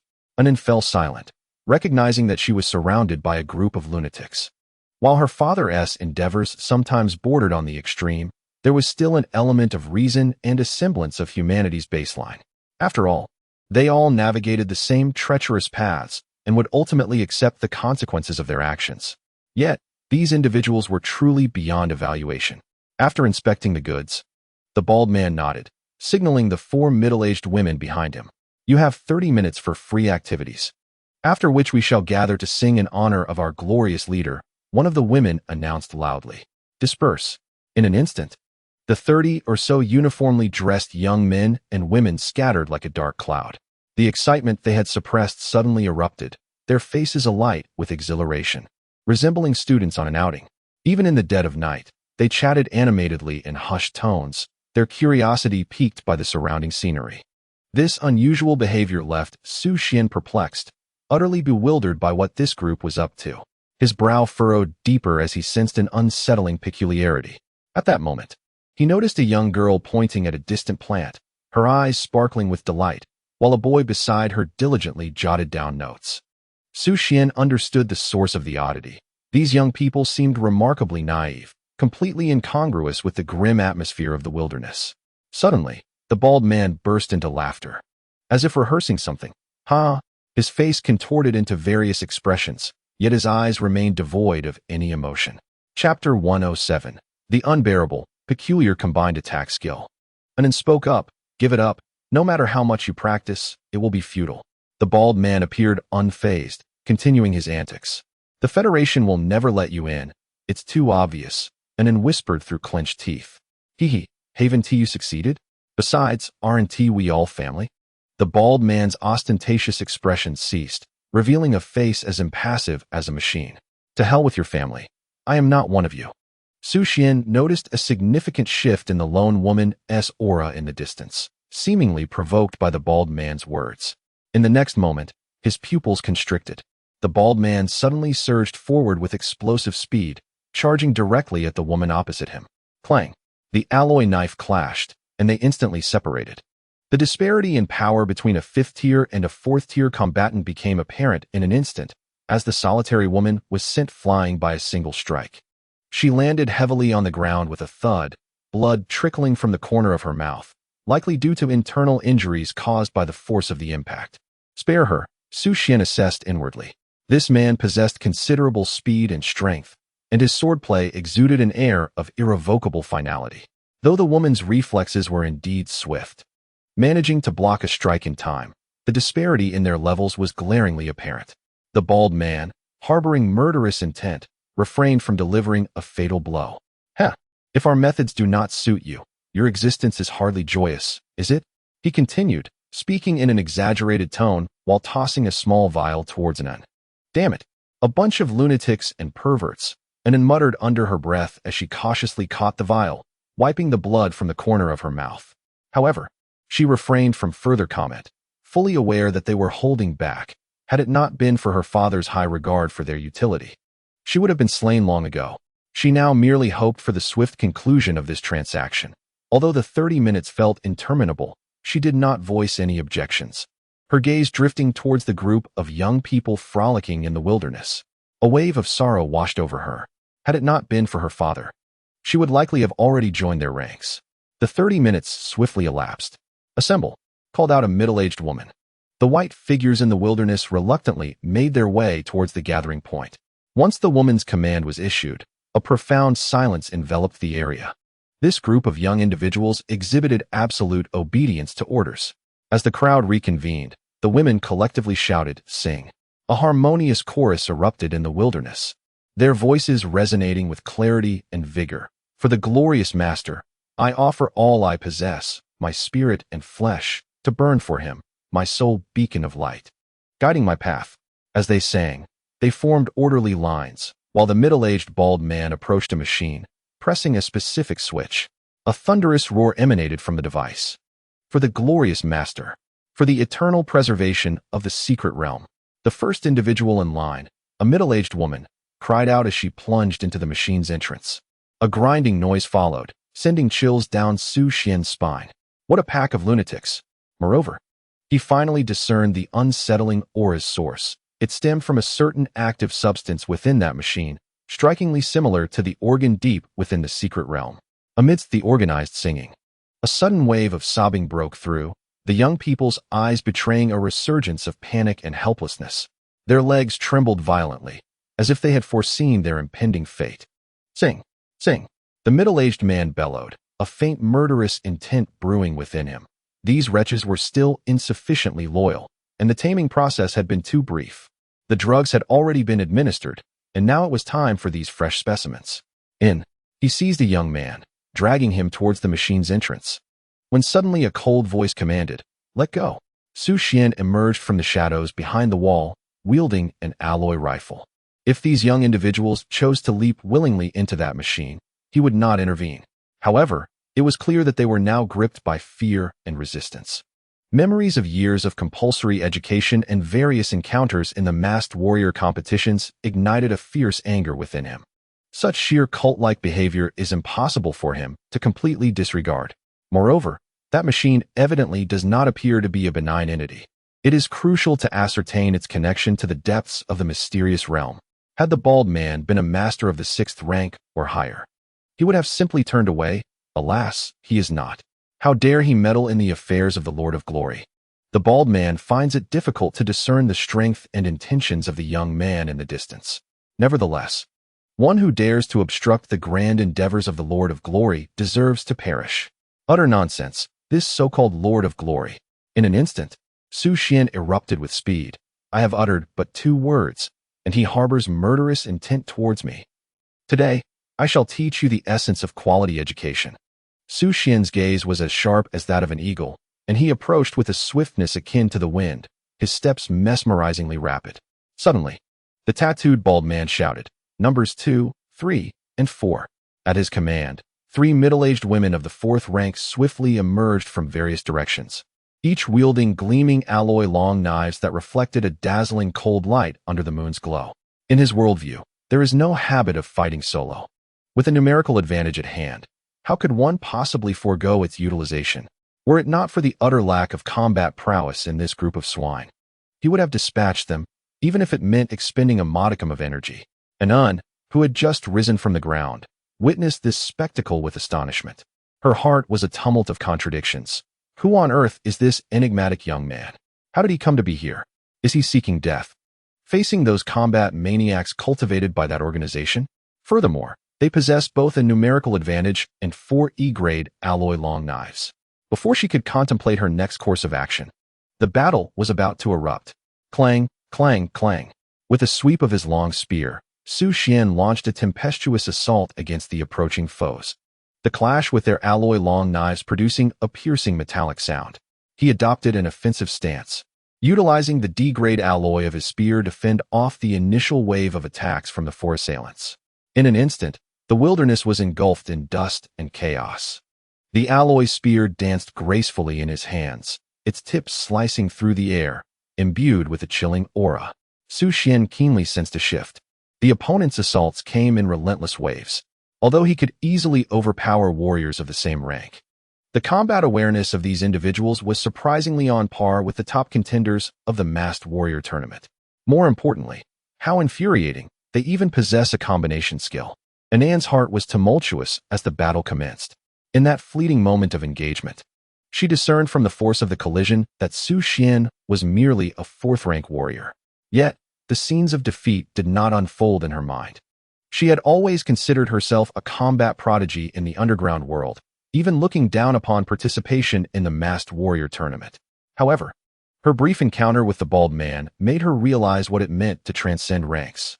Despite this, the young man before her, wielding a spear, was still capable of facing 4 opponents without losing ground.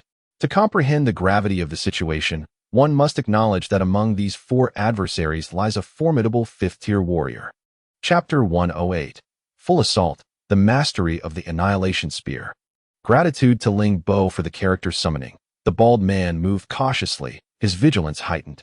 They were employing a combined martial technique. After several clashes, he realized that the strength of this young man was surprisingly on par with his own. There was no time to delay. He unleashed a powerful roar, activating his B-rank talent, Moon Bear. In an instant, his physique expanded, muscles bulging as he transformed under the moonlight into a humanoid giant bear. This innate combat talent not only enhanced his strength, but also provided a slight boost and stamina regeneration under the moon's glow. The other middle-aged women also trembled, their pores erupting with a profusion of dark hair, activating their C-rank talent, Black Gorilla. Their powers were similarly augmented. In that fleeting moment, the pressure on Su Xuan's spear intensified dramatically. He retreated, astonished. The C-rank Black Gorilla talent was typically awakened by human males, yet it manifested simultaneously in these women. Truly terrifying. Nevertheless, he resolved to conclude the battle swiftly. Very well, if it is a contest of talents, let it commence. Not far off, Anan activated her own talent, cautiously approaching the battlefield. How exhilarating. The man's spear was magnificent. She had never witnessed such lethal and unrestrained technique. Despite being outnumbered, the women employing combined strikes nearly fell victim to his lethal blows. Had it not been for the timely intervention of the bald man, casualties would have already ensued. Was this the power of martial skills? Could one truly battle beyond their rank? However, the 4 core members of the Glory organization collectively unleashed their powers, shifting the tide of battle into a new realm. Once talents were activated, there was a moment of explosive potential, with numerous lethal techniques unleashed in this critical juncture. The young man had yet to reveal his talent. Could it possibly be of an auxiliary nature? As if reading her thoughts, the bald man sneered derisively. Huh? Still holding back your talent? It must be a worthless one. He was unaware of Su Xuan's true abilities, but at this moment, a bit of taunting could provoke the opponent and enhance his odds of victory. Their lack of emotional ties did not preclude the use of strategies against foes. While such tactics might falter against ferocious beasts, they proved effective in combat against people. Alas, such barbs failed to provoke Su Xuan. Annihilation Spear, fifth form, Gale? Su Xuan whispered, as the spear in his hand whirled rapidly, executing a technique akin to a whirlwind. The gusts generated by the spinning spear cut through the air with a sharp whistle, its blade glinting ominously as it bore down on the two fourth-tier warriors, their faces obscured by dark hair. Attempting to regroup for another combined strike, they were momentarily staggered, their alloy-long knives nearly slipping from their grasp. A glimmer of cold amusement flickered in Su Xuan's eyes. The rotating spear technique had evidently caught them off guard. The fifth-tier warrior, the bald man, sensed impending doom and hurriedly attempted to intervene. However, Su Xuan had already discerned the vulnerabilities in their combined martial techniques. A flash of cold light gleamed in his eyes as he launched another assault. The sixth technique, Dragon's Roar. He thrust his spear with all his might, unleashing a sound akin to the roar of an ancient dragon that reverberated across the wilderness. The middle-aged female warrior facing him momentarily flickered with fear and despair. Her blade had barely begun its arc when the spear tip approached her brow. In that instant, the spear's piercing power was vividly displayed, claiming the life of a fourth-tier warrior. Withdrawing his spear, Su Xuan traced an arc in the air before executing the second technique, Void Shatter. The sound of two resounding cracks echoed as the spear but struck the bodies of two other fourth-tier female warriors like a colossal hammer, sending them flying, their bones shattering upon impact with the ground, creating a dull thud. In a mere moment, three fourth-tier warriors were vanquished. The seamless transition of his three techniques was as fluid as the graceful leap of an antelope, leaving the fifth-tier warrior isolated and vulnerable. The tattoos on his face contorted into a terrifying visage as he roared and lunged at Su Xuan. He recognized that the young man's spear techniques had reached an unfathomable level. At this juncture, he could only rely on the strength advantage bestowed by his talent, hoping to overpower him in one fell swoop. With a sharp exclamation, he unleashed the C-rank technique taught by his organization, Overlord's Blade. He leapt upward, the blade glimmering like snow, descending towards Su Xuan, seizing the opportunity created by his previous three slaughters to secure victory. What did it matter if he had no allies? They were destined to be sacrificed. In the bald man's perception, the young man's spear had vanished from sight. Suddenly, he felt a chill in his throat. Was he injured? The blade was still falling, but its momentum had faltered. He could not comprehend why his entire body was rendered powerless. Anan's figure slowly re-emerged from the wilderness, having forgotten to maintain her talent. Su Xuan's explosive display had shattered her understanding of martial arts. In the final moment, she witnessed the bald man, who had just severed her with a single blow, suddenly spurt blood from his throat midair. As he swung his sword, a torrent of blood erupted from his trachea. The man fell, the blade fell, and blood rained down. Before he even reached the ground, he had already lost a significant amount of blood. What sort of martial technique is this? Su Xuan retracted his spear. He had just executed the seventh technique of the annihilation spear, Shadow of Death. With a horizontal sweep, the spear tip swiftly grazed the enemy's throat. In that fleeting moment, his thrust siphoned a copious amount of blood from his opponent's body. Relying on talent, was it? This is my talent. Ding.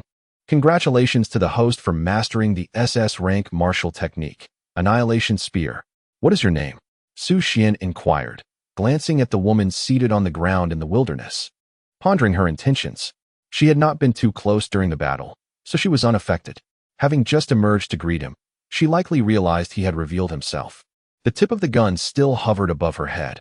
Although there was no intent to kill, she could not afford to be careless. Anan, with a trembling voice, continued to answer Su Xuan's inquiries. What are you trading, and what are they doing? We are trading fresh meat and mixed blood, which are to be delivered to the Wang family's new secret realm, she replied candidly. The man's power was overwhelmingly terrifying, leaving her with no means of escape. What purpose do fresh meat and mixed blood serve? What organization are they part of? Su Xuan furrowed his brow as he glanced at the blender-like apparatus, already surmising the nature of the fresh meat. It was intended to secure the next appearance of the secret realm, ensuring it would manifest in proximity to this area. They were the glorious organization, the very cult that the Federation had sought to eradicate. Beads of sweat trickled down Anan's forehead, drenching her hair, and her once vibrant visage now resembled that of a pitiful little white rabbit. This was not an act. She found Su Xuan somewhat familiar. I see, so it is them. Didn't the Federation claim to have annihilated them? Su Xuan was taken aback. The glorious organization had been a rampant cult decades ago, advocating for the evolution of humanity. It was said that the Federation had launched a significant crackdown on them, rendering their presence nearly non-existent within the 9 domains, and information about them had been heavily suppressed, even to martial artists. However, upon encountering them, one was obliged to either eliminate them or report to the Federation, with plentiful rewards and points. Considering this, Su Xuan turned his attention to the young woman seated on the ground. If she was an accomplice, she would have to be dealt with. Chapter 109, Great One. I am truly innocent. Hello, uncle. The intensity of Su Xuan's gaze caused Anne's heart to leap to her throat. They haven't been completely wiped out. Their base is still out there. I was forced into this. I was once one of them, but managed to escape, as they coerced me with drugs. Anne hurriedly recounted her ordeal, fearful that a moment's delay might result in Su Xuan's gunfire. To bolster her credibility, she quickly revealed a crescent-shaped tattoo near her collarbone. Look, this is the organization's emblem. It cannot be removed. Great One, please do not kill me. If you don't believe me, look at those who have perished. They bear the same mark on their chests as I do. Let us speak calmly. Great One, you must trust me. I am truly innocent. A slight sense of relief washed over Anne, as her womanly intuition told her that this man would not harbor murderous intent toward her for the time being. As for other thoughts, she had not contemplated much. The underground world was rife with darkness, and for the sake of her life, sacrificing a little was a small price to pay. Moreover, was it truly a sacrifice? If something were to transpire, it would be a substantial gain, wouldn't it? That so-called late-night comfort establishment could not compare to the divine countenance of this Great One. Very well, I shall spare you this time. Recognizing one's mistakes and amending them is a virtue, so do not associate with such individuals in the future. Su Xuan took a deep breath. Piecing together the information he had overheard, it was likely that her words held a kernel of truth, and most importantly, throughout their exchange, she had shown no intent to harm him. The function of fresh flesh and hybrid blood is to stabilize the spatial position of the secret realm. However, it cannot fulfill the desires of the Wang family. After all, this entity appears exceedingly sinister and devoid of humanity, potentially linked to the foul organs deep within the secret realm. Perhaps we shall observe for any anomalies during our next venture into the secret realm. For now, it is imperative to address the matters at hand. Why is your hair so wet? Su Xuan inquired, sheathing his spear as he addressed An and he, great deity. I possess a hyperhydrotic constitution, which predisposes me to excessive sweating, and An replied, her damp hair a testament to her fright. She had never felt such relief in her life. Goodness, this deity bore an uncanny resemblance to the figure she had interrogated the previous day. Could it truly be the same person? I consumed several 5th-grade black-striped bear hearts and 4th-grade spotted leopard gallbladders to dare undertake this task, Su Xuan confessed. Dad, I wish to go home. I no longer wish to slay these perverts. It is too grotesque, and lamented as they approached the meat grinder, where the air was thick with a faint metallic scent of blood mingled with other foul odors. Can they comprehend human speech? Su Xuan asked An, with a glimmer of pity in her eyes, and An nodded, indeed. Su Xuan stepped forward, addressing the non-combatant girl who stared blankly at him. Hello, what is your name? The girl, appearing to be around 17 or 18, gazed at Su Xuan in bewilderment, her lips tightly sealed, offering no response. After a moment's thought, An rolled up her sleeve, revealing a crescent moon tattoo on her arm, and proclaimed loudly, You are commanded to speak. Su Xuan, does this arm not bear a mark as well? And Anne's command indeed had its effect. Perhaps her age played a role. At the very least, the young one's lips parted slightly, no longer in that sealed state. The girl, who was of similar age to Su Xuan, finally spoke, albeit with somewhat unclear enunciation due to her infrequent communication. Hello, uncle, my name is 0252. Su Xuan. Turning to An, he remarked, they can understand human speech, but look at this. Does that sound like human language to you? We all appear to be of similar age. Why call me uncle? So this was the true lethal weapon of the glorious organization? It was even more devastating than the bald man's earlier explosive technique. An subsequently clarified for Su Xuan.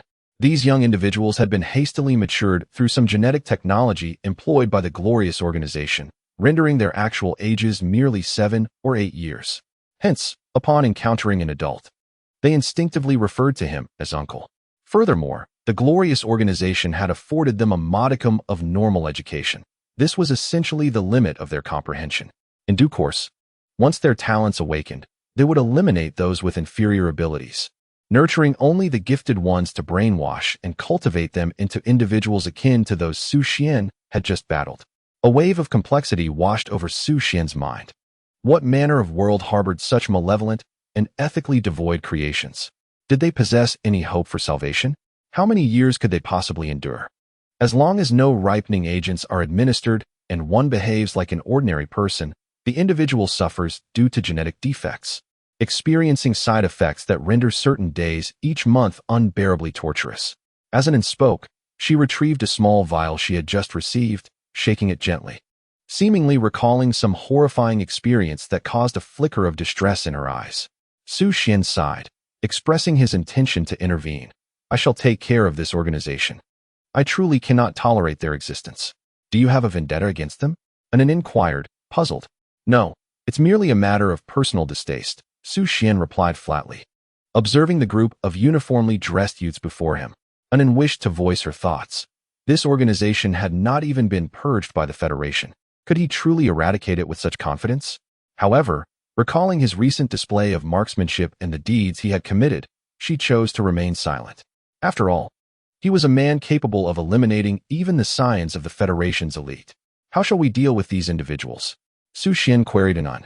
She was at a loss, realizing that extermination was not an option, as that would render them no different from the organization itself. Yet, returning them was equally perilous. There was no guarantee they wouldn't find themselves back in the clutches of the very machine that had ensnared them. Observing the innocence in the youth's eyes, she surmised that their environment had a significant impact on their demeanor. Leave it to me. I am the second in command of the Qinglong gang. These individuals can be sent to work, with provisions and accommodation, and they will also have the opportunity to study. Anin promoted herself, recalling her own escape from that same fate alongside her father. She could not bear the thought of her compatriots perishing in the wilderness. And as the leader of a gang in Huayu, it would be a simple matter for Su Guofeng to arrange for them. Su Xuan couldn't help but glance over, surprised by her impressive background. What is the Qinglong gang? I haven't heard of it. Are you still recruiting?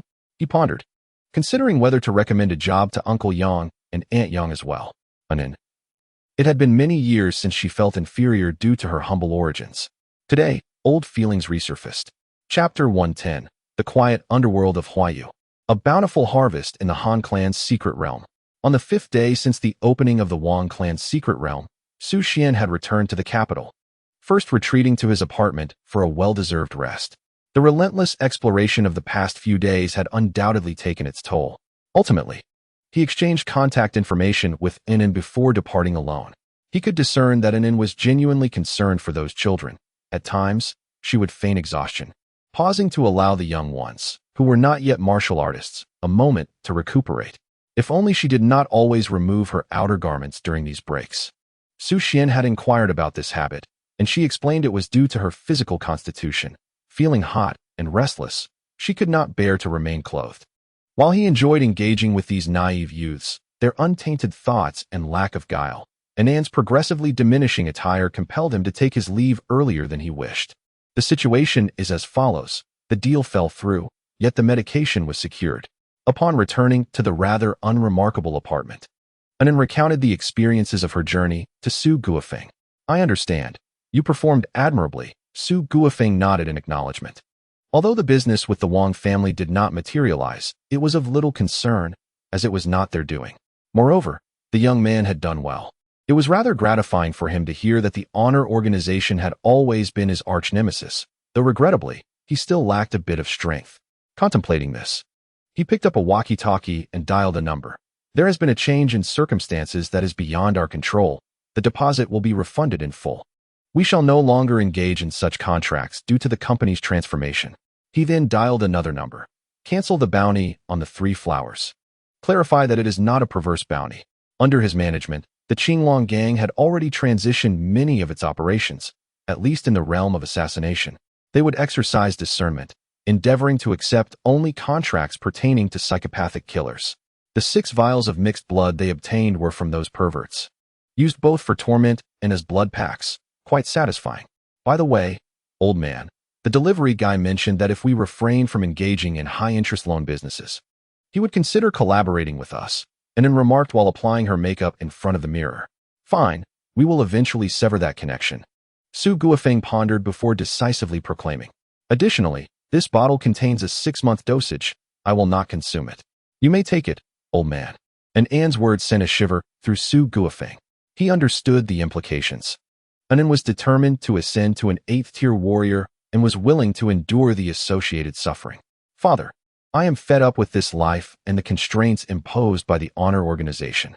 If you can eliminate them, I will have an inexhaustible supply of medicine. Anan said, her expression calm, though her slightly trembling fingers betrayed her outward composure. Her eye makeup never seemed to turn out right. Very well. I shall reach the 8th tier and eradicate them at the earliest opportunity. This matter must come to a conclusion. Su Guofeng was not a man given to hesitation. Anan was still too far from the 8th tier. The resources he had accumulated over the years were sufficient only for his own breakthrough. He picked up the walkie-talkie. During this period, the Qinglong gang will be undergoing business restructuring.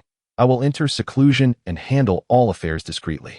He planned to devote himself to his training over the next 6 months. And then, I have prepared an identity for you. Go attend university like a normal person and refrain from constant violence, Su Guofeng instructed her. The adult warrior class? Please, father, I am a 4th-tier warrior. Exposure will land me in the suicide squad, and then replied, finally completing her beautiful makeup and rolling her eyes. She intended to learn more about fashion in preparation for the next opportunity to meet the esteemed figure, uncertain of his preferences, but certain that anything too revealing would not suffice as he moved too swiftly. You will know in a couple of days. It will definitely not be revealing. Go to university and perhaps experience romance, rather than frequenting those establishments, Su Guofeng chuckled, pulling out an anonymous card and tossing it in front of Anan. This is the entirety of our remaining possessions. Feel free to spend it as you wish, indulging in whatever captures your fancy. Anan swiftly gathered the items. Though her words betrayed a hint of defiance. Humph, how much could it possibly be? Haven't you already spent most of it on spiritual crystal resources? Su Guofeng turned to open the bedroom door, and suddenly, a surge of spiritual energy flooded the room. This space was astonishingly akin to the cultivation chamber that Su Xuan had crafted himself, with materials imbued with the properties of spiritual crystals embedded within the walls. And the floor was carpeted with 1st and 2nd-tier spiritual crystals. There were even several 3rd and 4th-tier crystals. The sheer abundance dazzled the eyes. Over the years, the assets of the leader of the Huayu gang had accumulated considerably. You are correct. However, there remains an additional 2 billion in the account. With that, Su Guofeng closed the bedroom door. Anan's eyes sparkled. This sum far surpassed the 10 billion bonus of the food delivery driver. She could indeed consider herself a genuine wealthy woman. With her beauty and financial means, success seemed within reach. At the Han Manor, in Han Shuangyi's chamber, a mahogany bookshelf displayed an array of texts and exquisite ornaments, exuding a subtle fragrance of wood. On her desk lay several documents, detailing the gains from the Han family's secret realm as well as the development and outcomes of the Wang family's secret realm. Han Yanling entered the room, sunlight illuminating her face, enhancing her ethereal charm. Seated behind the desk, Han Shuangyi wore a deep purple silk robe, her silver hair elegantly pinned atop her head with a jade hairpin, a gentle smile gracing her features. Well done, Yanling. The returns from this secret realm are indeed remarkable. She had initially believed her eldest daughter sought solace in the secret realm, but to her surprise, the yield was tenfold, and more importantly, a potential threat from a 4th-tier beast had been resolved. According to the Han family's contribution rules, I shall take 1/3 in cash and 2/3 in points. Han Yanling parted her red lips, her voice resonating like the gentle chime of jade. With these resources, she could swiftly enhance her own abilities and advance her recruitment plans, especially as the explosive fighter had already reached out to her, needing assistance with funding. Han Shuangyi regarded her daughter's attire today without comment. Dressed in a light blue gown cinched at the waist with a silver belt, it accentuated her slender figure beautifully, the fabric hugging her form and revealing her admirable curves. Are you to meet someone? Very well, that can be arranged. The Han family possesses another secret realm. Perhaps you should visit it before the university semester begins. Han Shuangyi withdrew her gaze and picked up another document from the desk. Han Yanling let out a quiet sigh of relief. Having been somewhat concerned that her mother might disregard propriety and appear overly indulgent. Fortunately, as an 8th-tier martial artist of Huayu, she had not engaged in any inappropriate behavior. Yu Ying observed this mother-daughter duo from the side, her gaze lingering on her young mistress. The gown was a gift from her mother on her 17th birthday, at which time it had seemed slightly too mature for her youthful frame. In this day and age, the allure has transformed entirely. Her chest stands proudly, swaying gently with each breath, the fabric clinging to her alabaster skin, revealing a profound cleft. Any excess would render her voluptuous, while any deficiency would render her slender. Alas, the heavens are indeed capricious, bestowing not only striking beauty and exceptional talent, but also a flawless physique, truly unreasonable. Chapter 111. The Bounty from the Wang clan's New Secret Realm. The Fall of the Glorious Organization. Ing, did the statistics from the exploration of the Wang clan's New Secret Realm contain an error? Han Shuangyi furrowed her brow slightly, an invisible authority suddenly sweeping over the dazed Ing beside her. Report to the master, there is no mistake. It is indeed this amount, Ing replied hastily, admitting that she was equally astonished upon receiving this data. Each prominent family, upon discovering a new secret realm and completing their exploration, would publish their earnings through a battle report, thereby showcasing the prowess of their adventure teams. For instance, the earnings of the Han clan's adventure team this time were as follows. Monsters, 1 Tier 4 beast, 15 Tier 3 beasts, 24 Tier 2 beasts. Spirit crystals, 1 Tier 3 crystal, 5 Tier 2 crystals, 12 Tier 1 crystals. Materials, 1 Ice Lotus, 23 Cold Mountain Drunken Flowers. The total earnings approached 300 million, nearly tenfold the average from past expeditions. Han Shuangyi frowned again as she scrutinized the exploration earnings from the Wang clan's secret realm, which indeed bore the Wang clan's seal, and seemingly included the phrase statistics in progress for the sake of preserving dignity. Monsters, 85 Tier 3 beasts. Spirit crystals, 3 Tier 2 crystals, 11 Tier 1 crystals. Materials, 5 electromagnetic grasses, 21 thunder, Oregon. This was far too meager. Was there truly no Tier 4 beast in the new secret realm? Ing, do you have any other news? Han Shuangyi inquired coldly. Ing stepped forward, speaking in a hushed tone. I heard that this morning, when these adventure teams ventured out collectively, they almost came to blows. The former patriarch of the Wang clan accused someone of clandestinely consuming the materials and demanded that every warrior's tier be measured, inciting public outrage. Furthermore, the Wang clan's own adventure team yielded no gains, having only hunted a few Tier 3 beasts. Both the Yi clan and the Chun clan have inspected their spatial rings, confirming the scarcity of beasts. Now, the Yi and Chun clans are clamoring to reclaim their exploration quotas in the Wang clan's secret realm due to the dismally low returns. Upon hearing this, Han Yanling did not leave immediately. She was aware that Su Xuan had also entered this secret realm. As expected, Han Shuangyi promptly inquired, "Where is Su Xuan? Did he not enter as well?"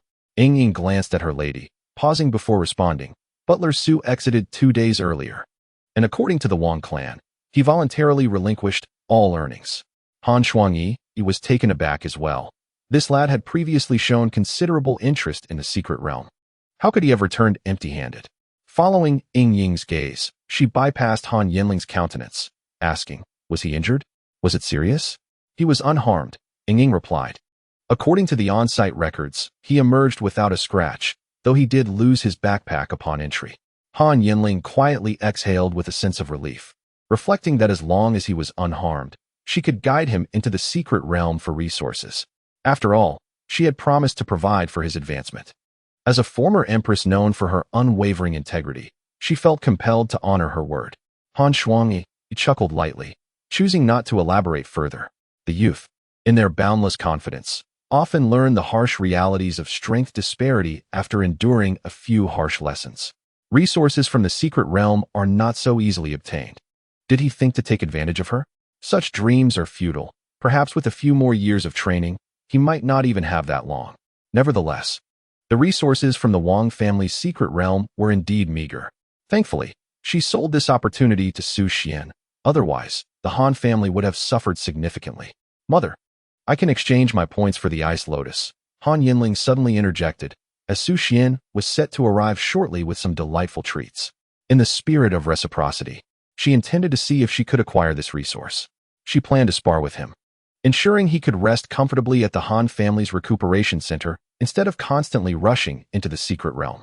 The auction will be held soon. Once your earnings are credited, you can bid yourself. Su Xuan should possess that card as well, Han Shuangyi remarked, shaking the black mirror card in her hand. Han Yanling's elongated brows twitched slightly as she took a deep breath and turned to leave. Han Shuangyi was fully aware that prices at the auction house were significantly higher, and witnessing her daughter in a predicament sparked a faint sense of pride within her. My dear daughter, it would be wise to follow my arrangements. Our family is destined to become a prominent force across domains. If your talents are exceptional, perhaps one day, you may even reach the heights of the former human emperor. By the way, my lord, the Wang family reported an incident involving the Glory organization. On their expedition's return journey, they discovered the bodies of 1 5th-tier martial artist and 4 4th-tier martial artists, confirmed to be affiliated with that organization. Pray tell, are they not completely exterminated? Han Shuangyi's voice carried a hint of curiosity. The cause of death was gunfire. Han Yanling paused momentarily before exiting through the door. The Glory organization? In her previous life, that organization had mysteriously perished years later for reasons unknown, only for the Federation to uncover their demise through a mid-level secret realm's ruins over a decade later. By then, the bodies had long been devoured by ferocious beasts, yet certain instruments and facilities indicated that the organization once thrived there, conducting nefarious genetic experiments that had caused a significant uproar within the Federation. Experts surmised that the internal turmoil led to their downfall, likely instigated by the actions of at least 1 8th-tier martial artist. Thus, Han Yanling remained indifferent and unconcerned, despite her knowledge of the mid-level secret realm's location. After all, it would naturally collapse in a few years. Intervening prematurely would be unwise. She understood more than ever the need to avoid the butterfly effect that could provoke new ripples. She could only hope that these ripples would be favorable, much like Su Xuan. What delightful treats await! The anticipation is palpable as the afternoon sun casts a warm glow over the banquet hall of the Han residence. Su Xuan and Han Yanling find themselves seated at a table, enjoying a moment of tranquility with only each other's company. Is the food delectable? Han Yanling muses, her chin resting delicately in her hand as she gazes at Su Xuan. It seems he has become more robust in her absence. Has he been secretly indulging in rich delicacies without her? In recent days, Su Xuan has been diligently honing his skills in his apartment, and had it not been for Han Yanling's invitation, he would have preferred to remain with the spiritual crystals in the training room. However, upon receiving her message, he thought it might be delightful to unwind a bit during his cultivation. He truly yearns to witness Han Yanling's tearful joy upon tasting the dishes he prepares. Oh, the food must be made on site. Do you have any cooking utensils? He inquires, glancing towards the entrance of the hall. Suddenly, 2 stealthy figures slip through the door. It is Han Yu'er and Han Zhanxiao. Without a doubt, upon hearing that Su Xuan had come to the Han estate, Han Yu'er promptly adorned herself with makeup and dragged her rather foolish brother along to investigate. Her sister's capable steward is here. She must keep a watchful eye, just in case she could steal him away. Cooking? Su Xuan is going to cook for himself? He can cook? Impressive. Han Yanling's curiosity piques. Perhaps you could hand over the ingredients to the kitchen. They should be able to manage quite well. Su Xuan hesitates, contemplating whether to showcase his culinary skills with his alloy entrenching tool. Would she even partake in his creations? What if the infamous temper of the young lady flares up, and she refuses to eat? Just as he wrestles with these thoughts, Han Yu'er approaches unabashedly, dressed in a delightful pink princess dress crafted from light sheer fabric adorned with tiny silver sequins, the neckline and cuffs intricately embellished with soft lace. She soon realizes that Su Xuan's attention is captivated by her sister's striking figure. A pang of jealousy strikes her heart. She had underestimated his preferences. Cursed be it, she thought, for dressing too extravagantly today. Yet, it was too late to change.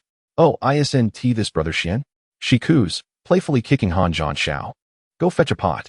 She thrives on the excitement of the moment, eager to discover what Su Xuan has prepared for Han Yanling.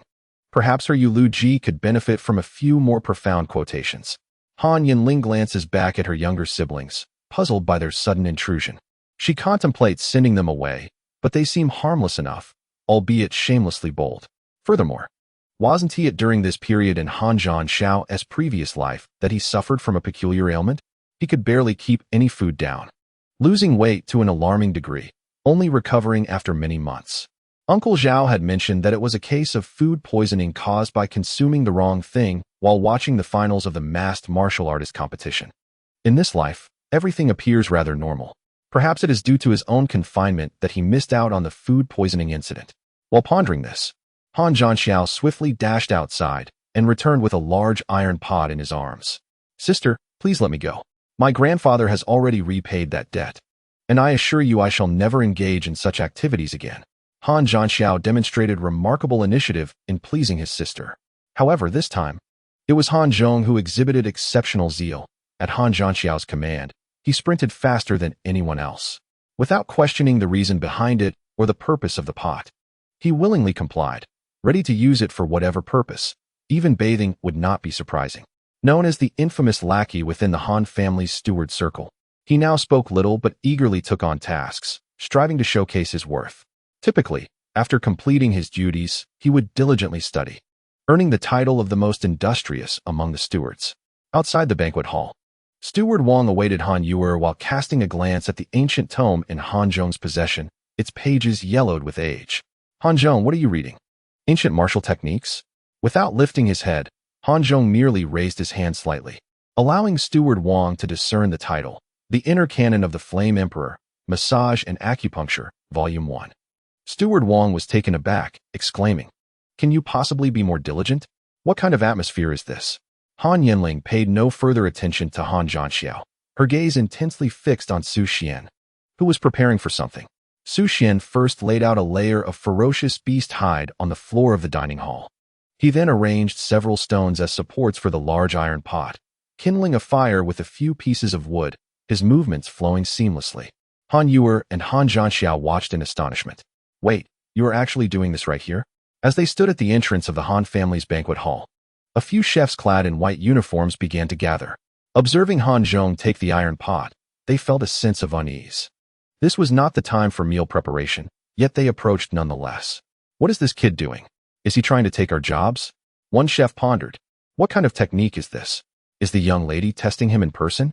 Uncertain yet cautious, head chef Wang Fu whispered, refraining from making any hasty decisions. Though merely a second-tier martial artist, he was a professional in the culinary arts, having earned his position as head chef of the Han family, and was undoubtedly skilled in cooking, placing him among the top 4 contenders in the Huayu Ferocious Beast culinary competition. As Su Xuan gradually retrieved the ingredients, heating oil and whisking eggs, the murmurs at the entrance grew louder. "Goodness, those are ferocious beast materials. Is he not afraid of an explosion? What kind of egg is that? It's exquisite. I've never seen anything like it. Boss, what do you think? Will he fail?" Wang Fu's hands trembled slightly. He rubbed his eyes in disbelief at the audacity of this young man. Realizing that Su Xuan was indeed using ferocious beast materials, he hurriedly rushed into the hall, shouting, "Stop! Don't!" Su Xuan, taken aback, paused his actions in confusion.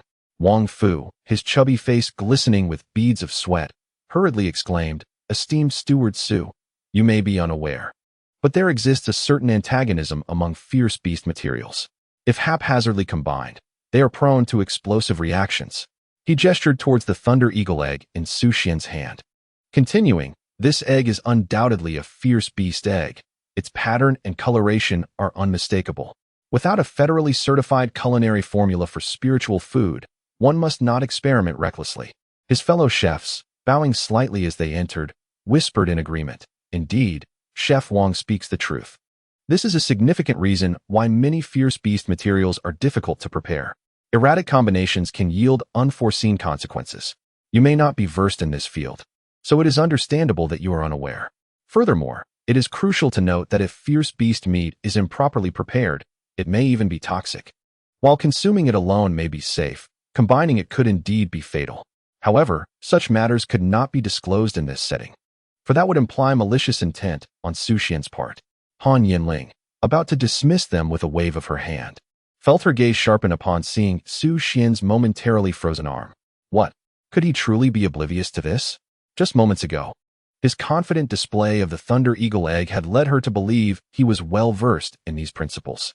This was also one of the reasons for her fixation on mundane food after her rebirth. As one ascends to higher levels of martial prowess, the variety of edible fierce beast meat dishes diminishes. Being raw and gamey, they are difficult to swallow. Yet, consumption of such meat is essential for enhancing one's physique, compelling one to endure the unpleasantness. The few relatively palatable dishes crafted from fierce beast meat are typically of a lower grade, offering minimal enhancement to high-level martial artists.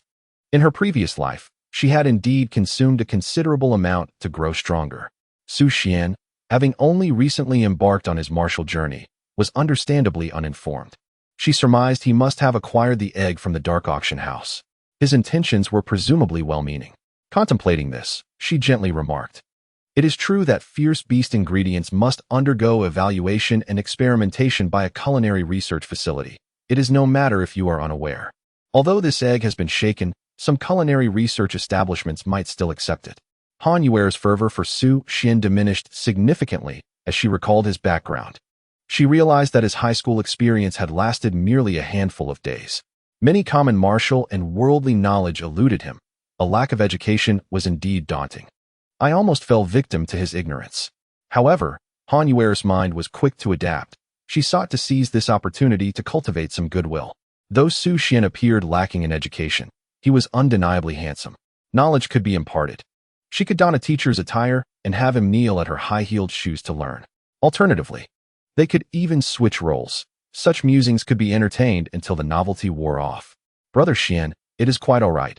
I too have not paid much attention in class," she replied. Han Yanling felt a surge of frustration, nearly unleashing her Valkyrie prowess to kick her conspicuous sister out of the circle. Nevertheless, a remark from Han Zhanxiao caused everyone present to struggle to maintain their composure. "Brother, can you truly eat this? I wish to give it a try." He remained oblivious, spending his days indulging in play and food, unaware of such laws. Stuck at home these past few days, everything now seemed like a novel delight, and he was eager to experiment. Particularly captivating was the egg in Su Xuan's hand, crackling with electric brilliance, dazzling beyond measure. Han Yanling felt a slight headache. Her younger siblings were quite the handful, one feigning knowledge, the other blissfully ignorant. In her previous life, her sister too had been confined by Uncle Gong for a time, accused of causing the death of the Wang family's third son. Uncle Gong's business had suffered considerably as a consequence. After all, how could one justify the loss of her son when his daughter had not even been harmed? Yet, it was rumored that the Wang family had recently issued a notice of mourning for their son's unexpected demise. Although this incident had no bearing on Han Yuer, it served as a reminder that many fates are preordained. Perhaps we should take Su Xuan to a different place. The lakeside seems pleasant at this hour with fewer people around. Maybe he can assist me. "Don't worry, just observe my performance," Su Xuan reassured, understanding that the chef's present meant well and feared he might escalate matters. However, he had already conducted his experiments and was certain of his safety. The so-called laws of fierce beast spirit food were of little concern to him. He only trusted the firearm in his hand and the commander at his side. The pan was heated, and he began to repeat the steps for preparing electric herb thunderflower stir-fried eagle egg. "Brother Xian, although I harbor affection for you, I shall not partake," Han Yuer declared, having resolved not to be the guinea pig, regardless of how Su Xuan praised the dish. Han Yanling refrained from further objections. Su Xuan had his own intentions, and if an explosion were to occur, it would save her the trouble of sparring with him.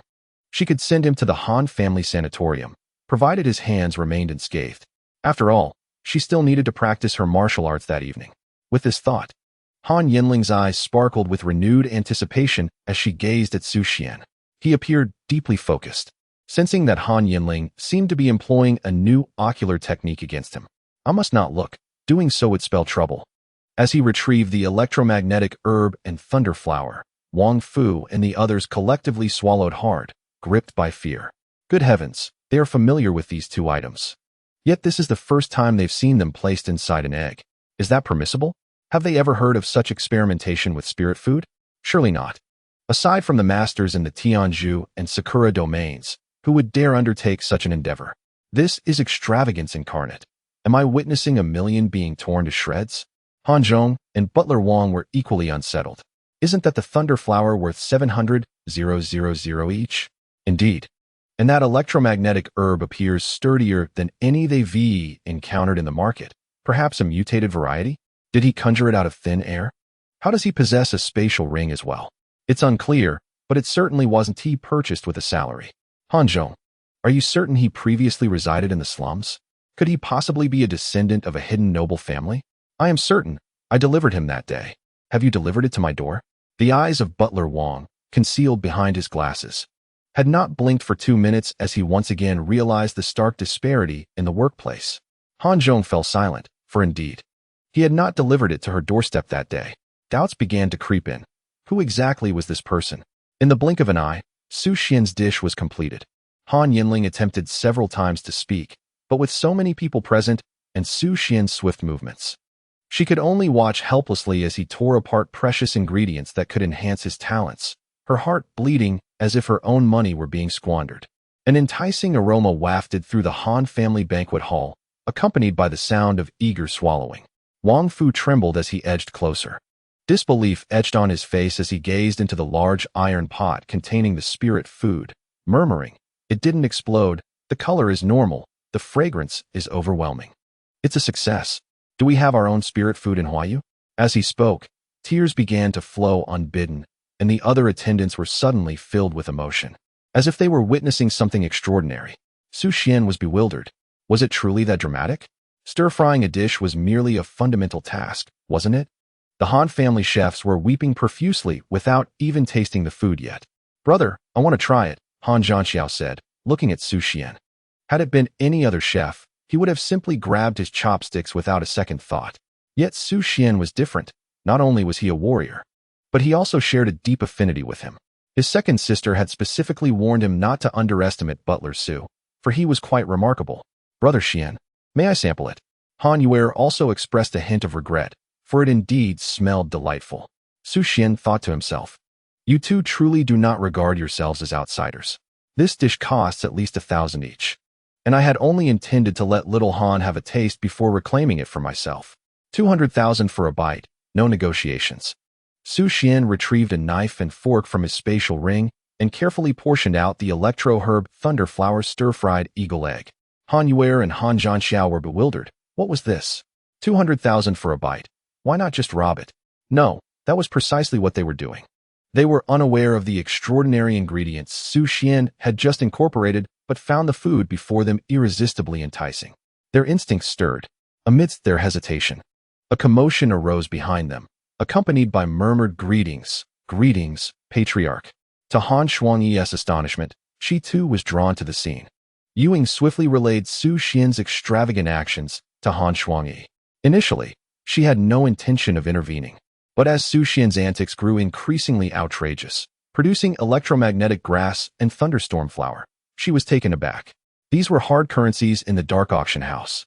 Did he not realize that his premature emergence from the secret realm had already been discovered by them? Did he still wish to flaunt his bountiful harvest before Han Yanling? Such naivety. What success?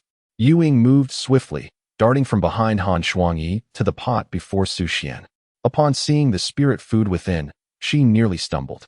What a stroke of luck. Is this even possible? She found herself at a loss for words, wishing to summon the clan leader to intervene, yet never anticipated Su Xuan would act with such alacrity. Han Shuangyi approached gracefully, though her inner turmoil belied her serene facade. With the keen senses of an 8th-tier warrior, she had already caught a whiff of the enticing aroma as Su Xuan completed the dish known as electric herb thunderflower stir-fried eagle eggs. That was the unique fragrance of spirit cuisine. Chapter 114. The Aroma Principle, an essential strategic resource. Shadowy presence, transfer funds, for portions. Suddenly, Han Shuangyi waved her hand, releasing a faint chill into the air. She had invoked her innate talent, instantly freezing the hands and feet of the Han clan's chefs present, evidently to prevent any leakage of information. "Yes, master." The shadowy figure promptly operated a mobile device. A notification chimed on Su Xuan's phone, revealing a deposit of 8 million. Excellent. Given the quantity he had prepared, the profit margin was at least 100.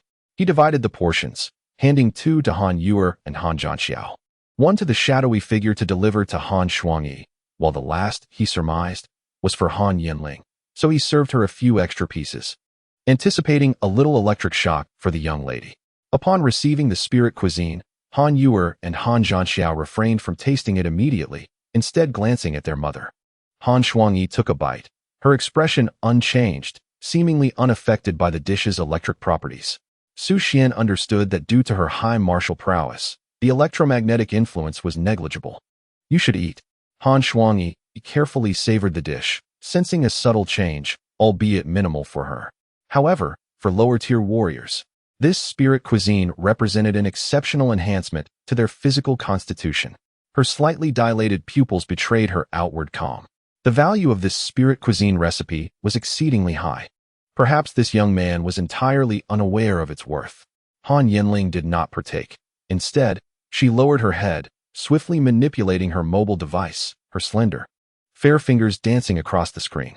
At that moment, she was oblivious to those around her, engrossed in a singular task. Hurry, even faster.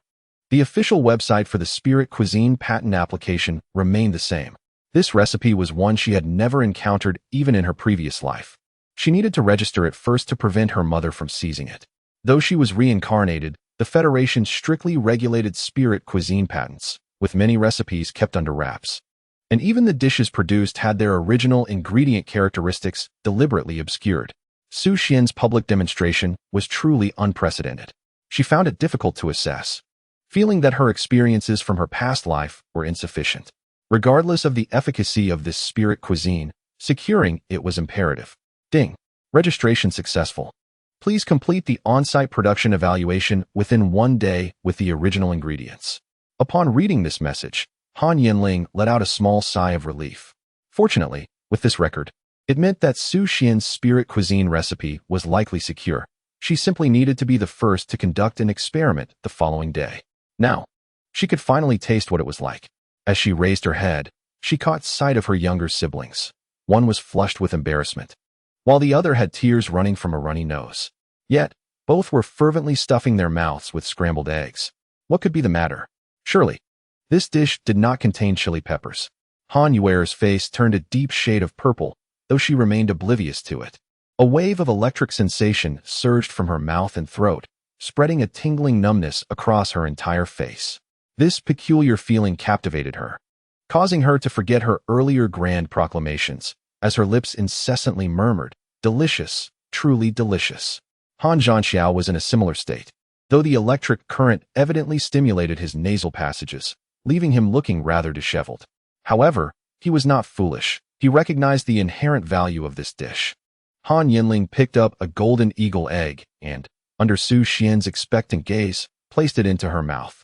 The moment it touched her tongue, Han Yanling's eyes narrowed slightly, her long eyelashes fluttering as if caressed by a gentle breeze. A faint smile graced her rosy lips, though it quivered slightly from the electric sensation induced by the food, rendering her even more enchanting. The flavors of electromagnetic grass and thunderstorm flower erupted in her mouth, and the current danced upon her tongue, delivering a mild, tingling sensation. Oh, it was truly delectable. She did not shed tears, for each person's sensitivity varied. Her lips, however, appeared even more luscious and dewy under the stimulation, reminiscent of flowers blooming in the spring. Su Xuan felt a surge of frustration. Though he had not eaten, he could almost feel the electric charge. How unfair it was that she did not cry. What a loss. Su Xuan, how much is this spirit food recipe worth? The Han family will purchase it. Han Shuangyi stepped forward, gently squeezing Han Zhanxiao's arm to confirm the dish's efficacy.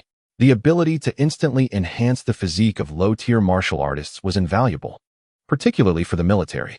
Moreover, if it contained electromagnetic grass and thunderstorm flower, it would likely elevate the awakening of talent to an S-grade level. This was a crucial resource for nurturing geniuses. The price could be negotiated, perhaps slightly above the market value for low-tier spirit food recipes. After Han Shuangyi spoke, Yuing swiftly retrieved the prices for the spirit food recipes, each costing billions. The prices were steep, yet transactions occurred, as selling them could ensure a lifetime free from worry. Su Xuan, let us depart, Han Yanling urged, quickly rising and tugging Su Xian's hand to leave. She too sensed the significant potential of this spirit food, which could greatly enhance the physical attributes of low-tier martial artists. She had not anticipated such an important development occurring within just half an hour. Had Su Xuan inadvertently stumbled upon such a top-tier spirit food recipe? Han Shuangyi feigned ignorance. But Han Yanling was acutely aware. For the military, any spirit food capable of enhancing mid to low-tier martial artists was a vital strategic resource. Many high-tier spirit foods had remarkable effects, yet their ingredients were rare and often found within dangerous beasts.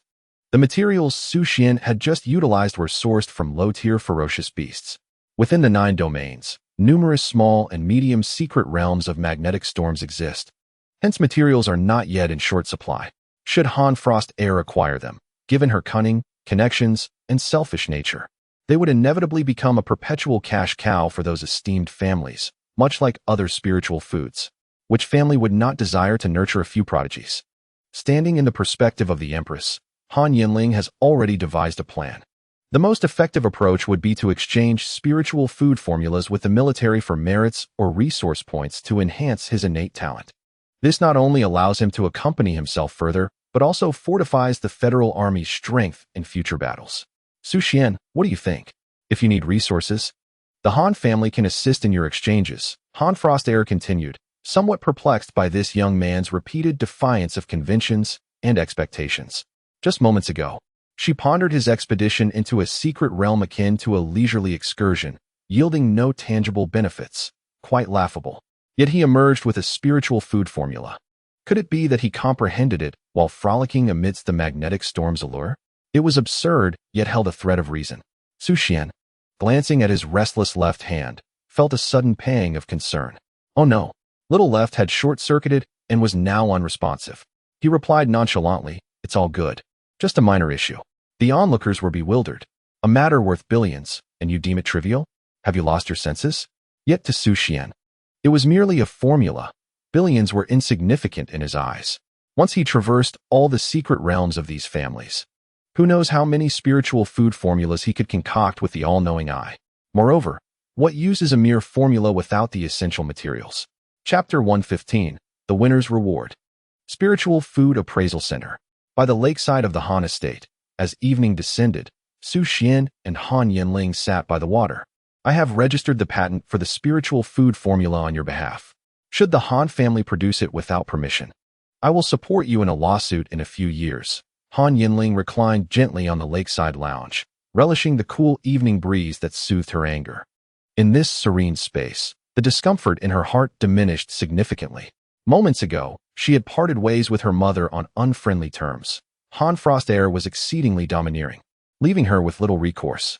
Observing Han Frost Heir's demeanor, it seemed she intended to observe the on-site chef and create spiritual food herself. In this world where martial prowess reigns supreme, Han Yanling found herself at a loss. She could either blame her own inadequate strength or Su Xuan's complacency. Su Xuan, this is how esteemed families operate. You must grow stronger, she sighed. Only with power can one safeguard many things. Yet Su Xuan appeared indifferent. His understanding of this world was far deeper than Han Yanling's. Many things must be concealed, particularly his talents, while others, like wealth, were merely external possessions of little consequence. When his strength reaches its zenith, he will demonstrate to the world what core values truly entail with his fists. Is the Han's secret realm enjoyable? Su Xuan inquired. Han Yanling, her eyes half closed, responded, "The secret realm is not entertaining at all. It is rather dull without you here." But has the secret realm ever been a place for amusement? Reflecting on how Su Xuan seemingly gained nothing from the magnetic storm's secret realm, she added, "It's not fun. In a couple of days, I shall gift you a snow lotus. You may consume it." "Why are you giving this to me?" Su Xuan was puzzled, wondering if she was attempting to bribe him for something. Han Yanling initially intended to explain that it was to enhance his talent, but, recalling her mother's actions, she casually replied, "No worries, just consider it a gift from a good friend. Tomorrow, I shall accompany you to the Spirit Food Appraisal Center." Su Xuan felt deeply touched. Such a generous friend was truly worth having. Right, Xiao Zhua and Xiao Yu? Thank you, Xiao Han. I shall take my leave now. He prepared to depart, regretting not witnessing Han Yanling cry during his visit to the Han Manor. He promised to return when there were new spirit food recipes. Wait a moment. Han Yanling suddenly exclaimed. The light in the martial arts room downstairs is broken. Could you replace it for me? Su Xuan was taken aback. Does a family as prominent as the Hans require a steward to change a light bulb? Surely, there can't be any ulterior motives. Han Yanling elegantly rose and pulled Su Xuan toward the underground martial arts room, having realized that as long as she held on to him, he would generally follow her obediently. It was remarkably effective. Moreover, it was a scheme she had devised. First, luring Su Xuan to the Han's underground martial arts room, then, under the guise of sparring, injuring one of his legs, ensuring he would not escape. After all, crafting spirit food and providing massages only required hands. Half an hour later, Su Xuan and Han Yanling stood at the center of the underground martial arts room. Su Xuan, we will spar using the strength of a first-tier martial artist. Clad in training attire, her curves were accentuated, and her long legs appeared smooth and powerful under the light, radiating vitality. She intended to let Su Xuan witness the disparity in martial skills. Very well, Su Xuan nodded, considering it a practice in fine motor skills. His gaze remained fixated on Han Yanling's legs, which was somewhat distracting. Han Yanling was astonished. How did he know she would commence with a kick? Perhaps Su Xuan was a combat prodigy? Only a trial would reveal the truth. Han Yanling initiated the attack, her movements as swift as lightning, fierce and incisive. Her right leg traced a graceful arc in the air, rapidly approaching Su Xuan with formidable force, creating a whoosh through the air.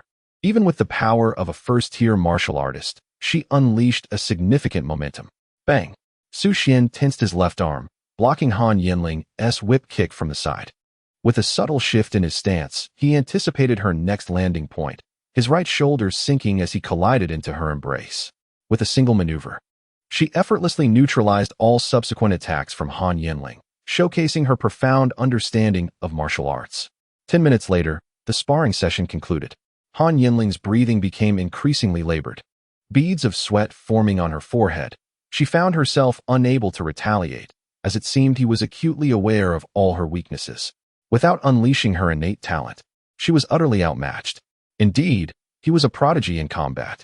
Observing Su Xuan's calm demeanor, a flicker of irritation ignited within her.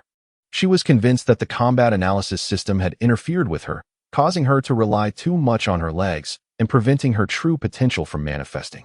Otherwise, how could she possibly lose? She resolved to continue her rigorous training, determined to cast aside all distractions and strive for strength. If she could not even best Su Xuan, how could she hope to confront the formidable extraterrestrial beings beyond the stargates? A fierce competitive spirit surged within Han Yanling as she took a deep breath, reclined on a nearby lounge chair, removed her shoes and socks, and coldly instructed Su Xuan, "First, massage my legs. We shall continue our sparring shortly." Su Xuan, taken aback, responded, "What? Did you not lose? Why the demeanor of a victor?" Nevertheless, he quickly adjusted, his hands deftly kneading the smooth, tender skin of Han Yanling's thighs while proclaiming loudly, "This is the reward for the victor." On the outskirts of the Huayu capital, within an experimental facility, the Ling Food Appraisal Center of the Federal Huayu was abuzz. Today, Jack and Alice, who had long since returned to work, sat in their respective offices, awaiting the upcoming appraisal session. Both felt a sense of discomfort. How could those inept Huayu folks possibly develop a new recipe? Today will likely be another futile endeavor. Jack lamented, crossing his legs as he voiced his grievances. Typically, he would be ensconced in bed with the 3 women from his household at this hour. Oh, Jack, ordinary food from Huayu is still far more delectable than that of the Eagle Domain. Besides, what if they actually managed to concoct a spiritual food recipe? Alice yawned. Having grown increasingly languid since her arrival in Huayu, her weight having noticeably increased. There's no helping it. Life is just too easy. Ugh, this table is gathering dust. Mr. Wang Chun, come over and help us clean, Jack called to a lowly federal employee in the office. Wang Chun, feeling a surge of displeasure at being singled out, nonetheless rose to assist his superiors with the cleaning task. It had been years since Huayu had developed a new spiritual food recipe, leading to the office's head being an outsider parachuted in from another domain, enjoying a relaxed workload while frequently ridiculing the local staff. The core of their mockery revolved around a few biting comments. Huayu lacks its own spiritual food recipes. This place hardly deserves to exist, were it not for federal allocation. Who would come here to retire? The prevalence of fraud in Huayu often drew individuals hoping to strike it lucky, wasting their time. Wang Chun and his colleagues were acutely aware of the situation's inevitability. The precious materials in Huayu's secret realms were exorbitantly priced, and even the prominent families struggled to procure enough, let alone conduct experiments on spiritual food. In recent years, the development of secret realms and caverns in other domains has accelerated significantly, resulting in a surge of spiritual cuisine recipes. With these recipes, low-tier warriors enhance their strength, leading to a swifter extraction of resources from the secret realms, thereby establishing a virtuous cycle. I wonder if there will be any surprises shortly. Wang Chun prayed fervently. Just as before, Leader, 2 young individuals from the front desk have arrived regarding the spiritual cuisine identification application submitted yesterday. Chapter 116, Jack's Interference and Han Shuang's Initiative. Su Xuan and Han Yanling had arrived at the office well in advance, eager to open the door. Although the Huayu region had not discovered any new spiritual cuisine recipes for many years, as an official organization of the Federation, its infrastructure remained remarkably modern. The lobby was spacious and bright, adorned with an array of exotic ingredients and spiritual herbs, with a delicate fragrance of medicine and flowers wafting through the air. Su Xuan inhaled gently, experiencing a sense of tranquility and mystery. Han Yanling wore a fitted white shirt today, embellished with exquisite silver buttons that accentuated her elegant silhouette. Below, she donned a black high-waisted skirt that gracefully reached her knees, perfectly showcasing her elongated legs. On her feet were black high-heeled shoes that enhanced her stature. Su Xuan, try to transfer the spiritual cuisine recipes to the military as much as possible. This way, you can exchange them for merits in advance, Han Yanling remarked coolly. Not only will you have the opportunity to enter the core military camps, but you can also exchange some celestial treasures from the 9 domains. Su Xuan remained silent, merely nodding in acknowledgement. He glanced down at his phone, where the prices on the dark auction house had surged by more than 20% overnight for electromagnetic grass and thunderstorm flower. The juvenile electromagnetic grass had reached 6 million for a single stalk, while the even rarer thunderstorm flower from the magnetic storm secret realm had skyrocketed to 8 million per blossom. Su Xuan, may I borrow your phone for a moment? Han Yanling caught sight of him browsing the dark auction house. She did not yet possess that card. Su Xuan handed over his phone, and she quickly searched for Thunder Eagle Egg. There's a problem, Su Xuan. The price of Thunder Eagle eggs from the Eagle domain has tripled today and is now at 100,000 each, Han Yanling said, her brows furrowing. She suspected that her mother had acted preemptively, hoping it was not the worst-case scenario. At that moment, Wang Chun and a multitude of Huayu staff emerged from the depths of the lobby at 8 in the morning. Welcome. Please follow us to the spiritual cuisine production room. They were supposed to have come out earlier to receive them. However, they had received a sudden order from Adam to wait until formal working hours. Su Xuan and Han Yanling exchanged knowing glances, sensing something amiss. Indeed, deep within the lobby, the door to the spiritual cuisine production room remained locked. Oh dear, I'm terribly sorry. I forgot to bring the key before I left this morning, Adam exclaimed, hurriedly donning a white coat as he rushed over. Wang Chun and another grassroots civil servant, Yuan Shi, clenched their fists, their faces turning crimson. You may take a brief respite of 20 minutes. I have already dispatched a driver to retrieve the necessary items. Wang Chun, kindly fetch 2 cups of essence water, Adam cheerfully instructed. Moments ago, he received word from his family, urging him to delay for 20 minutes here, after which he would be transferred directly from Huayu to assume a lucrative position in the Eagle domain.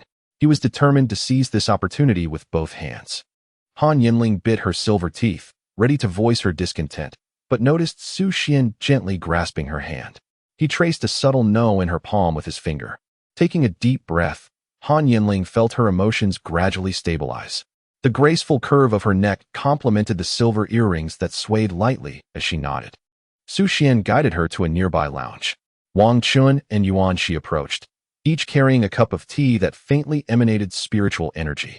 They set down the cups, nodded, and stood aside, engaging in hushed conversation, seemingly for the ears of Su Xuan and Han Yanling. The door was ajar, but for some reason, the key has gone missing.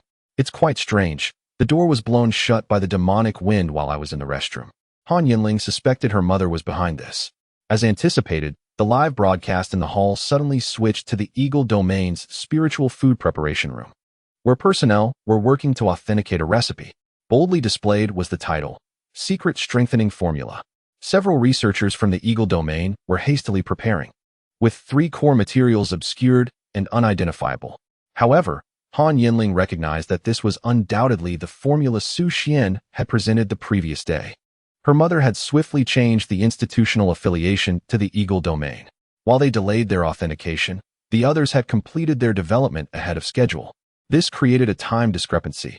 Although she had applied in advance, Han Shuangyi could easily adopt a new name in a different laboratory. If Han Shuangyi aimed to authenticate within Huayu using the same materials, the Federation's regulations would necessitate Han Yanling's prior approval. However, by opting for authentication in another domain, Han Shuangyi effectively circumvented the loopholes in the Federation's rules, revealing the underhanded tactics of the aristocratic families. Han Yanling intended to take Su Xuan away, but he appeared captivated by the live broadcast. Due to the media buzz surrounding the Eagle Domain in recent years, each authentication of a spiritual food recipe was streamed live, fostering a sense of participation among the general populace and ordinary martial artists. The promise of immense wealth also encouraged retired martial artists to eagerly enroll in medium to large-scale secret realm explorations. After all, while higher-tier martial artists were restricted from entering mid-sized secret realms, lower-tier practitioners faced no such limitations. The commentator began with a brief introduction. Greetings, everyone. This is the Eagle Domain's Spiritual Food Authentication Center, where a new recipe may be birthed today, provided by a confidential source and previously tested. It promises to enhance the physical attributes of lower-tier martial artists. The excitement in the live chat was palpable. Is that true? Indeed, we are the Eagle Domain, eternally emblematic of advancement and openness. May the Eagle Army be blessed. If I were an enigmatic figure, I would immediately dedicate myself to the military for the grand rejuvenation of humankind. The neighboring Sakurahan domain has sent congratulatory messages in advance, while the adjacent Tianju domain has commenced early celebrations. Upon witnessing this, Han Yanling felt a surge of anger, for she understood that her mother had leveraged the connections within the Eagle domain to orchestrate this affair, with Su Xuan being the principal victim. She turned her gaze towards Su Xuan, contemplating how to console him that evening. Su Xuan, observing the screen, could not help but sneer internally, having discerned long ago that Han Shuangyi and Han Yanling were not aligned. Following the conclusion of their expedition, his mindset had undergone a transformation. Previously, he had been compelled to passively accept many situations, but now he could gradually seize control of his fate. Moreover, while he could bully his classmate Han, others were not permitted to do so. As time progressed, the personnel of the Eagle Domain began to execute the experimental procedures methodically. Inside Han Shuangyi's office, she too felt a twinge of anxiety. After all, she had mobilized considerable resources for this endeavor, and the night was far from tranquil. Thus, she could not help but quietly inquire of Yuying. Have Wang Chu and Han Yuer confirmed the procedures and materials? Indeed, Master, Yuying replied, feeling a pang of sympathy. Her master had tirelessly procured materials throughout the night, ultimately succumbing to temptation, intent on monopolizing the formula. Yet, without the mindset of claiming everything for herself, the Han family could not have achieved such magnitude. One could only hope that the young lady would comprehend this. Chapter 117. The explosion at the Eagle Domain Laboratory and the secret meeting of the Hua Army's High Command. In the Eagle Domain's spiritual cuisine production room, operations were proceeding in an orderly manner according to the materials and procedures provided by Han Shuangyi, with the production of spiritual cuisine nearing its conclusion. I sincerely apologize. The key has been located, and you may enter now. Adam entered to personally apologize, though his eyes betrayed no hint of remorse. He had surmised that internal strife within the Hua domain was at play, and he was taken aback to discover that someone within Hua had indeed developed a spiritual cuisine formula, which deeply unsettled his sense of superiority. However, even if Su Xuan and Han Yanling were to commence now, it would be too late. The experiments on the Eagle Domain side were on the verge of success, and he had successfully delayed them for 20 minutes. No rush. Let us observe until the end, Su Xuan stated calmly. Alice also approached, having received directives from her family, though she had chosen to remain hidden in her office. The commentators in the live broadcast grew increasingly fervent. Next, we shall witness the incorporation of the final ingredient. Let us anticipate the birth of a new spiritual cuisine formula. Accompanied by their exclamations, a dense plume of black smoke suddenly erupted from the central area, swiftly enveloping the entire laboratory and obscuring visibility. The screen began to shake violently, followed by a deafening explosion that seemed to shake the very fabric of space. The intensity of the camera's tremors conveyed the omnipresent force of the shockwave. Several experimental personnel situated near the center of the explosion were propelled away by the overwhelming impact. On the screen, their bodies can be seen tumbling through the air, colliding with surrounding equipment and walls, producing a dull thud. Despite being highly trained martial artists with physical capabilities far exceeding those of ordinary individuals, the magnitude of this explosion clearly surpassed their expectations. Several of them crashed heavily to the ground, the screen freezing at the moment they struggled to rise, their faces a vivid tableau of pain and astonishment. The live broadcast was filled with question marks, leaving the audience from Eagle Domain in a state of bewilderment, with a few early messages of congratulations appearing. Rendered all the more ironic, Adam and Alice gaped in disbelief. Had they actually failed? Was this perhaps an internal power struggle within Hua Domain? Their gaze shifted back to the composed expressions of Su Xuan and Han Yanling, deepening their confusion. Indeed, the people from Hua Domain were notoriously cunning. Wang Chun and Yuan Shi, however, erupted into laughter. Ha, splendid. They had it coming. Truly, they are reaping what they sowed. In the Han estate, Han Shuangyi abruptly rose from her chair, her blue eyes fixed intently on the screen, speechless. A failure? How could this happen? Millions worth of materials wasted. All the connections and resources rendered futile. Where had the problem arisen? Why had Su Xuan succeeded effortlessly? Was it mere coincidence? Han Yanling was also taken aback. Yet as she observed Su Xuan's calm demeanor, an unusual emotion stirred within her. Could he have anticipated this outcome? Indeed, Su Xuan was acutely aware of the issue at hand. He had utilized mature specimens of the electromagnetic grass material, whereas only juvenile specimens were available at the auction house of the 9 Domains Dark Network. An explosion was inevitable. I'm sorry, but I am unwilling to part with it. You won't even be able to steal it. Can't you learn from little Han? If you want something, you ought to express it directly or offer an equivalent exchange. We can commence now. Let us proceed, Su Xuan declared, gesturing for Adam to lead the way. What? Adam was somewhat bewildered. Was this spiritual food recipe not a sham? Why continue? However, since Su Xuan had spoken, they could only escort him to the laboratory. They would not partake in the production, but needed to confirm that Su Xuan completed the crafting within the lab. Their responsibility would be to authenticate the spiritual food produced on-site. In the changing room, Su Xuan and Han Yanling donned specially designed garments. On the entrance's light screen, 2 options captured Su Xuan's attention. Option 1. Submit the spiritual food recipe to the federal military to gain merit points or credits. Option 2. Do not submit the recipe, resulting in no rewards. Submission is recommended. From a long-term development perspective, it was more suitable to provide the military with such resources. Wearing her mask, Han Yanling's voice lacked the previous icy tone, perhaps due to the absence of others, or perhaps because the protective layer she wore alleviated her social anxiety. What is the use of merit? Su Xuan inquired. To become a 4th-tier martial artist, one must enlist in the military.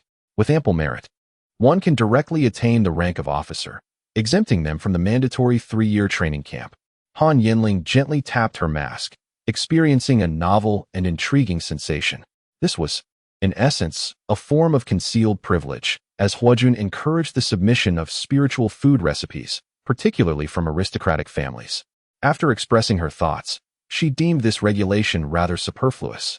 After Han Zhanxiao enlisted, he rapidly achieved minor merits and ascended to the rank of officer. As for how he earned such accolades, it was evident that it was due to the machinations of the Zhao family. Su Xuan directly pinpointed the issue. If the aristocracy possesses the means to directly ascend to officer status, then this regulation is rendered futile. If you were the architect of these rules, what actions would you undertake? In her previous life, she had attempted reform, yet with little to show for it. She was eager to hear Su Xuan's perspective. Su Xuan pushed open the door to the changing room and remarked, "First, one must become the rule maker." Han Yanling pouted slightly behind her mask, finding his ambition rather grand. Yet, How could he attain that status if he could not best her? No, he had indeed triumphed last night. However, that was due to her leniency. After all, her talent was unremarkable, and she was merely a second-tier warrior. The news of the explosion at the Eagle Domain's spiritual food production site soared to the top of trending topics. The other domains reveled in the spectacle, especially since the Eagle Domain's netizens frequently flaunted their superiority, claiming their air was imbued with fragrance. Now, a significant incident had transpired, shattering their facade. The online discussions erupted into chaos. Netizens from the European domain chimed in. Is anyone from the Eagle Domain here? Please, entertain us with another live explosion. Netizens from the Han domain commented. Failure is the mother of success. We must remain optimistic and prepare for the next triumph. Eagle Domain folks, do not lose hope. Eagle Domain netizens retorted. Even in failure, we possess numerous spiritual food recipes, unlike certain domains.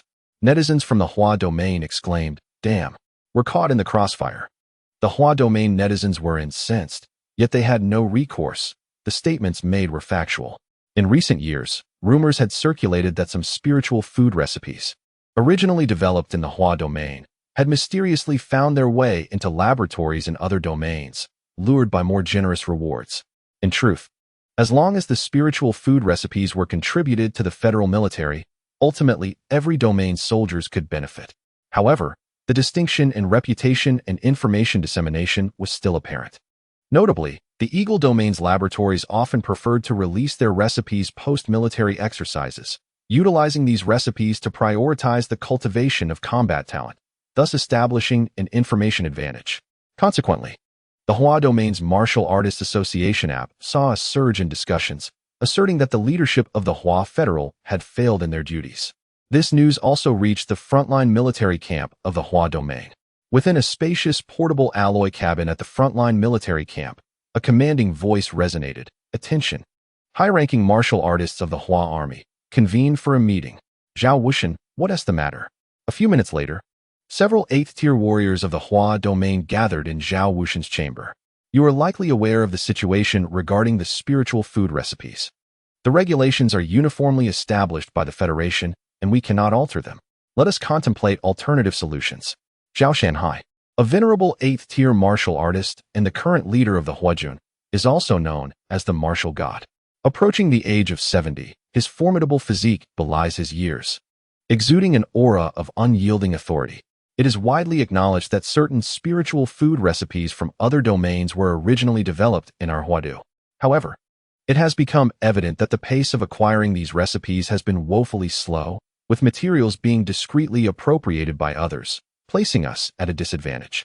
Old Zhao, our military exercises in recent years have yielded dismal results, causing considerable discontent among the soldiers. While our brothers possess commendable martial skills, they remain outmatched in physical prowess due to the enhancement provided by spiritual food in other established domains. Those wretched consciousness dissociators always resort to such underhanded tactics. Li Tianquang lamented, furrowing his brow. Originating from humble beginnings, he is an 8th-tier martial artist and a role model for many young warriors, voicing the concerns of numerous newcomers. Perhaps we could allocate a portion of the merits earned by us generals as rewards? I have heard that other domains engage in similar practices, even discreetly augmenting their funds. As he spoke, his gaze wandered towards a man and woman nearby, two 8th-tier martial gods representing their respective clans. One from the Yi family and the other from the Qin family. It is noteworthy that the personnel in the spiritual food research facility predominantly belong to these families, a phenomenon consistent across domains. The reason behind this is the vast number of secret realms and caverns that these noble families possess. They hold a vice-like grip on such production resources, and the sluggish pace of spiritual food recipe development in Huadu is largely attributable to their influence. In my opinion, we should disregard the public outcry. Our military possesses a considerable number of spiritual food recipes for mid-tier martial artists, Yi Fengying remarked, narrowing his eyes and shrugging. Their smaller secret realms are developed by derived beings. You all know we cannot compete effectively. I concur. Currently, the army is predominantly composed of mid-tier martial artists. Qin Yinwu, the 8th-tier female martial artist and current head of the Qin family, chimed in. Her age and strength are comparable to that of Han Shuangyi, though she lacks in beauty. A fervent martial enthusiast, she relishes frontline combat, leaving family matters to her younger brother. With the exception of those like Han Yanling, who have physical ailments or are of advanced age like the venerable Wang, or those holding specific positions, other high-tier martial artists are mandated to guard the front lines. Even Gong Guofu, who pays substantial taxes to the Federation annually, manages to remain in the rear. Young Yi and Young Chun, one cannot dismiss the facts so lightly. While you and Tianquang are both 8th-tier martial artists, your strength and rankings considerably surpass his. Is it that Tianquang's efforts are lesser than yours? Or is his proficiency in martial arts inferior? The truth lies in the fact that lower-tier martial artists experience more physical enhancement during their training. Old Zhao's words rendered Li Tianquang momentarily speechless, yet he recognized the truth in them. The overall decline in Huajun's strength over the years has its roots in the lower-tier martial artists, as those from the established domains have already begun nurturing lower-tier warriors in preparation for military service. The accumulation of advantages, however minute, stands as one of the fundamental issues plaguing Huajun at present. Thus, while we cannot alter the federal regulations, we shall deduct the additional merit rewards for the spiritual cuisine recipes from our few generals, without increasing the monetary compensation. After all, your current merit points are of no use to you. Zhao Wuxian pondered for a moment before reaching a conclusion. For every recipe that benefits lower-tier warriors, an additional reward of 100 merit points shall be granted. Huajun cannot afford to languish any longer. Li Tianquang was suddenly taken aback. Master Zhao, might this not be excessively high? The merit counting unit is distinctly different from the beast points. These points are earned through genuine participation in critical battles and significant contributions to the military. Moreover, the pathways to acquiring merit points vary for warriors of different tiers. A mere 100 merit points could elevate one to the rank of squad leader, while a typical recruit must withstand 10 small-scale beast tides to achieve promotion. Yi Fengying also interjected. This seems inappropriate, Master Zhao. Let it be so, unless you possess a better alternative, Zhao Wuxian declared, tapping the table and accessing the federal system to input commands. The mid-tier warriors are fighting valiantly at the front lines. Many who have joined the military may never return. You are all acutely aware of how the relentless waves of beasts have been thwarted. If morale wanes and strength diminishes, Huajun will inevitably be subsumed under the management of other domain armies. In recent years, although the beast tides have diminished, the pressure on the front lines has lessened. Yet the fragmentation of the Federation has intensified. Since they prefer to operate in this manner, we shall play along. The other 3 individuals in the room fell silent, while comments from some netizens in the Eagle domain mirrored the current state of affairs. Centuries ago, the various domains united against the beast tides, with humanity collaboratively constructing the colossal continental wall, Athena. However, in recent decades, the outbreaks of beast tides have become increasingly rare, leading humanity to fracture instead. Many no longer contemplate the conquest of Blue Star, believing that merely safeguarding the 9 domains suffices. Proposals have emerged to reduce military expenditures and reintegrate more mid-tier warriors into society, with suggestions for each of the 9 domains to manage themselves. As top-tier warriors, they too harbor their own concerns and information silos. Even the netizens of Huayu did not anticipate that, half an hour later, another piece of news would swiftly overshadow the previous trending topic. For the first time in 20 years, Huayu successfully develops a new spiritual cuisine recipe, Super Enhancer for lower-tier warriors. In an instant, the previously disheartened netizens of Huayu experienced a complete turnaround. Huayu netizens, speak up. Black fans, speak up. Eagle domain and European domain netizens, oh my god, an unbelievable miracle. Black domain netizens, incredible, this news is truly delightful. Sakura Korean domain netizens, Private Marseille, Huayu truly has an abundance of talent. Han Shuangyi gazed at the chaos within the Han family's kitchen, deep in thought. Recently skeptical, she led Chef Wang and the others to recreate the dish. She believed they, along with Han Yuer, would not misinterpret the steps. Yet once more, the materials worth over 10 million dissolved into nothingness. As an 8th-tier powerhouse, an unexpected sense of helplessness surged within her. Many matters cannot simply be resolved through sheer force. While slaying a few ferocious beasts may be manageable, she was acutely aware that she lacked the aptitude for scientific research. She even pondered whether, in the future arrangements for the marriages of Han Yanling and Han Yuer, the inclusion of a research personnel option might be beneficial. Just as she was deep in thought, Yu Ying, with a look of incredulity, exclaimed, "Master, a new spiritual food formula has emerged in the Hua domain, with effects identical to that of yesterday's." At that moment, a pang of pain shot through Han Shuangyi's chest, and she felt a flicker of her old wounds reigniting. She understood that she must not succumb to anger, lest it exacerbate her condition. Taking a deep breath, she resolved, "Let it be." Yu Ying observed Han Shuangyi's silhouette and felt as if the clan leader had aged 5 years in an instant. A sense of melancholy washed over her. Had she heeded the young lady's advice the previous night, perhaps things would not have come to this. In the past, her master had not been this way. Perhaps it was the prolonged absence from the front lines that had made her more cautious of her own life. Chapter 119, Strengthening by 5%. Electromagnetic grass, in high demand. Zhao Wuxian, Li Tianquang, Yi Fengying, and Shun Yinwu exchanged glances, their eyes reflecting a mixture of astonishment and curiosity. The reduction in merit points on their phones indeed indicated the success of the spiritual food formula. However, the speed of this development was astonishing. Although it might be a coincidence, it ultimately heralded good news. Let us disperse. We'll proceed according to this plan. Our merit points exceed 10,000. At the rank of division commander, we can easily regain these points with a single wave of beast tides. Zhao Wuxian declared with a wave of his hand and a smile. Merit points are distributed uniformly by the Federation, adhering to a certain balancing mechanism, meaning that any additional rewards must come from their own pockets.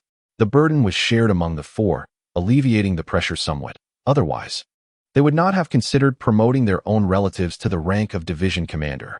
After all, the difficulty of acquiring merit points is consistent across all tiers, requiring relentless effort. Indeed, the spiritual food formula is not a common commodity, Li Tianquang added. Yi Fengying nodded in agreement, saying, "We ought to contribute to the Hua army." After speaking, she cast a challenging glance at Li Tianquang. Although they represented the aristocratic families, the deduction of merit points was indeed a shared responsibility. Chen Yinwu, not particularly talkative, expressed her surprise. There's indeed an additional person among the division commanders, Su Xuan, a third-tier martial artist. Yi Fengying glanced at her phone, noting, while he has become a division commander, he is yet to join the military and lacks subordinates. It's not easy being a fourth-tier division commander. The 25 merit points that had just been deducted weighed heavily on him. For someone of his martial artist rank, every single merit point represented the effort required to fend off large beast tides and to explore expansive secret realms. Even 8th-tier martial artists must gradually accumulate their merit points, though they are slightly stronger than their lower-tier counterparts. He currently occupied a comfortable position, no longer needing to engage in the brutalities of frontline combat. It is worth noting that even a formidable figure like Han Shuangyi could sustain serious injuries at the 8th-tier level. Yi Fengying merely wished to conserve her strength. Her family, the Yi clan, had only recently begun to rise and did not yet possess a profound foundation. His 2 sons, still quite young, were being considered for potential acquisitions of certain materials. Zhao Wuxian lowered his gaze to his phone, slowly articulating, "Thunderbolt flower? The military warehouse has quite a few of those. Thunder Eagle eggs are also attainable. Dispatching a few vanguard squads should suffice. Electromagnetic grass is rather commonplace. Yet why is there an emphasis on mature specimens? Tianquang, do we possess mature electromagnetic grass in the warehouse?" Zhao Wuxian inquired eagerly, having just received the preliminary report on the spiritual food, his features betraying a hint of delight. "Indeed, Zhao Laos, I have encountered this variant before," Li Tianquang exclaimed with enthusiasm. "Splendid. How many specimens do we have?" 3 specimens. Zhao Wuxian responded with confusion. "What are you so pleased about? This quantity is sufficient for merely 3 individuals." Yi Fengying examined the report, her heart filled with astonishment. Among the findings was a crucial piece of information. Consumption may enhance awakening talent levels. This hypothesis was rather straightforward, as it was well known that electromagnetic grass could elevate one's innate abilities. Thus, it was certain that the formulation of this spiritual food contained similar components. Testing it on a few uninitiated cadets should yield clear results. A series of commands were swiftly disseminated to procure these materials in bulk, increasing the frequency of developing magnetic storm-type secret realms within the military. Early cultivation signified the potential for nurturing additional young prodigies, perhaps even a few with S-class talents. Simultaneously, at the Spiritual Food Appraisal Center, Su Xuan received a notification. Ding! Congratulations, you have earned 100 merit points and automatically upgraded to squad leader. However, Su Xuan paid little heed to this. His primary concern lay with the reading on the instrument before him, 5%. This device represented the pinnacle of the Federation's current technological advancements, capable of detecting the enhancement effects of spiritual food on the body, albeit only effective for low-tier martial artists. Su Xuan discerned that each consumption of this spiritual food provided approximately a 5% enhancement to bodily capabilities. Yet, after several intakes over the past few days, he noted a diminishing return, reaching a negligible effect after about 3 uses. It seemed that the body had reached a limit of stimulation, and further enhancements would necessitate the consumption of additional spiritual foods. Beside him, Han Yanling was profoundly shaken. If low-tier martial artists could significantly enhance their physical attributes early on, their growth into mid to high-tier ranks would yield substantial benefits, particularly for combat and amplification talents. She resolved to find a way to earn money, striving to enhance her physique a couple more times before reaching the 4th tier. If funds fell short, perhaps she could borrow a little from Su Xuan? But what could she offer as collateral? She had yet to devise a plan. Upon returning to his apartment, Su Xuan accessed the dark auction house. Indeed, a new option for mature electromagnetic grass had appeared, with the price skyrocketing to 15 million. Essentially, each plant displayed was swiftly eliminated. Thus, Su Xuan recalculated the total gains from this expedition into the secret realm. The yield from the electromagnetic grass reached an astounding 75.6 billion, while the thunderstorm flower yielded a remarkable 813.6 billion, culminating in a total of 843.8 billion from the spirit crystals. This exploration of a new minor secret realm resulted in an astonishing total revenue of approximately 100 billion federal coins. Su Xuan was acutely aware that this was indeed the correct approach to unlocking the universe's singular talents. Next, he would continue to explore the depths of the secret realm, diligently training to elevate his strength. Su Xuan opened the exploration schedule for the Frosty Fairy, noting that the opening day of the Han family's minor secret realm was in 2 days. Within half a year, he anticipated traversing all these secret caverns. He hoped each exploration would yield bountiful rewards akin to this one. Tomorrow, he could first visit the enrollment office at Longhua University to register. Strategically planning for a medium-sized secret realm, he wondered whether he would have enough time. Su Xuan was genuinely committed to becoming stronger, never forgetting his encounter at the lowest level of the Warrior Guild's building. Had it not been for his innate talent, even with perfect martial skills, being ambushed when one is most relaxed could lead to significant distress. While it might not guarantee death, it would certainly result in injury. Although he had resigned from the Dragon Palace, he still held on to the grudge. Additionally, there was the Yi family, rumored to have an 8th-tier warrior backing them, representing the Federation's pinnacle of combat strength. To seek justice for himself, he needed to grow stronger. Ding dong. His phone rang, but he did not check it, surmising it was likely Han Yanling trying to reach him. With his hands gripping 5th-tier spirit crystals, he could not afford to be distracted. His energy levels were rapidly surging. 517, 815, 179. This was the advantage of ample resources. Even as a 4th-tier warrior, he could experience swift growth. Han Yanling held her phone, the screen displaying her recent message. Let's go to Longhua University tomorrow. Wan Hong has something to attend to. Su Xuan did not reply, and she assumed he had received the message. It seemed that since this young man had acquired wealth, his responses had become less prompt. She could no longer impose restrictions on him in her capacity as his caretaker, for if he were to return 3 first-tier spirit crystals, what would she do?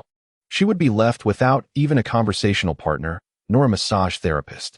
Frustrated, she decided to take a shower. Chapter 120. Wan Hong's laboratory is on the brink of dissolution. Han Yanling set down her alloy whip and entered the bathroom. Water cascaded from the shower head, delicately showering her with a gentle touch. The water flowed over her alluring curves, tracing the contours of her figure, gliding down her smooth, flat abdomen, as if painting a breathtaking masterpiece. It continued along her long, slender legs, finally cascading gently down from her pristine toes and ankles. The fragrant foam lingered indulgently upon her flawless form, seemingly reluctant to fall away, as if engaged in a final intimate embrace with her skin. Han Yanling gazed at her reflection in the mirror, the warm mist swirling around her, casting a rosy glow upon her exquisitely beautiful cheeks. A hint of tranquility and anticipation shone in her eyes, complementing her poetically picturesque visage. Su Xuan had yet to respond to her, lost in his own pursuits once more. It was often said that wealth corrupts men, and it appeared to hold true. She needed to devise a plan to cunningly acquire his fortune. First, she would focus on her cultivation, striving to ascend to the third tier of warriors, and then challenge him to a duel. With the strength of a second-tier warrior, she would inflict injury upon him. After drying herself, Han Yanling clutched the dimming fourth-tier spirit crystal, entering a state of energy absorption. By observing the crystal's fading brightness, she anticipated that her breakthrough to the third tier would come swiftly. The following day, Su Xuan stood at the entrance of Longhua University. As one of the premier institutions in the 9 domains, the grandeur of its gates was particularly striking. Towering into the clouds, intricately carved dragon motifs adorned the entrance. Crafted from the horns of numerous sixth-tier ferocious beasts, the white-patterned rhinoceros. Situated on the eastern side of the city, independent from the capital, it occupied an expansive area. This comprehensive academy, merging martial arts, academics, and research, gathered all of Huayu's young warriors. Wild warriors like Selena and Finchin, who had missed the appropriate age for admission, still battled in the wilderness against ferocious beasts. However, those who entered through the federal high school system could access cultivation resources provided by the university until they became fourth-tier warriors. On one hand, resources needed to be earned. On the other, they were freely obtained. The disparity was palpable. The adult class that Su Xuan was about to enroll in required self-funding, along with an additional tuition fee.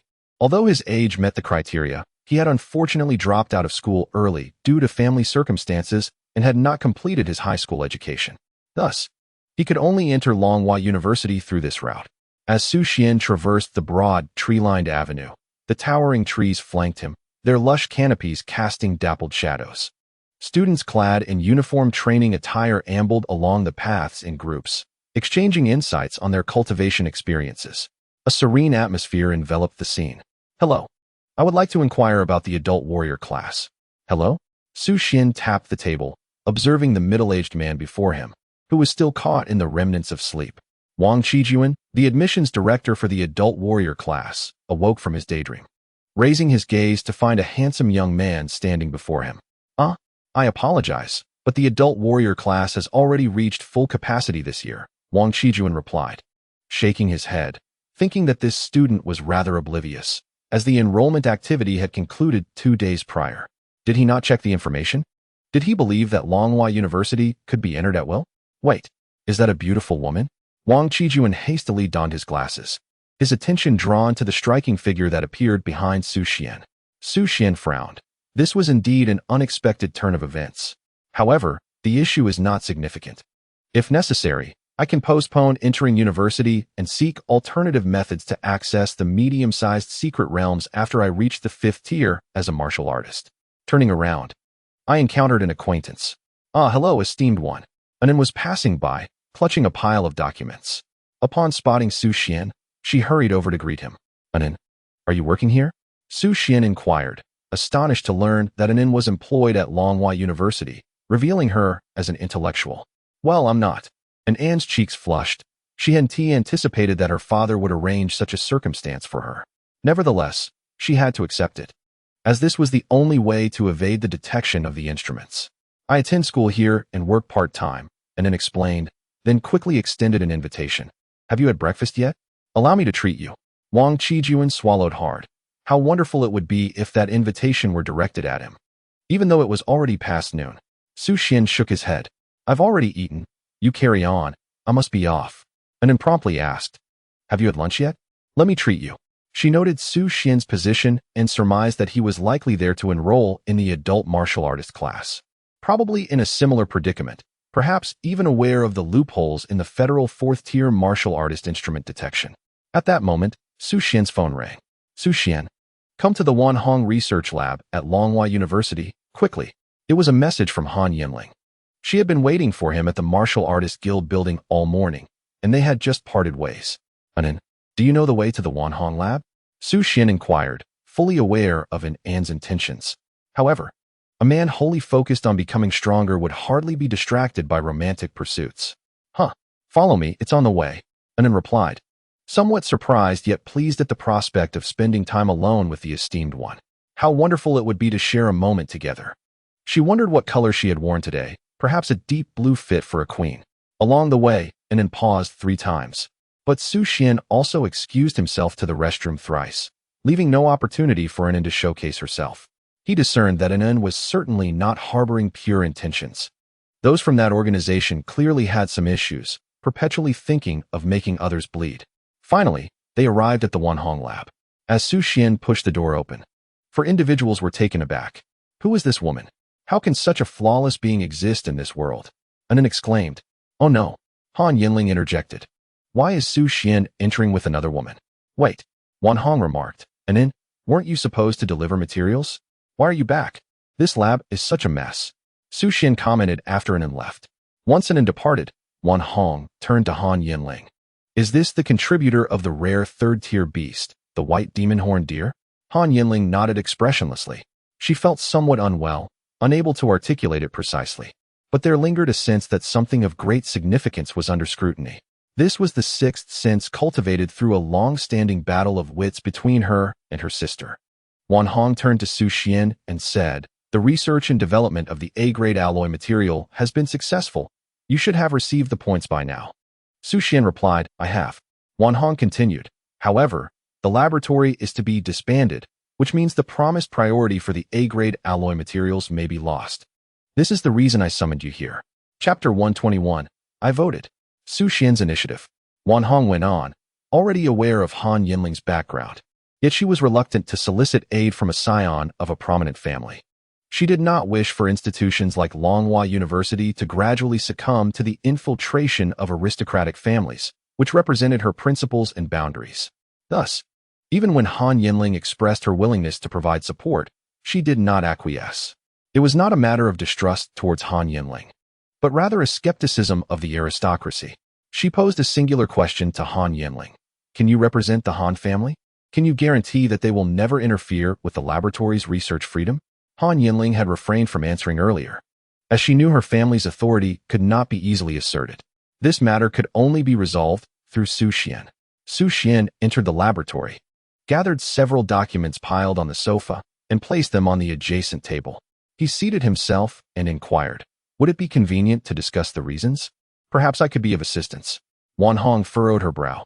She was reluctant to have outsiders disrupt the order of her laboratory. Despite its chaotic appearance, she could locate every item she needed with precision. When An first arrived, she had suggested cleaning the laboratory at least 5 times, all of which Wanhong had declined. After much effort, she had managed to clear a space for Han Yanling to sit, only to find that the latter was adept at finding her own place. Nevertheless, considering the provision of materials, she adjusted her glasses and continued. The A-grade alloy requires an extensive array of materials. Although our laboratory has completed the synthesis, we lack the funds to proceed with the next phase of research. To expedite the direction of our development, we established a military decree to supply 2 sets of A-grade combat suits and weapons within 6 months. However, we are now facing internal obstacles. Materials have been prematurely requisitioned, severely hindering our synthesis progress. The repercussions of breaching the military decree are grave, and we cannot bear the burden, leading us to disband the laboratory. Other laboratories will then take over the research on A-grade alloy materials, thereby nullifying the priority provision rights established in the contract. I must inform you of this in advance. Su Xuan nodded, realizing that Wanhong's situation was dire, aligning with his assessment of the prevailing power dynamics in this world. The interference of aristocratic elites permeated every facet, suffocating in its reach. Even in this era of spiritual resurgence and martial prowess, the concept of class had yet to be dismantled. Indeed, Su Xuan did not even inquire into the nature of the internal obstacles they were facing. Intrigues and power struggles are ubiquitous. Individuals like Wanhong, with remarkable scientific prowess, find themselves confined to a modest laboratory, which starkly underscores the issue at hand. What is the extent of the funding shortfall? Under what circumstances is additional investment permitted? Su Xuan's expression turned grave as he seized the reins of the conversation. His previous nonchalance had been a facade, a means of self-protection. Only after concluding the exploration of the Wang family's new secret realm did he genuinely gain a modicum of resources, bolstering his confidence to shed the pretense. In times of utter deprivation, venting frustrations at the heavens, the earth, or even the void amounts to mere delusion. Wan Hong was momentarily taken aback. Despite Su Xuan's youth, he exuded an unexpected air of maturity. Yet, maturity alone does not resolve dilemmas. Casting a glance at Han Yanling, she stated firmly, "We shall not accept investments from aristocratic families unless a non-interference agreement is signed, with laboratory profits distributed according to federal regulations." Furthermore, the funding shortfall amounts to at least 10 billion. Han Yanling understood that this condition was unattainable. Seeking assistance from her family would preclude any possibility of a non-interference agreement. Otherwise, Wan Hong could secure countless investments solely based on A-grade alloy materials. Wan Hong seemed resigned to her fate, letting out a sigh before adding, "Subsequently, prior to any profit distribution, an additional investment of 1 billion must be made every 6 months. Before she could finish her sentence, Su Xuan interjected, "I will invest." Wan Hong was taken aback, her expression one of disbelief. "Child, did you mishear? That is 10 billion. Do you comprehend the significance?" Even the esteemed Miss Han of the Han family in Huayu Jingsheng would fall silent at such a figure. "And you propose to invest without hesitation?" Han Yanling was aware that aside from the money lent to her mother, Su Xuan possessed another sum. However, she had not anticipated his decisiveness, as he had interrupted Wan Hong before she could explain the subsequent investment requirements. Yet, she felt compelled to caution him, "Su Xuan, do not act impulsively. The subsequent investment will demand 1 billion every 6 months. Wan Hong coldly added, "We require cash, not collateral. Scientific research is exceedingly costly." This young man, bearing the surname Su rather than that of an aristocratic lineage, exhibited commendable courage. However, he was utterly oblivious to the sunk costs associated with funding a laboratory. With so much money diverted to purchasing resources for personal advancement, how could one engage in research and development? This is precisely why laboratories often reside within the core of federal institutions. When their laboratory faced dissolution, numerous private lending organizations approached them. Yet all conditions were met with rejection. The only channel they accepted for pro bono investment sought merely to survive the month, but that investor had ulterior motives, arranging for someone to infiltrate their ranks. Indeed, that individual was an N. Thus, her mood had soured at the time.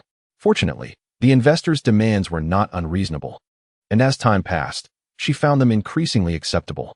Moreover, N was exceptionally astute. After spending several days together, Wan Hong's perception of her had notably improved. Upon contemplating this, she inhaled deeply, her ample bosom gently rising and falling, yet her expression shifted from haughty to a subtle melancholy. Perhaps it is futile. Mere wealth is insufficient. Once the laboratory accepts private funding, many internal resources of Longhua University will become inaccessible.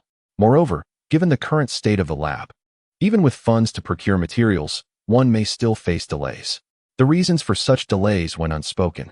Yet she was aware that Su Xuan had grasped the underlying meaning of her words. It pertained to the meddling factions of the academic aristocracy.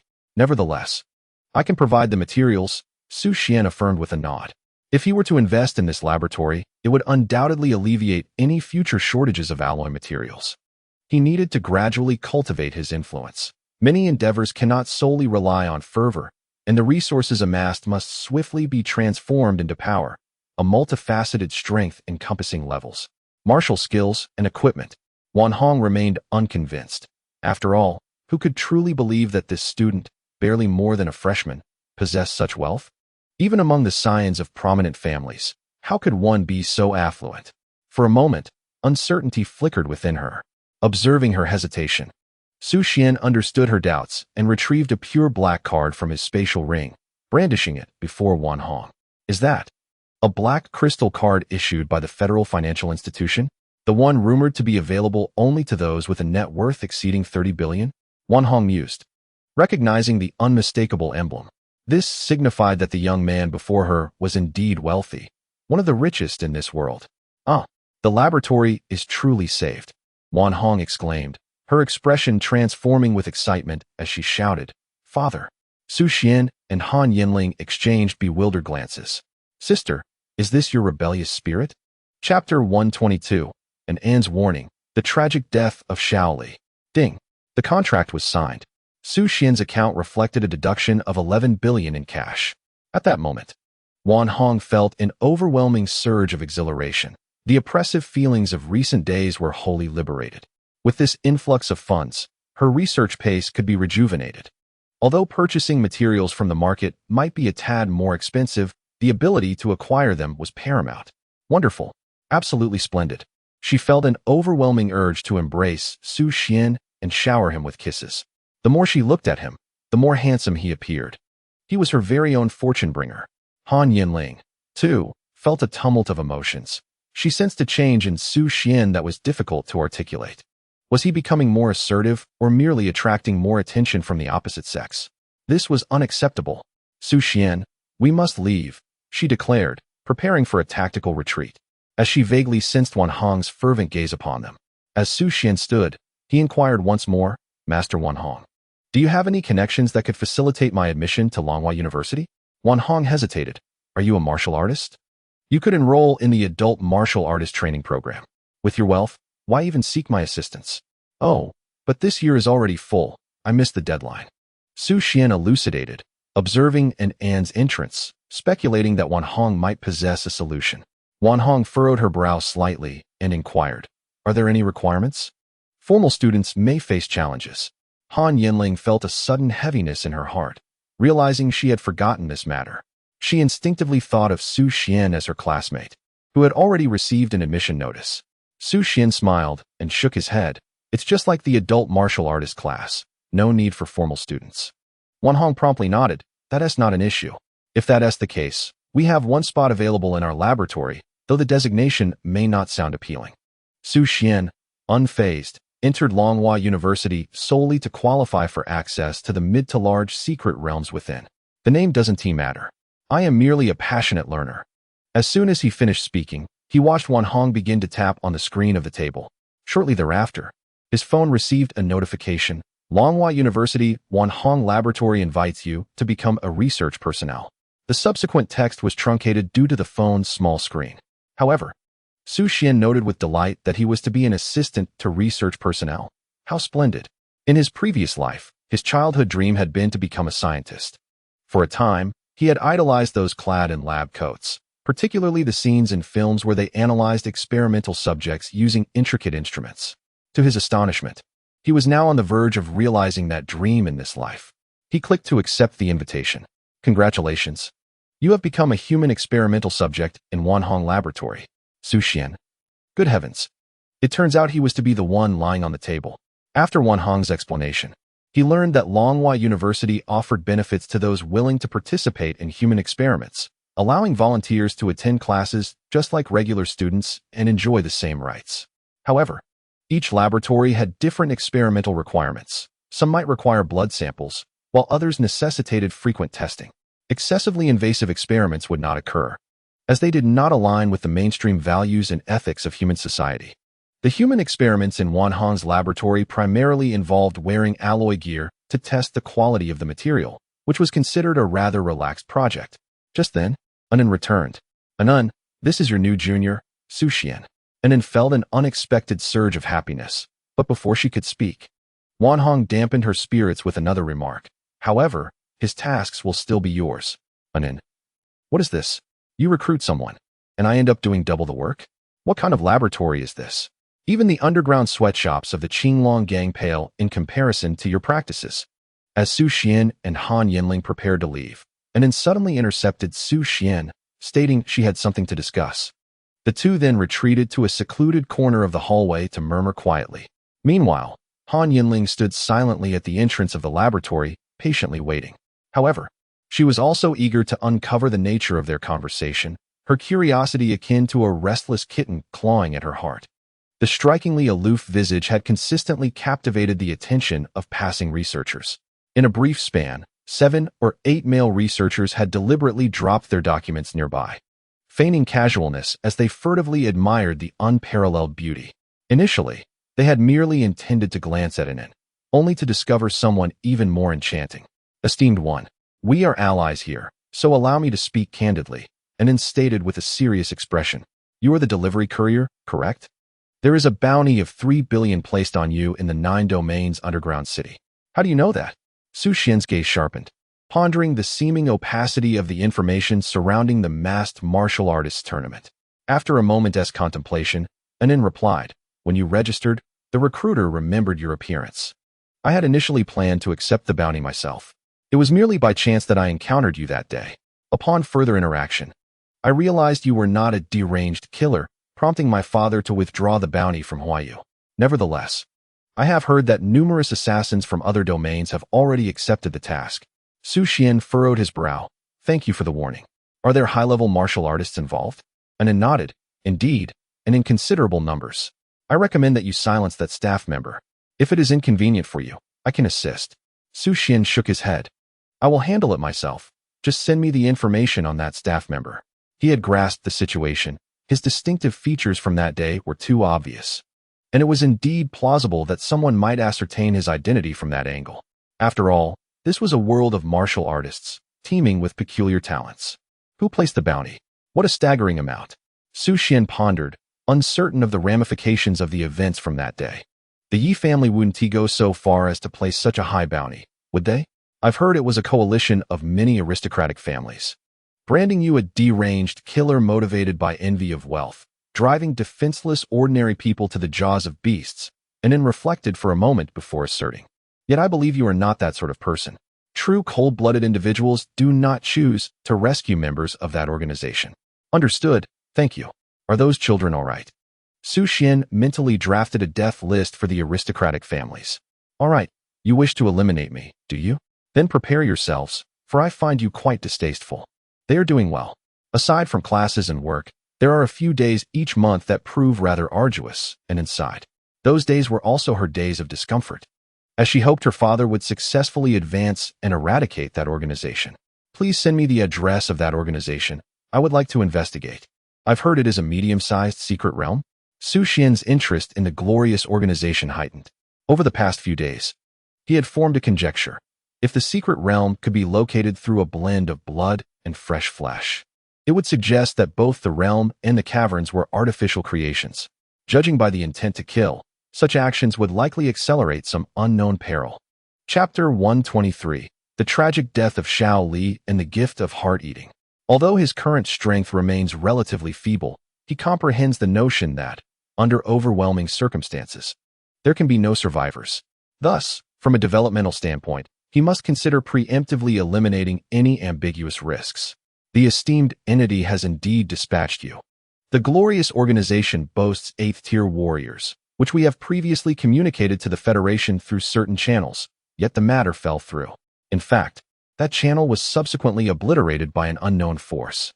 We surmise that there exists a high-ranking member of the glorious organization within the Federation, although their identity remains elusive. And Anne's meaning is quite clear. Refrain from attempting to resolve matters through official channels, lest you inadvertently attract disaster. All right, good work, keep it up. Su Xuan encouraged, patting Anin on the shoulder. I must take my leave. Anin was taken aback. Aren't you my junior disciple? However, recalling his position as the mastermind behind the laboratory, she refrained from further comment. Han Yanling approached Su Xuan with an icy demeanor, inquiring what was said. She could no longer contain herself, having witnessed Su Xuan engaging in physical interaction with that girl, which left her somewhat displeased. She resolved not to hold that hand today. As Su Xuan walked away, he remarked, I need to delegate some tasks. I have matters to attend to and want to be visiting you today. But I shall go to the Han family's secret realm tomorrow. Han Yanling let out a soft huff. That is more acceptable. In the distance and inside. It's over. There is no hope. The esteemed one not only possesses wealth, but has also been taken away. This was truly disheartening. Even after meticulous grooming, he found himself overshadowed by her natural beauty. In the third ring of Huayu capital, within a luxurious apartment building, Su Xuan strolled towards a particular room. Moments ago, 3 5th-tier warriors had departed from this location. Su Xuan had memorized their spiritual energy signatures. Upon returning from the secret realm, with his own spiritual energy increasing, the sensitivity of his spirit heart had once again intensified, allowing him to remember the characteristics of warriors without the aid of spiritual crystals. Upon opening the door, a nauseating stench of blood assaulted his senses.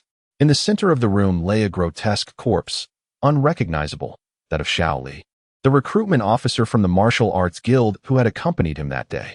Having endured immense suffering in life, his lips curled into a faint smile, a testament to his yearning for death. Sighing, Su Xuan lamented, "I arrived too late. I had intended to provide Xiao Li with some funds for a temporary refuge." Little did he expect the assassins to act with such swiftness. Indeed, those mid-tier warriors capable of evading the Federation's detection devices possessed their own means. Mid-tier warriors in the Federation are scarce, primarily stationed at the front lines to fend off the beast tide. Those visible are either severely disabled or exceptional talents. Su Xuan first reported the incident using Xiao Li's phone before vacating the scene. Whether his information had been compromised remained uncertain. Yet the immediate priority was to neutralize those three individuals. After Su Xuan departed, the Bureau of Military Control arrived, and the horrific scene caused several newly recruited officers to retch uncontrollably. In light of the gruesome condition of the corpse, they opted to report upwards. Before long, the federal investigative team arrived at the scene. "Morgan, have you found anything?" Ellie inquired, noting that the deceased was a member of the martial arts guild, which reminded her of a previous case. A vague sense of connection began to form in her mind. "No, the method is clean, and no other evidence remains at the scene," Morgan replied. "From the traces, it appears that three individuals were involved in the act, one of whom is left-handed," Sakura added. "Three organs are missing from the body. Besides the heart, there are two additional locations that do not correspond to the heart-removing fiend." Ellie sighed. "Let's document this. It seems to be a case of hired assassins, those damn pests." In this regard, she felt powerless. There were numerous similar cases in other domains, perhaps even more. "Should we contact the underground city of Huayu?" Morgan suggested, pointing downwards. "We have operatives placed in several domains who could provide crucial information when necessary." "Not yet. Let's wait a bit longer. Our primary focus remains on that serial killer martial artist." "Understood." Outside the fifth ring of Huayu's capital, in a dim and damp alley, a figure crouched in a corner, consuming food, seemingly indifferent to the large rats scurrying about. Following the revival of spiritual energy, the size of animals had significantly increased. Once palm-sized rats, not counting their tails, could now reach half a meter in length in the sewers. The sound of footsteps approached. The fifth-tier assassin quickly discarded the bloodied food and stood alert. "Hello, I hear you're looking for me?" said the leader of the notorious gourmand trio among the assassins of the Eagle domain, known for his keen senses. Being discovered at such close range suggested either exceptional agility from the opponent or that his B-class talent, Demon Fish Tentacles, was being countered.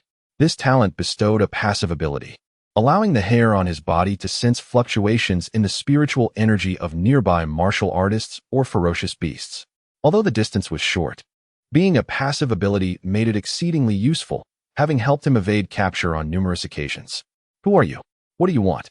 The leader, known as Su Xuan, drew a metallic western sword from his space ring, fresh blood still dripping from the corner of his mouth. Nonetheless, he remained unfazed. This was his territory.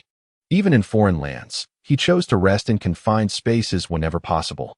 The newcomer, shrouded in a black cloak and with his head bowed obscuring his face, spoke. "Aren't you looking for me?" Xianshu emerged, brandishing a metallic spear, lifting his head to reveal a clean and handsome visage that starkly contrasted with the shadowy surroundings. Despite the opponent being a fifth tier, the palpable malice radiating from him filled Xianshu with disgust. Such individuals were nothing more than emotionless, cold-blooded killing machines. In an instant, a glimmer of cold light shot forth, accompanied by a whistling sound, aimed straight at the assassin's chest. Su Xuan remained perplexed, pondering how he knew of his search for someone, and who this individual could be. Moreover, engaging in combat within such terrain utilizing firearms seemed illogical. However, Su Xian's shooting speed was astonishingly rapid, leaving Su Xuan little time to contemplate. He hastily retreated, wielding his western sword to create a shimmering arc in an attempt to counter Su Xian's assault. Though his strength did not exceed the fifth tier, he proved to be exceedingly troublesome. As Su Xuan continued to fight, his heart grew heavier. The man before him, despite his low rank, possessed an extraordinary proficiency in martial arts and had effectively countered his weaponry. Had it not been for the constraints of the narrow alleyway that limited the long spear's performance, Su Xuan would have found himself in a far more precarious position. In a moment of resolve, he unleashed his innate active skill, demon fish tentacles. In that instant, the bones in his arms softened and strengthened, while his speed significantly increased. Synchronizing with his martial techniques, the alloy western sword in his hand unleashed a series of afterimages. In a flash, he erupted with astonishing power, showcasing his unique skill within the underground world, C-class martial art, Phantom Sword. Within the confines of the narrow alley, a dazzling silver light flickered, the sword tip glimmering dreamily, laden with lethal intent as it aimed towards Su Xuan's face. An opportunity. Su Xuan observed that Su Xuan's gaze seemed unable to penetrate the technique that harmonized so perfectly with his own talents. In this moment of explosive energy, he glimpsed victory within his grasp. Alas, in the next heartbeat, Su Xuan's cold, merciless voice resonated, "Destruction gun." A piercing sound shattered the air. The clash of the long spear and western sword echoed like thunder, and with Su Xuan's sweeping motion, Su Xuan's phantom sword was entirely intercepted. How could this be? Su Xuan was incredulous. Despite having mastered his signature martial art, he could not breach his opponent's defenses. It was, after all, within the confines of the alley. His failure to comprehend this reality shattered his confidence, prompting him to turn and flee. Seizing the moment, Su Xuan lunged forward, thrusting his spear with precision. Bang! A sudden pain erupted from Su Xuan's back, propelling his body uncontrollably into the air, crashing violently against the adjacent wall. The impact sent debris scattering throughout the alley. Gushing blood from his mouth, Su Xuan lamented that were it not for his E-class combat suit, this blow would have cost him dearly. "Who are you?" he cried out. Feeling the brink of madness, this youth bore no grudge against him, so why resort to violence? Crack! Su Xuan's alloy spear struck like a whip, landing swiftly upon Su Xuan's face, extracting a mixture of blood along with several of his teeth, which fell beside a half-eaten heart. Unable to utter another word, Su Xuan succumbed to silence. With a series of swift, decisive strikes, Su Xuan severed the tendons in Su Xuan's limbs. Producing a phone, he dialed a number given to him by Anan before leaving in the daylight. In dealing with the aberrant, they had devised an even more peculiar method of handling such situations, transforming them into blood bags. The life force of a martial artist was robust, and their blood held considerable utility. Su Xuan found this method of handling the situation quite satisfactory.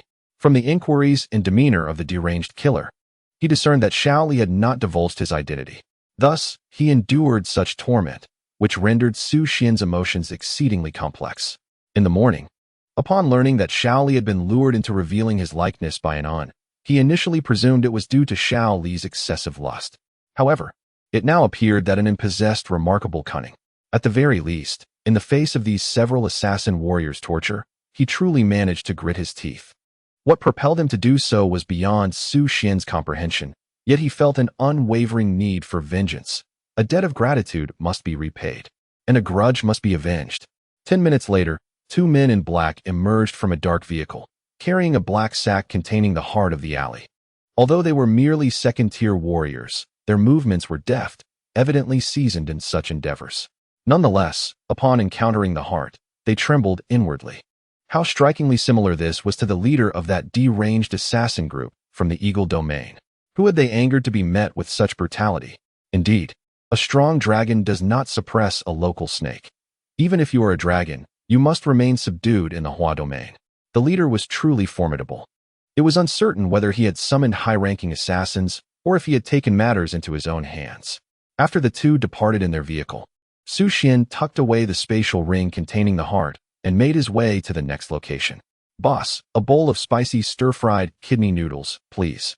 At the entrance of a soon-to-close food stall stood a blond man from the Eagle Domain, clad in white. He spoke without an accent, seemingly well acquainted with Hua Domain. By this late hour, patrons were scarce, leaving only Wang Chong, the stall owner, to finish up. He had intended to close for the night, but upon seeing the visitor's attire, which unmistakably screamed affluence, if not a warrior, he realized he could not refuse. "All right, please take a seat. I will prepare it right away," he murmured, not daring to mention the price of the kidney noodles. Suddenly, two bloodied, grotesque masses were placed before him. "Boss, use this," the blond man said, revealing a smile that showcased his uneven teeth, making his grin appear particularly twisted. This was decidedly inappropriate. Wang Chong had painstakingly built this food stall from the ground up, having once been both chef and server. The two masses were certainly not the usual pork kidneys. He dared not ponder further. His hands trembled uncontrollably. Just use this. It's fresh. The blond man seemed to find delight in Wang Chong's discomfort, shoving the two grotesque items into his hands. Having received no news that day, he felt quite irritable and desired a hearty meal. The three siblings had expended considerable effort to extract information from Shaoli, only for the boy to stubbornly refuse to speak. He insisted, "It's against the regulations. I cannot disclose anything." Now, this was the consequence of opposing them. He never grasped what the true regulations of this world entailed. Strength is the only regulation. Wang Chong trembled as he entered the kitchen. Upon stepping inside, he immediately opened the refrigerator and retrieved 2 fresh pig kidneys, swiftly commencing his culinary creation. He resolved to use an abundance of spices, ensuring that the martial artist would be unable to discern the flavors. After a little over 10 minutes, Wang Chong presented a steaming bowl of stir-fried kidney noodles. "Your dish is ready." In the large bowl, the kidney slices were evenly cut, perfectly balanced in thickness, each piece sautéed to perfection, slightly curled at the edges, exuding a unique and enticing aroma. The noodles were golden and supple, mingling with a rich sauce that emitted an intoxicating fragrance. A sprinkle of vibrant green scallions and delicate red chili threads adorned the rim of the bowl, adding a touch of enticing color.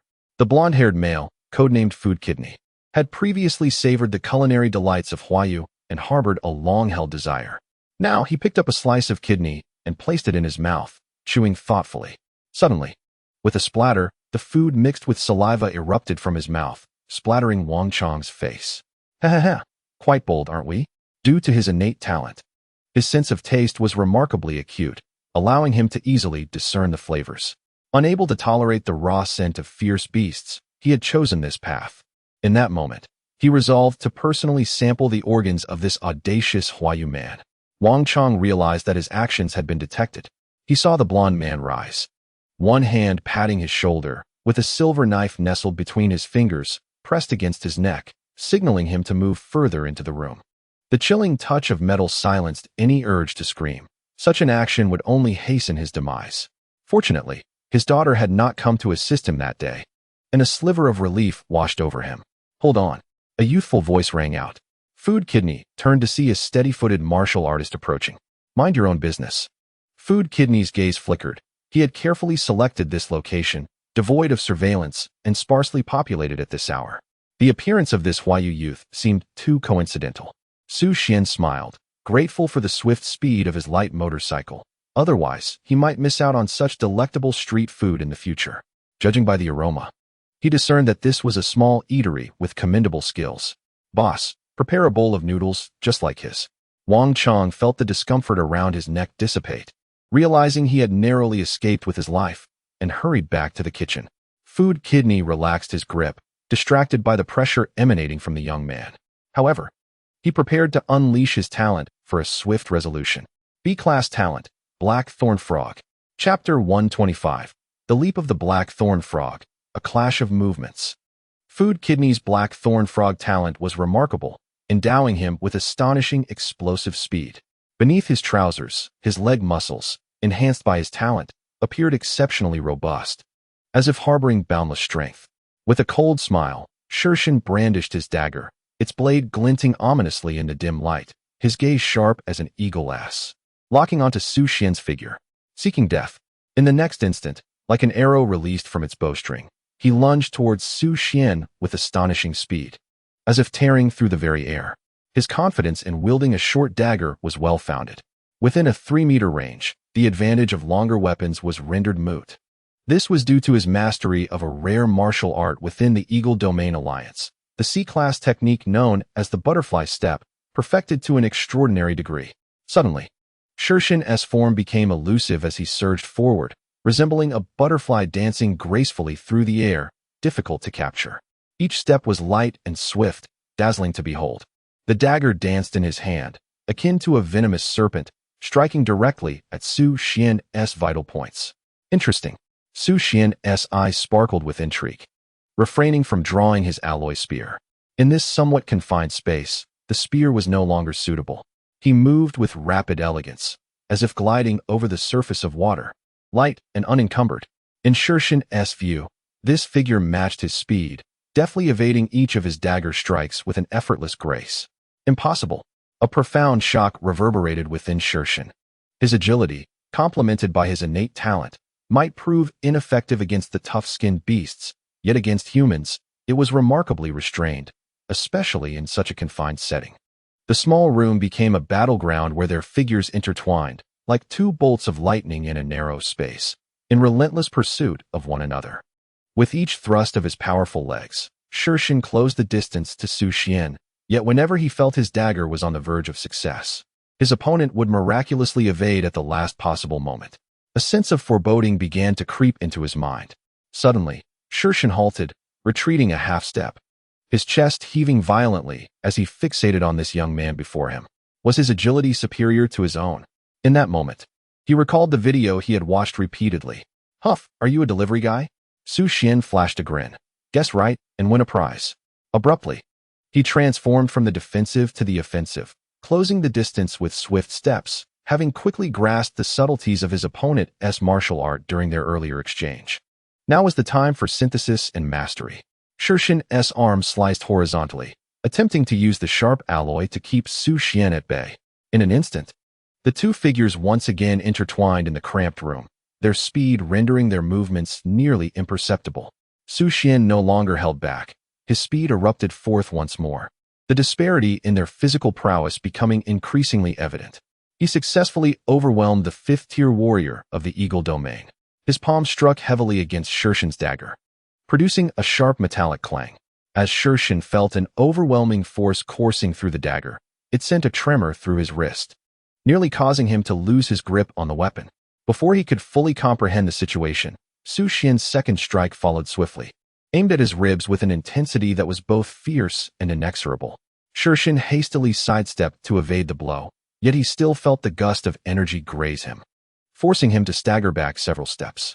Seizing the opportunity, Su Xuan unleashed a third strike, accompanied by a violent rush of air, which struck Su Xuan squarely in the chest.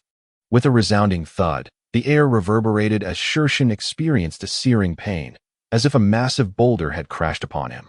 The tremendous force of the blow sent him hurtling backward, colliding heavily with the wall, producing a muffled thump and causing him to spout blood, unable to rise again. Coughing incessantly on the ground, Su Xuan was overtaken by fear, a sensation he had known since childhood but had not felt in many years. He realized he had met his match. His opponent, without uttering a single word, had severed the tendons in his hands and feet, even striking a pressure point that rendered him voiceless. Awaiting him was an interminable abyss of darkness and torment. After dispatching the second assassin, Su Xuan resumed his phone call, simultaneously reviewing the footwork he had surreptitiously acquired from his adversary, mentally rehearsing it, confident that soon he would grasp yet another martial skill. 10 minutes later, the same two figures in black reappeared, this time in a different black vehicle. They whisked Su Xuan away in a black sack. Inside the car, the two men could not suppress their whispers. "Damn, this seems to be the second in the Eagle Domain's Shimo trio. Less chatter, let us get to work. You've got a leaf stuck in your teeth." "Ugh, I was just about to take a nap when this mission came in. No choice. I had just settled on the couch for a quick rest. At this rate, we might have more work tonight. No time for sleep. I have a bottle of Red Bull here. Want some?" "Thanks." But they waited until the sky began to lighten without receiving Su Xuan's call. In the bustling vegetable market of the new district in Huayu's capital, a gaunt, slender woman moved swiftly through the crowd. Unlike the middle-aged women around her, meticulously selecting their vegetables, she appeared anxious, her eyes darting around vigilantly. She was the last member of the Shimo trio, Su Xuan. Unlike her two companions, she possessed a greater sense of ritual, preferring to pair her meals with a selection of vegetables. Thus, she chose this chaotic market, devoid of screening devices, to procure some fresh produce. An hour prior, she had sent an emoticon in a small group chat, but received no replies from the other two. Realizing something was amiss, she quietly activated her B-class talent, the dark-spotted lizard, which enabled her skin to secrete a unique substance, emitting an unnoticeable yet peculiar scent that diminished the attention of nearby beings while enhancing her skin's defenses. She possessed an exceptional talent for assassinating ferocious beasts, a skill that initially enabled her to join the Special Operations Team in the Eagle Domain. However, during a mission, she was captured by a beast that countered her abilities, nearly leading to her demise. Following this harrowing experience, she suffered from severe post-traumatic stress, fleeing the military to become a member of the Devourer team. Their prowess, despite being at the 5th tier, allowed them to thrive within the assassin circles of the Eagle Domain, largely due to her adept command and counter-surveillance tactics. Originally, they had resolved to complete one final job before disbanding. Yet, unexpectedly, within just a day of arriving in the Hua Domain, they faced a disastrous setback. Not only did they fail to acquire the necessary information, but 2 of her companions had also mysteriously vanished, their fates shrouded in uncertainty. Presently, she harbored a strong premonition that those who were pursuing her were lurking nearby. Nonetheless, a sense of calm enveloped her. Here, as long as her talent manifested, she could vanish within moments. Indeed, it was as if the people around her were oblivious to her presence, brushing past her without a second glance, and on several occasions, nearly colliding with her. With agile grace, she weaved through the crowd, disappearing from sight. Chapter 126. The Stifling Reverse Pursuit. Why are you all so impoverished? In the bustling vegetable market, a cacophony of mixed aromas and clamorous voices filled the air. She tightly wrapped her coat around herself, lowering her gaze to blend into the throng. Vendors shouted their wares while customers sifted through the fresh produce, creating an atmosphere of vibrant activity. Though dawn had yet to break, these ordinary individuals rose early, drawn by the allure of fresh and affordable goods. She navigated like a shadow, silently moving through the masses without drawing any attention. Upon exiting the market, she descended into the underground station. The tide of humanity surged forth, and the clamor of the subway offered her a fleeting sense of security. Had she succeeded? Here, she could evade detection from surveillance instruments using techniques learned during her military training. However, each time she glanced back, she sensed an elusive figure trailing her. Years of experience in evasion had honed her sixth sense, alerting her that she had not yet managed to shake off her pursuers. Logically, one would think that the greater the crowd, the safer she would be. Yet, the din of the subway station could not drown out the terror that gripped her heart. The throngs of morning commuters mingled with those finishing their night shifts, tirelessly contributing their meager strength to the Federation and humanity. She continuously activated her dark-spotted lizard talent, attempting to alter her scent and appearance to evade tracking. Yet, no matter how she concealed or disguised herself, Su Xuan, endowed with the spirit sense talent, always managed to shadow her closely. This silent pursuit felt like an unending nightmare, imposing immense psychological pressure upon her. It felt as though an invisible hand gripped her heart, suffocating her with its oppressive force. The cacophony of vehicles on the streets, the announcements from buses, the thunderous arrival of trains, and the clamor of the crowd intertwined. Yet to Su Xuan, it seemed as though only the rapid cadence of her own breath and heartbeat resonated in her ears. A silent dread and tension had driven her mind to the brink of collapse. No, she must flee the capital of Huayu. Su Xuan's figure darted through the throng, her destination the towering city walls at the edge of the city. At last, she felt she had evaded her pursuers. Before her stood the imposing inner-city walls, a barrier against the multitude of low-tier ferocious beasts. If she could locate that particular spot and slip through, she would be free to enter the wilderness and return to the Eagle Domain. For a fifth-tier martial artist, the beasts within the city were no longer a concern. It was now dawn.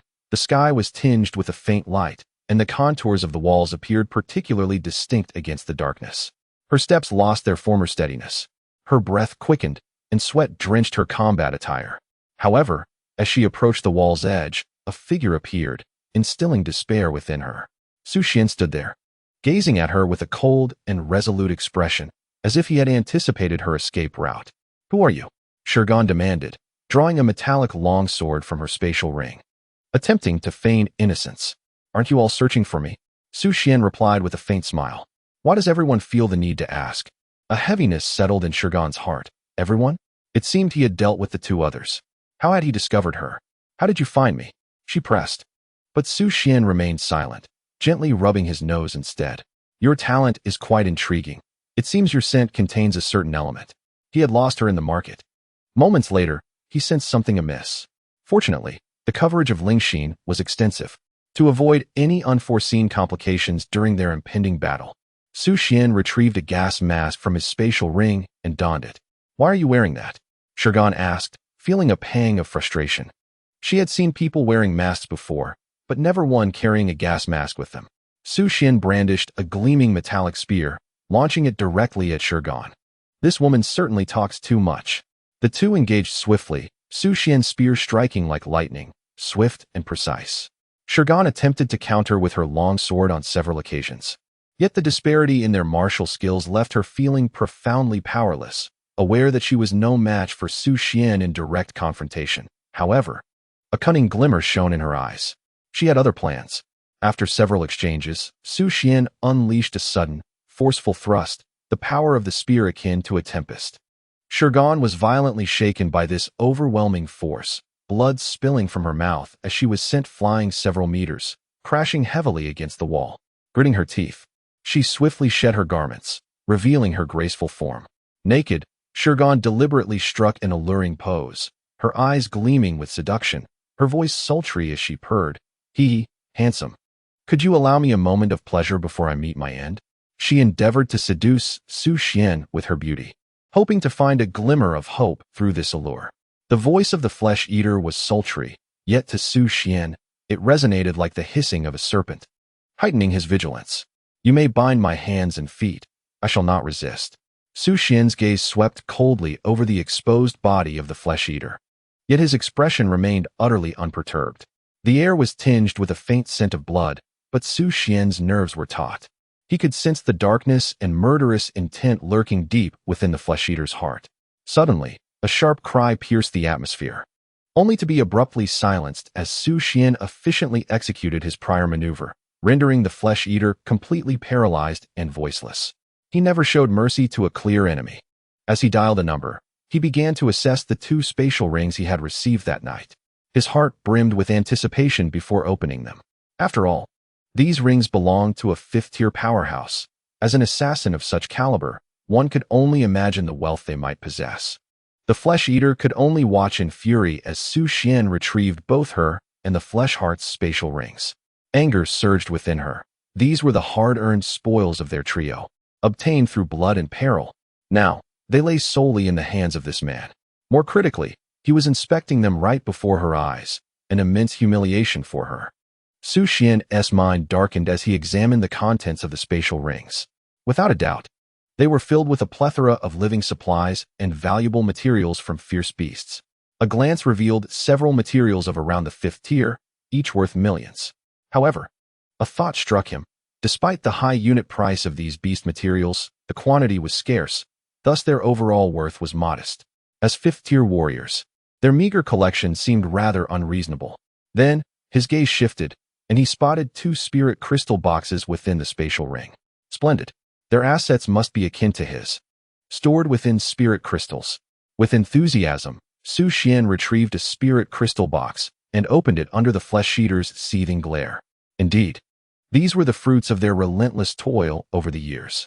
He counted 5 3rd-tier spirit crystals and over 20 2nd and 1st-tier spirit crystals. Removing his gas mask, Su Xuan turned with a somber expression and inquired of the flesh-eater, "Why are you so impoverished?" The flesh-eater was taken aback. "Is this what is known as striking at the heart while killing?" Chapter 127. The Frost of Dawn in the Han clan's secret realm. "I shall take action." The flesh-eater was incensed. The 3 of them, known assassins within the Eagle domain, had come together due to shared interests. Their teamwork had allowed them to successfully complete numerous challenging and costly assassination contracts, surpassing many 6th-tier assassins in prominence. Therefore, their reputation and wealth were not insignificant. Yet now, they were scorned for their supposed poverty by this young man. However, from Su Xuan's expression, it was clear he truly regarded their wealth with disdain. Much like the owner of the underground city in the Eagle domain whom she had had the fortune to serve. Perhaps she would spend the remainder of her life reflecting on that disdainful gaze of Su Xuan, indulge in the dual torment of body and spirit. After confirming that the liver was indeed taken away in a sack, Su Xuan drove towards the Han family manor. This time, he refrained from entering. It was evident that Han Shuangyi was likely in a fit of anger and would not seek him out again. To intrude upon her at such a moment would be unwise. This understanding, I believe, is one that our dear Han classmate would also grasp. Su Xuan felt a sense of relief wash over him. Excellent. No longer would he have to visit that underground training room, which had merely hindered his quest for strength. Within the confines of Su Guofeng's secret chamber, he received 3 messages. The first read: the Wang family's new secret realm underwent secondary development but suffered a magnetic storm disaster, yielding no results. The second: 3 new suppliers of 5th-tier blood packs have emerged, channeling through and in. Su Guofeng was taken aback. Blood packs were all the rage in the black market, and the sudden addition of 3 was indeed a significant boon. It is worth noting that the Qinglong gang had stringent requirements regarding the sources of blood packs, and each new supplier greatly enhanced the cohesion of underground factions. It seemed that Inin had truly matured. Even amidst his own unforeseen circumstances, she was capable of surviving in this treacherous world. A sense of comfort surged within him. The more he trained, the more he sensed the anomalies within his body.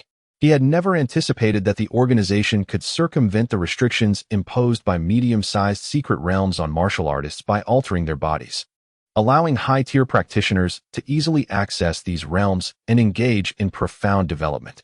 A wave of boundless fury towards the glory organization washed over him. When he ascends to the 8th tier, he would ensure that the grievances of these years would be repaid in blood. He then opened the final message: Dad, focus on your training and worry not. I've secured a powerful ally. The Qinglong gang will continue to thrive even in your absence. Su Guofeng. What is this? I have only been training for a few days. What does this mean?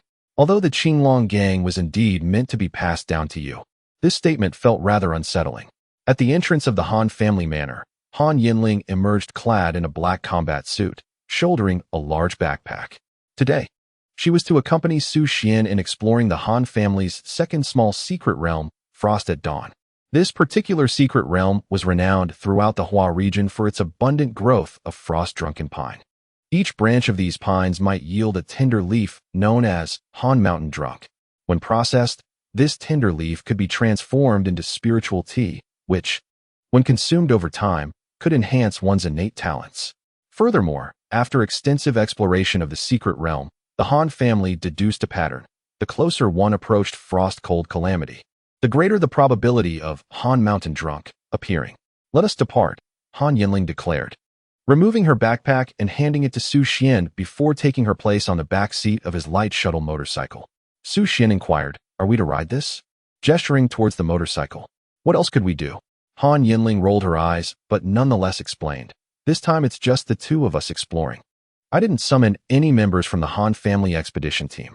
The rationale was straightforward. She was aware that a frost disaster would soon befall the Han family's secluded realm in 10 days. This information implied that she and Su Xuan could harvest a substantial quantity of Han Mountain drunkenness during this exploration. Moreover, Su Xuan possessed a spatial ring and full rights to the profits. Thus, it was only natural for the 2 of them to venture forth in secrecy. Su Xuan accepted the backpack, placing it within the spatial ring. With a mere thought, he realized the pack was filled with winter garments. Clearly, Han Yanling had prepared adequately. The location isn't too far. Just keep your speed low on the way, Han Yanling advised. If we encounter any flying ferocious beasts, we shall halt. All right, hold on tight. Su Xuan replied as he activated the light shuttle motorcycle. As a 4th-tier warrior, he had little to fear from any 3rd-tier beasts that might dare challenge him. Oh, poor you, little Han, Su Xuan mused, feeling a pang of sympathy for the single-seat motorcycle. The motorcycle roared to life, and Su Xuan felt a tightening at his waist as he was embraced from behind. Han Yanling, sitting on the rear seat, blushed fiercely. Damn it, she thought. She had never ridden such a contraption and was unprepared for its speed. When Su Xuan accelerated, it nearly flung her off. Fortunately, her quick reflexes allowed her to grasp his waist tightly. She was incensed. A grudge had been formed. After steadying herself, she pinched him with her 2nd-tier strength. Ouch, that hurts. Su Xuan gasped as he felt the flesh at his waist being pinched, causing him to draw in a sharp breath. My mistake, Han Yanling huffed, gradually easing her grip. The June sunlight was warm and bright, casting a lively glow upon the streets and alleys of the capital, invigorating every corner. The light shuttle motorcycle emitted a deep rumble as it sped through the city, heading toward the city walls.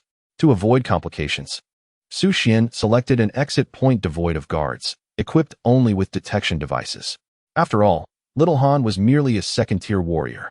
Han Yanling's long hair danced in the wind, sunlight filtering through her strands and illuminating her cheeks with a soft glow. She reveled in the gentle vibrations of the motorcycle and the caress of the breeze. Gazing up at the sky, a wave of inexplicable excitement and exhilaration surged within her. In that moment, all worries and concerns were cast aside. In the wilderness, the vast expanse of grassland shimmered with golden light under the sun, while distant mountains rolled gently against a backdrop of a sky washed in deep blue, occasionally graced by the flight of birds tracing elegant arcs. The light shuttle motorcycle raced through the air like a nimble swallow, gliding freely through the boundless beauty surrounding it. Han Yanling inhaled the fragrant aroma of the grass in the air, accompanied by the whistling sound of the wind. Her gaze swept across the endless grasslands, the distant mountains, and the azure sky, while she could also feel the warmth radiating from Su Xuan. A profound sense of emotion and love surged within her heart, an unprecedented sensation. How beautiful, Han Yanling whispered softly. She yearned to protect this world, yet felt utterly powerless. Su Xuan was stirred, sensing that the exquisite girl behind him had suddenly revealed her most tender side, as if on the verge of tears. Without asking or uttering a word, he merely slowed the vehicle slightly, basking in the tranquility of their shared world. After a brief moment, Han Yanling regained her composure and quietly posed a question. Su Xuan, if the world were to face impending doom, what would you do? After a moment of silence, Su Xuan articulated the thoughts brewing within him. A world devoid of hope may indeed deserve to be annihilated. Han Yanling was taken aback by the coldness of his response. She contemplated countering his statement, but realized that for someone like Su Xuan, who had once struggled at the bottom, the beauty of life may have remained foreign to him. Perhaps, as he suggested, this world was indeed flawed, destined for ruin. Yet, as Su Xuan accelerated the vehicle once more, he added, "But if there are people I love in this world, I would take action."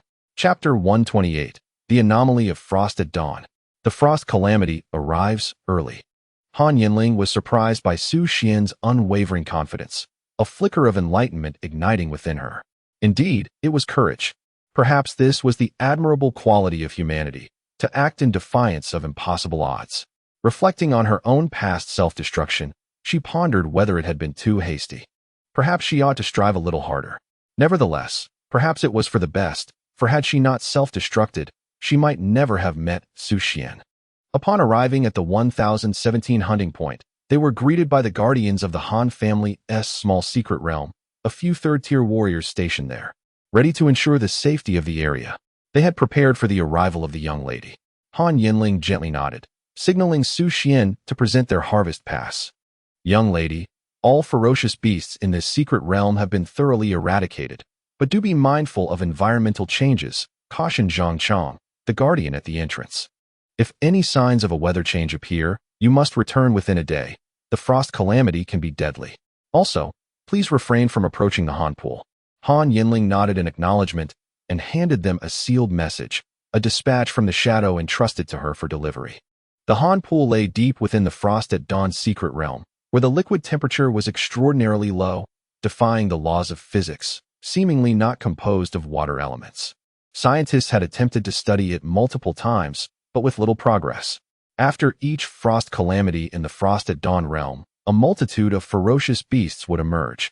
Yet they were swiftly eradicated by the Han family's exploration team due to the high value of Han Mountain Drunk, which made the costs manageable.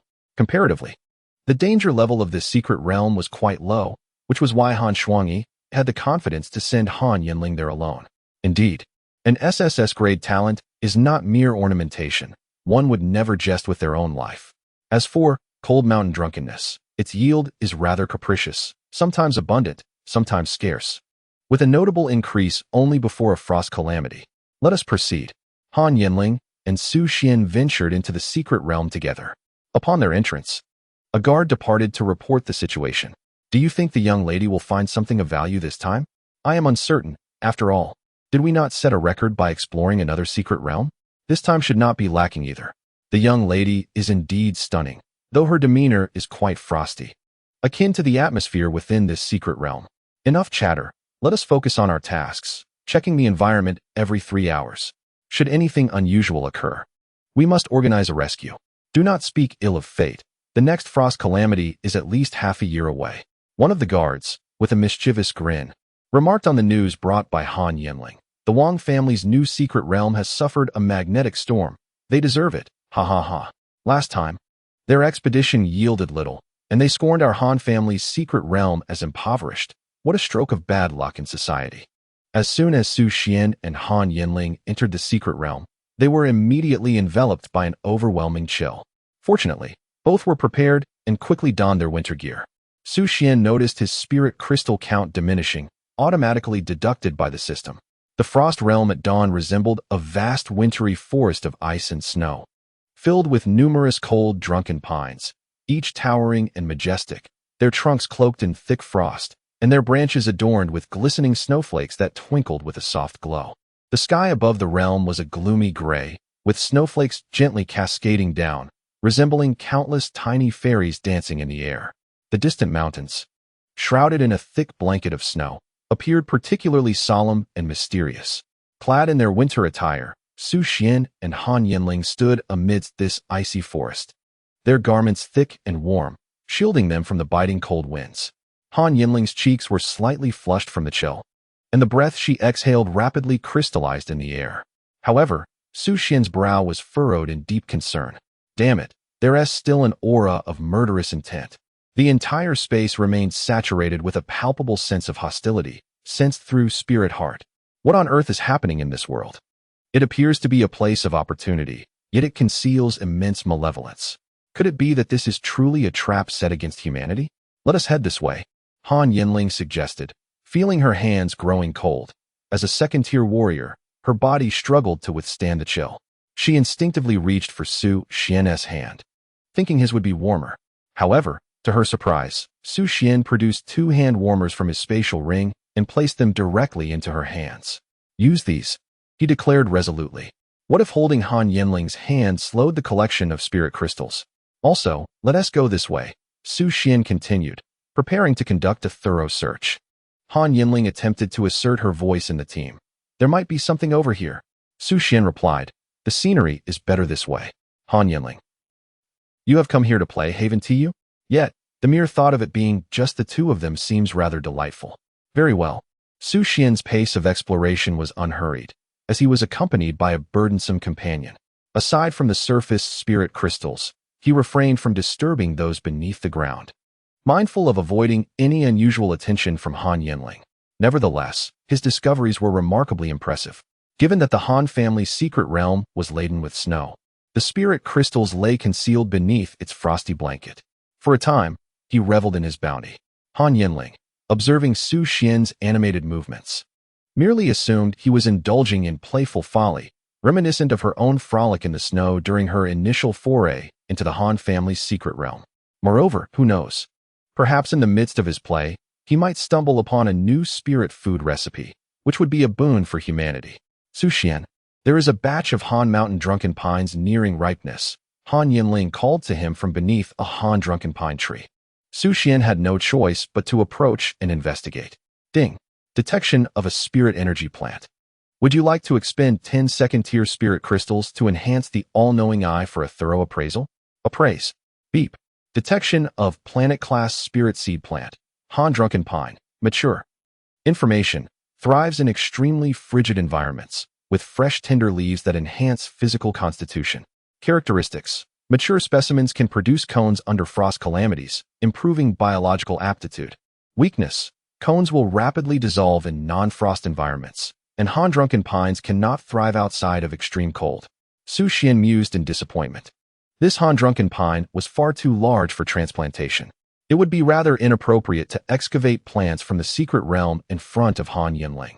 Furthermore, it would be glaringly obvious who the perpetrator was. He climbed the tree and plucked a few leaves of Han Mountain drunken pine. Here, you should eat these. They can enhance your constitution. Han Yanling's large eyes sparkled with anticipation. Su Xuan wished that his aptitude level could be improved to be great. Let us wait until we're outside to consume them. He was uncertain whether the Han Mountain drunken pine would serve as an ingredient for some spirit food recipe. Akin to the electromagnetic grass, and thus refrained from wasting it. Han Yanling's kindness was not lost on him, and this prompted Su Xuan to set a personal goal. He must find a way to help Han Yanling elevate her rank in the future, for she was currently too weak to be of assistance to him, often hindering his own growth. Due to the scarcity of fierce beasts, their exploratory journey was remarkably effortless, resembling a pair of young lovers on a leisurely outing in the wilderness. Han Yanling cherished this uninterrupted time, and the hours slipped away swiftly. However, as Su Xuan continued to collect spirit crystals, the weather within the secret realm began to shift ominously in an unknown locale. A day later, as they approached the depths near the Han pool, an unexpected transformation occurred. In mere minutes, the surroundings darkened abruptly. Gray clouds churned ominously, quickly enveloping the entire sky. A tempestuous wind, seemingly arising from nowhere, howled with a chilling intensity, freezing every droplet of moisture in the air into crystalline ice. Han Yanling's expression shifted dramatically as she shouted to Su Xuan, who stood not far away. "This is bad. Su Xuan, it's a frost disaster." Chapter 129. The Frigid Frost Catastrophe and Han Yanling's Vulnerability. Quickly, Su Xuan, we must flee. A sense of urgency enveloped Han Yanling, her previous overconfidence, stemming from the knowledge she possessed in her past life, was now misplaced. She had never anticipated that the frost calamity in the Dawn Frost secret realm would occur ahead of schedule. Ordinarily, such a frost disaster was not expected for another 10 days. Su Xuan, equally astonished, quickly deduced the cause. It was likely due to his accumulation of a substantial number of spirit crystals, which had disrupted the stability of this realm, unlike the Wang family's new secret realm. He hurriedly moved closer to Han Yanling. As a mere second-tier warrior, she might not withstand the frigid temperatures that accompanied the impending frost disaster. The ground snow was whipped up by the gale, forming walls of snow that obscured their vision. Yet, in Han Yanling's eyes, the mere few meters separating them felt like an insurmountable chasm. Su Xuan's figure vanished swiftly amidst the swirling snow, and at that moment, she was engulfed by an overwhelming sense of loneliness. She rushed forward, striving to reach Su Xuan, but suddenly, a colossal frost-drunk pine came crashing down, severing the connection between them. "This is dire." Han Yanling felt her body temperature plummeting, her mood sinking into despair. Her voice was swallowed by the howling wind, her sight hindered by the blizzard, and her only companion had vanished without a trace. Moreover, the temperature continued to drop. The first life and death crisis since her rebirth had unexpectedly arisen within this seemingly innocuous little secret realm. Suppressing her growing panic, she sought a solution. Yet, before she could formulate a plan, a hand suddenly grasped hers. It was Su Xuan. No tempest could thwart the probing capabilities of the spirit heart. He effortlessly navigated past the mighty tree to locate Han Yanling. Thank goodness. A weight lifted from Han Yanling's heart. She was still uncertain how Su Xuan had found her, but in that moment, she experienced a profound sense of reassurance. However, new dangers emerged. She once again felt a bone-chilling cold permeating her being. This sensation was rare since she had become a warrior. The snowflakes no longer fell gently but struck with the ferocity of blades, laced with ice crystals that stung her face with intense pain. "Su Xuan, let us put on our cold-resistant gear," Han Yanling shouted, tugging at Su Xuan's ear. "We'll wait until the frost disaster lessens before venturing out." 3 minutes later, Han Yanling was enveloped in layers of heavy cold-resistant clothing, resembling a colossal dumpling. Su Xuan had donned every piece of cold gear she could wear, leaving only her eyes visible. Han Yanling attempted to take a few steps, but found herself utterly immobile, her beautiful eyes filled with confusion. Did he intend to bind me here? Yet, staying in this place would surely lead to freezing to death. Nevertheless, she could genuinely sense Su Xuan's concern, for he had donned his cold-resistant attire over her. From Han Yanling's perspective, Su Xuan first surveyed the surroundings, then seemingly made a decision. What was he planning to do? Dig a hole? Su Xuan, don't dig. This is frozen ground. It's impossible to excavate. Don't waste your energy. Han Yanling exclaimed urgently. Whether Su Xuan did not hear her or chose to disregard her, his figure flickered amidst the raging blizzard. Ignoring Han Yanling's pleas, Su Xuan retrieved a metallic shovel from his spatial ring. Frozen ground. That is precisely what he intended to dig. During the crafting of the metal shovel, he had specifically researched the various soils and rocks of the secret realm, aiming to avoid the very predicament of being unable to dig. At last, Han Yanling noticed something peculiar. Wait, when did this fellow acquire a metal shovel? It appears to be made of E-grade alloy material. Goodness, how extravagant. Her own whip was merely E-grade alloy. How much must this custom shovel have cost? Yet, a flicker of relief blossomed in her heart. Fortunately, Su Xuan had procured a metal shovel. Otherwise, the two of them would surely freeze to death in this inhospitable environment. More than 10 minutes later, Han Yanling was relocated to the cave Su Xuan had excavated. The frozen ground surrounding them was smooth and hard, the cave itself small, but sufficient to accommodate 2 individuals. Outside, the weather had turned even more severe. The entire Frost Dawn secret realm was engulfed in a blinding chaos, with howling winds and swirling snowflakes. As if the entire world had been consumed by ice and snow, Su Xuan hastily covered the cave entrance with several wooden boards to minimize the ingress of the frigid wind. He then extracted some fuel from his spatial ring. Piling it together, though these flammable materials had become rigid from the extreme cold, their surfaces even coated with a thin layer of ice crystals. Su Xuan attempted to ignite it with a lighter, but as soon as the flame touched the fuel, it was extinguished by the biting cold wind. Forget it, Su Xuan. In the midst of a frost disaster, it's impossible to ignite anything, Han Yanling said, shivering. It was cold, still cold, even within the cave. The chill from all directions relentlessly assailed the two. This was the harsh reality of the secret realm. When disaster struck, even warriors found it hard to endure. Such sudden frost disasters could claim the lives of even third-tier warriors, albeit such erratic occurrences were rare. Su Xuan extended his hand, clasping Han Yanling's palm beneath layers of cold-resistant attire. At that moment, her body temperature continued to plummet. Once warm and smooth, her delicate hand was now icy cold. Su Xuan, you should go. Don't worry about me, Han Yanling murmured, her mind fogged by the cold. She had no time to ponder why Su Xuan's body radiated warmth, yet she understood that she was unlikely to escape this secret realm. She began to contemplate. Perhaps everything since her rebirth had merely been a dream. It was perhaps the moment of her self-detonation that allowed her a chance to rectify the regret of having no friends in her previous life. Over the past few days, she has experienced great joy, exploring this secret realm with Su Xuan, free from any pressures. However, Su Xuan began to feel a growing sense of urgency within him. As a 4th-tier warrior, his physical prowess, enhanced by innate talent, far surpassed that of his peers. Yet, he was taken aback by the harshness of the environment within this secret realm. While he could endure it, and even manage it with ease, Han Yanling was not faring as well. After retreating into a cave, her vitality continued to wane. The soil of the secret realm offered no warmth, rendering it far too cold. A solution must be devised. Su Xuan swiftly rummaged through his spatial ring, his mind racing through various beast carcasses. When a sudden idea struck him, he retrieved a metal shovel and quickly expanded the cave's dimensions. Then extracted a 5th-tier beast carcass from the spatial rings of the 3 demon hunters, propping it against the cave's entrance. Indeed, the beast's hide proved far more resilient than the earth. The chilling air no longer seeped in incessantly. Following this, he employed the same method, bringing forth a multitude of high-tier beast remains to pile within the cave. At last, the temperature stabilized and ceased to plummet drastically. However, when he turned to glance at Han Yanling, he found her eyes closed, her hair frosted white. This was dire. Su Xuan hastily loosened her thick garments. A faint pulse remained, yet her body had turned icy, teetering on the brink of death.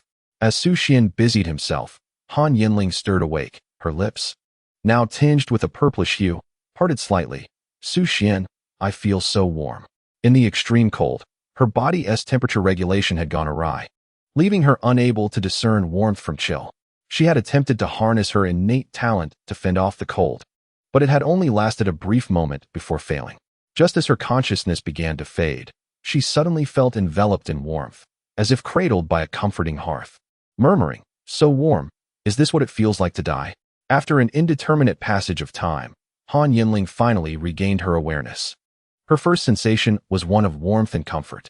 Su Xuan's warm hands caressed her back, thighs, and legs, eliciting waves of an unusual comfort. Apart from her undergarments, all her clothing had been removed by Su Xuan, and she found herself nestled against him in an octopus-like embrace. Their skin pressed closely together, enveloped in thick, insulating attire. The second sensation was one of reassurance. Despite her emotional dullness, she understood that she could not bear to be apart from Su Xuan. The rhythm of her heartbeat did not lie. Su Xuan sensed that Han Yanling had awakened. As her heartbeat quickened, he sighed with relief. She had narrowly escaped being claimed by the bizarrely frigid environment of the secret realm. This tactic was one he had gleaned from his memories of a past life. Why are you not affected by the temperature of the secret realm? Han Yanling suddenly spoke, her breath brushing against Su Xuan's chest, sending a tingling sensation through him. Her long hair cascaded like a waterfall, and the faint flutter of her eyelashes, along with her clear, shimmering eyes, revealed a hint of shyness. Su Xuan replied, "It is because I am quite formidable." The delicate fragrance of her hair lingered as she leaned against Su Xuan's chest and continued, "When did you ascend to a third-tier warrior?" After a moment's contemplation, Su Xuan voluntarily divulged, "In truth, I possess a hidden talent, which has expedited my advancement. Also, could you perhaps loosen your grip with your legs? I find it difficult to breathe. If I release, I shall be cold," she replied. A smile tugged at the corners of Han Yanling's mouth, suggesting that Su Xuan's talent had indeed been upgraded, possibly granting him some unknown abilities. Each year, the Federation unveiled new talents, making the existence of hidden talents rather unremarkable. Moreover, she had just realized that her own talent seemed to be undergoing a transformation. Valkyrie. Su Xuan observed a faint blue halo gradually emanating from Han Yanling's body, signifying the activation of her talent. "Oh," Han Yanling exclaimed with delight, "Su Xuan. It seems my talent has evolved." Su Xuan could only respond with confusion. What on earth? How does a mere cold lead to an evolution of talent? What kind of luck is this? Could she truly be the fabled daughter of destiny? Han Yanling bit her lip, but the excitement evident in her eyes was unmistakable. "I understand now. The Valkyrie talent, if restored at the brink of death, strengthens oneself." In her past life, she had encountered few life and death battles, thus failing to trigger this special effect. To her astonishment, this misfortune had led to an early evolution of her talent. "Do you know what your new talent entails?" Su Xuan inquired curiously. "If an SSS-level talent evolves, it must become an X-tier racial talent. I sense that the amplification effect of the Valkyrie is still present. And the lower my health, the stronger the amplification becomes." Han Yanling continued to embrace Su Xuan, feeling increasingly warm, for the closeness was undeniably comforting. She could feel Su Xuan's heartbeat resonating through their pressed skin. If I were to name it, it should be the X-tier talent, the Phoenix. Su Xuan was rendered speechless. Truly, such was the nature of battle-enhancing talents. This meant that either she would be defeated in one blow, or her strength would escalate with each strike. Undoubtedly, it was a talent of a racial caliber. Henceforth, he would need to reconsider their familial hierarchy. "Su Xuan, I am, in fact, a reincarnate," Han Yanling confessed.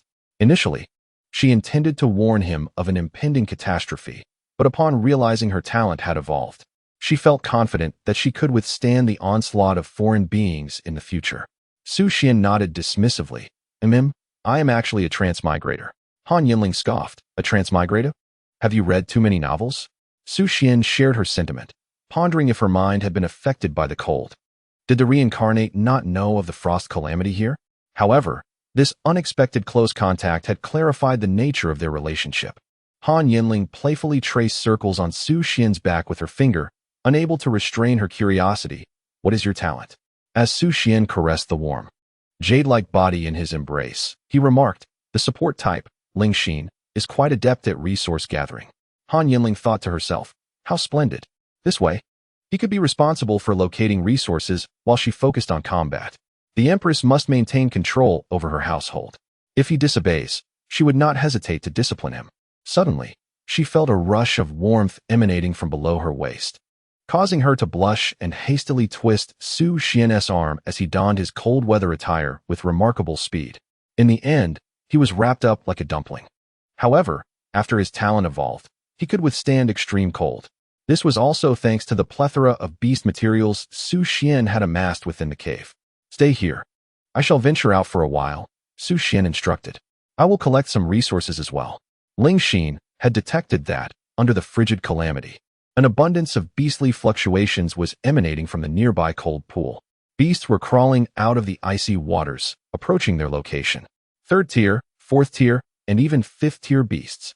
It seemed the environment of the frost calamity held unforeseen changes within the secret realm. Do take care. Han Yanling's voice emerged from beneath layers of clothing. She was still somewhat bewildered. This was her first intimate encounter with the opposite sex across 2 lifetimes, leaving her in a daze. In matters of emotion, she was indeed a novice. After Su Xuan departed, she gradually steadied her thoughts, aware that he harbored many secrets. For instance, how he had acquired the rare 3rd-tier white demon horned deer, or how he had known how the delivery boy had triumphed in the competition. The delivery boy? Wasn't he just a courier before? How enlightening. No wonder the delivery boy exhibited such proficiency in martial skills. It was you all along. Having concealed this from me for so long, a massage punishment is in order. Han Yanling took a deep breath and surveyed her surroundings, only to be struck with astonishment. Wait, what are these beasts? The 4th-tier purple electric plasma wolf king? And this, merely a 4th-tier top-tier beast, the thunder lizard? Not to mention the one at the entrance, which appeared to be a 5th-tier storm bear. Is Su Xuan truly only a support-type talent? Perhaps next time, she would test his abilities in their sparring session. Outside the cave of the Dawn Frost secret realm, fierce winds howled and snowflakes raged. In such an environment, even a martial artist could withstand the cold, but would find it nearly impossible to engage in combat. Visibility was severely impaired. Nonetheless, Ling Xin informed her that a multitude of 3rd-tier beasts was charging toward her. With their numbers and the climate's enhancement, they seemed to no longer fear equal ranks. Su Xuan stood amidst the icy forest of the Dawn Frost secret realm, wielding a metallic spear. The battle erupted instantaneously within the dense snowstorm. Before him were the 3rd-tier snow monkeys, larger than ordinary apes, their bodies cloaked in thick white fur, exuding an air of formidable strength. Each snow monkey's eyes glimmered with a chilling light, brimming with ferocity and wildness. Their roars echoed like thunder, and their claws sliced through the air, lunging towards Su Xuan. As Su Xuan's spear clashed with the claws of the snow ape, a resounding metallic ring intertwined with the dull thud of flesh meeting flesh echoed through the air. With each flourish of the spear, a flurry of snowflakes and droplets of blood danced about. In an instant, numerous snow apes succumbed to their demise. Yet, this was merely the prelude to the chilling catastrophe of the frosty secret realm at dawn. Soon, a horde of 4th-tier ferocious beasts surged forth towards Su Xuan. It dawned on him that during the calamity of the realm, a new passage would manifest within this space, allowing an unending tide of beasts to pour forth. A small fraction remained, serving as guardians of the realm, while the majority would depart as the disaster subsided. However, behind him lay the cave where Han Yanling was situated. He would not retreat. Chapter 131. The Fierce Battle Against the 4th-Tier Beast Tide. B-Class Martial Technique. Flowing cloud steps in the environment of the extreme cold calamity. The frosty secret realm transformed into an even more formidable and perilous landscape. Snowflakes swirled densely through the air, while howling winds pierced the cold. Thud, thud, thud.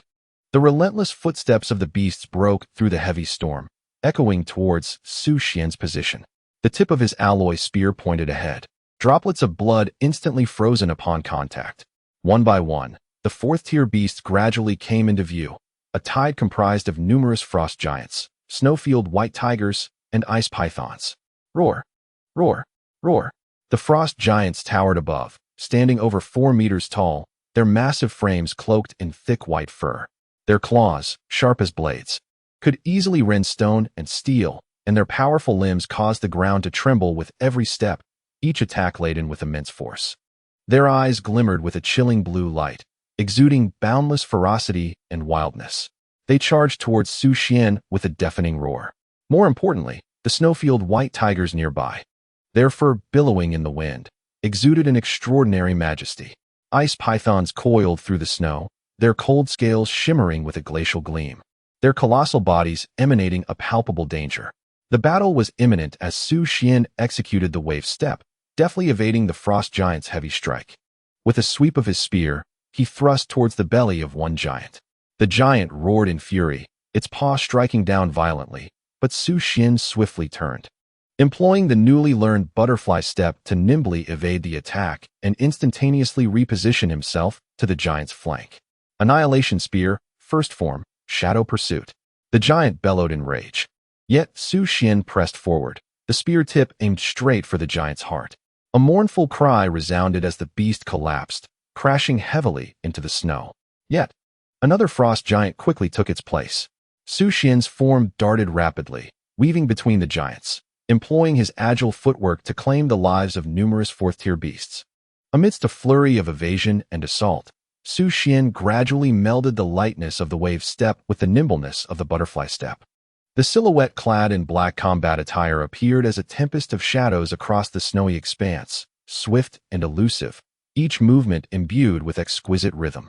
His movements became increasingly fluid, gradually evolving into a new martial art form characterized by a unique footwork technique that combined the elegance of the Lingbo step with the agility of the butterfly step.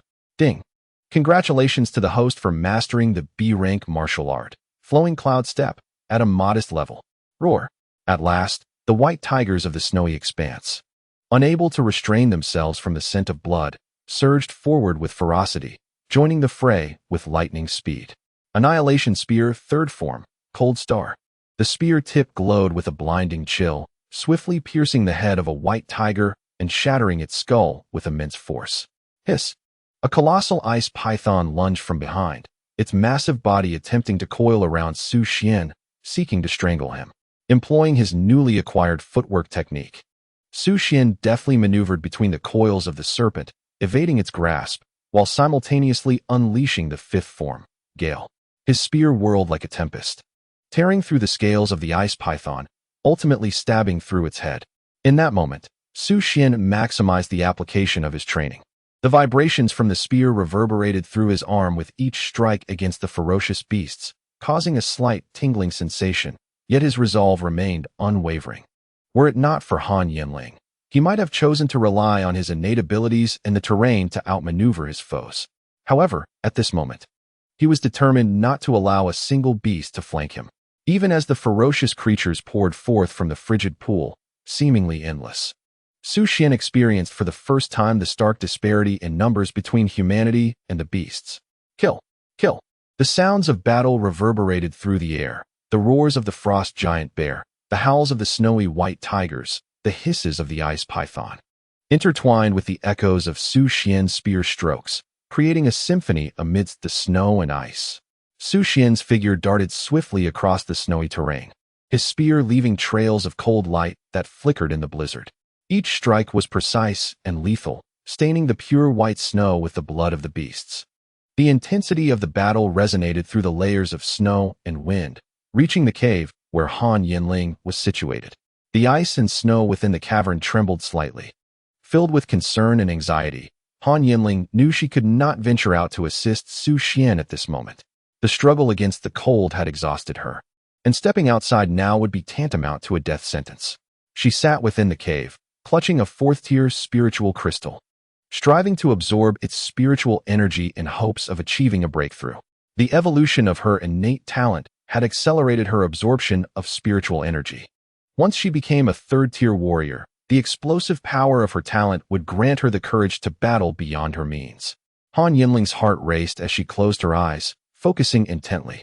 The spiritual energy within her circulated rapidly under the influence of the crystal, her cultivation steadily advancing as she endeavored to surpass her current limits.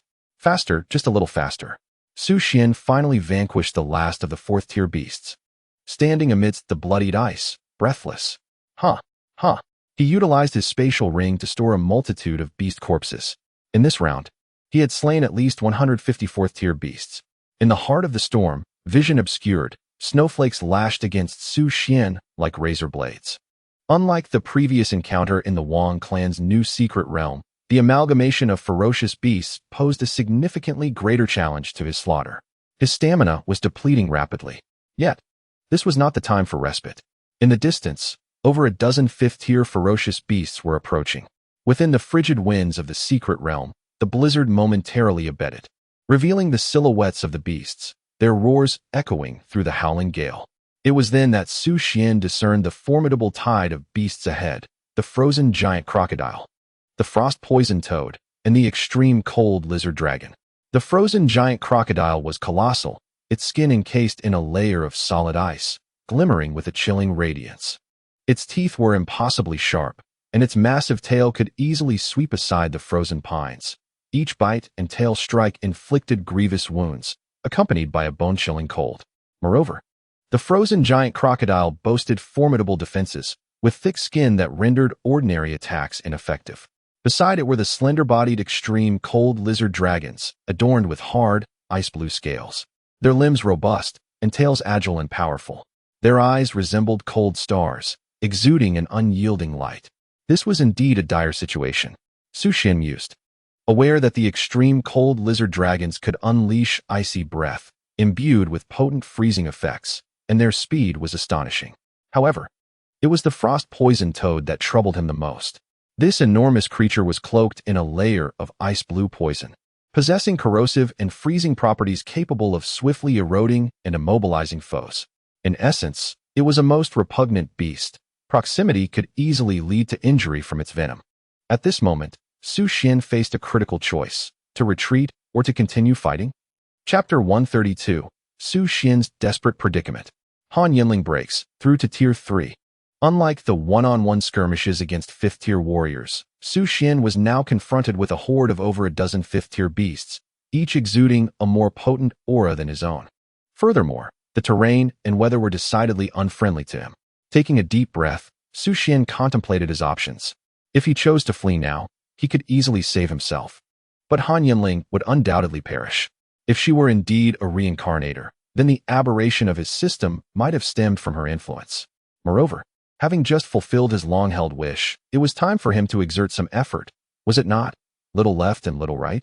A grin tugged at the corners of Su Xuan's mouth as a surge of fervor ignited within him. Throughout this journey, he had engaged in overwhelming combat. If this continued indefinitely, it would be excessively mundane and a gross misallocation of his martial prowess. Come forth. Amidst the roaring blizzard, Su Xuan made his decision. The wheel of humanity's fate began to shift once more under the weight of his choice.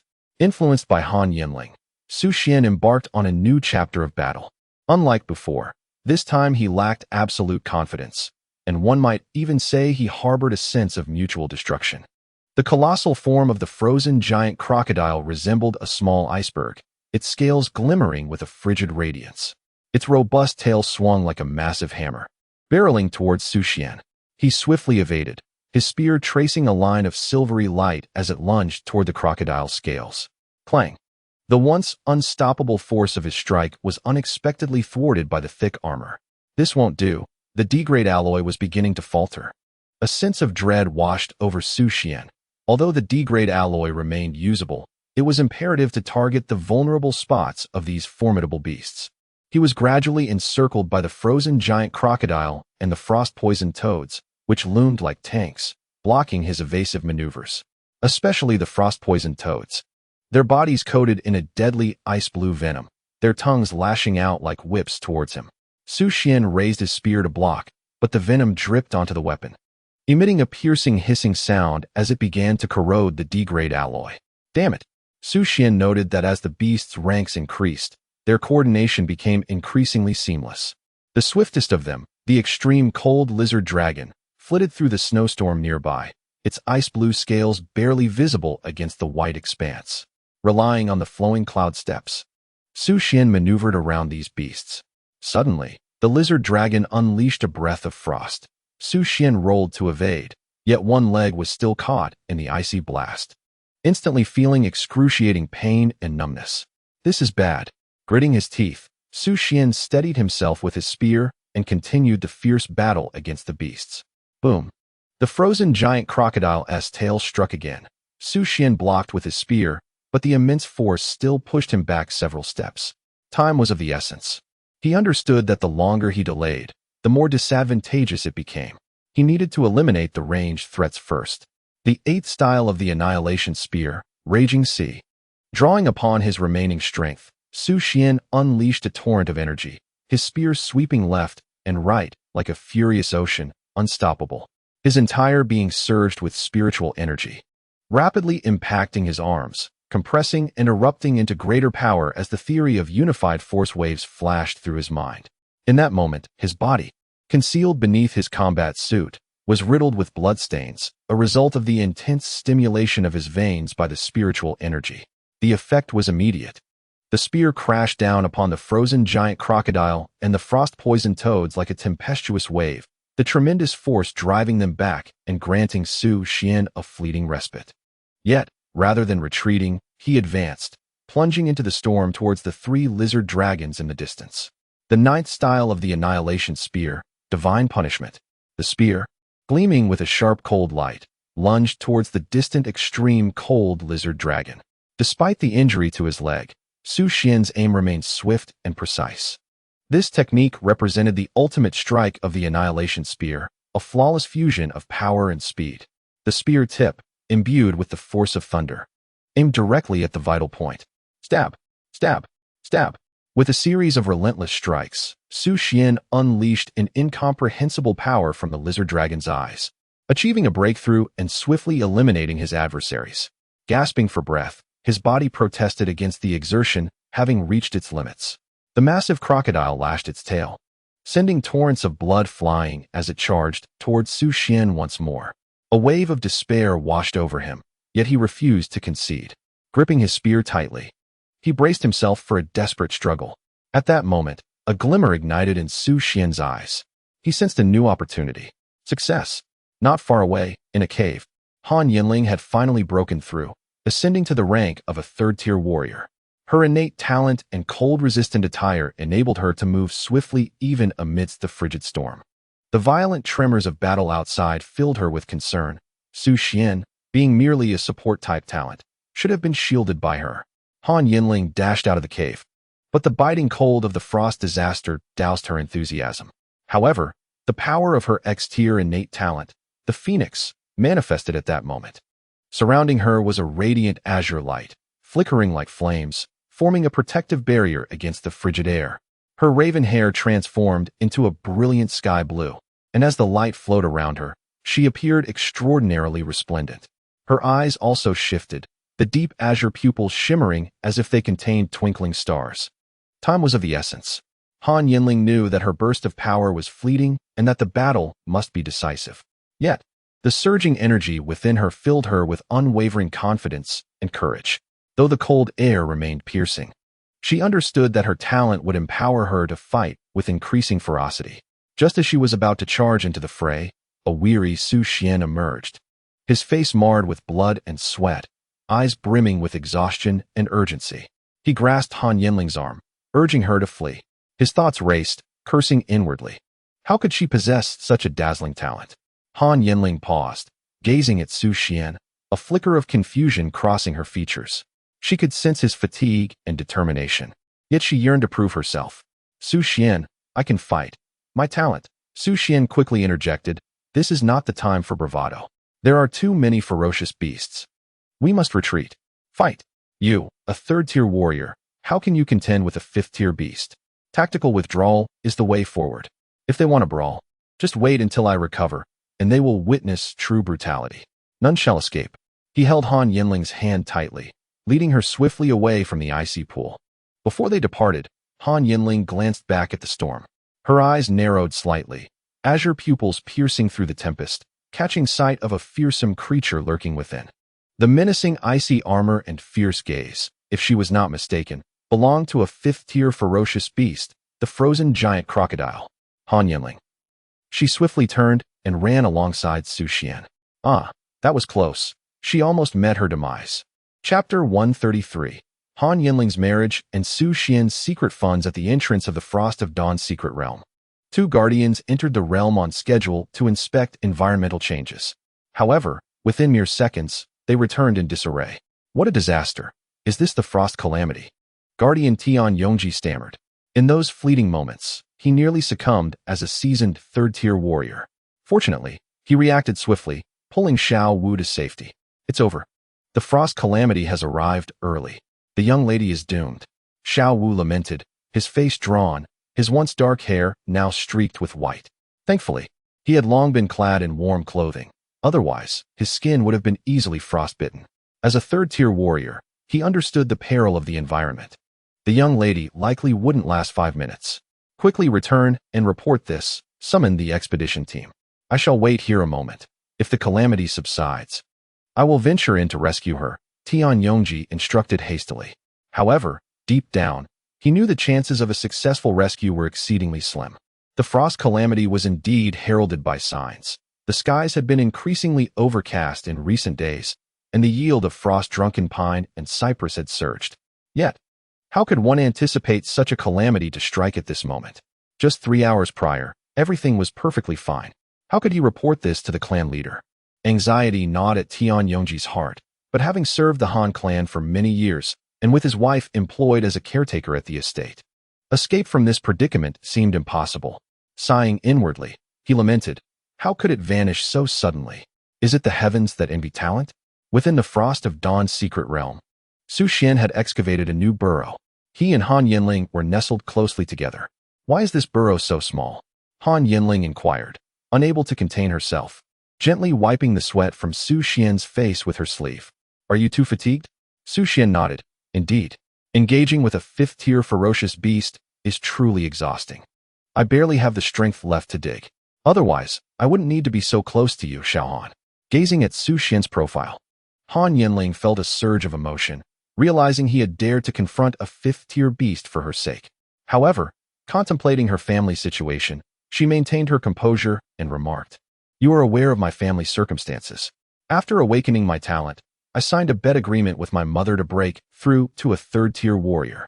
As she spoke, she produced a dim fourth-tier spirit crystal, seemingly on the verge of shattering at the slightest touch. I exchanged this fourth-tier spirit crystal for the right to choose my marriage partner. For me, this is the quickest way to obtain resources. Su Xuan nodded, reflecting on how lowly his future mother-in-law had priced her offer. However, he remained silent, eager to hear the thoughts of his classmate, Han Yanling. Han Yanling pondered thoughtfully. If I were to win the championship in the individual competition of the 9 Domains University League 6 months from now, she would grant me the freedom to choose my own partner. Su Xuan interrupted bluntly. Do you truly believe that is possible? He understood Han Shuangyi's calculations quite well. Han Yanling's unexpected breakthrough to a third-tier warrior was undoubtedly due to the evolution of her innate talent, akin to a rebirth. Under normal circumstances, reaching the third tier before the competition would be a remarkable achievement. Even Su Xuan knew that many competitors only advanced to warrior status just as the competition commenced. In fact, during the previous season, the finals featured 2 fourth-tier warriors battling it out. The newly promoted Han Yanling would face seasoned third and even fourth-tier warriors, which significantly reduced her chances of victory. Yet, Han Yanling spoke with unwavering confidence, even as a mere third-tier warrior. With the explosive potential of my talent and the accumulation of martial skills, I possess a substantial opportunity to contend for first place. Moreover, regarding the choice of marriage, I am progressing rapidly. She would not force me into an early union. This was her reasoning and strategy. The world of warriors is quite straightforward.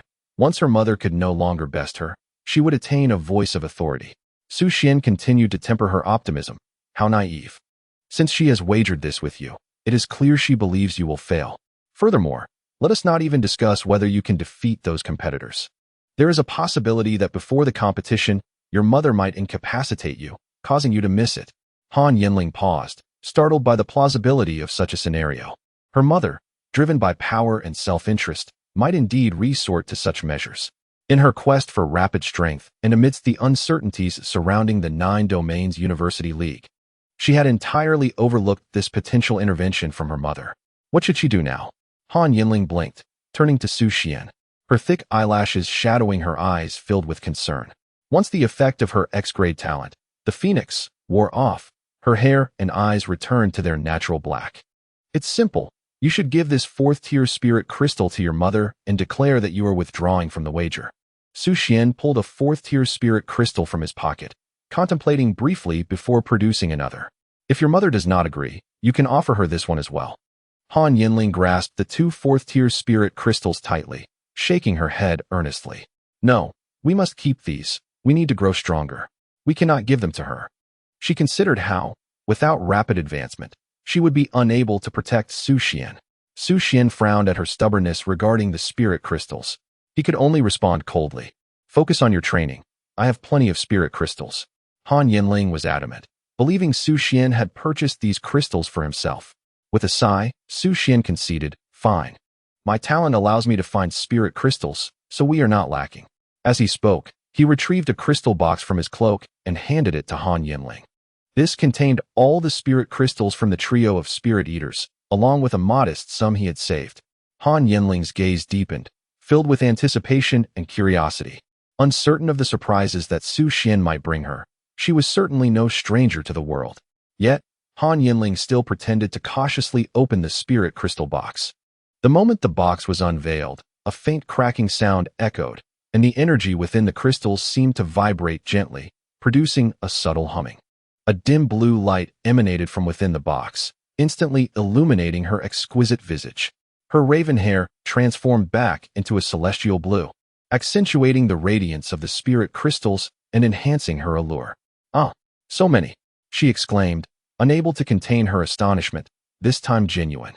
Inside the spirit crystal box, 10 4th-tier crystals and 53rd-tier crystals were meticulously arranged, each radiating a dazzling blue glow.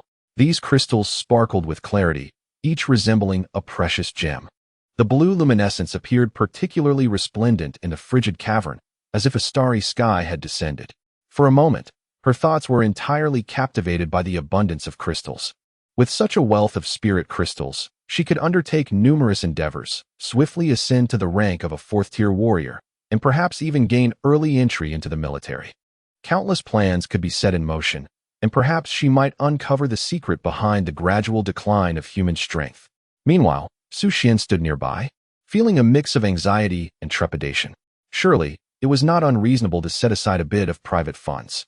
Chapter 134. A bountiful harvest of pine cones. A mysterious 6th-tier humanoid creature. "I will keep these, the rest are for you." Han Yanling extracted her own spirit crystal box and placed half of the crystals into her box. "You should take them all and hurry to reach the 4th tier." "I still have some left," Su Xuan stammered. Under the soft blue glow of the spirit crystals, Han Yanling's skin appeared even more translucent and radiant. "You stay here to cultivate. I will go out to gather some resources."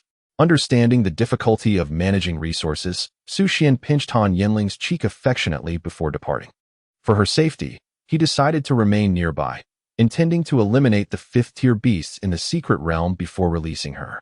"Wait a moment," Han Yanling grasped Su Xuan's arm, earnestly advising, "Su Xuan, I know you are powerful, but there are a few pieces of information you must be aware of." She then recounted the tales she had heard from Zhao Yongfu. Su Xuan immediately recalled the artificial organ he had seen deep within the Wang family's magnetic storm secret realm, a clear indication of unnatural craftsmanship. To corroborate his thoughts, Han Yanling continued to share the intelligence she had gathered from her past life. Moreover, the secret realm and the caverns are likely traps set by other star civilizations. Therefore, you must exercise utmost caution. Su Xuan nodded in understanding. After a period of rest, he had regained considerable stamina. Now, it was time for his hunt. With a swift thrust, a frost-poisoned toad was pierced through by a descending alloy spear, meeting its demise. The cold wind howled as dense snowflakes danced through the air. Su Xuan then descended from the cold, intoxicated pines, having just slain his 8th 5th-tier beast. With the assistance of Spirit Heart, he swiftly completed the cleanup. The tide of beasts beyond the ranks is something he cannot yet contend with. However, the solitary 5th-tier ferocious beast is merely a trivial matter for him. This victory has significantly alleviated the displeasure he felt during the recent ambush. After securing the beast's carcass, Su Xuan gazes at the towering cold drunken pine and cypress nearby. These majestic trees, their trunks enveloped in a thick layer of frost, are adorned with translucent ice crystals among their branches. As the temperature plummets, the cold drunken pine begins to produce a rare spiritual fruit, the pine cone. These cones emanate a blue luminescence, exquisitely sculpted like ice, exuding a gentle chill. Su Xuan plucks one of the cones and directs his gaze toward the system. Ding. Detected, planetary-level spiritual seed, cold drunken pine cone, seed. Information, cold drunken pine spiritual seed. Features, when consumed with cold drunken pine leaves and frost-poisoned toad venom, it can slightly alter biological constitution. Su Xuan is taken aback. What? The venom of the frost-poisoned toad is actually part of the spiritual food recipe? Goodness! Who would dare attempt such a thing without the all-knowing eye? No wonder spiritual food recipes are so scarce. It appears that it is not the scientists who lack effort, but rather that no brave soul dares to experiment with poison. He decides to let Su Xuan try it first. Uncertain about the duration of the frost disaster, he realizes that time is of the essence. Now is the perfect moment to harvest the cold, drunken pine cones. These cones are exceptionally precious spiritual plant resources, capable of providing immense energy and enhancing physical quality. Su Xuan swiftly ascends the towering trees, carefully harvesting the cones at the treetops and placing them into his spatial ring, utilizing the properties of space to preserve the freshness of the cold, drunken pine cones. As he hastily gathers them, a surge of spatial fluctuation emerges from the depths of the cold pool, unbeknownst to Su Xuan. Adhering to the Su family's collection philosophy, he spares not a single cold, drunken pine cone. His earlier reconnaissance has greatly accelerated his gathering speed. Suddenly, Su Xuan halts, his eyes fixed on the depths of the frosty dawn secret realm. Under the influence of spirit heart, he senses a powerful wave. Damn, there's a formidable presence. It appears to be a sixth-tier beast. Even he cannot help but voice his discontent, as he had assumed that with the system's assistance, he would emerge as the strongest entity within the secret realm. Instead, he finds himself facing a harsh reality. What on earth is happening? Su Xuan quickly ceases his collection and stealthily approaches the cold pool. The devastation wrought by the frost disaster has engulfed the entire Frosty Dawn secret realm in snow and fierce winds, a tempest of blizzard swirling about. He cautiously lurks at a distance from the cold pool, his breath crystallizing into white mist in the frigid air. The distant snow wall completely obstructs his view. Yet he is aware that the sixth-tier creature remains stationary. Unable to see clearly, he decides to try a different approach.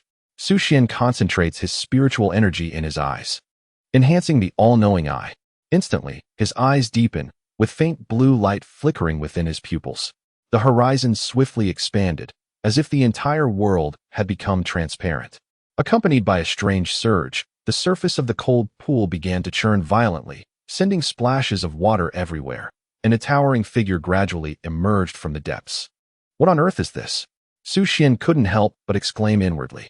This creature stood nearly 2 meters tall, its body adorned with shimmering blue scales that glinted with a metallic sheen, each scale resembling a finely crafted work of art, intricately etched with complex runes.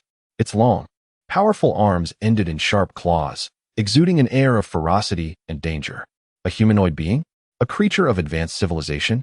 The head of this humanoid figure bore a resemblance to that of a human, yet lacked distinct facial features, possessing only 2 eyes that glowed with an eerie blue light, their gaze cold and piercing.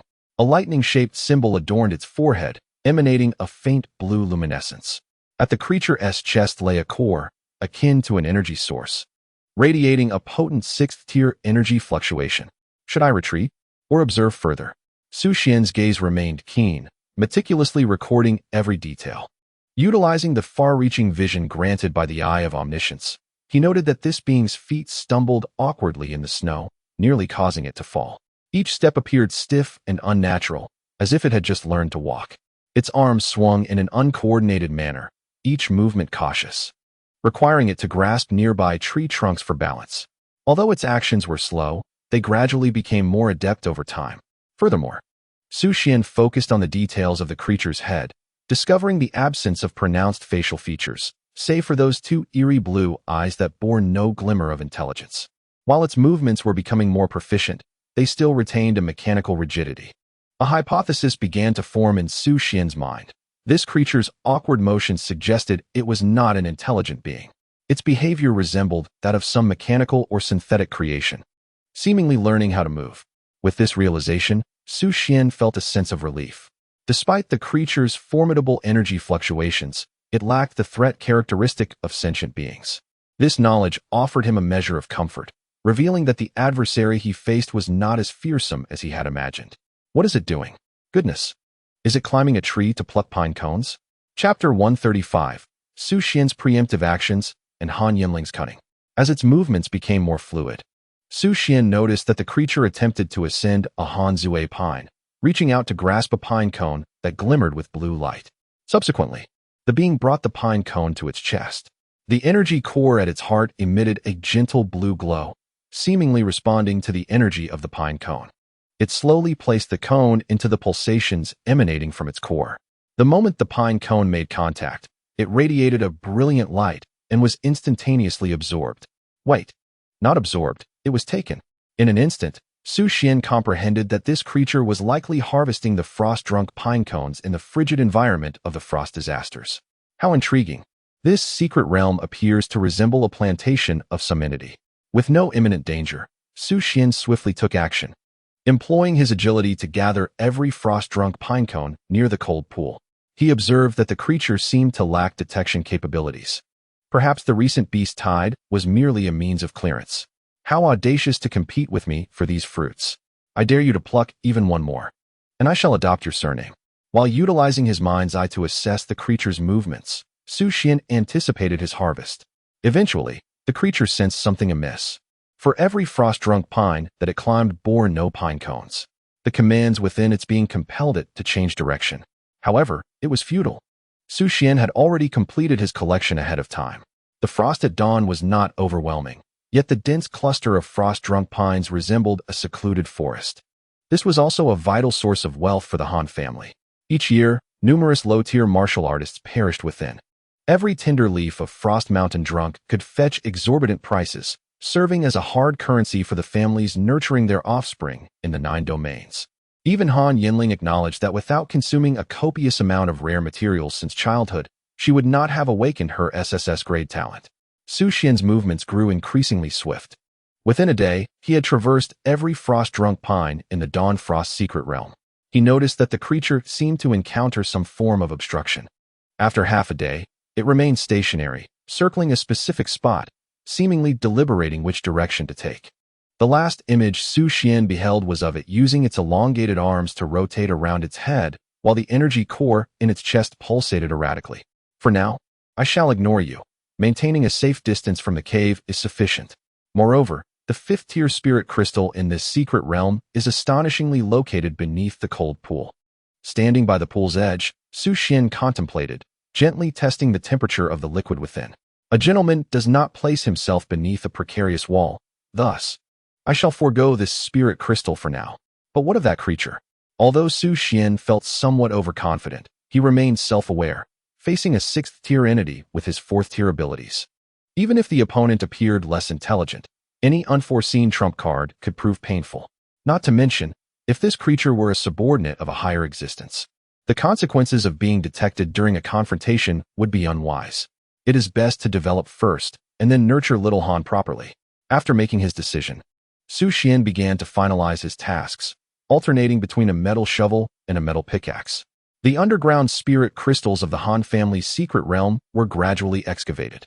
Just as he was about to stow the last 3rd-tier spirit crystal into his spatial ring and prepare to depart, he noticed that the humanoid creature in the distance had come to a complete standstill. What was happening? Intrigued, Su Xuan concealed himself at a distance to observe. Suddenly, the creature's azure eyes sparkled with an unusual light. Its energy core began to oscillate violently, emitting a piercing hum. The biological scales gradually cracked open, emanating a brilliant blue light, as if on the verge of unleashing a tremendous energy. Oh no, is it about to unleash its ultimate attack? The creature's body began to tremble, its limbs stiffly extending, as if held in place by an unseen force. The energy core in its chest grew increasingly radiant, the blue light illuminating the surrounding area. Wait, no, it's going to self-destruct. Su Xuan realized the gravity of the situation and swiftly retreated, distancing himself from the impending explosion. The creature's energy fluctuations rapidly peaked. With a thunderous roar, the humanoid creature's body suddenly erupted, releasing a searing blue energy. The fierce blue light engulfed everything in an instant, rendering the nearby landscape indistinct in its blinding glow. Damn it, this is too dangerous. Su Xuan took cover behind a hillside, his vision overwhelmed by the pervasive blue light, his surroundings thrumming with a tempestuous sea of spiritual energy. Gradually, the blue light dissipated, revealing a completely transformed world. Wait, is that a restoration of spiritual energy? At the center of the explosion, the remnants of the humanoid creature lay scattered, the blue energy waves slowly fading away. To Su Xuan's astonishment, the explosion had not destroyed the secret realm. Rather, it had induced a peculiar transformation in the environment. The surrounding cold drunken pines appeared even more verdant, their leaves shimmering with a brighter emerald hue. A rich aura of spiritual energy filled the air, as if the entire secret realm had been revitalized. The violent shockwave caused tremors within a distant cave. Just as Han Yanling was about to be struck by falling frozen soil, a flash of blue light emanated from her surface, effectively isolating and incinerating the descending debris. Is this an attribute attack?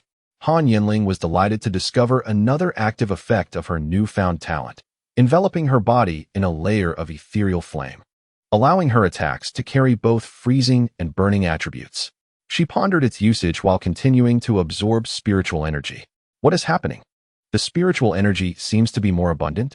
At that moment, Su Xuan returned. Han Yanling opened her eyes in the cave, a flicker of ghostly blue passing through her gaze. In just one day, stimulated by the spiritual energy within the secret realm and the two fourth-tier spiritual crystals in her possession, she felt her internal spiritual energy surging. At this rate, she feared she could ascend to the fourth tier within a few months. Xiao Han, I've discovered a new creature, Su Xuan said as he entered the cave. He then recounted everything he had witnessed to Han Yanling. It could be a puppet of an otherworldly creature. Perhaps we should keep our distance, Han Yanling suggested, a hint of anxiety in her voice. I should be able to move under the frost calamity using my talent now. Su Xuan waved his hand dismissively, saying, It's fine. It has already self-destructed. What a waste. With a chuckle, Su Xuan continued, How ridiculous. I was even prepared to give it a couple of punches to test its quality. Subsequently, he received 2 playful punches from Han Yanling. Su Xuan, wait a moment, which side are you on? Less chatter, accompany me in my training. Han Yanling withdrew her fist, letting out a huff, her lips pouting slightly. A blend of mild annoyance and pride radiated from her, a display of emotions she seemed to master instinctively. Su Xuan felt a stirring in his heart. Women could indeed be formidable, proving to be the greatest obstacle on his path to strength. Su Xuan, I feel a bit cold. Han Yanling's face was as exquisitely sculpted as a masterpiece, her beautifully shaped lips parting slightly, exuding a hint of warmth in her breath. She was quietly calculating something. Didn't you evolve your talent? Why are you still cold? Su Xuan questioned, perplexed. However, upon touching Han Yanling's hand, he realized it was indeed somewhat chilly.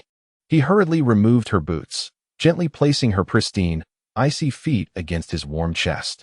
Han Yanling's cheeks flushed slightly, her feet warmed, and her heart felt sweet. Oh, is this the proper way to activate my talent? Noticing Su Xuan closing his eyes to rest, Han Yanling tapped his chest with her toes. Su Xuan, what are your plans next? Chapter 136, Han Yanling's information. Su Xuan prepares for the competition. What to do? I haven't quite decided. But I intend to explore the Huayu underground secret realm first, Su Xuan pondered aloud. I need to understand these otherworldly creatures. He disliked the sensation of fate being in someone else's hands, especially after combining his findings in the secret realm with the information provided by the Glory Organization and Han Yanling. He sensed that something was amiss. You must remember to avoid medium to large secret realms as much as possible. I felt quite uncomfortable every time I entered before my rebirth, Han Yanling whispered, aware that, since Su Xuan possessed a supportive talent, such explorations were inevitable. His rapid growth undoubtedly relied on abundant resources. Since she had decided to stand by him, it was time to lay everything bare. Moreover, in 5 years, there would be a massive beast tide, and in 7 years, a calamity for humanity. She herself was reborn during that time. Han Yanling lowered her gaze, her voice barely audible. 5 years. That is not a concern. Su Xuan was already inclined to believe Han Yanling's words. With less than a month since his awakening, in 5 years, who could say who would prevail? I can swiftly advance to the 10th tier and then take you away from Blue Star. Han Yanling's eyes sparkled like the depths of the cosmos, shimmering with endless brilliance. Escape?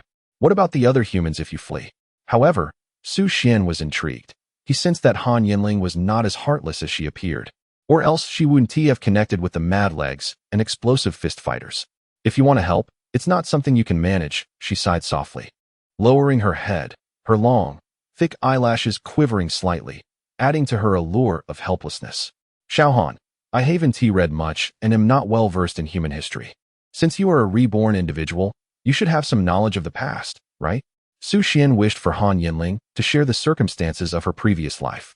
He gently placed his hands on his warm chest, feeling the elongated toes of his feet. The Su-style massage automatically commenced. Han Yanling let out a soft hum, truly feeling at ease. 3 centuries ago, during the revival of spiritual energy, the 9 domains united in a moment of crisis to establish a federation. At that time, humanity came together as one to construct the walls of the 9 domains, successfully repelling the initial wave of the colossal beast tide known as the Trekii. The armies then were all part of the 9 domains coalition under unified command, showcasing formidable combat strength. Su Xuan hastily interjected, "Wait a moment. If this historical account is of such significance, why is it absent from our elementary and middle school curricula?" Han Yanling recalled that in her previous life, scholars had indeed suggested similar inquiries. After a moment of contemplation, she continued, "I am also uncertain of the reason. I was too focused on becoming stronger. Furthermore, I stumbled upon this information solely by chance while reviewing my father's documents. 200 years ago, humanity began extensive exploration of secret realms and caverns, leading to a new surge in personal strength and the discovery of numerous spiritual crystals. A century ago, the frequency of beast tides diminished, and the 9 domains military forces began to manage themselves separately. It was during this time that the Federation gradually started to fracture." Su Xuan nodded, acknowledging that internal chaos often erupts in the absence of external pressure. He then posed a pivotal question that Han Yanling had not previously considered. When did the aristocratic families begin to rise? "Approximately around a century ago," Han Yanling replied, tilting her head in curiosity at Su Xuan's inquiry, but answered truthfully nonetheless. Also, what was the peak strength of the 9 domains coalition? Was it 8th or 9th rank? Had it not been for the awakening of his memories from 2 lifetimes, Su Xuan would not have perceived the unusual state of the lower echelons in this world, rife with despair and rigid class barriers, where even the proactive detection of talent awakening was non-existent. Han Yanling halted her training, her melodious voice echoing within the cavern. "This information is even more clandestine. Over 200 years ago, the human coalition boasted 9 9th-rank powerhouses, known then as the 9 sovereigns. During that time, human strength surged rapidly, and many warriors perished in the beast tides.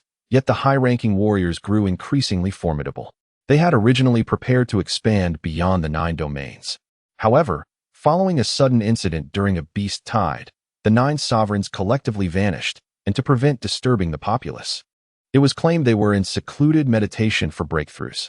This news was also suppressed by the higher-ups. However, I once achieved the 10th rank." Han Yanling confidently revealed her former glory. Yet, Su Xuan fell silent, a growing unease swelling within him. It seemed that Blue Star might have been infiltrated as well. After conversing for a while longer, he asked a poignant question. "In your previous life, you claimed to be the strongest on Blue Star, yet when the stargates opened, every otherworldly being surpassed you in strength." "Indeed," she admitted. "How weak." "No wonder." Su Xuan felt a sharp pain in his chest, as Han Yanling playfully pinched him with her agile toes. If spiritual crystals were abundantly acquired within the secret realms, how did the 9 sovereigns cultivate? Was it solely based on talent? Su Xuan teased her foot sole, continuing to press for answers. The cultivation of mid to high-level martial artists relies heavily on the cores of ferocious beasts, which are only found in those of 6th rank or higher. Their efficacy undoubtedly pales in comparison to spiritual crystals, and prolonged usage can lead to a gradual distortion of one's psyche towards beastly transformation. Hence, it is essential to maintain a certain interval between uses. Consequently, individuals tend to favor the absorption of spiritual crystals, which carry no adverse effects. However, humanity has only discovered a single 6th-rank spiritual crystal within the secret realms thus far. The advantage of an SSS-level talent lies in its immunity to the influence of beast cores, which is why I possess such strength, thought Han Yanling, clenching her small fist. "Ah, now it makes sense." Su Xuan finally pieced together the information puzzle.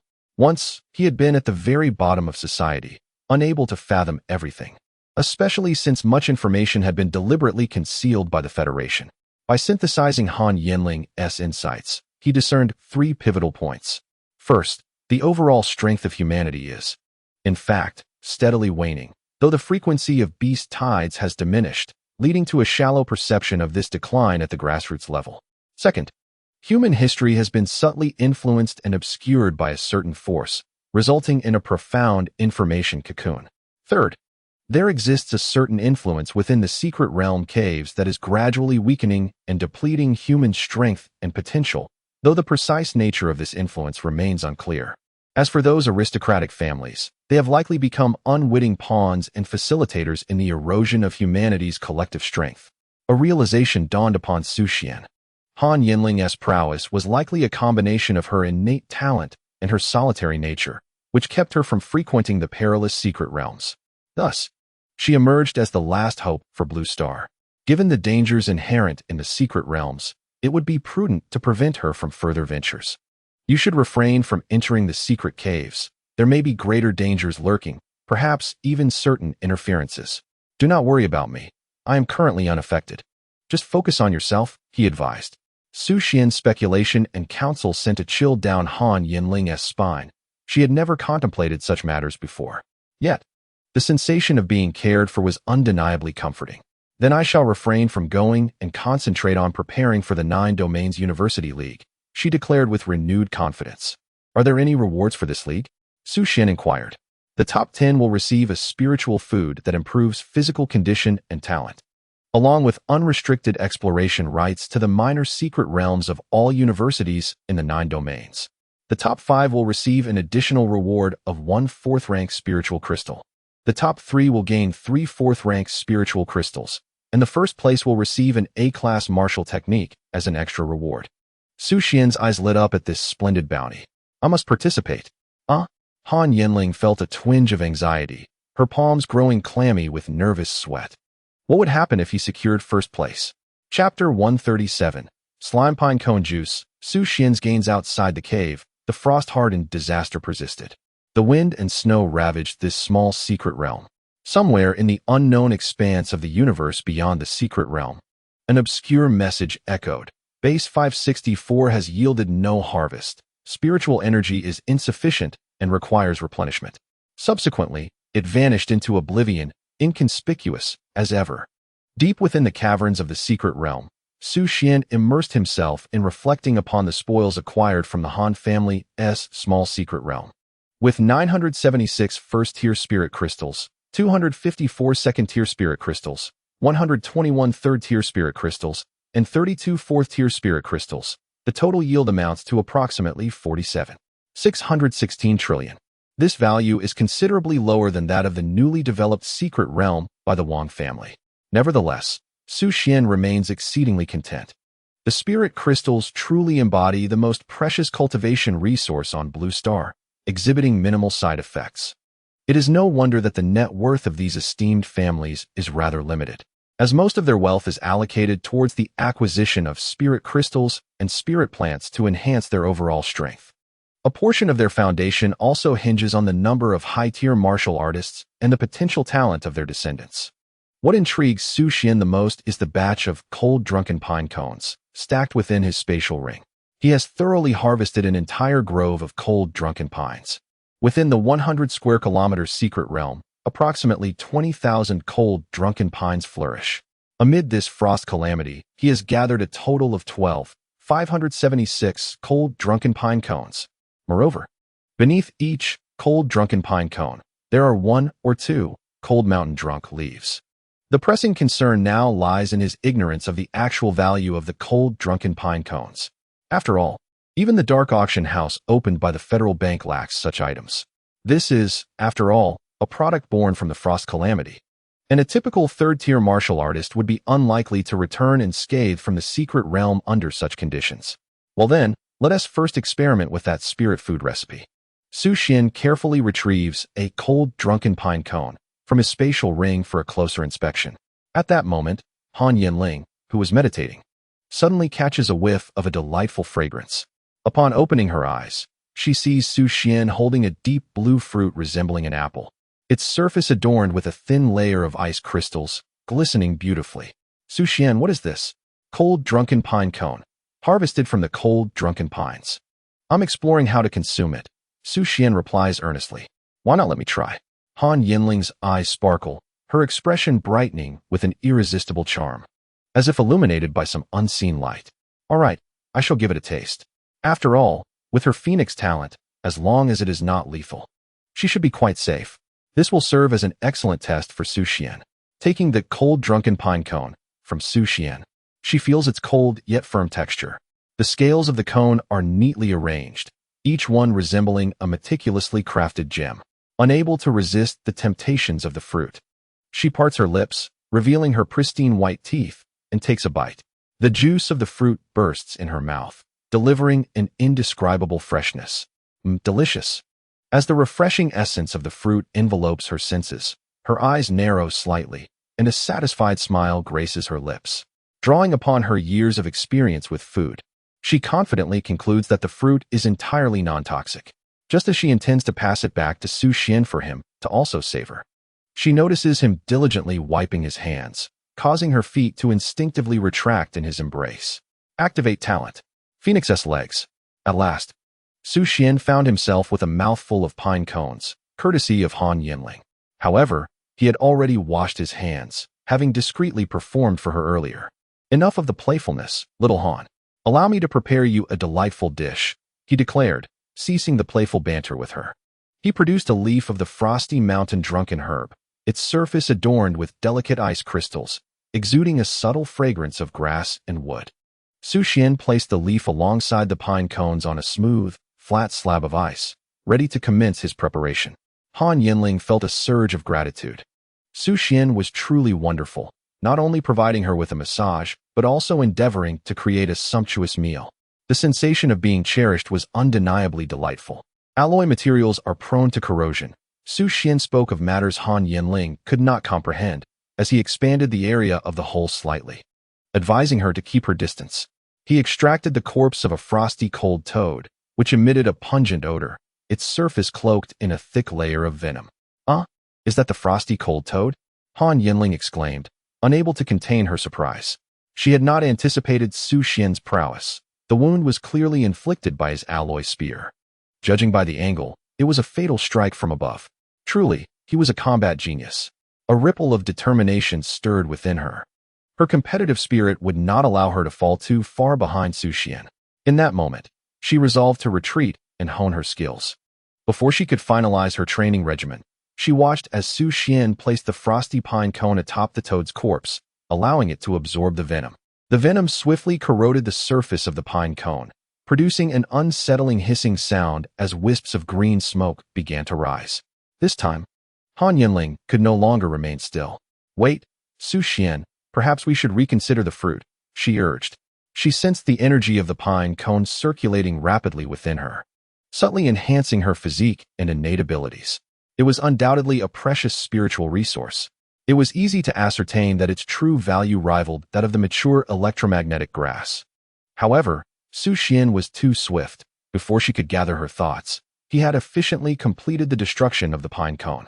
Subsequently, she observed him tossing the hissing pine cone into a wooden container, adding 2 leaves of the frosty mountain drunken herb. Spendthrift, Han Yanling mentally labeled him, resolving to take charge of their finances in the future.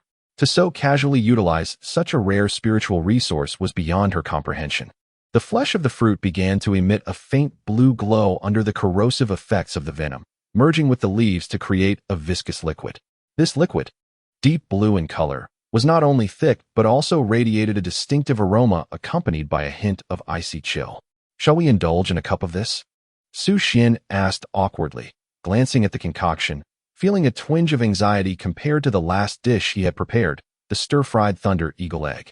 The appearance of this spiritual dish was indeed rather unappealing, yet he was confident it would be successful. It simply looked repulsive. The enchanting pupils of Han Yanling widened in astonishment. She was convinced that Su Xuan had indeed lost his mind.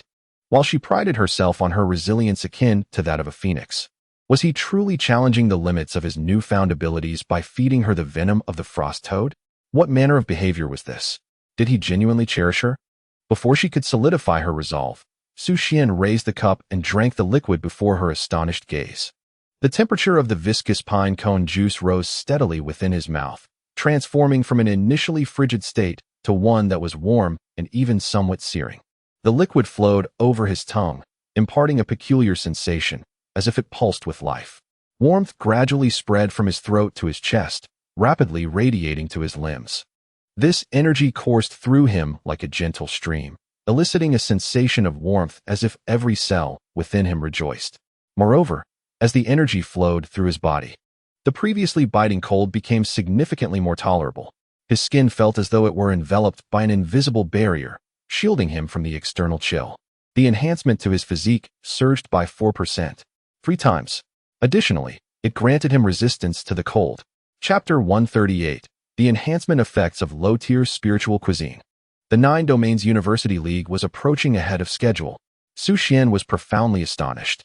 He surmised that the lesser enhancement effect of the viscous pine cone juice compared to the electric grass thunderflower egg was likely due to drug resistance. He quickly calculated his overall physical condition in his mind. If the enhancement effect of a single spiritual dish was 5, then taking into account the diminishing returns from drug resistance, he could consume a total of 5 low-tier spiritual dishes. If each dish provided 3 enhancement effects. Upon discovering 5 low-tier spiritual dish recipes, his overall enhancement effect could reach an astonishing 0.5 times. What did this imply? Han Yanling's SSS grade talent, Valkyrie, offered a mere 1-fold enhancement effect during combat. Yet, the enhancement from spiritual cuisine was a permanent boon. And let us not forget the existence of mid-tier and high-tier spiritual dishes. Su Xuan already possessed formidable physical attributes. This enhancement represented a further augmentation of his existing prowess. The potential for exponential growth in his strength was akin to compound interest. This was the terrifying power of spiritual cuisine. Who would refuse the opportunity to grow stronger? Su Xuan swiftly prepared 2 more cups and drank them down eagerly. Finally, Han Yanling could no longer contain herself. I want to drink too. We shall face death together. Su Xuan, what nonsense is she uttering? Why does my wife seem to lack intelligence? Moments ago, Han Yanling was flooded with thoughts, and in an instant, several ideas cascaded through her mind. In essence, if Su Xuan were to perish, she had no desire to continue living. The fate of humanity mattered little to her. Given her disposition, perhaps she was inherently unsuited for the task of saving the world. As Su Xuan digested the viscous pine cone juice, he swiftly concocted 3 new cups. Han Yanling's cheeks puffed up in indignation. Just 1 cup would suffice. She feared that if she didn't hurry, she might not catch up with you. With her beautiful eyes fixed in a fierce glare, she resolved to drink it all in one go. Just as she was about to reach for a second cup, Su Xuan halted her. Wait, let it settle first. Han Yanling was taken aback, wondering if even poison required time to digest. However, she soon let out a muffled groan. The potency of the viscous pine juice began to manifest within her body. The warm energy was steadily transforming her.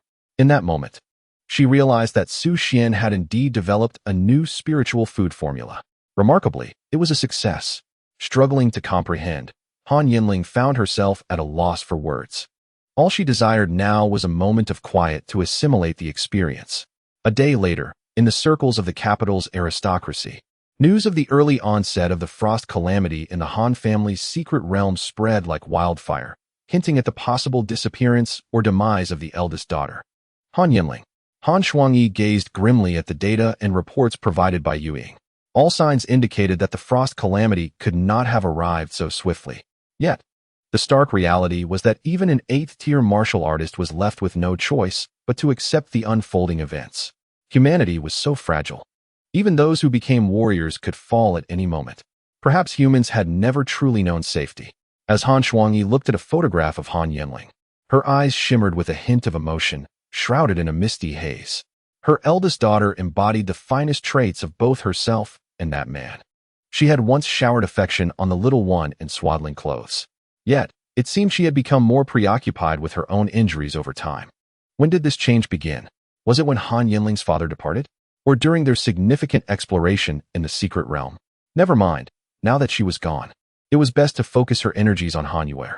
The mist in Han Shuangyi's eyes swiftly dissipated, her voice steady and cold. Yu Ying, call a press conference. I will not attend. The expedition team will search for 5 days and concurrently carry out the extermination of the frost beasts to ensure the next batch of Han Mountain drum production. Yu Ying seemed oblivious, standing dazed against the wall. Yu Ying? Yes. After Han Shuangyi reiterated her command, Yu Ying nodded eagerly, her master's swift response leaving her somewhat bewildered. Was her master truly so rational even in the face of her daughter's death? Would she too, when her time came, feel not a shred of sorrow? Was this the heartlessness of the imperial family? At the entrance of the Han family's Dawn Frost secret realm, the figures of Su Xuan and Han Yanling appeared before the fissure, their bodies dusted with frost and snow. Han Yanling rubbed his eyes in disbelief. Could it be that his prayers had been answered by the divine? Before Han Yanling could finish his sentence, Han Yanling coldly interrupted. We will return on our own. Do not enter now. The frost calamity is not yet over. In the gentle embrace of the warm winds outside the secret realm, Han Yanling's long hair swayed delicately, the tiny traces of ice and snow upon her strands rapidly melting away. After issuing her commands, she and Su Xuan soared into the sky atop a luminous speeder. 2 days later, news of Han Yanling's evolved talents dominated the headlines across the 9 regions' military, universities, aristocratic circles, and among the general populace. The Federation confirmed and updated her talent classification, introducing a new X-level category. This revelation significantly bolstered the grassroots confidence of the 9 regions' citizens in their ability to combat ferocious beasts. The people of Huayu engaged in lively discussions, with every entertainment channel clamoring to capitalize on Han Yanling's rising fame. Various entertainment programs and agencies sought to invite her for interviews, all of which she declined outright. It was absurd to expect a socially anxious individual to participate in variety shows. Such an ordeal would be more terrifying than facing another disaster within the secret realm. Most were unfamiliar with Han Yanling's appearance, only aware that she was a prodigious young woman from a prestigious family. Nevertheless, her legendary tale of surviving a calamity within the secret realm became a source of fascination. Unbeknownst to Han Yanling, she garnered several endearing monikers among the populace: Blessing Sister, Sister of Survival, and the Last Radiance of Humanity.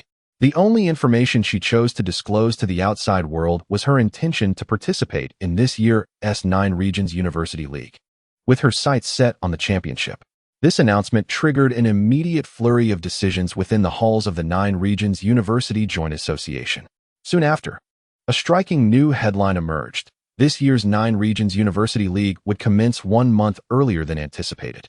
This news ignited significant discourse within the 9 Regions society, prompting discontent and protests among the people of Huayu. However, through a series of measures, the unrest gradually subsided, and the populace began to accept this year's focus on participation. In the Sakura Cold Domain, the door of a secret chamber was knocked upon.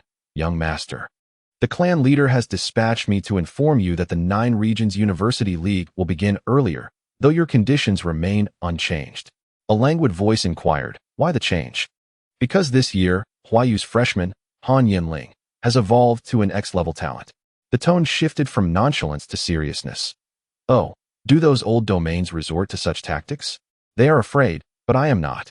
Tell my father that if I secure first place, he must permit me to be with Xiao Ying. Understood, young master. The clan leader also mentioned that your brother, Hua Zekuangxi, has shattered your record as a third-tier martial artist, and he does not possess a supportive talent. If he surpasses your rank, you will only become his shadow guard, much like yourself. As the door to the secret chamber closed once more, the dimly lit room resonated with the sounds of martial training. X-level, you say?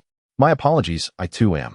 Chapter 139, The Black Domain's Hidden Card, Wan Hong's Special Enhancer. For love, he concealed his talents for 2 years, all to achieve fame in this year's competition and escape the fate of becoming the shadow guard of the genius younger brother. Once bound to that role, he would be condemned to a life devoid of romance, dedicating his existence to the clan leader. In the realm of Sakura and Han, a fateful connection between twins shall be unraveled by him. Little did he anticipate that someone, akin to himself, also possessed an X-class status. Did she not comprehend the ancient wisdom of the Hua domain, that the tallest trees attract the fiercest winds? In the Black Domain, a young black man stood under the sun at the beast scenic area of Luokai University, awaiting visitors. The rickshaw guiding was merely a pastime for him, as he relished the sensation of running beneath the blazing sun. With a modest flow of tourists today, he was about to take a brief rest when he heard a familiar voice. Noozily, take me for a spin. Unbeknownst to him, a dark-skinned woman had appeared in the rickshaw, lazily leaning against it, her casually placed bag made from the skin of a rare 6th-tier beast, the Diamond Rabbit King. Sister Limai, what brings you here? Nuzuli quickly secured the harness, his legs propelling him forward as he inquired. No one could have imagined that this simple, sun-kissed youth was, in fact, the most formidable fighter at Luokai University. Despite his humble origins, his SSS-level talent and exceptional martial skills had allowed him to outshine all the prodigies of the Black Domain for 2 consecutive years. Nuzuli, how long until you reach the 4th-tier warrior level? The woman in the rickshaw did not respond to his question, but rather focused on Nuzuli's training progress. With normal training, it should take about 2 months. The 9-domain University League begins in a month. Your sister's illness cannot be resolved in the Black Domain, but the school has contacted experts from the Eagle Domain. Only if you win the championship can, Sister Limai, rest assured. I will secure the championship and bring glory to the Black Domain. Nuzuli exclaimed hastily. Remember, you only have this one opportunity. Here are 2 4th-tier spirit crystals. Train diligently. Nuzuli's stride faltered as he realized the school could not possibly provide him with such precious resources. This was likely something his sister had obtained herself. Just as he prepared to make a grand declaration, he turned around to find Limai had vanished, while the weight in the rickshaw seemed unchanged. Such scenes unfolded almost simultaneously across various domains, as Han Yanling's early involvement disrupted many plans. All 9 domain universities were rife with undercurrents. Upon learning of Han Yanling's safe return, Han Shuangyi offered little feedback, maintaining her usual demeanor. However, the Han family's business rapidly expanded, buoyed by Han Yanling's rising notoriety. As Gong Guofu remarked, having such a daughter meant counting wealth effortlessly. An unending stream of riches was converted by Han Shuangyi into various precious materials, enhancing the Han family's foundation. Time flew by. Longhua University commenced classes early and began the voting selection for the 9-domain University League. Han Yanling rightfully stood as the representative of the new students, positioned at the forefront of her peers. Her piercing gaze swept across the surroundings, but Su Xuan was absent. At that moment, Su Xuan had just arrived at the Wanhong laboratory, frowning as he surveyed the chaotic lab bench, cluttered with reagents, bottles, tubes, and pipettes haphazardly strewn about. In the corner, a pile of shattered beast pelts, materials, and remnants of blood lay strewn about, rendering the space nearly impassable. Within this chaotic laboratory, it is a challenge to discern any semblance of order or organization. Yet, it is from this disarray that the most advanced alloy materials in the 9 domains are being developed. Ah, Boss Su, what brings you here? Wanhong inquired, her eyes swollen and red as she lifted her head from a heap of cumbersome materials. Anin, please prepare a cup of tea for the boss, she added. Anin grimaced, thinking that if they wanted to dismiss her, they could simply say so. There wasn't even a teacup in their laboratory. However, in this domain, Wanhong's authority reigned supreme. Over the past few days, she had epitomized the dedication and focus of a researcher, spending nearly all her waking hours in the lab, save for eating, bathing, and sleeping. Su Xuan inhaled deeply, the air tinged with a noxious odor and the metallic scent of blood. Wanhong, is it possible to synthesize B-grade alloy materials here? He inquired. Yes, but what do you need it for? Wanhong replied, adjusting her glasses in confusion. My firearm is damaged. I wish to replace it, Su Xuan stated, retrieving a long alloy rifle marred by pitting and corrosion from his backpack. Creating weapons necessitates a plethora of beast materials, Wanhong replied, shaking her head. This is a laboratory, not a factory. If A-grade alloys could not be mass-produced, I would not have been so anxious. Moreover, merely possessing the materials is insufficient. I am not a weaponsmith. Su Xuan pondered, realizing that he could not rely on Wanhong's laboratory in the short term. Acquiring a new alloy rifle required credentials of a rank 4 martial artist or higher. He soon learned that the initial purchase was unrestricted, but procuring D-grade weapons thereafter proved to be exceedingly cumbersome. Aside from military channels, there were hardly any avenues for acquisition, a measure employed by the Federation to prevent the circulation of high-grade, high-powered weaponry within the domains. The black market, of course, offered such wares, but at exorbitant prices, which did not sit well with Su Xuan. However, if you possess a complete rare beast carcass, I could concoct a temporary enhancement agent, Wanhong suddenly interjected, revealing her new project. What do you mean? Su Xuan asked, taken aback. Look here, she said, retrieving a vial of deep red liquid from the cluttered workstation. Gently shaking it, she explained, this is an active substance extracted from the carcass of a rare beast. It is one of the core materials for producing A-grade alloys. However, I have discovered that this active substance can also augment the strength of ordinary alloys, albeit with some wastefulness. Since it is a living substance, its enhancing effects will dissipate after a year. Su Xuan's eyes gleamed with interest. What is the nature of the enhancement? Is the process cumbersome? Not at all. How shall I explain it? You see, B-grade alloy is also known as memory metal. The active substance resembles memory metal quite closely. After the incorporation of low-grade alloys, not only does the metal acquire self-repairing capabilities, but the strength of the alloy also experiences a commendable enhancement. Additionally, there exists another advantage. If one possesses a substantial quantity of such material, it can be reinforced multiple times, yielding an effect of cumulative qualitative transformation. How many times can it be reinforced? Theoretically, the possibilities are infinite. But in practical terms? Upon hearing the word theory, Su Xuan felt a slight headache. Wan Hong chuckled softly and set down the vial of reagent. My conjecture is that once reinforcement exceeds 10 times, the success rate dwindles to merely 10%, continuing to decline thereafter. I advise against pursuing this course of action, as it would be wiser to await the opportunity to acquire a grade A weapon. Furthermore, do you genuinely believe that rare ferocious beasts roam freely? For instance, with the D-grade alloy you possess, 3 enhancements yield strength equivalent to that of a C-grade alloy, while 9 enhancements equate to a B-grade alloy. As for your firearm, a single enhancement requires approximately 1 vial of reagent. I recommend utilizing that flawed weapon for now. Moreover, Longhua University has been covertly acquiring the remains of rare ferocious beasts, sparing no expense to scour the inventories held by the noble families across the 9 domains. However, the news of this endeavor was leaked, resulting in only a few specimens being obtained. After speaking, Wan Hong resumed her research, murmuring, a single medium-sized rare ferocious beast carcass only yields 1 vial of reagent. If it weren't for the large size of your ferocious deer, we might not even be able to develop a grade A alloy. Chapter 140. Abundant Materials from Ferocious Beasts, Comprehensive Quality 98. Hearing this, Su Xuan formulated a plan in his mind. It seems that hunting rare ferocious beasts must be prioritized. If 10 enhancements could achieve the strength of a B-grade alloy, the temptation for him would be immense. As long as there are carcasses of rare ferocious beasts, one can extract this reagent, correct? Su Xuan confirmed once more.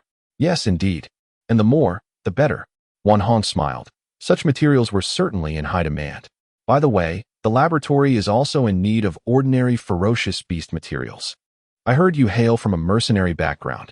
Could you assist in gathering some? Coincidentally, and in returned at that moment, holding 2 cups of quite appealing milk tea, purchased by her through the assistance of her subordinates from the Qinglong gang. With 100 subordinates, each was instructed to buy 2 different cups, ensuring no duplicates. The selection process was completed at lightning speed, resulting in the 2 most delectable and complimentary cups. Anin had resolved to keep one for herself and one for her esteemed companion, determined to experience the sweet and sour aroma of love today. Upon hearing Wan Hong's request, she eagerly volunteered. Director Wan, I also have ferocious beast materials. My father left me quite a stash. Wan Hong glanced at the milk tea, swallowing discreetly. Really?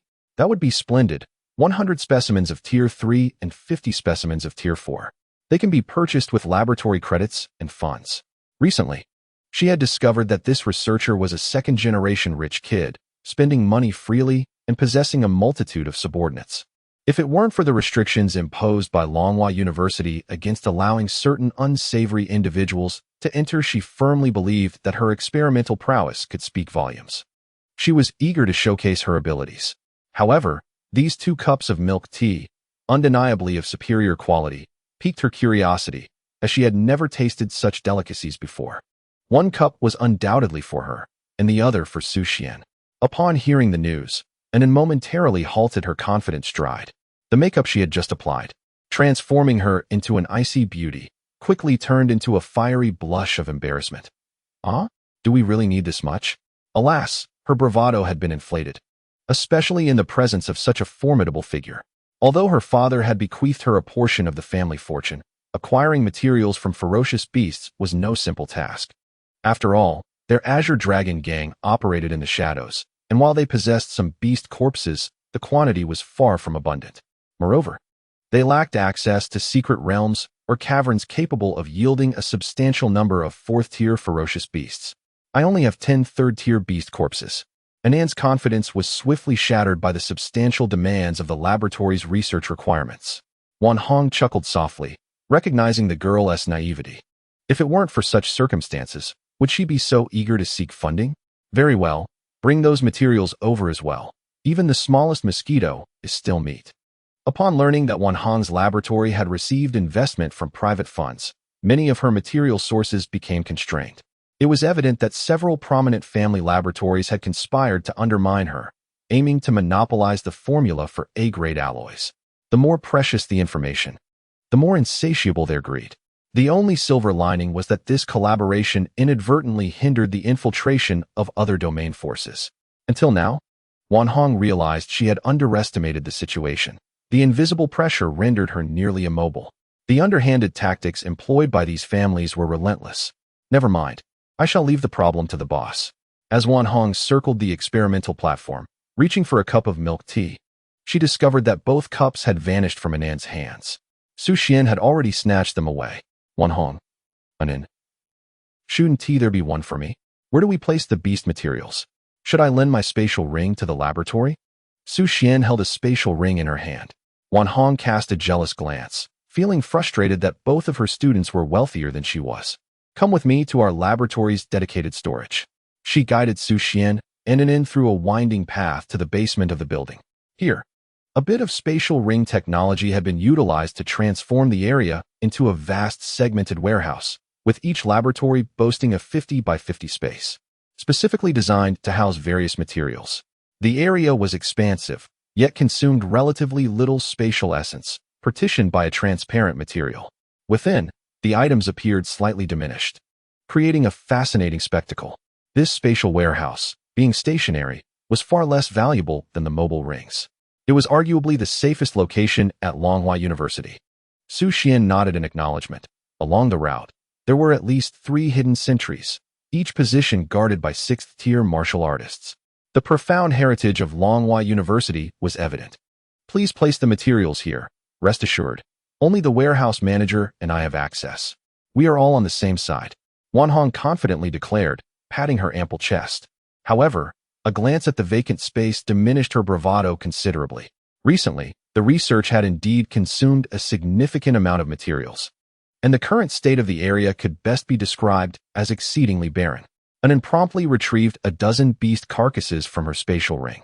All were of the 3rd tier, comprising several terrifying wolves, a few vipers, and patterned sheep, albeit in a rather desiccated state. Beep. A total of 12 third-tier ferocious beasts, with an aggregate quality of 79, announced the scanner at the entrance of the warehouse. And then, refrain from bringing in bloodless specimens next time. Although this is acceptable, the points will still be calculated, Wan Hong remarked with a furrowed brow, her tone serious. She understood An's good intentions, yet as a researcher, she held a certain rigor regarding such matters. Materials devoid of beast blood bore diminished utility, and she was unwilling to compromise on quality. Understood, teacher, Anan replied, fidgeting with her clothing, feeling somewhat disheartened by the implied criticism. She resolved not to overreach in the future. Some things simply could not be substituted. Do not fret. You have done well, Wan Hong encouraged, her tone softening as she added, Boss Su, you may proceed. The quantity is of little consequence. She simultaneously adjusted the scanning mode to a single-item scan. This approach, which she had observed from colleagues, was said to enhance the prestige of the investors. Reporting each beast individually would undoubtedly yield better results. She was also endeavoring to adapt her methods of operation, compelled by the constraints of resources. Anan was momentarily taken aback. Was this the allure of being a boss?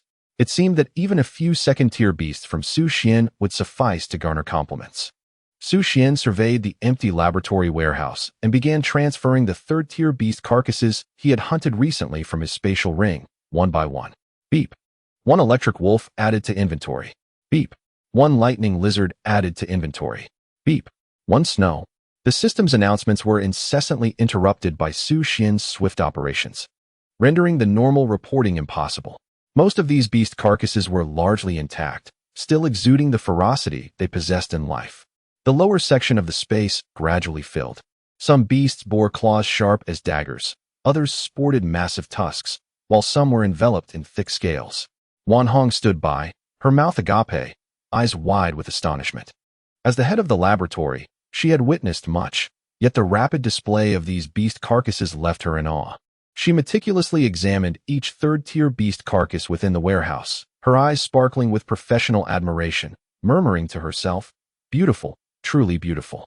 At that moment, the warehouse's scanning system announced, "Beep, a total of 100 third-tier ferocious beasts, with an aggregate quality of 98. Chapter 141, Minter Wan Hong, Dinggu. The internal recommendation quota for the laboratory.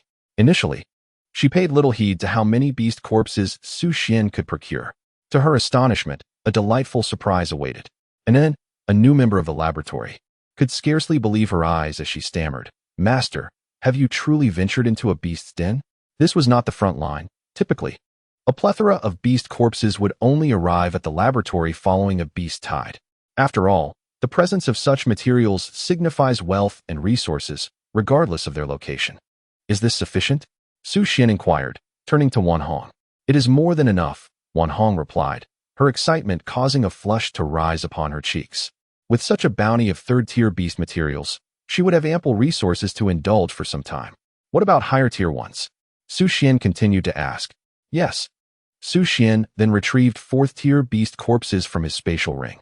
He was troubled by the overabundance of materials in his ring and saw this as an opportunity to provide Wan Hong with everything she needed, gaining points while minimizing his own exposure to risk. After all, many of these beast materials were closely related to certain secret realms. Exchanging them at the Martial Artists Guild posed the risk of drawing unwanted attention. Beep, beep, beep. The warehouse scanning system continued its intermittent announcements. Gulp. Wan Hong ended and watched as fourth-tier beast corpses rapidly filled the laboratory warehouse, swallowing hard in unison. This young man was somewhat formidable, with an unfathomable depth. These were fourth-tier beasts. Typically, they would need to be transported from the front lines.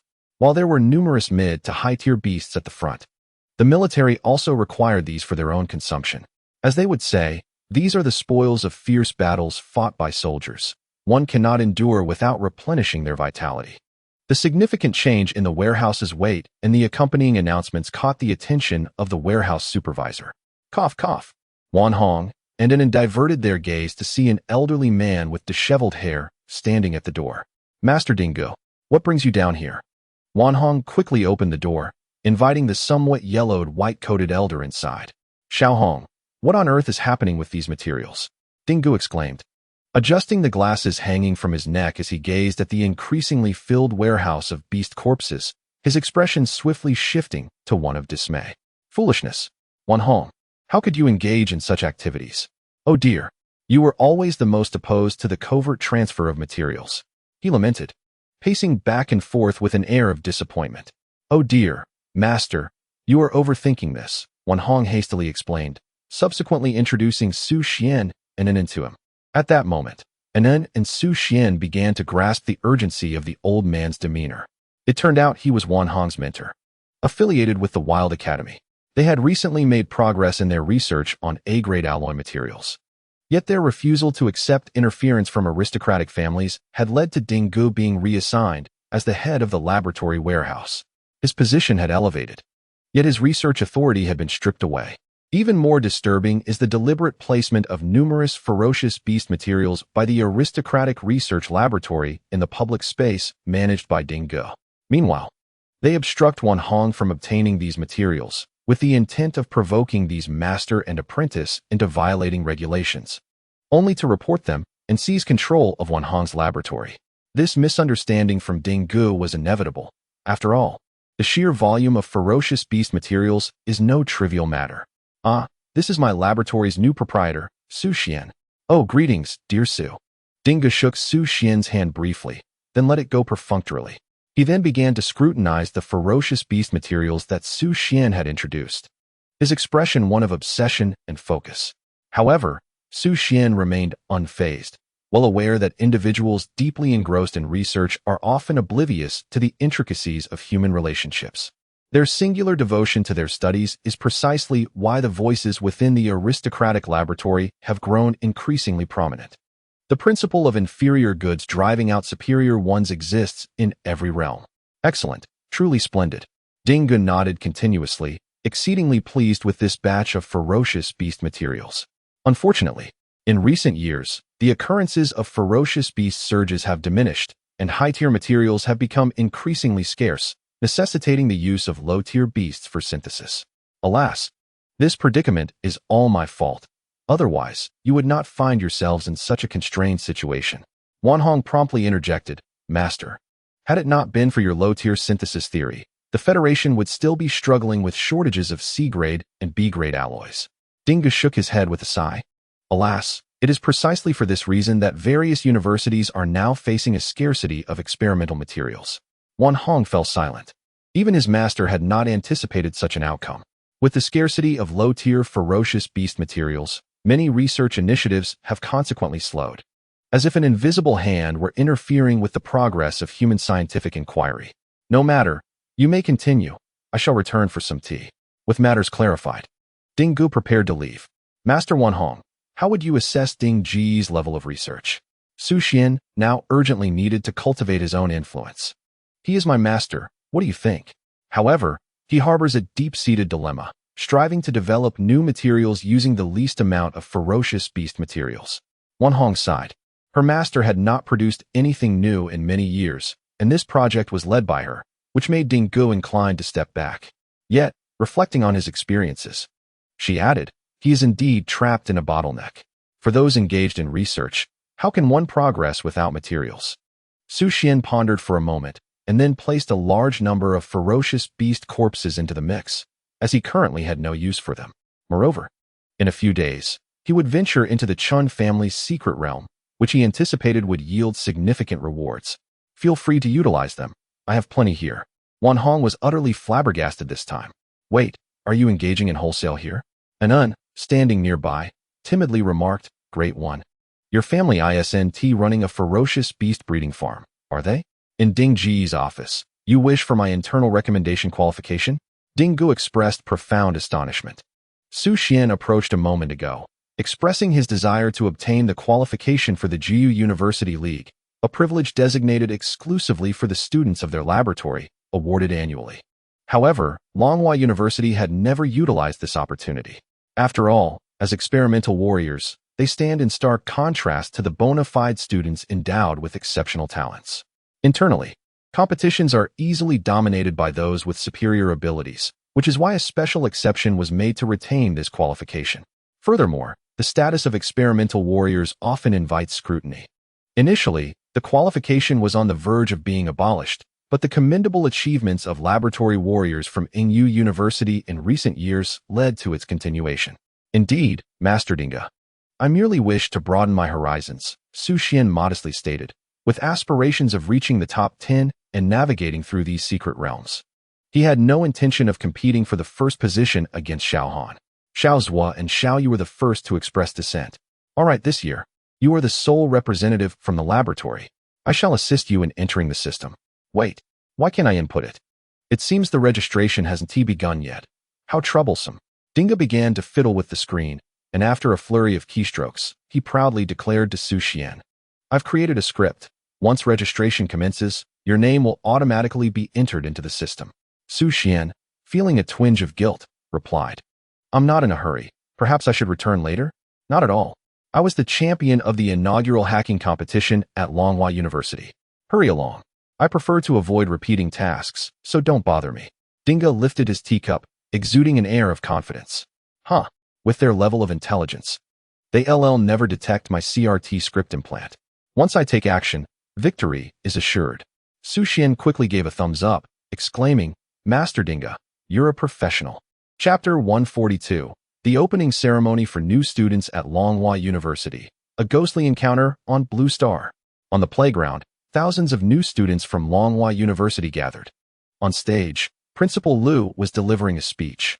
I understand your confusion regarding the early commencement of this academic year. However, this is the practice across the other 9 domain universities, as the Jiu University League is about to commence. As the newly admitted students of Longhua University, you are indeed fortunate. It is said that 1,000 troops must traverse a narrow bridge. Through your hard work and talent, you have successfully received an invitation to enter Longhua University, joining alongside the most brilliant geniuses of Huayu. Principal Lu smiled as he gazed down at Han Yanling. In recent days, he had been waking up with a smile in his dreams. For Huayu had produced an X-class talent prodigy, a freshman nonetheless. Most remarkably, she was already a third-tier warrior and had expressed a strong desire to participate in this year's SGU University League. The students below remained silent. Indeed, Principal Lu's words rang true. Many among them had yet to become warriors, and some from other prestigious high schools in the capital were the pride of middle-class families. Yet, the harshness of reality was undeniable. A few days ago, they became aware that a remarkable genius had emerged from Huayu family. A peer of their own age, yet already a third-tier warrior. The disparity was so immense that even jealousy seemed a futile emotion. He, Qin Xiao, feeling the pressure? On one side of the playground, several students leaned back, observing Principal Lu's speech. They should have been watching the live broadcast from their dormitory. But due to their unique status, they were allowed to arrive at the playground early. Not much pressure, merely a third tier, replied Qin Chusheng, the eldest son of the Qin family, with an air of calmness. He had begun to gather information on competitors from other universities across the 9 domains, dismissing those from Huayu entirely. His current training partners were all fourth-tier warriors. Senior Han is truly stunning. Should I ask for her contact information? Wang Mo, beside Qin Chusheng, suggested eagerly. He was the previous year's rookie king at Longhua University, having just advanced to a third-tier warrior a few days prior, and he planned to compete this year. As next year he might become a key player. Not interested. I prefer honing my martial skills. Qin Chusheng was solely devoted to the path of martial arts, even going so far as to request assistance from his family to enhance his innate talent. To him, no matter how beautiful a woman may be, she was merely a decorative vase. His world had already demanded too many sacrifices. He could not afford any distractions. Soon it will be time for the voting segment. Let's see who garners more votes between you two, Wang Mo remarked with a hint of mischief. This statement did indeed instill a sense of pressure in Qin Chusheng. For Han Yanling's beauty radiated an irresistible charm that attracted votes. He had confidence in himself, yet he lacked faith in the male counterparts from Longhua University.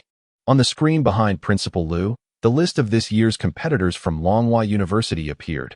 9 participants evaluated collectively by school leaders, teachers, and students, with the most popular vote recipient designated as captain. Aside from the top-ranked talent, Han Yanling, other participants were also marked by their warrior tiers, talent levels, and proficiency in martial skills. Strength could not be feigned. The lowest among them possessed at least S-level talent. In this world, mediocrity was a cardinal sin. If one were to be defeated in public, continuing university would be unthinkable. Typically, the students with the highest votes were those who excelled in both strength and appearance. They would represent not only Longhua University, but also the honor of the entire Huayu region. If the masked warrior competition was a minor contest devoid of emphasis on looks, then the 9 Domains University League was akin to the ancient Olympics of Blue Star. Many resources across the 9 domains were allocated based on the outcomes of this grand event. Before Han Yanling's arrival, Qin Chusheng was undeniably the foremost figure at Longhua University. Now, however, the outcome was uncertain. In the second-year dormitory of Longhua University, Wang Xiao was intently gazing at his phone screen, repeatedly murmuring, "How could she be so breathtakingly beautiful?" Suddenly, the dormitory door swung open, and a towering figure, a muscular man standing 2 meters tall, entered. "Xiao Gu, have you seen that legendary Super Junior sister yet?" His demeanor exuded an uncontrollable excitement. "Be quiet, foolish Shuang. I'm recording," Wang Xiao said with a hint of exasperation. "Hey, did you hack the teaching system again?" Wu Su inquired, scratching his head softly.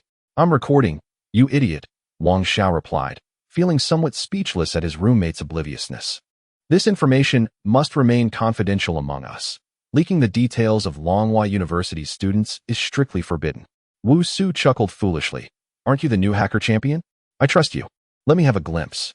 Wang Xiao slightly shifted his phone screen, revealing, "This X-grade talented junior is truly stunning. After seeing her, all other females seem like mere squashes."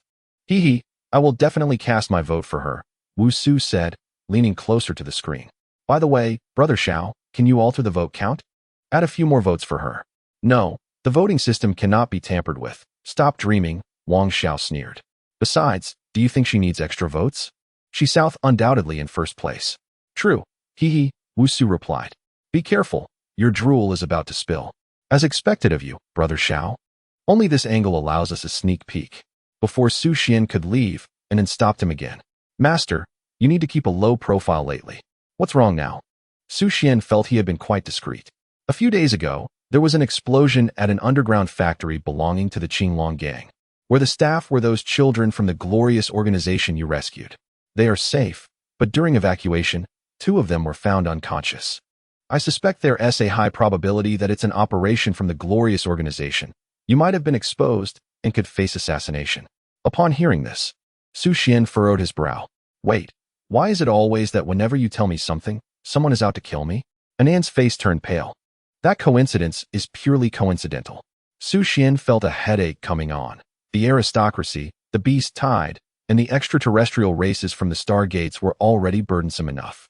Now, the glorious organization was adding to his troubles. Fortunately, he didn't have to worry about the bounty from the aristocracy for the time being. I understand. Thanks. I hope to hear some good news from you next time. Su Xuan turned and headed towards the playground, where Han Yanling said they would gather shortly. Han Yanling gazed at the screen behind Principal Lu. Since her X-grade talent was revealed, she had been inundated with media interviews, school research requests, and military invitations. She had declined nearly all of them. However, some critical information needed to be addressed. Otherwise, how could she and Su Xuan explain their escape from the frost-cold calamity? For now, she was in the light, while Su Xuan remained in the shadows. It was a plan they had agreed upon before their exit. In Su Xuan's words, Blue Star has ghosts. We must capture the ghosts first before infiltrating. Chapter 143. In this life, I will protect you. Focus of the Huayu military region. Han Yanling initially did not wish for such complexity. True to her nature, she intended to flee Blue Star with little Su directly. However, Su Xuan had analyzed the pros and cons with her. Firstly, strength lies in numbers. The true nature of the entities and forces beyond the Stargate remains shrouded in mystery. At this juncture, it is not yet time to concede defeat. In a world where spiritual energy has revived, technology persists. Indeed, it is their Achilles heel. Scientists like Wan Hong are plentiful on Blue Star, and they can unleash formidable capabilities at critical moments. Not to mention, at the very least, Su Xuan possesses advanced weaponry, enabling him to exert greater strength. Furthermore, the recent Beast Tide incident in the secret cavern has made Su Xuan acutely aware that individual martial prowess has its limits. While he may currently fight beyond his rank, true adversaries often eschew conventional tactics. When one is at the first rank, and the enemy deploys a second-rank subordinate, it merely serves to accrue experience points. The grim reality is that when one is at the first rank, the enemy may dispatch a 10th-rank expert, utterly shattering every cell within one's being. Should they disregard martial ethics and send forth individuals of even higher realms to capture and imprison one, rendering self-detonation impossible? That would be the epitome of despair. At that moment, as Su Xuan spoke, Han Yanling's expression darkened. There was one more thing left unsaid. If we are indeed akin to ants on Blue Star before the revival of spiritual energy, then the most effective means of concealment is not to flee, but rather to blend within the swarm, striking with lethal precision when the enemy relaxes their vigilance. Thus, she must endeavor to attract the attention of all visible and hidden forces, safeguarding Su Xuan through her covert investigations. With this thought, a glimmer of resolve appeared between her brows. Next, let us invite this year's representative of the freshmen, Han Yanling, to deliver a speech.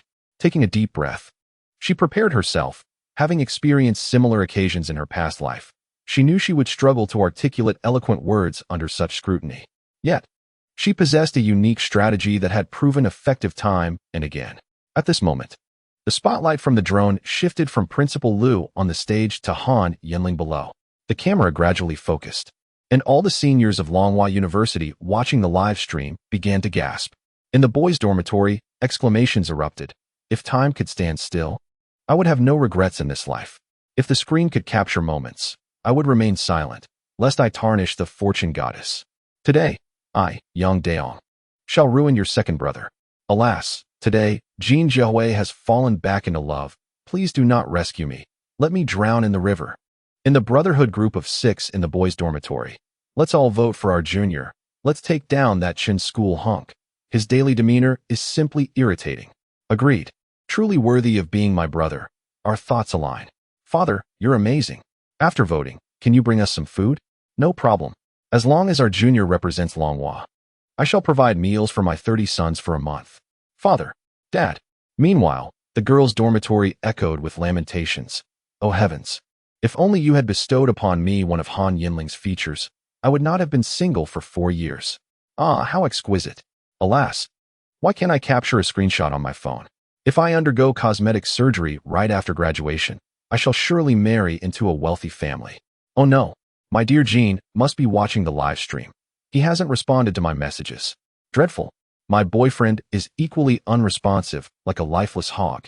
Certainly engrossed in his phone as well. At this moment, the 12 groups in the girls' dormitory began to share the same message. Sisters of Longhua, do not give up. Soon. Vote for Senior Chen Chusheng. The Good Sisters group, 5 understood. The Beautiful Sisters group, 5 received. The 5 Life group, for count me in.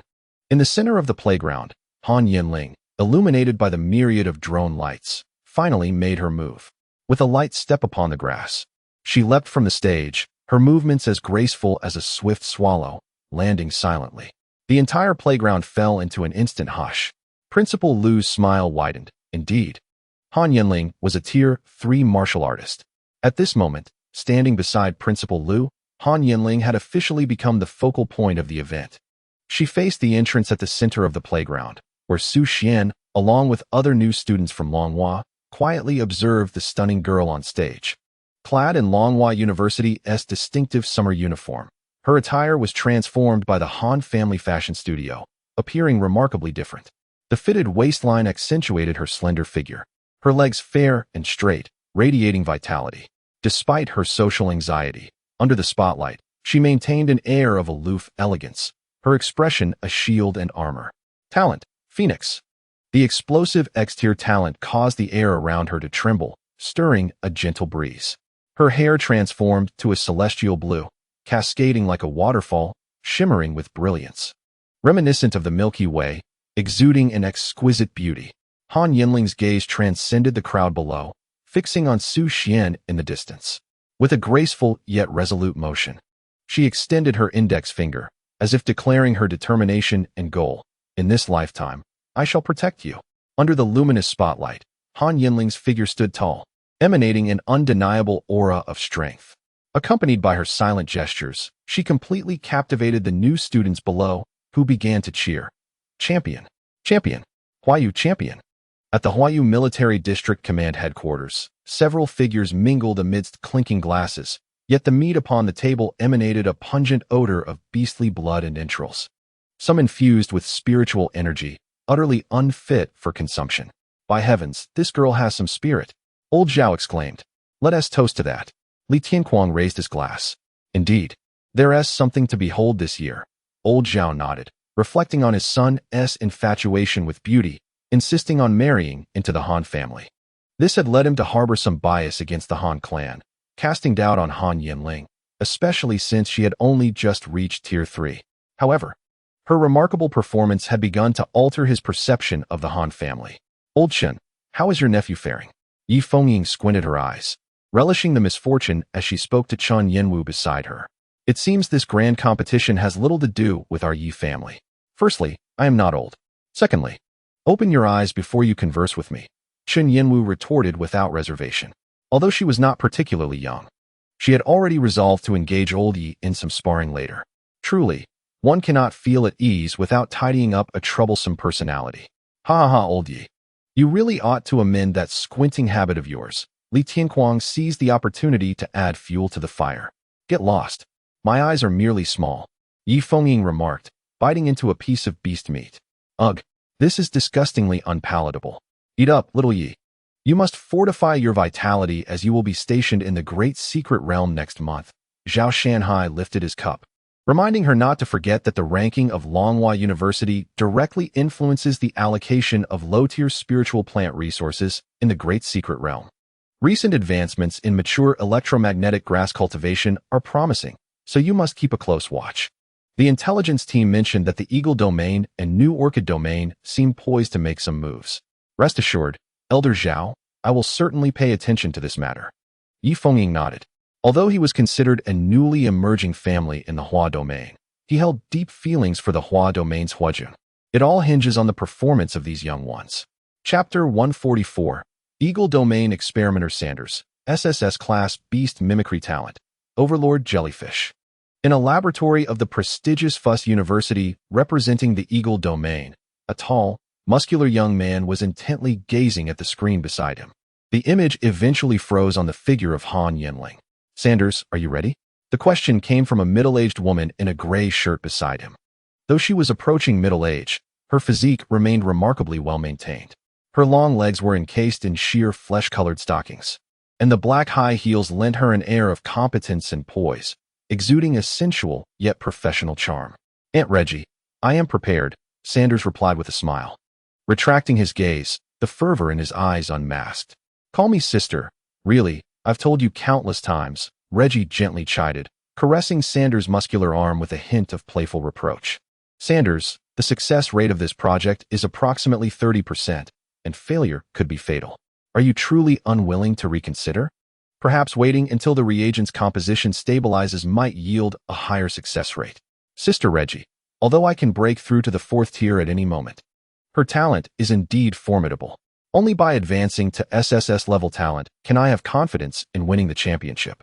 You know, I have no retreat. For me, there is but one objective, to live. After speaking, Sanders lay on the experimental table in shorts, preparing to face the ultimate test. Sigh, very well then. A flicker of reluctance crossed Reggie's gaze. Sanders not only cooperated with her various experiments, but often provided her with solace. When he truly called her sister, it signified that he had relinquished all other thoughts. Sanders is this year's experimental subject at Eagle Domain and is also the designated participant from Voss University. Unlike other competitors, Sanders is actually the illegitimate son of a high-ranking captain from a prestigious military family, and he has been embroiled in a covert rivalry with his legitimate brother. Vying for resources, the sudden emergence of Han Yanling has caused quite a stir within Eagle Domain, placing immense pressure on the old families, who have thus made a promise. Whoever claims victory shall become the next clan leader. His brother, Cardan, is this year's ace contestant from Voss University, possessing an SSS-level beast-like aptitude known as the Black Sword Kingfish, which has been hidden away by Eagle Domain. With such an exceptional talent, Sanders' hopes of winning the championship appear exceedingly bleak. Reggie, tapping away at a screen nearby, found her thoughts swirling but refrained from further admonitions. Each person has their own fate, and she herself is not exempt from this reality. Click. A mechanical arm beside the experimental platform slowly retrieved a metallic box that emanated a chilling aura. With a soft thud, the box opened, revealing a vial of potion glowing with a sinister purple-black light, known as the Smiling Death. Reggie donned gloves and, under Sanders' calm gaze, carefully administered the potion into his heart. For an ordinary individual, this would have resulted in immediate demise. When Sanders first awakened, his aptitude was merely S-level, characterized by an ice-blue jellyfish, with exceptionally high cellular vitality and remarkable healing abilities, which made him an excellent experimental subject. Over the past 2 years, in collaboration with the Eagle Domain Laboratory, he has successfully conducted numerous perilous live experiments, significantly advancing the research progress of Eagle Domain. Consequently, he evolved his aptitude to an SS-level fiery venomous jellyfish. The Smiling Death is a concoction developed by Eagle Domain, incorporating rare and active materials derived from formidable beasts through advanced spiritual food formulas, and it is being trialed for the first time on a 3rd-tier martial artist. Had it not been for Han Yanling's sudden rise, Sanders might never have made this resolute decision. Gurgle, gurgle. The robust body on the experimental platform finally began to respond, and Reggie had retreated outside the laboratory, as various instruments and mechanical arms retracted from view. Sanders commenced convulsing violently, his sinewy muscles spasming uncontrollably. A faint purple glow began to emanate from beneath his skin, with blood vessels slithering like serpents beneath the surface. As the potion spread, a terrifying cracking sound resonated from his bones. His body contorted and twisted, bones fracturing and reassembling, as if an invisible hand were rearranging his skeletal structure from within. Each reconfiguration of his bones brought excruciating agony. Huh, huh. A deep roar escaped his throat, his eyes filled with despair and suffering. This is catastrophic, genetic collapse. Beads of sweat formed on Reggie's forehead. She was acutely aware of what lay within the smiling death, as it was her creation. Administer the stabilizer. Maximum dosage. Triple. Reggie set aside her own pain and swiftly began to operate and document outside the laboratory. A mechanical arm swiftly descended from the ceiling, injecting 3 vials of milky white serum into Sanders' body. This is the inventory of the Reggie laboratory, each item requiring a substantial amount of spiritual crystals and botanical resources. Hold on, Sanders. Reggie understands that in the end, it is the strength of will that truly matters. Persevere through this transformation like a butterfly reborn, otherwise he will remain, as in the past, the illegitimate child of a family that cannot acknowledge him. After injecting the gene stabilizer, Sanders' skin began to undergo a dramatic transformation, gradually becoming translucent and emanating a faint luminescence akin to that of a jellyfish. His muscles incessantly restructured, growing more resilient and powerful. Yet each alteration was accompanied by excruciating pain. Furthermore, appendages resembling tentacles began to sprout from his skin, seemingly possessing a life of their own, undulating slowly. Keep going. This is the bestial affinity. The potion penetrated deep into his nervous system, significantly enhancing Sanders' perceptual abilities, allowing him to sense every change and ache in his nerve endings. His eyes became exceptionally keen, blood vessels suffusing the whites of his eyes, as he perceived minute details invisible to the naked eye, including the seams of the alloy ceiling. However, this heightened perception also ushered in unending torment, each neural restructuring akin to being sliced by a blade. Finally, after 3 hours, the agony began to dissipate. Reggie excitedly waved her arms. Success! Sanders' body had undergone complete mutation, and he sat up from the experimental platform. Affinity. In an instant, his skin turned entirely transparent, revealing his internal organs and blood vessels, radiating an otherworldly glow. Simultaneously, his limbs elongated and grew powerful, with massive tentacles sprouting from the ends, their tips adorned with sharp barbs and venomous stingers. Reggie's uncontainable excitement echoed from outside the laboratory. Sanders, you have succeeded. You possess the SSS-level bestial transformation talent. The ruler jellyfish.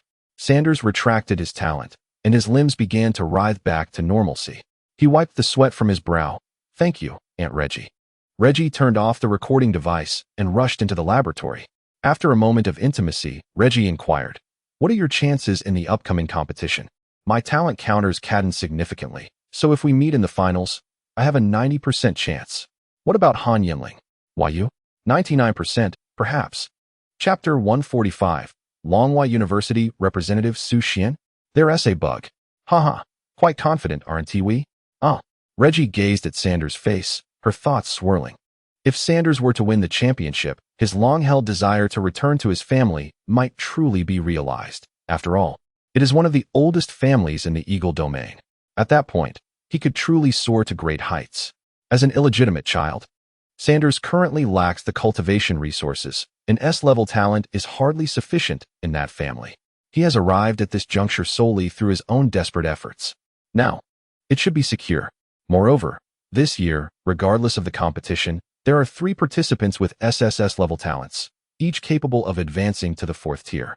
The Eagle domain is undoubtedly poised to once again showcase the strongest theoretical prowess. Longhua University. The votes for Han Yanling are surging rapidly, propelled by the efforts of the senior students. However, the second contender, Su Xuan, is closely trailing behind, as all the senior sisters unite with unwavering determination. This is their sole opportunity to surpass Han Yanling. In 10 minutes, the representatives of Longhua University will be revealed. "Xiao Gu, I feel rather uneasy," Wu Su said anxiously, fixated on the fluctuating vote counts displayed on the screen. Indeed, those troublesome girls are going too far.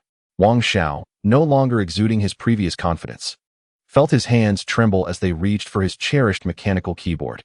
This antique treasure, which he had painstakingly acquired, was cherished for its delightful tactile sound. a stark contrast to the touchscreens favored by others. I must cast 100 votes as a trial, Wang Xiao decided, unable to resist the urge. He began to operate, creating 100 virtual IDs using the information of former graduates to covertly bolster Han Yanling's votes. Longhua University places significant emphasis on gender balance during admissions, ensuring an equal male-to-female ratio each year. Wang Xiao's clandestine actions created ripples as Han Yanling's votes began to pull ahead. However, with the possibility of reversing votes until the final moments, the senior sisters of Longhua University unleashed their ultimate strategy. At this moment, anguished cries erupted from the male dormitory. "Ah, the heavens curse it. My girlfriend told me that if I vote for Han, she will break up with me. Screenshot as proof. My partner is the same. I can't believe it. Can I even appreciate her? By all that is sacred, I harbor no ulterior motives towards Han. For the sake of love, I have no choice. I'm sorry, Han. Ah, my conscience aches." Chen Chuxing's votes ascended mysteriously, while Han Yanling's began to dwindle. Even the votes for other contestants were declining, funneling into the pools of Han Yanling and Chen Chuxing. Su Xuan gazed at the screen, secretly astonished. He had not anticipated Han's popularity at the onset of the semester. Furthermore, what did her earlier gesture imply? Was there a mole at Longhua University? As a reincarnate, she surely wouldn't recall such significant information by mere chance. How foolish. No wonder she was driven to self-detonate in her previous life. Perhaps next time she should be dubbed Han-dazed. Opening his phone, he navigated to the Longhua University forum, where the voting portal for popular contestants in the Juyo University League was located.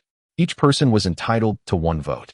Chen Chuxing, 2,789 votes. Han Yanling, 2,776 votes. He resolved to contribute his invaluable support for Han Yanling and his Black Light Ensemble. Searching for Su Xuan, he confirmed his vote. Ding, Su Xuan, 1 vote. Excellent. Su Xuan nodded, finally feeling the warmth of having a fan, even if it was himself. Ding. Su Xuan, 2 votes.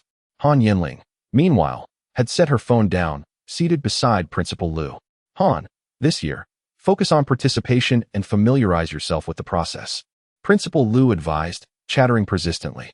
Han Yanling remained silent, merely nodding gently. Exhaustion enveloped me, frustration mounting as I yearned for the swift conclusion of the search for Su Xuan. At last, the moment of reckoning for the votes drew near. Ultimately, Han Yanling maintained a substantial lead over Chen Chuxing, a result undoubtedly orchestrated by Wang Xiao's clandestine ballot manipulation. Just as Principal Lu was poised to announce the voting outcome and finalize the top 9 contenders, the head of the admissions department hurriedly approached, whispering discreetly to him, "Principal, it appears that Han Yanling may have engaged in deceitful practices. This year, we have enrolled 242 students, yet the total votes have exceeded 8,000. Unfazed, Principal Lu raised a hand slightly, responding in a hushed tone, "No matter, Han is deserving of this." The admissions head nodded briskly before departing to manage the aftermath. Principal Lu swiftly concealed the voting numbers to prevent any undue scrutiny. Simultaneously, he unleashed the power of an 8th-tier warrior, declaring loudly, "Students, the representatives of Longhua University have been successfully chosen. After an 8-year hiatus, will the Jiulong Cup be reclaimed for Huayu? Let us await the outcome."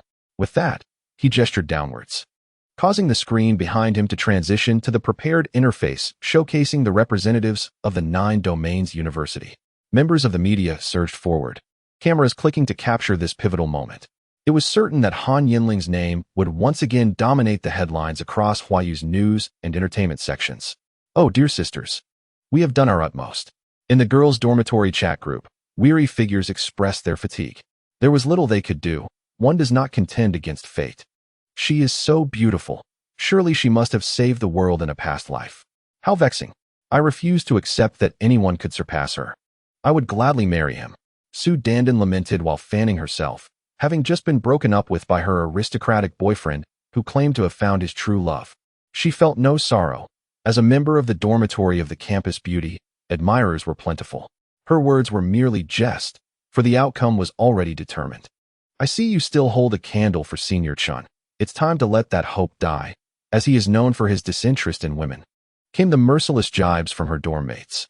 Chen Chuxing's aversion to the fairer sex was notorious. Yet, the more they mocked, the more they felt compelled to persist. a top-tier scion, handsome and powerful, was irresistible to any girl. Though many had turned off the live stream, some remained eager to witness the conclusion. The boys' dormitory buzzed with excitement, eyes glued to the screen, ready to celebrate their anticipated triumph. Wang Xiao wiped the cold sweat from his brow, realizing he had gone too far, casting nearly 2,000 votes, a perilous endeavor indeed. He hurried to erase any traces of his actions. Wait, was there still an expert hidden away? How did a CRT script slip through? This archaic yet impressive technique was astonishing. What? The parameters could be manipulated this way? How intriguing. However, his attempts to delete were met with failure, resulting in chaos. Unbeknownst to Wang Xiao, his actions had inadvertently triggered a new dilemma, akin to a haphazardly constructed tower of blocks, redirecting the voting results entirely. As Principal Lu raised his arm triumphantly, the large screen displayed the name of Longhua University's representative, Su Xuan, A-level talent, third-tier warrior, experimental researcher, internal recommendation, with a mere 2 votes. Su Dandan. What is this? The arrival of a husband from the heavens? The entire faculty and students of the university, along with the media from Huayu, are left in bewilderment. Who is Su Xuan? Is there a glitch in the system? Su Xuan himself is taken aback. Oh, indeed, Master Dingo. Is this what you meant by no one being able to uncover it? Truly, the words of an old scientist are mere fabrications. Chapter 146. The Rules of the Jiuyou University League and the True Ace of Longhua University. Half a day later, within the highest-grade training room of Longhua University, Principal Lu gazes sternly at the 10 participating students, particularly focusing on the figure of Han Yanling on the far left, next to Su Xuan. The recent incident has been swiftly reinterpreted as a new tactic for Longhua University, under the guise of protecting the information of elite players. However, this maneuver has triggered a flurry of negative press from the other 8 domain media outlets. Within 5 minutes, a deluge of unfavorable news regarding Longhua University has flooded the airwaves. At this point, there is little else he can do but endure the relentless bombardment from the influential figures of the Huayu Federation's public opinion department. Nevertheless, prior to this meeting, he had consulted his old friend Ding Gu to confirm the specifics. Su Xian's information was indeed recorded at the Wanhong laboratory. While his true capabilities remain unclear, it is evident that he possesses considerable wealth. At the very least, Su Xian's participation is in accordance with the regulations. After the participation list was submitted, I acquired the venue information through certain channels. According to the rules, we are prohibited from disclosing this information to you, but I can assist you in formulating strategies. Su Xuan. Principal Lu calls out sharply. Present. Su Xuan steps forward, feeling a twinge of nervousness, yet the 8th-tier authority before him possesses a surprisingly gentle gaze, seemingly filled with warmth. Student Su, what is your talent? Report, Principal. I possess an A-class auxiliary talent, Frostnose Bat. This is a new talent disguise tailored for himself. Suggested by Xiao Han. This talent, upon activation, grants ultrasonic sensing abilities, which are quite rare and somewhat akin to his own spiritual insight. Most importantly, it bears no obvious characteristics and provides no combat enhancement. It is both understated and secure, an excellent means of concealing his true strength. What? Principal Lu suddenly steps forward, grasping Su Xian's hand with tears of joy brimming in his eyes, exclaiming, Heaven bless Huayu, Heaven bless Longhua. The other 8 students are left in shock, particularly those from prestigious families who were ready to mock the situation. They quickly retract their smirks, feeling utterly discomfort. Only Han Yanling nearly bursts into laughter within her heart. This year's first round of the Jiuyou League will take place in a newly discovered medium-sized cavern in the European region, a departure from the medium-sized secret realms of previous years. This means that the competition will unfold in a foggy terrain, where Su Xian's talent disguise will undoubtedly provide him with a significant advantage. The rules for the first round are quite straightforward. Each university will form a team. Over the course of 10 days, they will explore a medium-sized foggy cavern the size of a province, collect spiritual plants, and hunt ferocious beasts. The final score will determine the remaining participants for each university in the second round of the defense battle. In the first round, the more points a team accumulates, the greater the number of contestants they can retain to exhaust the stamina of their opponent's ace defenders in the next round. The top 32 players in the defense competition will advance to the third round, where a draw will determine matchups for elimination. Given that points can be transferred within teams, powerful universities can conceal their seed players, preserving ample energy to strive for a top 10 finish. The competition is intricately linked, making the first round of the team contest vital for every university. In recent years, Longhua University has faced challenges in the first round, as several formidable traditional domains have made swifter progress in theoretical materials regarding ferocious beasts, giving their contestants a significant advantage due to their deeper understanding. Moreover, Su Xuan's ultrasonic talent is tailor-made for this dungeon exploration. It is not only rare, but also extraordinarily compatible. Principal Lu, while explaining the rules and context of the competition to several new participants, stated, "As you know, this year's venue is a medium-sized dungeon. The average rank of the ferocious beasts far exceeds that of ordinary contestants, and this is part of the assessment. Fatalities are permissible." He quoted the Emperor's classic saying, "Is it reasonable to place high-talent warriors who have not experienced life and death trials at the front lines as pampered nobility?" At this juncture, Principal Lu paused, casting a scrutinizing glance over the young individuals before him. Han Yanling pondered the glory of humanity's past. After the Emperor's departure, 9 other esteemed figures remained, a veritable constellation of brilliance. When spiritual energy first revived, human warriors were significantly weaker than the ferocious beasts, and it was through the relentless battles of generations past that the resplendent brilliance emerged, leading to the establishment of the 9 domains. The competition for exploring high-level secret realms has been preserved, and it is precisely this provision that allows participants to register and surpass the third-tier strength, continuing their studies before enlisting in the military, with exceptional performers even receiving early recognition from the armed forces. Han Yanling was also aware that each year, contestants from various domains displayed considerable strength, and this year could be deemed the strongest generation of newcomers in the 9 domains, each possessing the capability to fight above their rank. With Su Xuan, Longhua University effectively gains the ability to detect the movements of high-tier ferocious beasts in the Misty Dungeon, an undeniable advantage. However, Principal Lu's excitement stemmed from more than just this. Due to a recent live-streaming incident, several of Longhua University's major sponsors had abruptly ceased their collaboration, causing him great distress. Over the years, numerous geniuses from the Huayu domain have been drawn to study at universities in other domains due to high rankings and publicity. This had also been the reason for his continuous slight inclinations towards powerful families in exchange for resources. Upon hearing from his old friend Ding Dazi that Su Xuan possessed immeasurable financial resources, he thought to himself that with a little maneuvering, the sponsorship funds could be secured. The more he observed Su Xuan, the more favorable he found him. This handsome young man was truly a boon for Longhua University, wealthy and capable. Student Su, you must ensure you rest well and maintain your energy before the competition. You are our true trump card, Principal Lu said with a cheerful smile.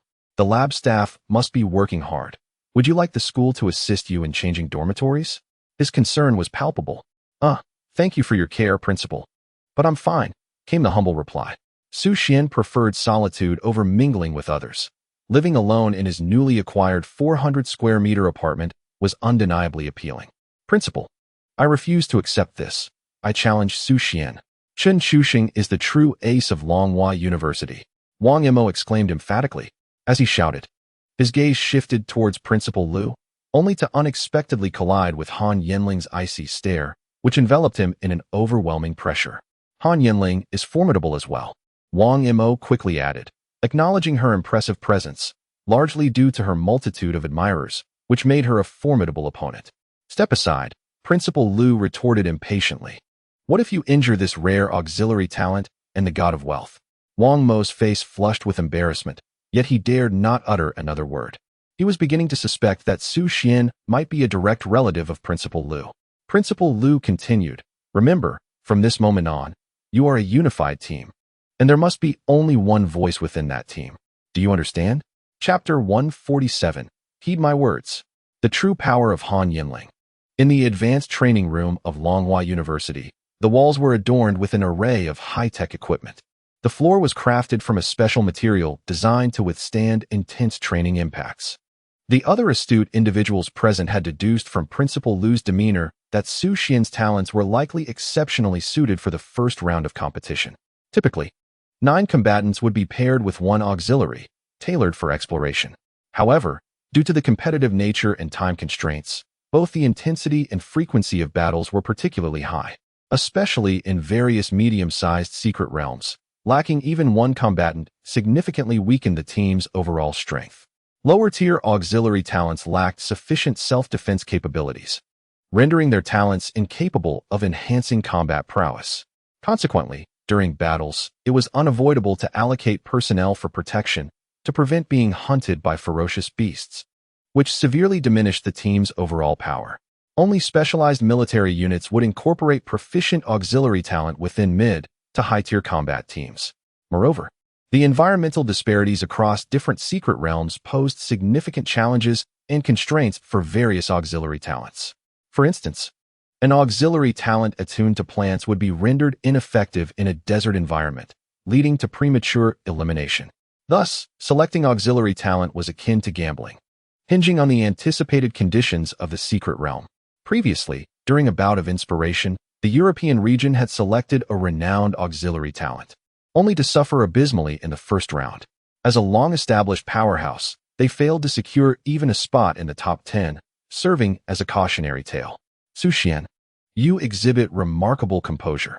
You shall be the captain, Principal Lu declared, grasping Su Xuan's hand, then addressing the others with authority. In the first round, heed Su Xuan's guidance. Chen Chuxing stepped forward, his gaze fixed resolutely on the wall. Principal Lu, what about the subsequent rounds? Principal Lu, aware of Chen Chuxing's tenacious disposition, paused to organize his thoughts and offer words of encouragement to the passionate young man. Suddenly, a voice as clear and chilling as a mountain spring echoed, "Listen to me." In that instant, a palpable tension enveloped the room.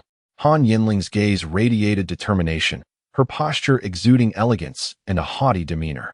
Chen Chuxing, with his arms crossed and a hint of a smile gracing his face, appeared both confident and relaxed.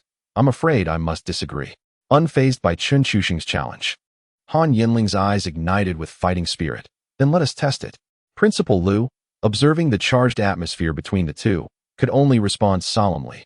"In that case, you two may engage in a friendly spar.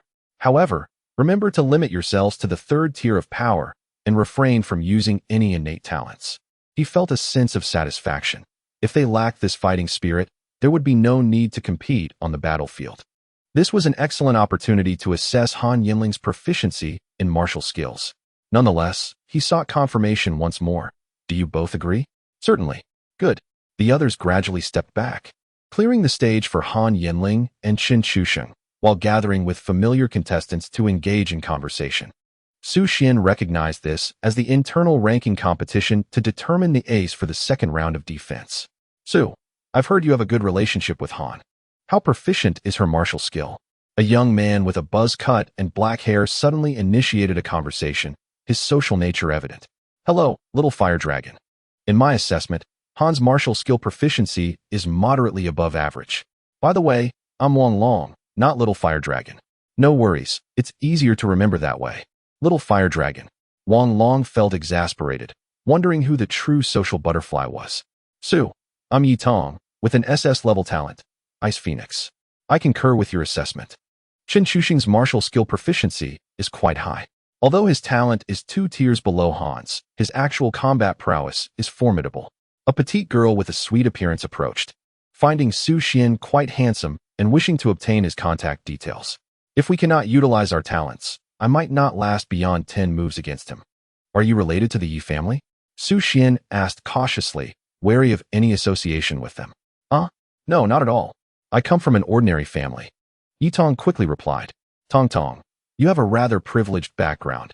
How can you call yourself ordinary?" A voice, cold and piercing, interjected as a tall, muscular girl of mixed heritage stepped closer, her features sharp and reminiscent of European lineage. "Every time you spar with Chun, you deliberately hold back. Don't think I haven't noticed." As she spoke, she positioned herself protectively between Yi Tong and Su Xuan, her eyes filled with a fierce protectiveness. "It's fine, Libna. After all, Chen is quite handsome." Yi Tong muttered discontentedly from behind, "And our junior is quite handsome as well." She could also afford to hold back during their spar. The remaining boys, led by Wang Mo, gathered together, clearly representing the wealthier families among the competing students. As everyone engaged in conversation, Han Yanling and Chen Chuxing each seized the weapons prepared in advance in the training room. Chen Chuxing wielded a long sword, his movements fluid and strikingly elegant. Han Yanling, on the other hand, grasped a whip, her form agile and graceful, reminiscent of a dance, captivating all who beheld her. Neither of them spoke unnecessarily. At the command of Principal Lu, they entered into an intense standoff. In truth, Principal Lu and the other students held little hope for Han Yanling, considering her youth. While Chen Chuxing's diligence and dedication were well known throughout Longhua University, he often practiced martial arts alone in the training arena until the late hours of the night. However, Han Yanling's performance defied everyone's expectations. Utilizing the whip's striking range and her nimble leg techniques, she maintained a certain distance from Chen Chuxing. The whip danced like a dragon, at times ferocious, at others gentle, striking from various unconventional angles toward Chen Chuxing. He attempted to close the gap multiple times, but was skillfully repelled by Han Yanling. Each of her attacks was precise and swift, as if she had already anticipated Chen Chuxing's movements. Team Su. This junior sister Han possesses martial skills that are at least proficient. Is that not what you claimed? Wang Long withdrew his previously relaxed demeanor, feeling the pressure mount. Coming from a humble background, he quickly recognized that Su Xuan, like himself, was not from a privileged family. That was why they had clustered together for conversation. Aside from Chen Chuxing, he truly held no respect for anyone present. Yet, Han Yanling's weapon proved to be quite formidable. He struggled to contend with her. Goodness! What a prodigy! Her combat experience is hardly that of a mere freshman. Wang Mo and his companions were equally astonished. Initially dismissive and believing Han Yanling's prowess was merely a result of her beauty, it now appeared that this was far from the case. Han Yanling was clearly on par with Chen Chuxing. Chapter 148, Principal Lu's Arrangements, Su Xuan's Guidance. One might even say that Chen Chuxing was being outmatched by a freshman. Principal Lu's expression, a blend of surprise and gravity, revealed his deeper understanding and foresight. Indeed, Han Yanling's weapon conferred significant advantages, while it appeared less effective against tough-skinned beasts.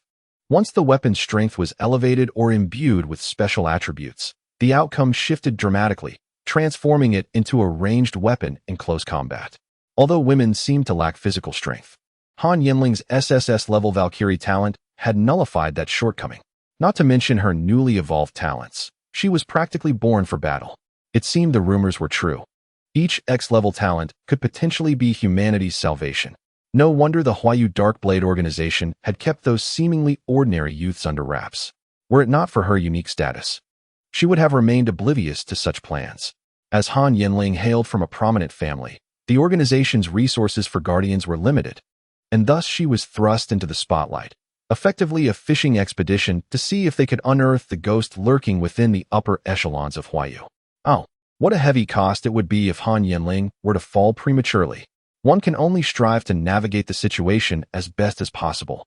Han Yanling's performance has compelled everyone to reevaluate her strength and potential. Chen Chuxing possesses an exceptional ability to read the battlefield. He realizes that continuing this confrontation would undoubtedly lead to his defeat. He must rely on the environment and seize the moment to fight back. In the next exchange, it seems he falters for a brief instant, allowing Han Yanling's whip to wrap around his blade, grazing his body. Yet, he seizes this opportunity to twist the sword's hilt, ensnaring the returning whip. Although the area that was struck burns with intensity, he is too focused to heed the pain.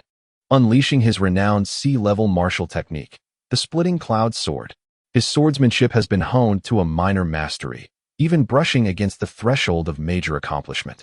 He swiftly approaches Han Yanling, his sword aura pressing forward. The inherent steps of his sword technique grant him a significant advantage in this martial contest. Clap, clap. Han Yanling remains unperturbed, her form like a startled phoenix, utilizing the whip's handle to parry Chen Chuxing's strikes. Her footwork dances gracefully, seemingly unaffected by the close-range assaults. The previous spar with Su Xuan has fostered her rapid growth. Amidst the intertwining flashes of sword light and whips, the battle escalates to a crescendo. Enough. Cease your combat. Principal Lu suddenly exudes an overwhelming aura, the palpable presence of an 8th-tier powerhouse suppressing both Chen Chuxing and Han Yanling. He discerns that their current levels are closely matched, and prolonged combat could lead to injury. He has already made his decision regarding the captaincy. Gasping for breath, both Su Xuan and Han Yanling find themselves at an impasse without employing their innate talents. Yet, both harbor a sense of dissatisfaction within. Su Xuan sheaths his sword and approaches Wang Mo and his group, his thoughts swirling. If I were to unleash my SS-level talent, wind sculpture, my speed would surpass his. In a life-or-death struggle, the sixth form of Splitting Cloud sword would decisively determine the victor. However, he knows well that such a scenario is implausible. Han Yanling bears him no grudge, so why would she strike to kill during a friendly match? This technique must remain his trump card against other domain competitors. With my X-level talent, the Phoenix's Frost attribute attack will surely hinder his speed within 3 moves.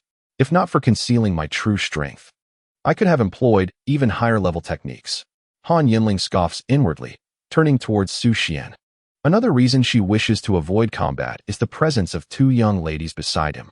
Principal Lu prepares to announce the results, and based on his gaze, it is clear that everyone has surmised his answer. It must be Han Yanling. After all, she possesses both beauty and strength. Consequently, Su Xuan shall be chosen as the captain for the 2nd and 3rd rounds. The other 10 contestants present are left bewildered. Was that merely a demonstration? Just like that, a decision has been reached. Principal Lu continues to elaborate. The 2 new students may not yet realize that competitors from established domain schools may consume spirit food or undergo other transformations after their talents awaken, much like our classmate Han. In terms of innate talent, our competitors from Huayu may not hold an advantage. However, talent does not equate to combat prowess. Martial arts have consistently been the forte of Longhua University. Following specialized training, the order of participation in the 2nd round of the arena competition was determined. We hope that in 5 days, each individual's martial skills will have notably improved. Upon hearing Principal Lu's words, a collective lament arose among the crowd. What? Master Yi's grueling training? We are doomed. We might at least shed a layer of skin. Goodness, can I withdraw from the competition in time? This arrangement even caused a change in expression from Han Yanling. Etion's rigorous training is quite renowned, being the premier martial arts trainer at Longhua University. He possesses a profound understanding of lower-level martial techniques, having honed several B and C grade skills to near perfection, with rumors suggesting one technique is approaching the level of perfection itself. Moreover, his training methods are unconventional. It is said that participating in one session of his grueling training could result in losing several layers of skin. She was aware that other established domains also had SSS-level talented students who had fallen during military service amidst beast tides and explorations of secret depths. This current time frame should not be underestimated, particularly that individual from the Sakurahan domain, whose name she vaguely recalled, also possessing SSS-level talent in enhancing human combat capabilities. Standing beside Su Xuan, she reflected on fragmented memories from her past life. Given the passage of time and her lack of focus on these matters, useful information was sparse. Principal Lu stood tall before the students, exuding authority and wisdom. With his hands clasped behind his back, he surveyed each student before ultimately approaching Su Xuan. Su Xuan, you need not participate in the grueling training, but as the captain, you must acquire more knowledge about fierce beasts and talents. Over the next few days, I will arrange for Federal Professor Yan Tian to supplement your theoretical knowledge. I believe you will excel as the captain of Longhua University. He encouraged them to familiarize themselves with one another before departing. Leaning closer to Su Xuan, Principal Lu whispered, "After this, please accompany me to my office. There are matters to discuss." With that, he patted Su Xuan on the shoulder, smiling as he exited the training room, leaving the remaining time for the attendees. Phew. The principal has finally left. Wang Long wiped the sweat from his brow, his gaze frequently darting toward Han Yanling, who was exceptionally beautiful. I wonder how Captain Su knows her. Han, we 3 girls should share a dormitory. I'm Yitong, and this is Li Buna, Yitong said, extending her hand in a gesture of introduction. Han Yanling shifted her foot, quickly moving behind Su Xuan. Nevertheless, she still maintained a cold demeanor, nodding slightly. She felt more fatigued in this social setting than during simultaneous sparring sessions with 3 other opponents. Senior Yi, she is not adept at socializing. Please be accommodating.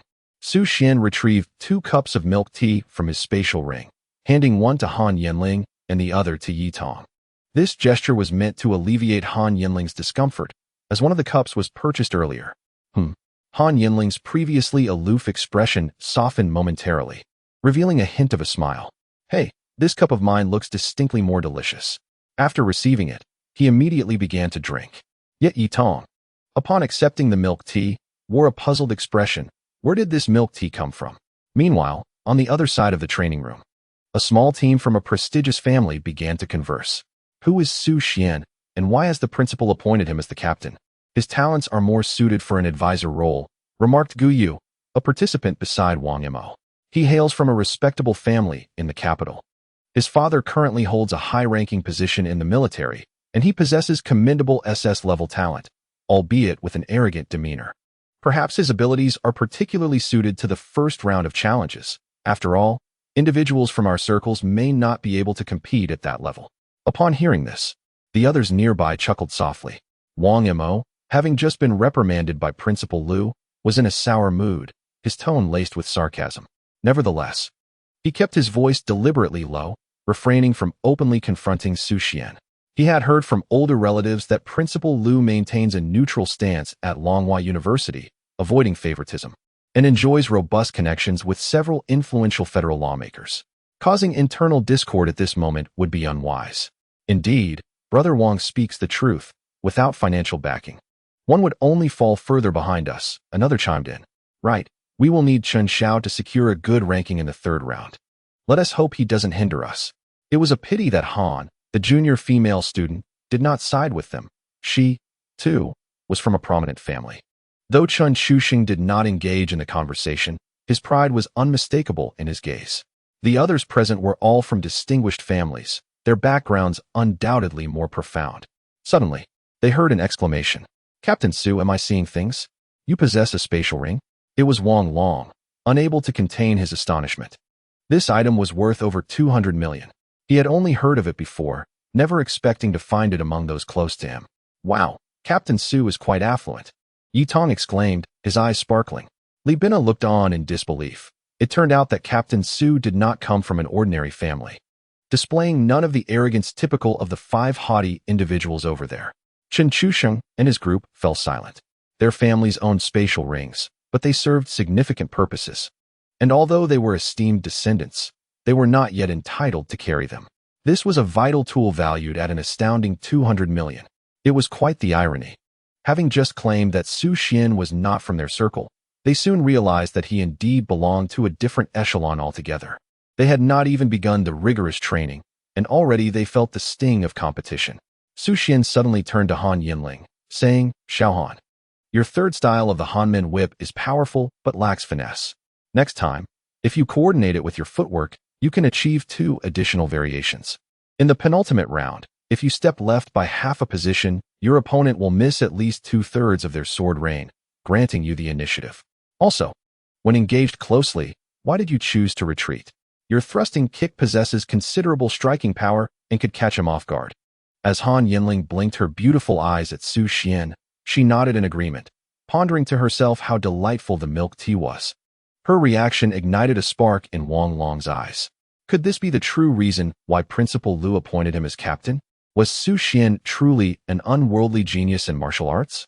Indeed, the principal was astute and far-sighted. Wang Long possessed an indomitable spirit and would not let any opportunity for self-improvement slip away. Thus, he humbly suggested, Captain Su, I have a few martial techniques I am not quite familiar with. Perhaps you could help me out? Should we not spar without relying solely on talent? He resolved that if he could not best Su Xuan, he would certainly gain valuable insights into martial arts. Conversely, should he triumph over Su Xuan, he would feign an error at a crucial moment, thereby cultivating goodwill and avoiding the fate of being prematurely dispatched as a laborer in the second round of the arena. All right, little fire dragon, let us practice, Su Xuan replied, nodding as he strode toward the center of the arena.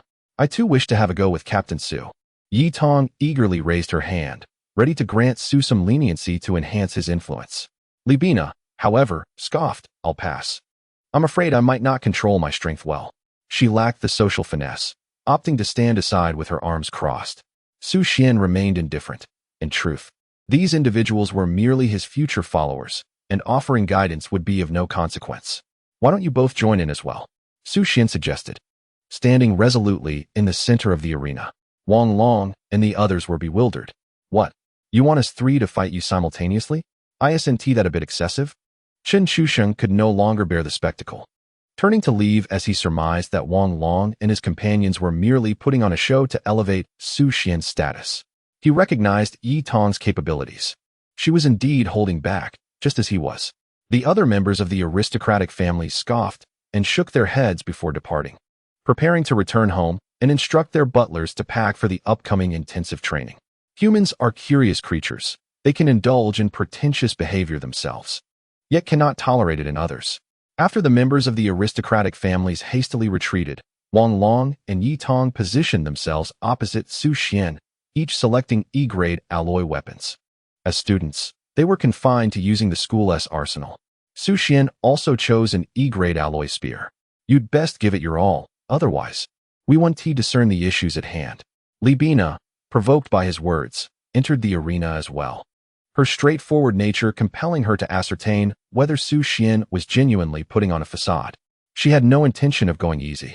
Noticing the nonchalance of his opponents, Su Xuan gradually raised his spear, its tip directed forward in the initial stance of annihilation spear. With his movements, the spear seemed to come alive in his grasp, glinting menacingly, as if the very air had thickened under his presence. Wang Long, Yi Tong, and Li Bina felt the gravity of the situation instantly. Their formerly relaxed expressions vanished, replaced by profound vigilance and focus. Beside him, Han Yanling was momentarily taken aback. The atmosphere was entirely distinct from their previous sparring sessions. Her pace of sipping the milk tea slowed, her plump, rosy lips pressed together gently, exuding an alluring charm. A hint of tension flickered in her clear, bright eyes, and her slightly furrowed brows added an extra touch of grace. Has Su Xuan truly grown this formidable? At that moment, the four of them struck simultaneously, the air in the training room resonating with the sounds of clashing weapons. Wang Long wielded dual blades, his movements fluid and agile, akin to a dancer amidst flames. Once his innate talent was unleashed, each strike carried the force of fire. As a top student at Longhua University, he had preemptively mastered the C-level martial skill, blazing twin blades, honing it to a small degree of proficiency, delivering fierce attacks. This is the advantage of attending university. While wild martial artists must risk their lives to hunt ferocious beasts for points, the elite students of Longhua University have the opportunity to learn in advance. Though Yi Tong appeared petite, she wielded a heavy war spear, each strike of her frost spear technique imbued with a chilling power, tracing a cold trajectory through the air. The grand, sweeping motions, paired with her delicate cries, created a striking contrast. This weapon combination held profound significance. The ice elemental force could continuously slow her opponents during combat, while the use of a war spear augmented her offensive capabilities.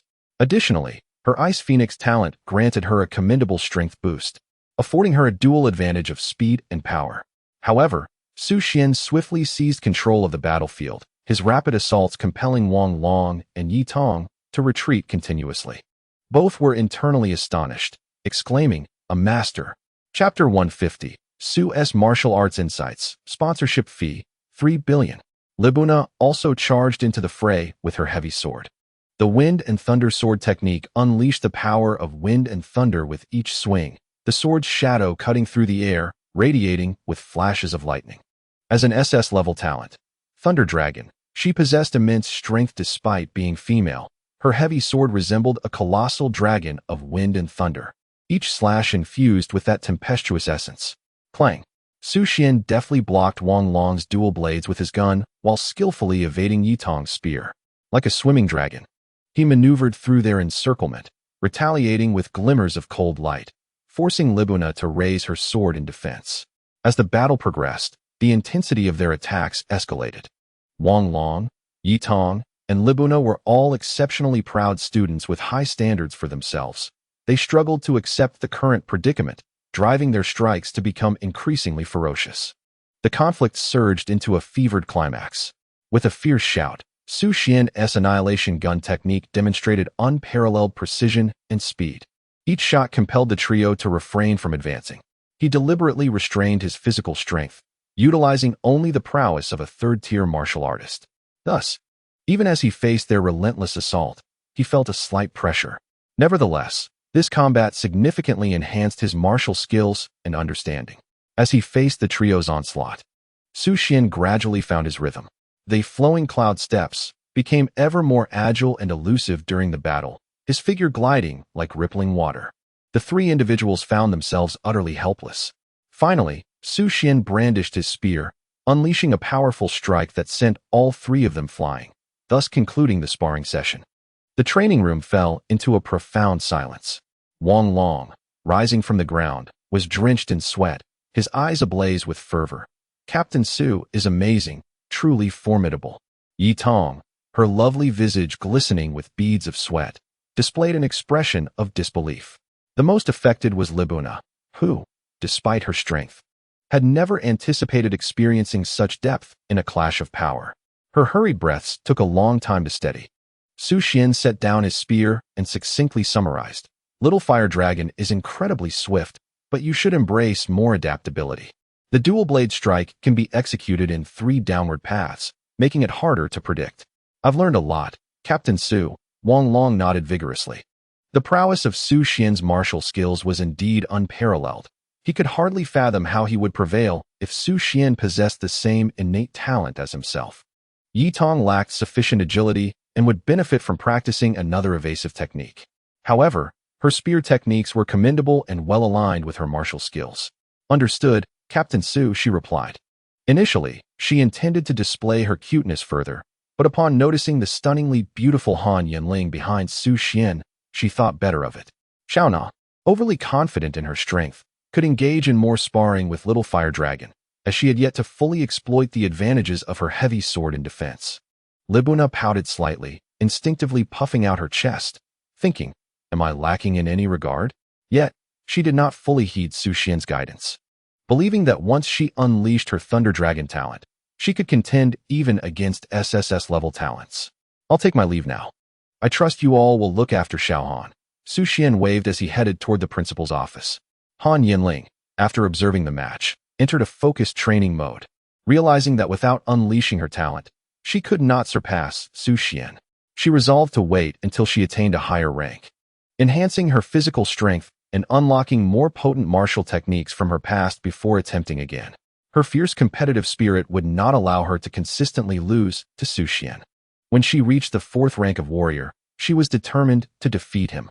Inside the principal's office, Principal Lu repeatedly reviewed the details of the match between Su Xuan and Wang Long on the holographic screen, his expression grave and serious.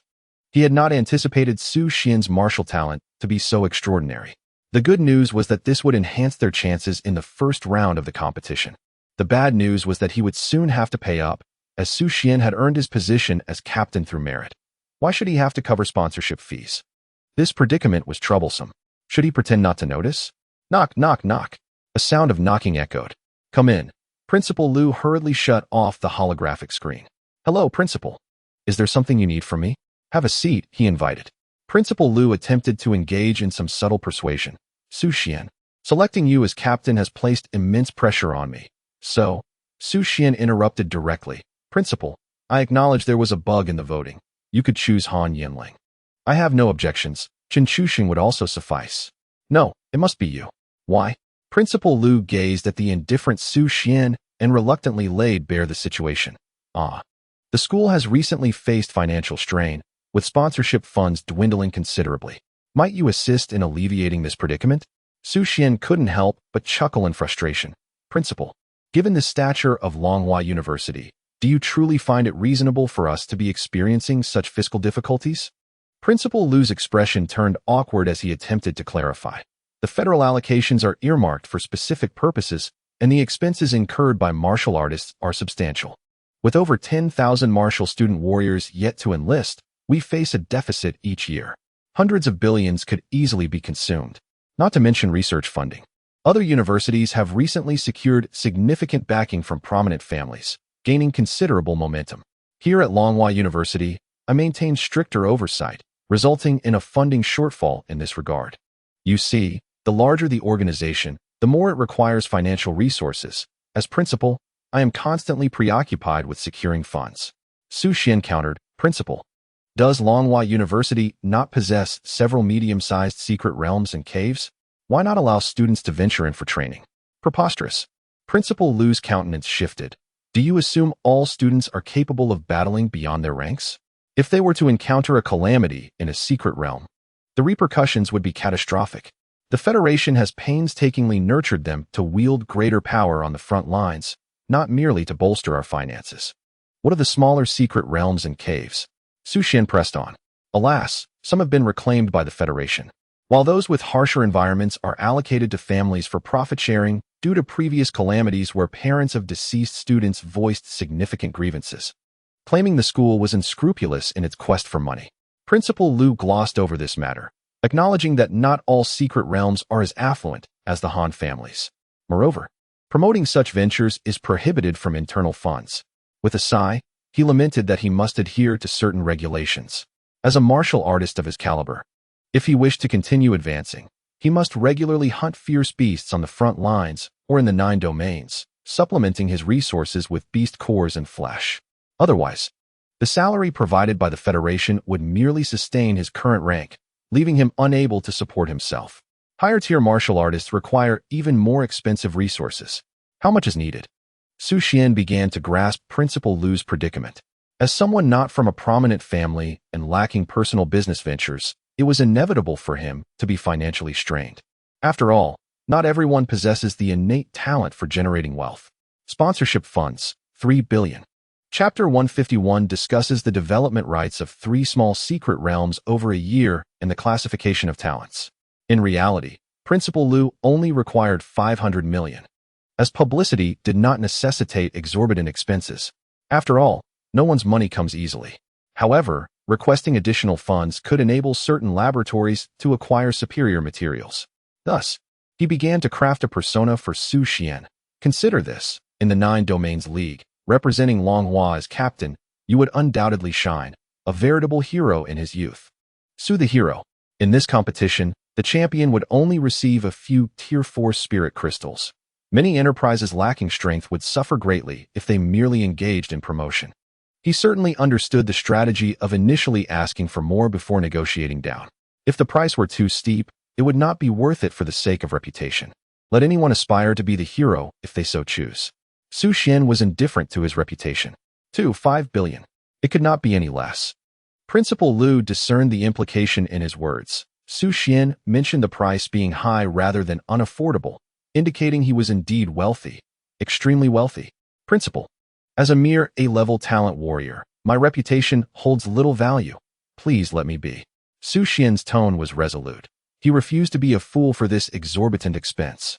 He was affluent, but not reckless with his finances. Then how much do you propose? Principal Lu found himself at a loss. Even the head of the publicity department had submitted a resignation letter. If Han Yanling took charge, there might be some interest from a few cross-regional clothing, lingerie, and jewelry sponsors, but they had all fled. Principal Lu, I am curious, how much do we charge the aristocratic families for the small secret realms? Why do you ask that? For the more challenging environments, it is 50 million a year, with 1/3 of the harvest being surrendered. Oh, how many are still available? The Han family is interested, and they asked me to inquire. Of course, if there is a chance for collaboration, I can consider sponsorship. Su Xuan chose not to reveal himself, but began to strategize internally. Once he secured the rights to develop the secret realm, wouldn't the spiritual plants flow ceaselessly? The alien races too formidable? They would all be feasted upon by spiritual food enhancements. Then we shall see who overpowers whom. Longhua University has 3 small secret realms left. How about a sponsorship fee of 2 billion, with the development rights granted for free for a year? Principal Lu instantly comprehended that Su Xuan maintained a close relationship with the Han family. However, unlike Wan Hong and Dingo, he was the type willing to be flexible for a goal. Those 3 small secret realms had poor environments and scant resources. To sell them would be a tremendous gain. 1 billion. Su Xuan decisively slashed the price by 50%, reiterating, could I possibly incur losses by entering the secret realm? His target price was 1.5 billion. Saving 500 million was still saving 500 million. Deal. Principal Lu's face lit up with joy. 500 million was pure profit. Su Xuan thought to himself, damn it. I truly cannot wield a blade. I have completely failed to grasp the essence of the dragon-slaying blade and have been ensnared by this old fox. After signing the agreement with Principal Lu, Su Xuan was promptly dismissed, as the principal adeptly demonstrated the art of turning one's back. This cunning old fox. I must be more cautious in future dealings. Su Xuan made his way to the Longhua University teaching building, where Professor Yin had been arranged by Principal Lu. He understood the significance of knowledge. Such opportunities were rare. ISNT this from the Han family? Why is it signed under Su Xuan personally? Principal Lu stared at the contract in confusion, but it mattered little since the money had already been transferred. He instructed his secretary to send the coordinates of the 3 locations to Su Xuan. Please ensure those 3 spots are well guarded. They are small secret realms with harsh environments, and the guarding price is negotiable. Received, Great One. The Qinglong gang is at your service, no charge. After Su Xuan provided 3 blood bags, and then had successfully become his devoted fan, especially since she was currently managing the Qinglong gang. A few days later, Su Guofeng received 2 messages in a secluded chamber. The Qinglong gang had added 3 new small-scale guardian services for secret realms, with General and at the helm. Old man, focus on your cultivation. Under my management, the Qinglong gang is thriving and has successfully transformed. Su Guofeng felt a tumult of emotions. What was happening? It seemed as though his presence was impeding the gang's progress. In a modest classroom, the walls were adorned with an array of academic charts and research images. At the center stood a large table, cluttered with various research instruments and specimens, some of which were from fierce beasts and others from humans. Are you Su Xuan? Professor Yin sat at one end of the table, a hefty research notebook in hand, accompanied by several fine vintage pens. He had yet to finalize a few papers. His gaze fixed on Su Xuan with a hint of sternness. I heard from old Lu that this lad is from a wealthy family. He doesn't seem to fit that description. On his way there, Su Xuan had conducted a brief investigation. This venerable scholar, over 60, was quite renowned in the academic realm. His most famous moment occurred during a public lecture in the Eagle Domain, where a distinguished professor from Fusey University accused him of flaws in his theory of infinite evolution of talent. A debate ensued, and ultimately, Professor Yin countered with several military examples, leaving his opponent speechless, who subsequently withdrew from the academic circle to live in seclusion. However, this incident did leave a mark on Professor Yan's reputation, causing him to engage less frequently in public activities. Greetings, Professor Yan. I am Su Xuan, grateful for your guidance. Su Xuan said politely, offering a cup of tea steeped from the tender leaves of Han Mountain Drunk. The fragrant aroma of the tea caught Professor Yan's attention.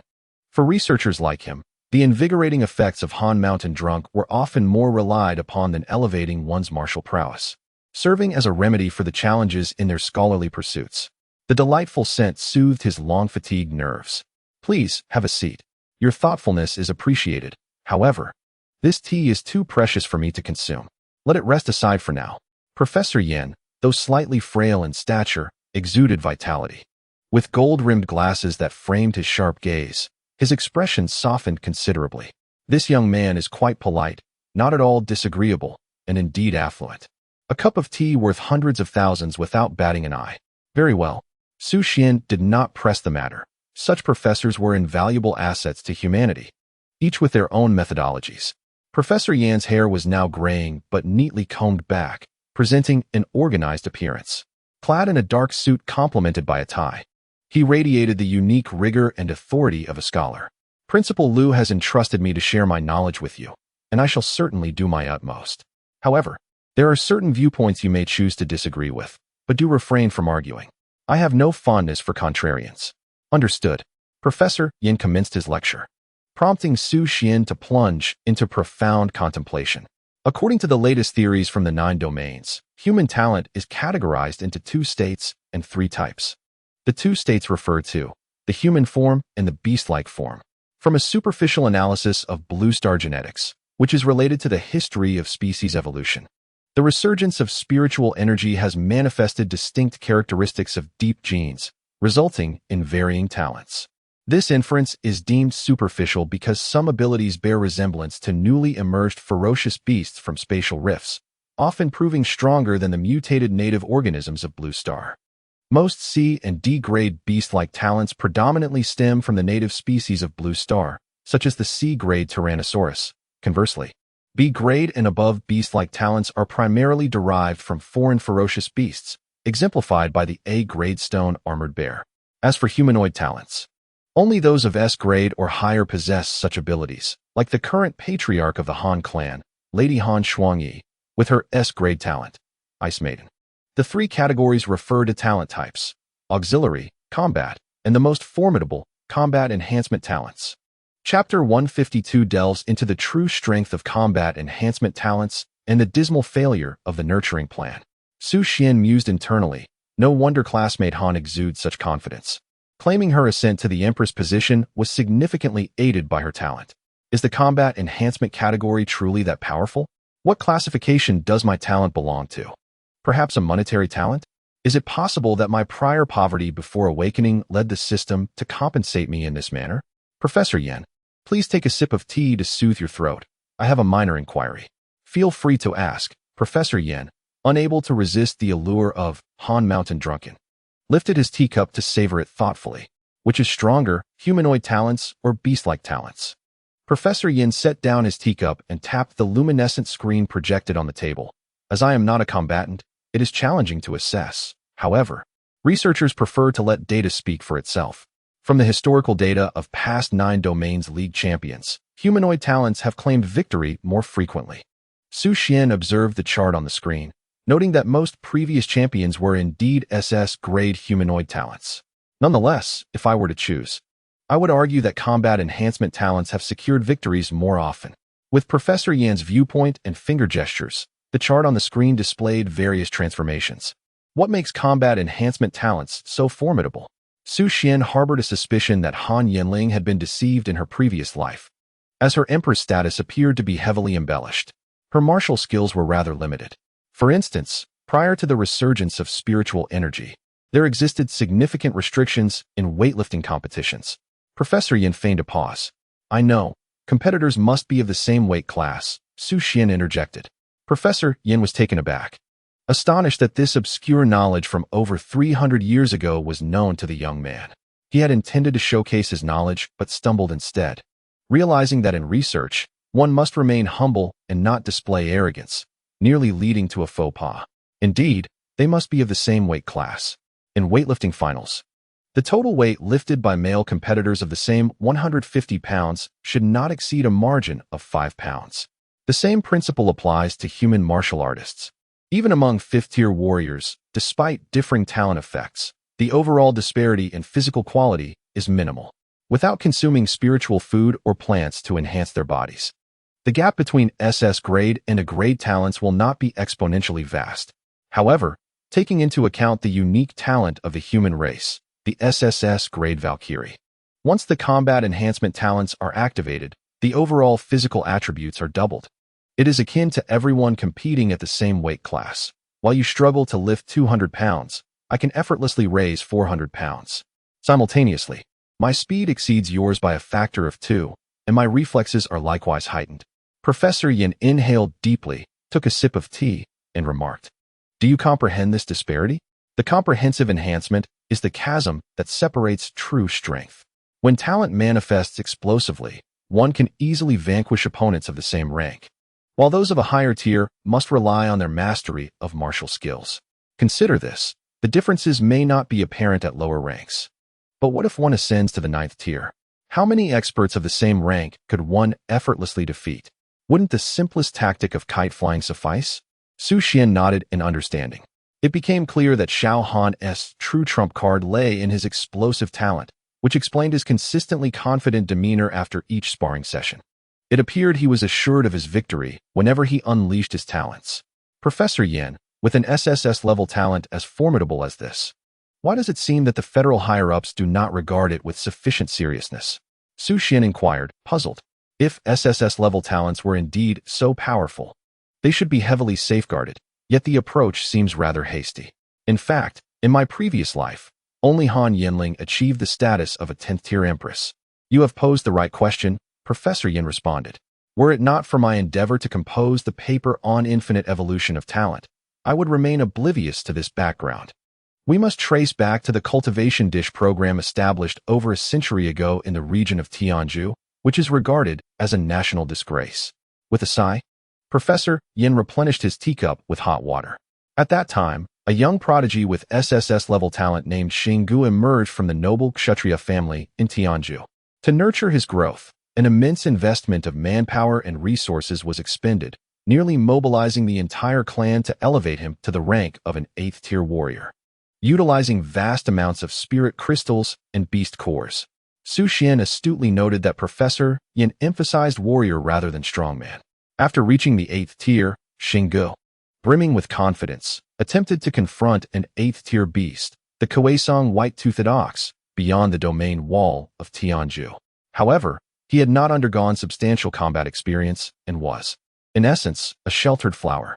Thus, even when he unleashed his talent, he could only endure 7 or 8 exchanges before being devoured by the Kueisong white-toothed ox. Not only did this annihilate years of effort from Tianzhu, but more alarmingly, the beast evolved into a 9th-tier beast king, the Kia Divine Ox, after consuming Xinggu. So weak? Su Xuan was astonished. Indeed, I too was taken aback. However, it was after this incident that the Federation recognized the reality.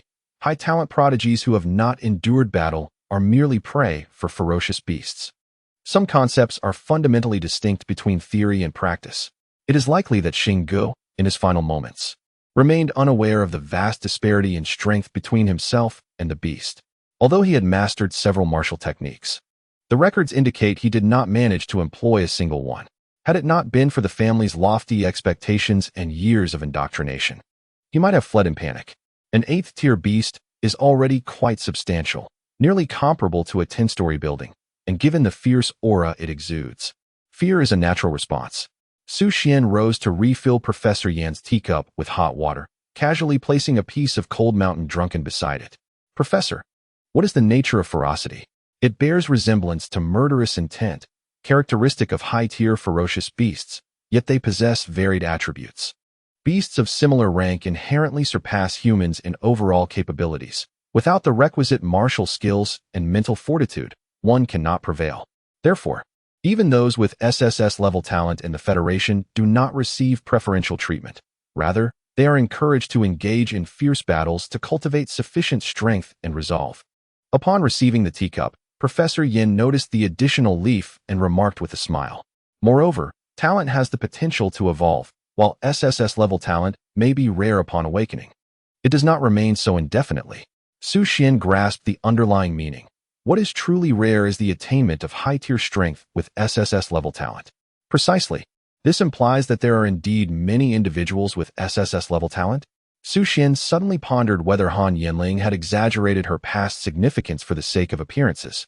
Perhaps she was merely an oblivious pawn, the naive empress pushed forth by others. Indeed, there are many, yet those who reach the 7th rank are exceedingly few. Professor Yin intended to lift his teacup but seemed to recall something. Placing it back down with a deliberate motion, his expression now grave. Since you have been recommended by Principal Liu, I can share a set of data with you. This is information I have gathered over recent years. Frankly, had I not compiled it myself, I would find it hard to believe. As Professor Yin manipulated the interface, the words that appeared on the screen startled Su Xuan. Distribution chart of SSS-level talent falls over a decade. Since 50 years ago, there has been a precipitous decline in ranks. Although the quantity of SSS-level talent has increased, the number of warriors advancing to the 6th rank in the past decade is alarmingly scarce. The causes of death were all attributed to beast tides and calamities within secret realms. Isn't this data rather exaggerated? Professor Yin seemed to comprehend Su Xuan's thoughts. Longhua University has communicated these findings to the higher-ups, yet even the Federation's elite investigation team confirmed them as mere accidents. After all, talents from various regions inevitably meet their demise. It is not akin to internal strife. Furthermore, perishing in a beast tide is a common occurrence. If we were to make a fuss over SSS-level talent, it would be profoundly unjust to the other soldiers valiantly fighting on the front lines. Indeed, the issue lies not in scarcity, but in inequality. Su Xuan concurred with this rationale. Everyone is risking their lives. Why should those with high talent be sheltered in the rear? Professor Yin agreed, adding, moreover, Descending into secret realms inherently involves the risk of calamities. It is reasonable to face death in pursuit of self-improvement and resources, although the casualty rate is indeed rather high. Perhaps it is a case of talent being envied by fate. Su Xuan understood that the Federation remained unaware of the impending Stargate opening in 7 years or the forthcoming emergence of alien races. Thus, the absence of investigative results was entirely reasonable.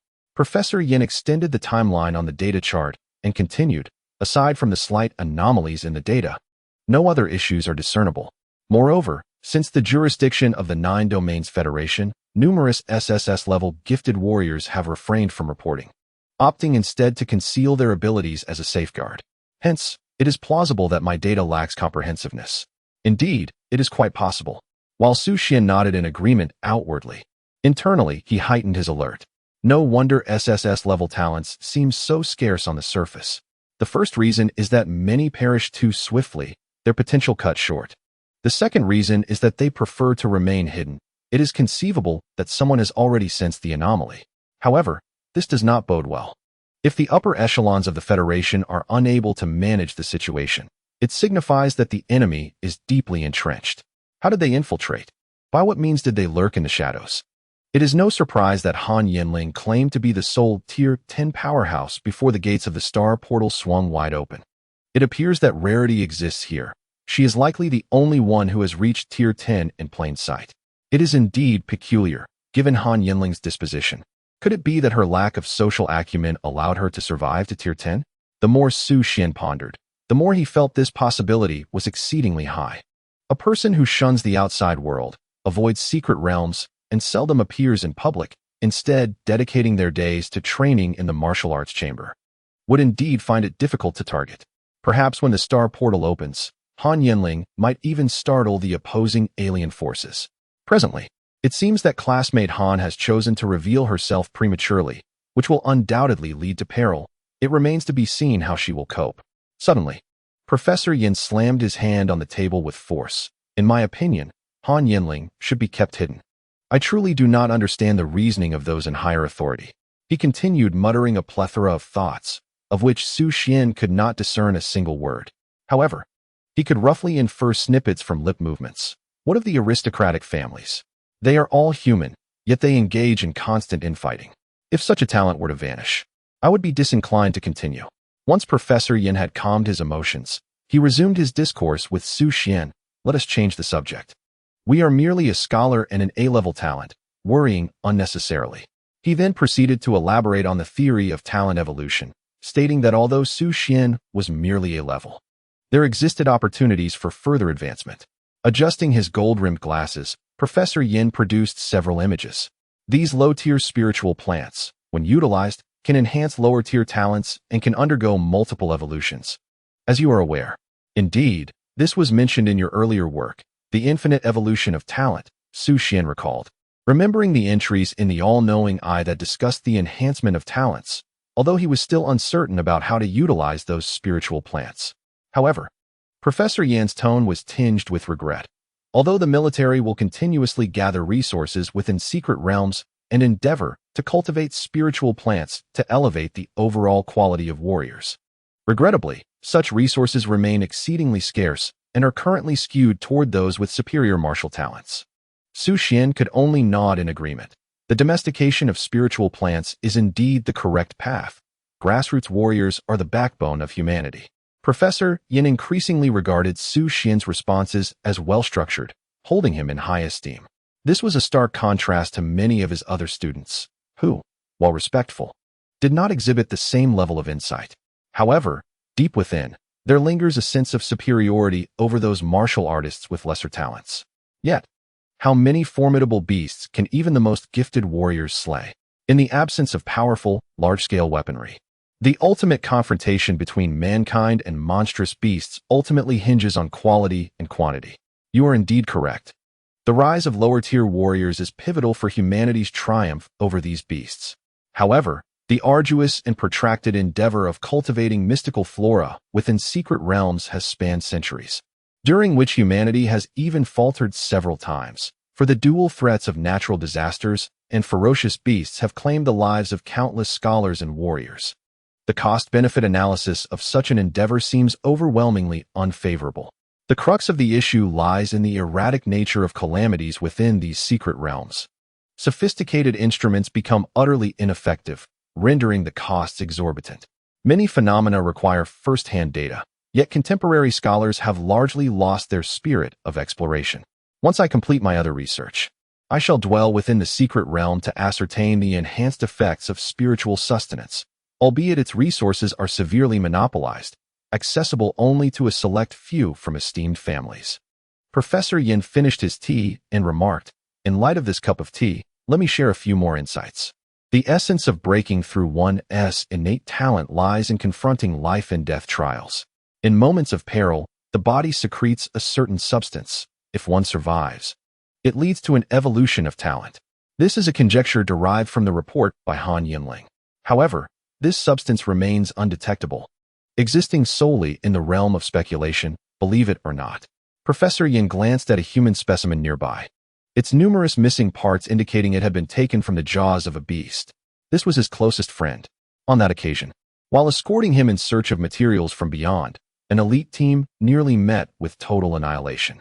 A group of 6-tier warriors was relentlessly pursued for 2 days and nights by an 8-tier beast, cornered within a cave. Just as the team faced utter destruction, the severely injured captain consumed a mystical plant to regain his strength and unexpectedly underwent a talent evolution, ascending from A-tier to S-tier, thus driving away the beast. Yet, the captain sustained grave injuries and could not endure until rescue arrived. In his final moments, he willingly offered his mangled body, imploring Professor Yin to uncover the truth behind human talent evolution.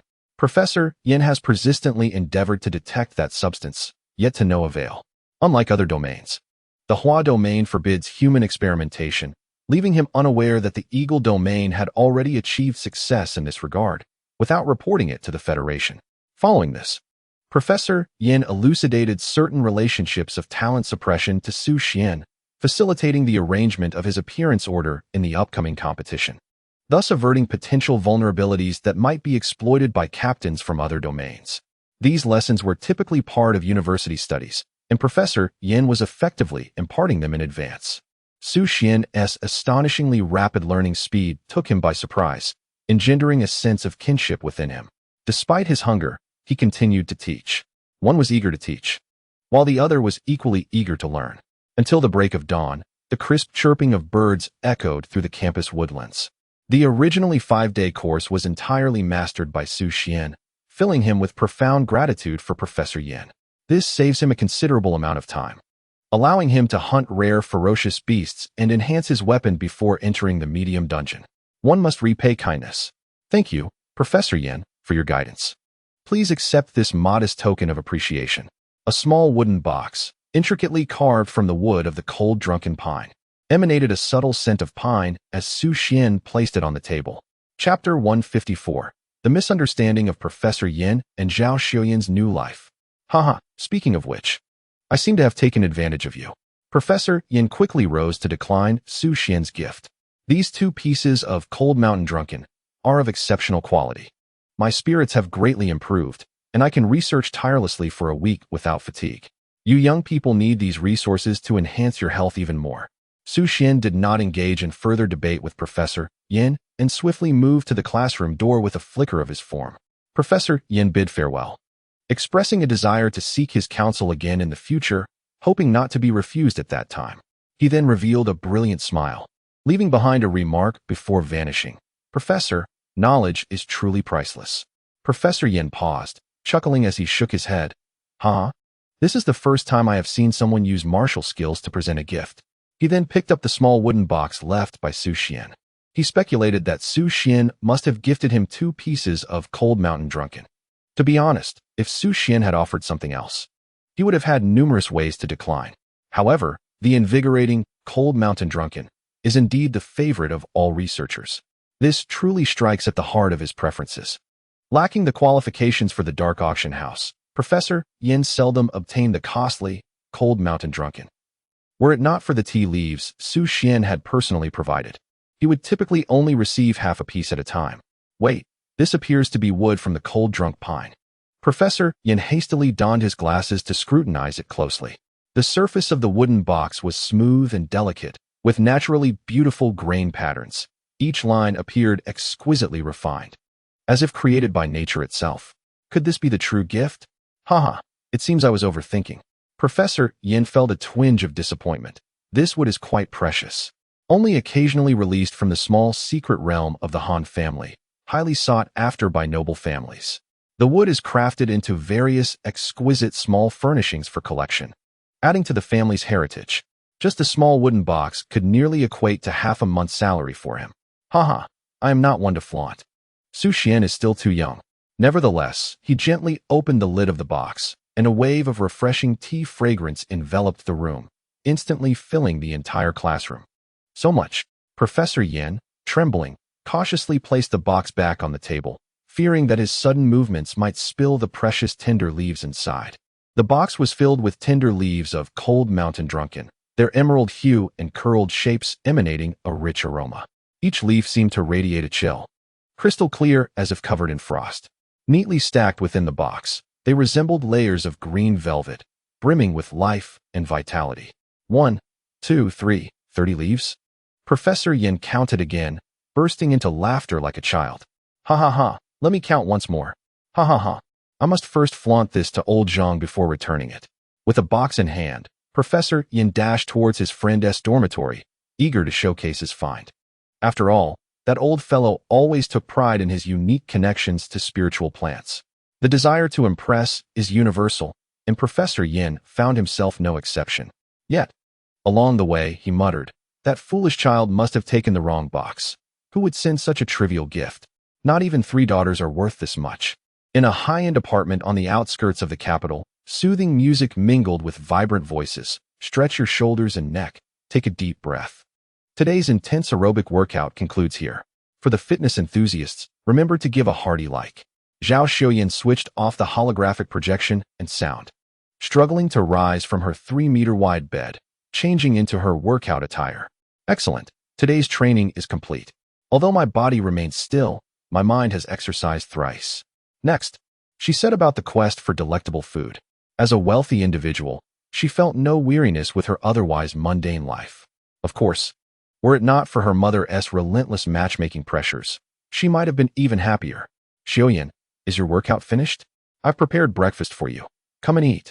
Zhao Xiuyan picked up a small water gun from the doorway, splashed a bit of water on her face, and then pushed open the door, plopping down into a chair. She gazed at the fat-reducing meal before her, a piece of chicken breast, a few leafy greens, and a small handful of coarse grains, and lamented, Mom, why must you serve chicken feet alongside the chicken? Can't you wait until it's finished before bringing it out? I'm not plump. I inherited my round face from my father. Enough chatter, just eat. Your Aunt Su has introduced me to a high-quality matchmaking event, and I've signed you up. Also, don't mention your father. When will that bag of manure finally be thrown away? It stinks in that little room.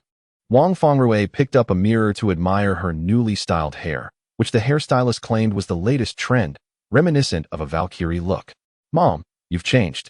Ever since our family became wealthy, you've begun to disdain my father's decade-long treasures. Who was it that said, as long as I live, I will never forget the essence of his struggles? Zhao Xiuyan, trying to suppress her desire to spit out the meal, forced herself to consume the fat-reducing dish. She had repeated numerous times that martial artists do not gain weight from ordinary food, yet her mother remained unconvinced. It was all due to that homeowners group she recently joined. Aunt Su had become a new friend. All right, you can clean that room yourself. I have no desire to enter it again. Wang Fengrui interrupted. Times have changed. We have endured hardships and now enjoy the fruits of our labor, so you need not toil in the wilderness any longer. While still youthful, finding a suitable young man to marry into the family would alleviate my daily anxieties. Aunt Su is right. A daughter should relish life. I yearn to hold my grandchild sooner rather than later. Mother, for ordinary folks, that might suffice, but a martial artist should aspire to greater heights. Zhao Xiuyan sighed, acknowledging her laziness, yet she was acutely aware of the fundamentals of life. If one truly lies down, it merely becomes a matter of choosing which predatory beast to be devoured by. However, her mother had been in good spirits lately, so it was prudent to wait for her emotions to stabilize. She longed to explore other realms and fulfill her long-hidden obsession with collecting rare beast droppings. She aimed to surpass her father's collection of beast droppings bags. You should go on a blind date. This time, it's a gathering for affluent women, where handsome, highly educated men are plentiful. If nothing else, it could serve as an opportunity to admire some attractive young gentlemen. Wang Fengrui tidied up, donned her attire, and stepped out, reminding Zhao Xuan loudly, "I've already paid, so you must go." The top floor of the Jingqing Miao Grand Hotel, Yungue Garden. Understood, but this shall not be repeated. Zhao Xuan leisurely entered the changing room to select her outfit. What a bother! It would be far more comfortable to wear combat attire, secure and cozy. After applying a touch of makeup, she slung a small bag over her shoulder and headed out. After all, at an event for affluent women, her worth would attract countless charming young men, regardless of her weight. There were far too many who wished to avoid striving. Of course, there was also the dashing, wealthy, and diligent captain. Chapter 155, a high-quality blind date, the pinnacle of Zhao Xuyan's life. Zhao Xuyan hailed a luxury car to the dating venue. As she gazed out at the bustling streets, she fell into contemplation. Alas, where has the captain been lately? Is the rare mercenary group merely a shell of its former self? They had ventured into the wilderness just once, hunting rare beasts. Salaries had never been disbursed. Yet the team members had achieved financial freedom. Reminiscing about the thrill of roaming the grasslands with the captain is exhilarating. I even miss the faint scent of dung in the wilderness. Alas, I am becoming increasingly peculiar. The driver, startled by Zhao Xuyan's sudden lament, tightened his grip on the steering wheel. Goodness, could she truly be a psychopath? There were reports of a monstrous killer in Huayu, known for harvesting hearts. Could it possibly be a woman? In the Federal Martial Control Bureau, within an office that served as the temporary workspace for the Special Investigation Team, Morgan inquired, "Chief, the news has been released. When do we return to headquarters?" The case, codenamed Heart Ripper, had yielded no leads despite their extensive search. Over the past 2 years, more than 30 individuals had perished in Huayu and Yingyu, and the media had not been informed to avoid public panic. The victims included men, women, and children, with no discernible pattern. Criminal psychology seemed utterly ineffective against the perpetrator. From Yingyu to Huayu, they had squandered an inordinate amount of time and were now prepared to abandon the pursuit. Tomorrow we shall return. Today we indulge in a holiday. Will you two accompany me for a leisurely shopping excursion, or shall we part ways for our individual amusements? A hint of worry lingered in Ailey's brow. The true reason for her apprehension lay in the uncanny proximity of the recent deaths, despite the considerable distance separating the victims. They were likely connected to the notorious trio of ogres from the Eagle Domain, operating as a syndicate. It seemed that her team might truly be at a loss. They would have to rely on the Huayu Martial Administration to devise a solution. One could only hope for a serendipitous resolution akin to the ogre case. With this thought in mind, Ailey turned to her teammate, who was busy changing outfits. "By the way, Sakura, we need not pursue the case of the ogre trio any longer. The Huayu Martial Administration has apprehended all three." Huayu is truly impressive. Who would have thought that the infamous trio dominating the Eagle Domain would meet their demise in Huayu? Sakura swiftly completed her transformation in the office, emerging as an adorable, charming young lady. It was unlikely that anyone would suspect this delightful girl to be a 6th-tier warrior. The metallic pieces they carried ensured that they would not trigger alarms when scanned by warrior-level detectors. "Team leader, I've arranged to meet a friend from Huayu, so I shall take my leave now." "Go on. Forget about work and relish this splendid day under the sun," Ailey responded with a smile, her prolonged surveillance having left her weary and in need of relaxation. "Old Wang, let's go out for drinks." Morgan began to gather friends from Huayu. On the top floor of the luxurious 7-star Honey Hotel in the capital, an exquisite matchmaking event was underway. The ambience was delightful, fragrant with flowers, and surrounded by an array of rare blooms and verdant plants, crafting an elegant and intimate atmosphere. The venue was lavishly arranged, with soft lighting reminiscent of an ethereal dreamscape. Upon presenting her identity card, Zhao Xuyan entered the gathering. So many handsome men. A diverse array of dashing gentlemen congregated, each exuding charm. Some were refined and cultured, while others stood tall and striking, all eager to showcase their allure to the women present. As the event was hosted by affluent women, the females were the selectors. Some in search of lovers, while others sought suitable companions. Zhao Xuyan appeared notably youthful among the attendees, her doll-like face still bearing traces of innocence. Yet, This very quality made her the center of attention, attracting the gaze of many handsome men who eagerly offered their business cards and introduced themselves. Some were executives from renowned companies, exuding an air of sophistication. Others were low-tier warriors with impressive physiques, radiating potent masculinity. Initially, Zhao Xuyan felt somewhat flustered, overwhelmed by the presence of so many strangers. Even as the online champion of words, she found herself at a loss. However, she soon adjusted her mindset and began to embrace her new identity. After all, she was wealthy and free to choose at her leisure. Among the multitude of charming gentlemen, two in particular caught Zhao Xuyan's attention. One was a strikingly handsome man with a stern expression, tall and imposing, his demeanor radiating an aura of aloofness that seemed to awaken the conqueror's desire within certain wealthy women. Another young man, strikingly handsome with an otherworldly allure, exuded a languid charm that left many women present helplessly captivated. These two individuals quickly became the center of attention, with several affluent ladies actively inviting them to their private gardens for a chat, only to be met with polite refusals. They sat at opposite ends of the garden, gazing out at the scenery beyond the building, distinctly setting themselves apart. Truly, they were exceptionally handsome, almost rivaling the leader of the group. Indeed, listening to one's mother proves to be wise. The quality of the day was undeniably high. Zhao Xuyan, possessing a keen self-awareness, recognized that these two were not mere commoners, and her modest wealth could hardly sustain such exquisite gentlemen. Thus, she retreated to her own secluded garden space, where a line of eager suitors began to form at her entrance, all anticipating the opportunity to engage with her. Young, affluent, and rather attractive, infinitely superior to the men in the adjacent gardens. Hello, Miss Zhao, I am Chio's son, 26 years old, serving as the director of the catering department at Yi Group. Next, please. Zhao Xuyan held little interest in matchmaking. She was merely passing the time. Throughout this process, she remained courteous. Moreover, with the instinctive perception of a woman, she sensed a gaze fixed upon her from outside the partition, one of the exceptionally striking men. Her intuition proved accurate. It was the aloof gentleman, tall and statuesque, with a cold yet resolute expression. As he approached the crowd, several men in front voluntarily departed, seemingly aware of their inability to compete. The wealthy ladies in the neighboring gardens wore expressions of discontent. Fine, fine, we invited you. If you choose not to come, so be it. Now, to encroach upon another's garden is an implicit affront to their age. Hello, I am Shang Rue. His voice was indeed as deep as his demeanor, stirring Zhao Xuyan's heart. Ah, hello, I am Zhao Xuyan. Miss Zhao, may I have the honor of your company for dinner tonight? Zhao Xuyan was momentarily taken aback, feeling both astonished and elated.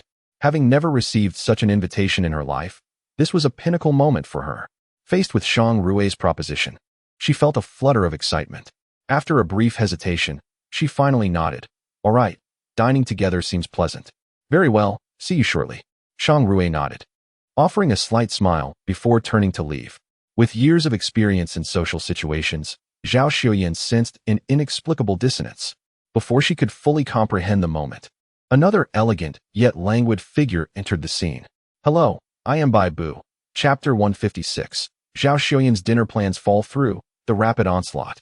The astonishingly handsome young man, with his nonchalant demeanor, appeared unaffected by the world around him.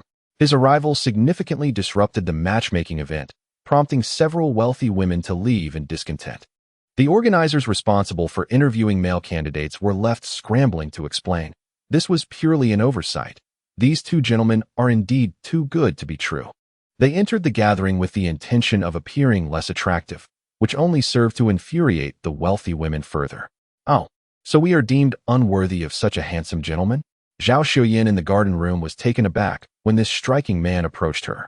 Baibu leaned lightly against the doorframe, a devil-may-care smile gracing his lips. Miss Zhao, I wonder if you might have time to dine with me this evening?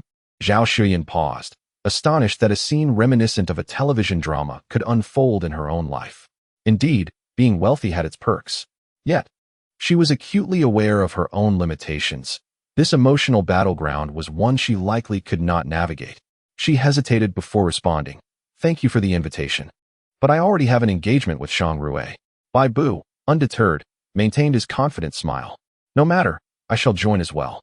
May I have a fair chance at competition? Zhao Xuan was utterly bewildered. They had already reached the stage of fair competition, caught off guard by his words. She found herself at a loss for how to reply, yet the determination in Bai Bu's gaze and his striking features stirred something within her. Perhaps she ought to give it a try? After all, it was merely dinner, not something more significant. Which restaurant would provide the perfect ambience for such an occasion? At that moment, her phone chimed. Ding dong. A special contact had messaged her. Su Xuan, where are you? Zhao Xuyan's mind raced, euphoria surging within her. Today was her day.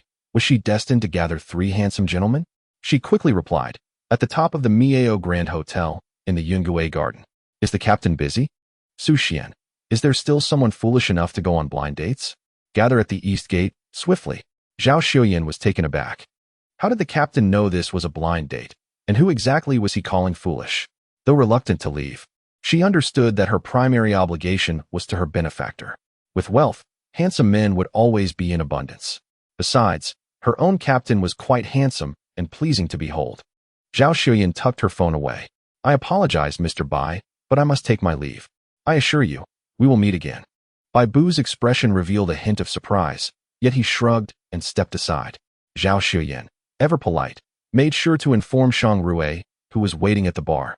Mr. Shang, I have an engagement today. Perhaps we can arrange another meeting in the future. Very well, Shang Rue replied coolly, yet with composure. Escorting Zhao Xuyan to the lobby entrance and thoughtfully offering her his metal business card before she departed. After leaving the hotel, Zhao Xuyan headed straight to the city gate, skipping her home entirely. With the captain present, there was no need for her to take action. Her skills were hardly suited for battle. Once she had left, Shang Rue vanished as well, though he did not exit through the hotel's main entrance. Bai Bu continued to leisurely sip his drink and browse on his phone on the top floor, soon disappearing shortly after Shang Rue's departure. The high-quality matchmaking event at Yungue Garden resumed, gradually regaining its momentum. At the eastern city wall of Huayu Jingqing, Zhao Xuyan successfully reunited with Su Xuan. As dusk gradually descends, the evening glow paints the sky in hues of crimson, enveloping the surroundings in a gentle twilight. Su Xuan stands beside a brand new rapid battle vehicle, specifically designed for traversing the wilderness. This vehicle, the finest that a third-tier warrior can acquire, commands a staggering price of 100 million, far exceeding that of ordinary multi-person battle cars. Its appearance bears resemblance to the vintage off-road vehicles of Blue Star. Yet its design is sleeker, imbued with a sense of technology and power. The vehicle's glossy black body reflects the brilliance of the evening glow, making it remarkably eye-catching. Its front design is sharp, equipped with high-performance LED headlights that emit a piercing light, seemingly capable of penetrating the night. Wow, our team has a battle vehicle now, Zhao Xuyan exclaimed, excitedly caressing the vehicle's surface, dreaming of sitting in the passenger seat.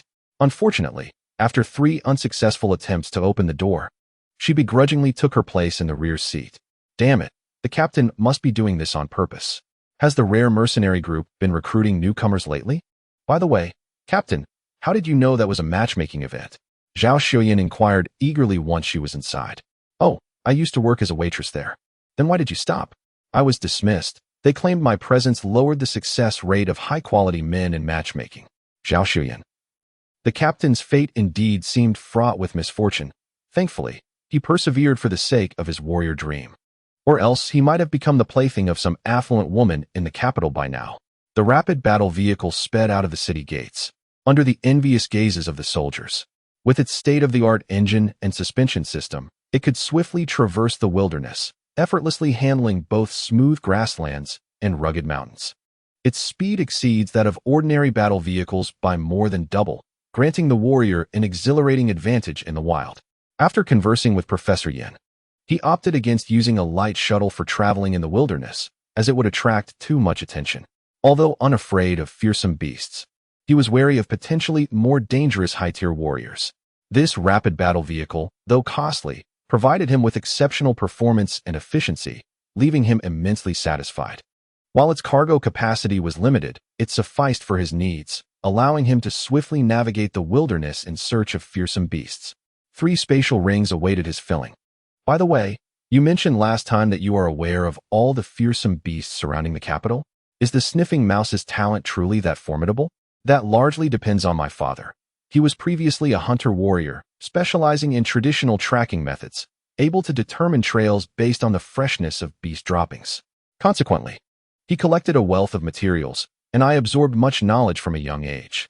After awakening my talent, combined with the sense from the Beast Museum and further study, I became well acquainted with all the fearsome beasts in the vicinity. This information had initially been pursued for the sake of avenging her father, yet unexpectedly, she developed a genuine interest, a delightful fusion of talent and passion. How do you discover rare, fearsome beasts? Su Xuan inquired with curiosity. Zhao Xuyan adjusted her glasses and remarked, since rare ferocious beasts are a variant of the ferocious species, they still fundamentally belong to that category. For instance, the last white magic horned deer was a mutated form of the red-horned deer. It is quite difficult to explain, but I can discern it instantly by scent. She rubbed her nose, rolled down the car window, and inhaled the familiar aroma of the wilderness. Captain, what brings you out today? Are we going for a leisurely drive? Su Xuan retrieved a small box from his spatial ring and handed it to Zhao Xuyan. We're still hunting rare, ferocious beasts. Here are a few high-grade ant honey pellets. Hurry and activate your powers, old Zhao. So many? Just one is sufficient. Zhao Xuyan exclaimed in surprise upon opening the box, momentarily disregarding Su Xian's address. The crystalline yellow granules exuded a sweet fragrance that tempted her to consume one. Wow, so sweet. You keep them. We have a substantial workload these next few days, and our goal for this expedition is quite ambitious. For the people, we must eradicate the rare, ferocious beasts on the city's outskirts. Chapter 157. The Nightmare of Rare, Ferocious Beasts in the Wilderness. Zhao Xuyan's terrifying collecting obsession. Captain, did you forget to take your medication before heading out today? Zhao Xuyan began to jest. Her captain truly was audacious. After searching all night for the white magic horned deer last time, he now dared to make such bold claims again. Enough chatter. Report the coordinates, he commanded. To the northeast, approximately within a 30-kilometer radius, there is a trace of a frost-splitting beast, a first-tier rare ferocious beast. Zhao Xuyan's nose had begun to redden, yet she remained skeptical of Su Xuan. After all, that was quite a considerable range, and ferocious beasts do not simply remain stationary after their business. Otherwise, her talent would have long made her a sought-after figure in the Federation. Su Xuan's confidence stemmed from two factors. The first was the rapid battle vehicle that enhanced their search efficiency. The second reason was that after ascending to the 4th tier as a warrior, his spirit heart talent had expanded its range, allowing him to perceive the energetic fluctuations of ferocious beasts with greater acuity. Rare ferocious beasts were slightly stronger than ordinary ones, facilitating quicker identification. As night fell, the wilderness enveloped in silence. Only the sound of the gentle breeze rustling through the grass could be heard. The starlight above was faint, casting a dim glow upon the vast earth. In this enigmatic wilderness, Su Xuan and Zhao Xuyan became the most inconspicuous of hunters. Captain, let us stop for a moment. I need to collect something. Zhao Xuyan excitedly pulled an empty bottle from her bag and, to Su Xian's astonishment, dug up a dark, sticky substance from the grass. Let us set off, Captain. What are you doing? Su Xuan expressed his disdain, relieved that Zhao Xuyan had sealed it quite securely. You wouldn't understand. This is part of my collection, she replied as she climbed into the vehicle. Su Xuan thought to himself, is my team member a bit eccentric? Could she possibly be a pervert? Casting a glance back at the open plains, he drove northeast. Subtle differences in energy fluctuations allowed him to keenly detect a first-tier ferocious beast in the distance. As Su Xuan passed through a clearing, he suddenly thrust his spear into the air beside him. Thud! A creature the size of an ordinary leopard was pierced through the skull by his spear. As a low-tier rare beast, the frost-split-horned beast, on the brink of death, could not comprehend how it had been discovered by this human despite its impeccable concealment. Higher-tier humans had previously traversed its vicinity without detecting any trace. Upon its demise, the beast gradually revealed its true form. Adorned with ice-blue scales and crowned with sharp ice horns capable of emanating a chilling aura to freeze smaller prey. Intriguingly, it was no wonder it proved difficult to slay. It was indeed challenging to locate. Su Xuan shook his head and stowed the corpse away. Upon returning to the vehicle, Zhao Xuyan refrained from inquiring about the outcome and continued to report their coordinates. To the northwest, there lies a spectral devouring shadow snake, a tier 3 beast. Let us head east first, Su Xuan interjected. Ah, understood. To the east, there is a shadow-scale giant python, also a tier 3 beast. The faint hum of the electric engine resonated as the swift battle vehicle sped away from the location. After a considerable time, another camouflaged battle vehicle came to a halt at the site. Shang Rui, clad in a D-grade combat uniform, disembarked, wielding a peculiar radar-like instrument. The last known position indicated this area, yet the target was moving swiftly. He had no choice but to recalibrate. Each 3 recalibrations required the expenditure of a tier 1 spirit crystal. Beep, beep, beep. Is it towards the east? A cunning little rodent. Su Xuan and Zhao Xiuyan drove their vehicle to the edge of a dense forest. The foliage was luxuriant, the trees towering, and the air was thick with a humid essence. Concealed within the thicket were numerous tier 3 beasts, the gray-scale giant pythons, whose gray scales blended seamlessly with the trunks and earth, rendering them nearly undetectable. However, their objective was the most ferocious and elusive of them all, the shadow-scale giant python. Captain, you could toss out some beast carcasses to attract it, Zhao Xiuyan suggested. No need for that. You stay here, Su Xuan interrupted. Having already sensed several unusual presences, with his agility, he could effortlessly track down the shadow-scale giant python. Captain, I would like to accompany you for a greater sense of security, Zhao Xiuyan, visibly anxious, insisted. The ominous appearance of the dense forest, often the setting for terrifying beast films, unnerved her, yet her determination to collect feces motivated her to take the risk. Very well. A few minutes later, Zhao Xiuyan halted once more. She had discovered the source of the scent, succumbing to her collecting obsession. A fresh pile of beast excrement, approximately half a meter in length and uniformly thick, lay before her, its surface coated in a slick layer, giving it a somewhat polished appearance. Please wait a moment, Su Xuan said, pinching his nose, patiently waiting for Zhao Xiuyan to complete her collection task. Initially, he did not understand, but he realized that his team members' relatively comfortable living conditions likely supported her continued pursuit of this spiritual endeavor. After traversing a short distance, Su Xuan instructed, "Stay here and do not move." He raised his gaze, utilizing his spirit sense to detect the massive shadow-scale giant python coiled upon a nearby tree. Its body camouflaged against the trunk, making it nearly indistinguishable.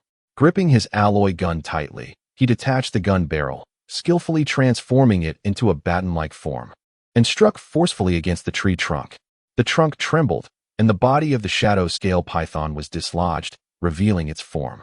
Upon being discovered, the python emitted a colossal hiss and swiftly coiled towards Su Xuan. With remarkable agility, Su Xuan adeptly evaded the python's constricting assault. His movements were as graceful as flowing clouds. While avoiding the attack, he quickly adjusted his stance, channeling all his strength to strike the python's head with his alloy staff. Crack! With a forceful impact, the python was violently sent flying, its body quivering intensely, and Su Xuan followed up with successive blows to its vital points. A fatal blow. Not far away, Zhao Xiuyan was once again astonished. Hadn't the captain used a knife before? He had switched to a gun so quickly. Nevertheless, he looked incredibly impressive. I should have recorded that to show off on the Martial Artists Guild app. Unfortunately, he was too swift. Onward to the next location. Su Xuan stowed away the corpse and continued on with Zhao Xiuyan, their efficiency greatly enhanced by the rapid vehicle. Wait, could you drive a bit further ahead? There. To the east, there should be a black steel-horned goat. Zhao Xiuyan leaned out of the car window, inhaling the crisp night air of the wilderness, her chest rising and falling rapidly, her nose adorned with a rosy hue. Forget the east for now. Let us head north, Su Xuan suddenly suggested. All right. You're the captain. It's your call. The north is likely home to a second-tier illusion tail red fox. Su Xuan pressed the accelerator, and the vehicle surged northward. For the remainder of the night, Su Xuan traversed the wilderness, circling the capital in pursuit of rare, ferocious beasts. To the south, a third-tier steel-armored battle ape. To the west, a third-tier poison shadow stinger scorpion. To the northwest, a third-tier blazing flame dragon lizard. One by one, the corpses of these rare beasts were collected into Su Xuan's spatial ring. As he drove, a wave of exhilaration washed over him. Soon, his weapon would undergo a significant enhancement, and when the time came, he would deal genuine damage, slaying foes with a single shot. Zhao Xiuyan gazed excitedly at her luxurious handbag, which had previously held cosmetics but was now filled with an array of excrement in colors of red, yellow, purple, and green. This sensation of collecting is simply delightful. Chapter 158, Counter-Tracking. A confrontation in the wilderness. Shang Rui had been awake for a day and a night, his stamina unyielding as a fifth-tier powerhouse. However, his supply of spiritual crystals was dwindling. As the organization's most proficient mid-level hunter, he had handled countless operations, disguises, assassinations, tracking, and seduction, executing each with finesse. This time, however, he realized he had faltered. Although his positioning was precise, he couldn't catch even a glimpse of a shadow. Were it not for the fresh tire tracks on the ground, he would have suspected a malfunction in his equipment. Yet, he could not relinquish his mission. His instruments still had 3 uses left. There it was again. After disembarking, Shang Rui noticed the acrid scent permeating the air. Cautiously, he sidestepped a mound of peculiar granules beneath his feet, acutely aware that it was the excrement of some ferocious beast. He harbored a profound suspicion that his quarry had deliberately lured him into such a disconcerting locale. Was he repulsed? Only 2 chances remained. Upon observing the device in his hand, he noted a beacon directing him to the due east of the capital. However, when he arrived at the designated coordinates, he encountered, unsurprisingly, yet another fruitless endeavor. Just 1 opportunity was left. Yet, as he pressed the button, the screen remained blank, the beacon vanished. 5 minutes prior, Su Xuan, having stored the rare beast's carcass, stated flatly, "Take a sip of water, let us proceed." "Captain, I swear on my life, there are absolutely no more." "Is that so?" "After 2 arduous days, we have slain merely 13 beasts." Su Xuan opened the honey ant box, gazing earnestly at Zhao Xuyan, whose face was swollen. "I truly cannot consume any more. As a second-tier warrior, I have reached my limit." Zhao Xuyan incessantly waved her hands, too afraid to glance at her reflection. The energy explosions had been excessive. How many devilish aerobic workouts would she need to undertake to shed the weight? The captain is undoubtedly a demon. Furthermore, those were 13 rare beasts, rare indeed. Even the most elite hunters would consider themselves extraordinarily fortunate to slay a single one in 3 years, yet you managed to vanquish 13. Only 13? Are you even speaking coherently? Very well, here are 3 spirit crystals. Take them and diligently cultivate, striving to ascend to the 3rd tier swiftly. This way, your face won't be prone to gaining weight. Su Xuan resigned himself. 13 beasts were sufficient, and some were of considerable size. Special enhancers should yield numerous vials. Zhao Xuyan's talent greatly aided him, and her strength needed to be enhanced promptly. "Oh, thank you, Captain," Zhao Xuyan exclaimed, her excitement palpable upon seeing the 3 radiant blue crystals in Su Xuan's hand. She had encountered first-tier spirit crystals before, but she had not anticipated such generosity from her captain. "Captain, you truly are a wonderful person." Her round face flushed with excitement. Wow, this honey ant was worth every bite. Some rare beasts were of lower tiers and lacked the distinctive gleaming fur of special rare beasts like the black crystal leopard. Thus, their value was not exceedingly high. The total worth of all these rare beasts would not exceed 100 million, which meant Su Xuan had effectively bestowed upon her 30 million. What does it mean to be wealthy? To dispense such generosity is to double one's worth in a single act. Goodness, he is so generous. Could it be that he possesses hundreds of spirit crystals in his pocket? The last time he had interacted with someone, they had mocked him for not boasting enough. Hee. Next time I shall say that my captain has thousands of spirit crystals in his pocket, and the salaries of the team members are all at the 2nd-tier level. "Show me your bag." Zhao Xuyan offered her small purse. After rummaging through its contents, Su Xuan produced a golden card, the front inscribed with Shang Rui, and the back detailing General Manager of the Wang Group's organizational department. With a decisive motion, Su Xuan forcefully shattered the card in his hands. Upon realizing he was being followed, he immediately activated his omniscient eye, discerning that Zhao Xuyan bore 2 electronic devices. "Let's go and investigate. Someone is tailing you." "What?" Zhao Xuyan was taken aback, quickly crouching down to observe the metallic patterns at the center of the card. "Captain, save me. I don't want to die yet. I still have dreams unfulfilled."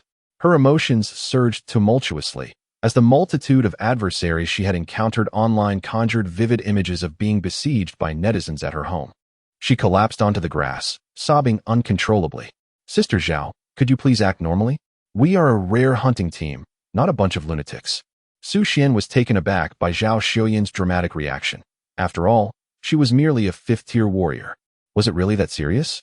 Zhao Xiuyan instantly stifled her tears.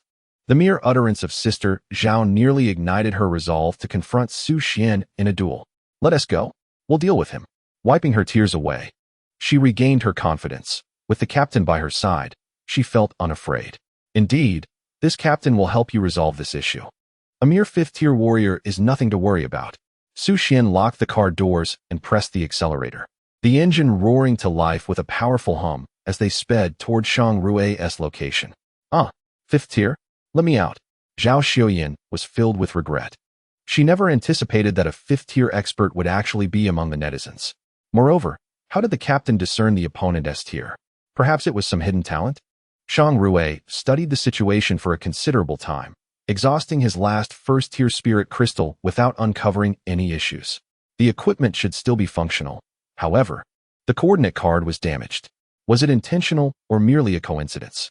Following the failure of this mission, he decided to return to the capital, aware that his supervisor would likely be inundating him with calls regarding his unfinished tasks. First, he would drive the armored vehicle to the supply point in the wilderness. The vehicle's tires gripped the ground, kicking up a cloud of dust. The surrounding scenery blurred past, but as he approached the supply point, he noticed another armored vehicle trailing behind him. The supply point must remain concealed. Shang Rui slammed on the brakes, halted the vehicle, removed his sunglasses, and retrieved his D-grade alloy long knife, exiting the vehicle with precision. The opposing armored vehicle also came to a gradual stop. Bang! The door swung open, and a figure emerged. Shang Rui squinted slightly as the dust settled, revealing the silhouette more clearly. A languid yet captivating voice resonated. I finally caught up with you. The individual was strikingly beautiful, akin to a rare gem, donned in white combat attire, slender in build, wielding a silver double-edged alloy short sword. For the past few days, he had been tailing Shang Rui, initially thrilled at the prospect of unleashing his full power in the wilderness without concern for public property damage. However, the erratic movements of the opposing armored vehicle had caused him to lose track on several occasions. Fortunately, external operatives from the organization had previously tampered with the opposing vehicle. Shang Rui, tall and imposing, emanated an intense sense of pressure. As a Class S combat talent warrior, he is one of the aces within the walls. After years of lurking, he suddenly receives a direct order to eliminate a target based on an image. Through extensive investigation, he learns that the individual in question is named Su Xuan. The only person he can infiltrate to gather information is his team member, Zhao Xiuyan. This leads to the matchmaking event that transpired yesterday. As for the person before him, he remains unaware of why they are attempting to capture him. Yet, in the wilderness, he possesses confidence in facing anyone below the 7th rank. Without hesitation, Shang Rui charges towards Bai Bu, his blade cutting through the air with the force of a raging tide, exuding an aura of invincibility. Bai Bu swiftly draws his twin short swords, nimbly meeting the challenge. The clash of their weapons in midair produces a piercing metallic sound. Ding! Shang Rui assesses. Rank 5? I can kill. Bai Bu retorts. Indeed, merely rank 5. It's a guaranteed kill. Chapter 159. The True Strength of Bai Bu, Su Xuan's observation. With each swing of his long blade, Shang Rui exudes immense power, accompanied by the howling of torn air. Bai Bu, however, is exceedingly agile, utilizing his twin short swords with speed and precision, each strike aimed at finding Shang Rui's weaknesses. The two engage in a fierce exchange, their techniques sharp and decisive. B-rank martial technique. C. Swallowing blade. Shang Rui executes a horizontal slash, his blade steady and forceful, embodying a grand and sweeping motion. Yet, Bai Bu adeptly leaps aside, gliding through the battlefield like a phantom. Seizing the opportunity, his twin swords lunge towards Shang Rui's side, their chilling gleam sending shivers down one's spine. C-rank martial technique. Piercing butterfly twin blades. Shang Rui quickly returns his blade to block, and their weapons collide once more, sparks flying. Before employing his talent, their overall strengths appear evenly matched, the battle locked in a stalemate. In the distance, Su Xuan lowers his binoculars, puzzled by the sudden conflict. As he approaches Shang Rui's war chariot, he slows upon noticing another figure trailing behind the pursuer, maintaining a distance. After they converge, he relies on the advantage of spirit heart to observe from afar. Both are formidable. He muses inwardly, despite not engaging directly. Both warriors display remarkable proficiency in their martial techniques, having evidently mastered their skills, their movements smooth and fluid. Evaluating the intensity of their attacks, he recognizes that they are superlative experts among the rank 5 warriors, far superior to the trio of ogres he previously defeated. Suddenly, Shang Rui unleashes his S-class combat talent. His cold visage enveloped in a fierce red mane, resembling a raging crimson ape. Waves of fiery energy emanate from his combat attire, distorting the surrounding air. As the intense heat enhances his blade techniques with powerful fire attributes, each strike imbued with searing flames, exponentially increasing their potency. Shang Rui contemplates the necessity of swiftly concluding the battle, as his opponent's agility poses a significant challenge to him. In the face of Shang Rui's explosive display, Baibu remains composed. His gaze steady, he employs his speed and agility to evade Shang Rui's ferocious onslaught, biding his time until the opponent's explosive face subsides. However, Shang Rui's assault was exceedingly fierce, each strike imbued with searing flames, filling the air with an acrid aroma. Damn it! His innate talent augmented his strength to an extraordinary degree. When did that organization cultivate such prodigious talent? Baibu was compelled to alter his strategy. Acutely aware that prolonging the confrontation posed too great a risk, he immediately unleashed his SS-grade transformation combat enhancement talent, Child of the Storm. His ebony locks transformed into a slate hue, his speed surging by a third, as the blade was enveloped by sharp wind elements, each blow resonating with a cutting precision. Baibu's offensive momentum swiftly countered Shang Rui's, as swift as the wind, the blade piercing through flames, directly targeting Shang Rui's vital points. Hiss! Under the intense onslaught, numerous wounds appeared on Shang Rui's body, blood cascading down. He realized that if this continued, his fate would be dire. However, he had no intention of waiting passively for his demise. Seizing a brief moment of respite, he stealthily shattered a device, sending out an immediate signal. The supply point was perilously close, and their adversary was but one, an individual of exceptional human talent. All he needed to do was await reinforcements. For now, the strategy was to stall. Hiss! Baibu inflicted several more wounds on his opponent, relishing the sensation of cutting flesh. He chuckled.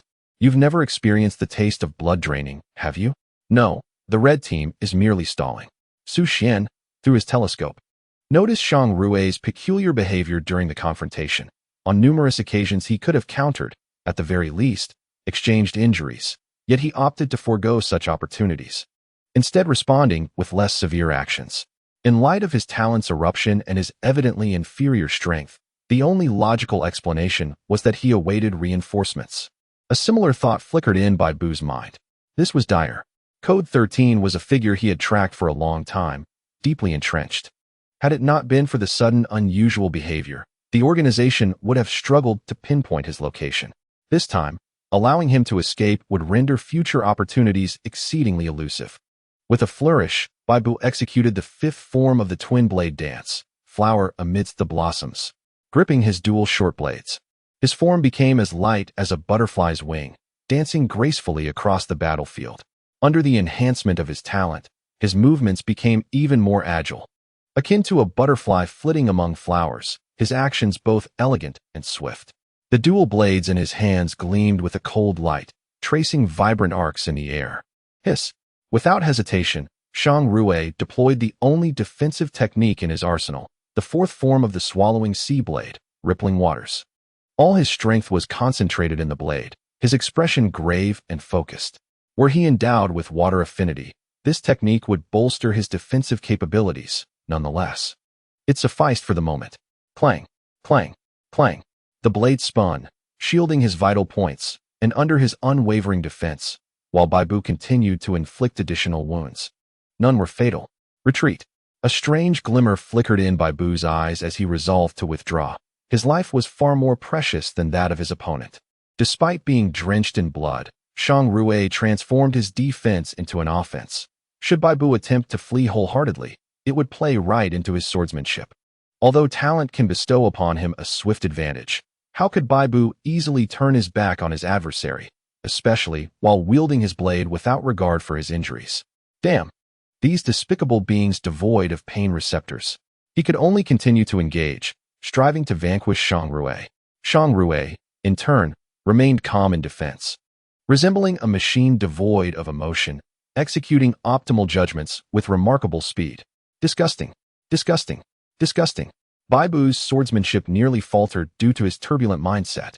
Yet he understood that he could only gamble on whether his dual blades would outpace the reinforcements of his foe.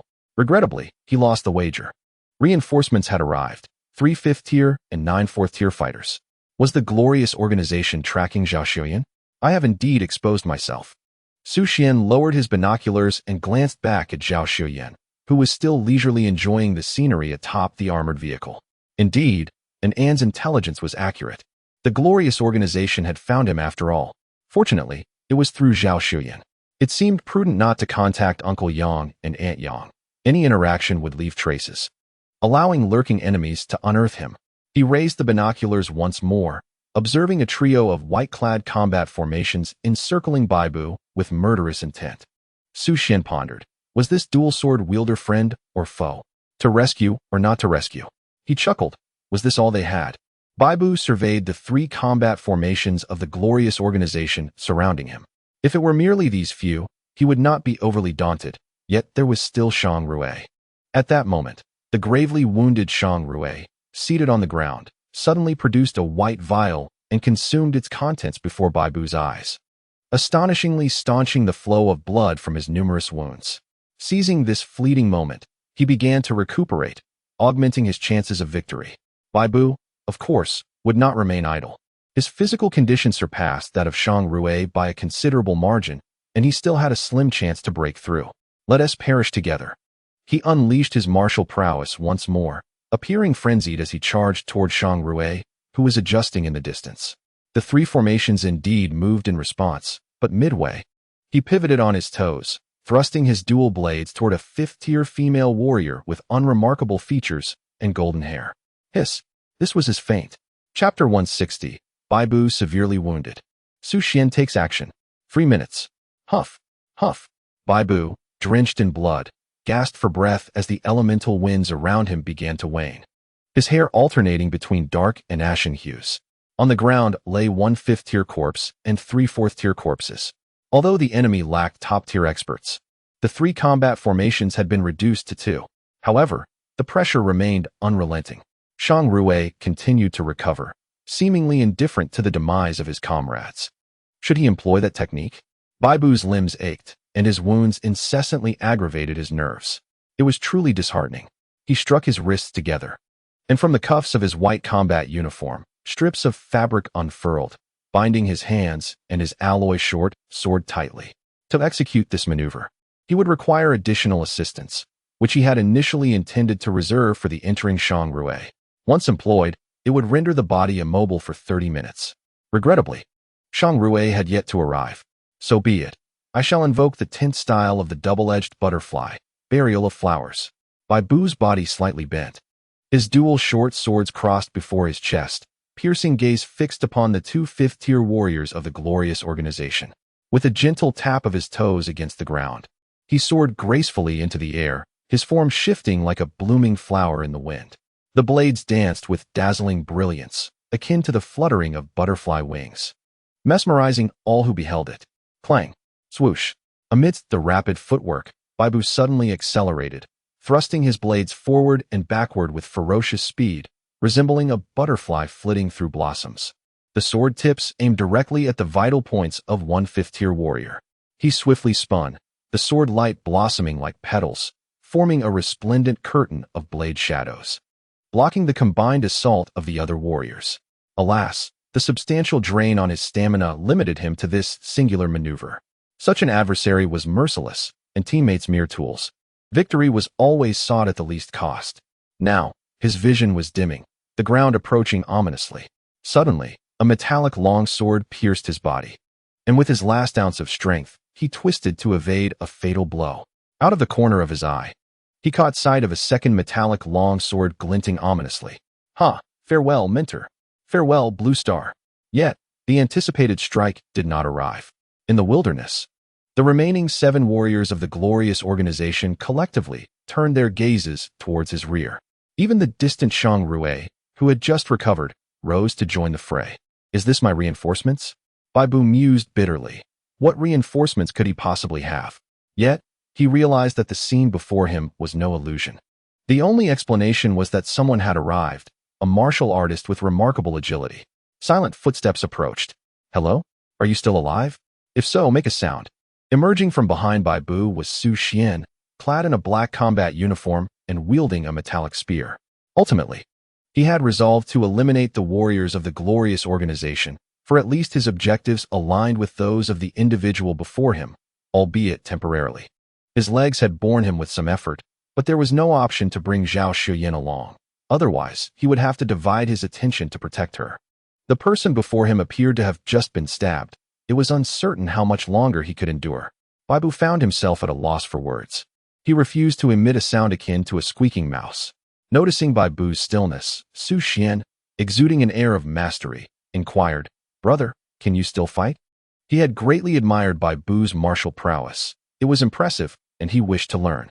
Coughing, Bai Bu rasped, "No, just go away." He lacked even the strength to turn around. Damn, judging by the voice, this was likely a young upstart.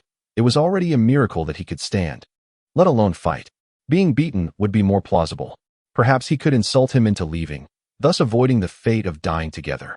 He had no desire to share the ground with an unpleasant man. Su Xuan. Very well, I see your tongue is the most resilient part of you. Before the 100 cloths, he raised his battered alloy spear and addressed Shang Rue. Are you here to find me? Shang Rue, his expression impassive, his eyes flickering, unsheathed his alloy long knife. Su Xuan. It seems that fortune favors the bold. After 2 days of searching for Zhao Xuyin, I encounter the very person I sought here. This must be the guidance of the glorious deity. Attack. The collective charge of 8 warriors stirred up the dust from the ground. The setting sun bathed the wilderness in crimson hues, while the distant hills appeared particularly desolate in the twilight. In this expansive terrain, Su Xuan stood motionless. His D-grade alloy spear gripped firmly in hand, its shaft marred by the scars of battle. He was a 4th-tier warrior, facing 2 5th-tier warriors and 6 4th-tier warriors. The crucial factor was their seamless cooperation. However, his physical prowess had already reached the level of an ordinary 5th-tier warrior, allowing him to fight with confidence. Bai Bu, severely injured and unable to move, found his thoughts twisted. First, he noticed Su Xuan's youth and striking appearance, feeling an unexpected pang of selfish satisfaction. If he were to die, having a companion like him would not be a bad ending. Despite Su Xuan's battle attire and weapon being D-grade alloy, their severe damage left him with little hope. As they closed in on each other, Su Xuan's spear lunged forth like a dragon, piercing through the air with a sharp whistle, aimed directly at the opponent's vital point. In an instant, the first 4th-tier warrior of the glorious organization, caught off guard, was impaled through the chest, blood spraying forth. The remaining warriors quickly reacted, forming a siege. Amidst the glint of blades, a fierce battle erupted. By heavens, how formidable! Bai Bu gasped in astonishment. Su Xuan's swift and decisive martial skills ignited a flicker of hope within him. Perhaps he could survive this encounter after all. Yet, as the clashes continued, his heart sank gradually. It seemed that the 5th-tier warriors were not utilizing their talents, possibly not combat-oriented abilities. And the adversaries not only outnumbered him, but also wielded combined martial techniques. The prospects appeared grim. Wait, that movement technique is astonishing. No, it's outrageously powerful. Su Xuan's initial success was undoubtedly influenced by his prior confrontation with the glorious organization. His sensitivity to martial techniques allowed him to identify numerous flaws in their combined skills during his reflections. Consequently, he gradually seized the initiative on the battlefield. The B-grade martial technique, flowing cloud steps, granted him an advantage in this multi-combat scenario, as he began to execute his dragon-slaying strikes across the entire wilderness. With a swift thrust that left them bewildered, Su Xuan broke through the blockade of their combined techniques, slaying another 4th-tier warrior. Shang Rue let out a long howl, and the remaining 6 members of the glorious organization unleashed their talents.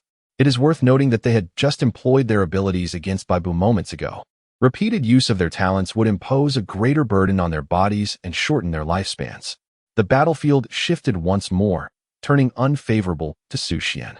Annihilation Spear, 5th Style, Swift Gale. Su Xuan twirled his spear, sending several 4th-tier warriors flying.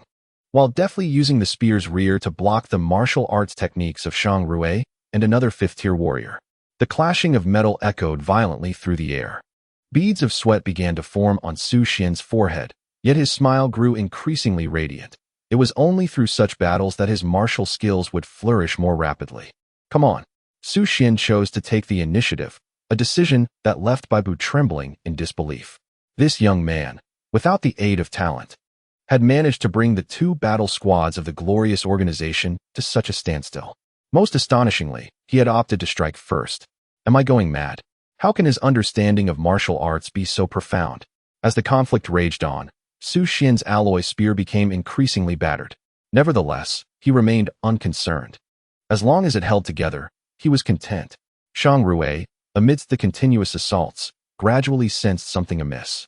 His strength far exceeded that of the average 5th-tier warriors of the organization, and logically, the combined techniques of the glorious organization should enhance his prowess. Yet, engaging Su Xuan left him feeling constrained, sometimes almost striking his own allies in the heat of battle. Although he felt no affection for his companions, he could not afford to be exploited by the enemy, nor diminish his own strength. Thus, he fought with great discomfort. Despite the numerical and strength advantage of Shang Rui's group, they struggled against Su Xuan's agile combat style. Fortunately, the sudden emergence of talent allowed the tide to shift back in their favor, as Su Xuan's maneuvering space began to dwindle. Victory seemed just within reach. The battered spear traced elegant arcs in the air, while the scent of blood was swept away by the wind. Baibu, standing nearby, silently eased his muscles, feeling a glimmer of hope for a potential advancement in his own talent if he survived this ordeal. As he observed the battle, he began to discern an unusual rhythm, perhaps the very sense of tempo in combat that his mentor had spoken of. On the surface, Su Xuan appeared to be overwhelmed by 6 warriors of the glorious organization, their coordination tighter than ever, seemingly denying him any opportunity. Yet, Su Xuan remained unperturbed, striking left and sweeping right. Each seemingly innocuous thrust disrupted their synchronized assault. His breath steady, it seemed as though he could continue this duel for an entire day and night. Moreover, the agile Baibu, who had studied footwork to some extent, observed that Su Xuan's steps were not only steady but also remarkably elegant and succinct. Among several movements, he even perceived his own funeral flowers. What nonsense! I must be imagining things. Is this all? Su Xuan suddenly began to mock, feeling that the pressure from his opponent was inadequate, and that he was still a hair's breadth away from crossing that threshold. Shang Rui and his companions appeared oblivious, completely unfazed. If this is the extent of their prowess, I shall have to employ my innate talents. Su Xuan's declaration indeed sent ripples through the group. Shang Rui and the others understood that Su Xuan had not yet unleashed his innate abilities, for even they found it hard to believe that a martial artist without combat talents could achieve such feats. Moreover, most crucially, the longer this extended, the closer their own limited time of talent would come to an end. Change formation. Suddenly, Shang Rui broke away from the formation, charging alone towards Su Xuan, while the other 2 4th-tier warriors merged into another formation, ready to execute a combined technique involving 5 individuals. This maneuver seemingly elevated Shang Rui's risk, yet it also allowed for a full display of his strength. He recognized that the tried-and-true combined technique was ineffective against Su Xuan. The 6th style of the sea-swallowing blade, waves of the back. The explosive fire elements combined with the intricately layered blade techniques caused the surrounding grasslands to wither instantaneously. Shang Rui's relentless assault surged towards Su Xuan. He was a master capable of battling those at the 6th tier, and even in a less than optimal state. His power remained formidable. What is the best way to retreat? Baibu squinted slightly, confusion etched in his expression. Though Shang Rui's strike appeared to be a series of layered attacks, his own body was in a state of exhaustion. Evading the sharp edge was the wisest choice in battle. Yet, this seemingly younger and more handsome opponent chose to defy convention, seemingly preparing to endure the onslaught. Kill. Meanwhile, the 5-man squad from the Glory organization flanked Su Xuan, preparing to intercept. In an instant, the situation took a dramatic turn. Baibu had already resigned himself to the inevitable demise of Su Xuan. He could discern that, despite Su Xuan's exceptional footwork, this pincer attack exceeded his current limits. Su Xuan's movements became less fluid, his actions slightly sluggish, beads of sweat forming on his brow, and his breathing growing labored. Shang Rui's S-grade talent erupted, unleashing a scorching wave of flames. The combat squad from the Glory organization launched an all-around assault, with blades and swords intertwining, creating a merciless killing formation. Here it comes. Su Xuan's eyes sparkled with clarity. This was precisely the sensation he sought. Just as he was about to be struck, a flicker of inspiration surged within him. He sensed a wondrous opportunity. His body moved beyond conscious control, instinctively taking a step. This step, though appearing to advance, was in fact a retreat. An action both peculiar and natural, imbued with an incredible fluidity. Ding! Congratulations to the host. The proficiency of the A-grade martial technique, Flowing Cloud Steps, has reached mastery. It's done. Su Xuan felt a surge of joy within. Under such immense pressure, the Flowing Cloud Steps had finally broken through its limitations. Advancing from minor proficiency to mastery, the movements became increasingly ethereal, flowing like clouds in the sky, executed with effortless grace. Each step bore an infinite array of transformations, as if blending into the delicate mist of the heavens, becoming elusive. Shang Rui felt an abrupt surge of pressure, beads of sweat forming on his brow, his breath becoming erratic. Impossible. How could he suddenly become so formidable? What is this? A breakthrough in the heat of battle? Bai Bu's mouth fell agape in astonishment. What extraordinary luck. No, this is not merely a breakthrough in martial rank. It is a breakthrough in martial technique. Could such a thing truly exist? Bai Bu felt a pang of envy, knowing that elevating the proficiency of any martial skill required immense effort and dedication. Yet, there are always prodigies who, in the throes of combat, experience a flash of inspiration and achieve a breakthrough. It was akin to enjoying a moment of fortune while playing scratch-off tickets with a friend. You win $20 and feel elated, only to turn around and discover your companion has struck a $5 million jackpot. A desire to strangle him might well arise in that instant.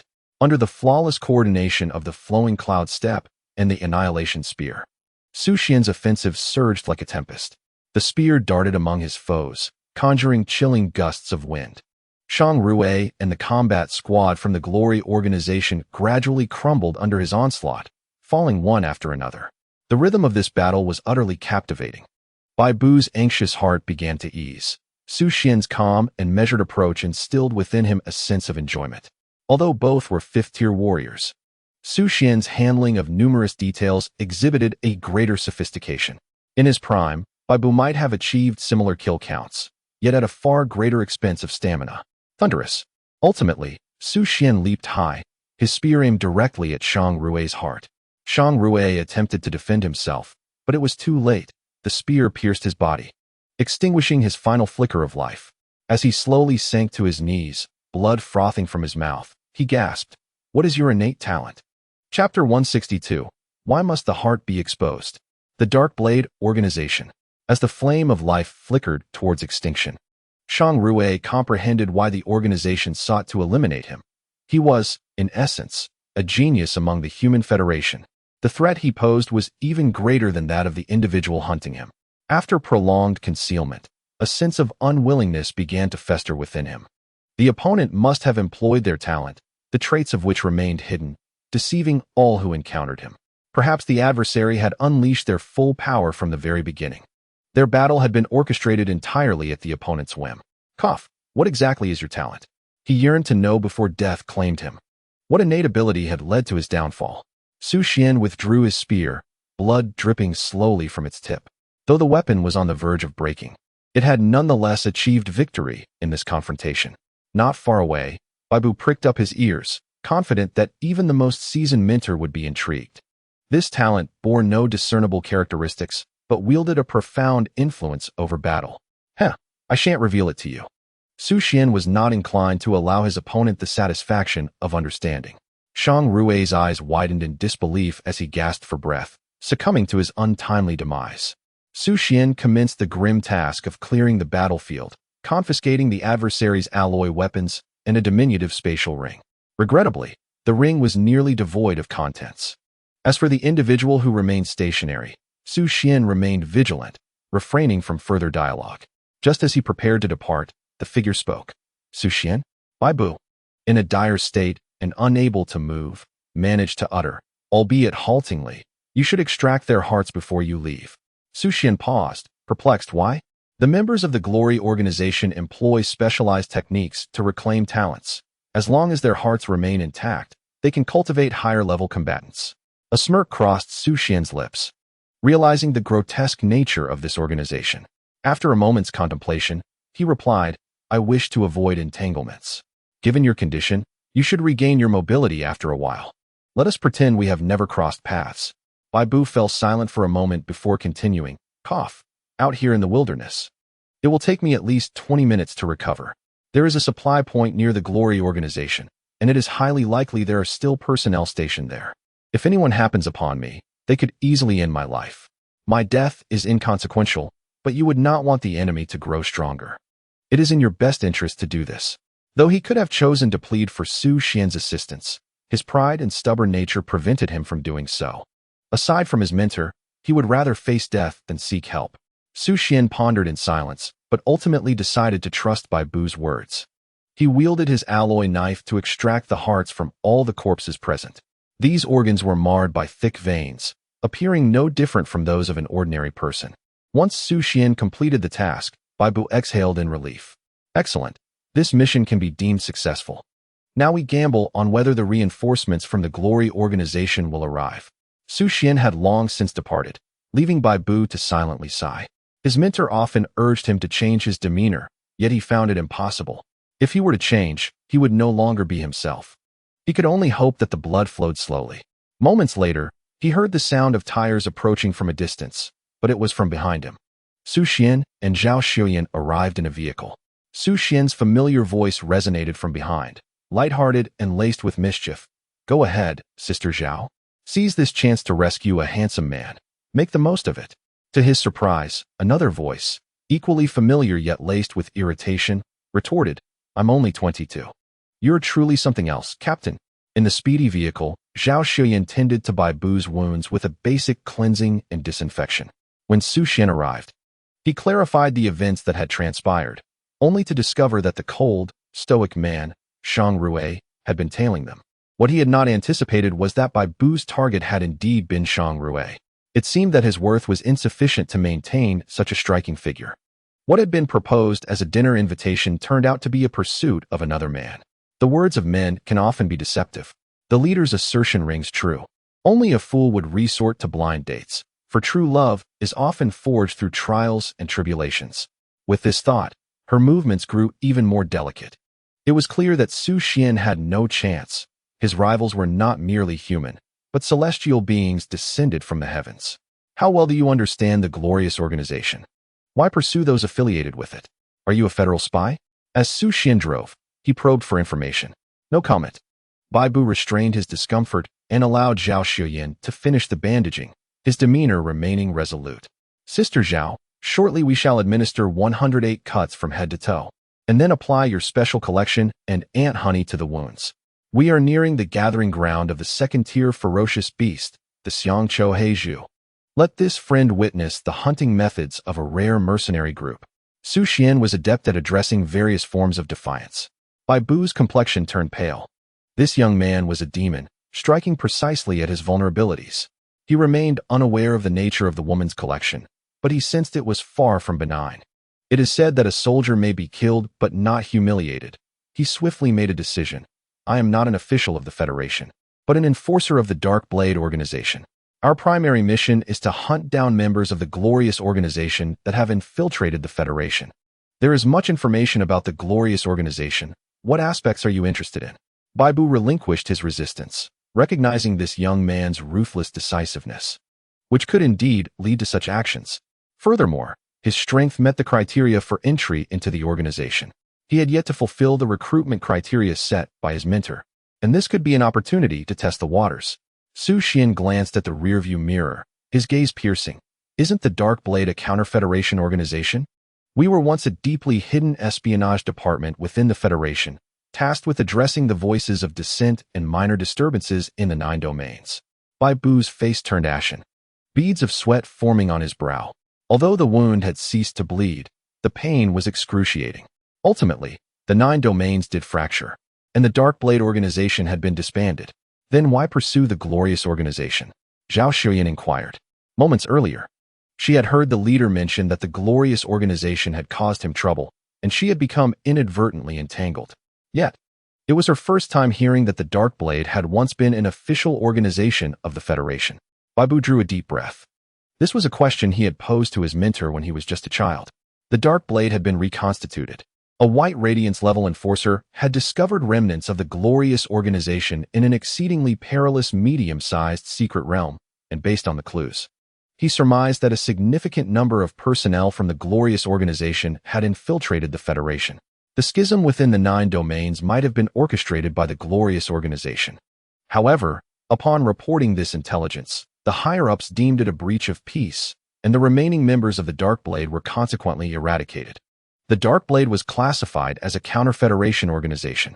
It was during this time that the members of the Dark Blade comprehended that the glorious organization had already penetrated the upper echelons of the Federation. Not only cunning, but intent on exterminating them entirely. The survivors, seeking to live, could only lurk in the shadows, gathering together to re-establish a new Dark Blade. However, this time, the significance of existence has transformed into the pursuit of members belonging to the illustrious organization within human society. Chapter 163. The Mastermind Behind the Shadow Blade Organization. The Blood Chi Elixir Workshop. Su Xuan deftly maneuvered the steering wheel, navigating around a small hill. It appeared that he had indeed made the right choice. The upper echelons of the Federation had undeniably been infiltrated, and by none other than the members of the illustrious organization. One could only ponder the connection between the illustrious organization and the extraterrestrial beings beyond the Stargate. With this thought, he chuckled and countered. While you evade the Federation's pursuit, you also seek to hunt down the illustrious organization? Such elevated ideological awareness. Baibu pondered for a moment before responding. If you are willing to join the Shadow Blade, I can reveal the truth. Otherwise, even if I am devoured by those savage beasts, I shall not utter a word. What is the strength of your organization? Su Xuan inquired with a smile, gently lifting his right foot as the vehicle's speed gradually decreased. The enforcers of the Shadow Blade are divided into 4 tiers: Lying, Jipa, Qijin, and Yaobai. Lying comprises 26 individuals at the 5th tier, Jipa consists of 7 at the 6th tier, Qijin has 3 at the 7th tier, and Yaobai is our leader. Each member possesses at least an S-level combat talent, with most capable of fighting beyond their rank.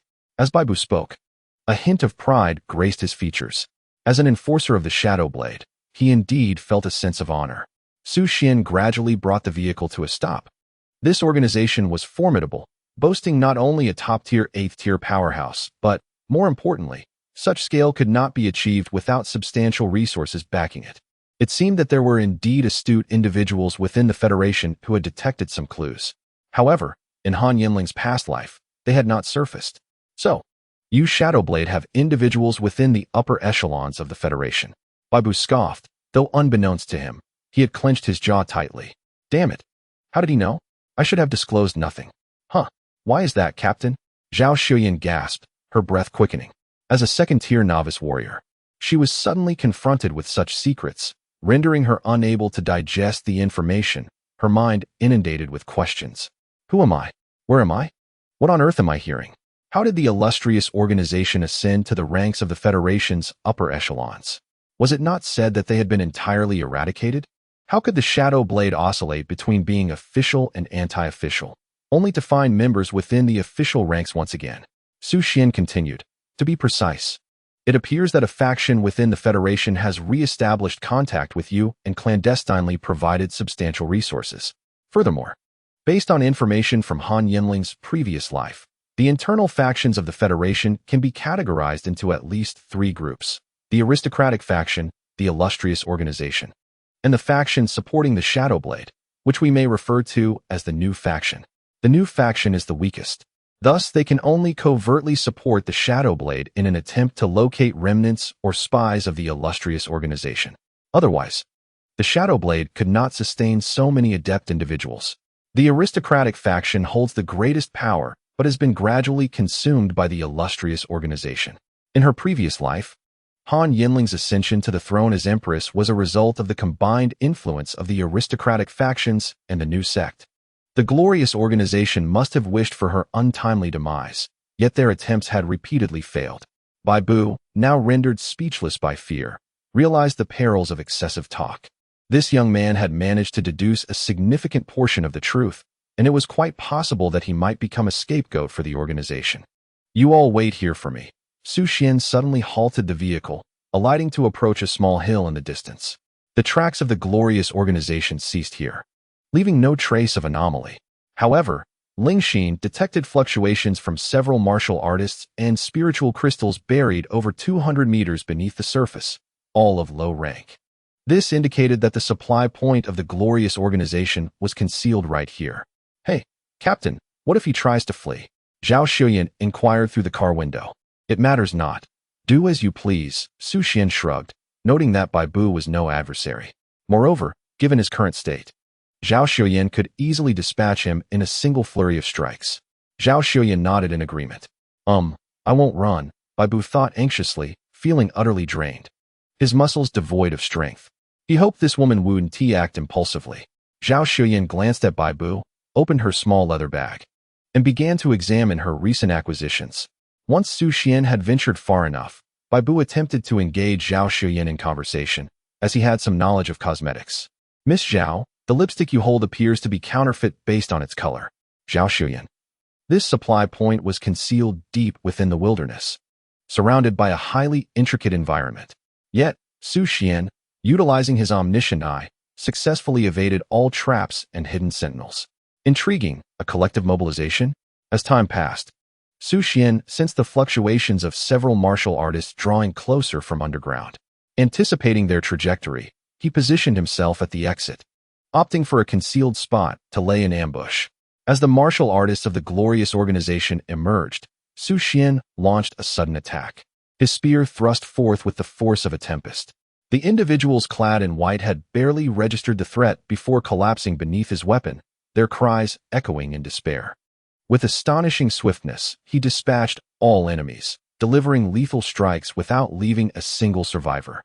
Once the battle concluded, Su Xuan descended into the subterranean supply point of the glorious organization. The ramp extended downward into a dimly lit underground chamber, where the air was thick with the acrid scent of blood, inducing nausea.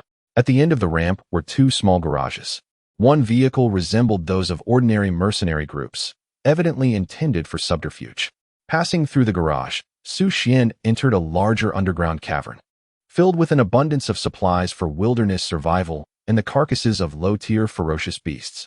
These resources were clearly prepared for extended operations in the wild, suggesting they had been active in this locale for quite some time. "Oh, is the spiritual crystal hidden behind this wall?" After a thorough search, he pushed open a hidden door. The air was thick with a nauseating stench that made one gag. In the dimly lit chamber, he discovered a peculiar apparatus that resembled a compact assembly line for compression and refinement. Surrounding it were numerous carcasses of ferocious beasts. Upon closer inspection, Su Xuan realized that the materials from these creatures had been transformed into blood essence pills through the machine's processing. A few spirit crystals pulsated, concealed within the apparatus. Could it be that the spirit crystals served as energy for this device? With his alloy blade, Su Xuan sliced through the surface of the machine, only to find that the spirit crystals appeared not to be a source of power, but rather a raw material for the blood essence pills. What on earth was going on? A multitude of questions swirled in Su Xuan's mind. Initially, he had assumed that the glorious organization was operating a small workshop to produce blood essence pills to enhance talents. Yet, he sensed something amiss. He had never heard of spirit crystals being an ingredient in blood essence pills. Grasping a spirit crystal, he noted it was indistinguishable from those he had collected, emanating a uniquely captivating blue glow in the chamber. So what exactly are spirit crystals? Chapter 164. Bai Bu's sincere invitation and Su Xuan's weapon enhancement. With a head full of doubts, Su Xuan returned to the rapid vehicle. "Are you truly not considering joining us?" Bai Bu had regained some strength, though still weary. He could move slightly. "What benefits does joining the organization entail?" Su Xuan countered. "At the Li Qing level, you receive 3 second-tier spirit crystals monthly, along with an annual allocation of spiritual food. The higher your rank, the superior the spirit crystals and spiritual food. The federal authorities will help legalize your identity, exempting you from military service, provided you ensure a quota of kills against the glorious organization. Baibu spoke with confidence, believing this offer was quite generous. Considering the scarcity of spirit crystals, there is also a martial arts guidance included, but I doubt you would need it. By the way, how do you determine the members of the glorious organization? Su Xuan inquired with curiosity. Members of the glorious organization lack emotions, which makes them somewhat anomalous within human society. The organization maintains an observation list to assess individuals' behaviors for any signs of abnormality. What if they make a mistake? What if someone simply prefers not to interact with others? Zhao Xuyan asked, concerned that her limited social engagement might lead to her being classified as a member of the glorious organization. That is unlikely. The organization also has many extramural personnel who are responsible for comprehensive assessments. By the time a case is handed to us, the individual is usually already confirmed as anomalous.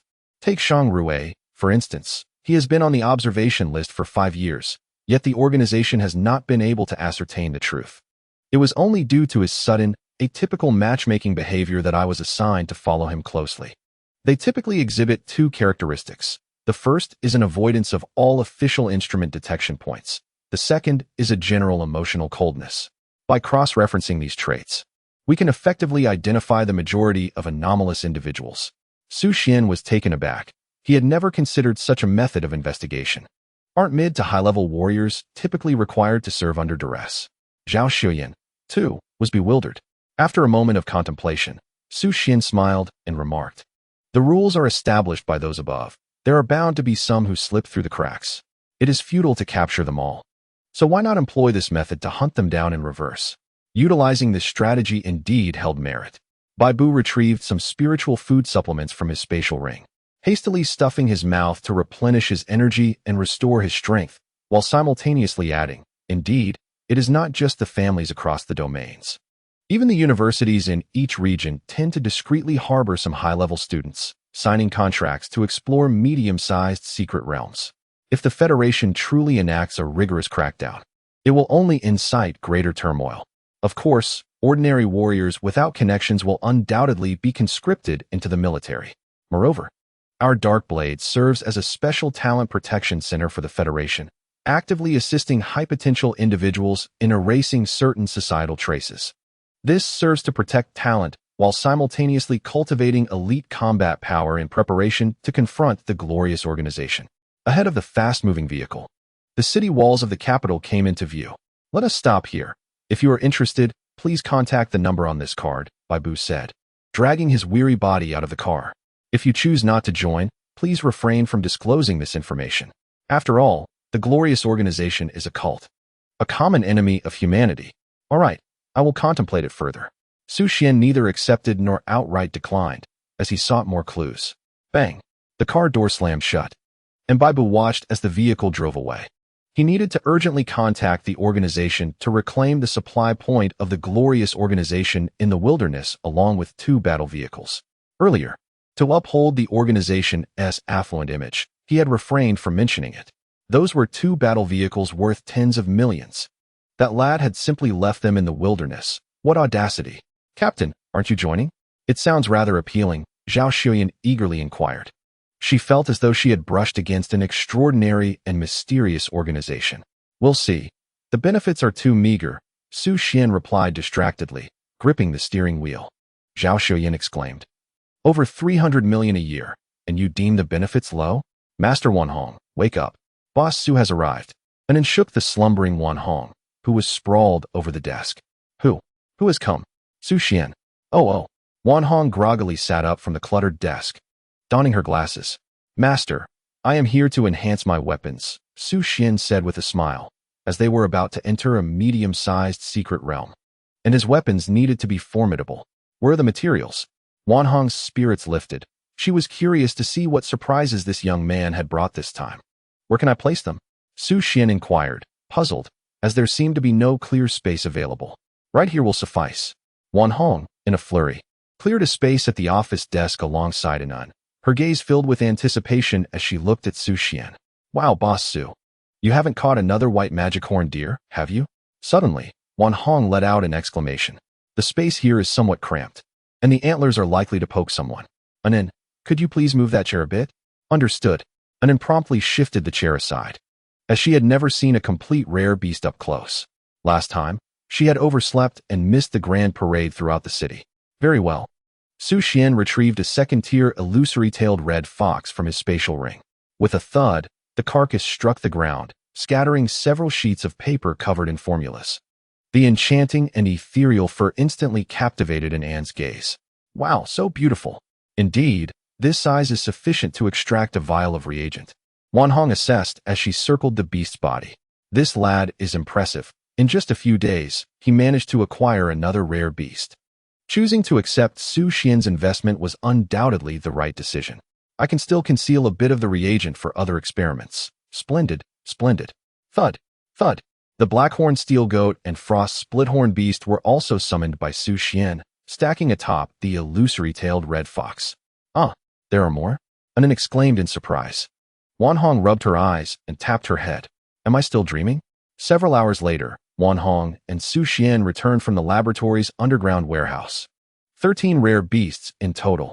She felt she might go mad. She had never fought such a wealthy battle. However, Su Xuan's next words caused her spirits to plummet. They will all be used to enhance weapons. No. Wan Hong attempted to salvage the situation. Is the boss out of his mind?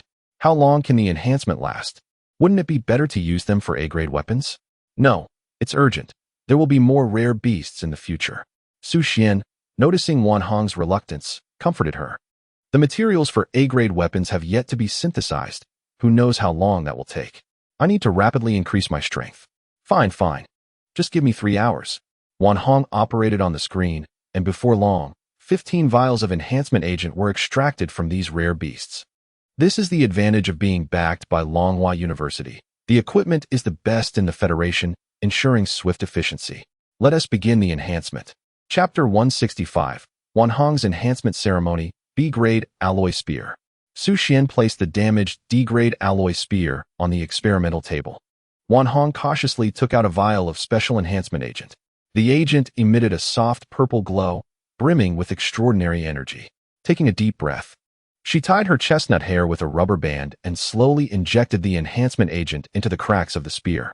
Upon contact, it immediately permeated the metal, and the area around the fissures began to emit a faint glow. Su Xuan's gaze was firmly fixed on the spear, witnessing the cracks gradually mend. The surface of the metal returning to its original state, even smoother and more robust than before. In no time, the damaged alloy spear was completely restored, its surface radiating a subtle metallic sheen, truly captivating. Success! The hypothesis was correct. Nice! Wan Hong shouted with excitement, her fists clenched tightly. Su Xuan looked on in astonishment, questioning the situation. Was that the first experiment? It seemed he had indeed become a guinea pig. He gestured for Wan Hong to continue enhancing the weapon. The D-grade alloy was becoming increasingly inadequate for his current combat intensity. Excellent! Wan Hong exclaimed, her enthusiasm palpable.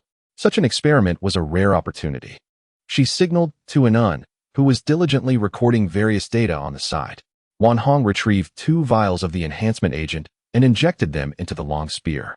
As the agent permeated the metal, the spear's color deepened, its texture hardened, and a faint silver glow began to emanate from its surface. It's done. This strength has reached the level of C-grade alloy. Look at this pale silver. It's the hallmark of C-grade alloy, she indicated. Impressive. Su Xuan remarked as he grasped the alloy spear, feeling an immediate sense of harmony. Wan Hong was indeed correct. The enhancement had significantly improved his weapon. Continue. Wan Hong exclaimed, her lips moving in surprise, her emotions a tumultuous mix. On one hand, she felt it was a tremendous waste, after all. A complete rare beast's corpse was a rare find. On the other hand, she was eager to ascertain whether her subsequent hypotheses about the enhancement agent were valid. For a researcher, few things are more exhilarating than the process of experimentation that draws closer to the truth.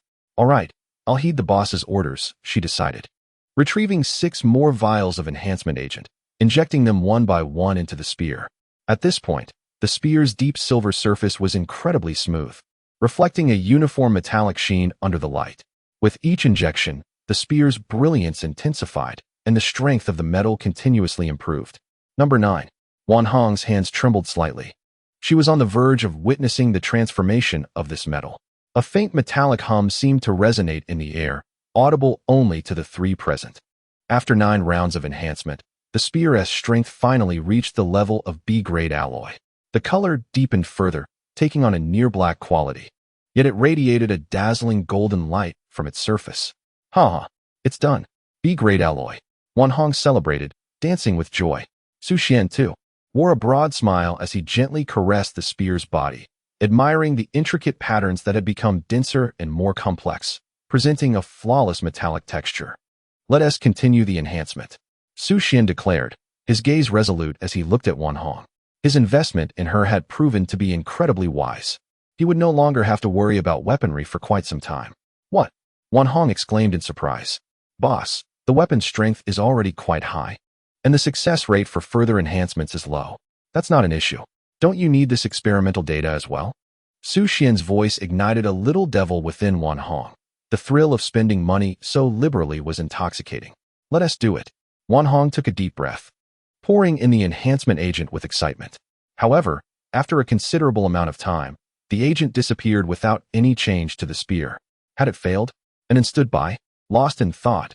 Her hands that had been diligently recording data now came to a halt. It's normal. Let's try again. Continue. However, after 3 consecutive failures, silence gradually enveloped the trio. Once more, Su Xuan insisted, eager to attempt again. Perhaps it's time to concede, Su Xuan, Wan Hong lamented. The success rate is simply too disheartening. After a moment of contemplation, Su Xuan declared, this will be the final attempt. Wan Hong took a deep breath and approached the cleansing basin beside the experimental table. She washed her hands and face before retrieving a fresh set of lab attire from the cabinet. Anin gazed in astonishment. Didn't the instructor just change into new clothes yesterday? Wan Hong then rummaged into the depths of the cabinet, producing a block of dark, paste-like substance. Igniting it with a high-temperature torch, the air in the laboratory became infused with an invigorating and peculiar fragrance. What is this? Su Xuan inquired, inhaling the scent. It is an aromatic balm derived from the reproductive fluid of a 5th-tier fierce fish, the leopard whale. After inhaling deeply several times, Wan Hong extinguished the black paste and carefully sealed it away. Occasional inhalation can uplift one's spirits, akin to cold mountain drunkenness, yet considerably more affordable. Upon hearing this, Su Xuan quietly retrieved a gas mask from his spatial ring and donned it, under an An's envious gaze. In the future, this substance must not be used by Wan Hong. Once Wan Hong completed her preparations, she confidently approached the experimental table. With her right hand pointing skyward and her left hand directed toward the ground, she murmured incantations incessantly. A minute later, she concluded her ritualistic actions. Shouldn't researchers trust in science? Su Xuan mused, bewildered by the absurdity of the ritual, which seemed to carry an air of cultishness. Suddenly, Wan Hong poured the enhancer onto the alloy gun. Both Su Xuan and Anin instinctively held their breath, their eyes fixated on the long firearm. Abruptly, the surface of the gun erupted in a dazzling radiance. The metallic texture instantly augmented, visibly attaining greater strength. It worked. It truly succeeded. Ha! Wonderful. Wan Hong and Anin embraced each other, their exuberance echoing through the lab, raising concerns about the durability of the lab attire amidst their fervent celebration. Su Xuan remained steadfast, his gaze locked onto the alloy long gun resting on the table. Its hue was still a profound black, but upon closer inspection, one could discern countless minuscule star-like specks scattered throughout. These specks shimmered like celestial bodies against the dark backdrop, casting subtle glimmers of light. The surface of the alloy emitted a gentle black glow, soft and not blinding. As the light shifted, it revealed a deep and enigmatic brilliance, reminiscent of starlight flowing across the night sky. Is this the A-grade alloy? Su Xuan could not help but inquire. Not quite. Technically, it is classified as B-grade. Wan Hong and Su Xuan explained. An A-grade alloy would exhibit a silver sheen throughout the entire firearm, resembling star-like flecks. However, this material's strength lies somewhere between A and B grades. I can assure you that this must be the most formidable weapon currently in the Federation, Wan Hong remarked, suddenly swallowing hard. It dawned on her what they had just created. A B-grade weapon, typically wielded by the 8th-tier elites, was now not only in Su Xuan's possession ahead of time, but also surpassed in capability. Su Xuan nodded slightly, grasping the alloy spear that had undergone 10 enhancements. Its surface was as smooth as silk, yet it exuded an aura of immense power. With each touch, one could feel its icy resilience, its hardness, and its weight.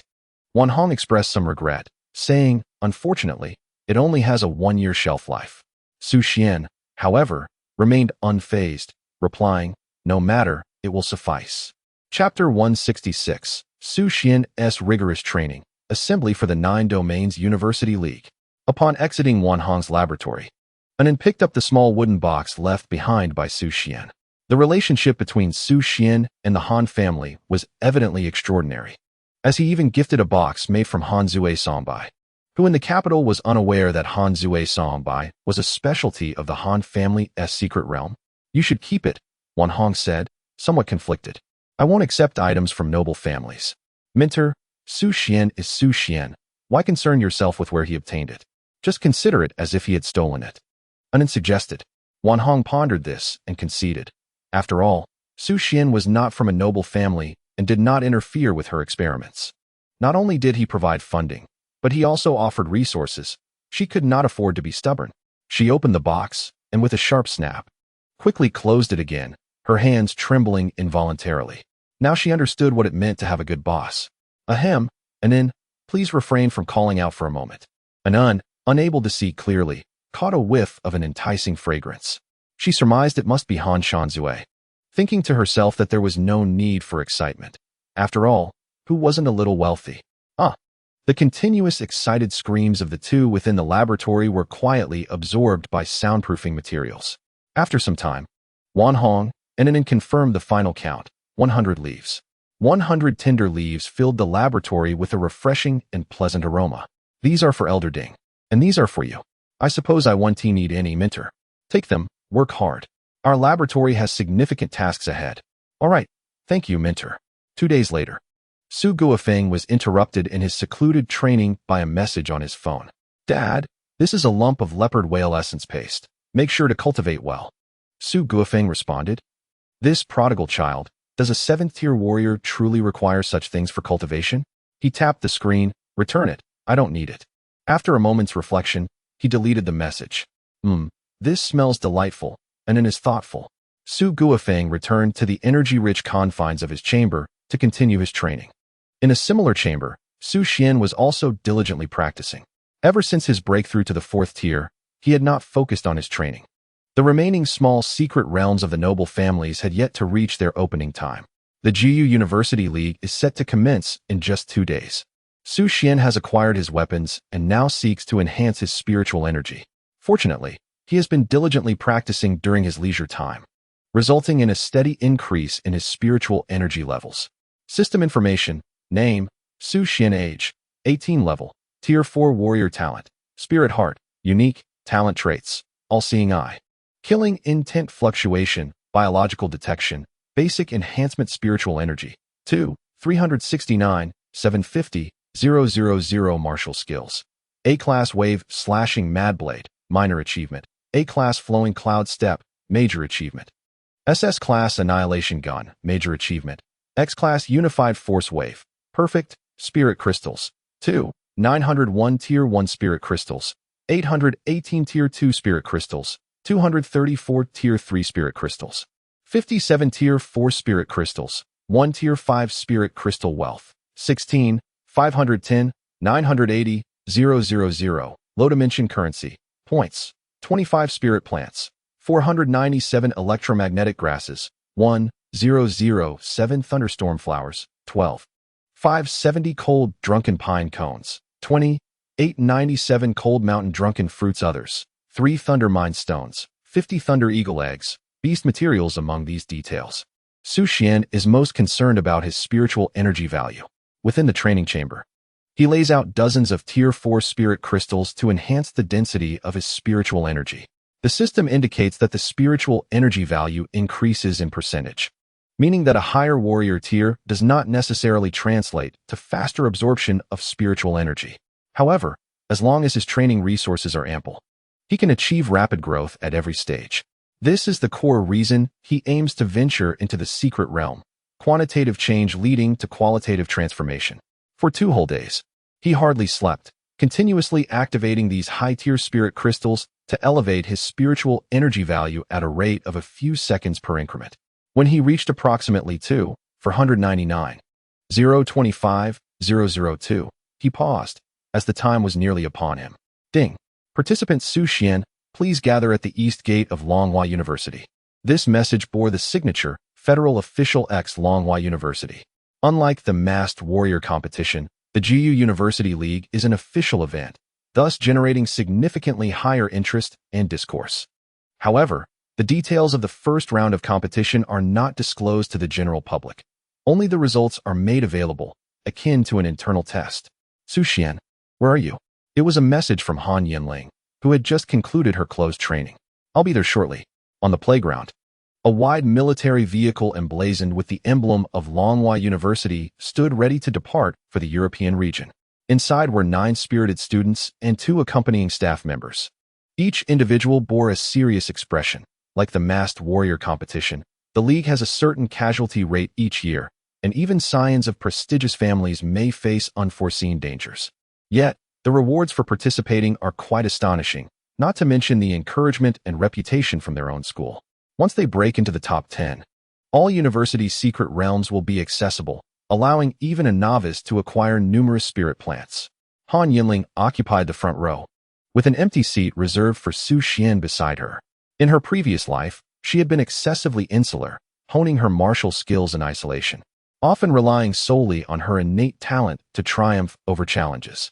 However, after 5 days of grueling training, her understanding of numerous martial techniques has significantly deepened, and she now exudes confidence. Notably, the enhancement effects of the spiritual food are gradually becoming apparent.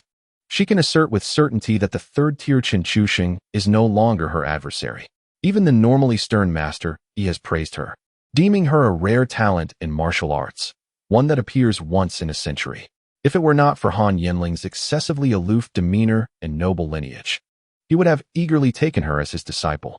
Outside the vehicle, a multitude of media reporters had gathered, their equipment meticulously arranged, poised to provide comprehensive coverage of the event. When Su Xuan arrived, he was not particularly late. However, as the last contestant to arrive, his presence nonetheless attracted considerable media attention. Once all the participants had assembled, the flashes erupted, illuminating the scene as brightly as day. Photographers swiftly adjusted their focus, turning their lenses toward the elite from Longhua University. The armored vehicle signaled its departure, yet the media continued to capture the vehicle's retreating silhouette, seemingly reluctant to miss any detail. As the vehicle moved further away, the initial clamor of the crowd began to subside, though the reporters' excitement remained unabated. Several reporters congregated, eagerly exchanging the latest gossip. I heard the last to arrive, Su Xuan, is the team captain? Indeed, he is also Longhua University's ace. Wasn't there a malfunction? No. According to Principal Lu's wife, Principal Lu has been calling out for Su Xuan in his dreams, thanking him as if he were a father figure. Reporter Li Qingxin, while packing up his equipment, confidently asserted his prowess as an established journalist skilled in crafting sensational news. He planned to steer the attending reporters to focus on Su Xuan, while he himself would exclusively cover Han Yanling, thus maximizing his exposure. He then added, their family claims that the former principal has manifested, sending them an unparalleled genius. Are you serious? Isn't Han Yanling, with her X-level talent, supposed to be the ace?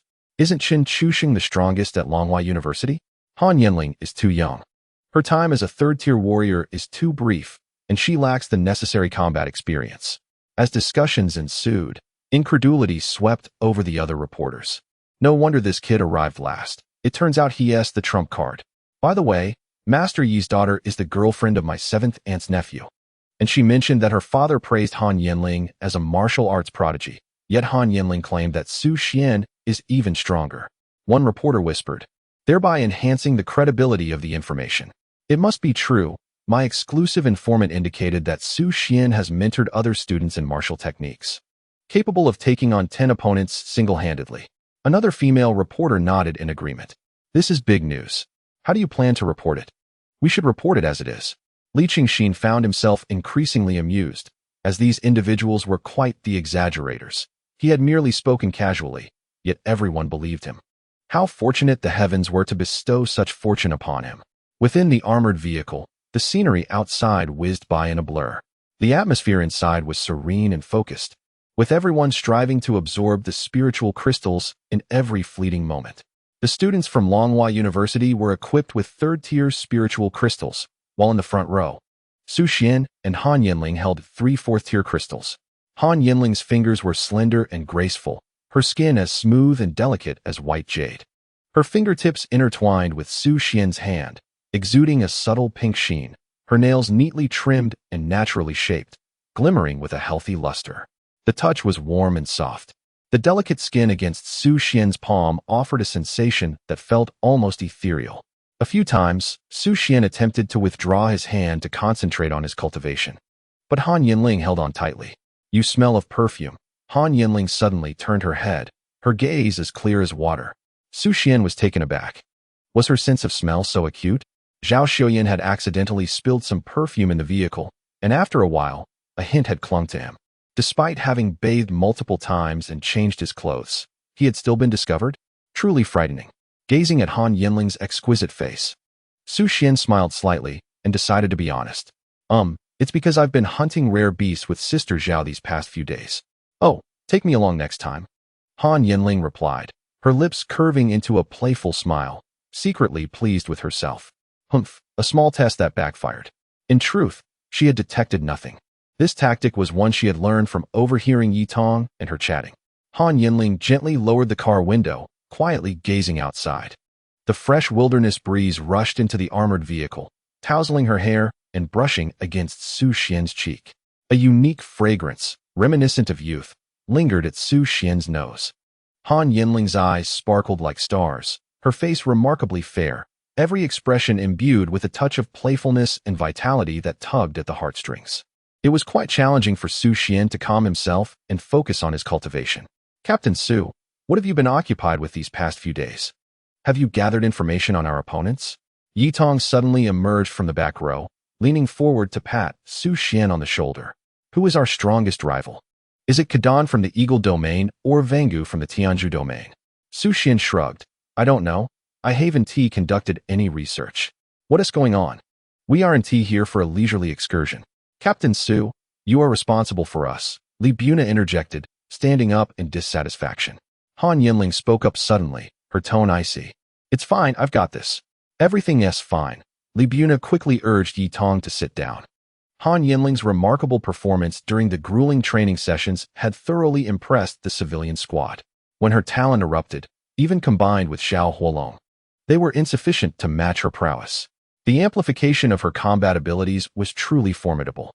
Even the aristocratic squad led by Chun Chuxing had quieted down, harboring a sense of trepidation. "Tong Tong, are you hungry? I brought my special marinated chicken feet," Li Buna asked affectionately, gazing at Yi Tong. "I'm not hungry. I've had my fill of dog food," Yi Tong retorted, her cheeks puffed in frustration as she had just seen Su Xuan and Han Yanling tightly holding hands. Secretly irritated, she lamented how all the attractive individuals were paired together. What should she do? Who should she be angry with? She was quite anxious. "Never mind. I'll wait until we arrive in the European domain to check the news. I hope the media captures me in a flattering light. Hello everyone, I am Lu Fian, your logistical support for this event." A middle-aged woman, elegantly dressed in a simple yet refined combat outfit, stood up from the front passenger seat. Her medium-length hair fell casually over her shoulders, exuding a sense of nonchalance. "I am responsible for ensuring your safety and introducing the competition details. You must heed my instructions at critical moments, not only because I am a 7th-tier expert, but also because I am Principal Lu's daughter. Is that understood?" Lu Fian smiled, her gaze sweeping across the crowd. "Understood, understood." The others in the vehicle nodded vigorously, resembling chicks pecking at grains. Her direct opening statement resonated with undeniable confidence.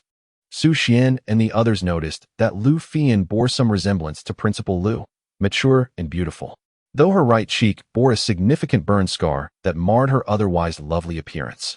However, Lu Fian seemed unfazed, even too indifferent to wear a mask.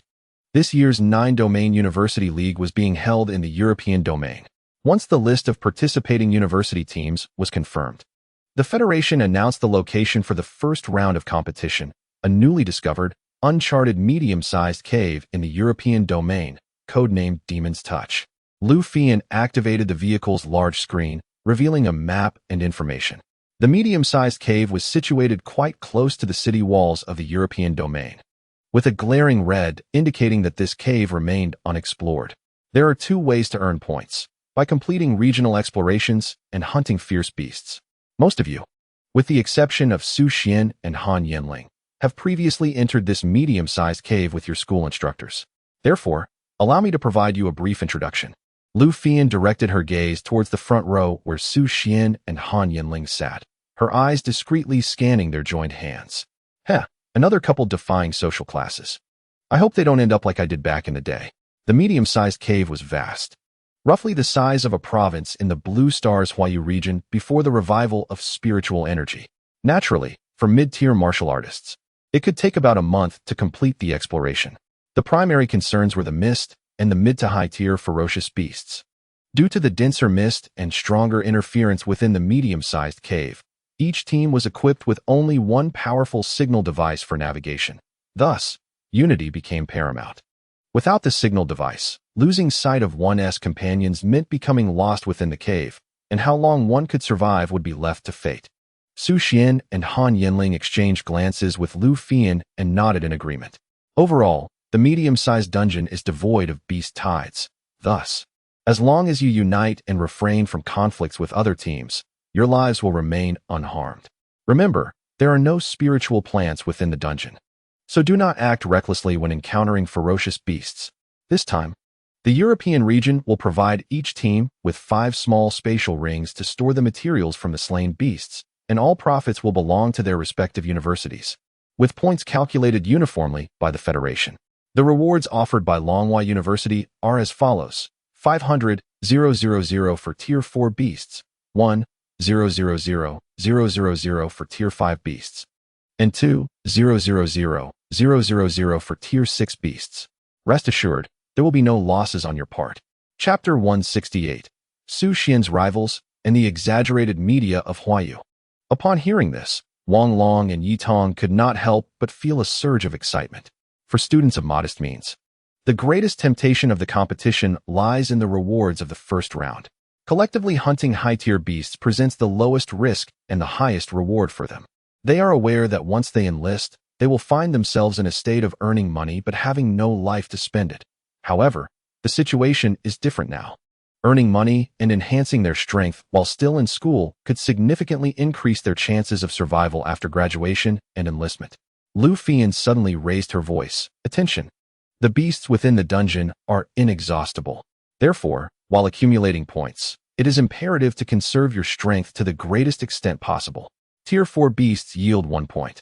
Tier 5 beasts yield 3 points, and Tier 6 beasts yield 10 points.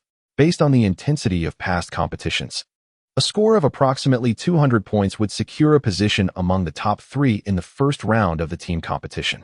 However, as this is an unexplored medium-sized dungeon, Longhua University has set a target of 300 points for you after careful evaluation. Upon hearing this, the crowd collectively gasped. What? So many? 300 Tier 4 beasts? Are you kidding? We are all Tier 3 warriors. Lu Fian smiled confidently. Indeed, each person must slay an average of 30 Tier 4 beasts. For other Tier 3 warriors, this figure may seem unfathomable, but you are different. You are the elite of Longhua University. Arguably, you represent the most outstanding young warriors across the entire Huayu region. Who among you lacks the capability to defeat beasts of a higher tier? Moreover, you form a formidable hunting team against these beasts. Lu Fian's hands deftly navigated the vehicle screen, displaying the profiles of each student before the audience. The various talents showcased bolstered the confidence of those present. Indeed, they were the youngest prodigies of Huayu, possessing astonishing combat prowess. S grade, SS grade, X grade. Ultimately, her screen paused on an exceptionally handsome photograph. Furthermore, this year, you have the strongest support in history, Su Xuan. So that's it. The Longhua students in the combat vehicle turned their gazes towards Su Xuan, erupting in a chorus of astonishment. Even the traditionally proud scions of noble families found their eyes flickering, their inner thoughts extinguished. Su Xuan's frost-nosed bat talent is indeed tailored for the exploration of medium-sized dungeons. It is likely that following this competition, he will be exceptionally recruited by the Federal Army. In 2 days, we shall arrive in the European region. You may continue your cultivation at your leisure. After providing her introduction, Lu Fian returned to her position in the passenger seat. Meanwhile, in the president's office of Longhua University, a group of retired professors gathered around President Lu to celebrate. They had hastily arrived upon learning about the venue details for the first round of the Jiu University League.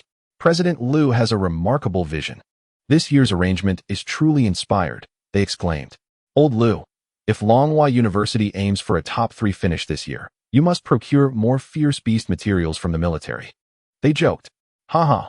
Ultimately, the results will depend on the 3rd round, President Lu replied, his smile wide. As these old men had often criticized his leadership over the years due to the university's poor performance in the league. Their insinuations were clear. I could do just as well. By the way, where is old Zhang? Zhang Jijun was called away by the Federation 2 weeks ago to investigate that medium-sized cave. Indeed, old Lu, quite impressive. The professors soon realized that President Lu had discerned the situation through subtle clues, enabling him to recruit auxiliary talents like Su Xuan in advance.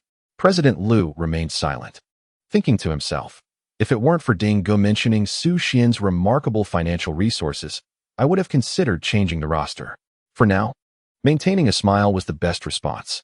The war chariots from various universities in the Federation were heading toward the European region, and the participants aboard were now aware of the details for this year's first round of competition. Unlike the joyous atmosphere on the Huayu chariots, the mood in the Sakura Han chariots was somewhat somber. Damn it, did the European region secretly change the terrain? Our auxiliary players are rendered useless this time, a burly Asian student exclaimed. Park Ji-chan, please be quiet for a moment. Sister Lu Binxiang's talents will also play a role in battle, another girl, with bangs, comforted a petite girl with flaxen hair, gripping her hand tightly. Both were not tall, but possessed curvaceous figures and strikingly beautiful faces. The crowd buzzed with discussion.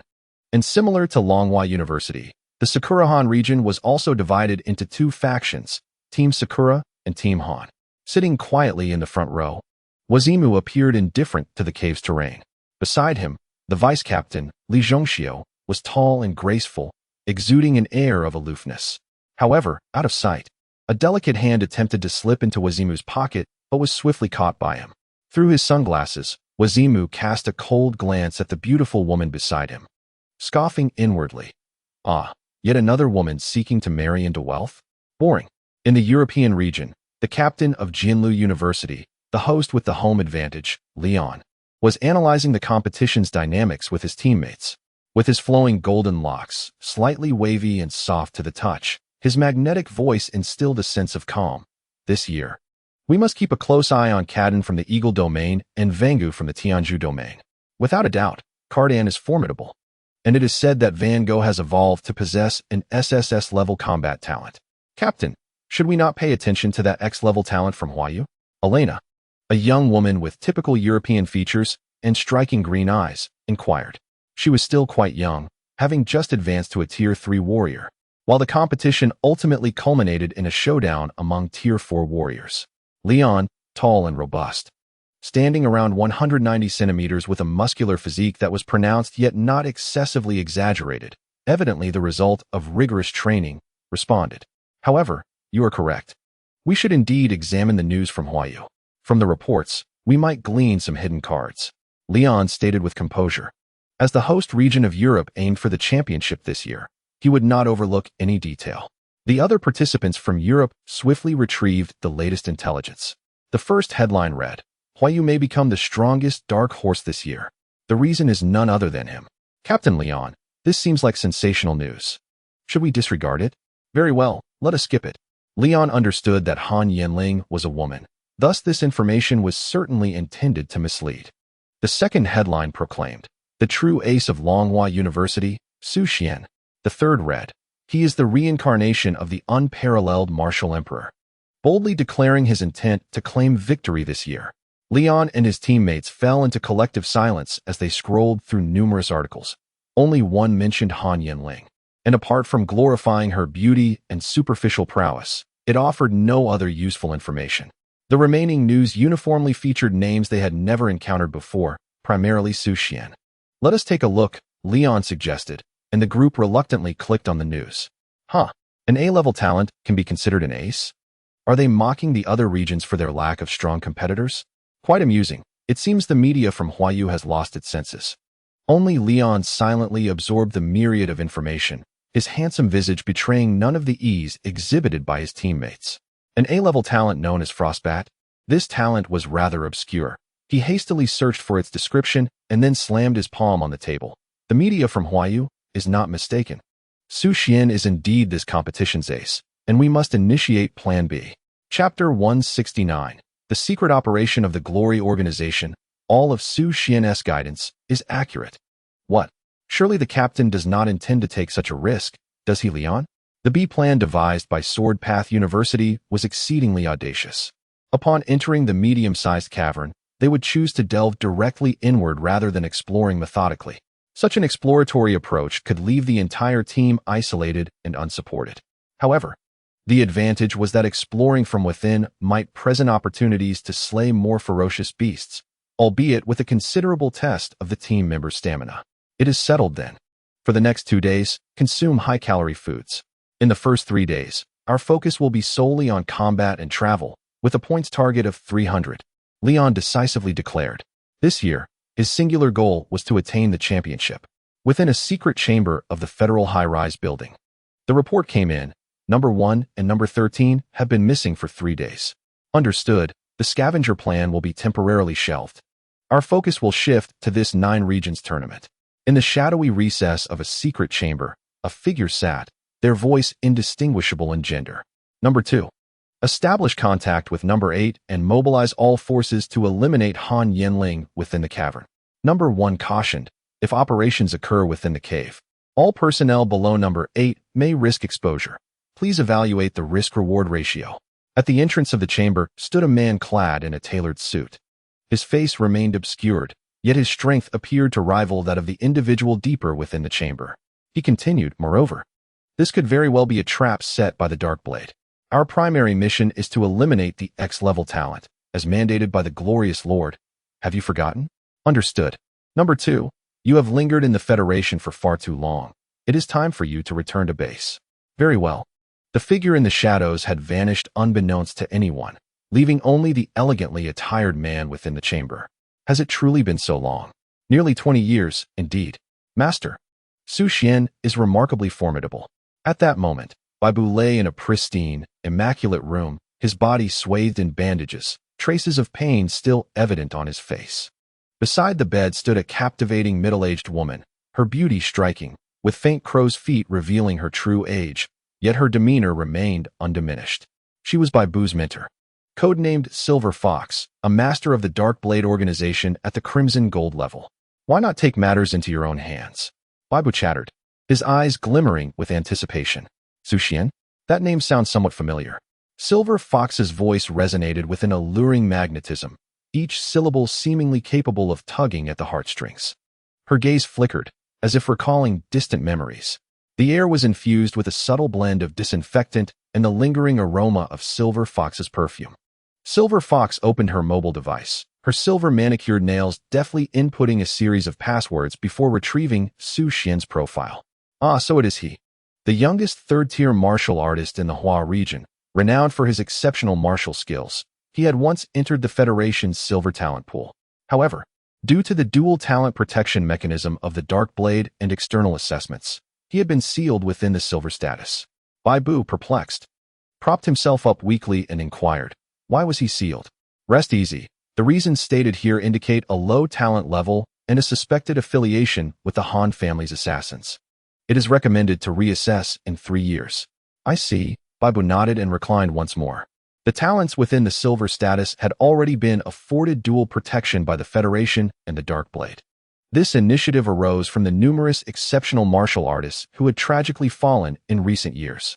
Above the silver status lie the Jade and Throne, with even greater confidentiality. Some of these talents would be absorbed into the military to become leaders of various forces, while others would be integrated into the Darkblade as enforcers. Both he and his mentor, Silver Fox, had entered the Darkblade through such channels. Behind the scenes of the Federation, conflicts raged fiercely. I have applied to lift the seal and elevate his status to Jade level. During this time, focus on your recovery. A new task has arisen from the throne that I must oversee personally. What is it? Bai Bu inquired curiously.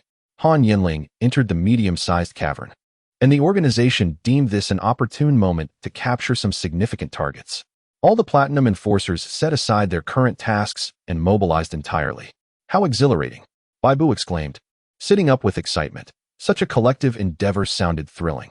Hee, you should focus on recuperating. In the future, you might become a talent worthy of our protection. Inhu remarked with a gentle smile, exuding charm. By the way, I've exchanged the reward for capturing the target codenamed 13 for spiritual nourishment, which is placed here. The professor assessed that you might require another life and death trial to ascend to SSS level talent. Bai Bu sighed, isn't that too difficult? I thought I would surely elevate to SSS this time, but it seems I still fell short. The sound of Inhu's crisp high heels gradually faded as Bai Bu took the spiritual nourishment from the table and began to consume it eagerly. He too wished to partake in the operation and deal with that group from the glorious organization. The inferno from 20 years ago still lingered vividly in his memory. The glorious organization? Han Yanling furrowed her brows slightly, her slender eyebrows complementing her clear, penetrating gaze fixed upon Su Xuan. Indeed. Su Xuan nodded, having briefly mentioned the Shang-Rui incident to her earlier. No need to worry. That organization will self-destruct in 6 months, Han Yanling asserted confidently, squeezing Su Xuan's hand for reassurance. Are you certain? Su Xuan retorted, unwilling to back down, as he had nothing to lose. Absolutely. Han Yanling began to exert more force, intending to demonstrate her strength to Su Xuan. What about the Darkblade organization? Have you heard of it? Su Xuan sensed the seriousness in Han Yanling's demeanor. As a man, he could not concede in strength and subtly utilized the ripple force. I've never heard of it. Han Yanling felt an even greater force, her palm stinging and her eyes reddening slightly. Unyielding, she discreetly unleashed an X-level attribute attack from her palm. Su Xuan couldn't help but frown. The alternating sensations of warmth and cold in his palm compelled him to concede, allowing Han Yanling's delicate hand to continue its playful assault. It was surprising that Han Yanling had never heard of the Darkblade organization by the time of her reign as Empress. Logically, she should have been aware. Perhaps by the time she ascended, the Darkblade organization had already perished. Captain Su, the martial arts techniques you taught me are indeed effective. They now refer to me as the dual blade flow from the underworld. Wang Long silently approached Su Xuan but quickly recoiled upon seeing Han Yanling grip his hand, eager to avoid further emotional distress. This is absurd. How did I end up being force-fed this much dog food? There was no need to worry about sustenance in the cavern. One would undoubtedly be well fed. Yes. Master, he even helped me apply for an additional D-level martial technique. Yitong agreed, while munching on potato chips. Libuna nodded in acknowledgement, though reluctantly. However, Su Xuan's guidance indeed mirrored that of Master Yi during the final 3 days of closed devil training. She had continuously sparred with the team members focused on offense. Master Yi instructed her, strictly defensive, never offensive. This indicates that Su Xuan's prior guidance was entirely correct. Chapter 170, Arrival at the European Domain, the Talents of the 9 Domains University. The wide war chariot traversed the exclusive thoroughfare of the 9 domains, a road regularly maintained by martial artists, ensuring a smooth surface that allowed vehicles to maintain remarkably high speeds. As the chariot accelerated, the scenery outside began to transform gradually. The 9 domains continent, following the expansion of Blue Star, unveiled its diverse and magnificent natural landscapes. Su Xuan and Han Yanling occupied the front seats of the chariot, witnessing the vastness and changes of the land through the window. As the chariot departed from the Hua domain, the landscape opened up, with green wilderness giving way to dense forests. The European domain, located further north, experiences a consistently colder climate throughout the year. In June, although the region was devoid of heavy snowfall, a hint of chill lingered in the air. The chariot passed by frozen lakes and snow-covered mountains, presenting a magnificent yet tranquil sight. Along the way, they encountered several mercenary chariots from the European domain, which halted at a distance and emitted rhythmic horn blasts. What does this signify? A challenge to the Hua domain? Su Xuan couldn't help but ask Han Yanling. With a chuckle, Han Yanling's radiant smile momentarily illuminated the calm waters of Su Xuan's heart. It is a gesture of gratitude towards us. Lu Fian suddenly interjected.